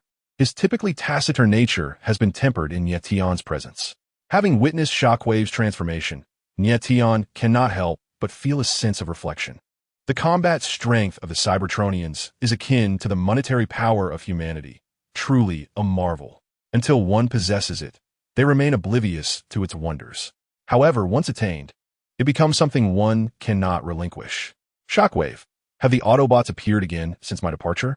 Nie Tian refrained from explaining the matters concerning Cybertron, for even without his words, Shockwave could glean from other Decepticons what he had endured over the past 2 years.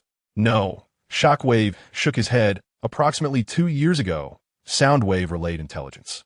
He discovered the Autobots' flying fortress on that planet, alongside other Autobots who had fled Cybertron. The Ark was hovering in the outer space of that celestial body. In truth, the Autobots were fully aware that Soundwave, the intelligence master of the Decepticons, was present on Blue Star, yet they had no means to counteract his surveillance. Had they been able to track Soundwave, he would have been eliminated by the Autobots long ago. Perhaps even Optimus Prime would have taken matters into his own hands for absolute assurance. They established a base on that planet, seemingly intending to remain there long-term. Blue Star? Nie Tian nodded in acknowledgement, unperturbed, and casually remarked, Optimus Prime is on that planet. The Autobots were defeated by us and could only seek refuge there. Tianchi. Shockwave suddenly hesitated, his words caught in his throat. Megatron contacted me recently, inquiring about your whereabouts, while also instructing me to lead the Decepticon forces to that planet. Shockwave felt it necessary to mention this, as Tianchi was not someone he could afford to offend lightly, and he wished to avoid unnecessary complications. Chapter 227. The current state of Blue Star. What a coincidence. Nie Tian felt a stir within him. His departure from Cybertron 3 years prior was common knowledge. It was evident that Megatron was also aware of it. Why inquire now, at this moment, about his return to Cybertron, while instructing Shockwave to lead the Decepticon army to Blue Star? It seems the plot is about to unfold, and Megatron is well aware of what the adversary intends to do. By calling Shockwave and the others away from Cybertron, it serves as a form of protection for them. It seems that nothing has been missed. Nie Tian gazed at the bustling Iron Fort city, stirred by his arrival, a smile of mastery gracing his lips. In that case, Shockwave, let us execute Lord Megatron's orders. This had been his intention all along. Whether it was the dark energy entities or the desire to uncover the truths shrouded beneath the enigmatic veil of Blue Star, a personal journey to Blue Star was imperative. As sentient beings and emotional creatures, human desires and ambitions are insatiable. Yet from another perspective, these traits serve as the fundamental driving force behind their progress. Having ascended to the rank of leader-class warrior in merely 3 years, Nie Tian now yearned for the status of supreme-class warrior. However, while he had the references of Megatron and Optimus Prime for the leader class, the supreme class seemed utterly elusive. All the original primes had long since vanished from existence, leaving no means to comprehend their essence. Moreover, they were directly created by Primus, not evolved. Upon his initial encounter with Master Titanium, Nie Tian had wished to study his form, yet he hesitated. The friliest camel outweighs the strongest horse. At that time, he was merely a commander-class warrior. Now, he felt somewhat more assured, yet Master Titanium was no longer present, leaving his inquiries unfulfilled. Whether Master Titanium's sacrifice aided Cybertron remained uncertain for Nie Tian. Yet the inevitable decline of Cybertron depicted in the original narrative raised significant questions. To attain the status of supreme-class warrior, perhaps answers lay within Cybertron itself. After Shockwave departed, Nie Tian cleared his mind, staring intently into the pitch-black expanse beyond the Iron Fort, lost in contemplation. The fleet had all landed at the fort, and the Decepticons, intrigued by this previously unseen race, regarded the intelligent beings with curiosity. Yet, upon learning they were the newly acquired kin of Lord Unicron, not a single Decepticon dared to show disrespect. Recognizing their shared allegiance to Lord Unicron fostered a sense of camaraderie. In stark contrast to the relatively subdued atmosphere at the Iron Fort, the central airstrip, Nie Tian's stronghold, buzzed with vibrant activity. Several ships hovered above the airstrip, and countless Decepticons moved about, their faces alight with excitement. Nie Tian's return was not merely marked by the arrival of the intelligent being army, but also by the provision of much-needed supplies for the Decepticons. During the construction of ships on Kurak Star, resource extraction had been progressing in an orderly manner. Consequently, each vessel was laden with energy blocks. This foresight initiative significantly alleviated the energy crisis faced by the Decepticons, garnering their loyalty. If Nie Tian's initial visit to the central airstrip had relied on his prowess as a leader-class warrior and his appointed rank, this time it was entirely dependent on himself. A leader willing to secure benefits for his subordinates is universally cherished among the Decepticons. Previously, they risked their lives for the commanders. How could they have ever enjoyed such treatment? The presence of ample energy cubes signifies that their bodies will not corrode, further implying that they need not enter a state of dormancy. The sensation of time's passage being imperceptible, of languishing in boundless darkness, is one that the Decepticons wish to avoid. Moreover, The prospect of conserving resources raises the unsettling possibility of being selected by Shockwave's monstrous subordinates for reconstitution. Those who have occupied the upper echelons for an extended period, the command-class Decepticons, are often oblivious to the harsh realities faced by their lower-tier counterparts. Having distanced themselves from their plight for far too long, they have grown so accustomed to their privileged existence that they cannot fathom how a Decepticon might struggle to procure energy cubes. Could it be a matter of preference? Their understanding of Cybertron has undergone a fundamental transformation, leading them to assume that no Decepticon would lack a stockpile of at least 50 energy cubes. Regrettably, although Nie Tian has ascended from the ranks of lower-tier Decepticons, his rapid rise in combat prowess has hindered his ability to empathize fully with their struggles. While others may have dozed off, he swiftly transitioned from a mid-tier warrior to a leader-class fighter.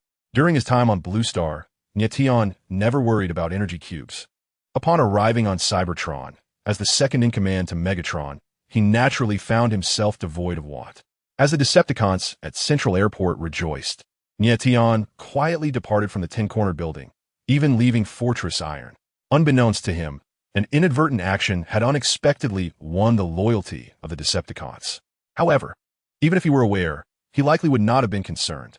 His intention was merely to preserve the Decepticons' fighting strength, as their aerial forces were a significant asset to him. As the rightful Decepticon air strike commander, even Megatron would need to consult him before considering a reassignment. An hour later, Nie Tian arrived at Karen, which spans half of Cybertron, and once again entered the desolate wellspring of Primus. Unfortunately, his previous encounter with a mystical energy sphere was purely coincidental, and after a thorough exploration, he gleaned no rewards. Nevertheless, he did not succumb to discouragement. After departing the wellspring, he ventured to several other major cities across Cybertron. In the following days, Shockwave busied himself with mobilizing the forces, preparing for the Decepticons' departure from Cybertron, while Nie Tian scoured the planet in search of clues pertaining to the Supreme Warriors. On Blue Star in the United States, 3 years may seem but a fleeting moment to the Cybertronians, whose lifespans often extend into the tens of thousands of years. Yet for the entirety of Blue Star and human society, such a span could be deemed transformative. Over the past 3 years, despite persistent minor skirmishes in the shadows, Blue Star has not experienced an extraterrestrial conflict akin to the war with the Pharaohs. The populace has gradually come to accept the presence of extraterrestrial mechanical life on their planet. Despite the myriad of terms used to describe these beings, governments worldwide have unified in referring to the Autobots and Decepticons collectively as Transformers. The existence of the Transformers has been the subject of considerable criticism, particularly following the revelation of Garcia's severance from the Autobots, an incident that remains shrouded in mystery. A faction of radical doomsayers has taken to the streets, rallying a group of misled individuals in their misguided campaigns. Nevertheless, the government of the United States has yet to take any tangible measures, coexisting harmoniously with the Autobots. As for the Decepticons, they continue to be universally reviled. Over the past 3 years, Optimus Prime has led the Autobots in relentless pursuits against Megatron and the other Decepticons. Severely wounded during the conflict in Pharaoh's Land, Megatron has been forced to scurry about like a wounded animal, nursing his injuries. In his recovery, he harbors hopes for the plan of the fallen. Various nations are covertly ramping up their military arsenals to prevent being targeted by the desperate Megatron, who might provoke a catastrophic showdown. Notably, Sam, who had fought alongside the Autobots on multiple occasions, has enjoyed a peaceful and joyous 3 years of college life following the war in Pharaoh's Land, briefly fulfilling his desire to live as an ordinary person. On the surface, Blue Planet appears tranquil. The arc of the Autobots remains stealthily hidden in outer space, while Megatron and the Decepticons seem to have retreated from sight, fearing the Autobots. However, with a colossal fleet emerging from the Centaurus constellation, the situation is quietly shifting. Unbeknownst to all, including the Autobots, a calamity is looming on the horizon. In Illinois, Chicago, within a private villa nestled in the suburbs, the morning light filters through the gaps between the trees, casting a warm glow upon the opulent wooden staircase. The interplay of light and shadow is enchanting. Suddenly, amidst this dance of illumination, a smooth, rounded foot, as if to avoid disturbing anyone, delicately tiptoes onto the first step of the staircase. With a gentle sway, it glides upward, step by step, Above those elegantly straight legs is a white shirt that barely conceals its essential parts, rising and falling with each movement, leaving one to ponder whether it is truly devoid of anything beneath. Ascending further, cascading golden waves of hair sway in harmony with emotion, forming a striking contrast against the pristine white of the shirt. The golden-haired beauty clutches a deep blue tie in her hand, entering the second-floor bedroom at the top of the staircase. Gazing at the familiar figure on the bed, she calls out with a languid yet teasing tone, "My hero." It's time to wake up. At the sound of her enticing voice, the figure on the bed stirs, fluttering his eyelashes before rolling over and propping himself up onto the covers. "Ah," Sam yawns, rubbing his eyes as he looks at the golden-haired beauty standing by the bed. "Carly, thank you for waking me, but what is that you're holding?" Indeed, the figure in bed is Sam, and the golden waves belong to his new girlfriend, Carly. Chapter 228, Carly. It is said that bonds forged in life and death can scarcely rival the allure of a golden-haired temptress. The specific reasons behind the breakup between Michaela and Sam remain uncertain, yet it is evident that Sam was not the one to initiate it. Michaela's initial attraction to Sam stemmed largely from their storybook-like experiences together. However, as time passed and the novelty faded, the aura surrounding Sam diminished, and he reverted to the image of an ordinary young man in Michaela's eyes. A year prior, a heated argument erupted between them, where neither party could sway the other. Coincidentally, Michaela's father was set to leave Los Angeles for a new city in search of employment, prompting Michaela to depart quietly without so much as a farewell, resolutely following her father. To Sam, this abrupt departure unmistakably signified that he had been cast aside. After a period of sorrow, Sam resolved to regroup. He aimed to demonstrate that, without Michaela, the former prom queen of Mahir High School, he could still capture the affections of others. After all, he was a man who had once saved the world, and it came as no surprise when he soon found new love. Sam's introduction to Carly was rather straightforward. She worked at a private museum, primarily managing a collection of antique automobiles for a wealthy young patron. By chance, Sangold University organized a tour of this museum, and the recently spurned Sam was among the attendees. While it may be an exaggeration to call it love at first sight, Carly approached Sam with an eagerness that bordered on excessive once the university group arrived. Sam, who had always been defenseless against strikingly beautiful women, found himself swept away, leading to the current scene of Carly playfully perched on his lap beneath the covers. Unbeknownst to Sam, Carly held a clandestine position as a staff member at a certain embassy, unregistered and under the radar. When a stunning woman appears, whose beauty seems disproportionate to her financial standing and status, one must exercise caution. One must question her true intentions. Fortune rarely favors the unworthy. The world is replete with opportunists. "This is your lucky tie," Carly exclaimed, sitting on Sam's lap, cheerfully waving the tie above his head. "You know, Sam, today is significant. It will bring you good luck." Indeed, for Sam, today was an exceptionally important day, marking the beginning of his transformation. It was September of the following year, and Sam was officially commencing his final year of university as an intern. Due to special consideration, he had been recommended to work for a prominent airline company based in his homeland. Today was the day of the interview. "Carly, this tie is quite nice," Sam remarked as he took the tie from Carly's hands, glancing from side to side. "However, I believe the tie is rather short, insufficient to bring me luck in its entirety. Perhaps it may only bestow fortune upon my mind." In response to Sam's earnest critique, Carly toyed with a few strands of her golden hair while placing a hand on Sam's chest. "Well, it's merely a good luck charm. I'll pay more attention next time." Carly possessed voluptuous lips and a healthy wheat-toned complexion, her figure being remarkably exaggerated, reminiscent of a Latina mixed heritage. Early in the morning, Sam often felt a tickling sensation beneath his nose. It was time to rise. After a moment of tender intimacy, Carly abruptly lifted her head from Sam's chest, transforming into a decisive demeanor as if she were an entirely different person. "Sam, remember to wear that tie this afternoon," she called out, barefoot and striding toward the nearby wardrobe. "By the way, do you need money for lunch?" "No, I don't need any money.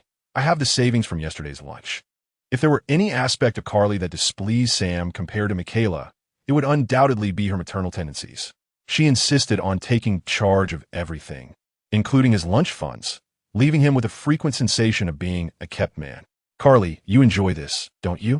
I'm merely your pampered boy toy." As Carly emerged from the bedroom with her chosen attire, she replied without looking back. You guessed correctly. I do like boy toys. No, you made me even more discontented. Carly, Sam exclaimed, hastily pulling on his pants as he pursued her out of the bedroom. I have saved the world, to be precise, twice. Yet I still have to bow and scrape for others. I know, I believe in you, Carly said, applying lipstick at the vanity, bending down to accentuate the remarkable curve of her black, form-fitting skirt. But others are unaware of your heroic deeds, Sam. Before the Pharaoh's War, Sam's notoriety stemmed from the global manhunt for the fallen, which had indeed garnered him some fame, albeit not of the most favorable kind. Very few were aware of his connection with the Autobots. Some know, the government knows, yet they haven't arranged a job for me in the city, Sam lamented. To be honest, I should be with the Autobots. Optimus mentioned they established a base at Gojasia, a place of great freedom. We are the best partners. They cannot do without me. Having lived a mundane life for far too long, he yearned for a return to excitement. Amidst Sam's incessant complaints, Carly finished applying her lipstick and adjusted her outfit. All right, dear, at least they funded your college education, and the president himself awarded you a hero's medal.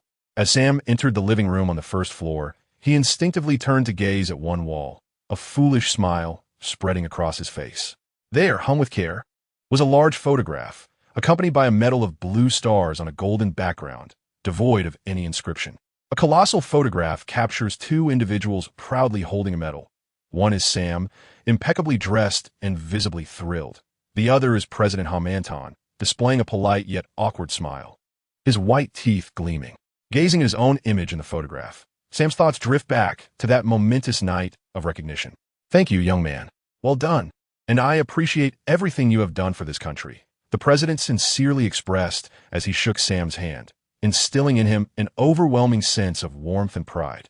The first thing Sam did after receiving the medal was to share the exhilarating news with Michaela before informing his parents. In the midst of this, an amusing incident occurred when he accidentally shattered a coffee table in that house. Hey, Sam, I must be going, Carly said, approaching him with her small handbag, wrapping her arms around his neck. Dressed as a quintessential career woman, complete with intellectual black-rimmed glasses and a ponytail, she exuded an air of regal sophistication. In stark contrast, Sam donned casual jeans and a white shirt adorned with an obscure pattern resembling a mere child. Their embrace felt oddly mismatched, not at all a fitting couple. Safe travels, Sam said, resting his forehead against Carly's, attempting to dispel the lingering image of Michaela. The past was behind him. Carly was his present girlfriend. I don't have much time, Carly. My parents have been on a road trip around the world for the past 2 years, and they say they'll arrive at my current residence in a week. You know, I haven't faced them in ages. I've only seen them through a phone screen. If they discover that I'm living with you, they would undoubtedly be furious. I have an idea, Carly replied, tilting her head to reveal her elegant neck and collarbone. Prepare a camel at dinner for me tonight, and I'll share how to handle your parents. If I'm satisfied, there may even be an extra reward. Please, not again, Sam feigned a sigh. Carly, you know I can't refuse. Carly, with her red-soled black heels, slowly lifted her foot, ultimately wrapping her leg around Sam's thigh. The youthful hearts of the couple ignited with passion. Just as their lips were about to meet, Carly suddenly sensed something unusual by her leg. Glancing down, her expression shifted from mild inebriation to sheer terror. Ah, get away. What's wrong? Sam swiftly lifted his head from Carly's neck and wiped his mouth, looking down. To his astonishment, a small robot with blue hair and blue eyes had appeared beside them, eagerly rubbing its hands together while fixated on Carly. You're truly a sight for sore eyes, hotter than this guy's previous girlfriend. Do not strike me. I did not intend to disturb you, the petite robot began. But before it could finish its sentence, Sam covered its mouth and lifted it up, swiftly making his way to a floor-to-ceiling window in the living room. He flung open the window and kicked with great force, causing a resounding whoosh. I will return. This interruption dampened Carly's spirits. She adjusted her small bag and walked to the entrance of a living room, retrieving her coat from the coat rack. Sam, I permit them to stay here, but you must keep a close watch on them. When I returned yesterday, this fellow named Little Juga was hiding in my lingerie cabinet. Who knows what he was up to in secret? Little Juga, originally a computer control device of the Decepticons, unexpectedly activated by the Allspark, gained self-awareness and became the guardian of the Decepticon database. Following the outbreak of the Cybertron Civil War, having recognized the true nature of Megatron and the Decepticons, Little Zhuge defected, joining the Autobots. A year ago, around the time Sam and Carly began their romance, he came to be by Sam's side. Due to Little Zhuge's transformed state resembling a laptop, he serves as a supercomputer that disregards signal distance. Not only is he extraordinarily intelligent, but he also possesses the terrifying ability to search and download information from around the world at any given moment. Rest assured, Carly, I will keep a close eye on them, Sam said, closing the window and offering an awkward smile. Carly's words struck a familiar chord, and he felt as though something colorful had been added above him. I desire a normal boyfriend, Sam, Carly said as she donned her coat, finally fixing her slightly disheveled hair. These friends of yours have severely disrupted our normal lives. But you love me for this, don't you? I haven't even uttered that word yet, Carly replied, turning her back to Sam before glancing over her shoulder with a playful wink. If you could pay me rent, I might just say it. Trust me, that day will not be far off. I believe in you. Bye. See you tonight. Bye. After Carly departed, Sam sat on the sofa for a moment, calming his restless heart before heading to the villa's rear garden. Although the villa was not large, it was adequately equipped with all essentials: living room, dining room, kitchen, entertainment room, gym, and servant quarters. Carly held the position of assistant curator at that private museum. Though merely an assistant title, she was, in fact, the actual manager of the museum, as the curator was an elderly professor who had one foot in the grave, serving only as a figurehead to lend the museum a semblance of prestige. Managing a museum allowed Carly to earn a handsome salary, which was one of the reasons she could afford to live in a villa. Despite being merely a villa located in the suburbs of Chicago, over half an hour's drive from the city center, Chicago is undeniably the third largest metropolis in the United States, a significant global financial hub, and a core city within the Great Lakes urban agglomeration. The prestige of this city is beyond dispute. Furthermore, Carly is not merely a figurehead. Her professional capabilities are remarkably impressive, managing the entire museum with exceptional organization, earning the trust of its owner. With a creaking sound, Sam opened the door leading from the villa to the backyard, allowing a small robot, equipped with two red mechanical eyes and standing on two automobile tires, to enter, following closely with a large, rotund pug. You are truly inhumane. You have left me and Lil Zhuge to reside in a cardboard box, right next to a beast, the robot exclaimed. Do you know that a torrential downpour last night nearly caused my circuits to short-circuit? Are you treating us as pets? The robot, known as Zhuangluan, grumbled while rubbing its feet against the carpet. In a seemingly responsive manner, the pug shook off its still wet fur. Damn it, you beast! Zhuangluan yelped as splashes of water flew about. Indeed, the talking robot was none other than Zhuangluan, who had once been enamored by Michaela's beauty. The pug beside him was amusingly named Big Bone, Michaela's pet. It was not a conscious decision by Zhuangluan and Big Bone to follow Sam. Rather, they had been inadvertently left behind when Michaela departed from Los Angeles. Of course, in Sam's eyes, this was tantamount to being abandoned by Michaela, along with all evidence of their shared past. With nowhere else to turn, Zhuangluan sought out Sam, who was still at San Golden State University at the time.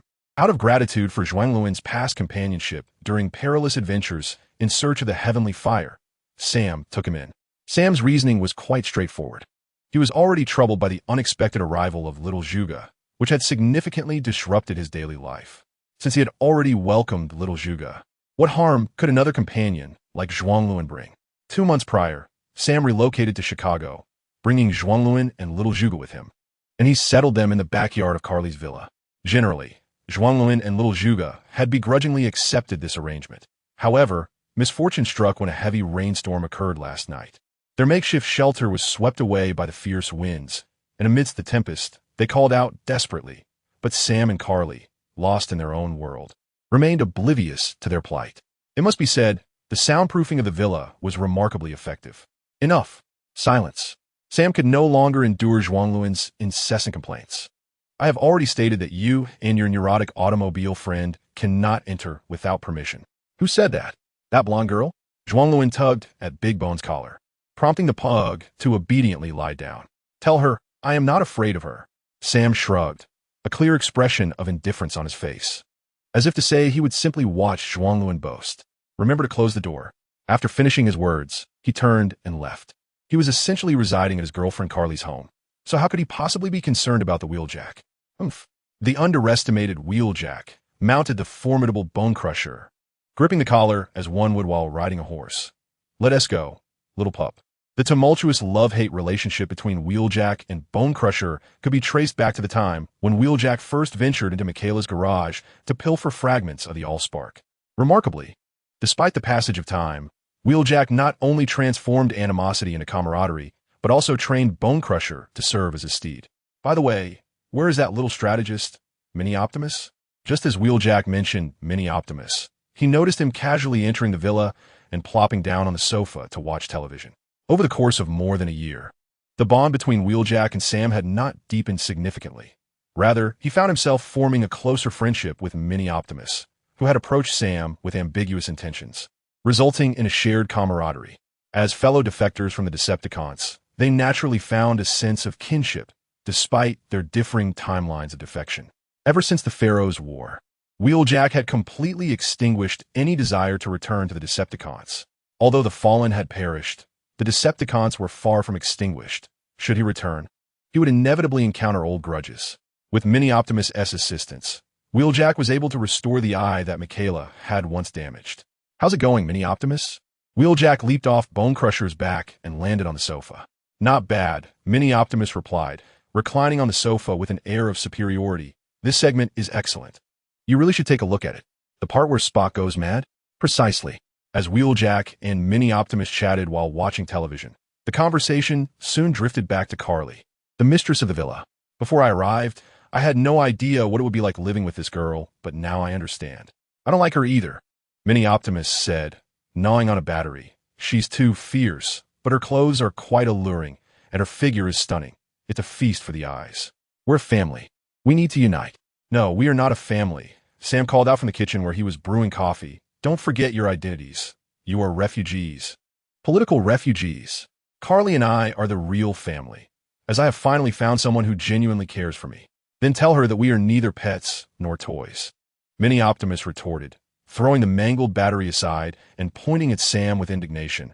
"We are highly intelligent mechanical beings, an extraterrestrial race. We simply seek a place to call home." The reason Mini Optimus approached Sam was quite simple. He was an Autobot, and he was homeless. Mini Optimus was roughly the same size as Wheeljack, but looked rather disheveled. Metallic tendrils resembling hair extended from his head, shimmering with a blue light, akin to fungi thriving in the depths of the forest. His facial expression could only be described as crooked and askew. The mechanical structure of the body is intricate, with embellishments on the arms reminiscent of computer, cooling fans, and motherboards, and the details of the vehicle are strikingly evident. After a fervent display of eloquence, Sam noticed that his words elicited no response from his parents, leaving him disheartened. In the afternoon, after lunch, Sam, dressed impeccably in formal attire, glanced at his reflection in the mirror. The tailored suit lent him an air of maturity, with a tie gifted by Carly clenched between his teeth. He grasped his bag and exited the villa.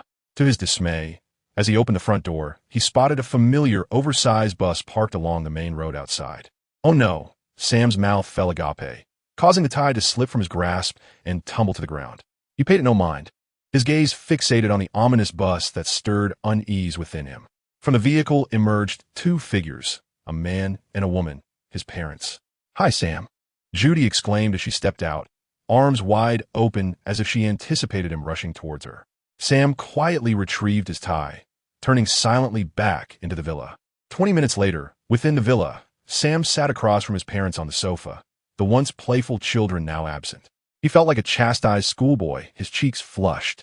It was then that Ronald and Judy finally grasped the recent developments in their son Sam's life. "Look, Sam," Ronald teased, his eyebrows raised, showing no surprise at Michaela's departure. "I expected this moment to come sooner, yet I did not anticipate you and Michaela would remain together for such an extended period." Throughout life, one encounters various individuals. As you traverse this journey called life, distancing from some will inevitably bring you closer to others. No one can accompany you eternally. The gravity of the topic was palpable, yet Sam maintained his silence. However, having discussed the situation with Carly, he felt a weight lifted from his heart. Chapter 230. Return to the solar system. What a splendid house. ISNT it, Judy, Ronald remarked. "Indeed. I hope our Sam can afford to live in such a residence in the future, rather than becoming a kept man." As Judy appeared to discover something, She abruptly rose and approached a decorative shelf in the living room, retrieving a picture frame. Wow, is this Carly? Where? Let me see. Here, come quickly, Sam said, eager to divert the conversation as he overheard his parents discussing Carly as if they were at home. I thought you wouldn't arrive until a week later on September 21st. Dad, as you mentioned. This was entirely unexpected, Judy replied, admiring Carly's photograph. Your father drives like a speed demon. What? You were the one urging me. Saying how much you miss Sam and wanted to see him sooner, Judy shot a glare at Ronald, who immediately fell silent. Sam, she's truly beautiful and quite alluring. Judy set down Carly's photograph, expressing her sentiments, and inquired, where is she? She's gone to work. Oh, what a pity. It seems we shall only see her again in the evening. By the way, how is your work going? Well, quite well. Sam suddenly recalled the reason for his earlier departure and abruptly stood up. I have a reporting interview this afternoon. I must be on my way. There are many delightful places here that you have yet to visit, including monuments, an open-air concert hall, and museums. Oh, and by the way, Carly works at a museum. If you wish to go, I can help you get in touch with her. No, given it is our first meeting, we ought to maintain some formality. Forgive me and your father for not preparing gifts for you and Carly. It's quite all right, they replied as they walked into the semi-basement garage of the villa. However, as the garage door opened, Judy's previously cheerful expression turned suddenly somber. Sam, what will become of this car? The garage housed an old yellow Camaro adorned with black racing stripes. Its familiar visage stirred unsettling memories for Judy. Are you still involved with those alien robots? No, of course not. Sam immediately denied. I mean, this car will not change. It is a collector's piece that merely requires some repairs to be operable. Carly bought it from me at a bargain. That's good. Judy's demeanor softened as she circled the car. It's quite nice, reminiscent of Bumblebee. She added, if Bumblebee were still on our planet. Sam cast a guilty glance at his mother, remaining silent as he hastily opened the car door and entered, fearing that further conversation might reveal too much. After the demise of the Fallen, and in light of past experiences, Sam was once again under Bumblebee's protection, though it was no longer the intimate safeguarding of before, but rather a presence that was readily available when called upon. Simply put, when Sam did not require Bumblebee, he busied himself with other matters. Coincidentally, today was the day Bumblebee was out on a mission. Across the ocean, in a certain location, an illicit nuclear facility stirred to life. A sudden gust of yellow sand swirled into a cloud of dust, resembling a sandstorm. Amidst the increasingly loud roar, a fleet of pristine vehicles gradually came into view. Leading the convoy was a long-nosed truck in hues of blue and red, followed by several streamlined sports cars, among which were 3 modified professional racing cars. It was hard to fathom such a lavish convoy appearing in such a desolate land. However, upon closer inspection, it became apparent that the driver's seats of all the vehicles were completely vacant, akin to ghost cars. The unexpected emergence of this convoy left the outermost checkpoint on the road to the illegal nuclear facility perplexed. Several bearded men, slinging rifles across their shoulders, watched the approaching convoy, exchanging bewildered glances with their commander, unable to locate the registration information.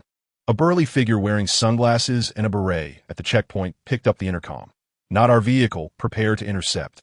Yes, stop. As the interception order was issued, a crimson Ferrari 458 suddenly accelerated, swiftly overtaking the long-nosed truck at the front.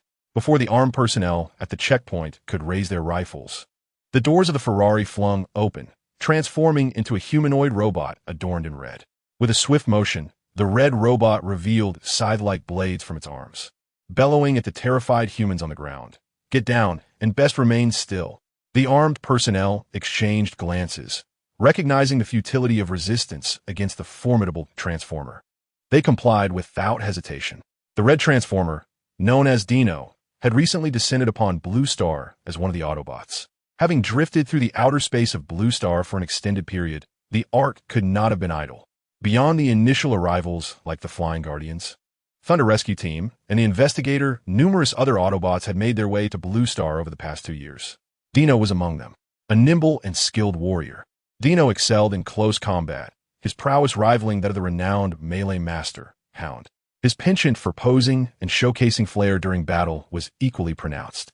At that moment, as the armed personnel cowered on the ground, Dino elegantly waved his scythe, taking a defensive stance that resembled a poised mantis ready to strike. His striking red exterior rendered him highly recognizable. In truth, Dino was not originally named Dino. His true name was Mirage, adapting to local customs. He had changed it upon arriving on Blue Star.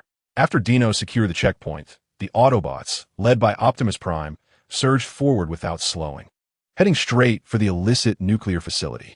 Shortly thereafter, a series of violent explosions echoed from the factory in the distance, followed by a towering inferno. Boom! Mission accomplished. Observing this scene, Dino transformed back into the Ferrari and swiftly departed. In the wake of the Autobots' assault, the unidentified illegal nuclear facility was reduced to ashes in an instant. Optimus Prime and his team employed the most straightforward and direct method of physical annihilation. The Autobots' intervention against the local forces of Blue Star seemed somewhat excessive, leaving many puzzled as to why they would engage in such grim tasks. The situation was evolving in unpredictable ways. Since the Great War with the Pharaoh Nation, Blue Star had undergone significant transformations. Presently, energy detectors monitored the human cities below, while remote defense systems crafted from jacks surveilled the skies, capturing communications from the Decepticons in real time. Yet, despite the meticulous planning, there remained inevitable oversights.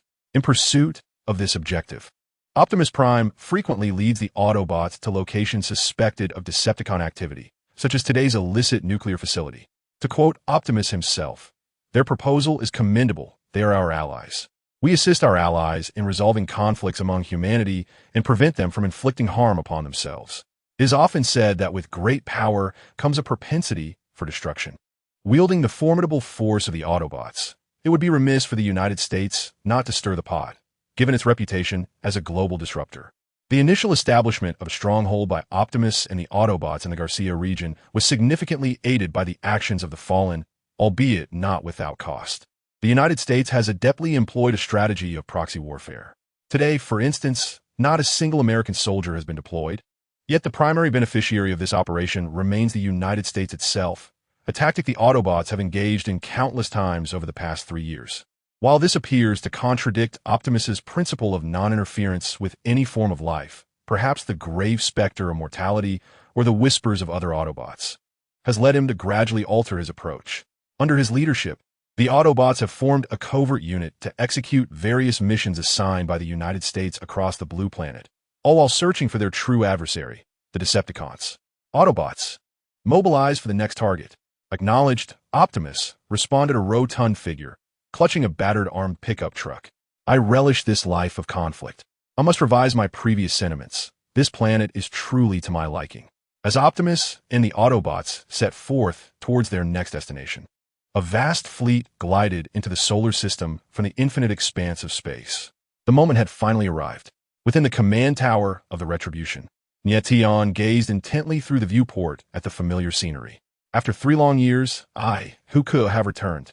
Unlike a certain undercover agent from a Hong Kong film who lamented the passage of time, Nie Tian felt as though his brief absence from the Blue Planet had stretched into an eternity.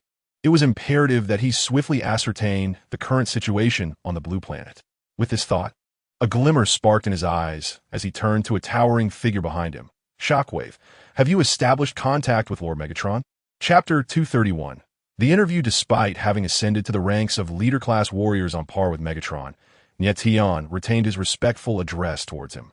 Unlike those high-ranking Decepticons who had been personally courted in a Megatron S-fold, Nie Tian had first encountered Megatron as merely a senior warrior, now having risen through the ranks of lower-tier Decepticons. To alter such details abruptly could invite unnecessary complications. Of course, if matters were as straightforward as they appeared, Nie Tian would not demean himself by playing the role of a pretender. He is certainly not one of those desperate beings who rush to attach themselves upon merely catching sight of a pair of gleaming white teeth at night. Everything indicates that, according to the original plot, Megatron cannot survive for much longer. The concept of character design may often seem trivial, yet can prove remarkably effective at crucial moments. Much like the case of Black Arachnia during the Civil War on Cybertron. Even those Decepticons who had never encountered Black Arachnia had heard tales of her glorious exploits. Consequently, upon seeing her, they remained ever vigilant, fearful of becoming her next target for release of pent-up frustrations. Nie Tian intends to craft an identity loyal to Megatron and the Decepticons, ensuring that when Megatron ultimately falls, he can seamlessly assume control over the entire faction. A mere utterance of Your Majesty, Megatron, and he could take the helm of the Decepticons. Surely, that is not too much to ask? Having established contact, Shockwave conveyed, Megatron has instructed us not to proceed directly to that planet, at least not in such a conspicuous manner. We need to find a landing point for the fleet. The Decepticons on Cybertron were already aware of Nie Tian's fleet, not to mention Megatron, who had Soundwave by his side. Nie Tian nodded in understanding. The sheer scale of their fleet posed a significant risk. Appearing abruptly on Blue Planet could jeopardize the plans of both the enemies of Heaven and Megatron. While the exact nature of the lunar meeting between Megatron and the enemies of Heaven remains unknown, their intentions can be surmised. Based on the original narrative, the enemies of Heaven should have returned to his private spacecraft, feigning death by now. Very well, inform His Majesty Megatron that I know what must be done. Nie Tian fell into contemplative silence, deliberating on which planet would serve as the fleet's temporary refuge. Soon, he settled on a familiar destination, the planet Mars, a site he had previously visited. Its familiarity was comforting, and the wreckage of the fallen ship should still linger there, ripe for scavenging to uncover any valuable remnants. As they say, waste not, want not, and Nie Tian felt as though he was becoming a veritable scavenger. Upon receiving Nie Tian's orders, a cruiser at the forefront of the fleet began to alter its course toward the newly designated destination. Before long, a fiery red planet emerged within the gaze of the entire fleet. Shockwave, did His Majesty Megatron instruct only the two of us to venture to that planet? Nie Tian casually inquired, casting a glance over the endless desert of red oxide that constituted Mars' surface. Shockwave had just mentioned that Megatron required the two of them to return to Blue Planet. As a leader-class warrior, he harbored no fear of any underlying motives. Yet he wished to seek Shockwave's perspective on the matter. Megatron had not provided an explanation, and Shockwave shook his head. However, he has requested that we maintain secrecy regarding our whereabouts and avoid detection by the Autobots. Is that so? Nie Tian nodded, choosing to remain silent thereafter. A covert operation is, after all, entirely reasonable. He would undoubtedly partake in the enemies of Heaven's plans, though the specifics of his role remained elusive for the time being. The fleet descended upon the familiar Olympic shield-shaped volcano, and thousands of Decepticons surged forth. Mars was not lacking in resources, certainly far superior to Cybertron, sufficiently capable of sustaining the multitude of Decepticons and an equally significant number of Autobot soldiers. To be candid, Nie Tian once again experienced the predicament of insufficient subordinates. Black Widow held down the fort on Kurgan, while Sangu and his companions were left to assist her, leaving him momentarily devoid of available personnel. There were numerous lower-ranking Decepticons, but what use were they? His gaze ultimately fell upon the figure of Razorclaw, who shadowed him closely.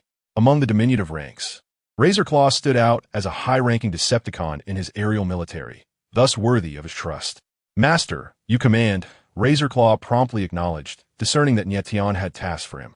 During my absence, you shall oversee the fleet.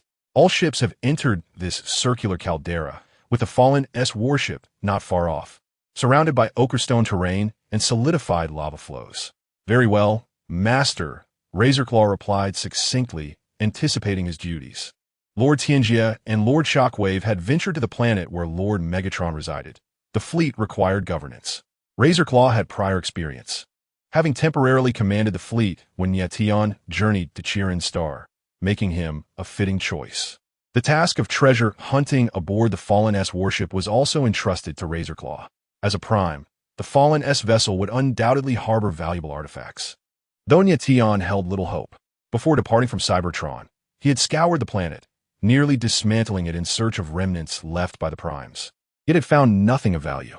In comparison to Earth, it paled significantly. At least Earth still possessed several prime remains. Chicago, United States. Sam parked his old yellow Camaro, adjusted his tie, and solemnly regarded the towering building before him. Sam, you can do this.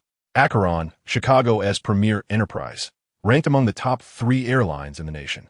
Although it was an airline, Acheron did not merely manufacture, operate, and sell aircraft. It was widely acknowledged that any company evolving into an industry giant or even a monopolistic leader would inevitably acquire the label of diversification.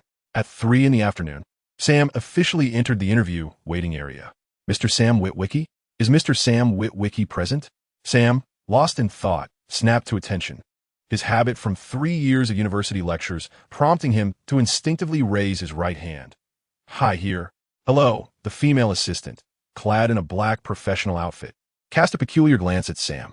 Follow me.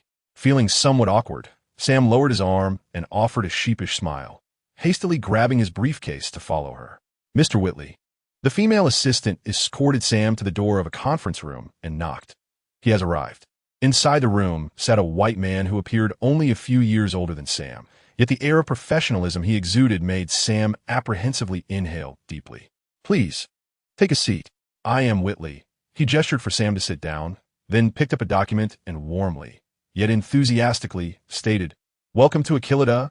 Your resume indicates you are Sam Vetwich, a student at Southern California University. May I call you Sam? Of course, Sam replied, somewhat awkwardly settling into the chair opposite Whitley. Excellent, Sam, Whitley said as he picked up an hourglass, turned it over, and placed it on the table. Are you ready? You have 5 minutes. I suppose we can begin. At that moment, the female assistant quietly stepped back to close the conference room door. Shortly thereafter, the room was filled with Sam's lengthy discourse. My major is geopolitics. Although I have no prior work experience, I am deeply fascinated by the interplay between government and technology. I believe, Whitley, may I address you as such? You know, there are 2 kinds of people in this world, thinkers and doers, but I'm a third type. What? Whitley remarked, a look of confusion crossing his face. What is this third type? Victors, Sam confidently declared. I am the one who finds like-minded partners and transforms dreams into reality. Wait a moment, Whitley interjected, raising his hands. What about witnesses? Witnesses? Sam tugged at his tie, forcing an awkward yet polite smile. I concede that question caught me off guard. Then, Whitley shrugged. Let's put a pin in that, Sam. I have a few questions to pose to you. Certainly, please go ahead. The background check indicates you once visited the Bureau of Investigation. Why were they interested in you? Aliens. Sam thought Whitley was concerned about a potential criminal record, and quickly clarified. It was aliens. Who has he fantasized about aliens as a child? They were quite friendly to me because of a secret I cannot disclose, and together we saved the world. The president even awarded me a medal, which is displayed at my girlfriend's house. After all, hiring an award-winning employee is always a positive thing, Whitley noted, lowering his gaze to jot down notes. His silence punctuated by a peculiar expression that seemed to struggle against laughter. I must say, Sam, your performance was rather dismal. Upon hearing this, Sam's words faltered, and his eyes dimmed. However, Whitley's next statement lifted him from the depths of despair. Yet, we have decided to proceed with your application and formally offer you the position, as you appear to be quite trustworthy. Really? The unexpected revelation caught Sam off guard, and he sprang to his feet in astonishment. From this day forth, he shall no longer be merely a man living off others' fortunes. Carly, wait for it. Chapter 232, The Gathering on the Prairie. Indeed, it is true. Whitley suppressed the involuntary twitching of his lips, fabricating a rather flimsy justification, hoping that it would not resurface in the future. Intending to uncover some merit in this well-connected individual, he found himself at a loss, unsure if the other party even grasped his intentions. Swiftly, Whitley affixed his signature to the employment application form, capped his pen, and glanced at the hourglass, which had long ceased to flow with fine grains of sand. Rules, after all, must be contingent upon the individual. Thank you, Sam exclaimed, shaking Whitley's hand fervently, blissfully unaware that this interview was merely a formality for him. Not at all, Whitley replied, observing the youthful face tinged with a hint of maturity. He suddenly recalled his superior's admonition during lunch. This child possesses a recommendation letter from a board member. You must personally interview him this afternoon. Remember, regardless of how abysmal his performance may be, even if he pales in comparison to a lump of dog feces by the roadside, you are to bring him into our company. A recommendation letter from a board member is not something one acquires merely by speaking. In truth, under ordinary circumstances, even a formal interview for a regular employee would not warrant Whitley, a department manager of considerable standing, to take such personal initiative. Moreover, Sam was merely an intern. While the outside world perceives Aquilida as a paragon of the aviation industry, the reality is far more complex. After confirming that they would soon be colleagues, Whitley's demeanor towards Sam grew even warmer than before. Aside from some trivial matters, We have also achieved considerable success in the telecommunications and financial sectors. It is widely acknowledged that the financial industry has the highest barriers to entry, yet one could argue that it is devoid of barriers altogether. For in finance, there exists a long-standing adage: interpersonal relationships are the foremost productive force. To put it plainly, financial acumen is akin to the ability to be born into the right circumstances. A statement such as "I have clients, I can secure investments" renders even the most dazzling resume obsolete. Fortuitously, Sam, due to that recommendation letter, was mistakenly perceived by Whiteley to be somewhat aligned with this principle. Given the elevated technical barriers in telecommunications and aviation, Whiteley declared, "Thus, Sam, I have decided to assign you to the Securities Department." Though Whiteley's words seemed to reflect concern for Sam, he was, in truth, devoid of the authority to make such a decision. This was also a directive instigated by the higher-ups. The first job in one's life holds immense significance. One must either choose the right industry, paving the way for a promising future, or plummet into an abyss from which one may never rise. Not long ago, we secured a contract with the Jet Propulsion Laboratory of the Aerospace Administration, a realm rich with opportunities for advancement, presenting an ideal stage for the talented. Last year, our profits reached an astounding $17 billion. Such a company, brimming with limitless potential, has attracted a queue of aspirants stretching all the way to the Sears Tower. The Sears Tower, a renowned landmark in Chicago, soars to a height of 110 stories and was once the tallest office building in the world. From the observation deck on the 103rd floor, one can gaze upon the vistas of 4 states, a breathtaking sight indeed. However, if that were all, the Sears Tower would not possess such immense fame. Since the dawn of the new century, records for the tallest buildings have been continuously shattered. What truly catapulted the Sears Tower into the limelight is the avenue it resides on, known as Wacker Drive, which has earned the affectionate nickname of Little Flower Street.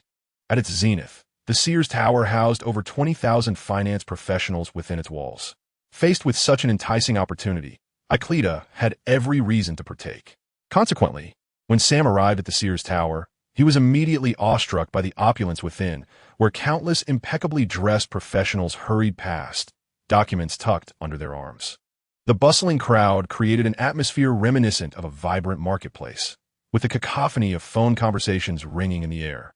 "Follow me," Whiteley urged, as he ushered Sam into the elevator, explaining, "Pardon the chaos. This is the busiest time of day." They were to welcome clients in the lobby and endeavor to persuade them to purchase the products they were promoting. "You know," Whiteley remarked with a peculiar grin, "the most challenging task in the world is extracting money from someone else's pocket." Just then, as the elevator halted on the 34th floor, Whiteley suddenly recalled something important. "Sam, I feel it necessary to caution you. It would be wise not to flaunt that medal awarded to you by the president in this building." "Why?" Sam inquired. "Well, the majority of individuals here are supporters of the Republican Party. You see, they are quite conservative. Offending them could jeopardize even Icleta's standing. In Republican territory, even a visit from Hamanton would require one to tread carefully. To be accepted by those who honor a Democrat president would be quite the rarity. In Africa, the vast expanse of the savannah unfolds. Amidst the herds of zebras and buffalo, an old, rust-colored tanker truck emerges seemingly from nowhere. As it rumbles along, the truck clatters ominously, its exhaust spewing thick black smoke, prompting one to wonder if this antiquated vehicle might disintegrate at any moment. Startled by the truck's intrusion, the buffalo scatter in all directions. Yet, even more peculiar than the tanker is the gas station that gradually comes into view ahead of it. An abandoned station, seemingly deserted for countless years, stands solitary in the surrounding emptiness. Within the station's confines, numerous derelict vehicles lie idle, surrounded by mounds of gasoline drums, several of which inexplicably blaze with an intense fire. As the oil tanker approached, the rumbling sound seemed to awaken something, and an odd mechanical head suddenly emerged from a gasoline barrel. Following this, a grotesque mechanical insect crawled out, its forelegs clutching a leg bone of some creature as it bobbed its head and shouted, "The master has arrived! The master has returned!" At the behest of this mechanical insect, more of its kind began to emerge from various corners of the gas station. Without exception, they were all diminutive mini Decepticons. Upon sighting the dilapidated oil tanker drawing near, they cheered in unison with exuberance, "Long live Megatron! Long live Megatron!" As the cheers filled the air, the oil tanker arrived at the gas station and began to transform. "Oh, my poor little darlings, have you been starved?" Megatron exclaimed, tearing away the cloak from his head and scattering a handful of iron shavings onto the ground. The shavings clattered as they fell, prompting a frenzy among the many Decepticons as they scrambled for the scraps. "No weapons, my little darlings, there's more to come." After feeding the small creatures he had raised for amusement, Megatron sat down beneath a large tree beside the gas station and gazed skyward. In the sky, two peculiar flying vehicles were rapidly descending. With a thud, the two craft landed and transformed into towering robotic figures. "Your Majesty Megatron," they announced. The newcomers were Nie Tian and Shockwave, who had arrived on Blue Star shortly before and made their way here without delay. Nie Tian's attention was immediately drawn to a herd of elephants feeding nearby. He realized, with a hint of revelation, why Optimus Prime had failed to eliminate Megatron after 3 years of pursuit. Although the United States was indeed the strongest on Blue Star, in this land where tribal conflicts were the norm, it was not guaranteed that they could maneuver effectively. "Tianchi, you have finally returned," Megatron remarked, his gaze fixed on the fiery sunset at the horizon, a flicker of complexity flashing in his eyes. If one were to overlook his terrifying and fierce exterior, he exuded an air of a once great hero now facing twilight, as if nearing the end of his reign. Indeed, even one as formidable as Megatron could encounter moments of vulnerability. Nie Tian reflected on this sentiment and nodded slightly. "Your Majesty Megatron, the mission you entrusted to me has been accomplished. Tianchi reports to you." Nie Tian had not forgotten the fundamental reason for his departure from the solar system. Although Megatron was already aware, this statement represented his stance, an indication that he was still willing to heed Megatron's commands for the time being. In the world of Decepticons, the principle of survival of the fittest reigned supreme. Power dictated authority. Perhaps cognizant of this truth, Megatron did not hesitate to commend him. "Tianchi, splendid work. Soundwave has already informed me. I did not err in my judgment of you." In the past, such praise would have left Nie Tian astonished, but now it felt merely routine. It was akin to the passionate, fiery side of an otherwise aloof goddess. It was not that she lacked warmth, but rather that one without power or influence could never witness it. At present, he has ascended to the status of a leader-level warrior. Even Megatron must utter a few flattering words to appease him. Nie Tian suddenly thought of the Red Spider. Had it been present, it would undoubtedly have lavished attention upon him, at the very least, uttering a few sweet words. However, the mere fact that he could still heed Megatron's commands already reflects considerable respect for him. Shockwave, Tripticon, and a moment's patience, Soundwave would arrive shortly. Soundwave? A spark of realization ignited within Nie Tian as he abruptly looked up. Boom!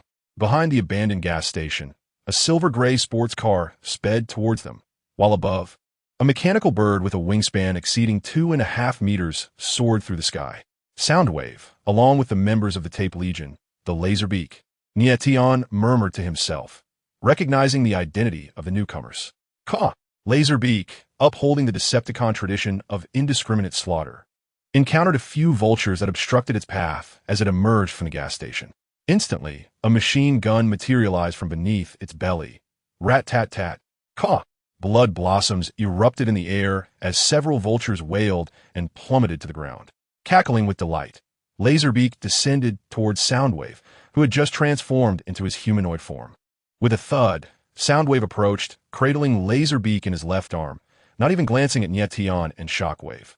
Lord Megatron, Soundwave has come to report. Chapter 233. Space Mountain Museum on the vast, flat grassland.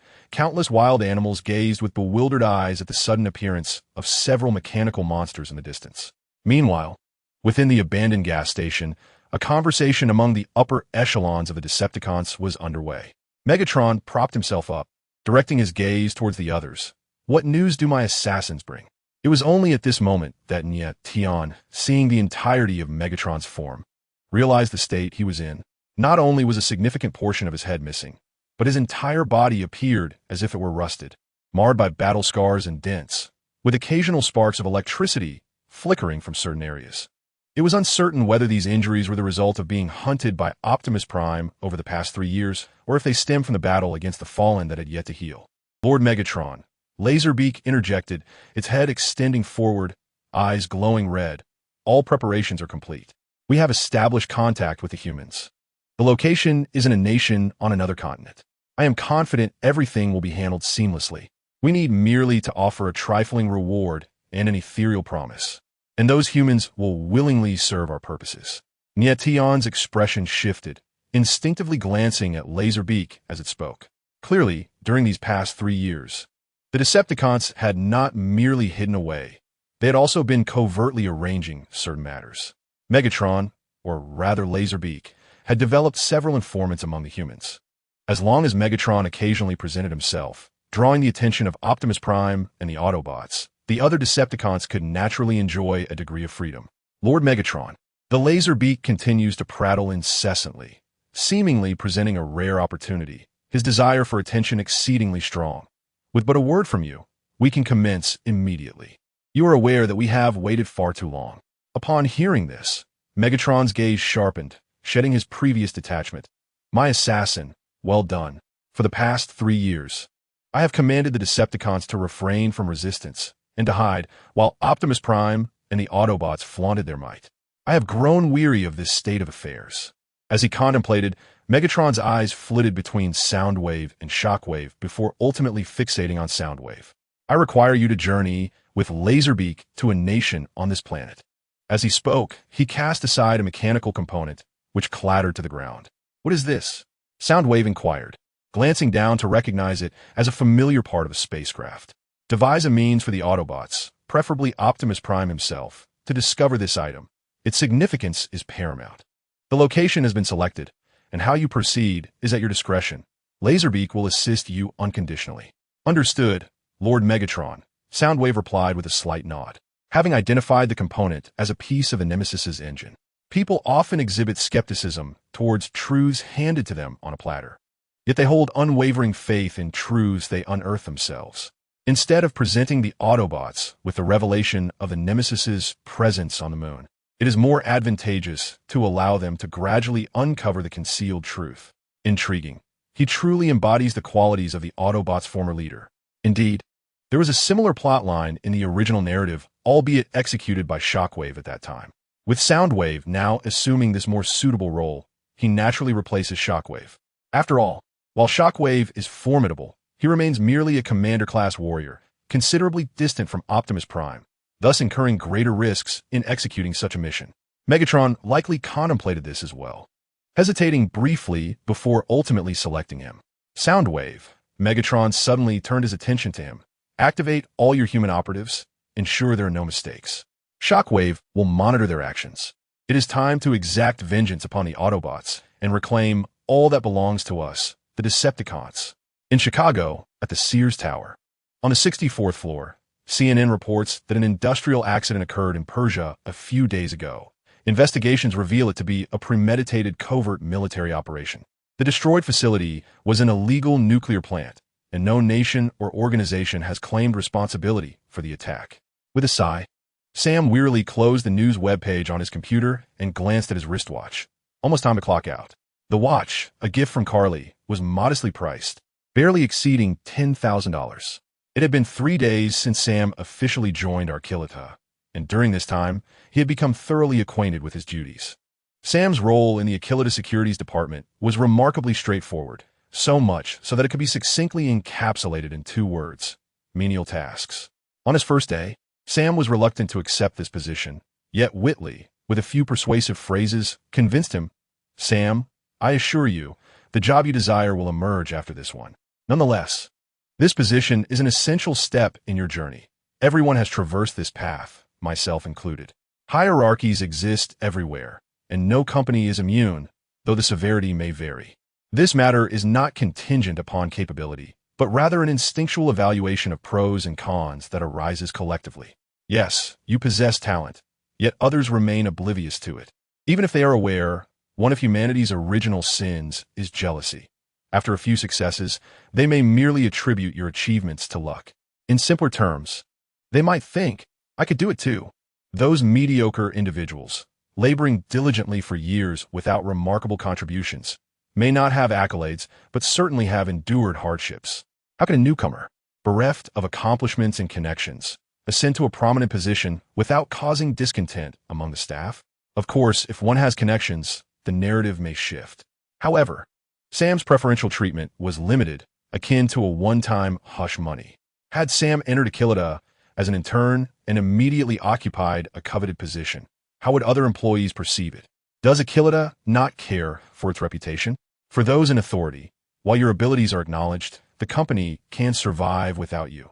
At most, it may miss a fleeting opportunity for rapid growth. Yet, if you lose the support of the majority, the company is not far from ruin. Without this platform, who would recognize you outside?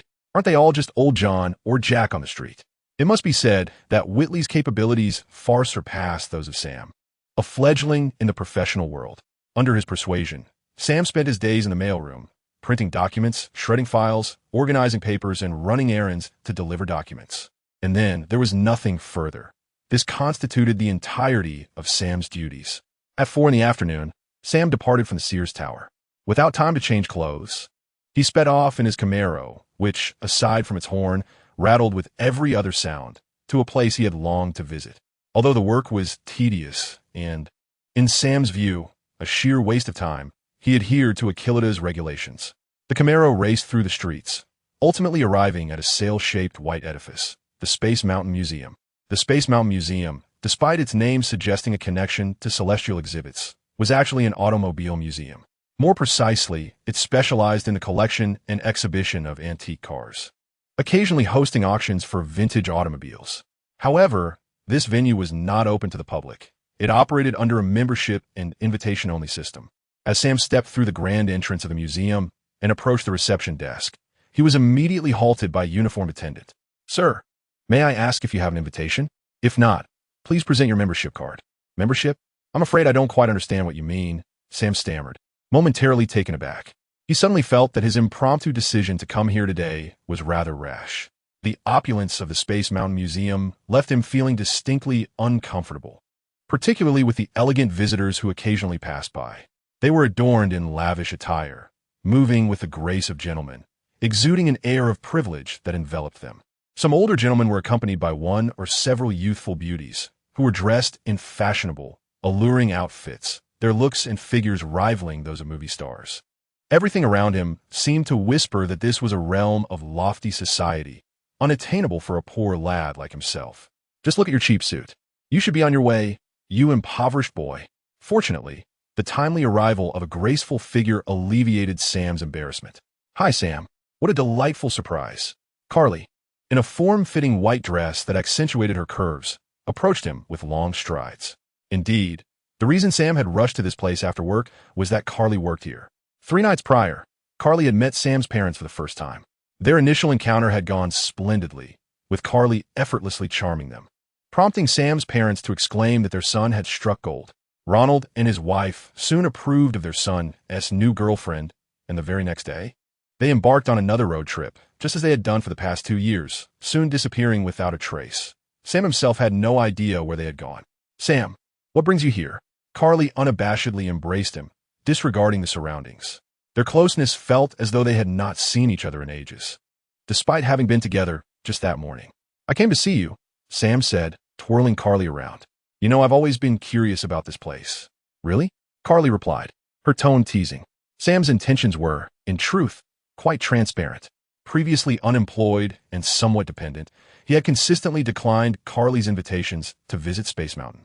Now, having secured a position at the finest firm in Chicago, he felt the need to return home in style, to proclaim to everyone that he, Sam, was worthy of Carly. "Welcome, Sam," Carly said, wrapping her arms around his neck. "Isn't it beautiful here?"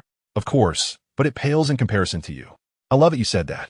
Just then, as they whispered sweet nothings to each other, a sleek sports car suddenly pulled up in the plaza before the Space Mountain Museum. The doors swung open, and a man clad in racing attire, sans helmet, emerged. He was of average height, sporting a beard, and made his way directly toward Sam and Carly. "Who is that?" "My employer, Dylan Gould," observed Carly as she adjusted her skirt, presenting an air of nonchalance. "He is undeniably impressive." Noting Sam's apparent confusion, she elaborated. "He excels at racing, having won numerous championships." "Racing?" Sam cast a silent glance at the extravagant sports car, its value unspoken yet evident, and thought dismissively, "So what? He surely cannot outpace me and Bumblebee." "Sam," Dylan Gould said, removing his gloves and extending his right hand toward him. "It's a pleasure to meet you." "Likewise," Sam replied, also extending his hand with a courteous smile. "I am equally delighted to meet you." Dylan Gould is the affluent young man for whom Carly works. At barely 40, he can indeed be considered youthful among a cohort of men in their 60s and 70s. After their introductions, Dylan led the way into the museum. With their boss in attendance, the earlier blue uniform guard, who had obstructed Sam, no longer dared to request an invitation. "Carly often speaks highly of you," Sam remarked, "and she frequently tells me about her remarkably cool boss. By the way, your residence is quite impressive. It resembles a spacecraft." Upon hearing this, Dylan paused momentarily before responding with a feigned casualness. "Thank you for the compliment. In truth, it was a chaotic mess before Carly arrived. But now it has been set on the right course." As Dylan spoke, they entered the exhibition area of the museum, surrounded by an array of vehicles, predominantly vintage cars, some dating back to the last century, all from globally renowned brands. "This year, I intend to conquer Pebble Beach once again and claim another trophy for display," Dylan declared, pointing towards a specially designed pedestal brimming with an assortment of trophies, gold, silver, and bronze, each more dazzling than the last. Noticing Sam gazing intently at the trophies, Dylan's eyes glimmered with a hint of mischief. "Do you know why I'm so confident?" "What?" "Because of this stunning beauty beside you," he said, gesturing towards Carly. "She's incredibly resourceful, my secret weapon." "Oh, come on, Mr. Gould," Carly chuckled while shaking her head. "You're exaggerating. I merely manage your schedule. Anyone could excel at this task." "No.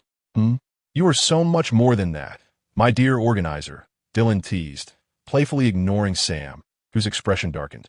"Without your meticulous arrangements, how could I charge ahead with such assurance?" "Wow." Sam could no longer contain himself and forced a faint smile, addressing Dylan with a rather amusing title, "the housekeeper." Indeed, it was so. Dylan seemed oblivious to Sam's change in demeanor and continued to speak with great enthusiasm. "My father possessed a table worth $10 and a dream. From this, he established a business that became the largest accounting firm in all of Citigroup. My ventures in business commenced only after his passing. I find pleasure in betting on those who have yet to taste success. Collecting automobiles keeps me alert, enabling me to make better decisions. I have often remarked that governing a nation is a simple task, yet managing high-value art collections is far more complex, especially when these collections comprise substantial pieces that are prone to rust." Behold this. Dylan approached a red convertible and tapped the refurbished hood, a 1939 Delahaye 165 convertible. "Just look at these lines. It is exquisite, truly magnificent. It invariably evokes the curves of a woman, igniting an unquenchable desire to drive it." As he spoke, Dylan's gaze remained fixed on Carly, while Sam's thoughts were not on the car, but rather on Carly's reactions. Fortunately, Carly merely smiled politely, occasionally nodding in response, seemingly oblivious to the increasingly peculiar atmosphere around them. "What is this?" Sam inquired as he continued inward, suddenly captivated by a wall. Upon closer inspection of what adorned the wall, his expression darkened ominously. The pristine white wall was adorned with photographs, and the individuals depicted were all too familiar to Sam, his girlfriend Carly, and a man he loathed at first sight, Carly's boss, Dylan. The wall was replete with pictures of Carly and Dylan together, each image showcasing Carly beaming with joy, dressed as if she were a racing queen. Dylan, on the other hand, sported a variety of racing suits, none resembling the one he currently wore. The scenes captured included the two of them seated atop a racing vehicle, sharing a trophy, and Carly offering a towel to wipe the sweat from Dylan's brow. Though there was no overt physical contact, the intimate expressions and their bodies nearly touching suggested to any observer that their relationship was undoubtedly more than mere employer and employee. Moreover, the fact that these photographs were prominently displayed in the exhibition hall, visible to countless onlookers daily, only heightened the discomfort. "How had I not noticed this one before?" Carly suddenly approached Sam, pointing at a photograph on the wall. "It was just hung up. That day was truly spectacular, was it not?" Dylan caressed the photograph and explained with a smile. "I remember now," Carly replied, her face lighting up. "Mr. Gould, your pants were certainly tight that day." "Indeed? Perhaps I shall dispose of those trousers," Dylan remarked. Then, turning to Sam, he inquired, "What do you think?" The photography was commendable, yet Sam was uncertain whether the inquiry pertained to the quality of the photo or the decision to discard the trousers. He gritted his teeth and retorted curtly before turning away with a stoic expression. This was his first visit to Carly's workplace. The experience could hardly be described as anything but abysmal. With a heavy heart, Sam departed without a word. "Sam!" Carly exclaimed breathlessly as she pursued him out of the museum, striving to keep pace. "What is wrong? Why did you leave so suddenly? Am I to endure further humiliation?" She lamented the superficial judgments surrounding their circumstances. Without breaking stride, Sam approached his parked Camaro in the plaza. "You disdain me for driving a modest car, and you wish for him to continue belittling me? What is the matter?" Carly, still oblivious to the underlying cause, pressed on. "Sam, you're being overly sensitive. He is my employer. To put it differently, our sustenance, shelter, and expenditures are all derived from his wealth. I understand your perspective, but at this moment, I am utterly indifferent," Sam replied with a dismissive shrug, retrieving his keys to unlock the car door. "I comprehend that I have been quite comfortably supported by you. But guess what? I refuse to remain your kept man any longer. From now on, I intend to earn my own living." Carly instinctively glanced at the waistband of Sam's trousers, then shook her head with a bemused smile. With a thud, Sam slammed the car door, lowering the window to glance at his girlfriend, still standing outside. "Kindly get in, oh meticulous one." "Oh my God," Carly finally realized. "Are you jealous? Jealous of my boss?" As the engine roared to life, Sam doubled over in laughter, resting his head against the steering wheel. "Jealous? Why would I be jealous? Of his museum? His money? Or perhaps his looks? Not in the slightest. It's merely because I have secured a job now." "Enough already," Carly pouted as she settled into the passenger seat, her golden waves shimmering as they quivered. "Sam, has anyone ever told you how endearingly childlike you are when you throw a tantrum? Please fasten your seatbelt, for your sake. I rushed here after work, and now all I desire is to return home. Sam, there are others who flatter me. Have faith in me. I can handle this." "Wait," Sam interrupted, his tone turning serious. "Your response to him bothers me greatly. Do you understand? You two resemble a couple." He restrained himself from articulating the more provocative thought that they appeared even more like a couple. "All right, I get it," Carly nodded earnestly, tossing her hair back and removing her dazzling earrings, then pouting her luscious red lips. "I shall never smile at him again, I promise." Who could resist a charming woman adept at feigning vulnerability and seeking approval? "You see, I'm quite taken by this approach." Moments later, the engine of the sports car roared to life, and its sound dissipated into the wind. As Sam and Carly departed, they remained oblivious to the gaze that intensely followed their retreat from the third floor of the Space Mountain Museum. Suddenly, a burly man clad in black entered the office. "What is it?" Dylan withdrew his gaze from the window, rubbing his brow. "I've just received word that the esteemed gentleman wishes to meet with you." "Where?" "You country." Chapter 235. Weenier in the United States. The Carl Group still loomed large as a behemoth after 3 years. The tumultuous battle in Pharaoh country 3 years prior seemingly had no bearing on this corporate titan, now unmasked. Over the past 3 years, the Carl Group, originally a mobile phone manufacturer, had extended its reach into diverse industries. Its comprehensive strength rivaled that of some venerable conglomerates, establishing itself as yet another culinary delight on the table of the United States. This rapid ascent could be attributed to the Carl Group's unwavering commitment to cutting-edge research and the strategic acumen of its president. The current president, an elegant middle-aged gentleman named Weenier, had occupied his position for nearly 3 years, rumored to hail from a clandestine office within that iconic White House. In truth, however, it was the Maya May the Carl Tower. The Carl Tower, built solely by the Carl Group, serves as its new headquarters, directly named after its founder. Ironically, Carl, who is often remembered as having died young, has had his name associated with an ever-increasing number of entities. One might ponder whether this constitutes a form of immortality. The tower itself rises over 400 meters, boasting a total of 106 floors, with 6 underground levels, and was officially inaugurated 2 months ago. On this day, Weenier had just arrived at the presidential office, a space that had witnessed the departure of 2 previous presidents, when he received a phone call. Ring, ring. He retrieved a phone that appeared to be an ancient relic from his pocket, glanced at it, and his expression turned grave, a hint of fervor gleaming in his eyes. "Yes, I'm at the company. All right, I'll be there shortly." Should anyone else have been present in the presidential office at that moment, they would have been taken aback by Weenier's sudden display of humility, soon followed by a chill. In the realm of capital, it is indeed startling to witness such deference from a top-tier player at the table. One could only imagine the identity of the individual on the other end of the line. After hanging up, Weinier instructed his secretary to refuse all visitors for the day, ensuring that no one would disturb him, and proceeded directly to the rooftop of the Carl Tower. The presidential office is conveniently located on the 106th floor, making access to the rooftop rather effortless. From the pinnacle of the Carl Tower, standing at an altitude of over 400 meters, one could gaze down and see pedestrians reduced to the size of ants, with the streets appearing as mere lines. Conversely, those below could not discern the activities atop the Carl Tower, conveniently facilitating clandestine meetings that one might liken to the oft-repeated phrase, "You undercover agents are quite amusing." You always prefer to meet on the rooftop. Though Weinier was not an undercover agent, it was hardly likely that he had ascended to the rooftop merely to bask in the sun. "Weinier, you've arrived." Unsurprisingly, someone awaited him atop the building. To be precise, it was a pair, a strikingly elegant Caucasian woman and a formidable obsidian mechanical leopard.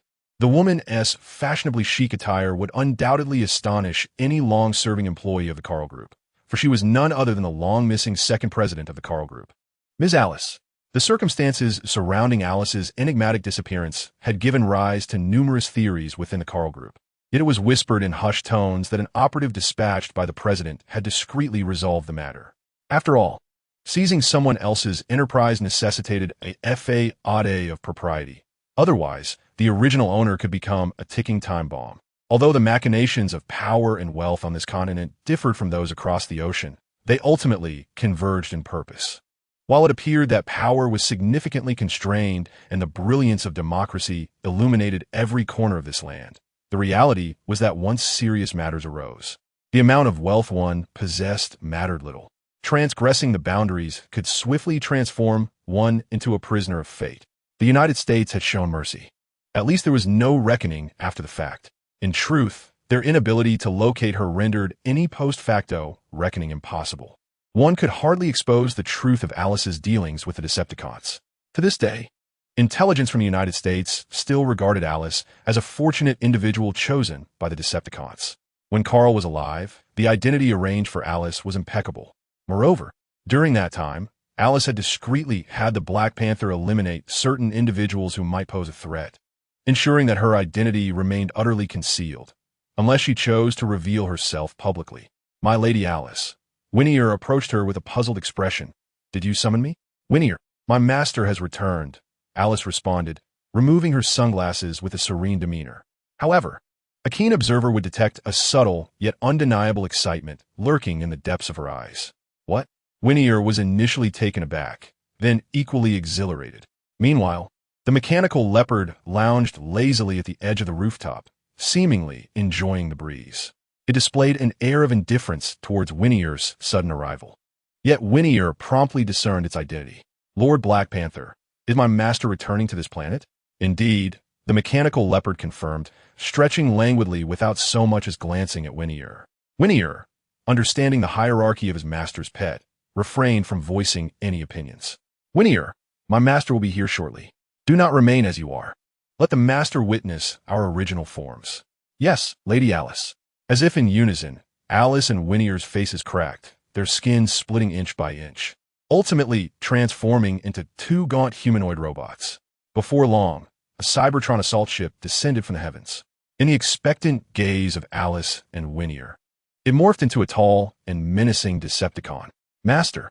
The two figures, somewhat fearsome in appearance, hurried forward, while the Panther, who had been lounging nearby, sprang over with a series of leaps. "Master, you have finally returned." His joy was no less than that of Alice.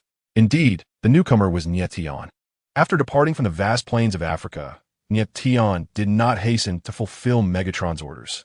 Instead, after sending the laser bird away, he first arrived at Miami. "I'm back." Nie Tian quietly surveyed the two he had crafted with his own hands, as well as the beast. Weinier was his second created warrior, the first member of the stealth fighter unit he had promised Alice. After the battle in the Pharaoh Nation, he had feared the reckoning from Optimus Prime and rushed away with Megatron, leaving many matters unarranged. Fortunately, it seemed that Alice had not disappointed his expectations. Although a new president had taken charge, the situation from a few years ago still appeared to be under his control. Nevertheless, he was uncertain about the current relevance of the Carl Group to him. "Master, You have been away for 3 years. The Panther affectionately nudged Nie Tian's frame. The last time Nie Tian had crafted a high-grade body for the Panther, it had requested the removal of transformation gears, wishing to permanently retain its beastly form. Nie Tian did not fully comprehend this desire, but respected it nonetheless. Shortly after Nie Tian left Blue Star 3 years ago, the fire at Winier's villa was orchestrated by Alice and the Panther. Silently replacing a person proved to be remarkably easy. Indeed, 3 years had passed. Nie Tian's thought patterns had already solidified in his previous life. Though influenced somewhat by the Decepticons, he still felt a sense of nostalgia regarding the passage of 3 years. Having spent 2.5 years on Kurger, he had traversed several planets for another 6 months, totaling precisely 3 years. Please inform me of the current situation on Blue Star. He recalled the purpose of his visit after a moment of reflection. Yes, Master. Thanks to the spy module embedded in the Panther's body during its creation, which had been upgraded to a high-grade form by Nie Tian, the Panther had always excelled in intelligence gathering. Knowing that his master would require information from Blue Star, the Panther had already compiled a report. Master, the Autobots have established a base in a place called Garcia in this country, where human military forces are stationed nearby. I dare not venture inside for reconnaissance, but there are surely numerous Autobots within. As for us Decepticons, when the Panther mentioned the Decepticons, Nie Tian's expression finally shifted slightly, though it was merely for an instant. Master, Optimus Prime and the Autobots have been relentlessly pursuing Lord Megatron. The Decepticons, attack and clamor, have met their demise at the hands of Optimus Prime. Alas, Nie Tian sighed softly. With the fall of Attack and Clamor, the entire battalion has been utterly decimated. Attack was a formidable Decepticon, and he had hoped to officially join the ranks upon his return, as he had proven himself nearly equal to Megatron. A wise bird chooses a good tree to perch upon. It was only logical for Attack to accept the offer. Although he had once offended Megatron by tipping off Starscream, he later redeemed himself by assisting Megatron in several endeavors. It was unexpected that Attack had fallen to Optimus Prime. Meanwhile, Barricade remained as elusive as ever. Undetected by the Autobots, Megatron seemed to carry an aura of enmity, with Attack and Clamor perishing due to their association with him, while Barricade, who had hidden away, remained unscathed. Chapter 236. Vishgatter Nie Tian contemplated the current Decepticon presence on Blue Star.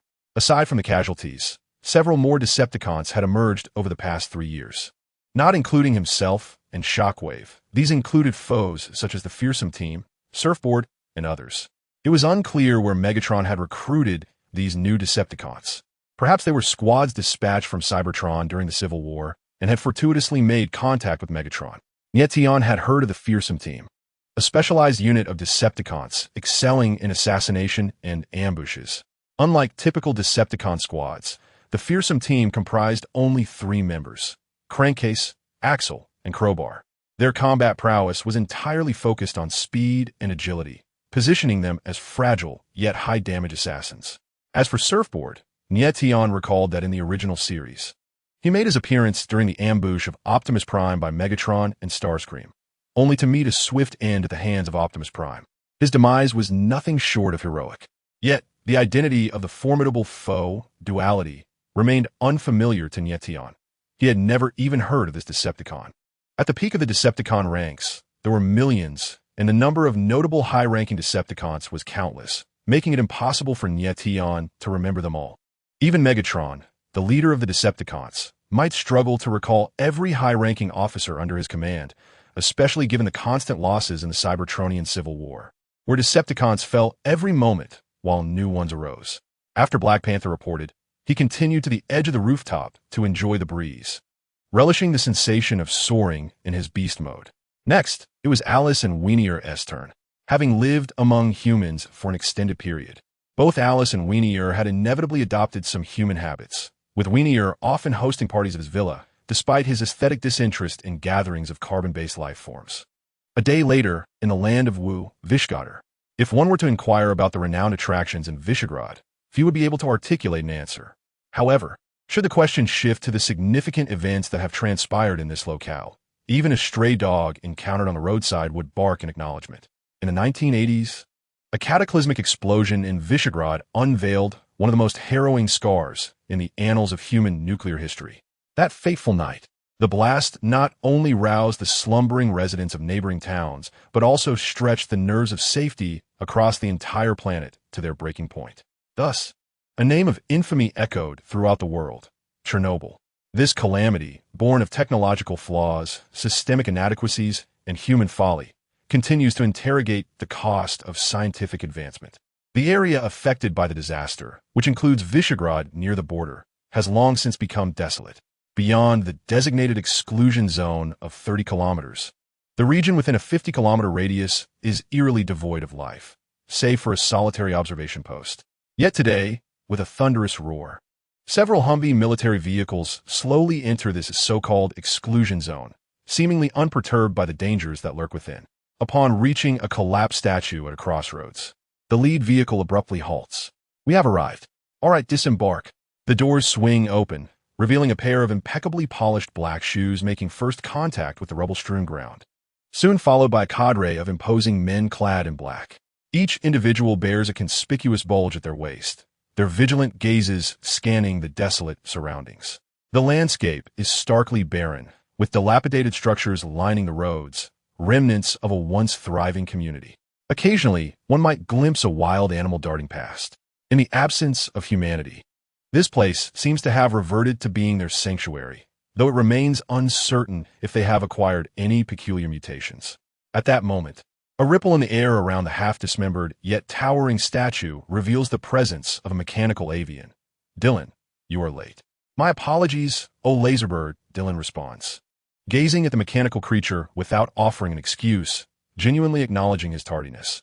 "I traveled here as swiftly as possible from that country." Dylan speaks the truth. Despite his polished appearance, the fatigue etched on his face betrays the weariness of a long journey. "And you must understand, gaining entry here is no trivial matter. I had to pull several strings before my arrival, which consumed some time.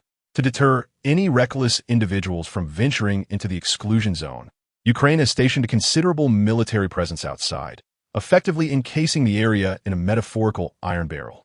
After all, should an unwary soul provoke any disturbances within, it would tarnish their national image. This is precisely why Dylan arrived in a military Humvee. With a disdainful snort, the Laserbird ultimately dismissed the notion of imparting a lesson to this human. "Fortunately, Lord Tiany has not yet arrived. I do not mind waiting a little longer. But if he were to wait for you..." The Laserbird's peculiar laughter trailed off, yet Dylan comprehended the implication. The esteemed Laserbird, Dylan thought, his gaze sharpening, and a flicker of anguish arose within him. "I assure you, it shall not happen again." To certain informed individuals, he appeared as an ally of the Decepticons, yet he alone knew that he resembled more of a servant to them, one with no choice in the matter. Dealing with these Decepticons was indeed perilous. Just as Dylan felt relieved that his explanation had taken effect, he suddenly noticed his close bodyguard, Ivan, tensely drawing a weapon. "Ivan, what are you doing?" Ivan, a formidable figure with a gleaming bald head, exuded an air of bravado, and his name alone revealed his origin. "Look over there," Ivan whispered, crouching as he brandished a compact submachine gun, pointing towards the distant horizon. "It seems there is a bomber. I wonder if it belongs to the military." "What?" Dylan exclaimed, for while he had many like-minded companions, none among them were military officials from Ukraine.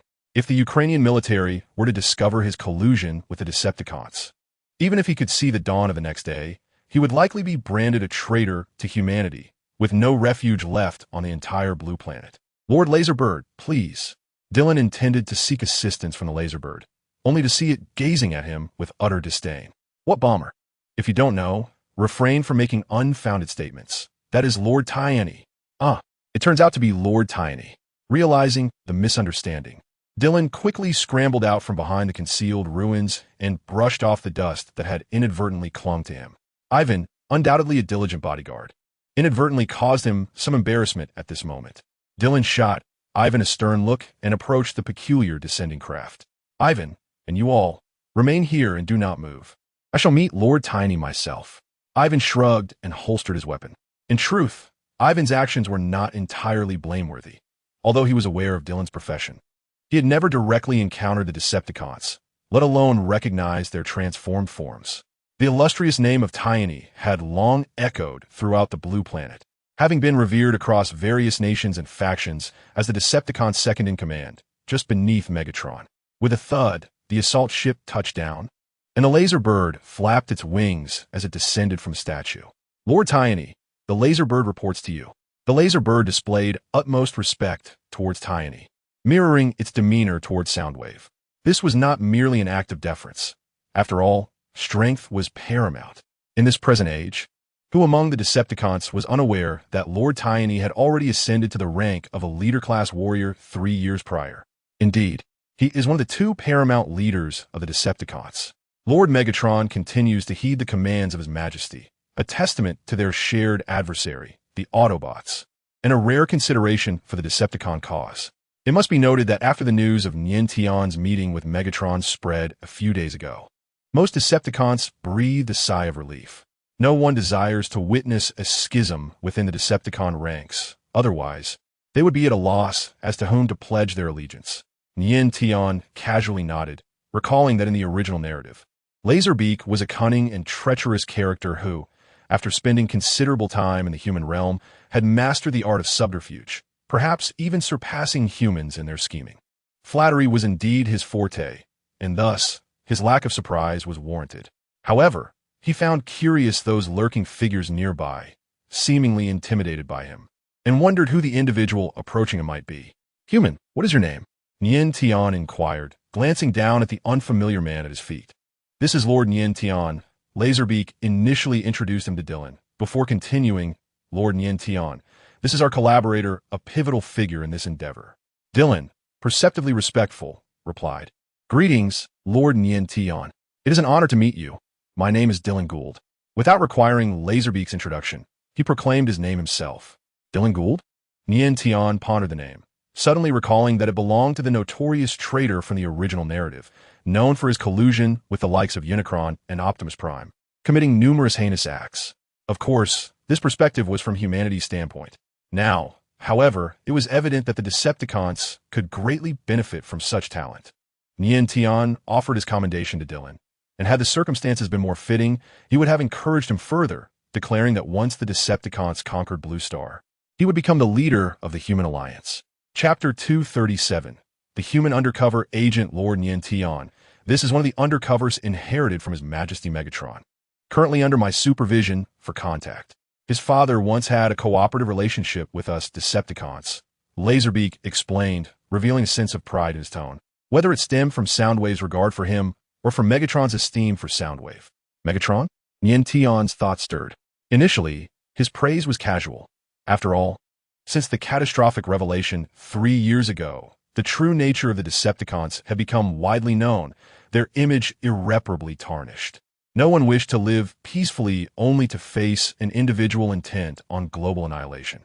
Thus, to this day, every label attached to the Decepticons was inextricably linked to destruction. Those willing to collaborate with the Decepticons were either ambitious schemers or those coerced or seduced into compliance, all quintessential traitors. Such individuals were deserving of mere superficial flattery. If they could betray their own kind, they could inevitably turn against the Decepticons as well. However, the phrase uttered by Laserbeak piqued his interest entirely. "Laserbeak, are you suggesting that this human was introduced to Soundwave by Lord Megatron?" Nie Tian inquired in the Cybertronian tongue. Megatron had lain dormant beneath the glaciers for an indeterminate number of years before being transported to Sector 7, and Dylan appeared to be only in his 40s. Thus, his father must have been a relic of the last century. More than 70 years had elapsed during which Megatron was confined in Sector 7. How could he possibly have the leisure to support a human? Unless, a sudden thought struck Nie Tian. "Are you certain, Laserbeak?" Upon receiving a confirming reply from Laserbeak, Nie Tian nodded thoughtfully and refrained from further comment. It was inconceivable that Megatron would seek out Dylan's father. Yet there remained a significant possibility concerning the being known as Unicron. The existence of Unicron was known to humanity. At least, there were individuals within the United States who were aware of the true circumstances surrounding the far side of the moon. During the Cold War's space race, the United States had successfully sent a human to the moon. In fact, the astronauts had even boarded Unicron's private spacecraft. Although they lacked the capability to interact with Unicron's vessel and remained oblivious to its presence, it was conceivable that the astronauts, during their time aboard Unicron's ship, inadvertently roused him from his slumber. After all, Unicron's current weakened state did not necessarily imply he was in such condition in the past. Megatron's prolonged presence aboard Unicron's ship certainly could not have been merely for a tour. Given that Megatron managed to awaken Unicron, it was not out of the realm of possibility that the astronauts inadvertently triggered some mechanism, leading to Unicron's unexpected revival. Awakened, Unicron at that time may not have possessed the strength to conquer Earth, yet he would have been reluctant to be disturbed. Thus, he could have employed unknown means to establish contact with Dylan's father. However, one certainty remained. Unicron would have been unable to depart from the ship's stasis pod, else he would not have willingly succumbed to slumber. When Megatron initially boarded Unicron's vessel, it is plausible that it was then Unicron divulged Dylan's existence to Megatron. Subsequently, Megatron entrusted Dylan to Soundwave. As for whether Soundwave was aware of Dylan's father's identity, Nie Tian could not ascertain. As the Decepticon's intelligence officer, Soundwave, with members like Laserbeak in his ranks, was indeed well suited for such clandestine affairs. Therefore, either Dylan's father was initially oblivious to Unicron's true identity until Laserbeak sought him out, or Unicron had assumed the guise of the Decepticons. Unicron's departure from Cybertron was struck by the Decepticons. It would be illogical to craft garments for an enemy, suggesting a greater likelihood of undisclosed identity. In truth, Nie Tian struggled to comprehend why, in the original narrative, Unicron was so fixated on returning to the Autobots. Did Unicron require a false pretense among the Autobots to leverage their power for some ulterior purpose? It seemed improbable. Until now, Nie Tian had discerned a glimmer of insight. In his view, Unicron seemed intent on orchestrating a collaboration with Megatron to eliminate Optimus Prime, the greatest impediment on his path to rescuing Cybertron. 3 years prior, during their clandestine meeting, Megatron could not have withheld information about Optimus Prime and the Autobots from Unicron. It is plausible that afterward, Unicron personally ventured to Earth to verify the details. Unicron's assistance to Megatron in confronting Optimus Prime and the Autobots was evidently not altruistic. Perhaps Megatron sought to aid Unicron in salvaging Cybertron. From the original narrative, it is apparent that Megatron was utterly indifferent to the fate of Cybertron. Were he genuinely concerned, he would not have instigated a civil war so shortly after vanquishing the Quintessence. Megatron desired the death of Optimus Prime and the extermination of all Autobots. Unicron aimed to save Cybertron. Although their objectives diverged, they were united by a common adversary in Optimus Prime. Truly a fortuitous alignment. These thoughts flitted through Nie Tian's mind. To the external observer, the Laserbeak perceived Lord Unicron as merely curious about Dylan's origins, casually inquiring without further elaboration. Laserbeak, do share the location you have selected. Nie Tian deftly shifted the conversation. Laserbeak was responsible for the preliminary preparations. Such trivial matters were beyond his concern. He merely needed to act when the moment called for it. Indeed, Lord Unicron. Lord Unicron, the site I have chosen lies beneath us, not far from the Chernobyl nuclear power plant, Laserbeak remarked as he glanced at Dylan. The latter nodded in affirmation. Lord Unicron, Laserbeak, I have arranged everything. My associates will proceed to the observation station within a 50-kilometer radius of Chernobyl, a venture more symbolic than substantive. Coupled with the bureaucratic system of the USSR, which has preserved many commendable traditions from before its dissolution, the task is quite straightforward. Chernobyl? Upon hearing this, Nie Tian formulated a rough plan. An area long abandoned due to radiation was indeed an ideal location. Perhaps some would attribute the catastrophic explosion to the remnants of a spaceship that had fallen from the heavens, subsequently linking it to the Autobots. It is settled then. To enact a convincing performance, Nie Tian intended to discard the spacecraft engine parts that Megatron had provided into Chernobyl, feigning a search for the wreckage, ultimately exposing his whereabouts inadvertently. The ensuing events would unfold seamlessly. Let us proceed with haste, Nie Tian remarked, gazing towards the distant, dilapidated nuclear power plant, thereby signifying his approval of Laserbeak and Dylan's plan. Yes, Lord Unicron. The crimson gleam in Laserbeak's eyes intensified, while Dylan's demeanor brightened. Water flows downhill, and people ascend to greater heights. Even if one must serve as a sycophant to the Decepticons, it is prudent to cling tightly to the two most formidable legs among them. Next to Megatron, Lord Scorponok undoubtedly stands as a formidable protector, far surpassing Laserbeak in strength. Dylan cast a furtive glance at Laserbeak, momentarily suppressing unwarranted thoughts. Dylan Gould was not originally a native of the United States, as evidenced by his somewhat mixed ancestry. He resembled the peoples from the southern continent. Just as Dylan was preparing to depart, Nie Tian suddenly called out to him, "Wait a moment, Dylan. Is there anything you wish to convey, Lord Scorponok?" Dylan inquired, looking at Nie Tian with curiosity. "No," Nie Tian replied, shaking his head with a slight smile. "It's a pleasure to meet you. Allow me to present you with a modest gift." "A gift? What kind of gift, Lord Scorponok?" Dylan's words were abruptly cut short. As if a hand had clasped around his throat, his eyes widening in astonishment. From Nie Tian's chest, a segmented mechanical creature emerged slowly. Reminiscent of both a scorpion and a centipede, its red glow flickering ominously. "What is this?" Dylan was momentarily paralyzed, staring helplessly at the mechanical insect, which was clearly no ordinary creation. "What kind of gift is this?"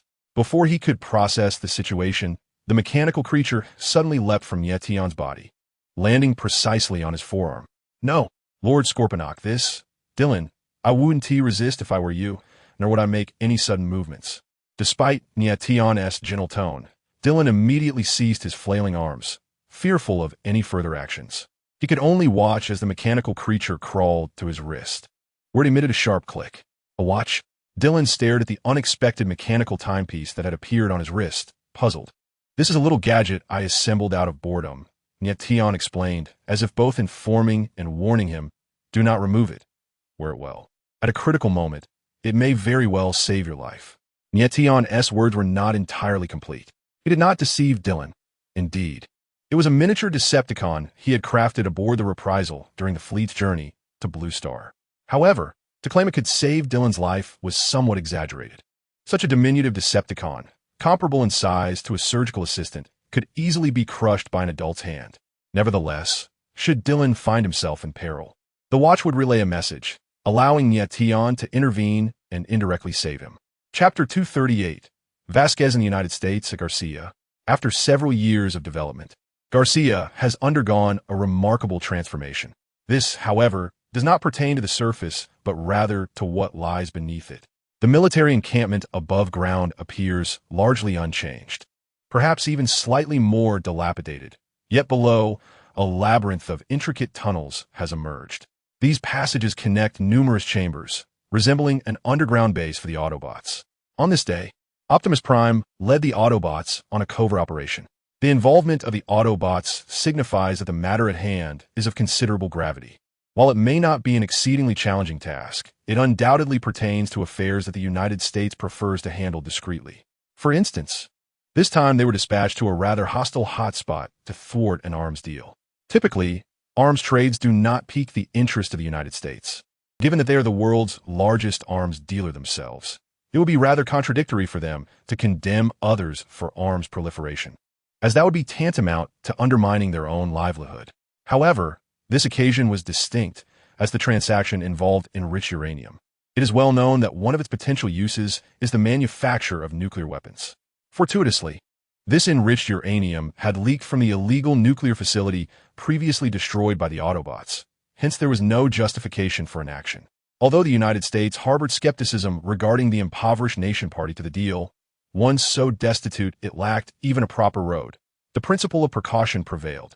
After all, there was a time when a nation, besieged by internal and external strife, achieved what could only be described as a miraculous feat once such a precedent exists. It is prudent not to tempt fate again. In recent years, the situation on Blue Star has grown increasingly turbulent. Larger nations may fare better, but smaller countries have no recourse but to await assimilation by the great powers. This unrest is inextricably linked to the conflicts between the Decepticons and Autobots.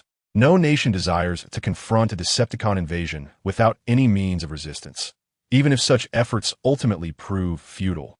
The instinct to resist and the spirit of defiance are ingrained in the essence of sentient beings. The hotspot in question lies in Africa, an area where the influence of the United States is notably tenuous. Should American soldiers venture there, they would likely face dire consequences. Yet, Optimus Prime and the Autobots completed their mission within 2 days, executing it flawlessly and leaving no trace. The armed factions, clad only in shorts and often barefoot, wielded antiquated weaponry that could scarcely scratch the surface of the Autobots' might. Other nuclear nations viewed this development with approval, as it indirectly safeguarded their interests. The essence of nuclear weaponry is one of privilege. If everyone possesses it, then it ceases to be a privilege, having helped avert a significant internal conflict.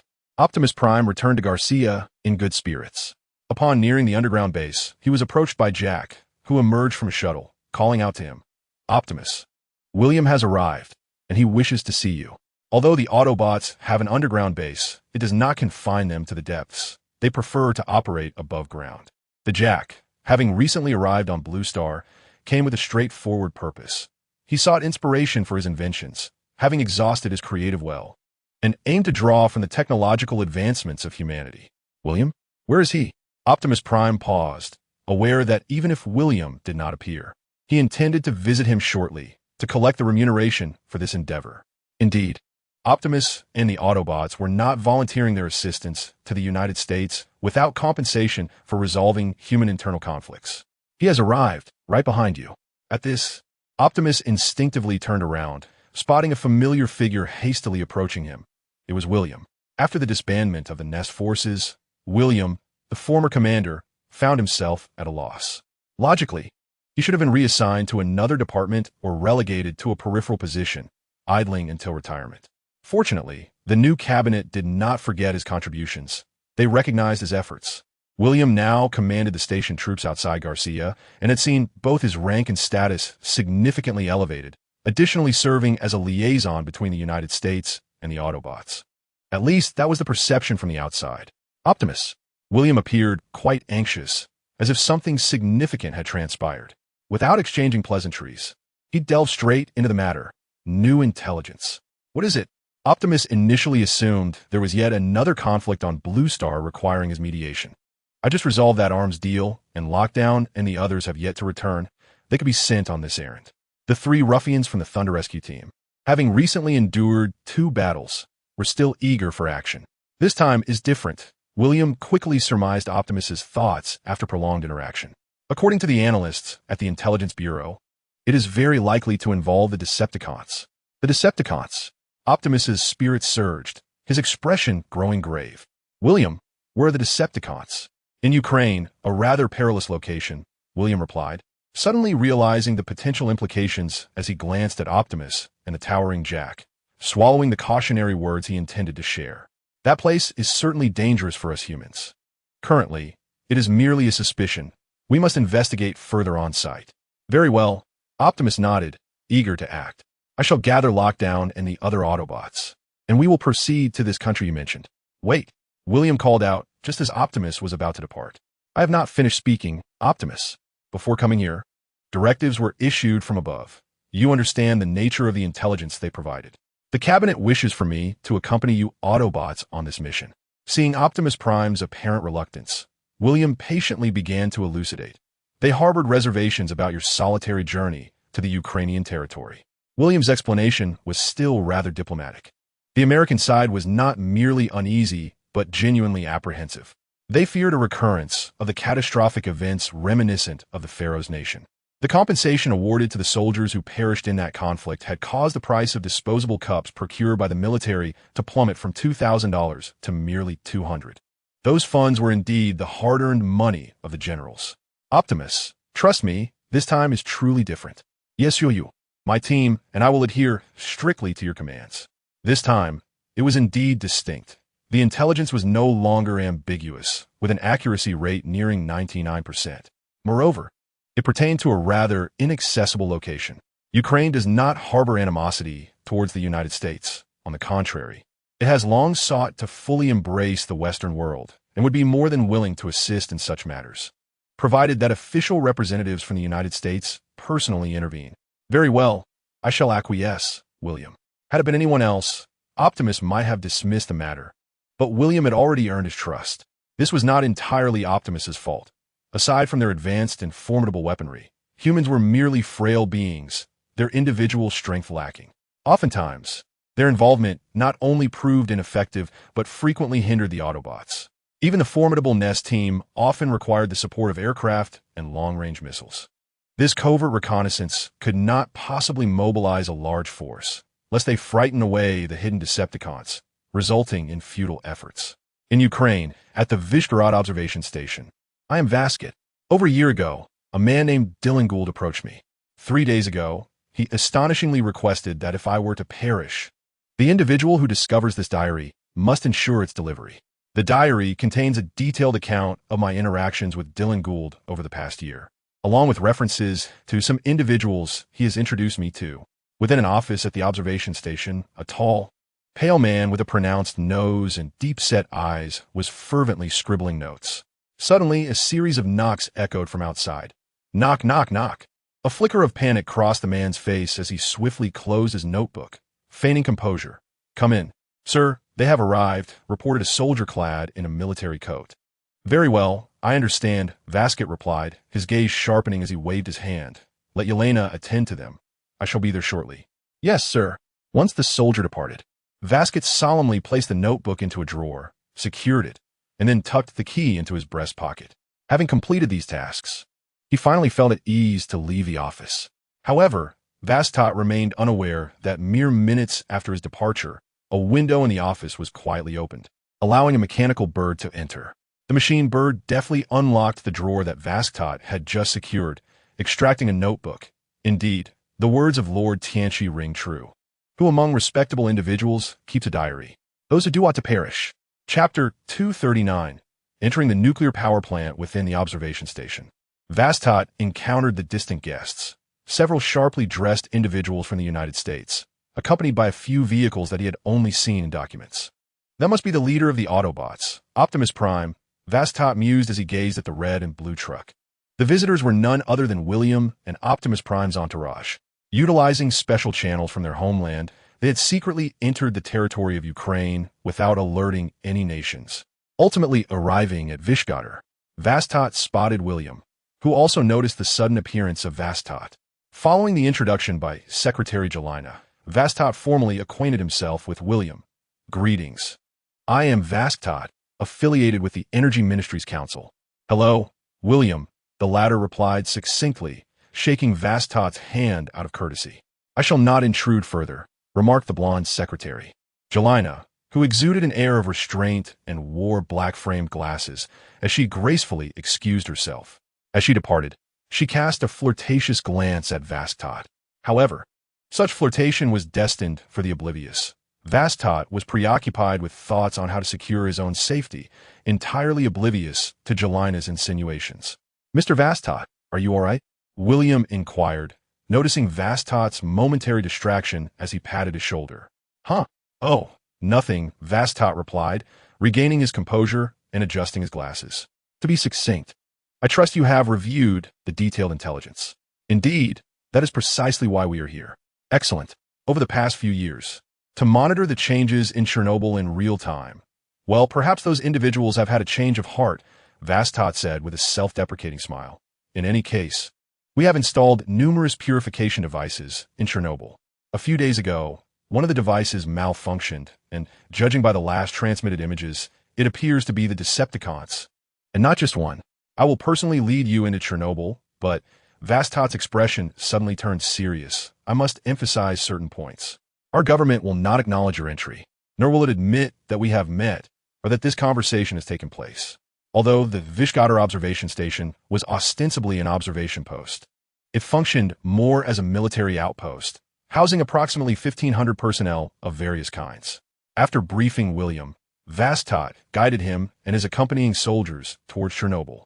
Upon arriving in the land of Ukraine, William was accompanied by only a small team of special forces. Apart from his longtime partner Robert, the rest were unfamiliar faces who had never fought alongside the Autobots. Unfortunately, most of his elite soldiers perished during the battle in Pharaoh's country. Leading the way was Vasket, who drove an old, slightly worn sedan. The recent explosion had turned the city of Vyshgorod into chaos, and without someone familiar with the terrain, reaching Chernobyl would prove quite challenging. As the sedan passed by, it crushed a roadside billboard beneath its tires. Behind the sedan trailed the armored transport carrying William and his team, followed by Optimus Prime and the Autobots. Unlike before, the red and blue Peterbilt long-nose truck now bore a lengthy white cargo container behind its cab. Upon crossing the 30-kilometer boundary, Vasquez cautioned over the radio, "Attention. We have entered the permanent exclusion zone." His tone was somewhat grave, yet William in the rear vehicle thought little of it, attributing Vasquez's demeanor to nostalgia or the haunting essence of Chernobyl. After all, no one would approach a place where entering could result in the body harboring unknown afflictions with exuberance. Before long, the temporary convoy encountered a solitary structure surrounded by barren land. "William, we have arrived." The absence of human presence rendered the nuclear power plant strikingly pristine. A sense of desolation and eerie beauty enveloped the area, with not a whisper of wind gracing the air, as if this locale belonged to a realm detached from Earth. With a soft click, Vasquez was the first to open the car door and step out, his gaze tinged with memories. Over 20 years had passed since he last set foot here. In the immediate aftermath of the disaster, countless personnel had flooded the site. Police officers, soldiers, scientists, forest rangers, firefighters, and surveyors. He had been among them. "William, if I were the director of Terror Asylum, I would certainly choose this place as the filming location," Robert remarked with a smile as he exited the vehicle, surveying the desolate surroundings. Terror Asylum had recently captivated audiences in the United States, particularly raking in midnight box office hits and enticing thrill-seeking youths to flock to viewings. However, Robert believed the film paled in comparison to the genuine horror of their current reality. Just a few nights prior, he had watched the film, and while he grinned in the pitch-black theater, his screams had resonated louder than those of the frightened audience members. "Robert, that's a splendid idea.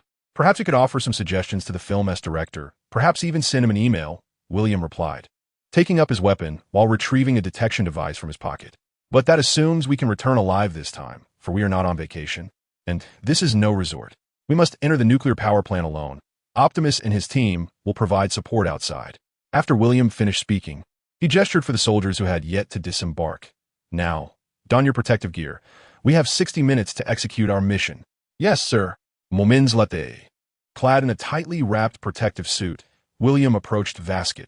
"Mr. Vasquez, I have heard that this place has remained uninhabited since 1986 and will remain unsuitable for habitation for the next 3,000 years. At least that long." Vasquez replied in a somber tone.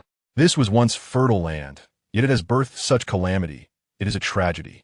Observing that the Americans were prepared, Vasquez tightened his wool coat and said, "Follow me. We shall enter from this side." "All right, wait." William was about to nod in agreement when he suddenly hesitated, asking Mr. Vasquez, "Where is your protective suit?" "It matters not." Vasquez calmly shook his head. "It is inevitable for me." After his entry into Chernobyl for rescue efforts years ago, his health began to decline. To have lived until now, he considered himself fortunate. Many had perished long before. "Very well, let's proceed." William studied Vasquez for a moment, but ultimately refrained from further persuasion. The fully armed soldiers, including William, followed Vasquez, as Chernobyl, untouched for decades, welcomed visitors once more. The interior of the nuclear power plant was far more dilapidated than anyone had imagined, with remnants of the explosion evident everywhere. They navigated cautiously, avoiding impassable areas, and soon arrived at the front of a collapsed building. "The damaged purification equipment lies beneath in the cooling chamber." Vasquez's voice resonated. "It is located 30 meters underground, and there's a safe passage that leads directly there." Suddenly, he appeared tense, glancing around before leaning toward William and whispering, "Colonel, I need to tell you something. This place is actually a trap." A piercing cry, reminiscent of a bird or eagle, suddenly echoed in the sky, accompanied by a flash of red light. Vasquez startled, his body trembling, and his words trailed off abruptly. "What did you say?" Due to the cumbersome protective suit, William could not hear clearly and pondered what Vasquez had just uttered. "Mr. Vasquez, please use the intercom." "Oh, it's nothing." Vasquez's face twitched, and he resolutely ceased speaking of the matter. William, seeing this, thought little of it. After surveying the building before them, he waved his hand and commanded everyone, "Turn on your lights and advance. Do not fall behind." With the sound of footsteps, decades of darkness welcomed a new dawn of light. However, shortly after entering, a soldier exclaimed, "Sir, we have a discovery." A massive machine part lay prominently on what appeared to be a control panel. The soldier stood beside the machinery, wielding a detector that he extended repeatedly. "What is this?" William approached for a closer inspection, but after a lengthy examination, he could not ascertain its nature. He could only report to Optimus Prime, who was attentively monitoring from a distance. Optimus, we have discovered an unidentified object emitting energy radiation ensnared in metal wires. Its purpose remains unknown. As William crouched down, brushing away the dust beneath his feet, he inquired, "What is this?" A circular emblem adorned in red, white, and blue, embellished with patterns of stars and planets, was revealed through his diligence. Why is there an object here engraved with the insignia of our space agency? Is it one of our satellites? Commander, before William could ponder why their nation's satellite was present in a nuclear facility, a nearby soldier suddenly shouted an alarm. Commander, energy sources detected at a high level and approaching. Where? Right above us. Boom. Before the soldier could finish his warning, a flying vehicle crashed in like an out-of-control tank. Several soldiers, caught off guard by falling debris, screamed in agony before being engulfed by the rubble, silenced forever. Chapter 240. The white cargo box. Take cover. Take cover. William rolled and scrambled, narrowly avoiding the collapsing walls. Upon looking up, he realized that the intruder appeared to be a Decepticon. Humans, you are truly my lucky stars. After searching for days, you have conveniently located what I sought. A hoarse voice echoed as two red beams pierced through the thick smoke, followed by the emergence of a tall, menacing figure. As William recognized the Decepticon, his expression beneath the helmet shifted dramatically. You, Scourge. Nie Tian glanced at the few remaining American soldiers nearby, his heart betraying no emotion. Approaching the engine parts, he prepared to retrieve the item he had personally placed there. Just then, a sound akin to a ship's foghorn pierced the air, sharp and resonant, echoing throughout the nuclear power plant. Yet to William and his companions, it sounded melodious. That was swift, Nie Tian mused, directing his gaze toward the source of the sound, as if he could see through the layers of obstruction to discern the events unfolding outside. He had already surmised who was arriving. Beyond the facility, a long-nosed truck sped toward them. It was Optimus Prime. To avoid alarming the enemy, Optimus had waited outside the nuclear plant, but upon hearing William's urgent call, he charged in. Sensing an energy level comparable to his own, he silently breathed a sigh of relief. Fortunately, he was leading this mission personally. Had it been another Autobot or merely the Thunder Rescue Team facing Megatron, they would have been in grave danger. Not Megatron. Is you Scourge? Upon entering the nuclear power station, Optimus Prime was startled to behold a figure soaring through the air, realizing that he had been presumptuous. The Decepticon lurking within the facility was not Megatron, but the long-missing Decepticon, Skyquake. Boom! Optimus Prime, long time no see, greeted Nie Tian cheerfully from a considerable distance. It had been 3 years since he departed for Blue Star, and the saying goes, 3 days apart brings a new perspective. In the past, he might have turned and fled upon encountering Optimus, but now, several heat-seeking missiles ascended from his shoulder as he opted for a preemptive strike. At this moment, he felt a surge of anticipation. Optimus, as a leader of comparable power, was a natural sharpening stone. Only an evenly matched opponent could kindle one's desire for battle. For while defeating weaker foes may be simple, it offers little sense of accomplishment. Meanwhile, William led the surviving soldiers, hastily dragging their still-breathing comrades to the surface. As they emerged, they were greeted by a missile that seemingly appeared from nowhere, prompting him to silently curse his misfortune. Boom! Coughing, William discarded the cumbersome helmet that had nearly cost them their lives. His protective suit was riddled with gaping holes, but he thought little of the dangers of exposing his body to the open air. Retreat. We must leave this place. They were living embodiments of the phrase, when God's battle, mortals suffer. Without aircraft or tanks, they bore little distinction from ordinary soldiers. Despite the myriad of questions swirling in William's mind, such as the nature of the component and the Decepticon's motives for seeking it, or why Skyquake had appeared here when intelligence indicated he had departed Blue Star for Cybertron, none of these inquiries outweighed the importance of preserving his own life. Their operation in Ukraine could no longer rely on the ease of calling for aerial support or long-range missiles, significantly diminishing their combat effectiveness. After all, Ukraine, as a sovereign nation with considerable military strength, would not permit missiles to be launched indiscriminately into its territory. Skyquake, Silver Sword was indeed correct. You have become a leader-class warrior. Optimus Prime dodged several attacks that landed nearby and came to a sudden halt not far from Nie Tian. What is the matter, Optimus? Are you surprised? Nie Tian was unfazed by Optimus's awareness of his newfound status as a leader-class warrior, for the Ark was currently floating in orbit around Blue Star. He had caught a fleeting glimpse when Shockwave descended upon Blue Star. Reflecting on the Ark, Nie Tian felt a twinge of confusion. With the Autobots possessing the Ark, why had they not considered establishing a base on the moon? Was this simply a case of darkness beneath the lamp? In truth, this was a moment when Nie Tian's wisdom would critique the actions of those who came before him. The Ark remained hidden and inactive due to the current equitable relationship between Autobots and humans. In other words, Optimus Prime is reluctant to jeopardize the hard-won situation at hand. The far side of the moon is under constant human surveillance. Once the Ark lands, it will immediately be detected by humanity, potentially leading to unforeseen complications. Under such considerations, the journey to the moon seems superfluous, especially with Megatron present on Blue Planet, making the establishment of another battlefield implausible.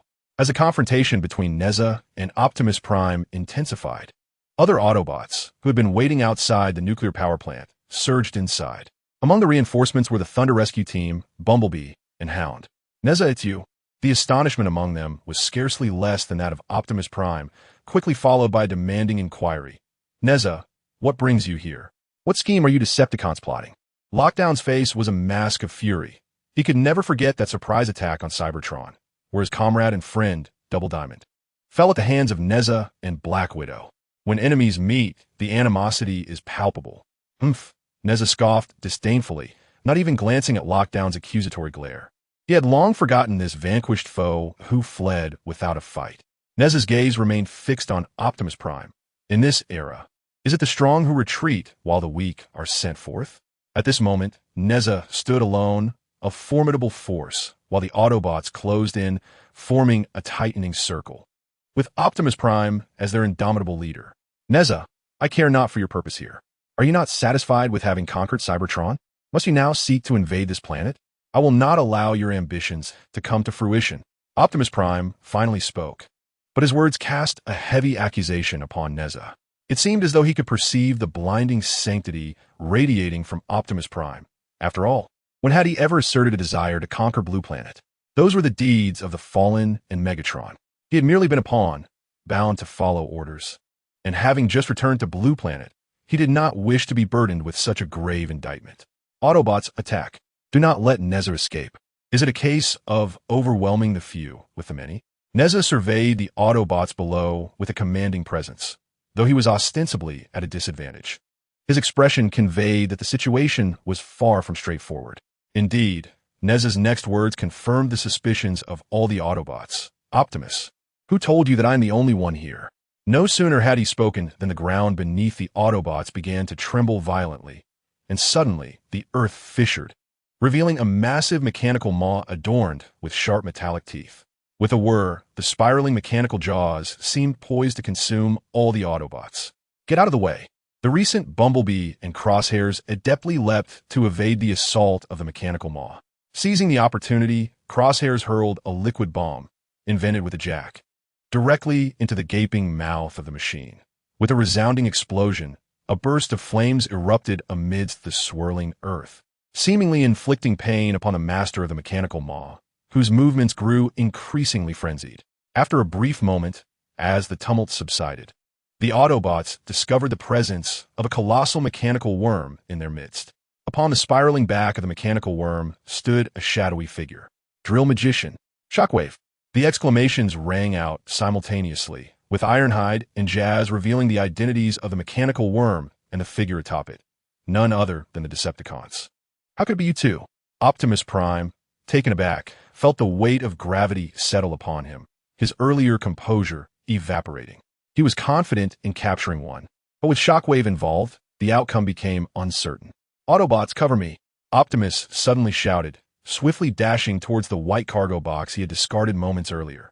Before anyone could react, he pressed a button on the box. With a mechanical whir, the white cargo box unfurled dramatically, transforming into a metallic archway equipped with a base. Numerous weapons hung from the archway, long swords and shields among them. One weapon, resembling a metallic spear, caught the attention of the recently alerted Nefarious, causing his eyelids to flutter in disbelief. Is this for real? A sense of absurdity washed over Nefarious. He should have anticipated this. He recognized the metallic spear. It was the signature artifact of the Fallen, the Soul Requiem Spear. While the other items, though not as remarkable as the Soul Requiem Spear, were formidable in their own right. The device that was now autonomously flying towards Optimus's back was, in fact, the flying backpack left behind by Jetfire. Damn it! Nefarious felt a tinge of irritation towards the Fallen and Jetfire for their support. The Soul Requiem Spear. He was uncertain whether Optimus's leader-class frame could withstand a direct strike, especially since he had witnessed Optimus pierce the Fallen with a single thrust. Who wouldn't be apprehensive? Although in the original narrative, Optimus wielded a sword. Proficiency in melee weapons is inherently transferable. Much like a performer who excels in both acting and singing, excessive swordplay naturally enhances one's skill with a spear. Chapter 241. Conclusion and retreat. With the equipment in hand, Optimus Prime seemingly regained his confidence. Standing on the base of the metallic archway that resembled a portal, he retrieved a long sword and a shield, brandishing the sword in one hand and raising the shield in the other as he charged towards Nefarious. If there was anyone Optimus desired to vanquish among the Decepticons, aside from Megatron, it would undoubtedly be Nefarious. Observing that Optimus did not wield the Soul Requiem Spear, Nefarious felt a sigh of relief escape him, yet he remained vigilant. "Shockwave, leave it to me," Nefarious declared, leaping forward to confront Optimus. The striking single-eyed red light of Shockwave flashed, and he nodded expressionlessly. He comprehended Tian's intention. With the mightiest Optimus Prime entrusted to the opponent, the remaining Autobots would require his solitary defense. It was not merely about defeating them. At the very least, he could not allow them to disrupt Tian. Upon contact, Optimus Prime felt the immense force transmitted through the long sword in his grasp, which astonished him greatly. Both Nie Tian and Optimus Prime took a step back, and soon after, a black and red longsword clashed with a blue and white longsword once more. "Optimus Prime, it seems that over the years, your strength has not progressed significantly," Nie Tian quipped, clearly mocking Optimus Prime. The inhabitants of Cybertron attributed their capabilities solely to the strength of their bodies. Combat power levels dictated everything. As a leader-class warrior, aside from combat experience and skill, those softer attributes, one could only enhance their hard power by elevating their body level, ultimately culminating in the ascension to a supreme-class warrior. Optimus Prime was certainly aware of the 13 original Primes, yet becoming a supreme-class warrior was no simple feat in the vast history of Cybertron spanning millions of years. Aside from the 13 Primes who were supreme-class from their inception, no other supreme-class warriors had emerged. "Today, I shall avenge Tong Xiangxiu." Optimus Prime's masked visage revealed only his eyes, yet they brimmed with murderous intent. The demise of Tong Xiangxiu not only diminished the Autobot strength, but also obliterated their prospects of returning to their home planet. Optimus Prime admitted that he had initially underestimated Tian, believing that a newly ascended leader-class warrior could not possibly rival someone of his experience, who had survived countless battles. Even if he could not eliminate Tian, he should have been able to easily overpower him. However, it was only at this moment that he realized he might have been mistaken. Had he recognized it? Nie Tian chuckled nonchalantly. He had deliberately concealed his prowess, feigning a flaw, only to suddenly unleash a fierce counterattack that caught Optimus Prime off guard. Without resorting to the Soul Requiem gun, he boldly faced Optimus Prime head-on. Having engaged in multiple encounters with Optimus Prime, albeit as a commander-class warrior and in a group assault, Nie Tian had become intimately familiar with Optimus Prime's weaponry and techniques. Meanwhile, on the other side, Shockwave's left arm transformed into a cannon, leveraging the drilling advantage of the drill demon to navigate the nuclear power plant with agility. Occasionally, the reactor pack on his back flickered, causing the other Autobots to hesitate in approaching the vicinity of Nie Tian and Optimus Prime. After the death of Tong Xiangxiu at Nie Tian's hands, the Autobots were left without a single commander-class warrior. Although the drill demon, like several Autobots, was an elite-class warrior, one must not forget the formidable Shockwave lurking behind. Shockwave was notorious for his ruthless treatment of Autobots during the Cybertronian Civil War, and no one wished to confront him alone. "Damn it, we need to devise a plan. This situation is untenable." The irritable Leadfoot could no longer contain his frustration and voiced his complaints. Unlike previous battles, which had been exhilarating, this time felt particularly stifling. "Leadfoot, do not fret. Place your trust in Optimus Prime, came the reassuring words from Hound, who appeared rather untroubled. He believed that the formidable Trypticon stood no chance against Optimus Prime. It was merely a matter of time before Optimus would prevail, for they were the ones in the advantageous position. However, contrary to expectations, when Hound casually severed one of the smaller limbs of the Lee Drill Demon, he inadvertently glanced over and was astonished to witness Optimus Prime locked in a fierce struggle with Trypticon, neither side gaining the upper hand. Trypticon held his ground against Optimus Prime without yielding an inch. "This is dire, Bumblebee," Hound exclaimed as he dispatched another miniature Lee Drill Demon, directing his words towards the equally flustered Bumblebee. Although the Lee Drill Demon's attack patterns were simplistic, its mechanical form was highly adaptable. Composed of hundreds of interlinked metal joints, it could twist and extend freely, and it had the ability to create numerous clones. "Do not worry. I've already alerted Jetfire," Roadbuster interjected as Bumblebee remained silent. "Just hold on a little longer. Silverbolt is en route." Among the Autobots present, no one yearned more fervently to capture Neutron and Shockwave than Roadbuster. They were the architects behind the demise of both Injector and Double Drill, and despite Black Widow's absence, he would seize any opportunity to ensnare them. In dealing with the malevolent Decepticons, the notion of moral superiority through sheer numbers was irrelevant. Although Optimus Prime refrained from issuing commands, several Autobots lacked the authority to make decisions, yet summoning assistance was still within their grasp. "That's the way to go, Roadbuster," Bumblebee voiced his support for Roadbuster's initiative. In truth, when confronting the corpulent Lee Drill Demon, not only could the assembled Autobots devise multiple strategies collectively, but even a single Hound or Bumblebee could employ no fewer than 3 methods to defeat the Lee Drill Demon. Alas, with Shockwave lurking menacingly on the Lee Drill Demon's back, they dared not reveal any vulnerabilities, opting instead for a defensive stance. This predicament was precisely why Leadfoot had earlier erupted in anger. As Neutron clashed with Optimus Prime and Shockwave engaged the Autobots in a fierce confrontation outside the nuclear power plant, a furtive figure crouched low, scuttling towards a dilapidated white bridge truck. Vasquez was fortunate, extremely fortunate. When Neutron descended from the sky, he was fortuitously positioned far from the engine components. Sensing something amiss, he promptly vacated the entrance via the safety corridor, thereby narrowly escaping disaster. The earlier abnormal cry from above kept Vasquez on high alert. He cautiously opened the car door and ignited the engine, a satisfying click followed by a low rumble as the motor roared to life. However, just as Vasquez turned the steering wheel, a sight reflected in the rearview mirror caused his pupils to constrict in fear. A mechanical bird, unknown to him until now, was hurtling directly towards him from the sky behind the vehicle. The mechanical avian performed a swift 360-degree rotation before descending upon Vasquez's car, revealing a menacing black barrel of a machine gun protruding from its underbelly. Bang, bang, bang. No. Vasquez barely managed to utter a terrified yet defiant cry before the bullets pierced through the roof of his car, transforming him into a mere sieve. With a thud, the laser bird landed on the hood, and through the blood-stained windshield, it observed the motionless figure slumped over the steering wheel, its beak opening and closing with a mocking glee.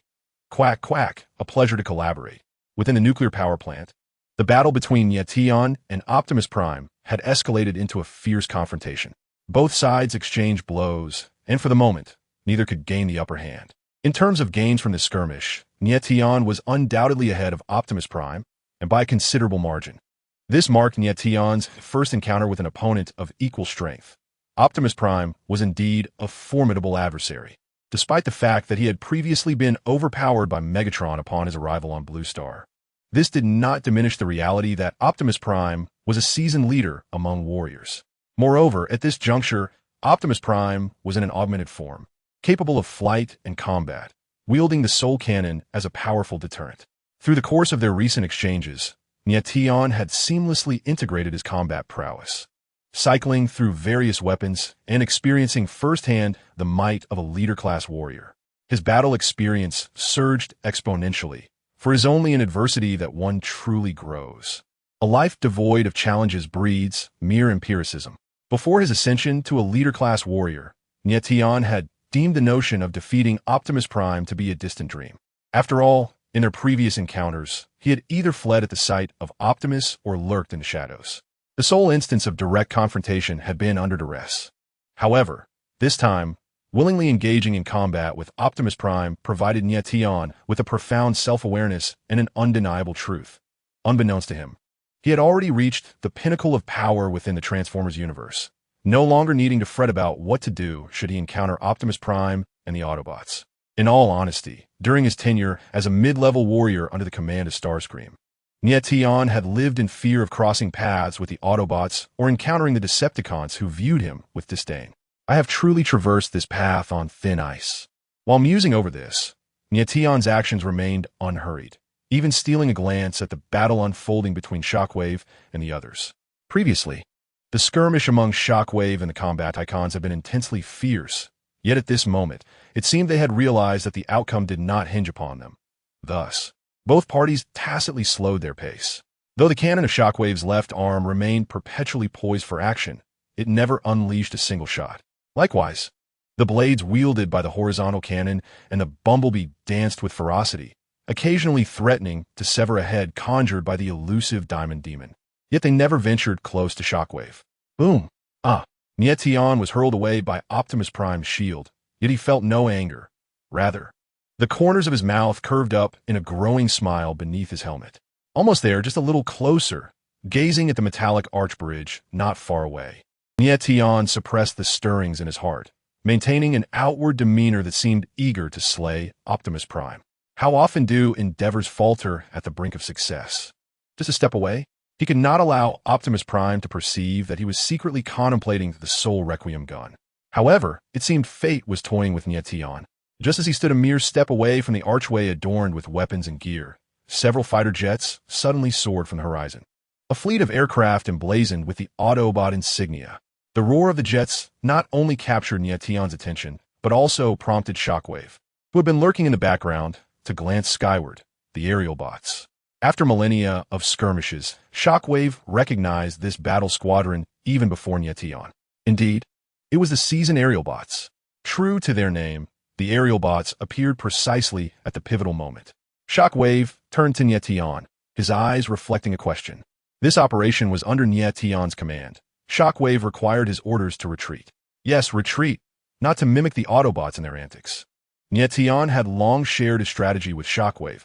They could not eliminate Optimus Prime and the Autobots here, for what are their subsequent plans? Besides, they lacked the capability to defeat Optimus Prime. The timing was truly unfortunate. Nie Tian's expression darkened as he cast a reluctant glance at the Soul Requiem gun. That fleeting glance seemed to reveal his true intentions to Optimus Prime, who immediately became vigilant. Silverbolt, secure my armory.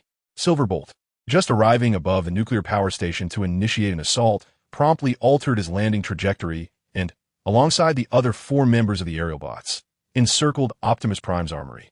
This maneuver instantly dispelled Nie Tian's thoughts of a desperate last stand. It was merely an artifact of the ancients. There was no need for such recklessness. Yet, despite his thoughts, Nie Tian felt a pang of bitterness. He held no particular concern for the aerial bots, but the combined form of the aerial bots, the formidable Super Ion, filled him with trepidation. His ability to maintain a stalemate with Optimus Prime thus far was due to the absence of external interference. The two were like weights on a balance scale, perfectly matched. Should the other side gain even a hair's weight, the equilibrium would shatter. At that point, it would not merely be a question of whether he could seize the Soul Requiem gun, but rather whether he could successfully retreat. Optimus Prime, we are coming. Initially, Nie Tian believed that the arrival of a flying guardian would suffice, yet he was taken aback by the esteem the Autobots held for him. Following the flying guardian, a smaller spacecraft descended onto the battlefield, releasing several Autobots.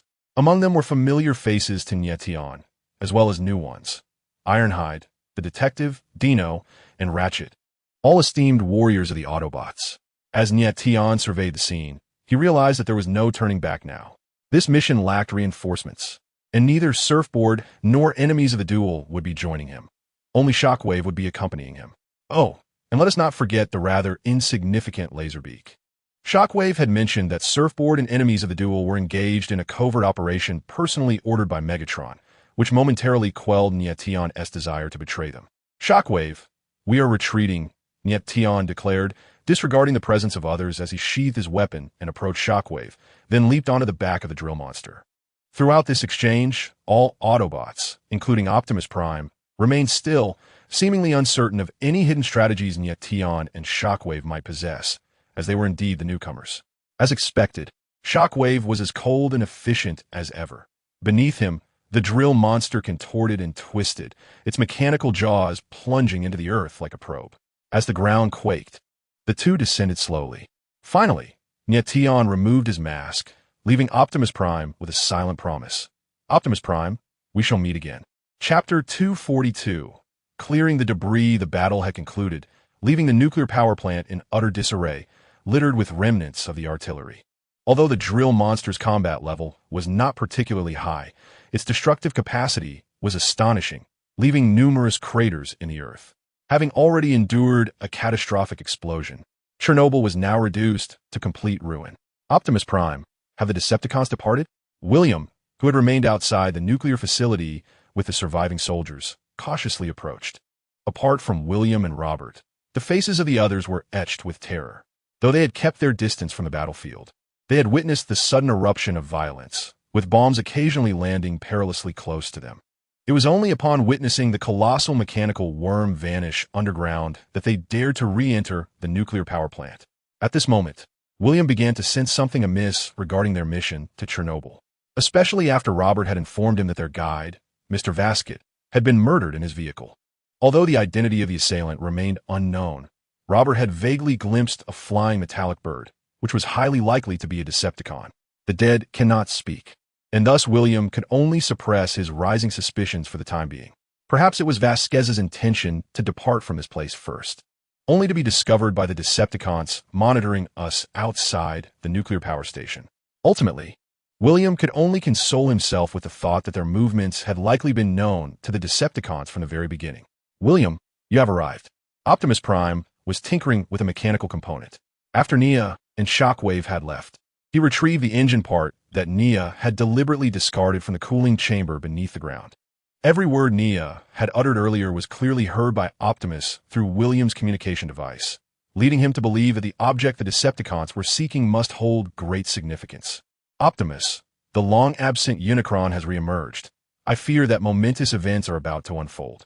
I must report this comprehensively. And that Decepticon from earlier. What was that creature beneath him? That is Shockwave, accompanied by his pet, Laserbeak. Optimus knelt, his gaze fixated on the mechanical components below, distractedly explaining to William. In Optimus's view, with Unicron's return, the arrival of another Shockwave on Earth was hardly surprising. After all, they Autobots had long abandoned Cybertron, which consequently no longer required so many Decepticons. Optimus, William noted the unusual demeanor of his companion. Why are they searching for this object? This is an engine component. Optimus finally stood, his tone uncertain, from a long-lost Autobot warship.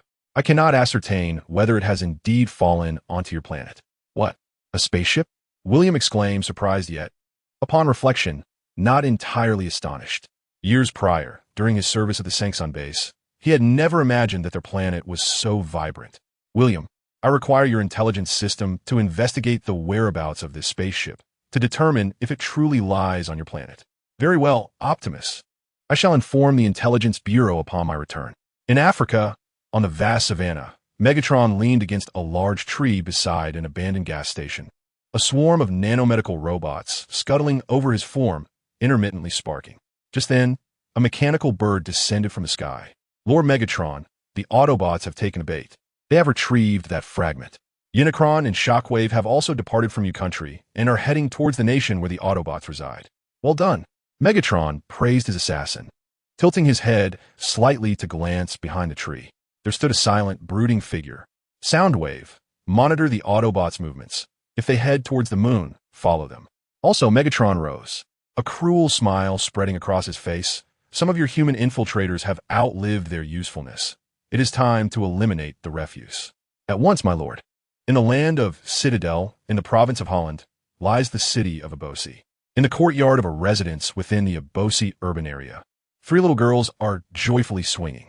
Suddenly, a mechanical avian creature descends into the yard and transforms into a robot adorned in shades of pink. Girls, is your father home? It inquires. The abrupt appearance of the robot sends the three girls into a frenzy of terrified screams, scattering in all directions. How rude, the laser bird mutters, twisting its somewhat awkward neck, its gaze landing on a man who is hastily emerging from the house. What brings you to my home? The man, evidently acquainted with the laser bird, immediately expresses his anger. Did we not agree to communicate solely online and avoid real-life encounters? I merely came for a visit. The laser bird replies nonchalantly, advancing towards him. No, you are unwelcome here. Leave my territory. The man roars, drawing a firearm from his lower back. Wow. It appears our well-mannered gentleman has been provoked. The laser bird pauses, then slowly raises its arms, a fierce glint igniting in its eyes. 10 minutes later, the laser bird departs from the now eerily silent house. The fear of humanity is always so delightfully satisfying. Only one target remains, it muses. Through the lingering rays of the setting sun, a blood-stained picture frame can be faintly discerned on the first floor of the house. Within the frame is a photograph featuring 5 individuals, one of whom is the recently encountered man. Should anyone come across this photograph and conduct a thorough investigation, they would discover that over the past few days, 4 of the 5 individuals depicted have met untimely ends. Their demises were not due to accidents, but rather inexplicable deaths within the confines of their homes, all classified as accidents according to police inquiries. The circumstances appear rather peculiar. Nonetheless, a deeper investigation reveals that the backdrop of the photograph subtly forms a series of letters, each a leader. In the city of Chicago, at the Sears Tower, morning dawns. Sam, like countless other office workers in the Sears Tower, enters the building in a tailored suit, cradling a cup of coffee. He then embarks on his daily tasks. Sam's job, even to outsiders, seems exceedingly monotonous. Each morning, he must print out various faxes received by the company and meticulously organize them. In the afternoon, he pushes a small cart laden with documents, delivering them to various offices. However, there is a silver lining to Sam's role. The mailroom is solely his domain, allowing him the freedom to manage his responsibilities as he pleases. As long as he meets deadlines, no one is there to scrutinize his methods. Yet today, his superior, seemingly under the influence of some peculiar malady, intrudes upon the mailroom early in the morning. Kid, congratulations, the boss remarks with a sarcastic tone. You finally learned to wear a suit and tie, coming from the countryside. Our company's department in the Sears Tower is entirely finance-related, as you may have heard. Just last week, an employee was dismissed for arriving at work in casual attire. Should you appear before me today in such garb, you would be the next to face termination. The city of Los Angeles and Golden State is often disparaged as provincial, a notion Sam has tried to contest on numerous occasions. How can it be said that Los Angeles enjoys prosperity while Chicago and Illinois suffers? Sam remains perplexed as to what slight he has committed against his corpulent superior, who is never seen without a steaming cup in hand, yet he feigns attentive submission. To achieve success in this role, one must embody vitality, dedication, and maintain a polished appearance daily. In my domain, there is no room for advancement through connections. We uphold strict discipline here, do you understand? Sam's superior, like many in lowly positions who ascend to power, relishes the authority he wields to its fullest extent.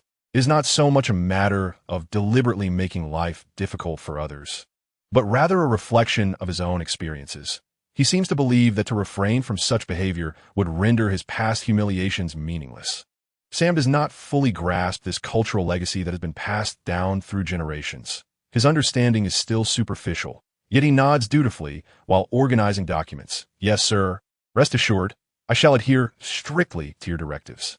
Excellent. His superior's stern countenance finally softens with a hint of a smile. Young man, remain diligent. I shall keep a close watch on your progress. His superior imparts further lessons in a tone befitting a mentor before departing with satisfaction. Sam inwardly refrains from criticism, realizing that the limits of this job are quite evident. One need not possess extraordinary intellect to succeed. Merely a brief acclimatization suffices, even for those lacking formal education. But what lies beyond that? Gold will indeed shine, yet requires a platform that allows it to radiate. At noon, a striking vehicle, one that commands the attention of passers-by, arrives at the base of the Sears Tower. A supercar designed to alleviate male insecurities and captivate the slow-to-warm female heart. With a resounding clap, the gull-wing doors ascend, revealing first a pair of 10-centimeter stiletto heels. The elongated arch of her foot creates a perfect curve. Following closely, a pair of long legs emerges, clad in a form-fitting, seductive dress. Carly, in her fitted ensemble, tosses her hair and gazes up at the 64th floor of her boyfriend's workplace. It seems to be on the 64th floor. In the mailroom, Sam is engrossed in his tasks when suddenly, a pair of soft hands covers his eyes. Carly, is that you? Though the touch differs from previous encounters, the familiar sensation allows Sam to immediately recognize her presence. How has your day been, Sam? Carly's hands slide down to embrace his neck. Well, as you can see, while the Autobots are busy saving the world, I am preoccupied with organizing 4 binders. The recent circumstances surrounding Optimus Prime and the Autobots were shared with Sam by Little Juga during a casual conversation a few days ago. Although Little Juga remained by Sam's side, he maintained an unbroken connection with the Autobots. Indeed, he served as a vigilant sentinel placed by the Autobots to watch over Sam. After a moment of tenderness, Carly rose to survey her surroundings, only to furrow her brow. Everything here is so gray, it's quite oppressive. I have a meeting in the city center today. Is it all right if I come see you? Sam also stood, facing Carly. I can't possibly digest nearly 500 pages of employee regulations all at once. I hope you haven't violated the visitor guidelines. Or I might have to depend on you for my livelihood going forward. Isn't that the case now? Carly quit playfully winking. Listen, I have a work gathering on Saturday, and all the attendees are members of the Space Mountain Museum. Dylan has invited you, and he hopes you can attend. Carly revealed another purpose for her visit. In the presence of outsiders, Carly always referred to Dylan as Mr. Gould, but privately, their relationship was quite amicable. Wow, I'm truly honored. Sam's expression revealed no trace of joy upon hearing Carly's words. No need for sarcasm. Your presence is important to me, all right? Fine, for your sake. Tell him I'm willing to go. By the way, how did you get here? Carly's face momentarily reflected discomfort. I drove. You have a car? Sam inquired with a puzzled expression. Did you drive the museum's vehicle? As the actual manager of the Space Mountain Museum, Carly enjoyed not only a generous salary, but also various benefits, including travel arrangements. No, I have my own car. What did you buy a car? Did you win the lottery? It was Dylan. Carly's voice dropped to a whisper. What? I said it was Dylan. I see. Sam's expression shifted dramatically. He gifted you a car. Your boss gave you a car, didn't he? Indeed. Carly cautiously glanced at Sam, forcing a smile akin to one caught in mischief. He gave it to me this morning. I consider it a work allowance of sorts, not a personal gift. Ha! Let us hope so. Sam chuckled awkwardly, opting not to delve into whether the car's gifting was professional or personal. He was curious about what kind of vehicle that man had bestowed upon his girlfriend. A TriStar, Carly added after a brief pause. A sports car, the engine is fantastic. Indeed, it is splendid. TriStar is a prestigious automotive brand that has been esteemed in this region for over a century. Even though it is not a domestic brand of the United States, it has not deterred numerous affluent Americans from lavishing it with wealth. A TriStar? Sam approached a computer, opened a search engine, and entered the name Carly had just mentioned. Instantly, a number beginning with 2 followed by 6 zeros pierced his vision. Carly, this is a car worth $2 million. I am aware. Carly's fingers twirled around the tips of her hair. Do you know how long I must toil to afford that car? An eternity? No, an unfathomable length of time. I would need to labor for nearly 63 years to purchase that vehicle. Sam, cease your words. This is merely an allowance, a matter between Dylan and me. I am not speaking of your employer, Carly. Sam abruptly rose, pointing at the price of the car displayed on the computer screen. Do you know what we should do now? Return the car to Dylan? No, sell it, and then use the proceeds to buy a house. Sam. Carly approached him from behind, wrapping her arms around his neck. Pressing closely as she spoke, I understand your discontent. I once felt the same. But this is a lesson in sowing and reaping. Listen up, ladies and gentlemen. Carly wished to clarify things for Sam, hoping he would no longer be troubled by the matter, when suddenly a commanding yet aged voice resonated from outside the mailroom. Urgent task. I need to borrow someone's lunch hour for a moment. Who wants to earn some points for Brazos? Brazos, a supervisor from a department higher than Sam's direct superior. On his first day at the Sears Tower, it was Brazos who greeted them. As Brazos passed by the mailroom, he immediately noticed an additional figure present. Wow, I believe I found the perfect candidate. Before Brazos entered, Sam had been seated beside a printer, pretending to be engrossed in work. Sam, our key figure in the Achillida Finance Department. Look who has come to visit today. Brazos stepped into the mailroom, followed by a male assistant whose head was completely obscured by a stack of documents. A friend? A relative? Or perhaps a romantic interest? Brazos's direct remark left Sam no choice but to abandon his pretense. He stood up, slightly anxious, to introduce them. Carly, this is Mr. Brazos. Mr. Brazos, meet Carly. Mr. Brazos, it is a pleasure. Carly extended her hand with grace. I am Sam's girlfriend. Sam was correct. Your hairstyle is indeed striking. Despite his graying hair, Brazos maintained an impeccably groomed appearance, even applying hair gel, indicative of someone who places great importance on outward presentation. Carly's keen eye and social skills were unmistakable. If placed in the limelight of Chicago's social scene, she would undoubtedly be the most renowned socialite. As a museum manager who had hosted countless clients, many of whom were affluent, Carly was acutely aware of her advantages and adept at leveraging them. No man remains indifferent to a woman's praise, particularly when that woman possesses both beauty and a flair for performance. Thank you for the compliment. You are quite handsome yourself, Brazos smiled, instinctively brushing his hand over his head. He confessed that his heart skipped a beat just now. Sam, it seems we might not be able to have lunch together. I must be on my way. Carly stepped aside to grab her bag, retrieving a small, exquisite ornament and placing it on Sam's desk. This is a gift I selected for you, in your favorite color. The red figurine swayed gently, its meaning unknown. Mr. Blasíos, farewell. It was a pleasure to meet you today. Likewise, he replied. As Carly swayed her hips, Blasíos' gaze followed her. The only unfortunate soul was likely Blasíos' male assistant, whose view was obstructed, remaining oblivious to the captivating scene. Once Carly's figure had completely vanished, Blasíos turned to Sam, saying, You are fortunate. These matters are now entrusted to you. Without a doubt, an unexpected task had been assigned to Sam by Blasíos, accompanied by words of encouragement. Naturally, Sam was not performing these duties without compensation. In addition to overtime pay, he had also gained the implicit favor of Blasíos, the department head. Whether this favor was genuine or feigned, only Blasíos could discern. At noon, while most indulged in the rare respite, Sam found himself alone in the mailroom, alternating between bites of a hamburger and sips of cola. The tasks given to him by Blasíos were beyond his regular responsibilities, compelling him to sacrifice his lunch hour as instructed. Just as Sam was nearing completion, a stealthy figure appeared outside the mailroom, peering through the frosted glass. Fixated on the industrious Sam, perhaps due to the presence of a few other colleagues working late, the figure refrained from entering. Sam remained oblivious to the gaze outside, his focus entirely on his work. Soon, he finished the tasks assigned by Blasíos and prepared to visit the restroom. Hi there. Upon exiting the mailroom, Sam noticed an Asian colleague with glasses standing at the door, seemingly preoccupied. He greeted him politely.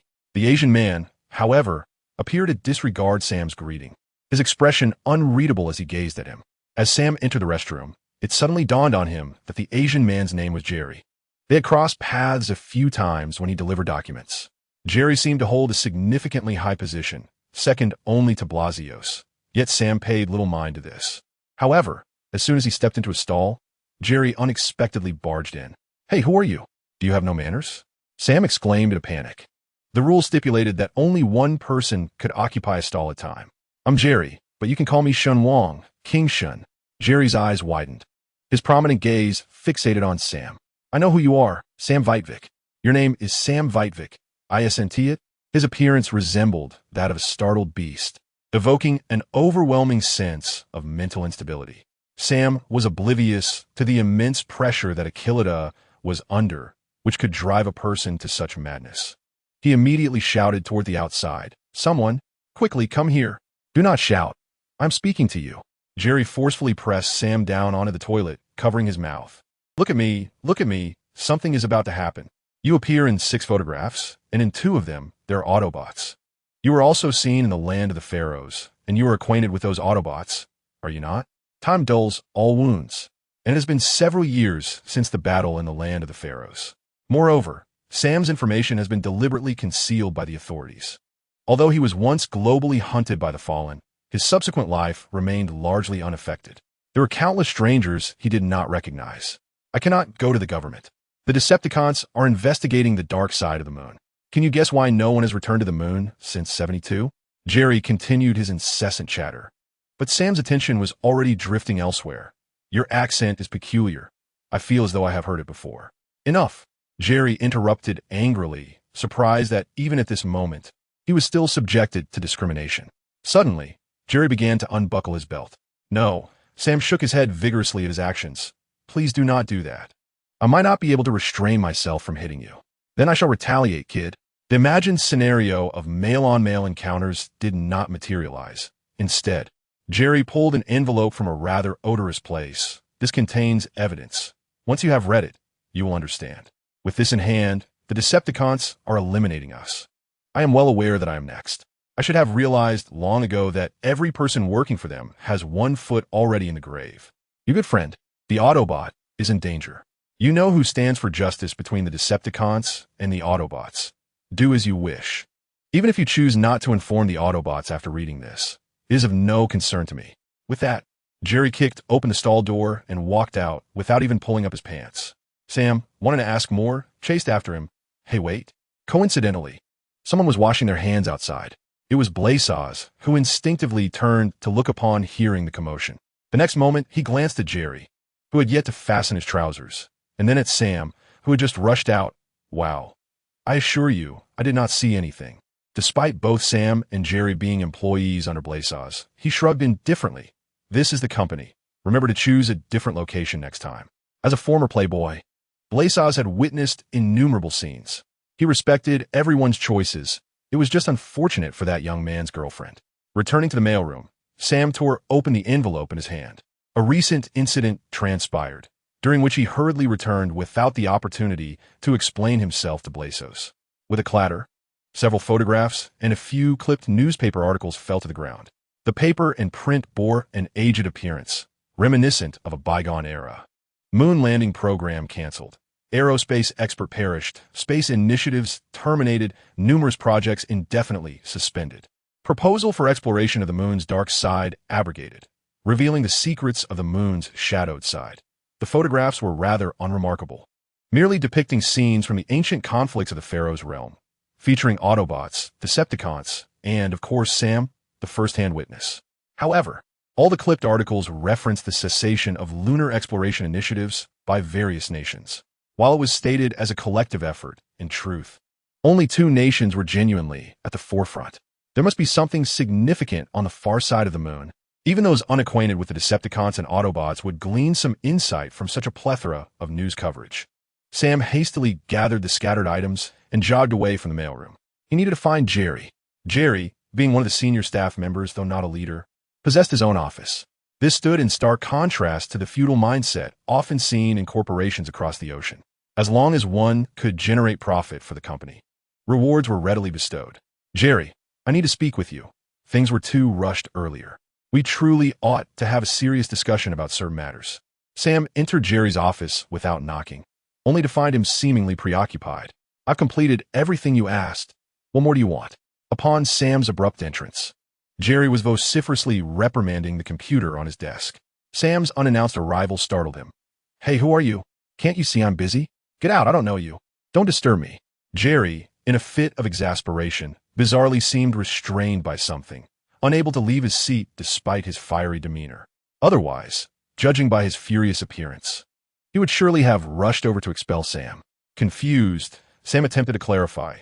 Just now, in the restroom, I was seated on the toilet, and you were straddling me. It was my first experience of this kind, so it remains vividly in my memory. We are not a couple, okay?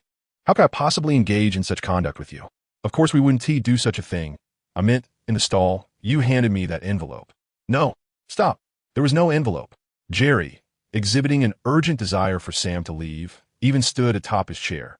Now, immediately get out of my office. If you don't leave, I can have you dismissed with a single phone call. All right. No need to be angry. I can return later. What will be a suitable time for you? Wait until you understand politeness before returning. After Sam left, Jerry plopped down and suddenly began to address the black screen computer on the desk. I do not know him. I have never known him. I said nothing. Jerry, you're not being honest. Accompanied by a jarring mechanical sound, the computer on the desk abruptly morphed into a mechanical bird. The laser bird unfurled its wings, its eyes glowing a deep crimson. Jerry, amidst all these people, you are my favorite. What did you say to that big boy, Sam Vitvik? No, believe me, No one will mention the matter of the far side of the moon, just as I have assured you, Jerry exclaimed, gesticulating wildly. I can seamlessly integrate them into the Forge project report. No one will ever discover it. You want me to do as you wish, and I shall. Really? The laser bird leaned its head closer to Jerry's ear. My master wants you. What does he want from me? He wants you to commit suicide. No. At this, Jerry jumped up, discarding his glasses and retrieving 2 loaded handguns from behind him. Clearly, he was prepared, unwilling to succumb passively. You scoundrel. I knew you would turn against me. I have long been irritated by your featherless form. Do you wish to become a roasted chicken?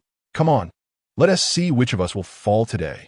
Jerry, your audacity in drawing your weapon is commendable, but the laser bird twirled its wings, knocking Jerry's weapons away, then seized his shoulders and soared towards the window.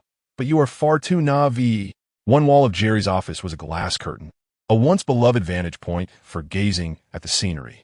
Yet now, this meticulously chosen office had become the very place of his demise. Bang! Crash!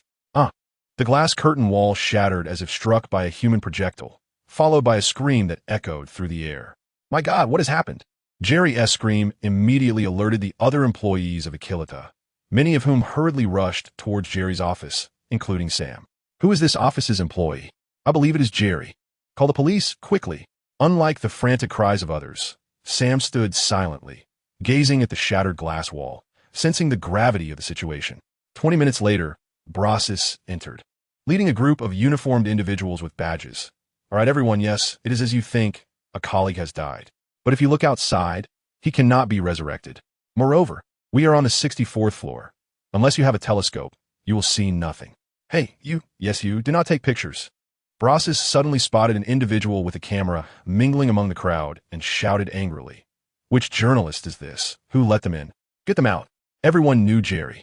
He had always been reclusive, and we will remember everything he contributed to the company. The higher-ups have already spoken. In 3 days, a memorial service will be held at the company in his honor. Under the soothing influence of Mr. Blassos, the crowd gathered in Jerry's office gradually dispersed, leaving only a group of agents who began photographing the scene for evidence. Chapter 245. Meeting Charlotte, Mr. Blassos. After ensuring that the individuals he personally brought were settled, Blassos discreetly approached Sam. There is something I need you to assist with. I do not concern myself with the nature of your relationship with Jerry. After all, who you share a restroom with is your own affair. I have but one request. Before Jerry's death is publicly announced, ensure that everything is tidied up. He is everywhere. On the street, on the barbed wire, on the lampposts, on the railings, and in the flower beds by the roadside. Furthermore, I want the company to forget this individual entirely and have his name removed from his parking space. Go ahead. I have arranged for assistants who are already waiting downstairs. Understood, Mr. Blassos. As Blassos watched Sam's retreating figure, he turned back to his office. His actions were, in fact, a means of protecting Sam. After all, many had witnessed that Sam was the last person to enter Jerry's office. In any major corporation, issues are minimized. What seems significant is reduced to insignificance. One must always consider the greater picture. If negative repercussions were to fester and impact the stock of Aquilata, it would be disastrous. Even Blassos himself could not bear that burden. One individual's importance pales in comparison to that of hundreds or thousands. Moreover, the number of people reliant on the intricate roots of Aquilata extends far beyond thousands. While Blassos was conversing with Sam, a recently returned employee suddenly discovered an unfamiliar device on his workstation. The device was the size of a speaker, resembling a computer's main unit. This was undoubtedly a high-quality item, manufactured in another country. The employee gazed at it in awe, much like one admiring a rare beauty, inspecting it from every angle. Even Sam, passing by, was drawn in by the allure of the exquisite item. High-quality goods are often challenging to manage, but who placed this here? Before the employee could finish his thought, the mysterious device suddenly emitted a flash of red light, followed by a deafening explosion. Sam barely had time to react before he witnessed his colleague being propelled through the air. The device had vanished, replaced by a mechanical bird. But that was not the end. The moment the mechanical bird appeared, it commenced a non-discriminatory assault. Rat-a-tat-tat. Help! There's a monster, run! Screams erupted, and chaos ensued on the 64th floor of the Sears Tower. What is happening? What has occurred? Blassos furiously pushed open the door to his office. only to be confronted by the mechanical bird flying straight toward him. What the hell is this? Call the building security immediately. Frightened, he hurried back to his office, swiftly securing the door behind him. Damn it, it's the Decepticons. Sam stumbled through the office area, desperately evading the mechanical bird of prey that relentlessly aimed its weapon at him. Gunfire erupted chaotically, and in that moment, Sam realized that the true culprit behind Jerry's recent demise might indeed be the Decepticons. From the very beginning, he had never believed Jerry's death was mere coincidence. After 3 long years, the Decepticons had returned. He dashed back to the mailroom, seeking refuge, yet the mechanical bird seemed intent on pursuing him, always managing to close the distance no matter where he fled. Ultimately, Sam found himself compelled to embark on another escape. In a state of panic, he flung open a random door. No, kid, don't go in there. Braxos, who had been anxiously monitoring the situation outside, shouted frantically, "That's the server room, filled with the company's vital assets, which you cannot afford to damage." But it was too late. Sam had already vanished from sight. It was over. At Garcia, the Autobot base, a middle-aged Caucasian woman with sharp features and sunglasses exuded an imposing presence as she strode briskly, accompanied by several aides. "Senator, I trust you remember." She spoke in her phone while walking. "Whenever NASA requires funding, ensure they contact me. Understood?" Despite her conversation with a prominent senator, her tone was akin to that of a superior addressing a subordinate. Anyone unaware of her identity would immediately perceive her as an individual of considerable significance. Indeed, she was Charlotte Miang, the director of the intelligence agency. Furthermore, any operations conducted by the agency require my approval. A friendly reminder. The president has tasked me with monitoring you to ascertain which senators are wavering in their support for his policies. Should you encounter any issues in this regard, such as undiscovered criminal activities. Upon entering the military encampment at Garcia, Charlotte paused before a hangar. Her personal aide quickly stepped forward, retrieving a pair of flats from her bag to assist her in changing shoes. William, who had just exited the hangar, raised an eyebrow at the scene, silently acknowledging that the rumors about Ms. Miang's demeanor were indeed true. "Welcome, ma'am," William greeted her. Formally, his unit was tasked with safeguarding the Autobots from interference, yet covertly, they monitored the Autobots' movements. However, the public and private spheres remained distinct. The actions of the United States in recent years had not diminished the personal rapport between William and the Autobots. Both parties were acutely aware of the unease the United States felt towards them. "Colonel, it is time for transparency." Miang ignored William's greeting, offering him no cordiality. Instead, she immediately confronted him. "Ukraine has been incessantly bothering me regarding the mysterious explosion incident at Chernobyl some time ago, claiming that you stole their property. The intelligence agency is operating across the Blue Star, notorious for stirring trouble.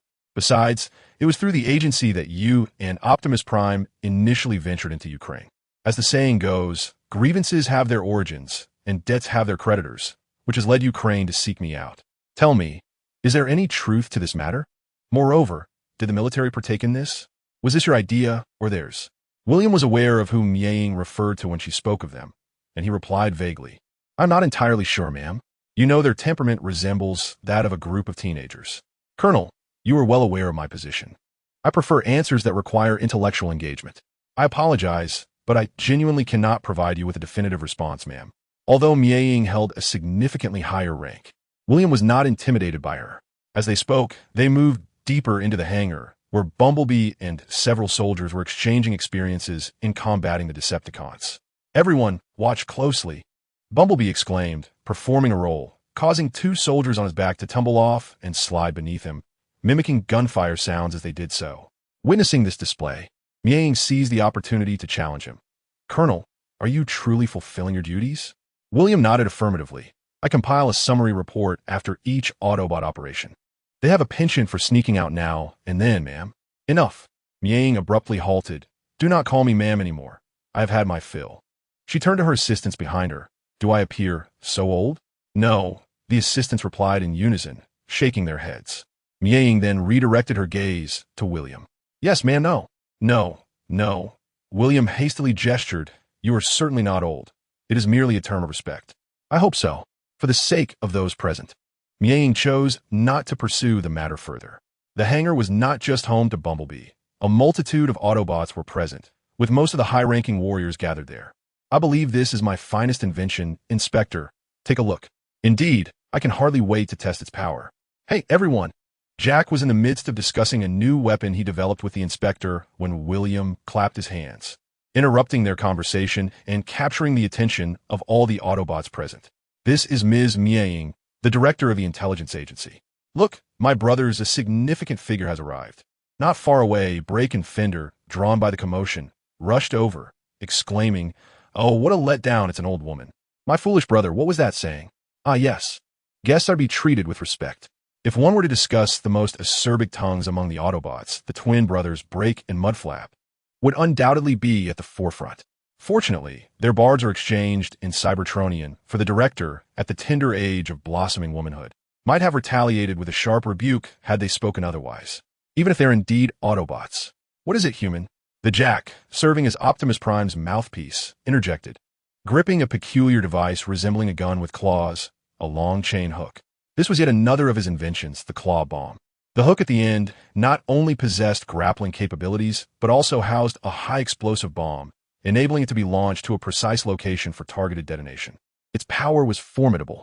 One could only ponder what aspect of human technology influenced the Jack to devise such an unconventional amalgamation of a grappling hook and an explosive. Chapter 246. Astronaut, I wish to see Optimus Prime. He's in a foul mood and has been avoiding everyone, came the reply. What is this? A form of silent treatment? We have witnessed him in such a state before. The Jack pointed toward a long-nosed truck deep within the hangar. This time it seems worse. Something grave must have transpired. Yes, he's been like this since returning from that country, Dino chimed in. He appears quite irate. I advise against provoking him at this juncture. What if I told you that my purpose here is precisely that? Mickey declared, revealing her trump card. I possess intelligence he desires. The origin of that fragment, including the fate of that spacecraft, has been thoroughly investigated by my subordinates. Crack. Before Mickey could finish her sentence, the long-nosed truck, previously inert, suddenly stirred to life. With a resounding thud, a towering figure emerged. Humans, you have deceived us, Optimus Prime declared, his fists clenched and striking the ground less than a meter from Mickey, rendering her pale with fright. You once assured us that you had shared all known information about your planet. Why then? Do we find the wreckage of the fallen spacecraft on your soil? What? The fallen? Is this true, Optimus? Upon uttering those words, a wave of astonishment swept through the gathered Autobots, erupting into a cacophony akin to a bustling marketplace. They had known that ever since Optimus returned, he had been disoriented and that the fragment discovered was actually a part of an Autobot warship's engine. However, they had never anticipated it to belong to the Fallen. For who is the Fallen? He was Optimus Prime's mentor, the previous leader of the Autobots, and their spiritual cornerstone. Since the Fallen relinquished the leadership to Optimus and subsequently vanished mysteriously during the climactic battle of the Cybertron Civil War, no Autobot has known of his whereabouts. Upon suddenly realizing that the formidable adversary, the Unicron, may indeed be on this very planet beneath their feet, how could the Autobots possibly contain their exhilaration? Not a single Autobot possesses the folly of ignorance. With the arrival of Nie Tian and Shockwave, it is foreseeable that the vast forces of the Decepticons may be en route, perhaps even having already set foot on Earth. At this moment, it would not be an exaggeration to describe the Autobots as having reached an epiphany. They suddenly comprehended the entire situation. For instance, the presence of Nie Tian and Shockwave at the nuclear power plant now made perfect sense. Clearly, the opposing faction had somehow acquired information regarding the Unicron, seeking to locate this potential threat before the Autobots could intervene. The Unicron spacecraft had appeared on this planet, yet its master remained elusive. This indicated that the Unicron's condition must be dire. Perhaps the Unicron's initial enigmatic disappearance was the result of piloting the ship away from Cybertron, only to encounter unforeseen circumstances leading to an unplanned landing on this planet. It must be said that the Autobots swiftly connected all the dots. Although the whereabouts of the Unicron within the vessel remained a mystery, they had begun to envision a favorable outcome. In truth, if the Autobots could unravel the sequence of events, it was only natural that Optimus Prime would do the same. Were Nie Tian present, he would undoubtedly exclaim, "Nothing is more perilous than unfounded speculation. Such conjecture can prove fatal." Originally, there may have been flaws in Megatron and the Unicron's plan, but after the Autobots' discussion, It appeared utterly flawless. Let us all be silent for a moment and listen to what Optimus Prime has to say. As the Autobot second in command, Ironhide signaled for quiet. He approached Optimus Prime and thumped his chest. Optimus, speak for yourself. However, just as the atmosphere settled, before Optimus could utter a word, Mikey took the initiative to explain. Optimus, we are equally in the dark about the spacecraft, prior to the disbandment of Sector 7. Even the President was unaware of such a division. As Mikey spoke, she gestured to an Asian female assistant behind her. Bring me the bag. Asians are typically meticulous in handling such tasks, which is why many prominent figures prefer to employ them as assistants. Mikey's assistant was no exception, yet today, an unexpected situation arose. The assistant, laden with bags, flustered as she revealed at least 5 of them, prompted Mikey's growing impatience. I can't stand it anymore. The platinum handbag, the one made of green ostrich leather. My apologies, ma'am, the assistant replied. Mikey took the bag, extracted a stack of documents, and handed them to Optimus Prime. This is a little-known secret. Those in the know have mostly perished. Ultimately, the intelligence agency managed to uncover the information Optimus sought. For the intelligence agency, matters related to intelligence were mere trifles, as their very existence relied upon such endeavors. The bad news: the spacecraft is not on Earth. The good news: it is situated on the moon, not far from Earth. As Optimus Prime examined the intelligence reports, a few elderly gentlemen with silver hair, yet still possessing a vibrant spirit, were ushered in by another assistant of Nie. Welcome to your arrival, Nie greeted the elders, shaking their hands before introducing them to Optimus Prime. Optimus, allow me to present the 2 founders of the Aerospace Administration and the legendary astronaut Dr. Buzz Aldrin. He is one of the first 2 individuals to set foot on the moon and the only one still living. After the introductions, Nie leaned closer to Buzz and whispered, "This is Optimus Prime. He wishes to learn about your mission from years past." Understood, Buzz replied, nodding with no hint of trepidation. He greeted Optimus Prime, saying, "As a newcomer to cosmic travel, Optimus, it is an honor to meet you. Greetings, human. I hope you can share with me some valuable insights," Optimus responded, not allowing the deceptions of the American side to tarnish his view of innocent parties. In fact, our entire space race in the 60s was a response to a specific event. Buzz recounted the information he possessed. Before we embarked, Peter and I could hardly believe our mission. They had the audacity to send us to the far side of the moon to investigate a potentially crashed alien spacecraft. The Peter Buzz referred to was Peter O'Malley, another astronaut who had landed on the moon alongside him, though he had long since passed away. Initially, I thought they were mad, but later I caught wind of some rumors indicating that this intelligence had originated from the former alliance. Thus, the first manned space program in human history was officially launched. Under the command of the operations director, Peter and I vowed to keep everything confidential. In simple terms, this was a mission that could never be mentioned, with only 35 individuals within the entire agency privy to the true plan.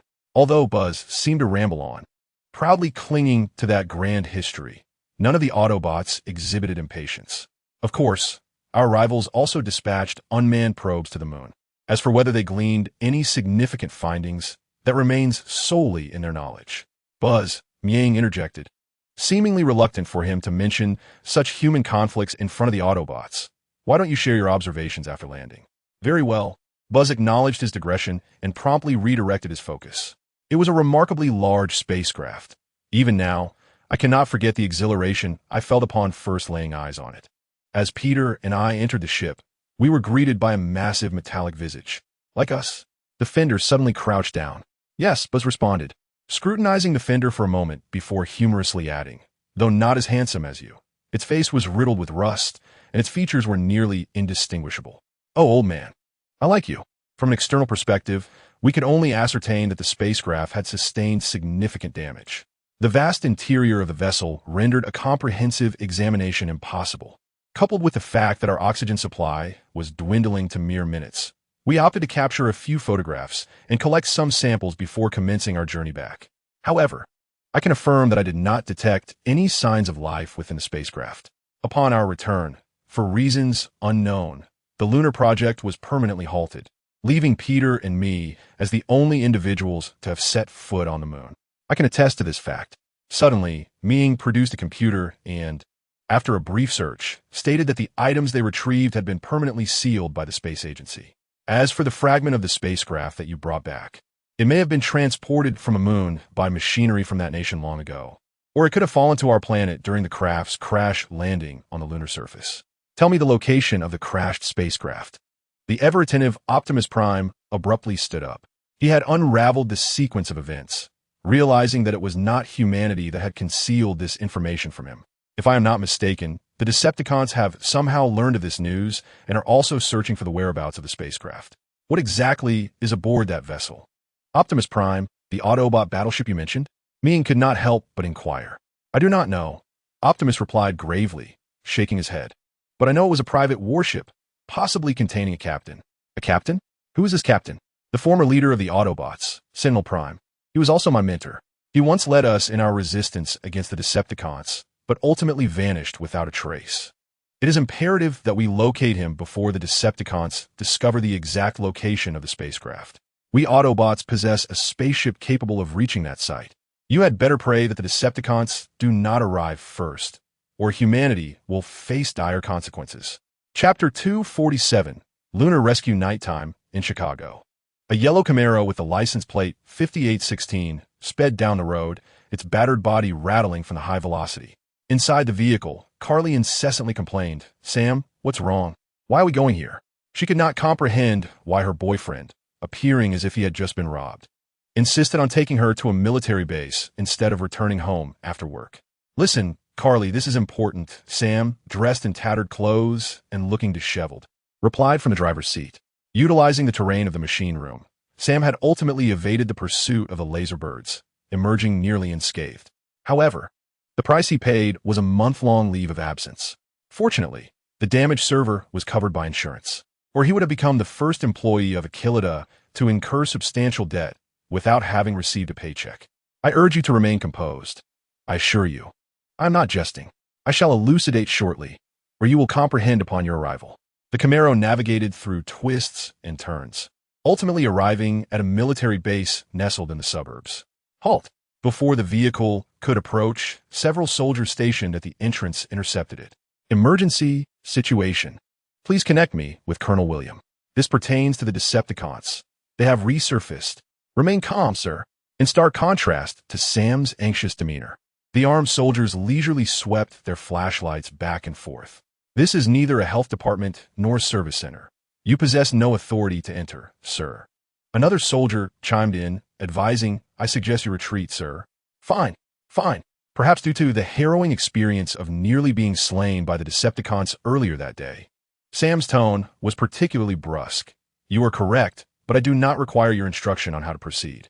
I have saved your lives on 2 occasions, though you may be oblivious to the when and where, and even more so to the why. Nonetheless, I have indeed done so. Look at you, outfitted with 4th-generation carbines. What are you guarding with such formality? A colostoma bag? And where did you acquire those hats? From nursing school? Has no one informed you of their utter lack of aesthetic appeal? Hey, Carly, unable to tolerate the tirade, interjected in an attempt to quell Sam. Darling, I believe we may have come to the wrong place. No, this is indeed the place. We have not erred.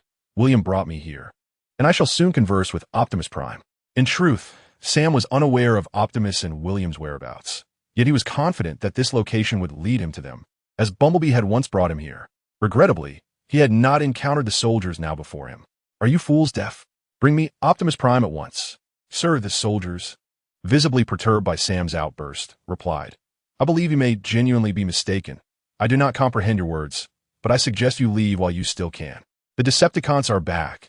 Do you not grasp the gravity of the situation? And do not damage my car. It is a collector's item.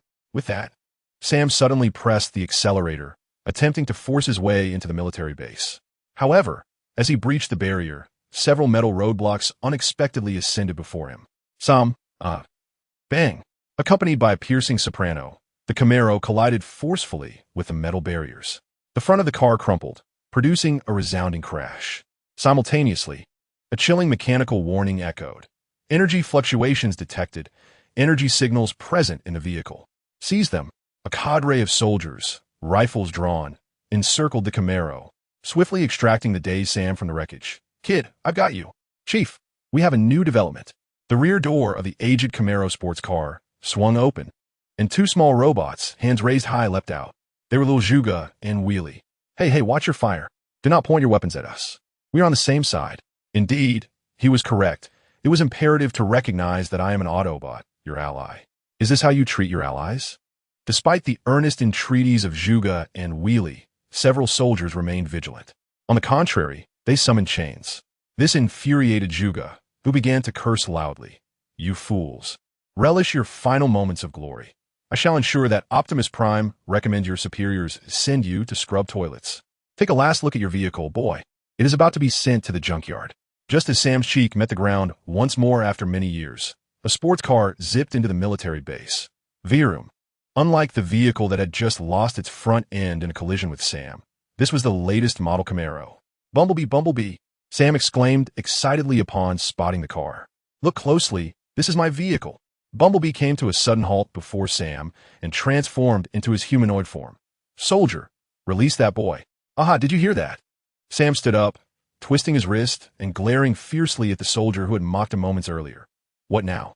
You win, kid, the soldier chuckled awkwardly, lowering his weapon. Bumblebee, come with me. Sam beckoned. What happened? Why did you arrive so late? I understand your covert operations are crucial, and I have never hindered you, nor have I kept you from participating. Carly, who had been quietly following behind Sam, regarded Bumblebee with a curious gaze, a diamond ornament on her collar glimmering. Today, Carly opted for a tight pair of jeans instead of exposing her thighs, complementing her upper half with a cropped tank top and a leather jacket. Her ensemble accentuated her tall figure. I do not wish to evoke any guilt in you, but it has truly been a long time since I last saw you. Could you not spare a night to return to the garage? Sam, Bumblebee shrugged. It pains me to hear you say that. You should feel pain. I genuinely hope you do. Look at this decrepit old clunker I'm driving. I am even more miserable than you. The worst part is, it is completely undrivable now. You should know I have completed almost 68% of the repairs. Just chrome it up and add a spoiler at the back, and it will be done. After rambling on, Sam finally got to the point. Bumblebee, I need to see William and Optimus. The Decepticons are after me again. As the seriousness of the situation dawned upon him, Bumblebee's expression turned grave. You are right, Sam. The Decepticons are indeed planning something substantial. However, Optimus is currently unavailable. I can take you to Garcia to meet William first. Garcia? Indeed. William will dispatch a plane to fetch us. But what of Optimus Prime? He has departed your planet with his companions. Where has he gone? To the moon. My brother, is this truly the moon? On its far side, Break and Mudflap, the twin brothers, gazed upon the desolation with continuous lamentations. Let us rewind 3 hours. Having secured the support of the space agency and Mickey, Optimus Prime promptly led the Autobots to the moon. The vessel they boarded was none other than the shuttle, the Tsang Air, piloted by Ironhide when he first arrived on Blue Planet. The Tsang Air could traverse galaxies with ease, so the distance from Blue Planet to the moon posed no challenge. In no time, they reached the moon, which also explained Bumblebee's earlier statement regarding Optimus Prime's absence from Blue Planet when Sam inquired about him.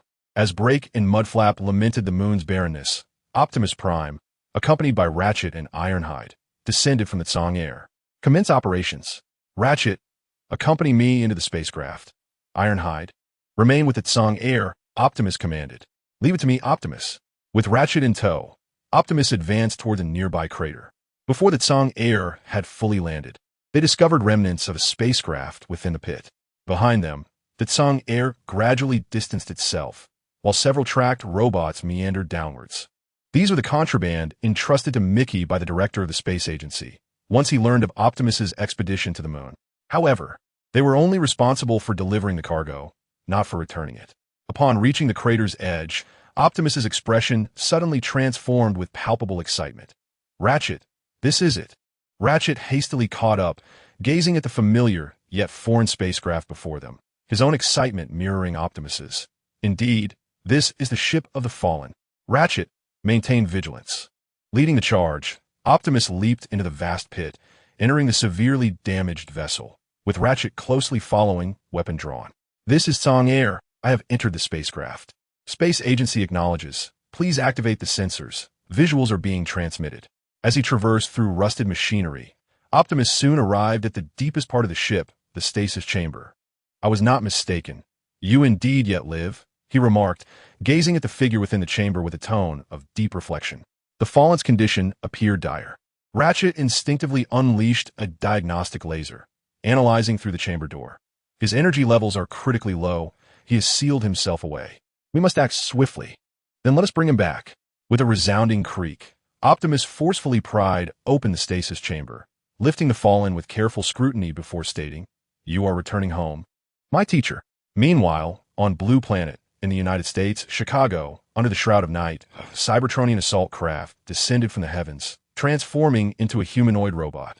The humanoid robot appeared to be awaiting something, its eyes closed, resembling a statue.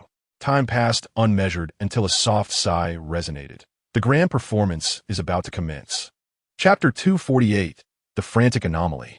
The formidable Decepticon, known as Nie Tian, had manifested in the city of Chicago several days prior. After an encounter with Optimus Prime and a retreat from the U-Country, he had arrived in the land of the free.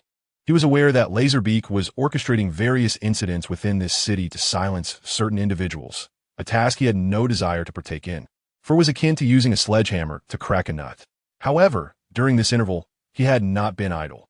For instance, the sudden appearance of the Talon was a testament to his recent endeavors. Indeed, shortly after Nie Tian began his wait, the Talon descended from the heavens as if summoned. Seizing the opportunity while Optimus Prime and the Autobots ventured to the moon, a menacing contingent of Decepticons stealthily infiltrated Blue Planet. Evading the watchful eyes of the Autobots may prove challenging, yet human satellites were virtually ineffectual. Nevertheless, in a precautionary measure, the majority of Decepticons remained stationed on Mars, for the sheer size of the fleet posed a significant risk. "My lord, per your instructions, several bases have been established on Mars," reported the Talon upon its arrival, before respectfully adding, "In addition to our aerial forces, the Vengeance has also transported half of the Cybertronian soldiers, who are currently concealed on this planet." Before departing Mars, Nie Tian had meticulously arranged everything, ensuring that the Decepticons operated methodically on the Red Planet. Although the Talon had now reached Blue Planet, it did not imply that the Decepticons on Mars were devoid of oversight. Alongside the imposing Decepticon commander, a couple of elite teams, namely the Dragonhead Squad and the Leviathan Unit, were stationed on Mars. Particularly, the captain of the Leviathan Unit, the Armored Tortoise, had honed his skills amidst the chaos alongside Shockwave for many years, adeptly managing the minutiae of operations. "Talon, how fares the resource extraction on Mars?" Nie Tian inquired, aware that the time for the return of the adversary was approaching, necessitating early preparations. As for the news of Optimus Prime's voyage to the moon, it was naturally conveyed to him by Soundwave. "My lord, speaking of which," the Talon exclaimed with enthusiasm, "the resources on that celestial body are far more abundant than we initially estimated, and several factories have already been established." "Excellent. Prepare the fleet and await my command," Nie Tian instructed. All of this was anticipated. The Fallen could linger on Mars for such an extended period, indicating that the planet was not barren. The Cybertronians' quest for resources was not merely for the extraction of energy cubes.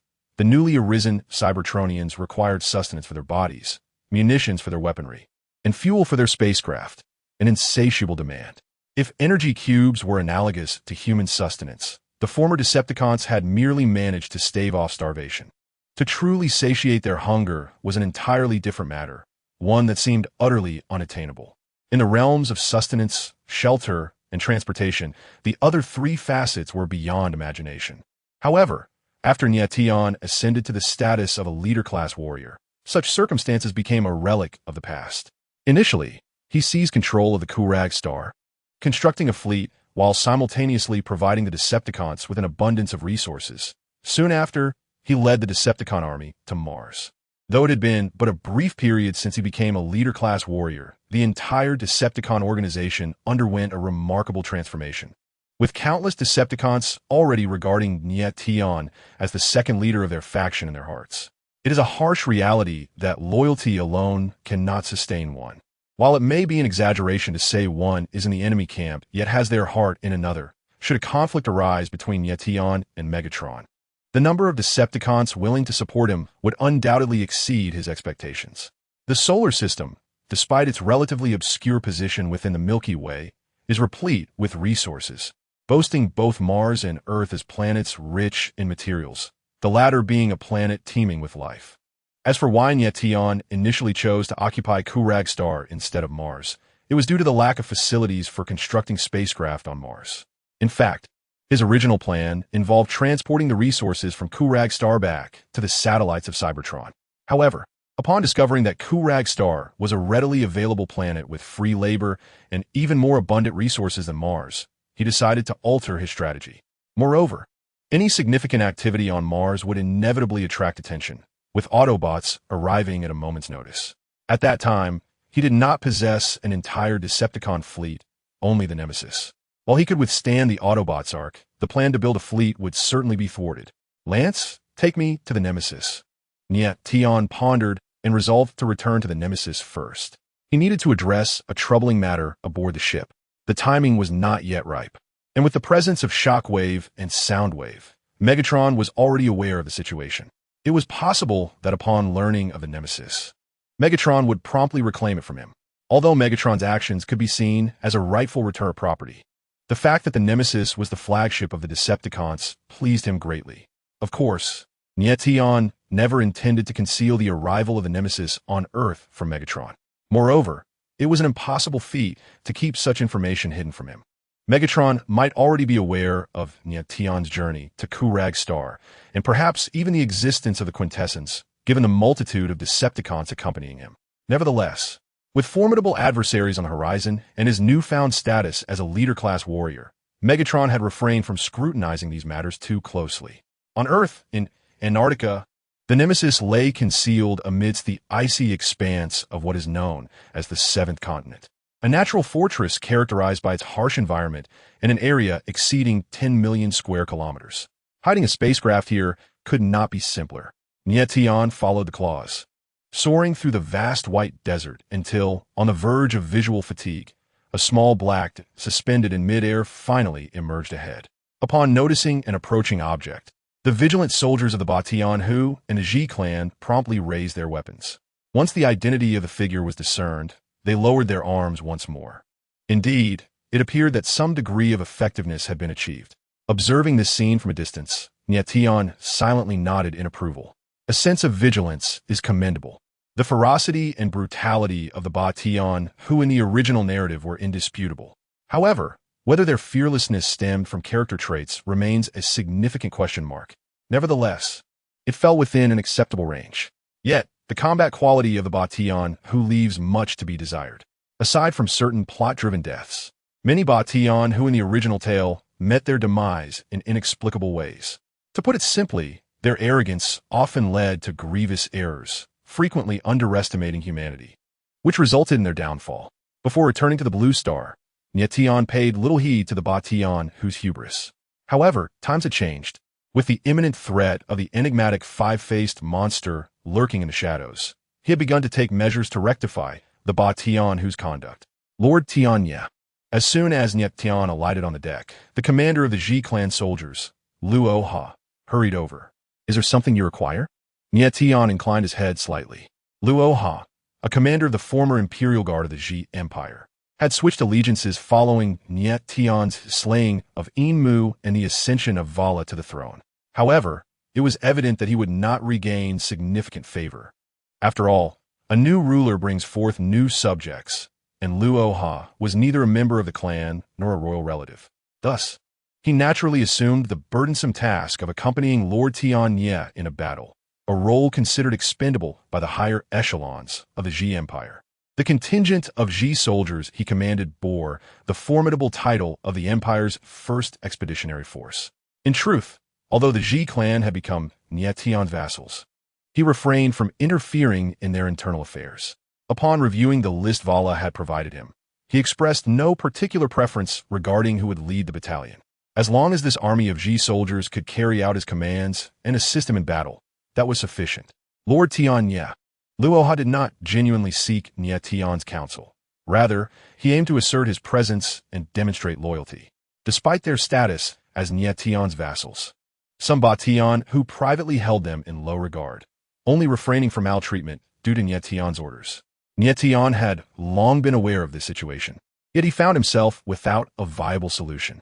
It involved complexities related to power, race, and the closeness of relationships, rendering it a multifaceted issue not easily resolved. He felt an uncanny familiarity with the situation, reminiscent of a servant army that had successfully conquered another nation in a past life.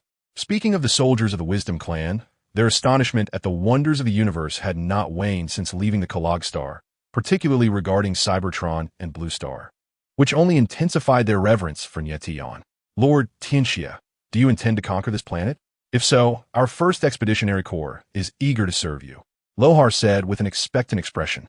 Though perilous, the opportunity presented by being assigned to Lord Tianxia was significant.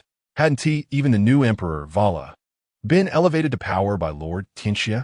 The true helm of the Empire was perhaps unknown to the lower caste Wisdom Clan, yet they remained oblivious to the truth. Even the Black Widow had been left on Kellogg Star, indicating Lord Tianxia's lack of trust in the new Emperor Vala.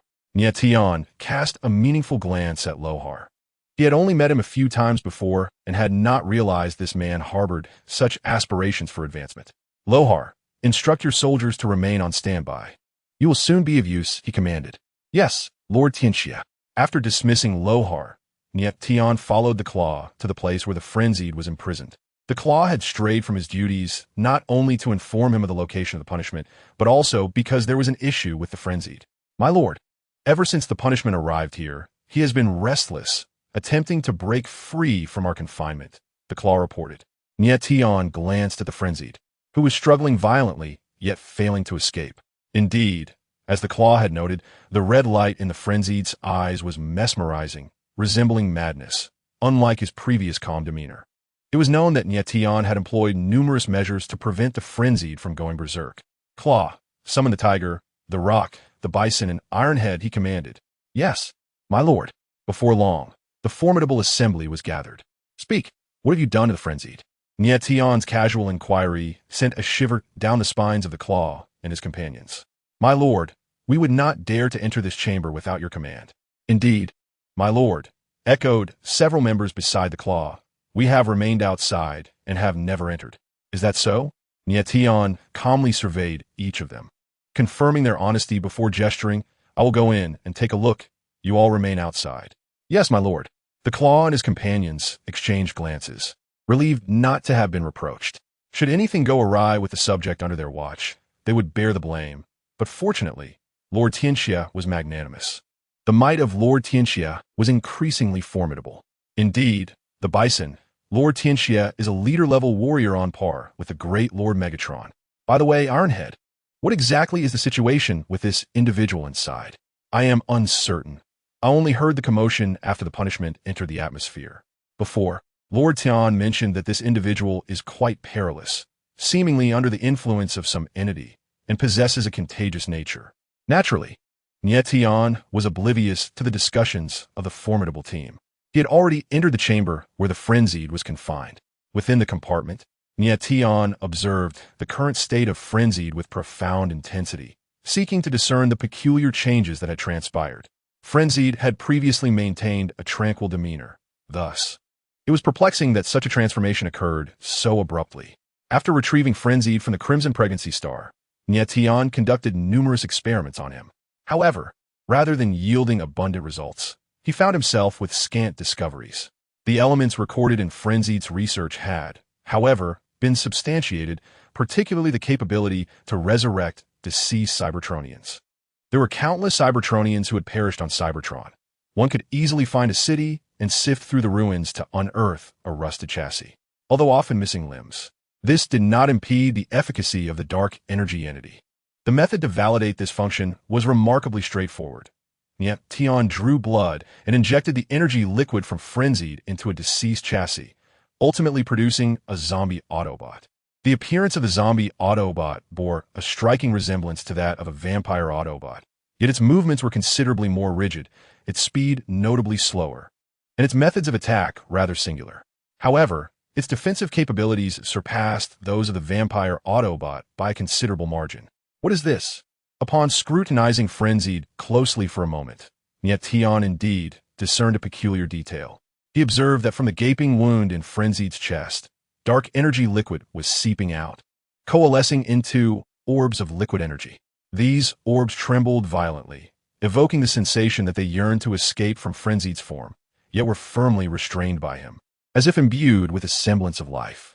Connecting this to the mention of Claw, that Frenzied underwent a transformation following the arrival of the Retribution onto Blue Star.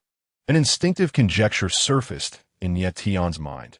Could it be that the dark energy entity is indeed the lifeblood of this very planet beneath his feet? Chapter 249. A Clash of Titans. Gark, a Autobot base. The defenses of Gark were far more formidable than one could imagine. Sam navigated through multiple layers of security before finally reaching the last procedure. Hey, be careful. This is my copper knuckle. Are you intending to cut it open for inspection? Sam stood atop a security machine, irked as he shook his right hand.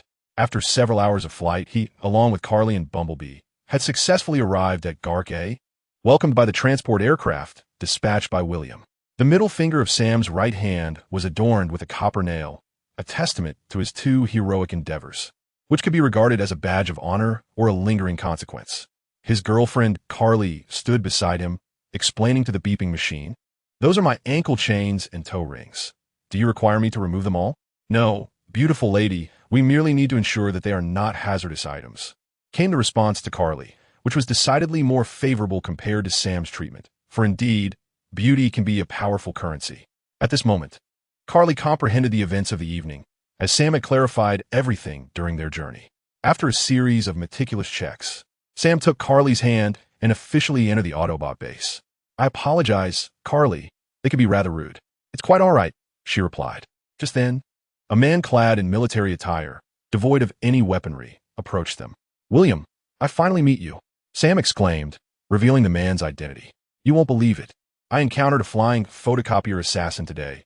It was utterly dreadful." "Sam, it's been a long time," William said, stepping forward to embrace him warmly. "And this lovely lady is?" he inquired, glancing appreciatively at Carly. "Absolutely stunning.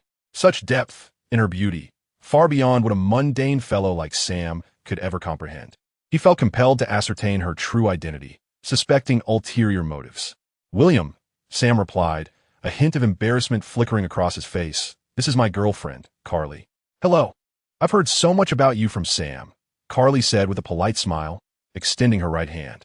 "Greetings," William responded, his recollection of Sam's past relationships lingering on Michaela, yet he refrained from causing any discord. "What is there to mention about him?" Carly pondered silently. After exchanging pleasantries, William urged them, "Let us head inside. Optimus and the others have returned." "Wonderful." William led Sam and Carly toward the hangar where the Autobots frequently rested. Along the way, Sam chattered incessantly. "This morning, someone recognized me. He wanted to warn me about something, mentioning the shadow of the moon, and then he fell from a building." "Wait." William halted. "Did you just say the moon?" "Yes, the moon's shadow." It seems Optimus was indeed correct. Thankfully, we acted promptly. "What action?" "You will find out soon enough." Carly suddenly interjected. "I find it perplexing why the Decepticons would wish to harm humanity. I thought their enemies were always the Autobots." "That's uncertain. Who knows what madness the Decepticons are up to now." "Wow, look who has arrived. Our great hero is back. Are you ready to fight alongside us again?" "Sam, how have you been?" "It's been a while," greeted the Autobots warmly as Sam made his entrance, even catching the attention of Michaela, who was engaged in discussion with her subordinates. "Who is that boy?" And the woman beside him? Despite Sam's official induction into Acheron, his youthfulness was unmistakable. "I'm not sure, Ms. Michaela. He looks somewhat familiar. Let us go and take a closer look." Miang approached the group, intercepting Sam and the others who were reminiscing with the Autobots. "May I inquire, Colonel William?" Without needing Miang to ask, William introduced, "This is Sam Witwicky, a civilian." "I'm aware of who he is, Colonel," Miang replied coolly, having already recognized Sam. "The question is, who permitted his presence here? Who allowed me entry?" Sam paused, then shrugged, rather than asking who brought me here. "It would be more accurate to say that Optimus Prime allowed me in when he sought me out to return home. This is the Director of Intelligence." William leaned closer to Sam, whispering, "Sam, you would do well to—" "It doesn't matter. I don't care," Sam interrupted, disregarding the authority of state officials. Upon hearing this, Miang was infuriated. "Young man, you ought to understand the consequences. With just this, I could have you arrested." She then directed her gaze towards Carly, who was holding hands with Sam. "And who is she?" "She's my girlfriend." "What is the meaning of this? A date?" "Ma'am," William interjected hastily. She's aware of the Autobots, well, most of it. She's met Bumblebee, and she comes from a military family. I can vouch for her. Miaing's attempt to assert dominance faltered, her expression darkening further. Yet Sam was determined not to let her off easily. I have an idea. Why don't we return to that important matter we were discussing earlier, such as how my face nearly became a target for a Decepticon's claws, which almost snagged my nose. In fact, as a taxpayer, I can file a complaint about your inaction. You see, William translated Sam's indignation into comprehensible terms. A software engineer from Sam's company fell to his death today, and we suspect foul play. He was involved in lunar mapping for the space agency. A software engineer participating in a space agency project? Miaing regarded the trio with suspicion, indifferent. All right, I suppose I understand. Colonel William. Even if he was slain by Decepticon. She shifted her tone. However, Colonel, we cannot entrust national security to a seemingly unreliable young man. Unless there is something I am unaware of that necessitates such orders. Is there? William hesitated briefly before shaking his head. No. Very well. Miaing stepped forward, her gaze sternly fixed on Sam. I do not care who you are. If you dare to disclose what you see here, even a single word, I will have you imprisoned for treason. Oh, and your girlfriend too, including but not limited to your family. Do you understand? I only heed the counsel of the Autobots. Sam replied, unfazed by Miaing's threats. I know them. They know me, yet I do not know you. No, boy, you will come to know me, sooner or later. Having spoken, Miku turned and departed, leaving behind a decisive silhouette. During the tense standoff between Sam and Miku, the Autobots refrained from voicing any opinions, likely understanding their inability to make decisions for the human leadership or to command an influential figure within a powerful department. I'm sorry, Sam, William said, patting Sam's shoulder after Miku had left. She is now in charge of everything here. It has been entrusted to her. It's fine, William, Sam replied, seemingly unaffected. Just take me to Optimus Prime. On the moon, Optimus Prime and Ratchet had located Unicron and, after further searching the spacecraft, discovered 5 energy pillars before boarding the Arachne to return to Blue Planet. At that moment, Optimus was situated in a temporary capsule specifically prepared for Unicron, his gaze fixed intently on the figure lying on the ground. Additionally, various personnel clad in protective suits scurried about the hangar, occasionally seen inserting devices into Unicron's body, as seen bustling with urgency. When Sam and his companions entered, Miku was using a megaphone to evacuate unrelated personnel. There are 10 minutes remaining until the reboot operation. All unrelated personnel, please evacuate. Fortunately, Sam and the others were not categorized as unrelated. Hey, Optimus, Sam greeted, to which Optimus absently responded. Who is that? Sam inquired, noticing the Autobot beneath Optimus's feet. The rusted and damaged body, along with the aged features, indicated this Autobot was considerably older. Sam had never encountered this Autobot before. Don't disturb Optimus, William pulled Sam aside. That is Unicron. Optimus said he was the previous leader of the Autobots and also his mentor. Optimus's mentor? What happened to him? We found him on the moon. The far side of the moon? Yes. That explains everything, Sam murmured, suddenly looking up to ask, by the way, what happened to him? He relies on an energy block to survive, but it has depleted. You could say he is currently in a dormant standby mode. Optimus is preparing to reboot him. Meanwhile, an assistant hurried into the observation room, where Miku was stationed. Ma'am, we have secured the 5 devices Optimus brought back from Unicron's ship, but we are currently unaware of their specific purpose. All right, I understand. The Autobots indicated that Unicron was not only a formidable warrior, but also an eminent scientist, akin to Einstein in their civilization. After a moment's hesitation, Miku commanded, lock those items away. No one is to approach them until we ascertain their purpose. Remember, no one. Chapter 250, The Awakening of Unicron. 10 minutes later, everything was prepared. With Miku's command, the hangar erupted into a flurry of activity. Awakening the Nemesis was evidently beyond the solitary strength of Optimus Prime. Beside him, Ratchet wielded a laser, incessantly scanning the form of the adversary. Let's commence. The multiple energy conduits connected to the Nemesis began to charge, as Optimus slowly revealed the spark nestled in his chest. A radiant orb emerged, shimmering with an ethereal glow, faintly depicting a distorted shadow. That was the magnificent Energon Matrix. At this moment, William arrived in the observation room and elucidated. Sam once utilized it to resurrect Optimus Prime, but it was later seized by the Fallen and subsequently destroyed by Optimus. According to Optimus, it possesses the capability to reboot any Transformer-S body. Regrettably, within Optimus resided merely an echo of energy. Optimus, I'm ready to begin. Come on, Ratchet, I am prepared. With just a projection of the Energon Matrix, a slender beam of blue light emanated under Ratchet's guidance, striking the chest of the Nemesis. The blue light expanded, swiftly enveloping the entirety of the Nemesis. It was utterly astonishing. The onlookers in the observation room stood in awe, with Carly wide-eyed, as if unwilling to miss a single detail. Nemesis awakened.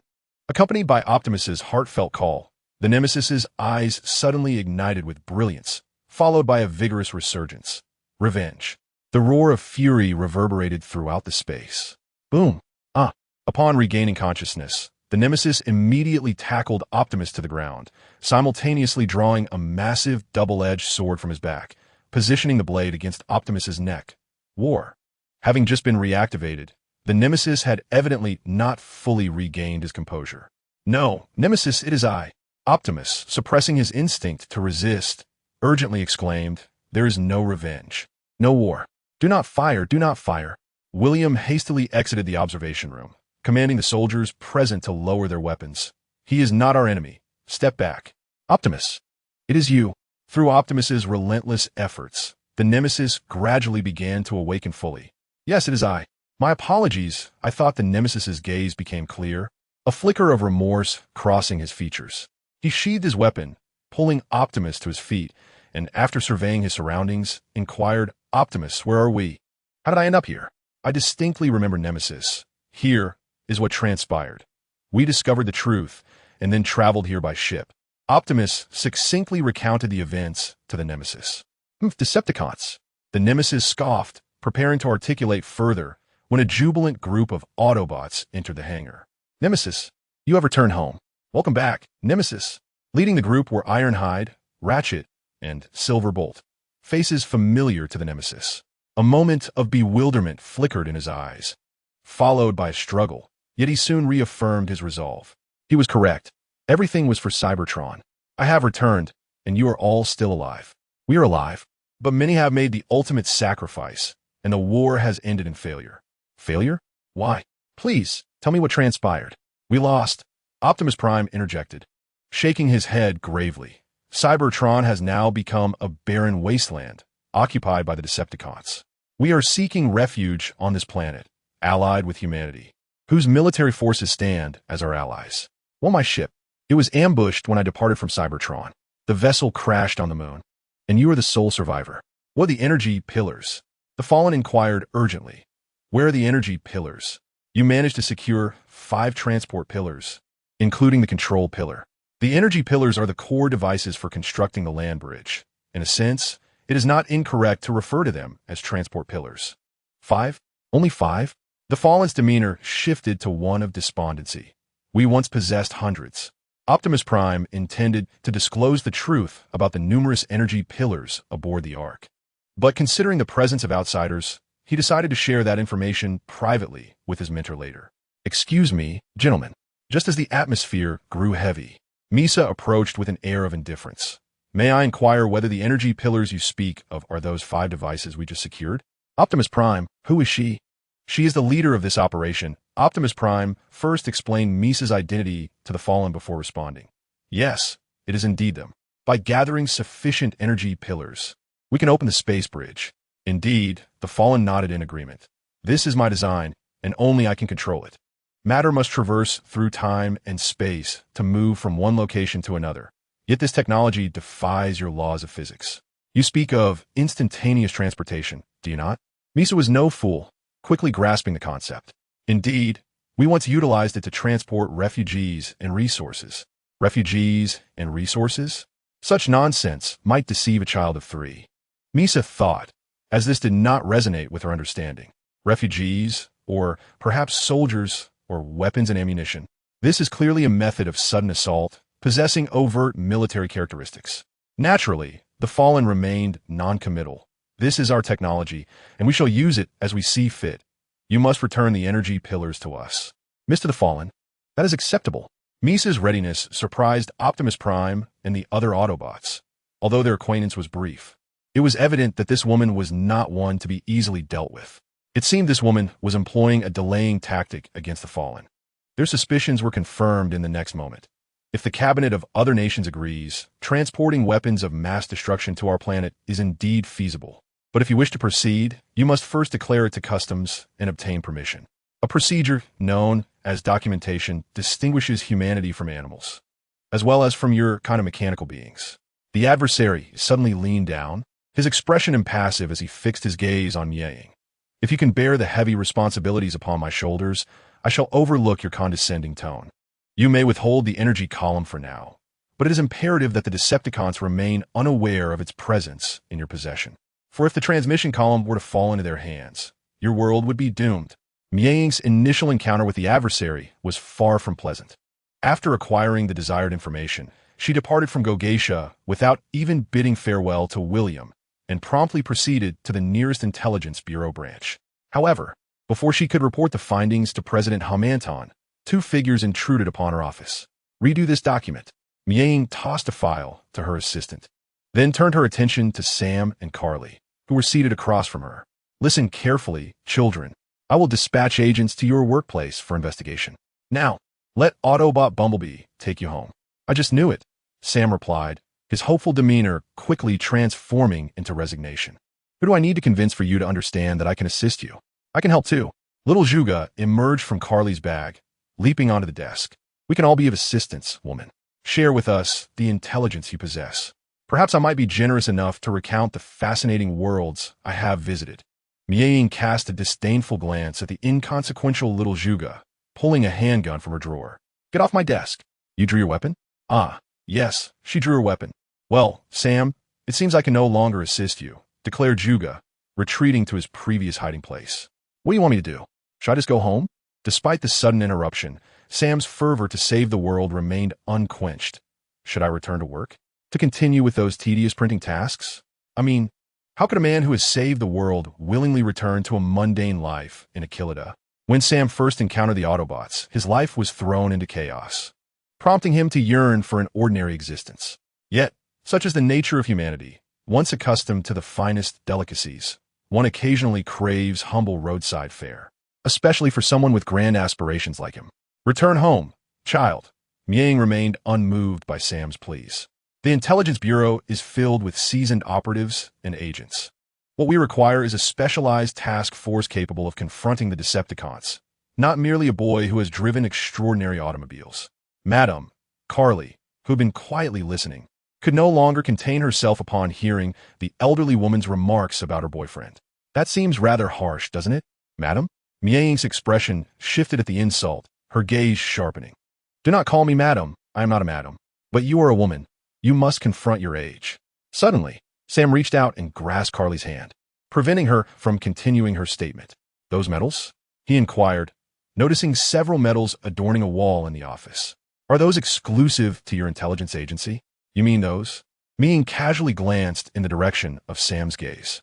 Indeed, the branch director here, Ted, has contributed significantly to the intelligence agency, and the topmost one was awarded by me personally. If you desire, I could present you with one, as I possess plenty of such medals. Mieying smiled faintly as she spoke. Chapter 251. We must take action. Mieying did not ascend to the position of director of the intelligence agency through mere happenstance. She climbed from the lowest ranks through merit. After all, the intelligence agency is distinct from other departments. It cannot afford to appoint a mediocre individual as its leader. Individuals like Mieying possess not only capability, but also shrewdness and audacity, qualities far beyond what a young novice like Sam could persuade. No, Sam said, shaking his head vigorously upon hearing Mieying's offer of a medal. I asked because I have a similar one, issued by the president. Carly interjected suddenly. Is that so? Mieying's surprise was fleeting, quickly giving way to a derisive laugh. Listen, if you think this will sway my decision, I'm afraid you will be sorely disappointed. The reality is rather straightforward. I am the superior here, and without my approval, no one can collaborate with the Autobots. Your desire to join would only undermine my command. Frankly, young man, I have reviewed your dossier, and while I admire your accomplishments, you are not a warrior. You have always been merely a messenger. Mieying's scathing remarks echoed in Sam's ears as he sat atop the building, gazing at the night sky, with Bumblebee and Carly by his side. At that moment, Sam had departed from the intelligence agency branch. Feeling disheartened by the encounter, he declined Bumblebee's offer to take him back to Chi-Town, opting instead to seek solace in this place. Not far away, Wheeljack and Ratchet whispered to one another, "Poor guy." That lady dismissed him. "No, it's not just Sam. It's all of us." Indeed, the witness protection plan has utterly failed. However, now we have Bumblebee and his artillery, which at least offers more security than before. Previously, we only had that mutt named Bonecrusher, and he could protect nothing. "Bumblebee, I can hardly believe she called me a messenger after everything I've done," Sam exclaimed, a mixture of indignation and incredulity on his face as he vented. "Sam, you have done your utmost," Carly consoled him, wrapping her arms around him from behind. "No matter how others perceive you, in my heart, you will always be a hero." "I understand you as well, Sam." The wheel slowly glides over. "Our sentiments mirror yours. That woman is exceedingly rude. However, I have a suggestion. Why can't we take action ourselves? Indeed, you now possess Bumblebee, and with us, little Juga can procure ample intelligence." Sam displayed a moment of hesitation. Although he had not witnessed little Juga's capabilities firsthand, he had heard the wheel boast of them on numerous occasions. "You are right. We must indeed take some initiative." After a brief pause, Sam resolved within himself. "I currently have a notion, Bumblebee. I wish to comprehend why the Decepticons seek to eliminate Jerry. You may be hearing Jerry's name for the first time. He is the employee from my company who fell from the building today." "Sam," Carly suddenly interrupted his fervent discourse, in stark contrast to Sam's renewed confidence and exuberance. Carly's visage was etched with concern. "Why must you involve yourself in this?" "Carly, you do not comprehend." Sam gently cupped Carly's face in his hands. Gazing earnestly into her eyes, "The Autobots require my assistance, just as they once did. I cannot stand idly by while our world endures another threat from the Decepticons. This is not solely for you, but for myself as well." As Sam's girlfriend, Carly undoubtedly fulfilled her role admirably. Yet, as a covert operative for a certain embassy, she exhibited a lack of professionalism, almost bordering on treachery, for she had fallen in love with her target. Developing feelings during a mission is a grave transgression. Alas, humans are inherently emotional beings. Over the course of their year-long relationship, Carly, though initially drawn to Sam with ulterior motives, found herself captivated and moved by his occasional bursts of righteous indignation. This evening, she discreetly documented all that transpired, but now hesitated to relay the truth to the embassy. Carly gazed at Sam, her concern evident as she cautioned, "Just investigate. Do not interfere in the war between the Autobots and Decepticons. All right?" "Very well." Sam nodded earnestly. "I promise you, I happen to know an expert. I intend to give him a call. You should take the elevator down. I will have Bumblebee escort you home. Oh, by the way, Sam, do not forget about the party this Saturday. Citadel City, High State, Smoky Town." When discussing urban transformation, Smoky Town undoubtedly stands as a paragon coveted by many cities in the world. Once renowned as an industrial jewel, it boasted the largest inland port and was dubbed the Steel City. Having experienced the grandeur of the heavy industrial era, it also faced the tribulations of severe pollution, ultimately succumbing to the fate of rust due to its location in the Rust Belt. Fortunately, the geographical conditions of Smoky Town are quite favorable, coupled with the foresight of the authorities. An erstwhile declining city is gradually becoming prosperous again, with verdant landscapes replacing the site of a single chimney. A city that seamlessly blends history with modernity, it has been repeatedly recognized as one of the most livable cities in the United States. Naturally, even the most hospitable cities harbor both slums and affluent neighborhoods, albeit relatively speaking. Tertoproberg stands as the most renowned affluent district of the Smoky City, adorned with opulent private villas. At this moment, within one of these villas, a televised live interview is taking place. All right, let us welcome our next guest. Hello, everyone. I am Denise. Our next guest was once a senior official in a special department. He courageously spoke the truth about our extraterrestrial allies, the Autobots. While many perceive the Autobots as foreign mercenaries for our nation, he holds a contrary viewpoint. He is none other than Simon Recchi, the author of the best-selling book Mechanical Warfare, My Personal Experience. After delivering this lengthy introduction, the female reporter gestures invitingly towards a point off camera. Please welcome Mr. Simon. As the camera shifts, a well-dressed man, elegantly seated with one leg crossed over the other on a single sofa, comes into view for all the live audience. Denise, in fact, I'm a fan of yours and I am delighted to be interviewed by you. If one were to inquire who emerged as the greatest beneficiary following the conclusion of the Pharaoh War 3 years ago, would it be the Pharaoh Nation, which collected the majority of the Decepticon corpses? Or perhaps the United States, which triumphed in the war? Was it Optimus Prime and the Autobots, who vanquished the fallen? Or the ordinary citizens who finally grasped the truth of the world? The answer is none of these. The greatest beneficiary, surprisingly, is Simon, this seemingly inconspicuous individual. After the Pharaoh War, Simon, having validated his experiences, compiled his first-hand accounts into the book Mechanical Warfare, My Personal Experience. It is worth noting that while he faced setbacks in his professional life, he thrived in other realms. Thanks to the uproar caused by the Autobots and Decepticons worldwide, along with the abundance of confidential documents revealed within his book, Mechanical Warfare ascended to the pinnacle of the bestseller list. The ensuing fame and fortune seamlessly ushered Simon into high society. When one suddenly acquires wealth, it is easy to become aloof. Although Simon did not become haughty, he inevitably grew somewhat impolite. For instance, when the camera focused on him, instead of greeting the viewers, he casually engaged in conversation with Denise in a friendly manner. Whether this was due to Denise's captivating charm remains uncertain. Denise sat diagonally across from Simon, also on a single sofa, dressed in a fitted white blazer. Although she was modestly attired, the taut contours of her body when she leaned slightly offered an abundance of imaginative possibilities. Mr. Simon, after the customary pleasantries, Denise deftly steered the interview back on track, her tone suddenly sharp. Do you believe now is the opportune moment for us to choose our sides in the extraterrestrial conflict? Moreover, what is your perspective on the alliance with the Autobots? Could this potentially subject humanity to unwarranted calamities, or provoke the Decepticons to unleash their wrath upon us? Denise's inquiry is not without merit. It strikes at the very heart of many people's deepest concerns. While the Decepticons may struggle against the Autobots, they could easily target our human forces. Since the founding of the United States, a prevailing philosophy of self-preservation has taken root. In essence, it advocates for a stance of non-interference.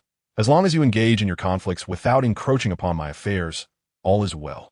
A pertinent example is the World War several decades ago, during which other nations suffered immensely while the United States discreetly profited from the chaos.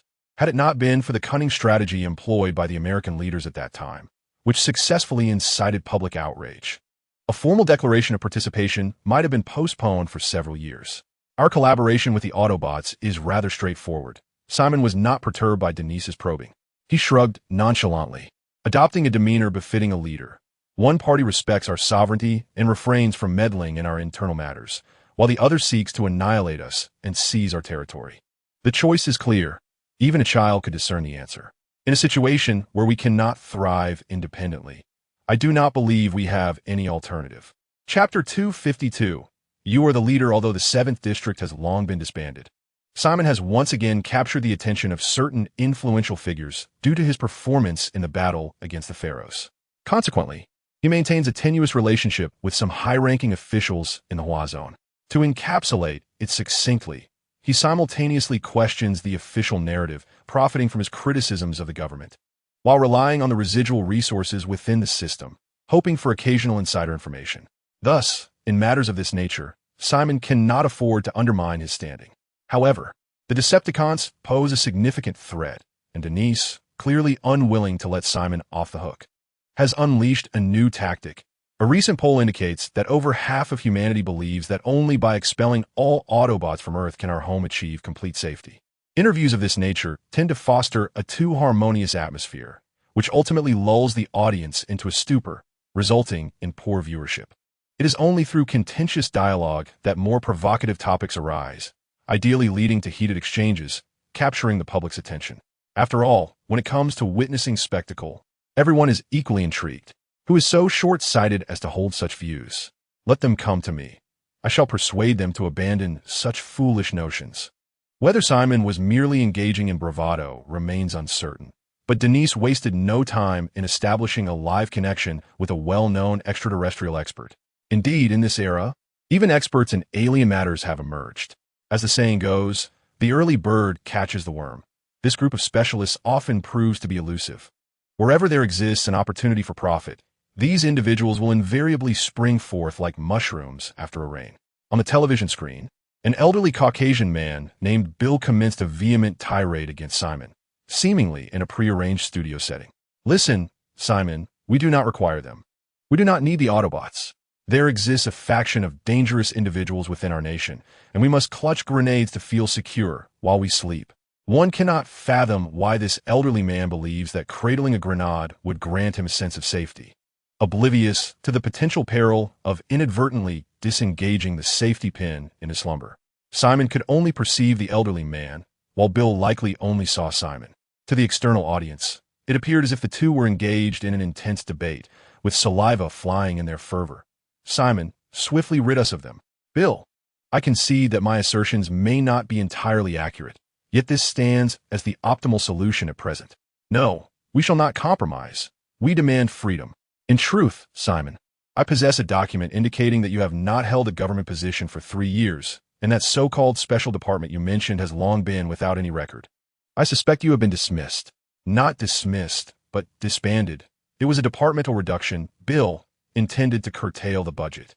Well, I have another document. An investigative report claiming you exhibit severe delusional tendencies. Slander.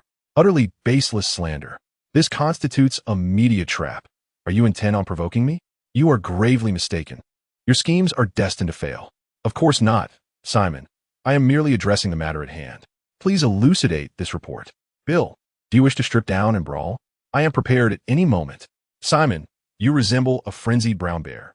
I have grave suspicions that you are a spy sent by another nation. Ah, now you feel fear? You have compelled me. I ought not to respond thus. But do you wish to uncover the truth about our extraterrestrial allies, the Autobots? Do you desire to comprehend the enmity between the Autobots and Decepticons? Then purchase my book. Ladies and gentlemen, now is the time. There is still opportunity. The discourse between Simon and Bill has veered far from the question of severing ties with the Autobots and expelling them, devolving instead into Simon's promotional segment. Bill has evidently conducted thorough research on Simon. The notion of expelling the Autobots had once fleetingly surfaced at an official level within the United States. Yet this time, such sentiments have emerged among the populace and beyond the nation's borders. Ultimately, the interview concluded amid chaos. Yet both Denise and the production crew were exceedingly pleased. This episode was simply splendid. It was rife with tension, and the ratings are bound to be high. Butler. After the villa returned to its tranquil state, the lingering tension prompted Simon to summon the butler, Chuck, who had just returned from escorting guests. Chuck, that interview was utterly dreadful, leaving me quite agitated. Henceforth, all interviews shall be declined. Yes, Mr. Simon. Chuck, a robust young man clad in a black suit, bore the demeanor of a bodyguard more than a mere butler. In truth, when a situation demanded, Chuck could adeptly assume roles beyond that of a butler, be it bodyguard, driver, assistant, or enforcer. Chuck, what events lie ahead? Simon inquired. Chuck retrieved a small notebook from his breast pocket. You are scheduled to attend a book signing in the city center at noon, followed by a reality show for the Discovery Channel in the afternoon. Moreover, there is something I believe you ought to be informed of, Chuck remarked, producing a mobile phone. The boy named Sam has just called me 5 times. What? What does that child want? Simon exclaimed, snatching the phone to return the call. He sensed that something significant must have transpired, else Sam would not have reached out to him. Having shared life and death experiences in the land of pharaohs, Simon and Sam had long since buried the hatchet. Almost instantaneously after pressing the call button, the line connected, and a voice of palpable relief resonated through. Thank heavens. You finally showed up. Enough of the pleasantries. Tell me why you sought me out. Let me take a wild guess. Simon instructed Chuck to fetch a call encryption device and whispered, Is it related to the Decepticons? Indeed, I called because the Decepticons have come after me again, and I wish to know the reason. I require your assistance. Avi approached you once more. Upon hearing Sam's explanation, Simon was not alarmed. Rather, his eyes gleamed with intrigue. In that case, it seems I might have some writing material. However, after a moment's reflection, he sighed and shook his head. Do not tempt me, young man. I have turned over a new leaf and wish to remain uninvolved in your mess. What if I divulge a secret from 43 years ago concerning the Autobots and Decepticons? What? Simon's interest piqued, and he resolved to at least hear what this secret entailed. Chuck, is this communication line secure? Chuck examined the phone for several seconds and shook his head. Sir, it is not secure. Then find a way to make it secure. Leave it to me, sir. Chuck opened a briefcase, revealing an incomprehensible communication device. He placed the phone into a slot and began to operate it. Encryption initiated. Encrypting. While waiting, Simon incessantly questioned himself. I shall not fall into old habits. I am wealthy. Why would I risk it all? All done, sir. Well done, Chuck. Simon picked up the phone once more. All right, young man, reveal the nature of this secret. The moon, the Apollo missions, the lunar landing program, the crashed spacecraft, the hidden Autobots within, and the assassination of relevant personnel. Oh, my butler, fetch me my battle suit. Where are you, young man? I shall seek you out immediately. Inform Megatron that his king has returned. Garcia, the sun dips low. Two towering figures stand side by side in the sunset's glow. What a beautiful planet it is it not? Unicron gazes towards the horizon, his tone filled with nostalgia. This planet, so magnificent, so tranquil, bears no resemblance to the desolate wasteland of our Cybertron. Once, we too had the opportunity to become like this. Optimus Prime shook his head, his thoughts far removed from the breathtaking scenery. I wonder how our fate would have differed had it been you commanding the final battle instead of me. Years ago, Unicron transferred the leadership of the Autobots to Optimus Prime, who, to some extent, was thrust into the role. The battlefield had already collapsed beyond salvage, a situation irretrievable. The presence of another leader would not have altered the outcome. While Cybertronians possess remarkable individual strength, they have yet to transcend the limits of mortality. Moreover, quantity can indeed lead to qualitative change. In his prime, Megatron could easily overpower both Unicron and Optimus Prime alone, not to mention the vast army of Decepticons exceeding 1 million in number. Otherwise, Unicron would not have chosen to flee, seeing no hope for the Autobots to endure. What good is it for just him and Optimus Prime to remain, when the Autobots are virtually extinct? Optimus, never mourn for the past. You are a young warrior, and an exceptional one at that. It is because of you that our race endures. Yet you are our true leader. Suddenly, Optimus knelt on one knee. Unicron, it is your right to lead us once more. On a planet I do not know, in a civilization I am unfamiliar with. Unicron shook his head wistfully. I am no longer your mentor, Optimus. Now, you are the leader of the Autobots. Chapter 253. Disappointed Carly Chicago, Carly's home. Knock, knock, creak. The door opens, revealing a white elderly man with a bandaged forehead peering in. Sam, I hope you haven't deceived me. For the sake of your intent to save the world, here is the information you sought. Thank you, Mr. Blassos.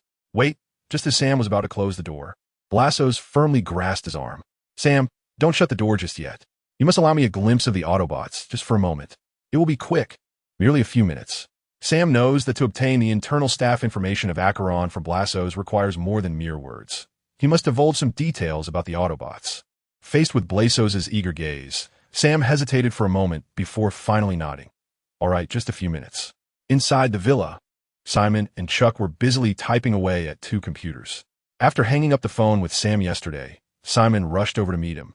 And with no place to stay in Chicago, Sam had to use his girlfriend Carly's place as a temporary workspace. Despite Simon's earlier admonitions to himself, after hearing Sam's thrilling hints yesterday, he cast aside all notions of danger. Just as Simon began to wonder where Sam had gone, he saw Sam enter with an elderly Caucasian gentleman. Wow, incredible! Blassos exclaimed, utterly astonished by Bumblebee's presence. Witnessing it in person was an entirely different experience from seeing it on television. As for Simon and Chuck, who were staring intently at him, he elegantly disregarded their presence, assuming they were merely Sam's assistants. Good boy, your name is Bumblebee, right? Come on, let's spar a bit. Blassos eagerly approached Bumblebee. Sam handed a document he had brought to Simon. The document detailed the Aerospace Agency's employment verification, stating that the agency had issued a restart survey order in 2008. Jerry had written the code for them, but it seemed he had deliberately included errors to prevent the agency from mapping the far side of the moon.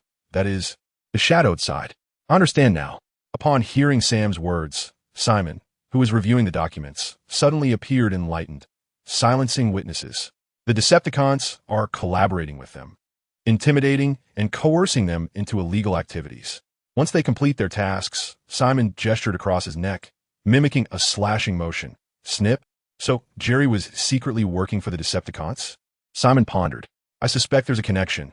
I initially thought that kid from your company accidentally fell because he discovered some secret of the Decepticons, but now it seems otherwise. Come here, kid, Simon beckoned to Sam. I believe this is related to the Decepticons searching for something on the moon. I suspect they want to conceal something. And this? Butler. I'm here, Mr. Simon. Chuck flipped his computer around, aligning the screen with Simon and Sam. What is this? Sam asked, a look of confusion on his face. A list. What kind of list? All the astronauts from that disintegrated alliance after we ascended.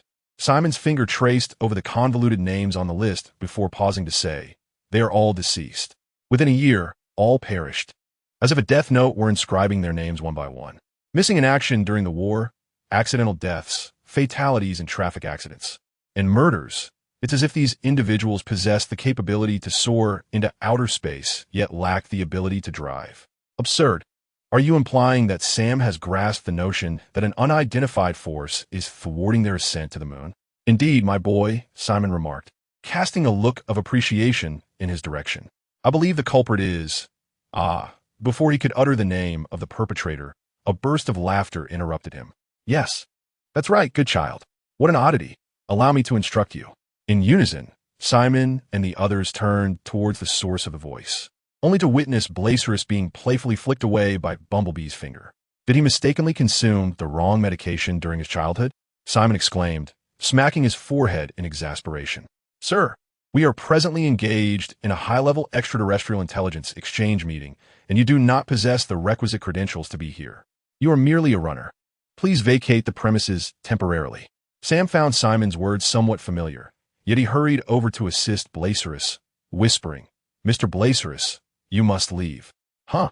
Oh, all right, I understand. I shall take my leave now. Sam, thank you for allowing me entry. This Autobot is truly impressive. Blacerus adjusted his suit and hairstyle, glancing back 3 times as he departed. With the departure of the outsider, the laptop that Simon and Sam had been examining suddenly transformed into a miniature robot. Xiao Zhuge. What is amiss? The newly transformed Xiao Zhuge shook its head and replied with irritation. And then there are the astronauts from the nation that inherited the majority of the former Alliance's legacy. They had once canceled a manned lunar landing mission in 1992. At that time, 2 astronauts took refuge in your country and have not left since. I have just located them, fortuitously right here in this city. You are truly a genius, Sam exclaimed. Bang! Just as the meeting was drawing to a close, an unexpected guest burst in. More accurately, the owner of the house had returned. Carly, clad in a form-fitting white dress, stared wide-eyed at the gathering in the villa, momentarily questioning whether she had entered the wrong door. Upon spotting Carly, Bumblebee hastily attempted to conceal himself, only to inadvertently collide with the crystal chandelier overhead. Crash! The chandelier fell to the floor, shattering the previously hushed atmosphere. Can anyone enlighten me as to what is transpiring here? And who are you? Simon was the first to inquire. Who am I? And who are you? This is my home, Carly retorted. Steward, search her, Simon commanded. At your service, Mr. Simon. Don't touch me, Carly protested. Wait, no. Sam interjected hastily. This is my girlfriend. Your girlfriend? Simon tilted his head, waving his hand dismissively. Very well, steward, return. Sam? Carly regarded him with confusion. Carly, allow me to explain. I'm at work. Yes, indeed, I'm working. I deeply regret all of this. It is indeed unfortunate that we find ourselves homeless, Carly remarked, shaking her head as she ascended to the 2nd floor. Sam, do not deceive me. Does she reside here? Is this her home? Of course. Sam hastily responded to Simon, swiftly making his way towards the stairs. Butler, you witnessed it yourself. You had the chance to search her. Sir, Chuck shrugged. In fact, I also have a girlfriend. What? How come I haven't heard of her? What's her name? India. India. It sounds like a name of Indian origin. On the 2nd floor of the villa, as Sam entered the bedroom, he caught sight of Carly changing clothes. Her smooth and unobstructed silhouette evoked no inappropriate thoughts within him. Sam, you clearly promised just to make a phone call. Have you forgotten? I have not forgotten, Sam replied with a troubled expression. But you know my friends need me. Are you referring to the Autobots and the military? They cannot handle this matter on their own? Carly donned 2 scantily clad garments before finally slipping into a blue, high-waisted, off-the-shoulder gown. After speaking, she suddenly turned to Sam, her eyes reflecting disappointment and distance, softly stating, Do you know why I appreciate the war stories you've experienced? Because they belong to the past. They can only be tales, not potential occurrences of the future. Listen, Carly, Sam urged anxiously. I understand this reminds you of your brother, but those are matters of the past. This time it is different. William once mentioned that Carly hails from a military family. In reality, this is not a fabrication, but a fact. Carly's brother had served as a soldier at the command center in the Central War Zone of the United States, stationed at the overseas base in Faroe country, participating in the extraterrestrial war that transpired there. The outcome, akin to the thousands of soldiers who perished in that battle, saw him fall victim to the onslaught of the Decepticons. Due to the early demise of their parents, her brother was her only family, which is why Carly cherished him dearly. To this day, a photograph of her with her brother remains on her bedside table. In the picture, she stands beside a ruggedly handsome white man in military attire. Carly is a quintessential American. The situation is quite simple. She works for an embassy, which does not necessarily denote that she must be a national of that country, just as multinational corporations often prefer to hire locals as executives. This principle applies universally across various fields. Moreover, espionage can be succinctly summarized in 4 words: pay for work. Chapter 254. The bar different? Sam, tell me how it is different. Carly, clutching a bag filled with precious belongings, stormed out of the villa, with Sam trailing closely behind. Do you think back then I wanted my brother to live, or did I desire a medal and a sum of compensation? I do not want you to feel the same way, Sam. I comprehend, I understand. Sam nodded repeatedly like a chick pecking at grains, yet remained resolute. I recognize your concern for my safety, but I assure you I will manage everything, and all will return to its former state. Just then, a silver convertible sports car and a red Ferrari suddenly appeared on the distant main road, capturing the attention of the two. Carly turned her gaze towards the 2 approaching vehicles, both devoid of drivers, and pursed her lips. Sam, I finally understand. You relish grand adventures. Without them, you cannot thrive. No, Carly, I merely wish for someone to need me. I need you, Sam, Carly replied, her eyes filled with sorrow as she looked at him. I need you more than anyone else. I do not want to lose you. We both know the consequences of this matter. Your assurances feel like mere pretty words meant to placate me. Sam, please, come with me. Let's leave this place, shall we? The atmosphere grew heavy with tension, and after a long pause, Sam slowly shook his head. I'm sorry, Carly, I cannot. The sound of a car door slamming shut answered Sam. Realizing that Sam was unyielding, Carly, in frustration, climbed into the Trident Star that Dylan had sent for her, throwing back a parting remark. Good luck. The engine roared to life, and she sped away. Perhaps women, at their core, possess an inherent yearning for a tranquil happiness.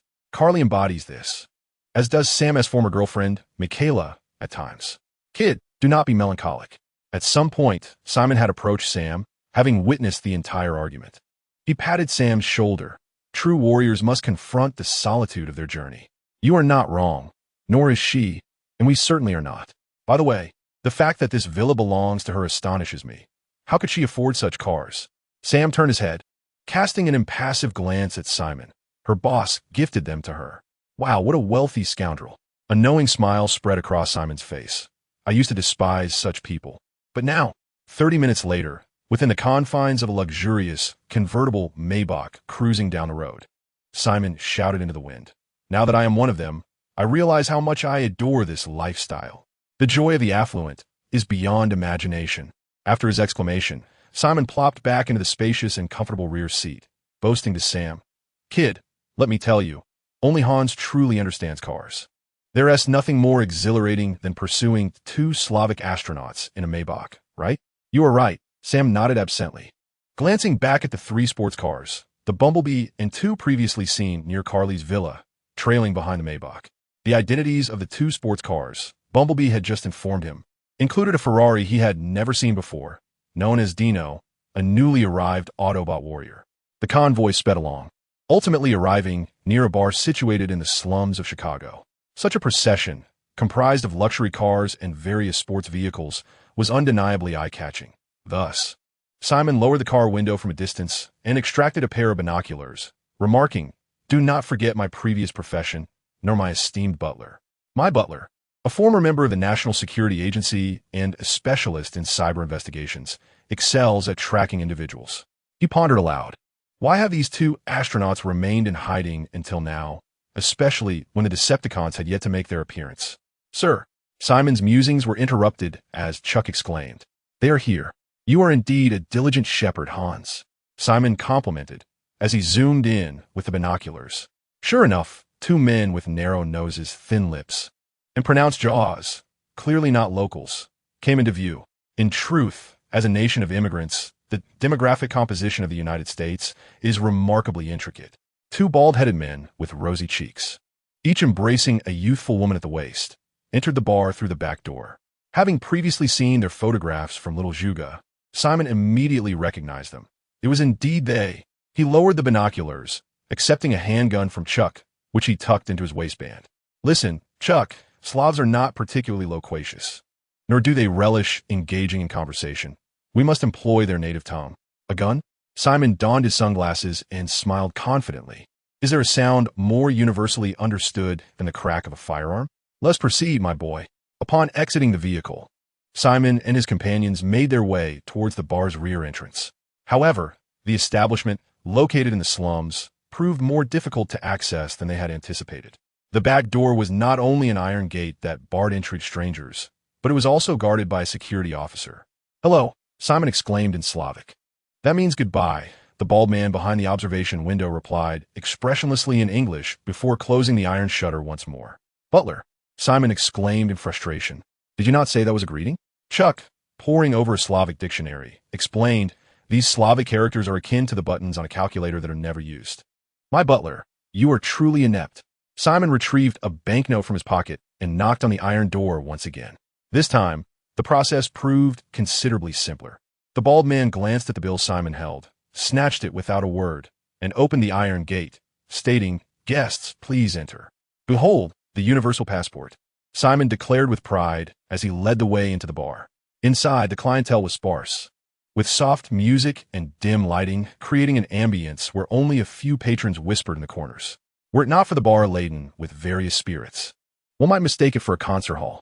After successfully gaining entry, Simon surveyed the surroundings before making a beeline for his target.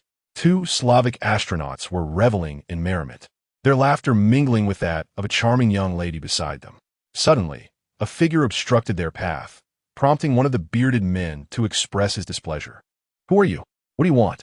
"I am Simon Reggie, formerly of the Extraterrestrial Communication Department, responsible for liaising with aliens, though I am now retired." Simon casually seated himself opposite the two astronauts and, after a brief introduction, declared with deliberate clarity, "I am aware of your origins, astronauts." Upon hearing the term astronauts, the previously inebriated Slavic men immediately adopted a menacing demeanor. The young lady beside them exchanged glances, her hand slowly inching towards her concealed weapon. Perhaps due to the dim lighting, Simon remained oblivious to this subtle shift, or perhaps he noticed but chose to disregard it. However, the next moment, a gun was pressed against his forehead, shattering his earlier nonchalance. "Don't move." The two young women, previously adorned in vibrant makeup, had suddenly drawn their weapons. One aimed at Simon's head and the other directed at Sam, who stood behind him. "Hey, lower your guns." Chuck, meanwhile, brandished two pistols, targeting the Slavic astronauts as he shouted insistently, "Put down your weapons." He clearly understood the principle of incapacitating the leader first. The patrons of the bar, who had been leisurely enjoying their drinks, were immediately struck with fear at the sight of drawn weapons, scrambling to escape the establishment. Bullets are indiscriminate. They certainly did not wish to leave with unwanted holes in their bodies after a simple night out. Wow, 2 against 2 for guns. It appears we find ourselves in a standoff. Initially taken aback by the cold steel of the firearms, Simon soon regained his composure, his expression betraying no hint of panic. For someone who had endured extraterrestrial battles, the dark muzzles before him seemed trivial. Only Sam appeared slightly rattled, opening his mouth as if to speak. I harbor no ill intentions. Simon discerned the hesitation in their eyes and gently nudged the gun away. "Madam, you are truly beautiful. Has anyone ever told you so? And you too. You ought to be on the moon." Yet everything was abruptly canceled. "I wish to understand why. Let us cool down. Let us lower our guns and relax. Let us converse as old friends. With aliens now among us, why must we resort to violence against one another?" The two Slavic astronauts exchanged glances, imperceptibly nodding before one declared, "Listen to him. Lower your weapons." Under Simon's persuasion, a potentially explosive confrontation was averted. It was only then that the bartender cautiously emerged from behind the counter, and the previously unseen bald man reappeared. "I am Yevgeny." One of the Slavic astronauts introduced himself and his companion, then whispered, "Follow me. This is not a suitable place for discussion." Upon finishing his words, he was the first to rise and leave. Seeing this, Sam approached Simon and whispered, "Should we follow?" Naturally, Simon adjusted his sunglasses and straightened the flight jacket he had worn during his travels to the land of the pharaohs. "Butler, let us depart." Chapter 255. The Slum Chicago. The slums. Under the shroud of night, Chicago lay in silence, particularly in the slums, a place where few dared to tread aside from locals. The slums of the United States are a spectacle surpassing that of any game's Easter egg.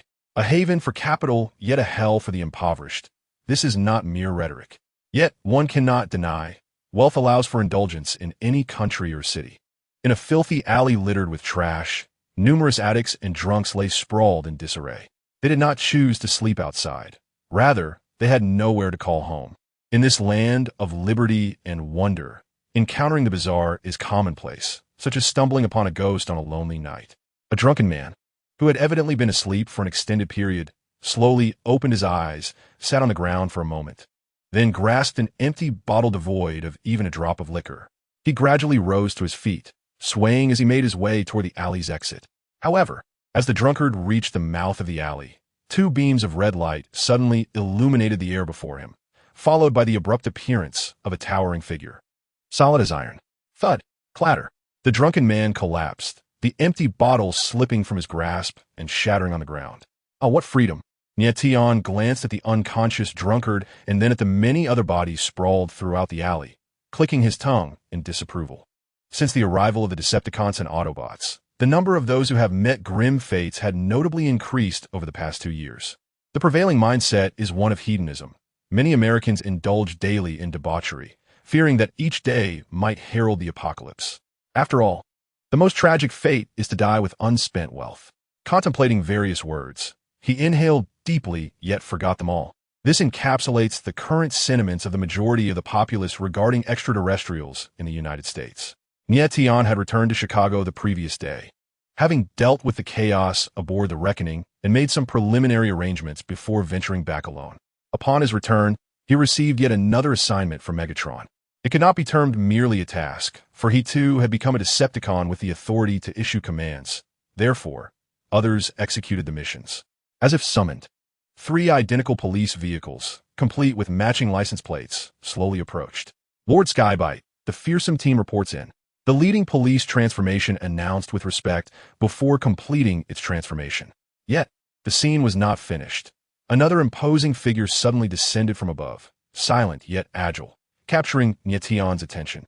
This Decepticon was extraordinarily robust, only slightly shorter than him, with a physique even stronger than that of the former Stuntron.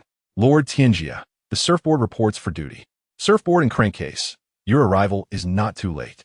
Nie Tian slightly nodded. Surfboard and the Fear Team were 4 high-ranking Decepticons temporarily assigned to him by Megatron, although their combat levels were not particularly high, with the exception of Surfboard. The other 3 members of the Fear Team were merely elite Decepticon warriors. They were still superior to mere cannon fodder and could be of some use. Megatron mistakenly believed that the Decepticon army was all stationed on Mars, thinking he had no capable subordinates, which is why he sent Surfboard and his companions. Surfboard, an air officer of the Decepticons and a former member of the Cybertron Air Guerrilla Unit, is notably characterized by his imposing physique. His transformation form is that of a heavy transport helicopter, Model 56. In the original series, he was portrayed as a tactical forecasting master and a close combat expert. Yet his performance suggested he was little more than a pawn. However, Nie Tian pondered that the term cannon fodder must be relative. Surfboard's fate in the original series saw him defeated by Optimus Prime in a battle against the Autobots. Nevertheless, the fact that Surfboard, possessing the strength of an elite warrior, could engage in such a critical battle and even exchange blows with Optimus Prime speaks volumes.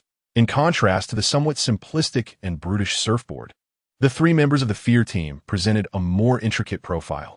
They not only shared a transformation form, but also embodied a unique mechanical aesthetic reminiscent of a ruthless warrior.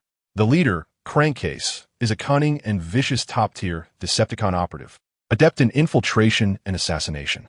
His head and shoulders are adorned with two large pincers resembling those of a beetle, and his nape boasts a golden dreadlock fashioned from bullets.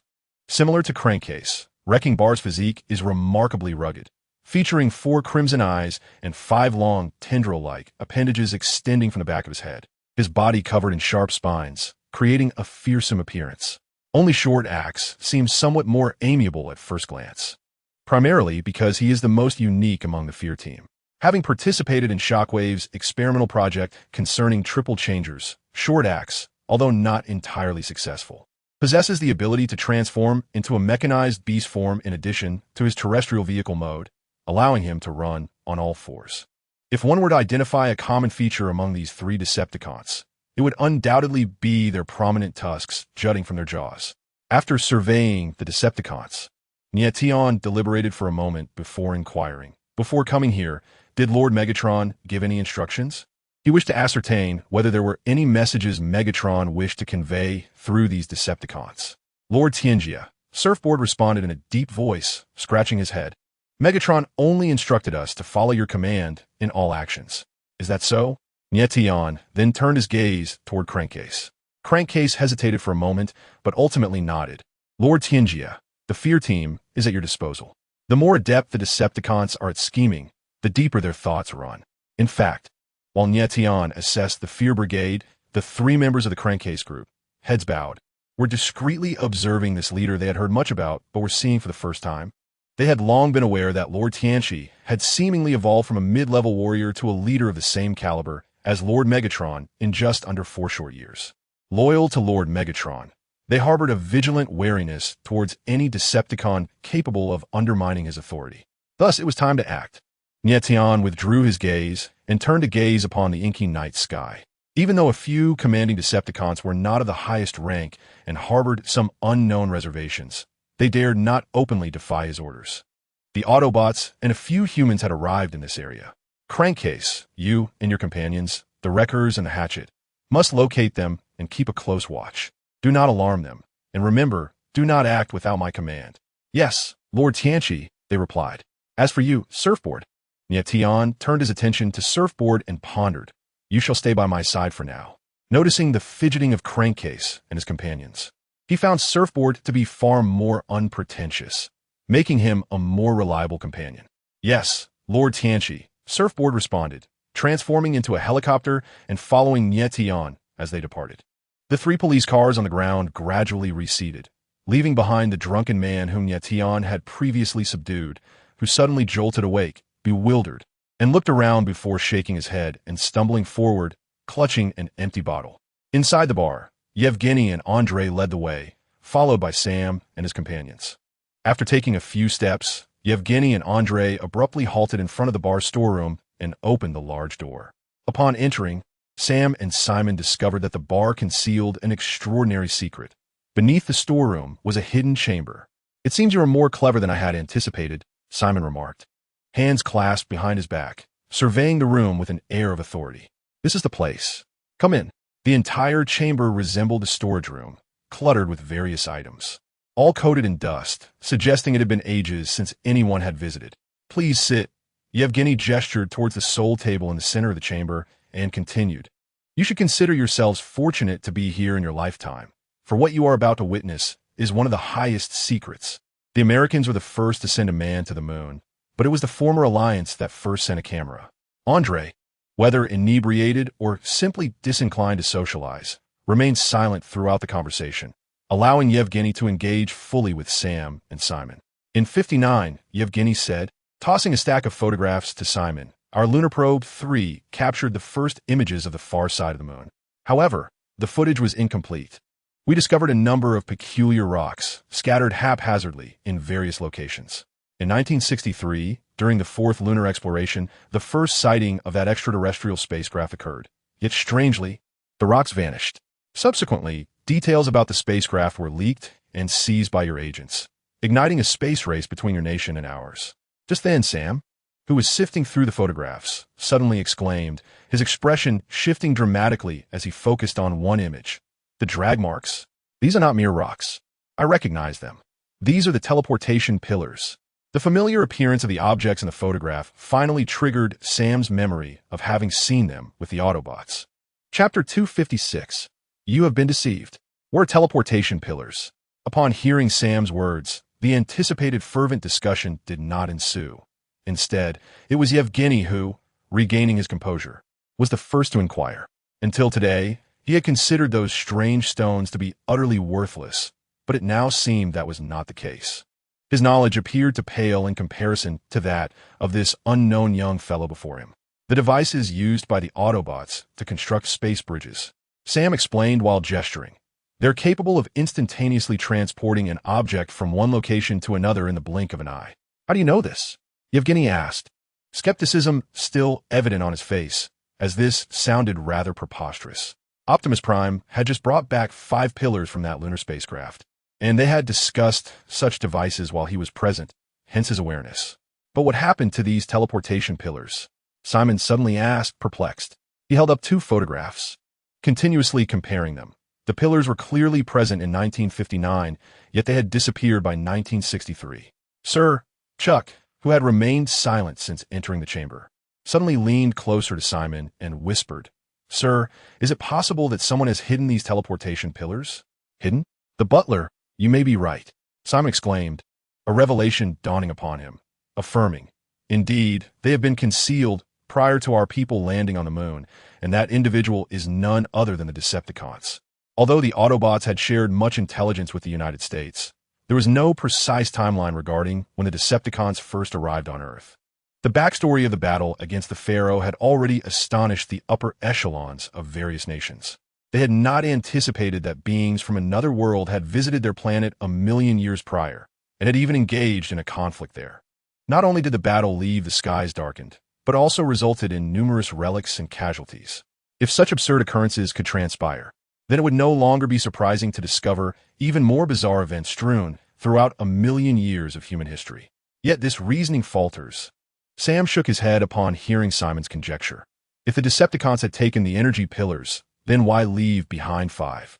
The Decepticons and Autobots are sworn enemies, leaving no room for mercy.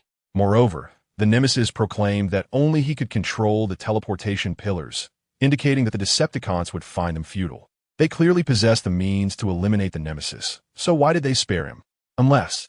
Sam suddenly paused mid-sentence, locking eyes with Simon. In that moment, they discerned each other's thoughts and spoke in unison. Unless they still require him, intending to exploit him to activate the space bridge. Sam could no longer remain still. They must relay this information to the Autobots, and then confront the Nemesis to ensure his safety. The Decepticons undoubtedly sought to capture the Nemesis to coerce him into teleporting something, perhaps their own army. After voicing these concerns, Sam disregarded the reactions of others, dashing out of the secret chamber and retrieving his phone. At the back door of the bar, a few wandering vagrants lingered, possibly hoping to scavenge in the dark. Ignoring their predatory gazes, Sam immediately dialed a number. The phone rang for an eternity before being answered. Ms. Ming, it's me, Sam. Sam? Why are you calling me at this hour? Wait, how did you get my private number? Did William tell you? That is of no consequence, ma'am. Sam wiped the fine beads of sweat from his forehead, having broken into a cold sweat upon realizing the Decepticons' covert machinations. His tone involuntarily intensified. Ma'am, there's a critical discovery. My friends and I have uncovered the Decepticons' true plan. Their target is the Nemesis. We must relocate him immediately and conceal him. On the other end of the line, Mi Ying, who had been resting and was now confronted with such an absurd revelation, fell silent for a moment before responding with resignation. Sam, I think you still don't understand. I've been very clear about this before. Mi Ying's initial reaction was not whether to heed Sam's advice to relocate the Nemesis, but rather to question what nonsense Sam was spouting this time. We have our own arrangements for the Nemesis. How to deal with the Decepticons is not for you to dictate. Please do not call me again, all right? Wait. Sam's voice grew more urgent as he sensed Mi Ying's intention to hang up. Listen, ma'am. This entire affair has been a conspiracy from the outset. The Decepticons deliberately awakened Optimus Prime's mentor because only he can revive the Nemesis. And then, Mi Ying seemed to show a flicker of interest. Then the Nemesis becomes the sole master of space bridge technology. If they manage to abduct him, it would be akin to us kidnapping a scientist. In an instant, The Decepticon army could be transported to our planet, countless Decepticons surging forth, and the entire world would face annihilation. As Sam fervently articulated his thoughts, he remained oblivious, as did Simon and Chuck trailing behind him, to a shadowy figure lurking on the rooftop across the bar, as if concealing some monstrous terror. The formidable adversary is not one to be coerced. Moreover, what he seeks to transport is not merely an army of Decepticons, but an entire planet. Listening to the voices emanating from below, Nie Tian couldn't help but sigh inwardly. He had ventured to the Sears Tower during his inaugural visit to Chicago, amidst the unfortunate incident involving the laser beak. The fearless brigade's endeavor to locate a few individuals in a vast slum might prove challenging, yet identifying their mortal enemies, the Autobots, would be remarkably straightforward. Discovering the Autobots equates to uncovering those humans who accompanied them. The individual beside Sam seemed somewhat familiar, reminiscent of a character named Simon from Sector 7. Nie Tian's gaze shifted to Sam's companion. He possesses some skill, albeit misguided in his approach. Although the formidable adversary has mastered the technology of the land bridge, the current circumstances render it uncertain whether he can be resurrected without the intervention of Optimus Prime.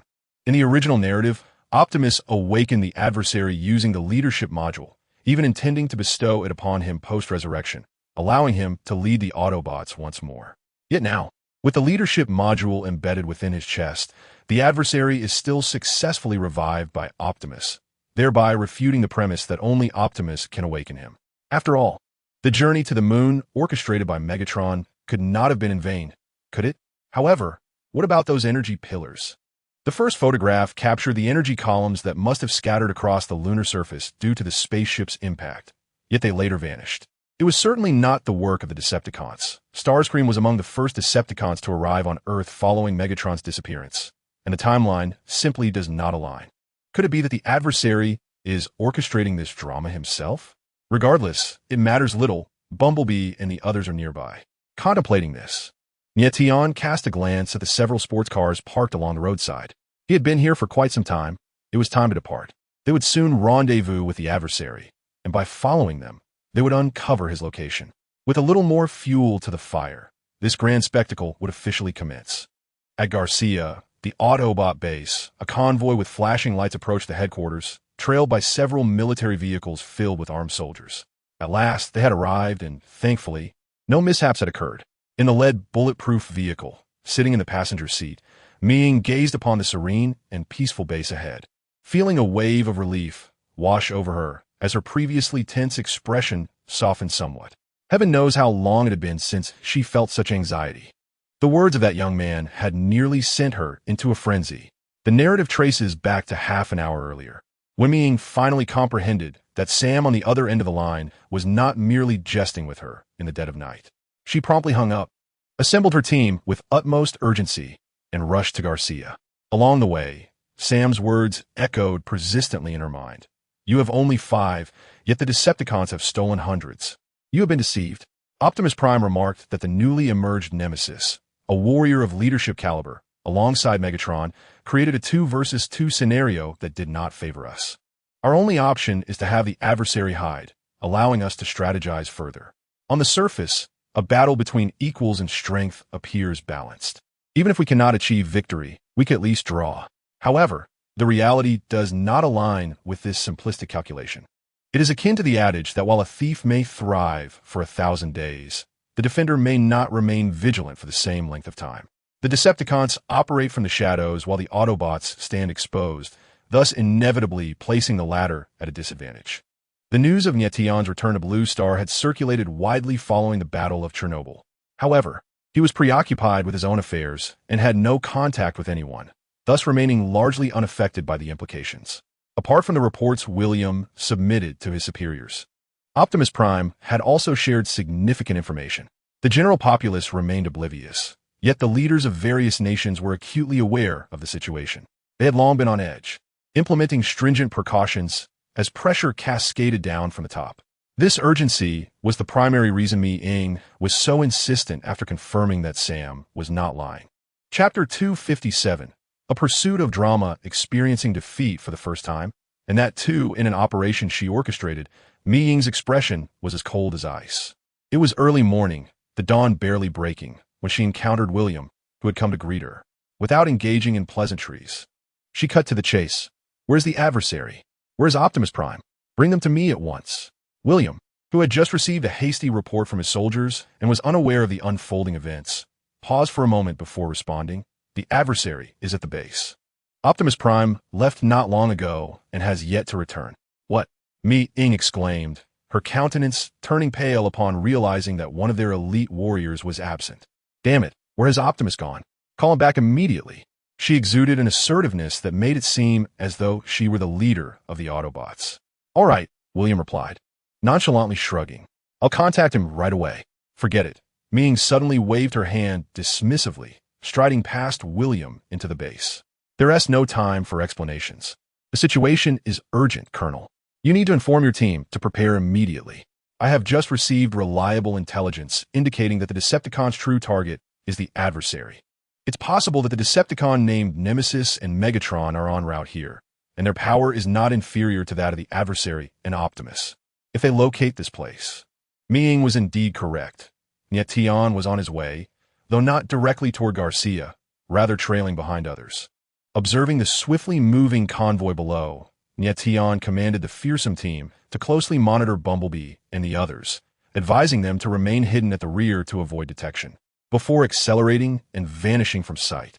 At the Autobots base in Garcia, despite their unawareness of the situation's gravity, William promptly executed Mi-ing's orders. Move quickly. Everyone get to work.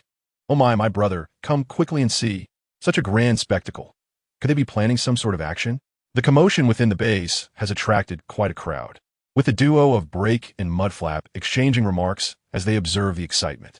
With Optimus Prime absent, what do you think about joining in this time? A splendid idea. The operation that would require the Decepticon leader to take the field must be exhilarating. But before Brake could finish his enthusiastic words, William, who had approached and overheard their discussion, firmly interjected, No, Autobot twins, you cannot accompany us this time. This is not an operation against the Decepticons. It is a clandestine relocation. Aside from Ironhide, you must remain here.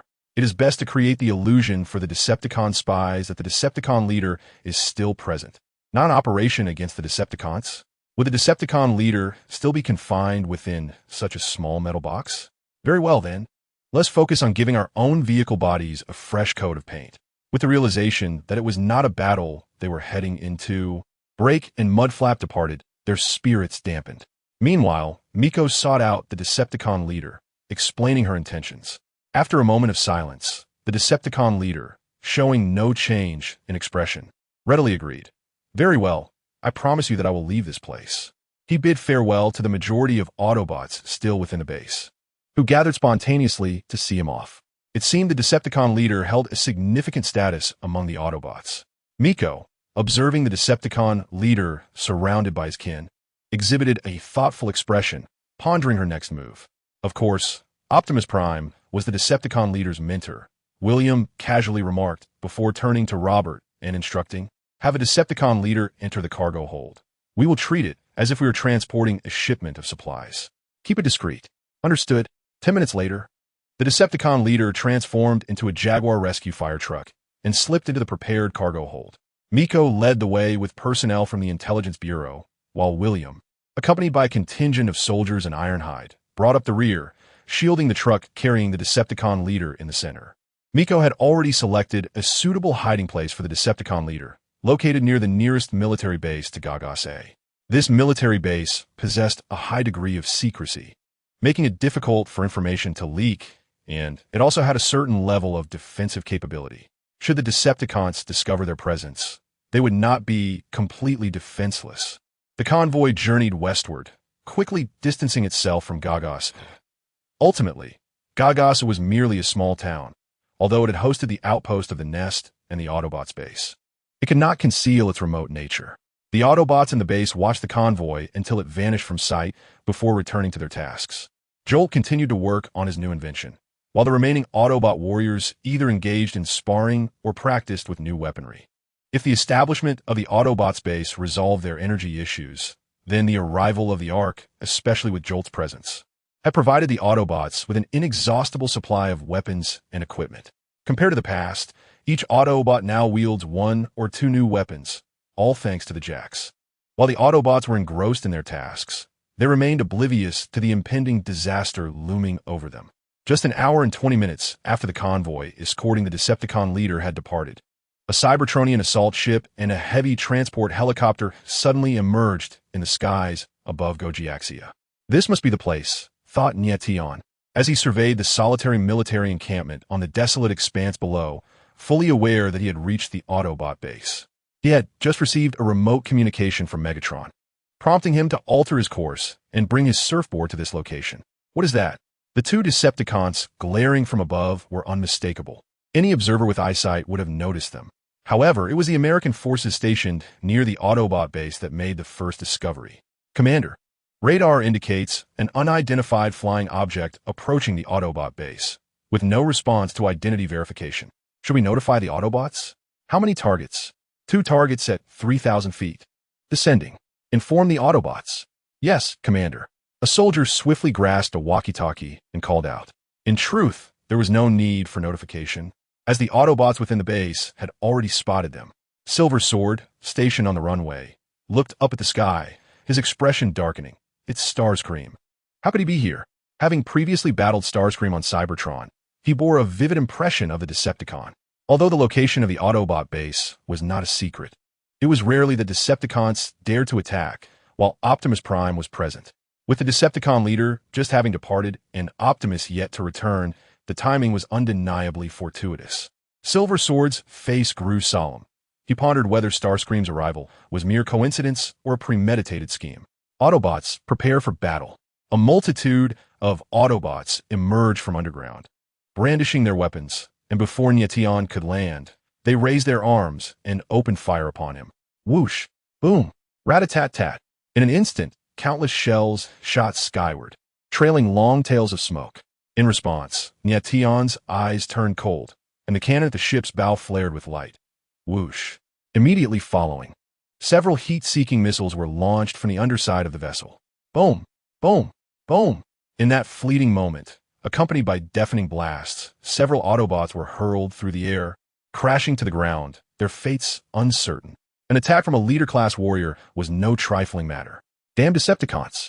Silver Sword roared, eager to take to the skies with the Flying Guardian to confront the enemy, only to witness the 2 Decepticons landing within the base. Click! Transforming upon landing. The surfboard glanced at the encroaching Autobots and, eager to engage, suggested, Lord Starscream, should we deal with these Autobots?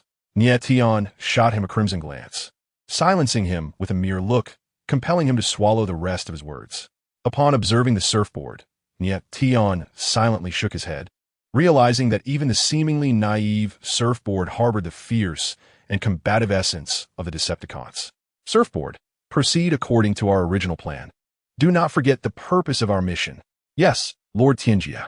Upon hearing Nie Tian's intensified tone, the surfboard dared not entertain any further thoughts and hastily sped towards the other side with determination.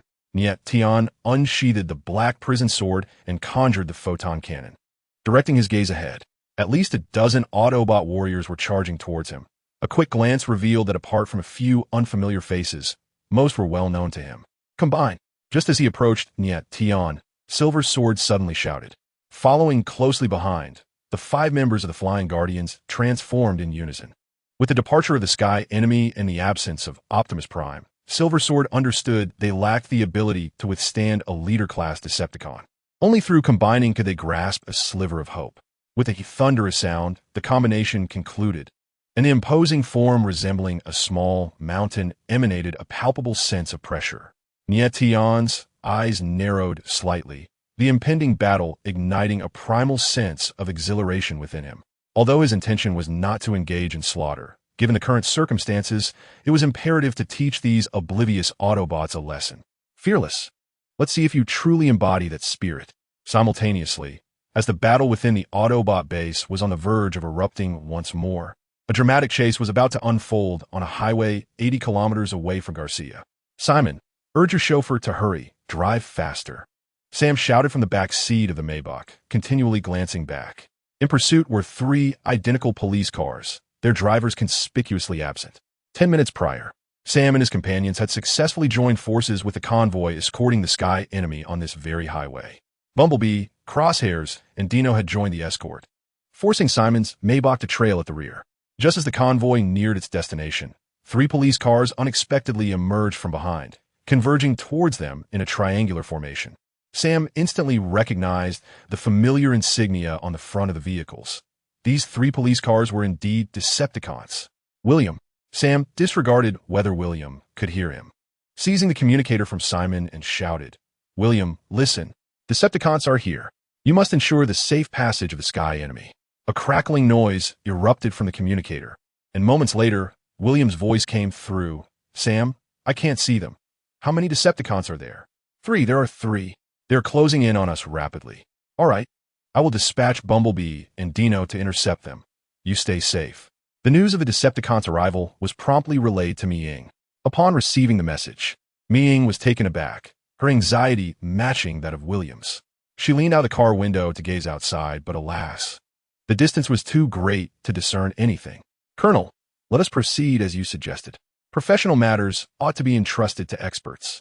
While Ming considered herself quite adept at intelligence work, she was utterly oblivious to the art of warfare. "Allow me to handle this, madam." At William's command, the entire convoy accelerated once more. Only a yellow Camaro and a red Ferrari veered off, gradually distancing themselves from the formation. "Bumblebee." As the 2 sports cars passed the Maybach, Sam shouted exuberantly out the window, to which Bumblebee responded with a honk of its horn. "Dino, make swift work of them. Resolve this matter quickly. Other Decepticons may be en route. Watch me, Bumblebee." A turret emerged from Dino's rooftop, swiftly rotating 180 degrees. And amidst the astonished expression of a nearby driver, it unleashed a torrent of fire upon 3 pursuing police vehicles. Rat-a-tat-tat. Bumblebee 2 transformed its onboard weaponry, launching several missiles. However, these missiles did not target the 3 Decepticons, but rather soared towards a colossal billboard constructed from several iron frames. Boom! The explosion reverberated as the billboard collapsed. Bumblebee's intention was not to merely thwart the Decepticons, but to delay their advance, ensuring that the ensuing conflict would not endanger Sam and the others. "Yes, that's it, Bumblebee. Shoot him, shoot him."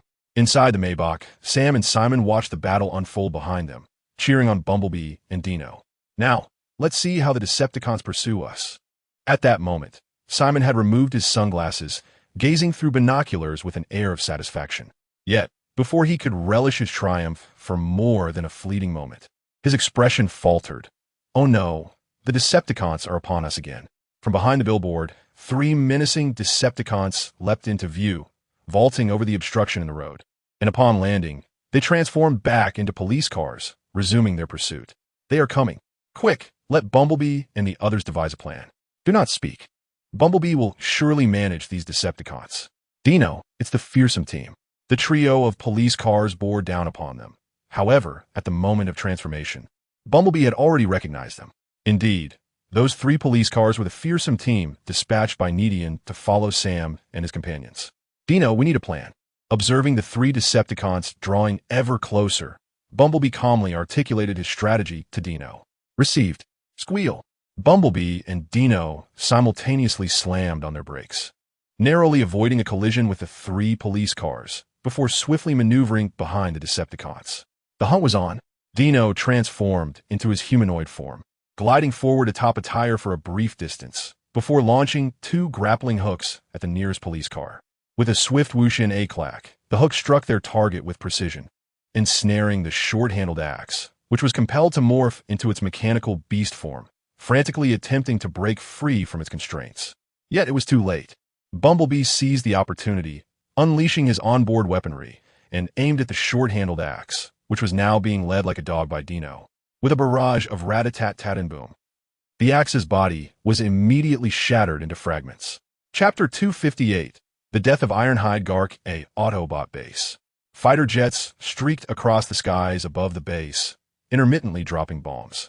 Upon discovering that the Autobot base was under attack, the station troops near Gark promptly called for support from the nearest Air Force base. Several state-of-the-art fighter jets arrived at the battlefield at breakneck speed, joining the fray in this uneven conflict. Although the Autobots were notoriously stingy in sharing technology, akin to squeezing toothpaste Over time, they accumulated a wealth of useful military technology, much of which was specifically designed to counter the Transformers. Meanwhile, at the Autobots' base, the combined form of the mighty Optimus Prime stood resolutely at the front lines, directly confronting Nie Tian, while other Autobots provided fire support from the periphery. In stark contrast to the perilous situation faced by Optimus, Nie Tian appeared remarkably at ease. Despite Optimus Prime's formidable presence, he was not invincible. His body was marred with wounds, yet his eyes still radiated a fierce determination, showing no signs of retreat. However, if mere gazes could slay, Nie Tian would have already perished countless times over. Whereas Optimus Prime, is he not back yet? The detective, wielding a Cybertronian-style Gatling gun, unleashed a frenzied barrage towards the front as spent shell casings piled up around his feet like a small mountain. If one were to inquire who posed the greatest nuisance to Nie Tian in this battle, the detective, a veritable mobile arsenal, would undoubtedly claim the title. With a final, futile spin of the Gatling gun, the detective took a couple of sharp puffs from his bullet-shaped cigar, lacking the time to reload before he drew a heavy shotgun from his back. Fortunately, he had not fired more than twice when he heard the answer he longed for. Optimus Prime was en route, and he would arrive shortly. The sound of the medic's voice carried from afar, and Nie Tian caught wind of it. Upon learning that Optimus Prime was on his way, Nie Tian felt a stirring within. He had initially intended to swiftly eliminate the other Autobots. Yet at that moment, Optimus Prime charged in like a raging tiger, steadfastly entangling him without relent. Tian's wrath. A cacophony of 5 voices melded into a furious roar as Optimus Prime lunged at Nie Tian, wielding a laser particle gun in his right hand and a clenched fist in his left. Though the indomitable warrior surpasses commander-level fighters in authentic combat prowess, it remains true that it does not belong to the echelon of leader-level warriors. Its prolonged endurance, aside from a resolute fighting spirit, primarily hinges upon the exceptional armor of its chassis. The armor comprises a unique energy particle alloy that repels all forms of energy attacks and offers commendable defense against physical or kinetic assaults. Otherwise, its fate would not differ significantly from the earlier reckless Autobots, who, lacking knowledge of Nie Tian's strength, charged blindly into battle. The lifeless Autobots strewn across the ground near Nie Tian serve as a grim testament to this. Lord Tianchi, just as Nie Tian prepared to engage earnestly, the surfboard suddenly appeared. During its absence, the surfboard evidently indulged in no noble deeds, bearing scorch marks from artillery fire and cradling several translucent cylindrical objects. The closest indomitable warrior initially retreated in caution, but upon glimpsing the objects in the surfboard's embrace, it let out a thunderous roar. This is bad. It's energy columns. Quickly, intercept them. The significance of the energy columns is self-evident. Even though the Autobots arc still has reserves, the loss of even one would be acutely painful, especially with 5 in the balance. Well done, surfboard. After such a prolonged period, a hint of a smile finally graced Nie Tian's face. He cast a glance at the indomitable warrior and the Autobots racing towards him under its command, snorted coldly, and issued the order to retreat. Surfboard, withdraw. Yes, Lord Tianchi. The surfboard's response was swift, transforming into a heavy transport helicopter and ascending from the battlefield. With a flick of his right hand, Nie Tian first fired a photon bullet that sent the indomitable warrior sprawling, then launched several missiles from his shoulder to momentarily impede the other Autobots, led by the scout. Finally, he too transformed into an aerial vehicle, retracing his path. Throughout this skirmish, Nie Tian refrained from utilizing the stripping staff. This was not due to any notion of guilt by association. He had already attained the status of a leader-level warrior. Who could compel him to expend his ace? Though the Iron Fortress's relic is indeed precious, it is insufficient to provoke a conflict with a fellow Decepticon of equal rank. His decision against its use stemmed simply from the absence of Optimus Prime and the Autobots. They were not worthy of compelling him to reveal his trump card. He harbored aspirations of utilizing the stripping staff to achieve remarkable feats, intending to surprise Optimus Prime later. He could not afford to reveal his hand prematurely. After all, the parting words left during the evacuation from Chernobyl were not mere rhetoric. A confrontation with Optimus Prime was merely a matter of time. Contemplating the stripping staff, Nie Tian recalled the exclusive weaponry of leader-level warriors. He had yet to reach a definitive conclusion regarding this matter. The primary reason for his indecision was his dissatisfaction with the current weapon modules installed in his chassis. The fusion cannon is formidable, yet its drawbacks are equally pronounced. The other weapon modules share similar strengths and weaknesses, each possessing its own merits and demerits. Along the way, Nie Tian received a distress signal from the crankcase. How could the fearsome battle team find themselves embroiled in conflict with the Autobots? Nie Tian was utterly perplexed. Before departing, he had instructed the fearsome Squad S3 Decepticons to keep a close watch on Bumblebee and his companions, merely requesting updates on their whereabouts. How could a conflict erupt so inexplicably? However, dwelling on it was futile. He would soon ascertain the truth. Nie Tian intended to inquire about the matter from the crankcase shortly, unaware that he would never lay eyes on the crankcase again. 10 minutes earlier, on the road where the chase unfolded, Crankcase and Wreckers were taken aback when Bumblebee swiftly dispatched the short axe.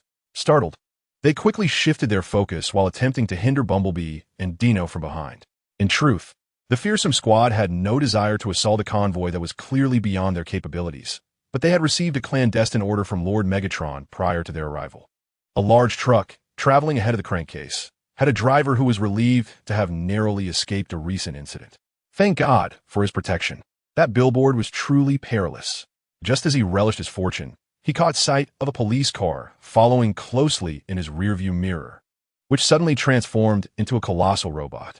Oh my God, the driver gasped, instinctively slamming on the accelerator. Yet, in the next heartbeat, he felt the world spin around him. With a resounding crash, Crankcase and Wreckers morphed into their humanoid forms, with Wreckers' 5 whip-like tendrils flailing wildly in the air. They raced forward, toppling vehicles that obstructed their path, temporarily thwarting Bumblebee and Dino's pursuit, but inadvertently infuriating Ironhide and Ratchet ahead of them. "Ratchet, let us deal with these two nuisances," Ironhide declared, breaking away from the convoy. Upon slowing down, he transformed and charged at Crankcase and Wreckers.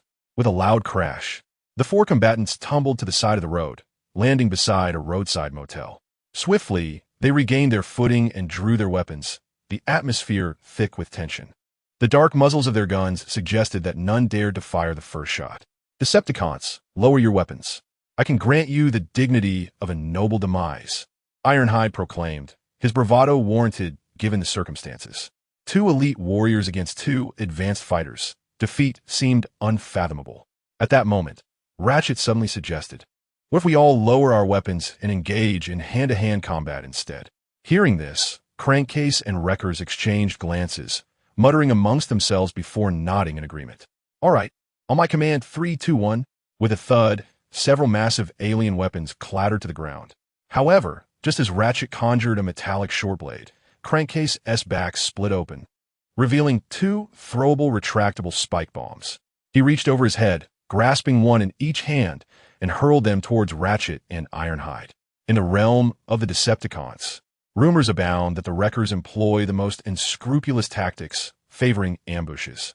Yet the Crankcase is equally formidable in its own right. Beware, Ironhide. The Wreckers unleash a devastating strike, sending a spiked bomb soaring. But Ironhide, caught off guard, is not so fortunate. The bomb's sharp point pierces his chest, followed by a thunderous explosion. Boom! The shameless Decepticons. Feeling deceived, the Wreckers' leader, in a fit of rage, beheads the approaching Crankcase with a swift stroke, subsequently kicking a weapon towards Ironhide. Ironhide. "Catch this and watch your back." Ironhide deftly catches the weapon and, without a glance, fires behind him. Boom. The Crankcase, struck from behind, is sent sprawling. Despite having endured a bomb blast, Ironhide remains unfazed, merely brushing off a few scratches on his chest armor, determined to repay the assault in kind. He picks up the spike bomb that had been knocked away by the Wreckers and tosses it onto the writhing Crankcase, pulling the trigger amidst the latter's terrified gaze. Boom. All done. Time to call it a day. Having dealt with the unexpected obstacle, Ironhide and the Wreckers swiftly transform into vehicles and depart. As for the chaos left behind, rest assured, it shall be tidied up, though it remains uncertain whether the first responders will be news crews or fire trucks. Speeding along, Ironhide and the Wreckers catch up to the convoy escorting Optimus Prime, which has already arrived at the military base chosen by Miko. Upon seeing Ironhide and the Wreckers, Sam, the most anxious of them all, rushes over to inquire about the outcome. "Did you eliminate those 2 Decepticons?" Fortunately, the result does not disappoint him. The Wreckers, with a flourish of their blades, confidently declare the task trivial. At that moment, William and Miko are engaged in discussions with the base commander. Upon learning that the Decepticons have been vanquished, Sam, after a moment as thought, approaches William with concern. William, you must ensure Optimus Prime's protection. He is the linchpin of this entire affair. Understand? William replies with a nod, then calls out to Ironhide. Ironhide, safeguard Optimus Prime and escort him to the underground armory. There are soldiers stationed there, along with a signal jamming device to ensure his safety. Understood. Leave it to me. Ironhide strides toward Optimus Prime, who has just disembarked from the vehicle. But the latter gestures dismissively, rejecting the offer. Ironhide, do you not yet comprehend? Optimus Prime speaks with a look of melancholy and calmness. Our war against the Decepticons is one we shall never win. Victory in this conflict is beyond our reach. Optimus Prime, what are you saying? His startling words not only prompt Ironhide's inquiry, but also leave the other Autobots bewildered, halting Miko and William as they prepare to depart after their negotiations. All eyes fixate on Optimus Prime, with astute observers beginning to sense the underlying tension, though the full realization remains elusive. For a moment, a chilling silence enveloped the scene, yet Unicron remained oblivious to the shift. Turning his back as he continued in a grave tone, Autobots, it is time to contemplate some tangible matters, such as the survival of our planet. To save Cybertron, we must collaborate with Megatron. In the next instant, Unicron abruptly pivoted, aiming a long-prepared weapon at Ironhide's chest. Bang! A scream pierced the air as Ironhide staggered and fell. Step back. Everyone, take cover. My goodness. Unicron, what have you done? The astonished crowd, including Autobots and the likes of Miko and William, were momentarily paralyzed, instinctively disregarding Unicron's preceding declaration. They could not fathom why Unicron had turned against Ironhide, a former subordinate and comrade. Unicron, why have you done this? Ironhide painfully inquired, lying on the ground, reaching out as if to touch Unicron, yet trembling and unable to lift his hand. After being struck by Unicron's gun, Ironhide's body began to corrode from within, rust creeping slowly from his chest and spreading outward. Ironhide, you do not comprehend, Unicron expressed, his visage devoid of the benevolent demeanor he once bore, replaced by an unprecedented coldness. This bullet was originally intended for Optimus Prime, but fortune favored him. He is absent from the base, and humanity is on the verge of uncovering the truth. Now, I must deliver this shot to you. Unicron relished a saying from this world. There is no wall that does not let the wind through. The longer time lingered, the greater the likelihood that his true intentions with Megatron would be exposed. Raising his right hand, gripping the strangely shaped firearm once more, he aimed at Ironhide's chest again. In honor of our old friendship, I shall grant you a less painful departure. Henceforth, Ironhide, I revoke all your duties and permit you to return to the Allspark. Bang! With that shot, Ironhide's form corroded at an accelerated pace, rapidly reaching his head. Unicron, Ironhide's head tilted, his eyes extinguishing in a dim glow. The name Unicron became the last 3 words Ironhide left in this world. Yet these words would not be the last to be spoken. Chapter 259, The Cosmic Rust Gun. No, Ironhide. Damn it, Unicron, what has become of you? Unicron, you have slain Ironhide. You have killed our comrade. Within the military base, the Autobots, now fully aware of the gravity of the situation, transformed, weapons drawn, directing their fury toward Unicron. Even the hastily arrived soldiers bore various rocket launchers, bracing for confrontation, as if prepared to deploy tanks at any moment. In the face of a formidable encirclement, the adversary, known as the unyielding deity, displayed no signs of trepidation. Instead, he regarded the assembly with an air of indifference, turning his head toward the empty space beside him and addressing it with a cold command. Galvatron, I have already submitted my allegiance. Do you not intend to reveal yourself? What, Galvatron? The Autobots and their companions reacted with collective astonishment. Was Galvatron truly present? Quick, everyone be on guard. Yet, a nagging apprehension crept in as they pondered the implications of the unyielding deity's earlier mention of allegiance. Was it possible that he had colluded with Galvatron? After all, was he not the former leader of the Autobots? Such a figure should not succumb to treachery. Amidst the fervent discussions and anxious gazes, the direction the unyielding deity was fixated upon began to ripple, gradually revealing a towering and menacing figure. Hiss! A gasp escaped the lips of those present as they recognized the concealed Galvatron. William was the first to identify the lurking menace. Upon his emergence, Galvatron surveyed the assembly with a swift glance before addressing the unyielding deity with a nonchalant tone. Unyielding deity. There exists a saying on this planet.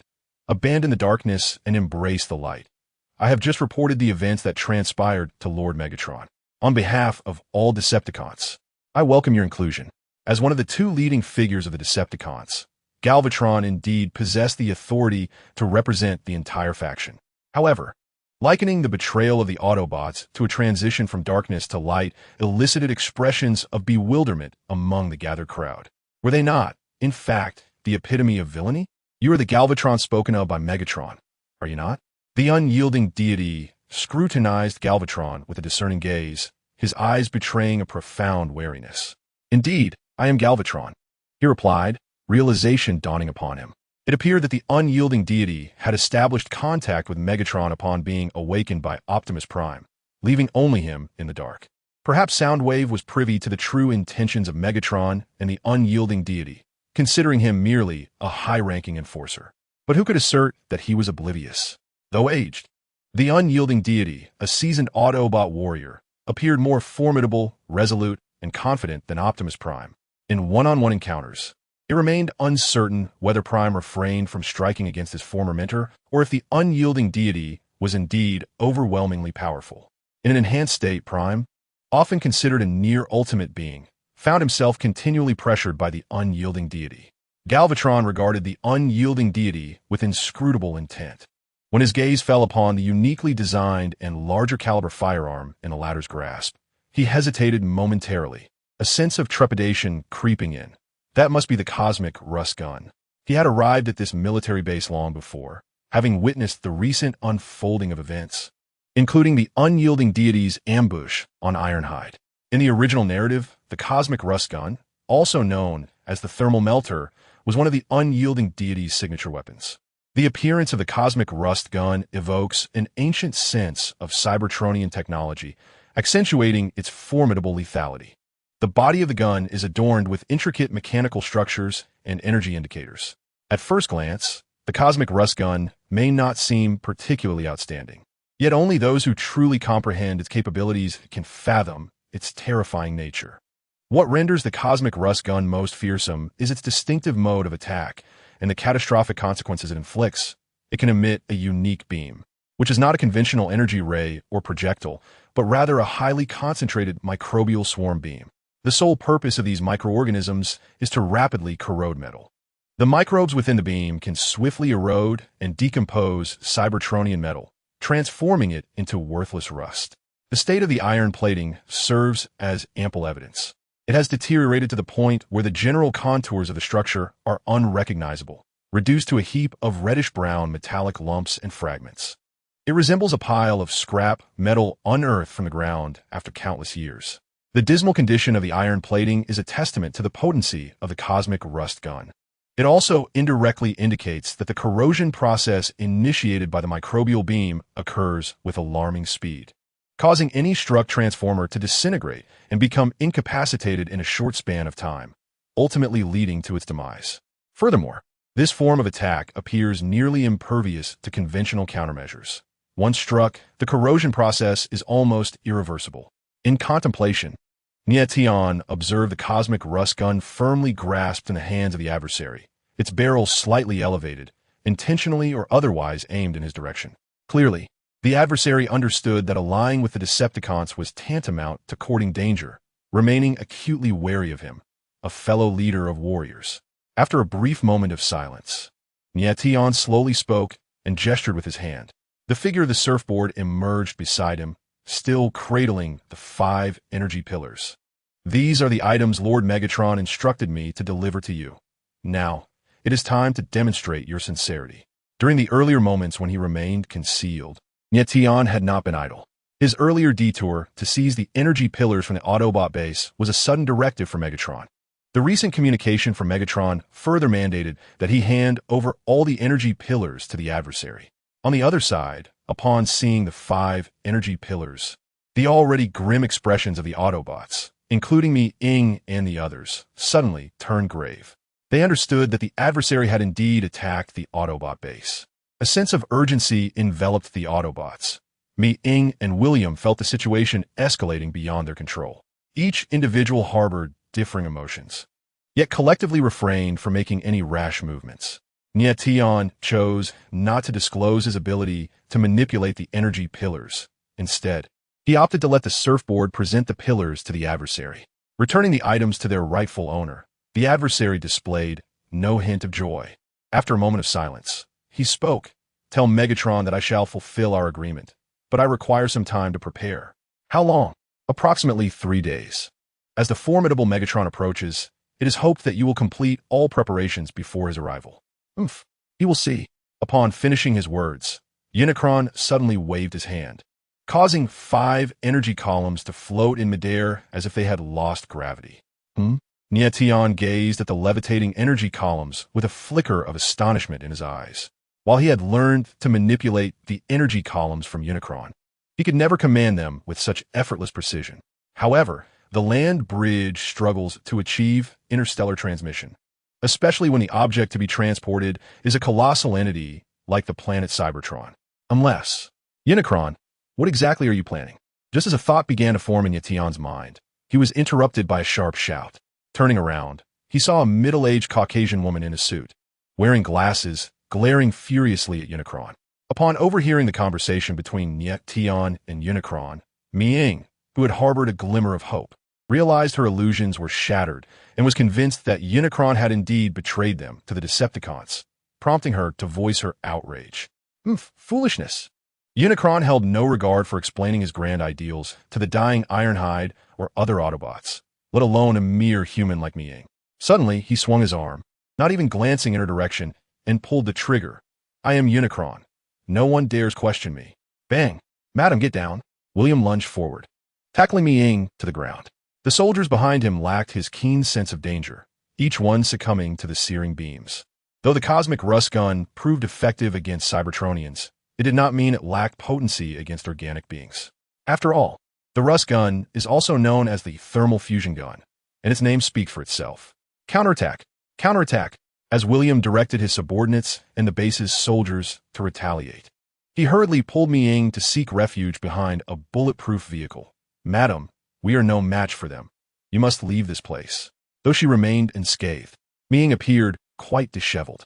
She cast a stoic glance at William, then turned to look at Unicron, who had disregarded her entirely, before silently departing, ultimately vanishing under the escort of intelligence agents. After firing that shot, Unicron holstered his weapon and addressed Nie Tian. "The situation here is in your hands." "Very well." Nie Tian nodded gently. Leaving him behind as a rearguard was a fanciful notion. Unicron transformed into a rescue fire truck and departed the military base. Due to the presence of Nie Tian and Unicron's formidable power, no Autobot dared to pursue him. "Nie Tian, did you attack our base?" Bumblebee, wielding an ion cannon, furiously questioned as he noticed only Nie Tian remained. Nie Tian paid no heed to his impotent rage. If fury could slay, these Autobots would not hesitate in their advance. Before departing, Nie Tian took a moment to scrutinize Ironhide due to his previous fleeting glance. He had his own perspective on why the Fallen chose to ambush Ironhide in the absence of Optimus Prime. Firstly, as the lieutenant to Optimus Prime, Ironhide not only served as a bodyguard, but also occasionally assumed leadership roles, directing the team and commanding operations. In situations where Optimus was injured, Ironhide would temporarily take command, thereby representing Optimus to a significant extent. Eliminating him would undoubtedly inflict a severe blow to the morale of the Autobots, as psychological warfare is paramount in battle. Furthermore, Ironhide possessed formidable defensive capabilities, with a unique armor that made him one of the strongest Autobots, second only to Jetfire. This rendered him a substantial threat to the plans of the Fallen and Megatron. The Fallen's ambush allowed for but one opportunity. In the future, the Autobots would surely be on guard, as rust guns are not infallible. Hence, in Optimus's absence, it was only logical to target the most valuable Autobot present. At the Autobot base in Garcia, much like how protagonists make their grand entrance, the red and blue long-nosed truck finally made its appearance amidst the eager anticipation of the other Autobots. Optimus had already received a distress signal en route, yet witnessing the devastation within the base weighed heavily on his heart. The area was littered with wreckage and scorch marks, a chaotic aftermath of battle. "Optimus, you have finally returned," said Ratchet and Sideswipe, who were tending to the injured, immediately alerting the other Autobots upon his arrival. Soon, Silverbolt, one of the first to arrive, reassured Optimus, saying, "Optimus, you need not blame yourself. This is not your fault. If blame must be assigned, let it be to the Decepticons." The relationships among the Autobots were peculiar. Despite the Fallen being Optimus's mentor and Optimus serving as Silverbolt's, the customary respect for teachers was not observed among them. After gleaning the situation from Silverbolt, Optimus approached several gravely injured Autobots, his expression somber. In truth, Optimus's departure from the base was not a spur-of-the-moment decision nor a result of being lured out by the Decepticons. It was merely coincidental. That day marked the monthly supply shipment from the Ark to the Autobot base. Previously, the Decepticons had been elusive, too fearful to show themselves, which meant only the Thunder Rescue Team piloted the Tsang Air to deliver supplies. However, due to the renewed activity of the Decepticons and the presence of the Fallen at the base, Optimus decided to accompany the supply mission to prevent any mishaps regarding the materials destined for outer space. Little did he expect such calamity to befall the base. "Damn the Decepticons, damn the Fallen. We shall seek vengeance." The Thunder Rescue Team, returning to the base a moment behind Optimus, disembarked from the Tsang Air, each one seething with righteous indignation. Outside the Autobot base, the presence of the military from the United States made it a busy area, and the trio of road thugs had never loaded supplies within the base. The Tsang Air was originally the exclusive aircraft of the Thunder Rescue Team, which had been temporarily borrowed under false pretenses by Hound to travel to Blue Star, but it was now returned in full. Indeed, Optimus Prime, the Decepticons have seized the 5 energy pillars, seemingly well aware of their locations. The relentless onslaught of Galvatron hindered our progress, while William's forces were unable to thwart the assailant on the surfboard. Upon hearing Silverbolt's revelation that the energy pillars had been taken, Optimus finally regained his composure. For him, the current scenario was a mere repetition of countless encounters throughout the millennia-long civil war on Cybertron, an event he had long since grown accustomed to. Optimus parted his lips, intending to utter something profound, when suddenly a jarring screech of tires pierced the air. 3 sleek vehicles in red, yellow, and silver formed a line and approached swiftly. It was Dino, Bumblebee, and Ironhide. Curiously, had they not set out to safeguard the Autobot leader? How could they have returned so swiftly? Observe. Ironhide is absent. Did they leave him behind to protect the leader? Bumblebee took the lead, driving up to the assembled Autobots. He transformed into his humanoid form, cradling a pile of rusted metal and gently placing it on the ground. "Bumblebee, what is this?" The others looked on in confusion. Only Ratchet felt an unsettling familiarity with the heap of debris. In the face of their puzzled gazes, Bumblebee remained silent, his expression heavy with sorrow as he shook his head. "Bumblebee, what has transpired?" As other Autobots pressed for answers, the arriving Ironhide spoke on Bumblebee's behalf. "Optimus, we have a grave situation. Unicron has allied with the Decepticons.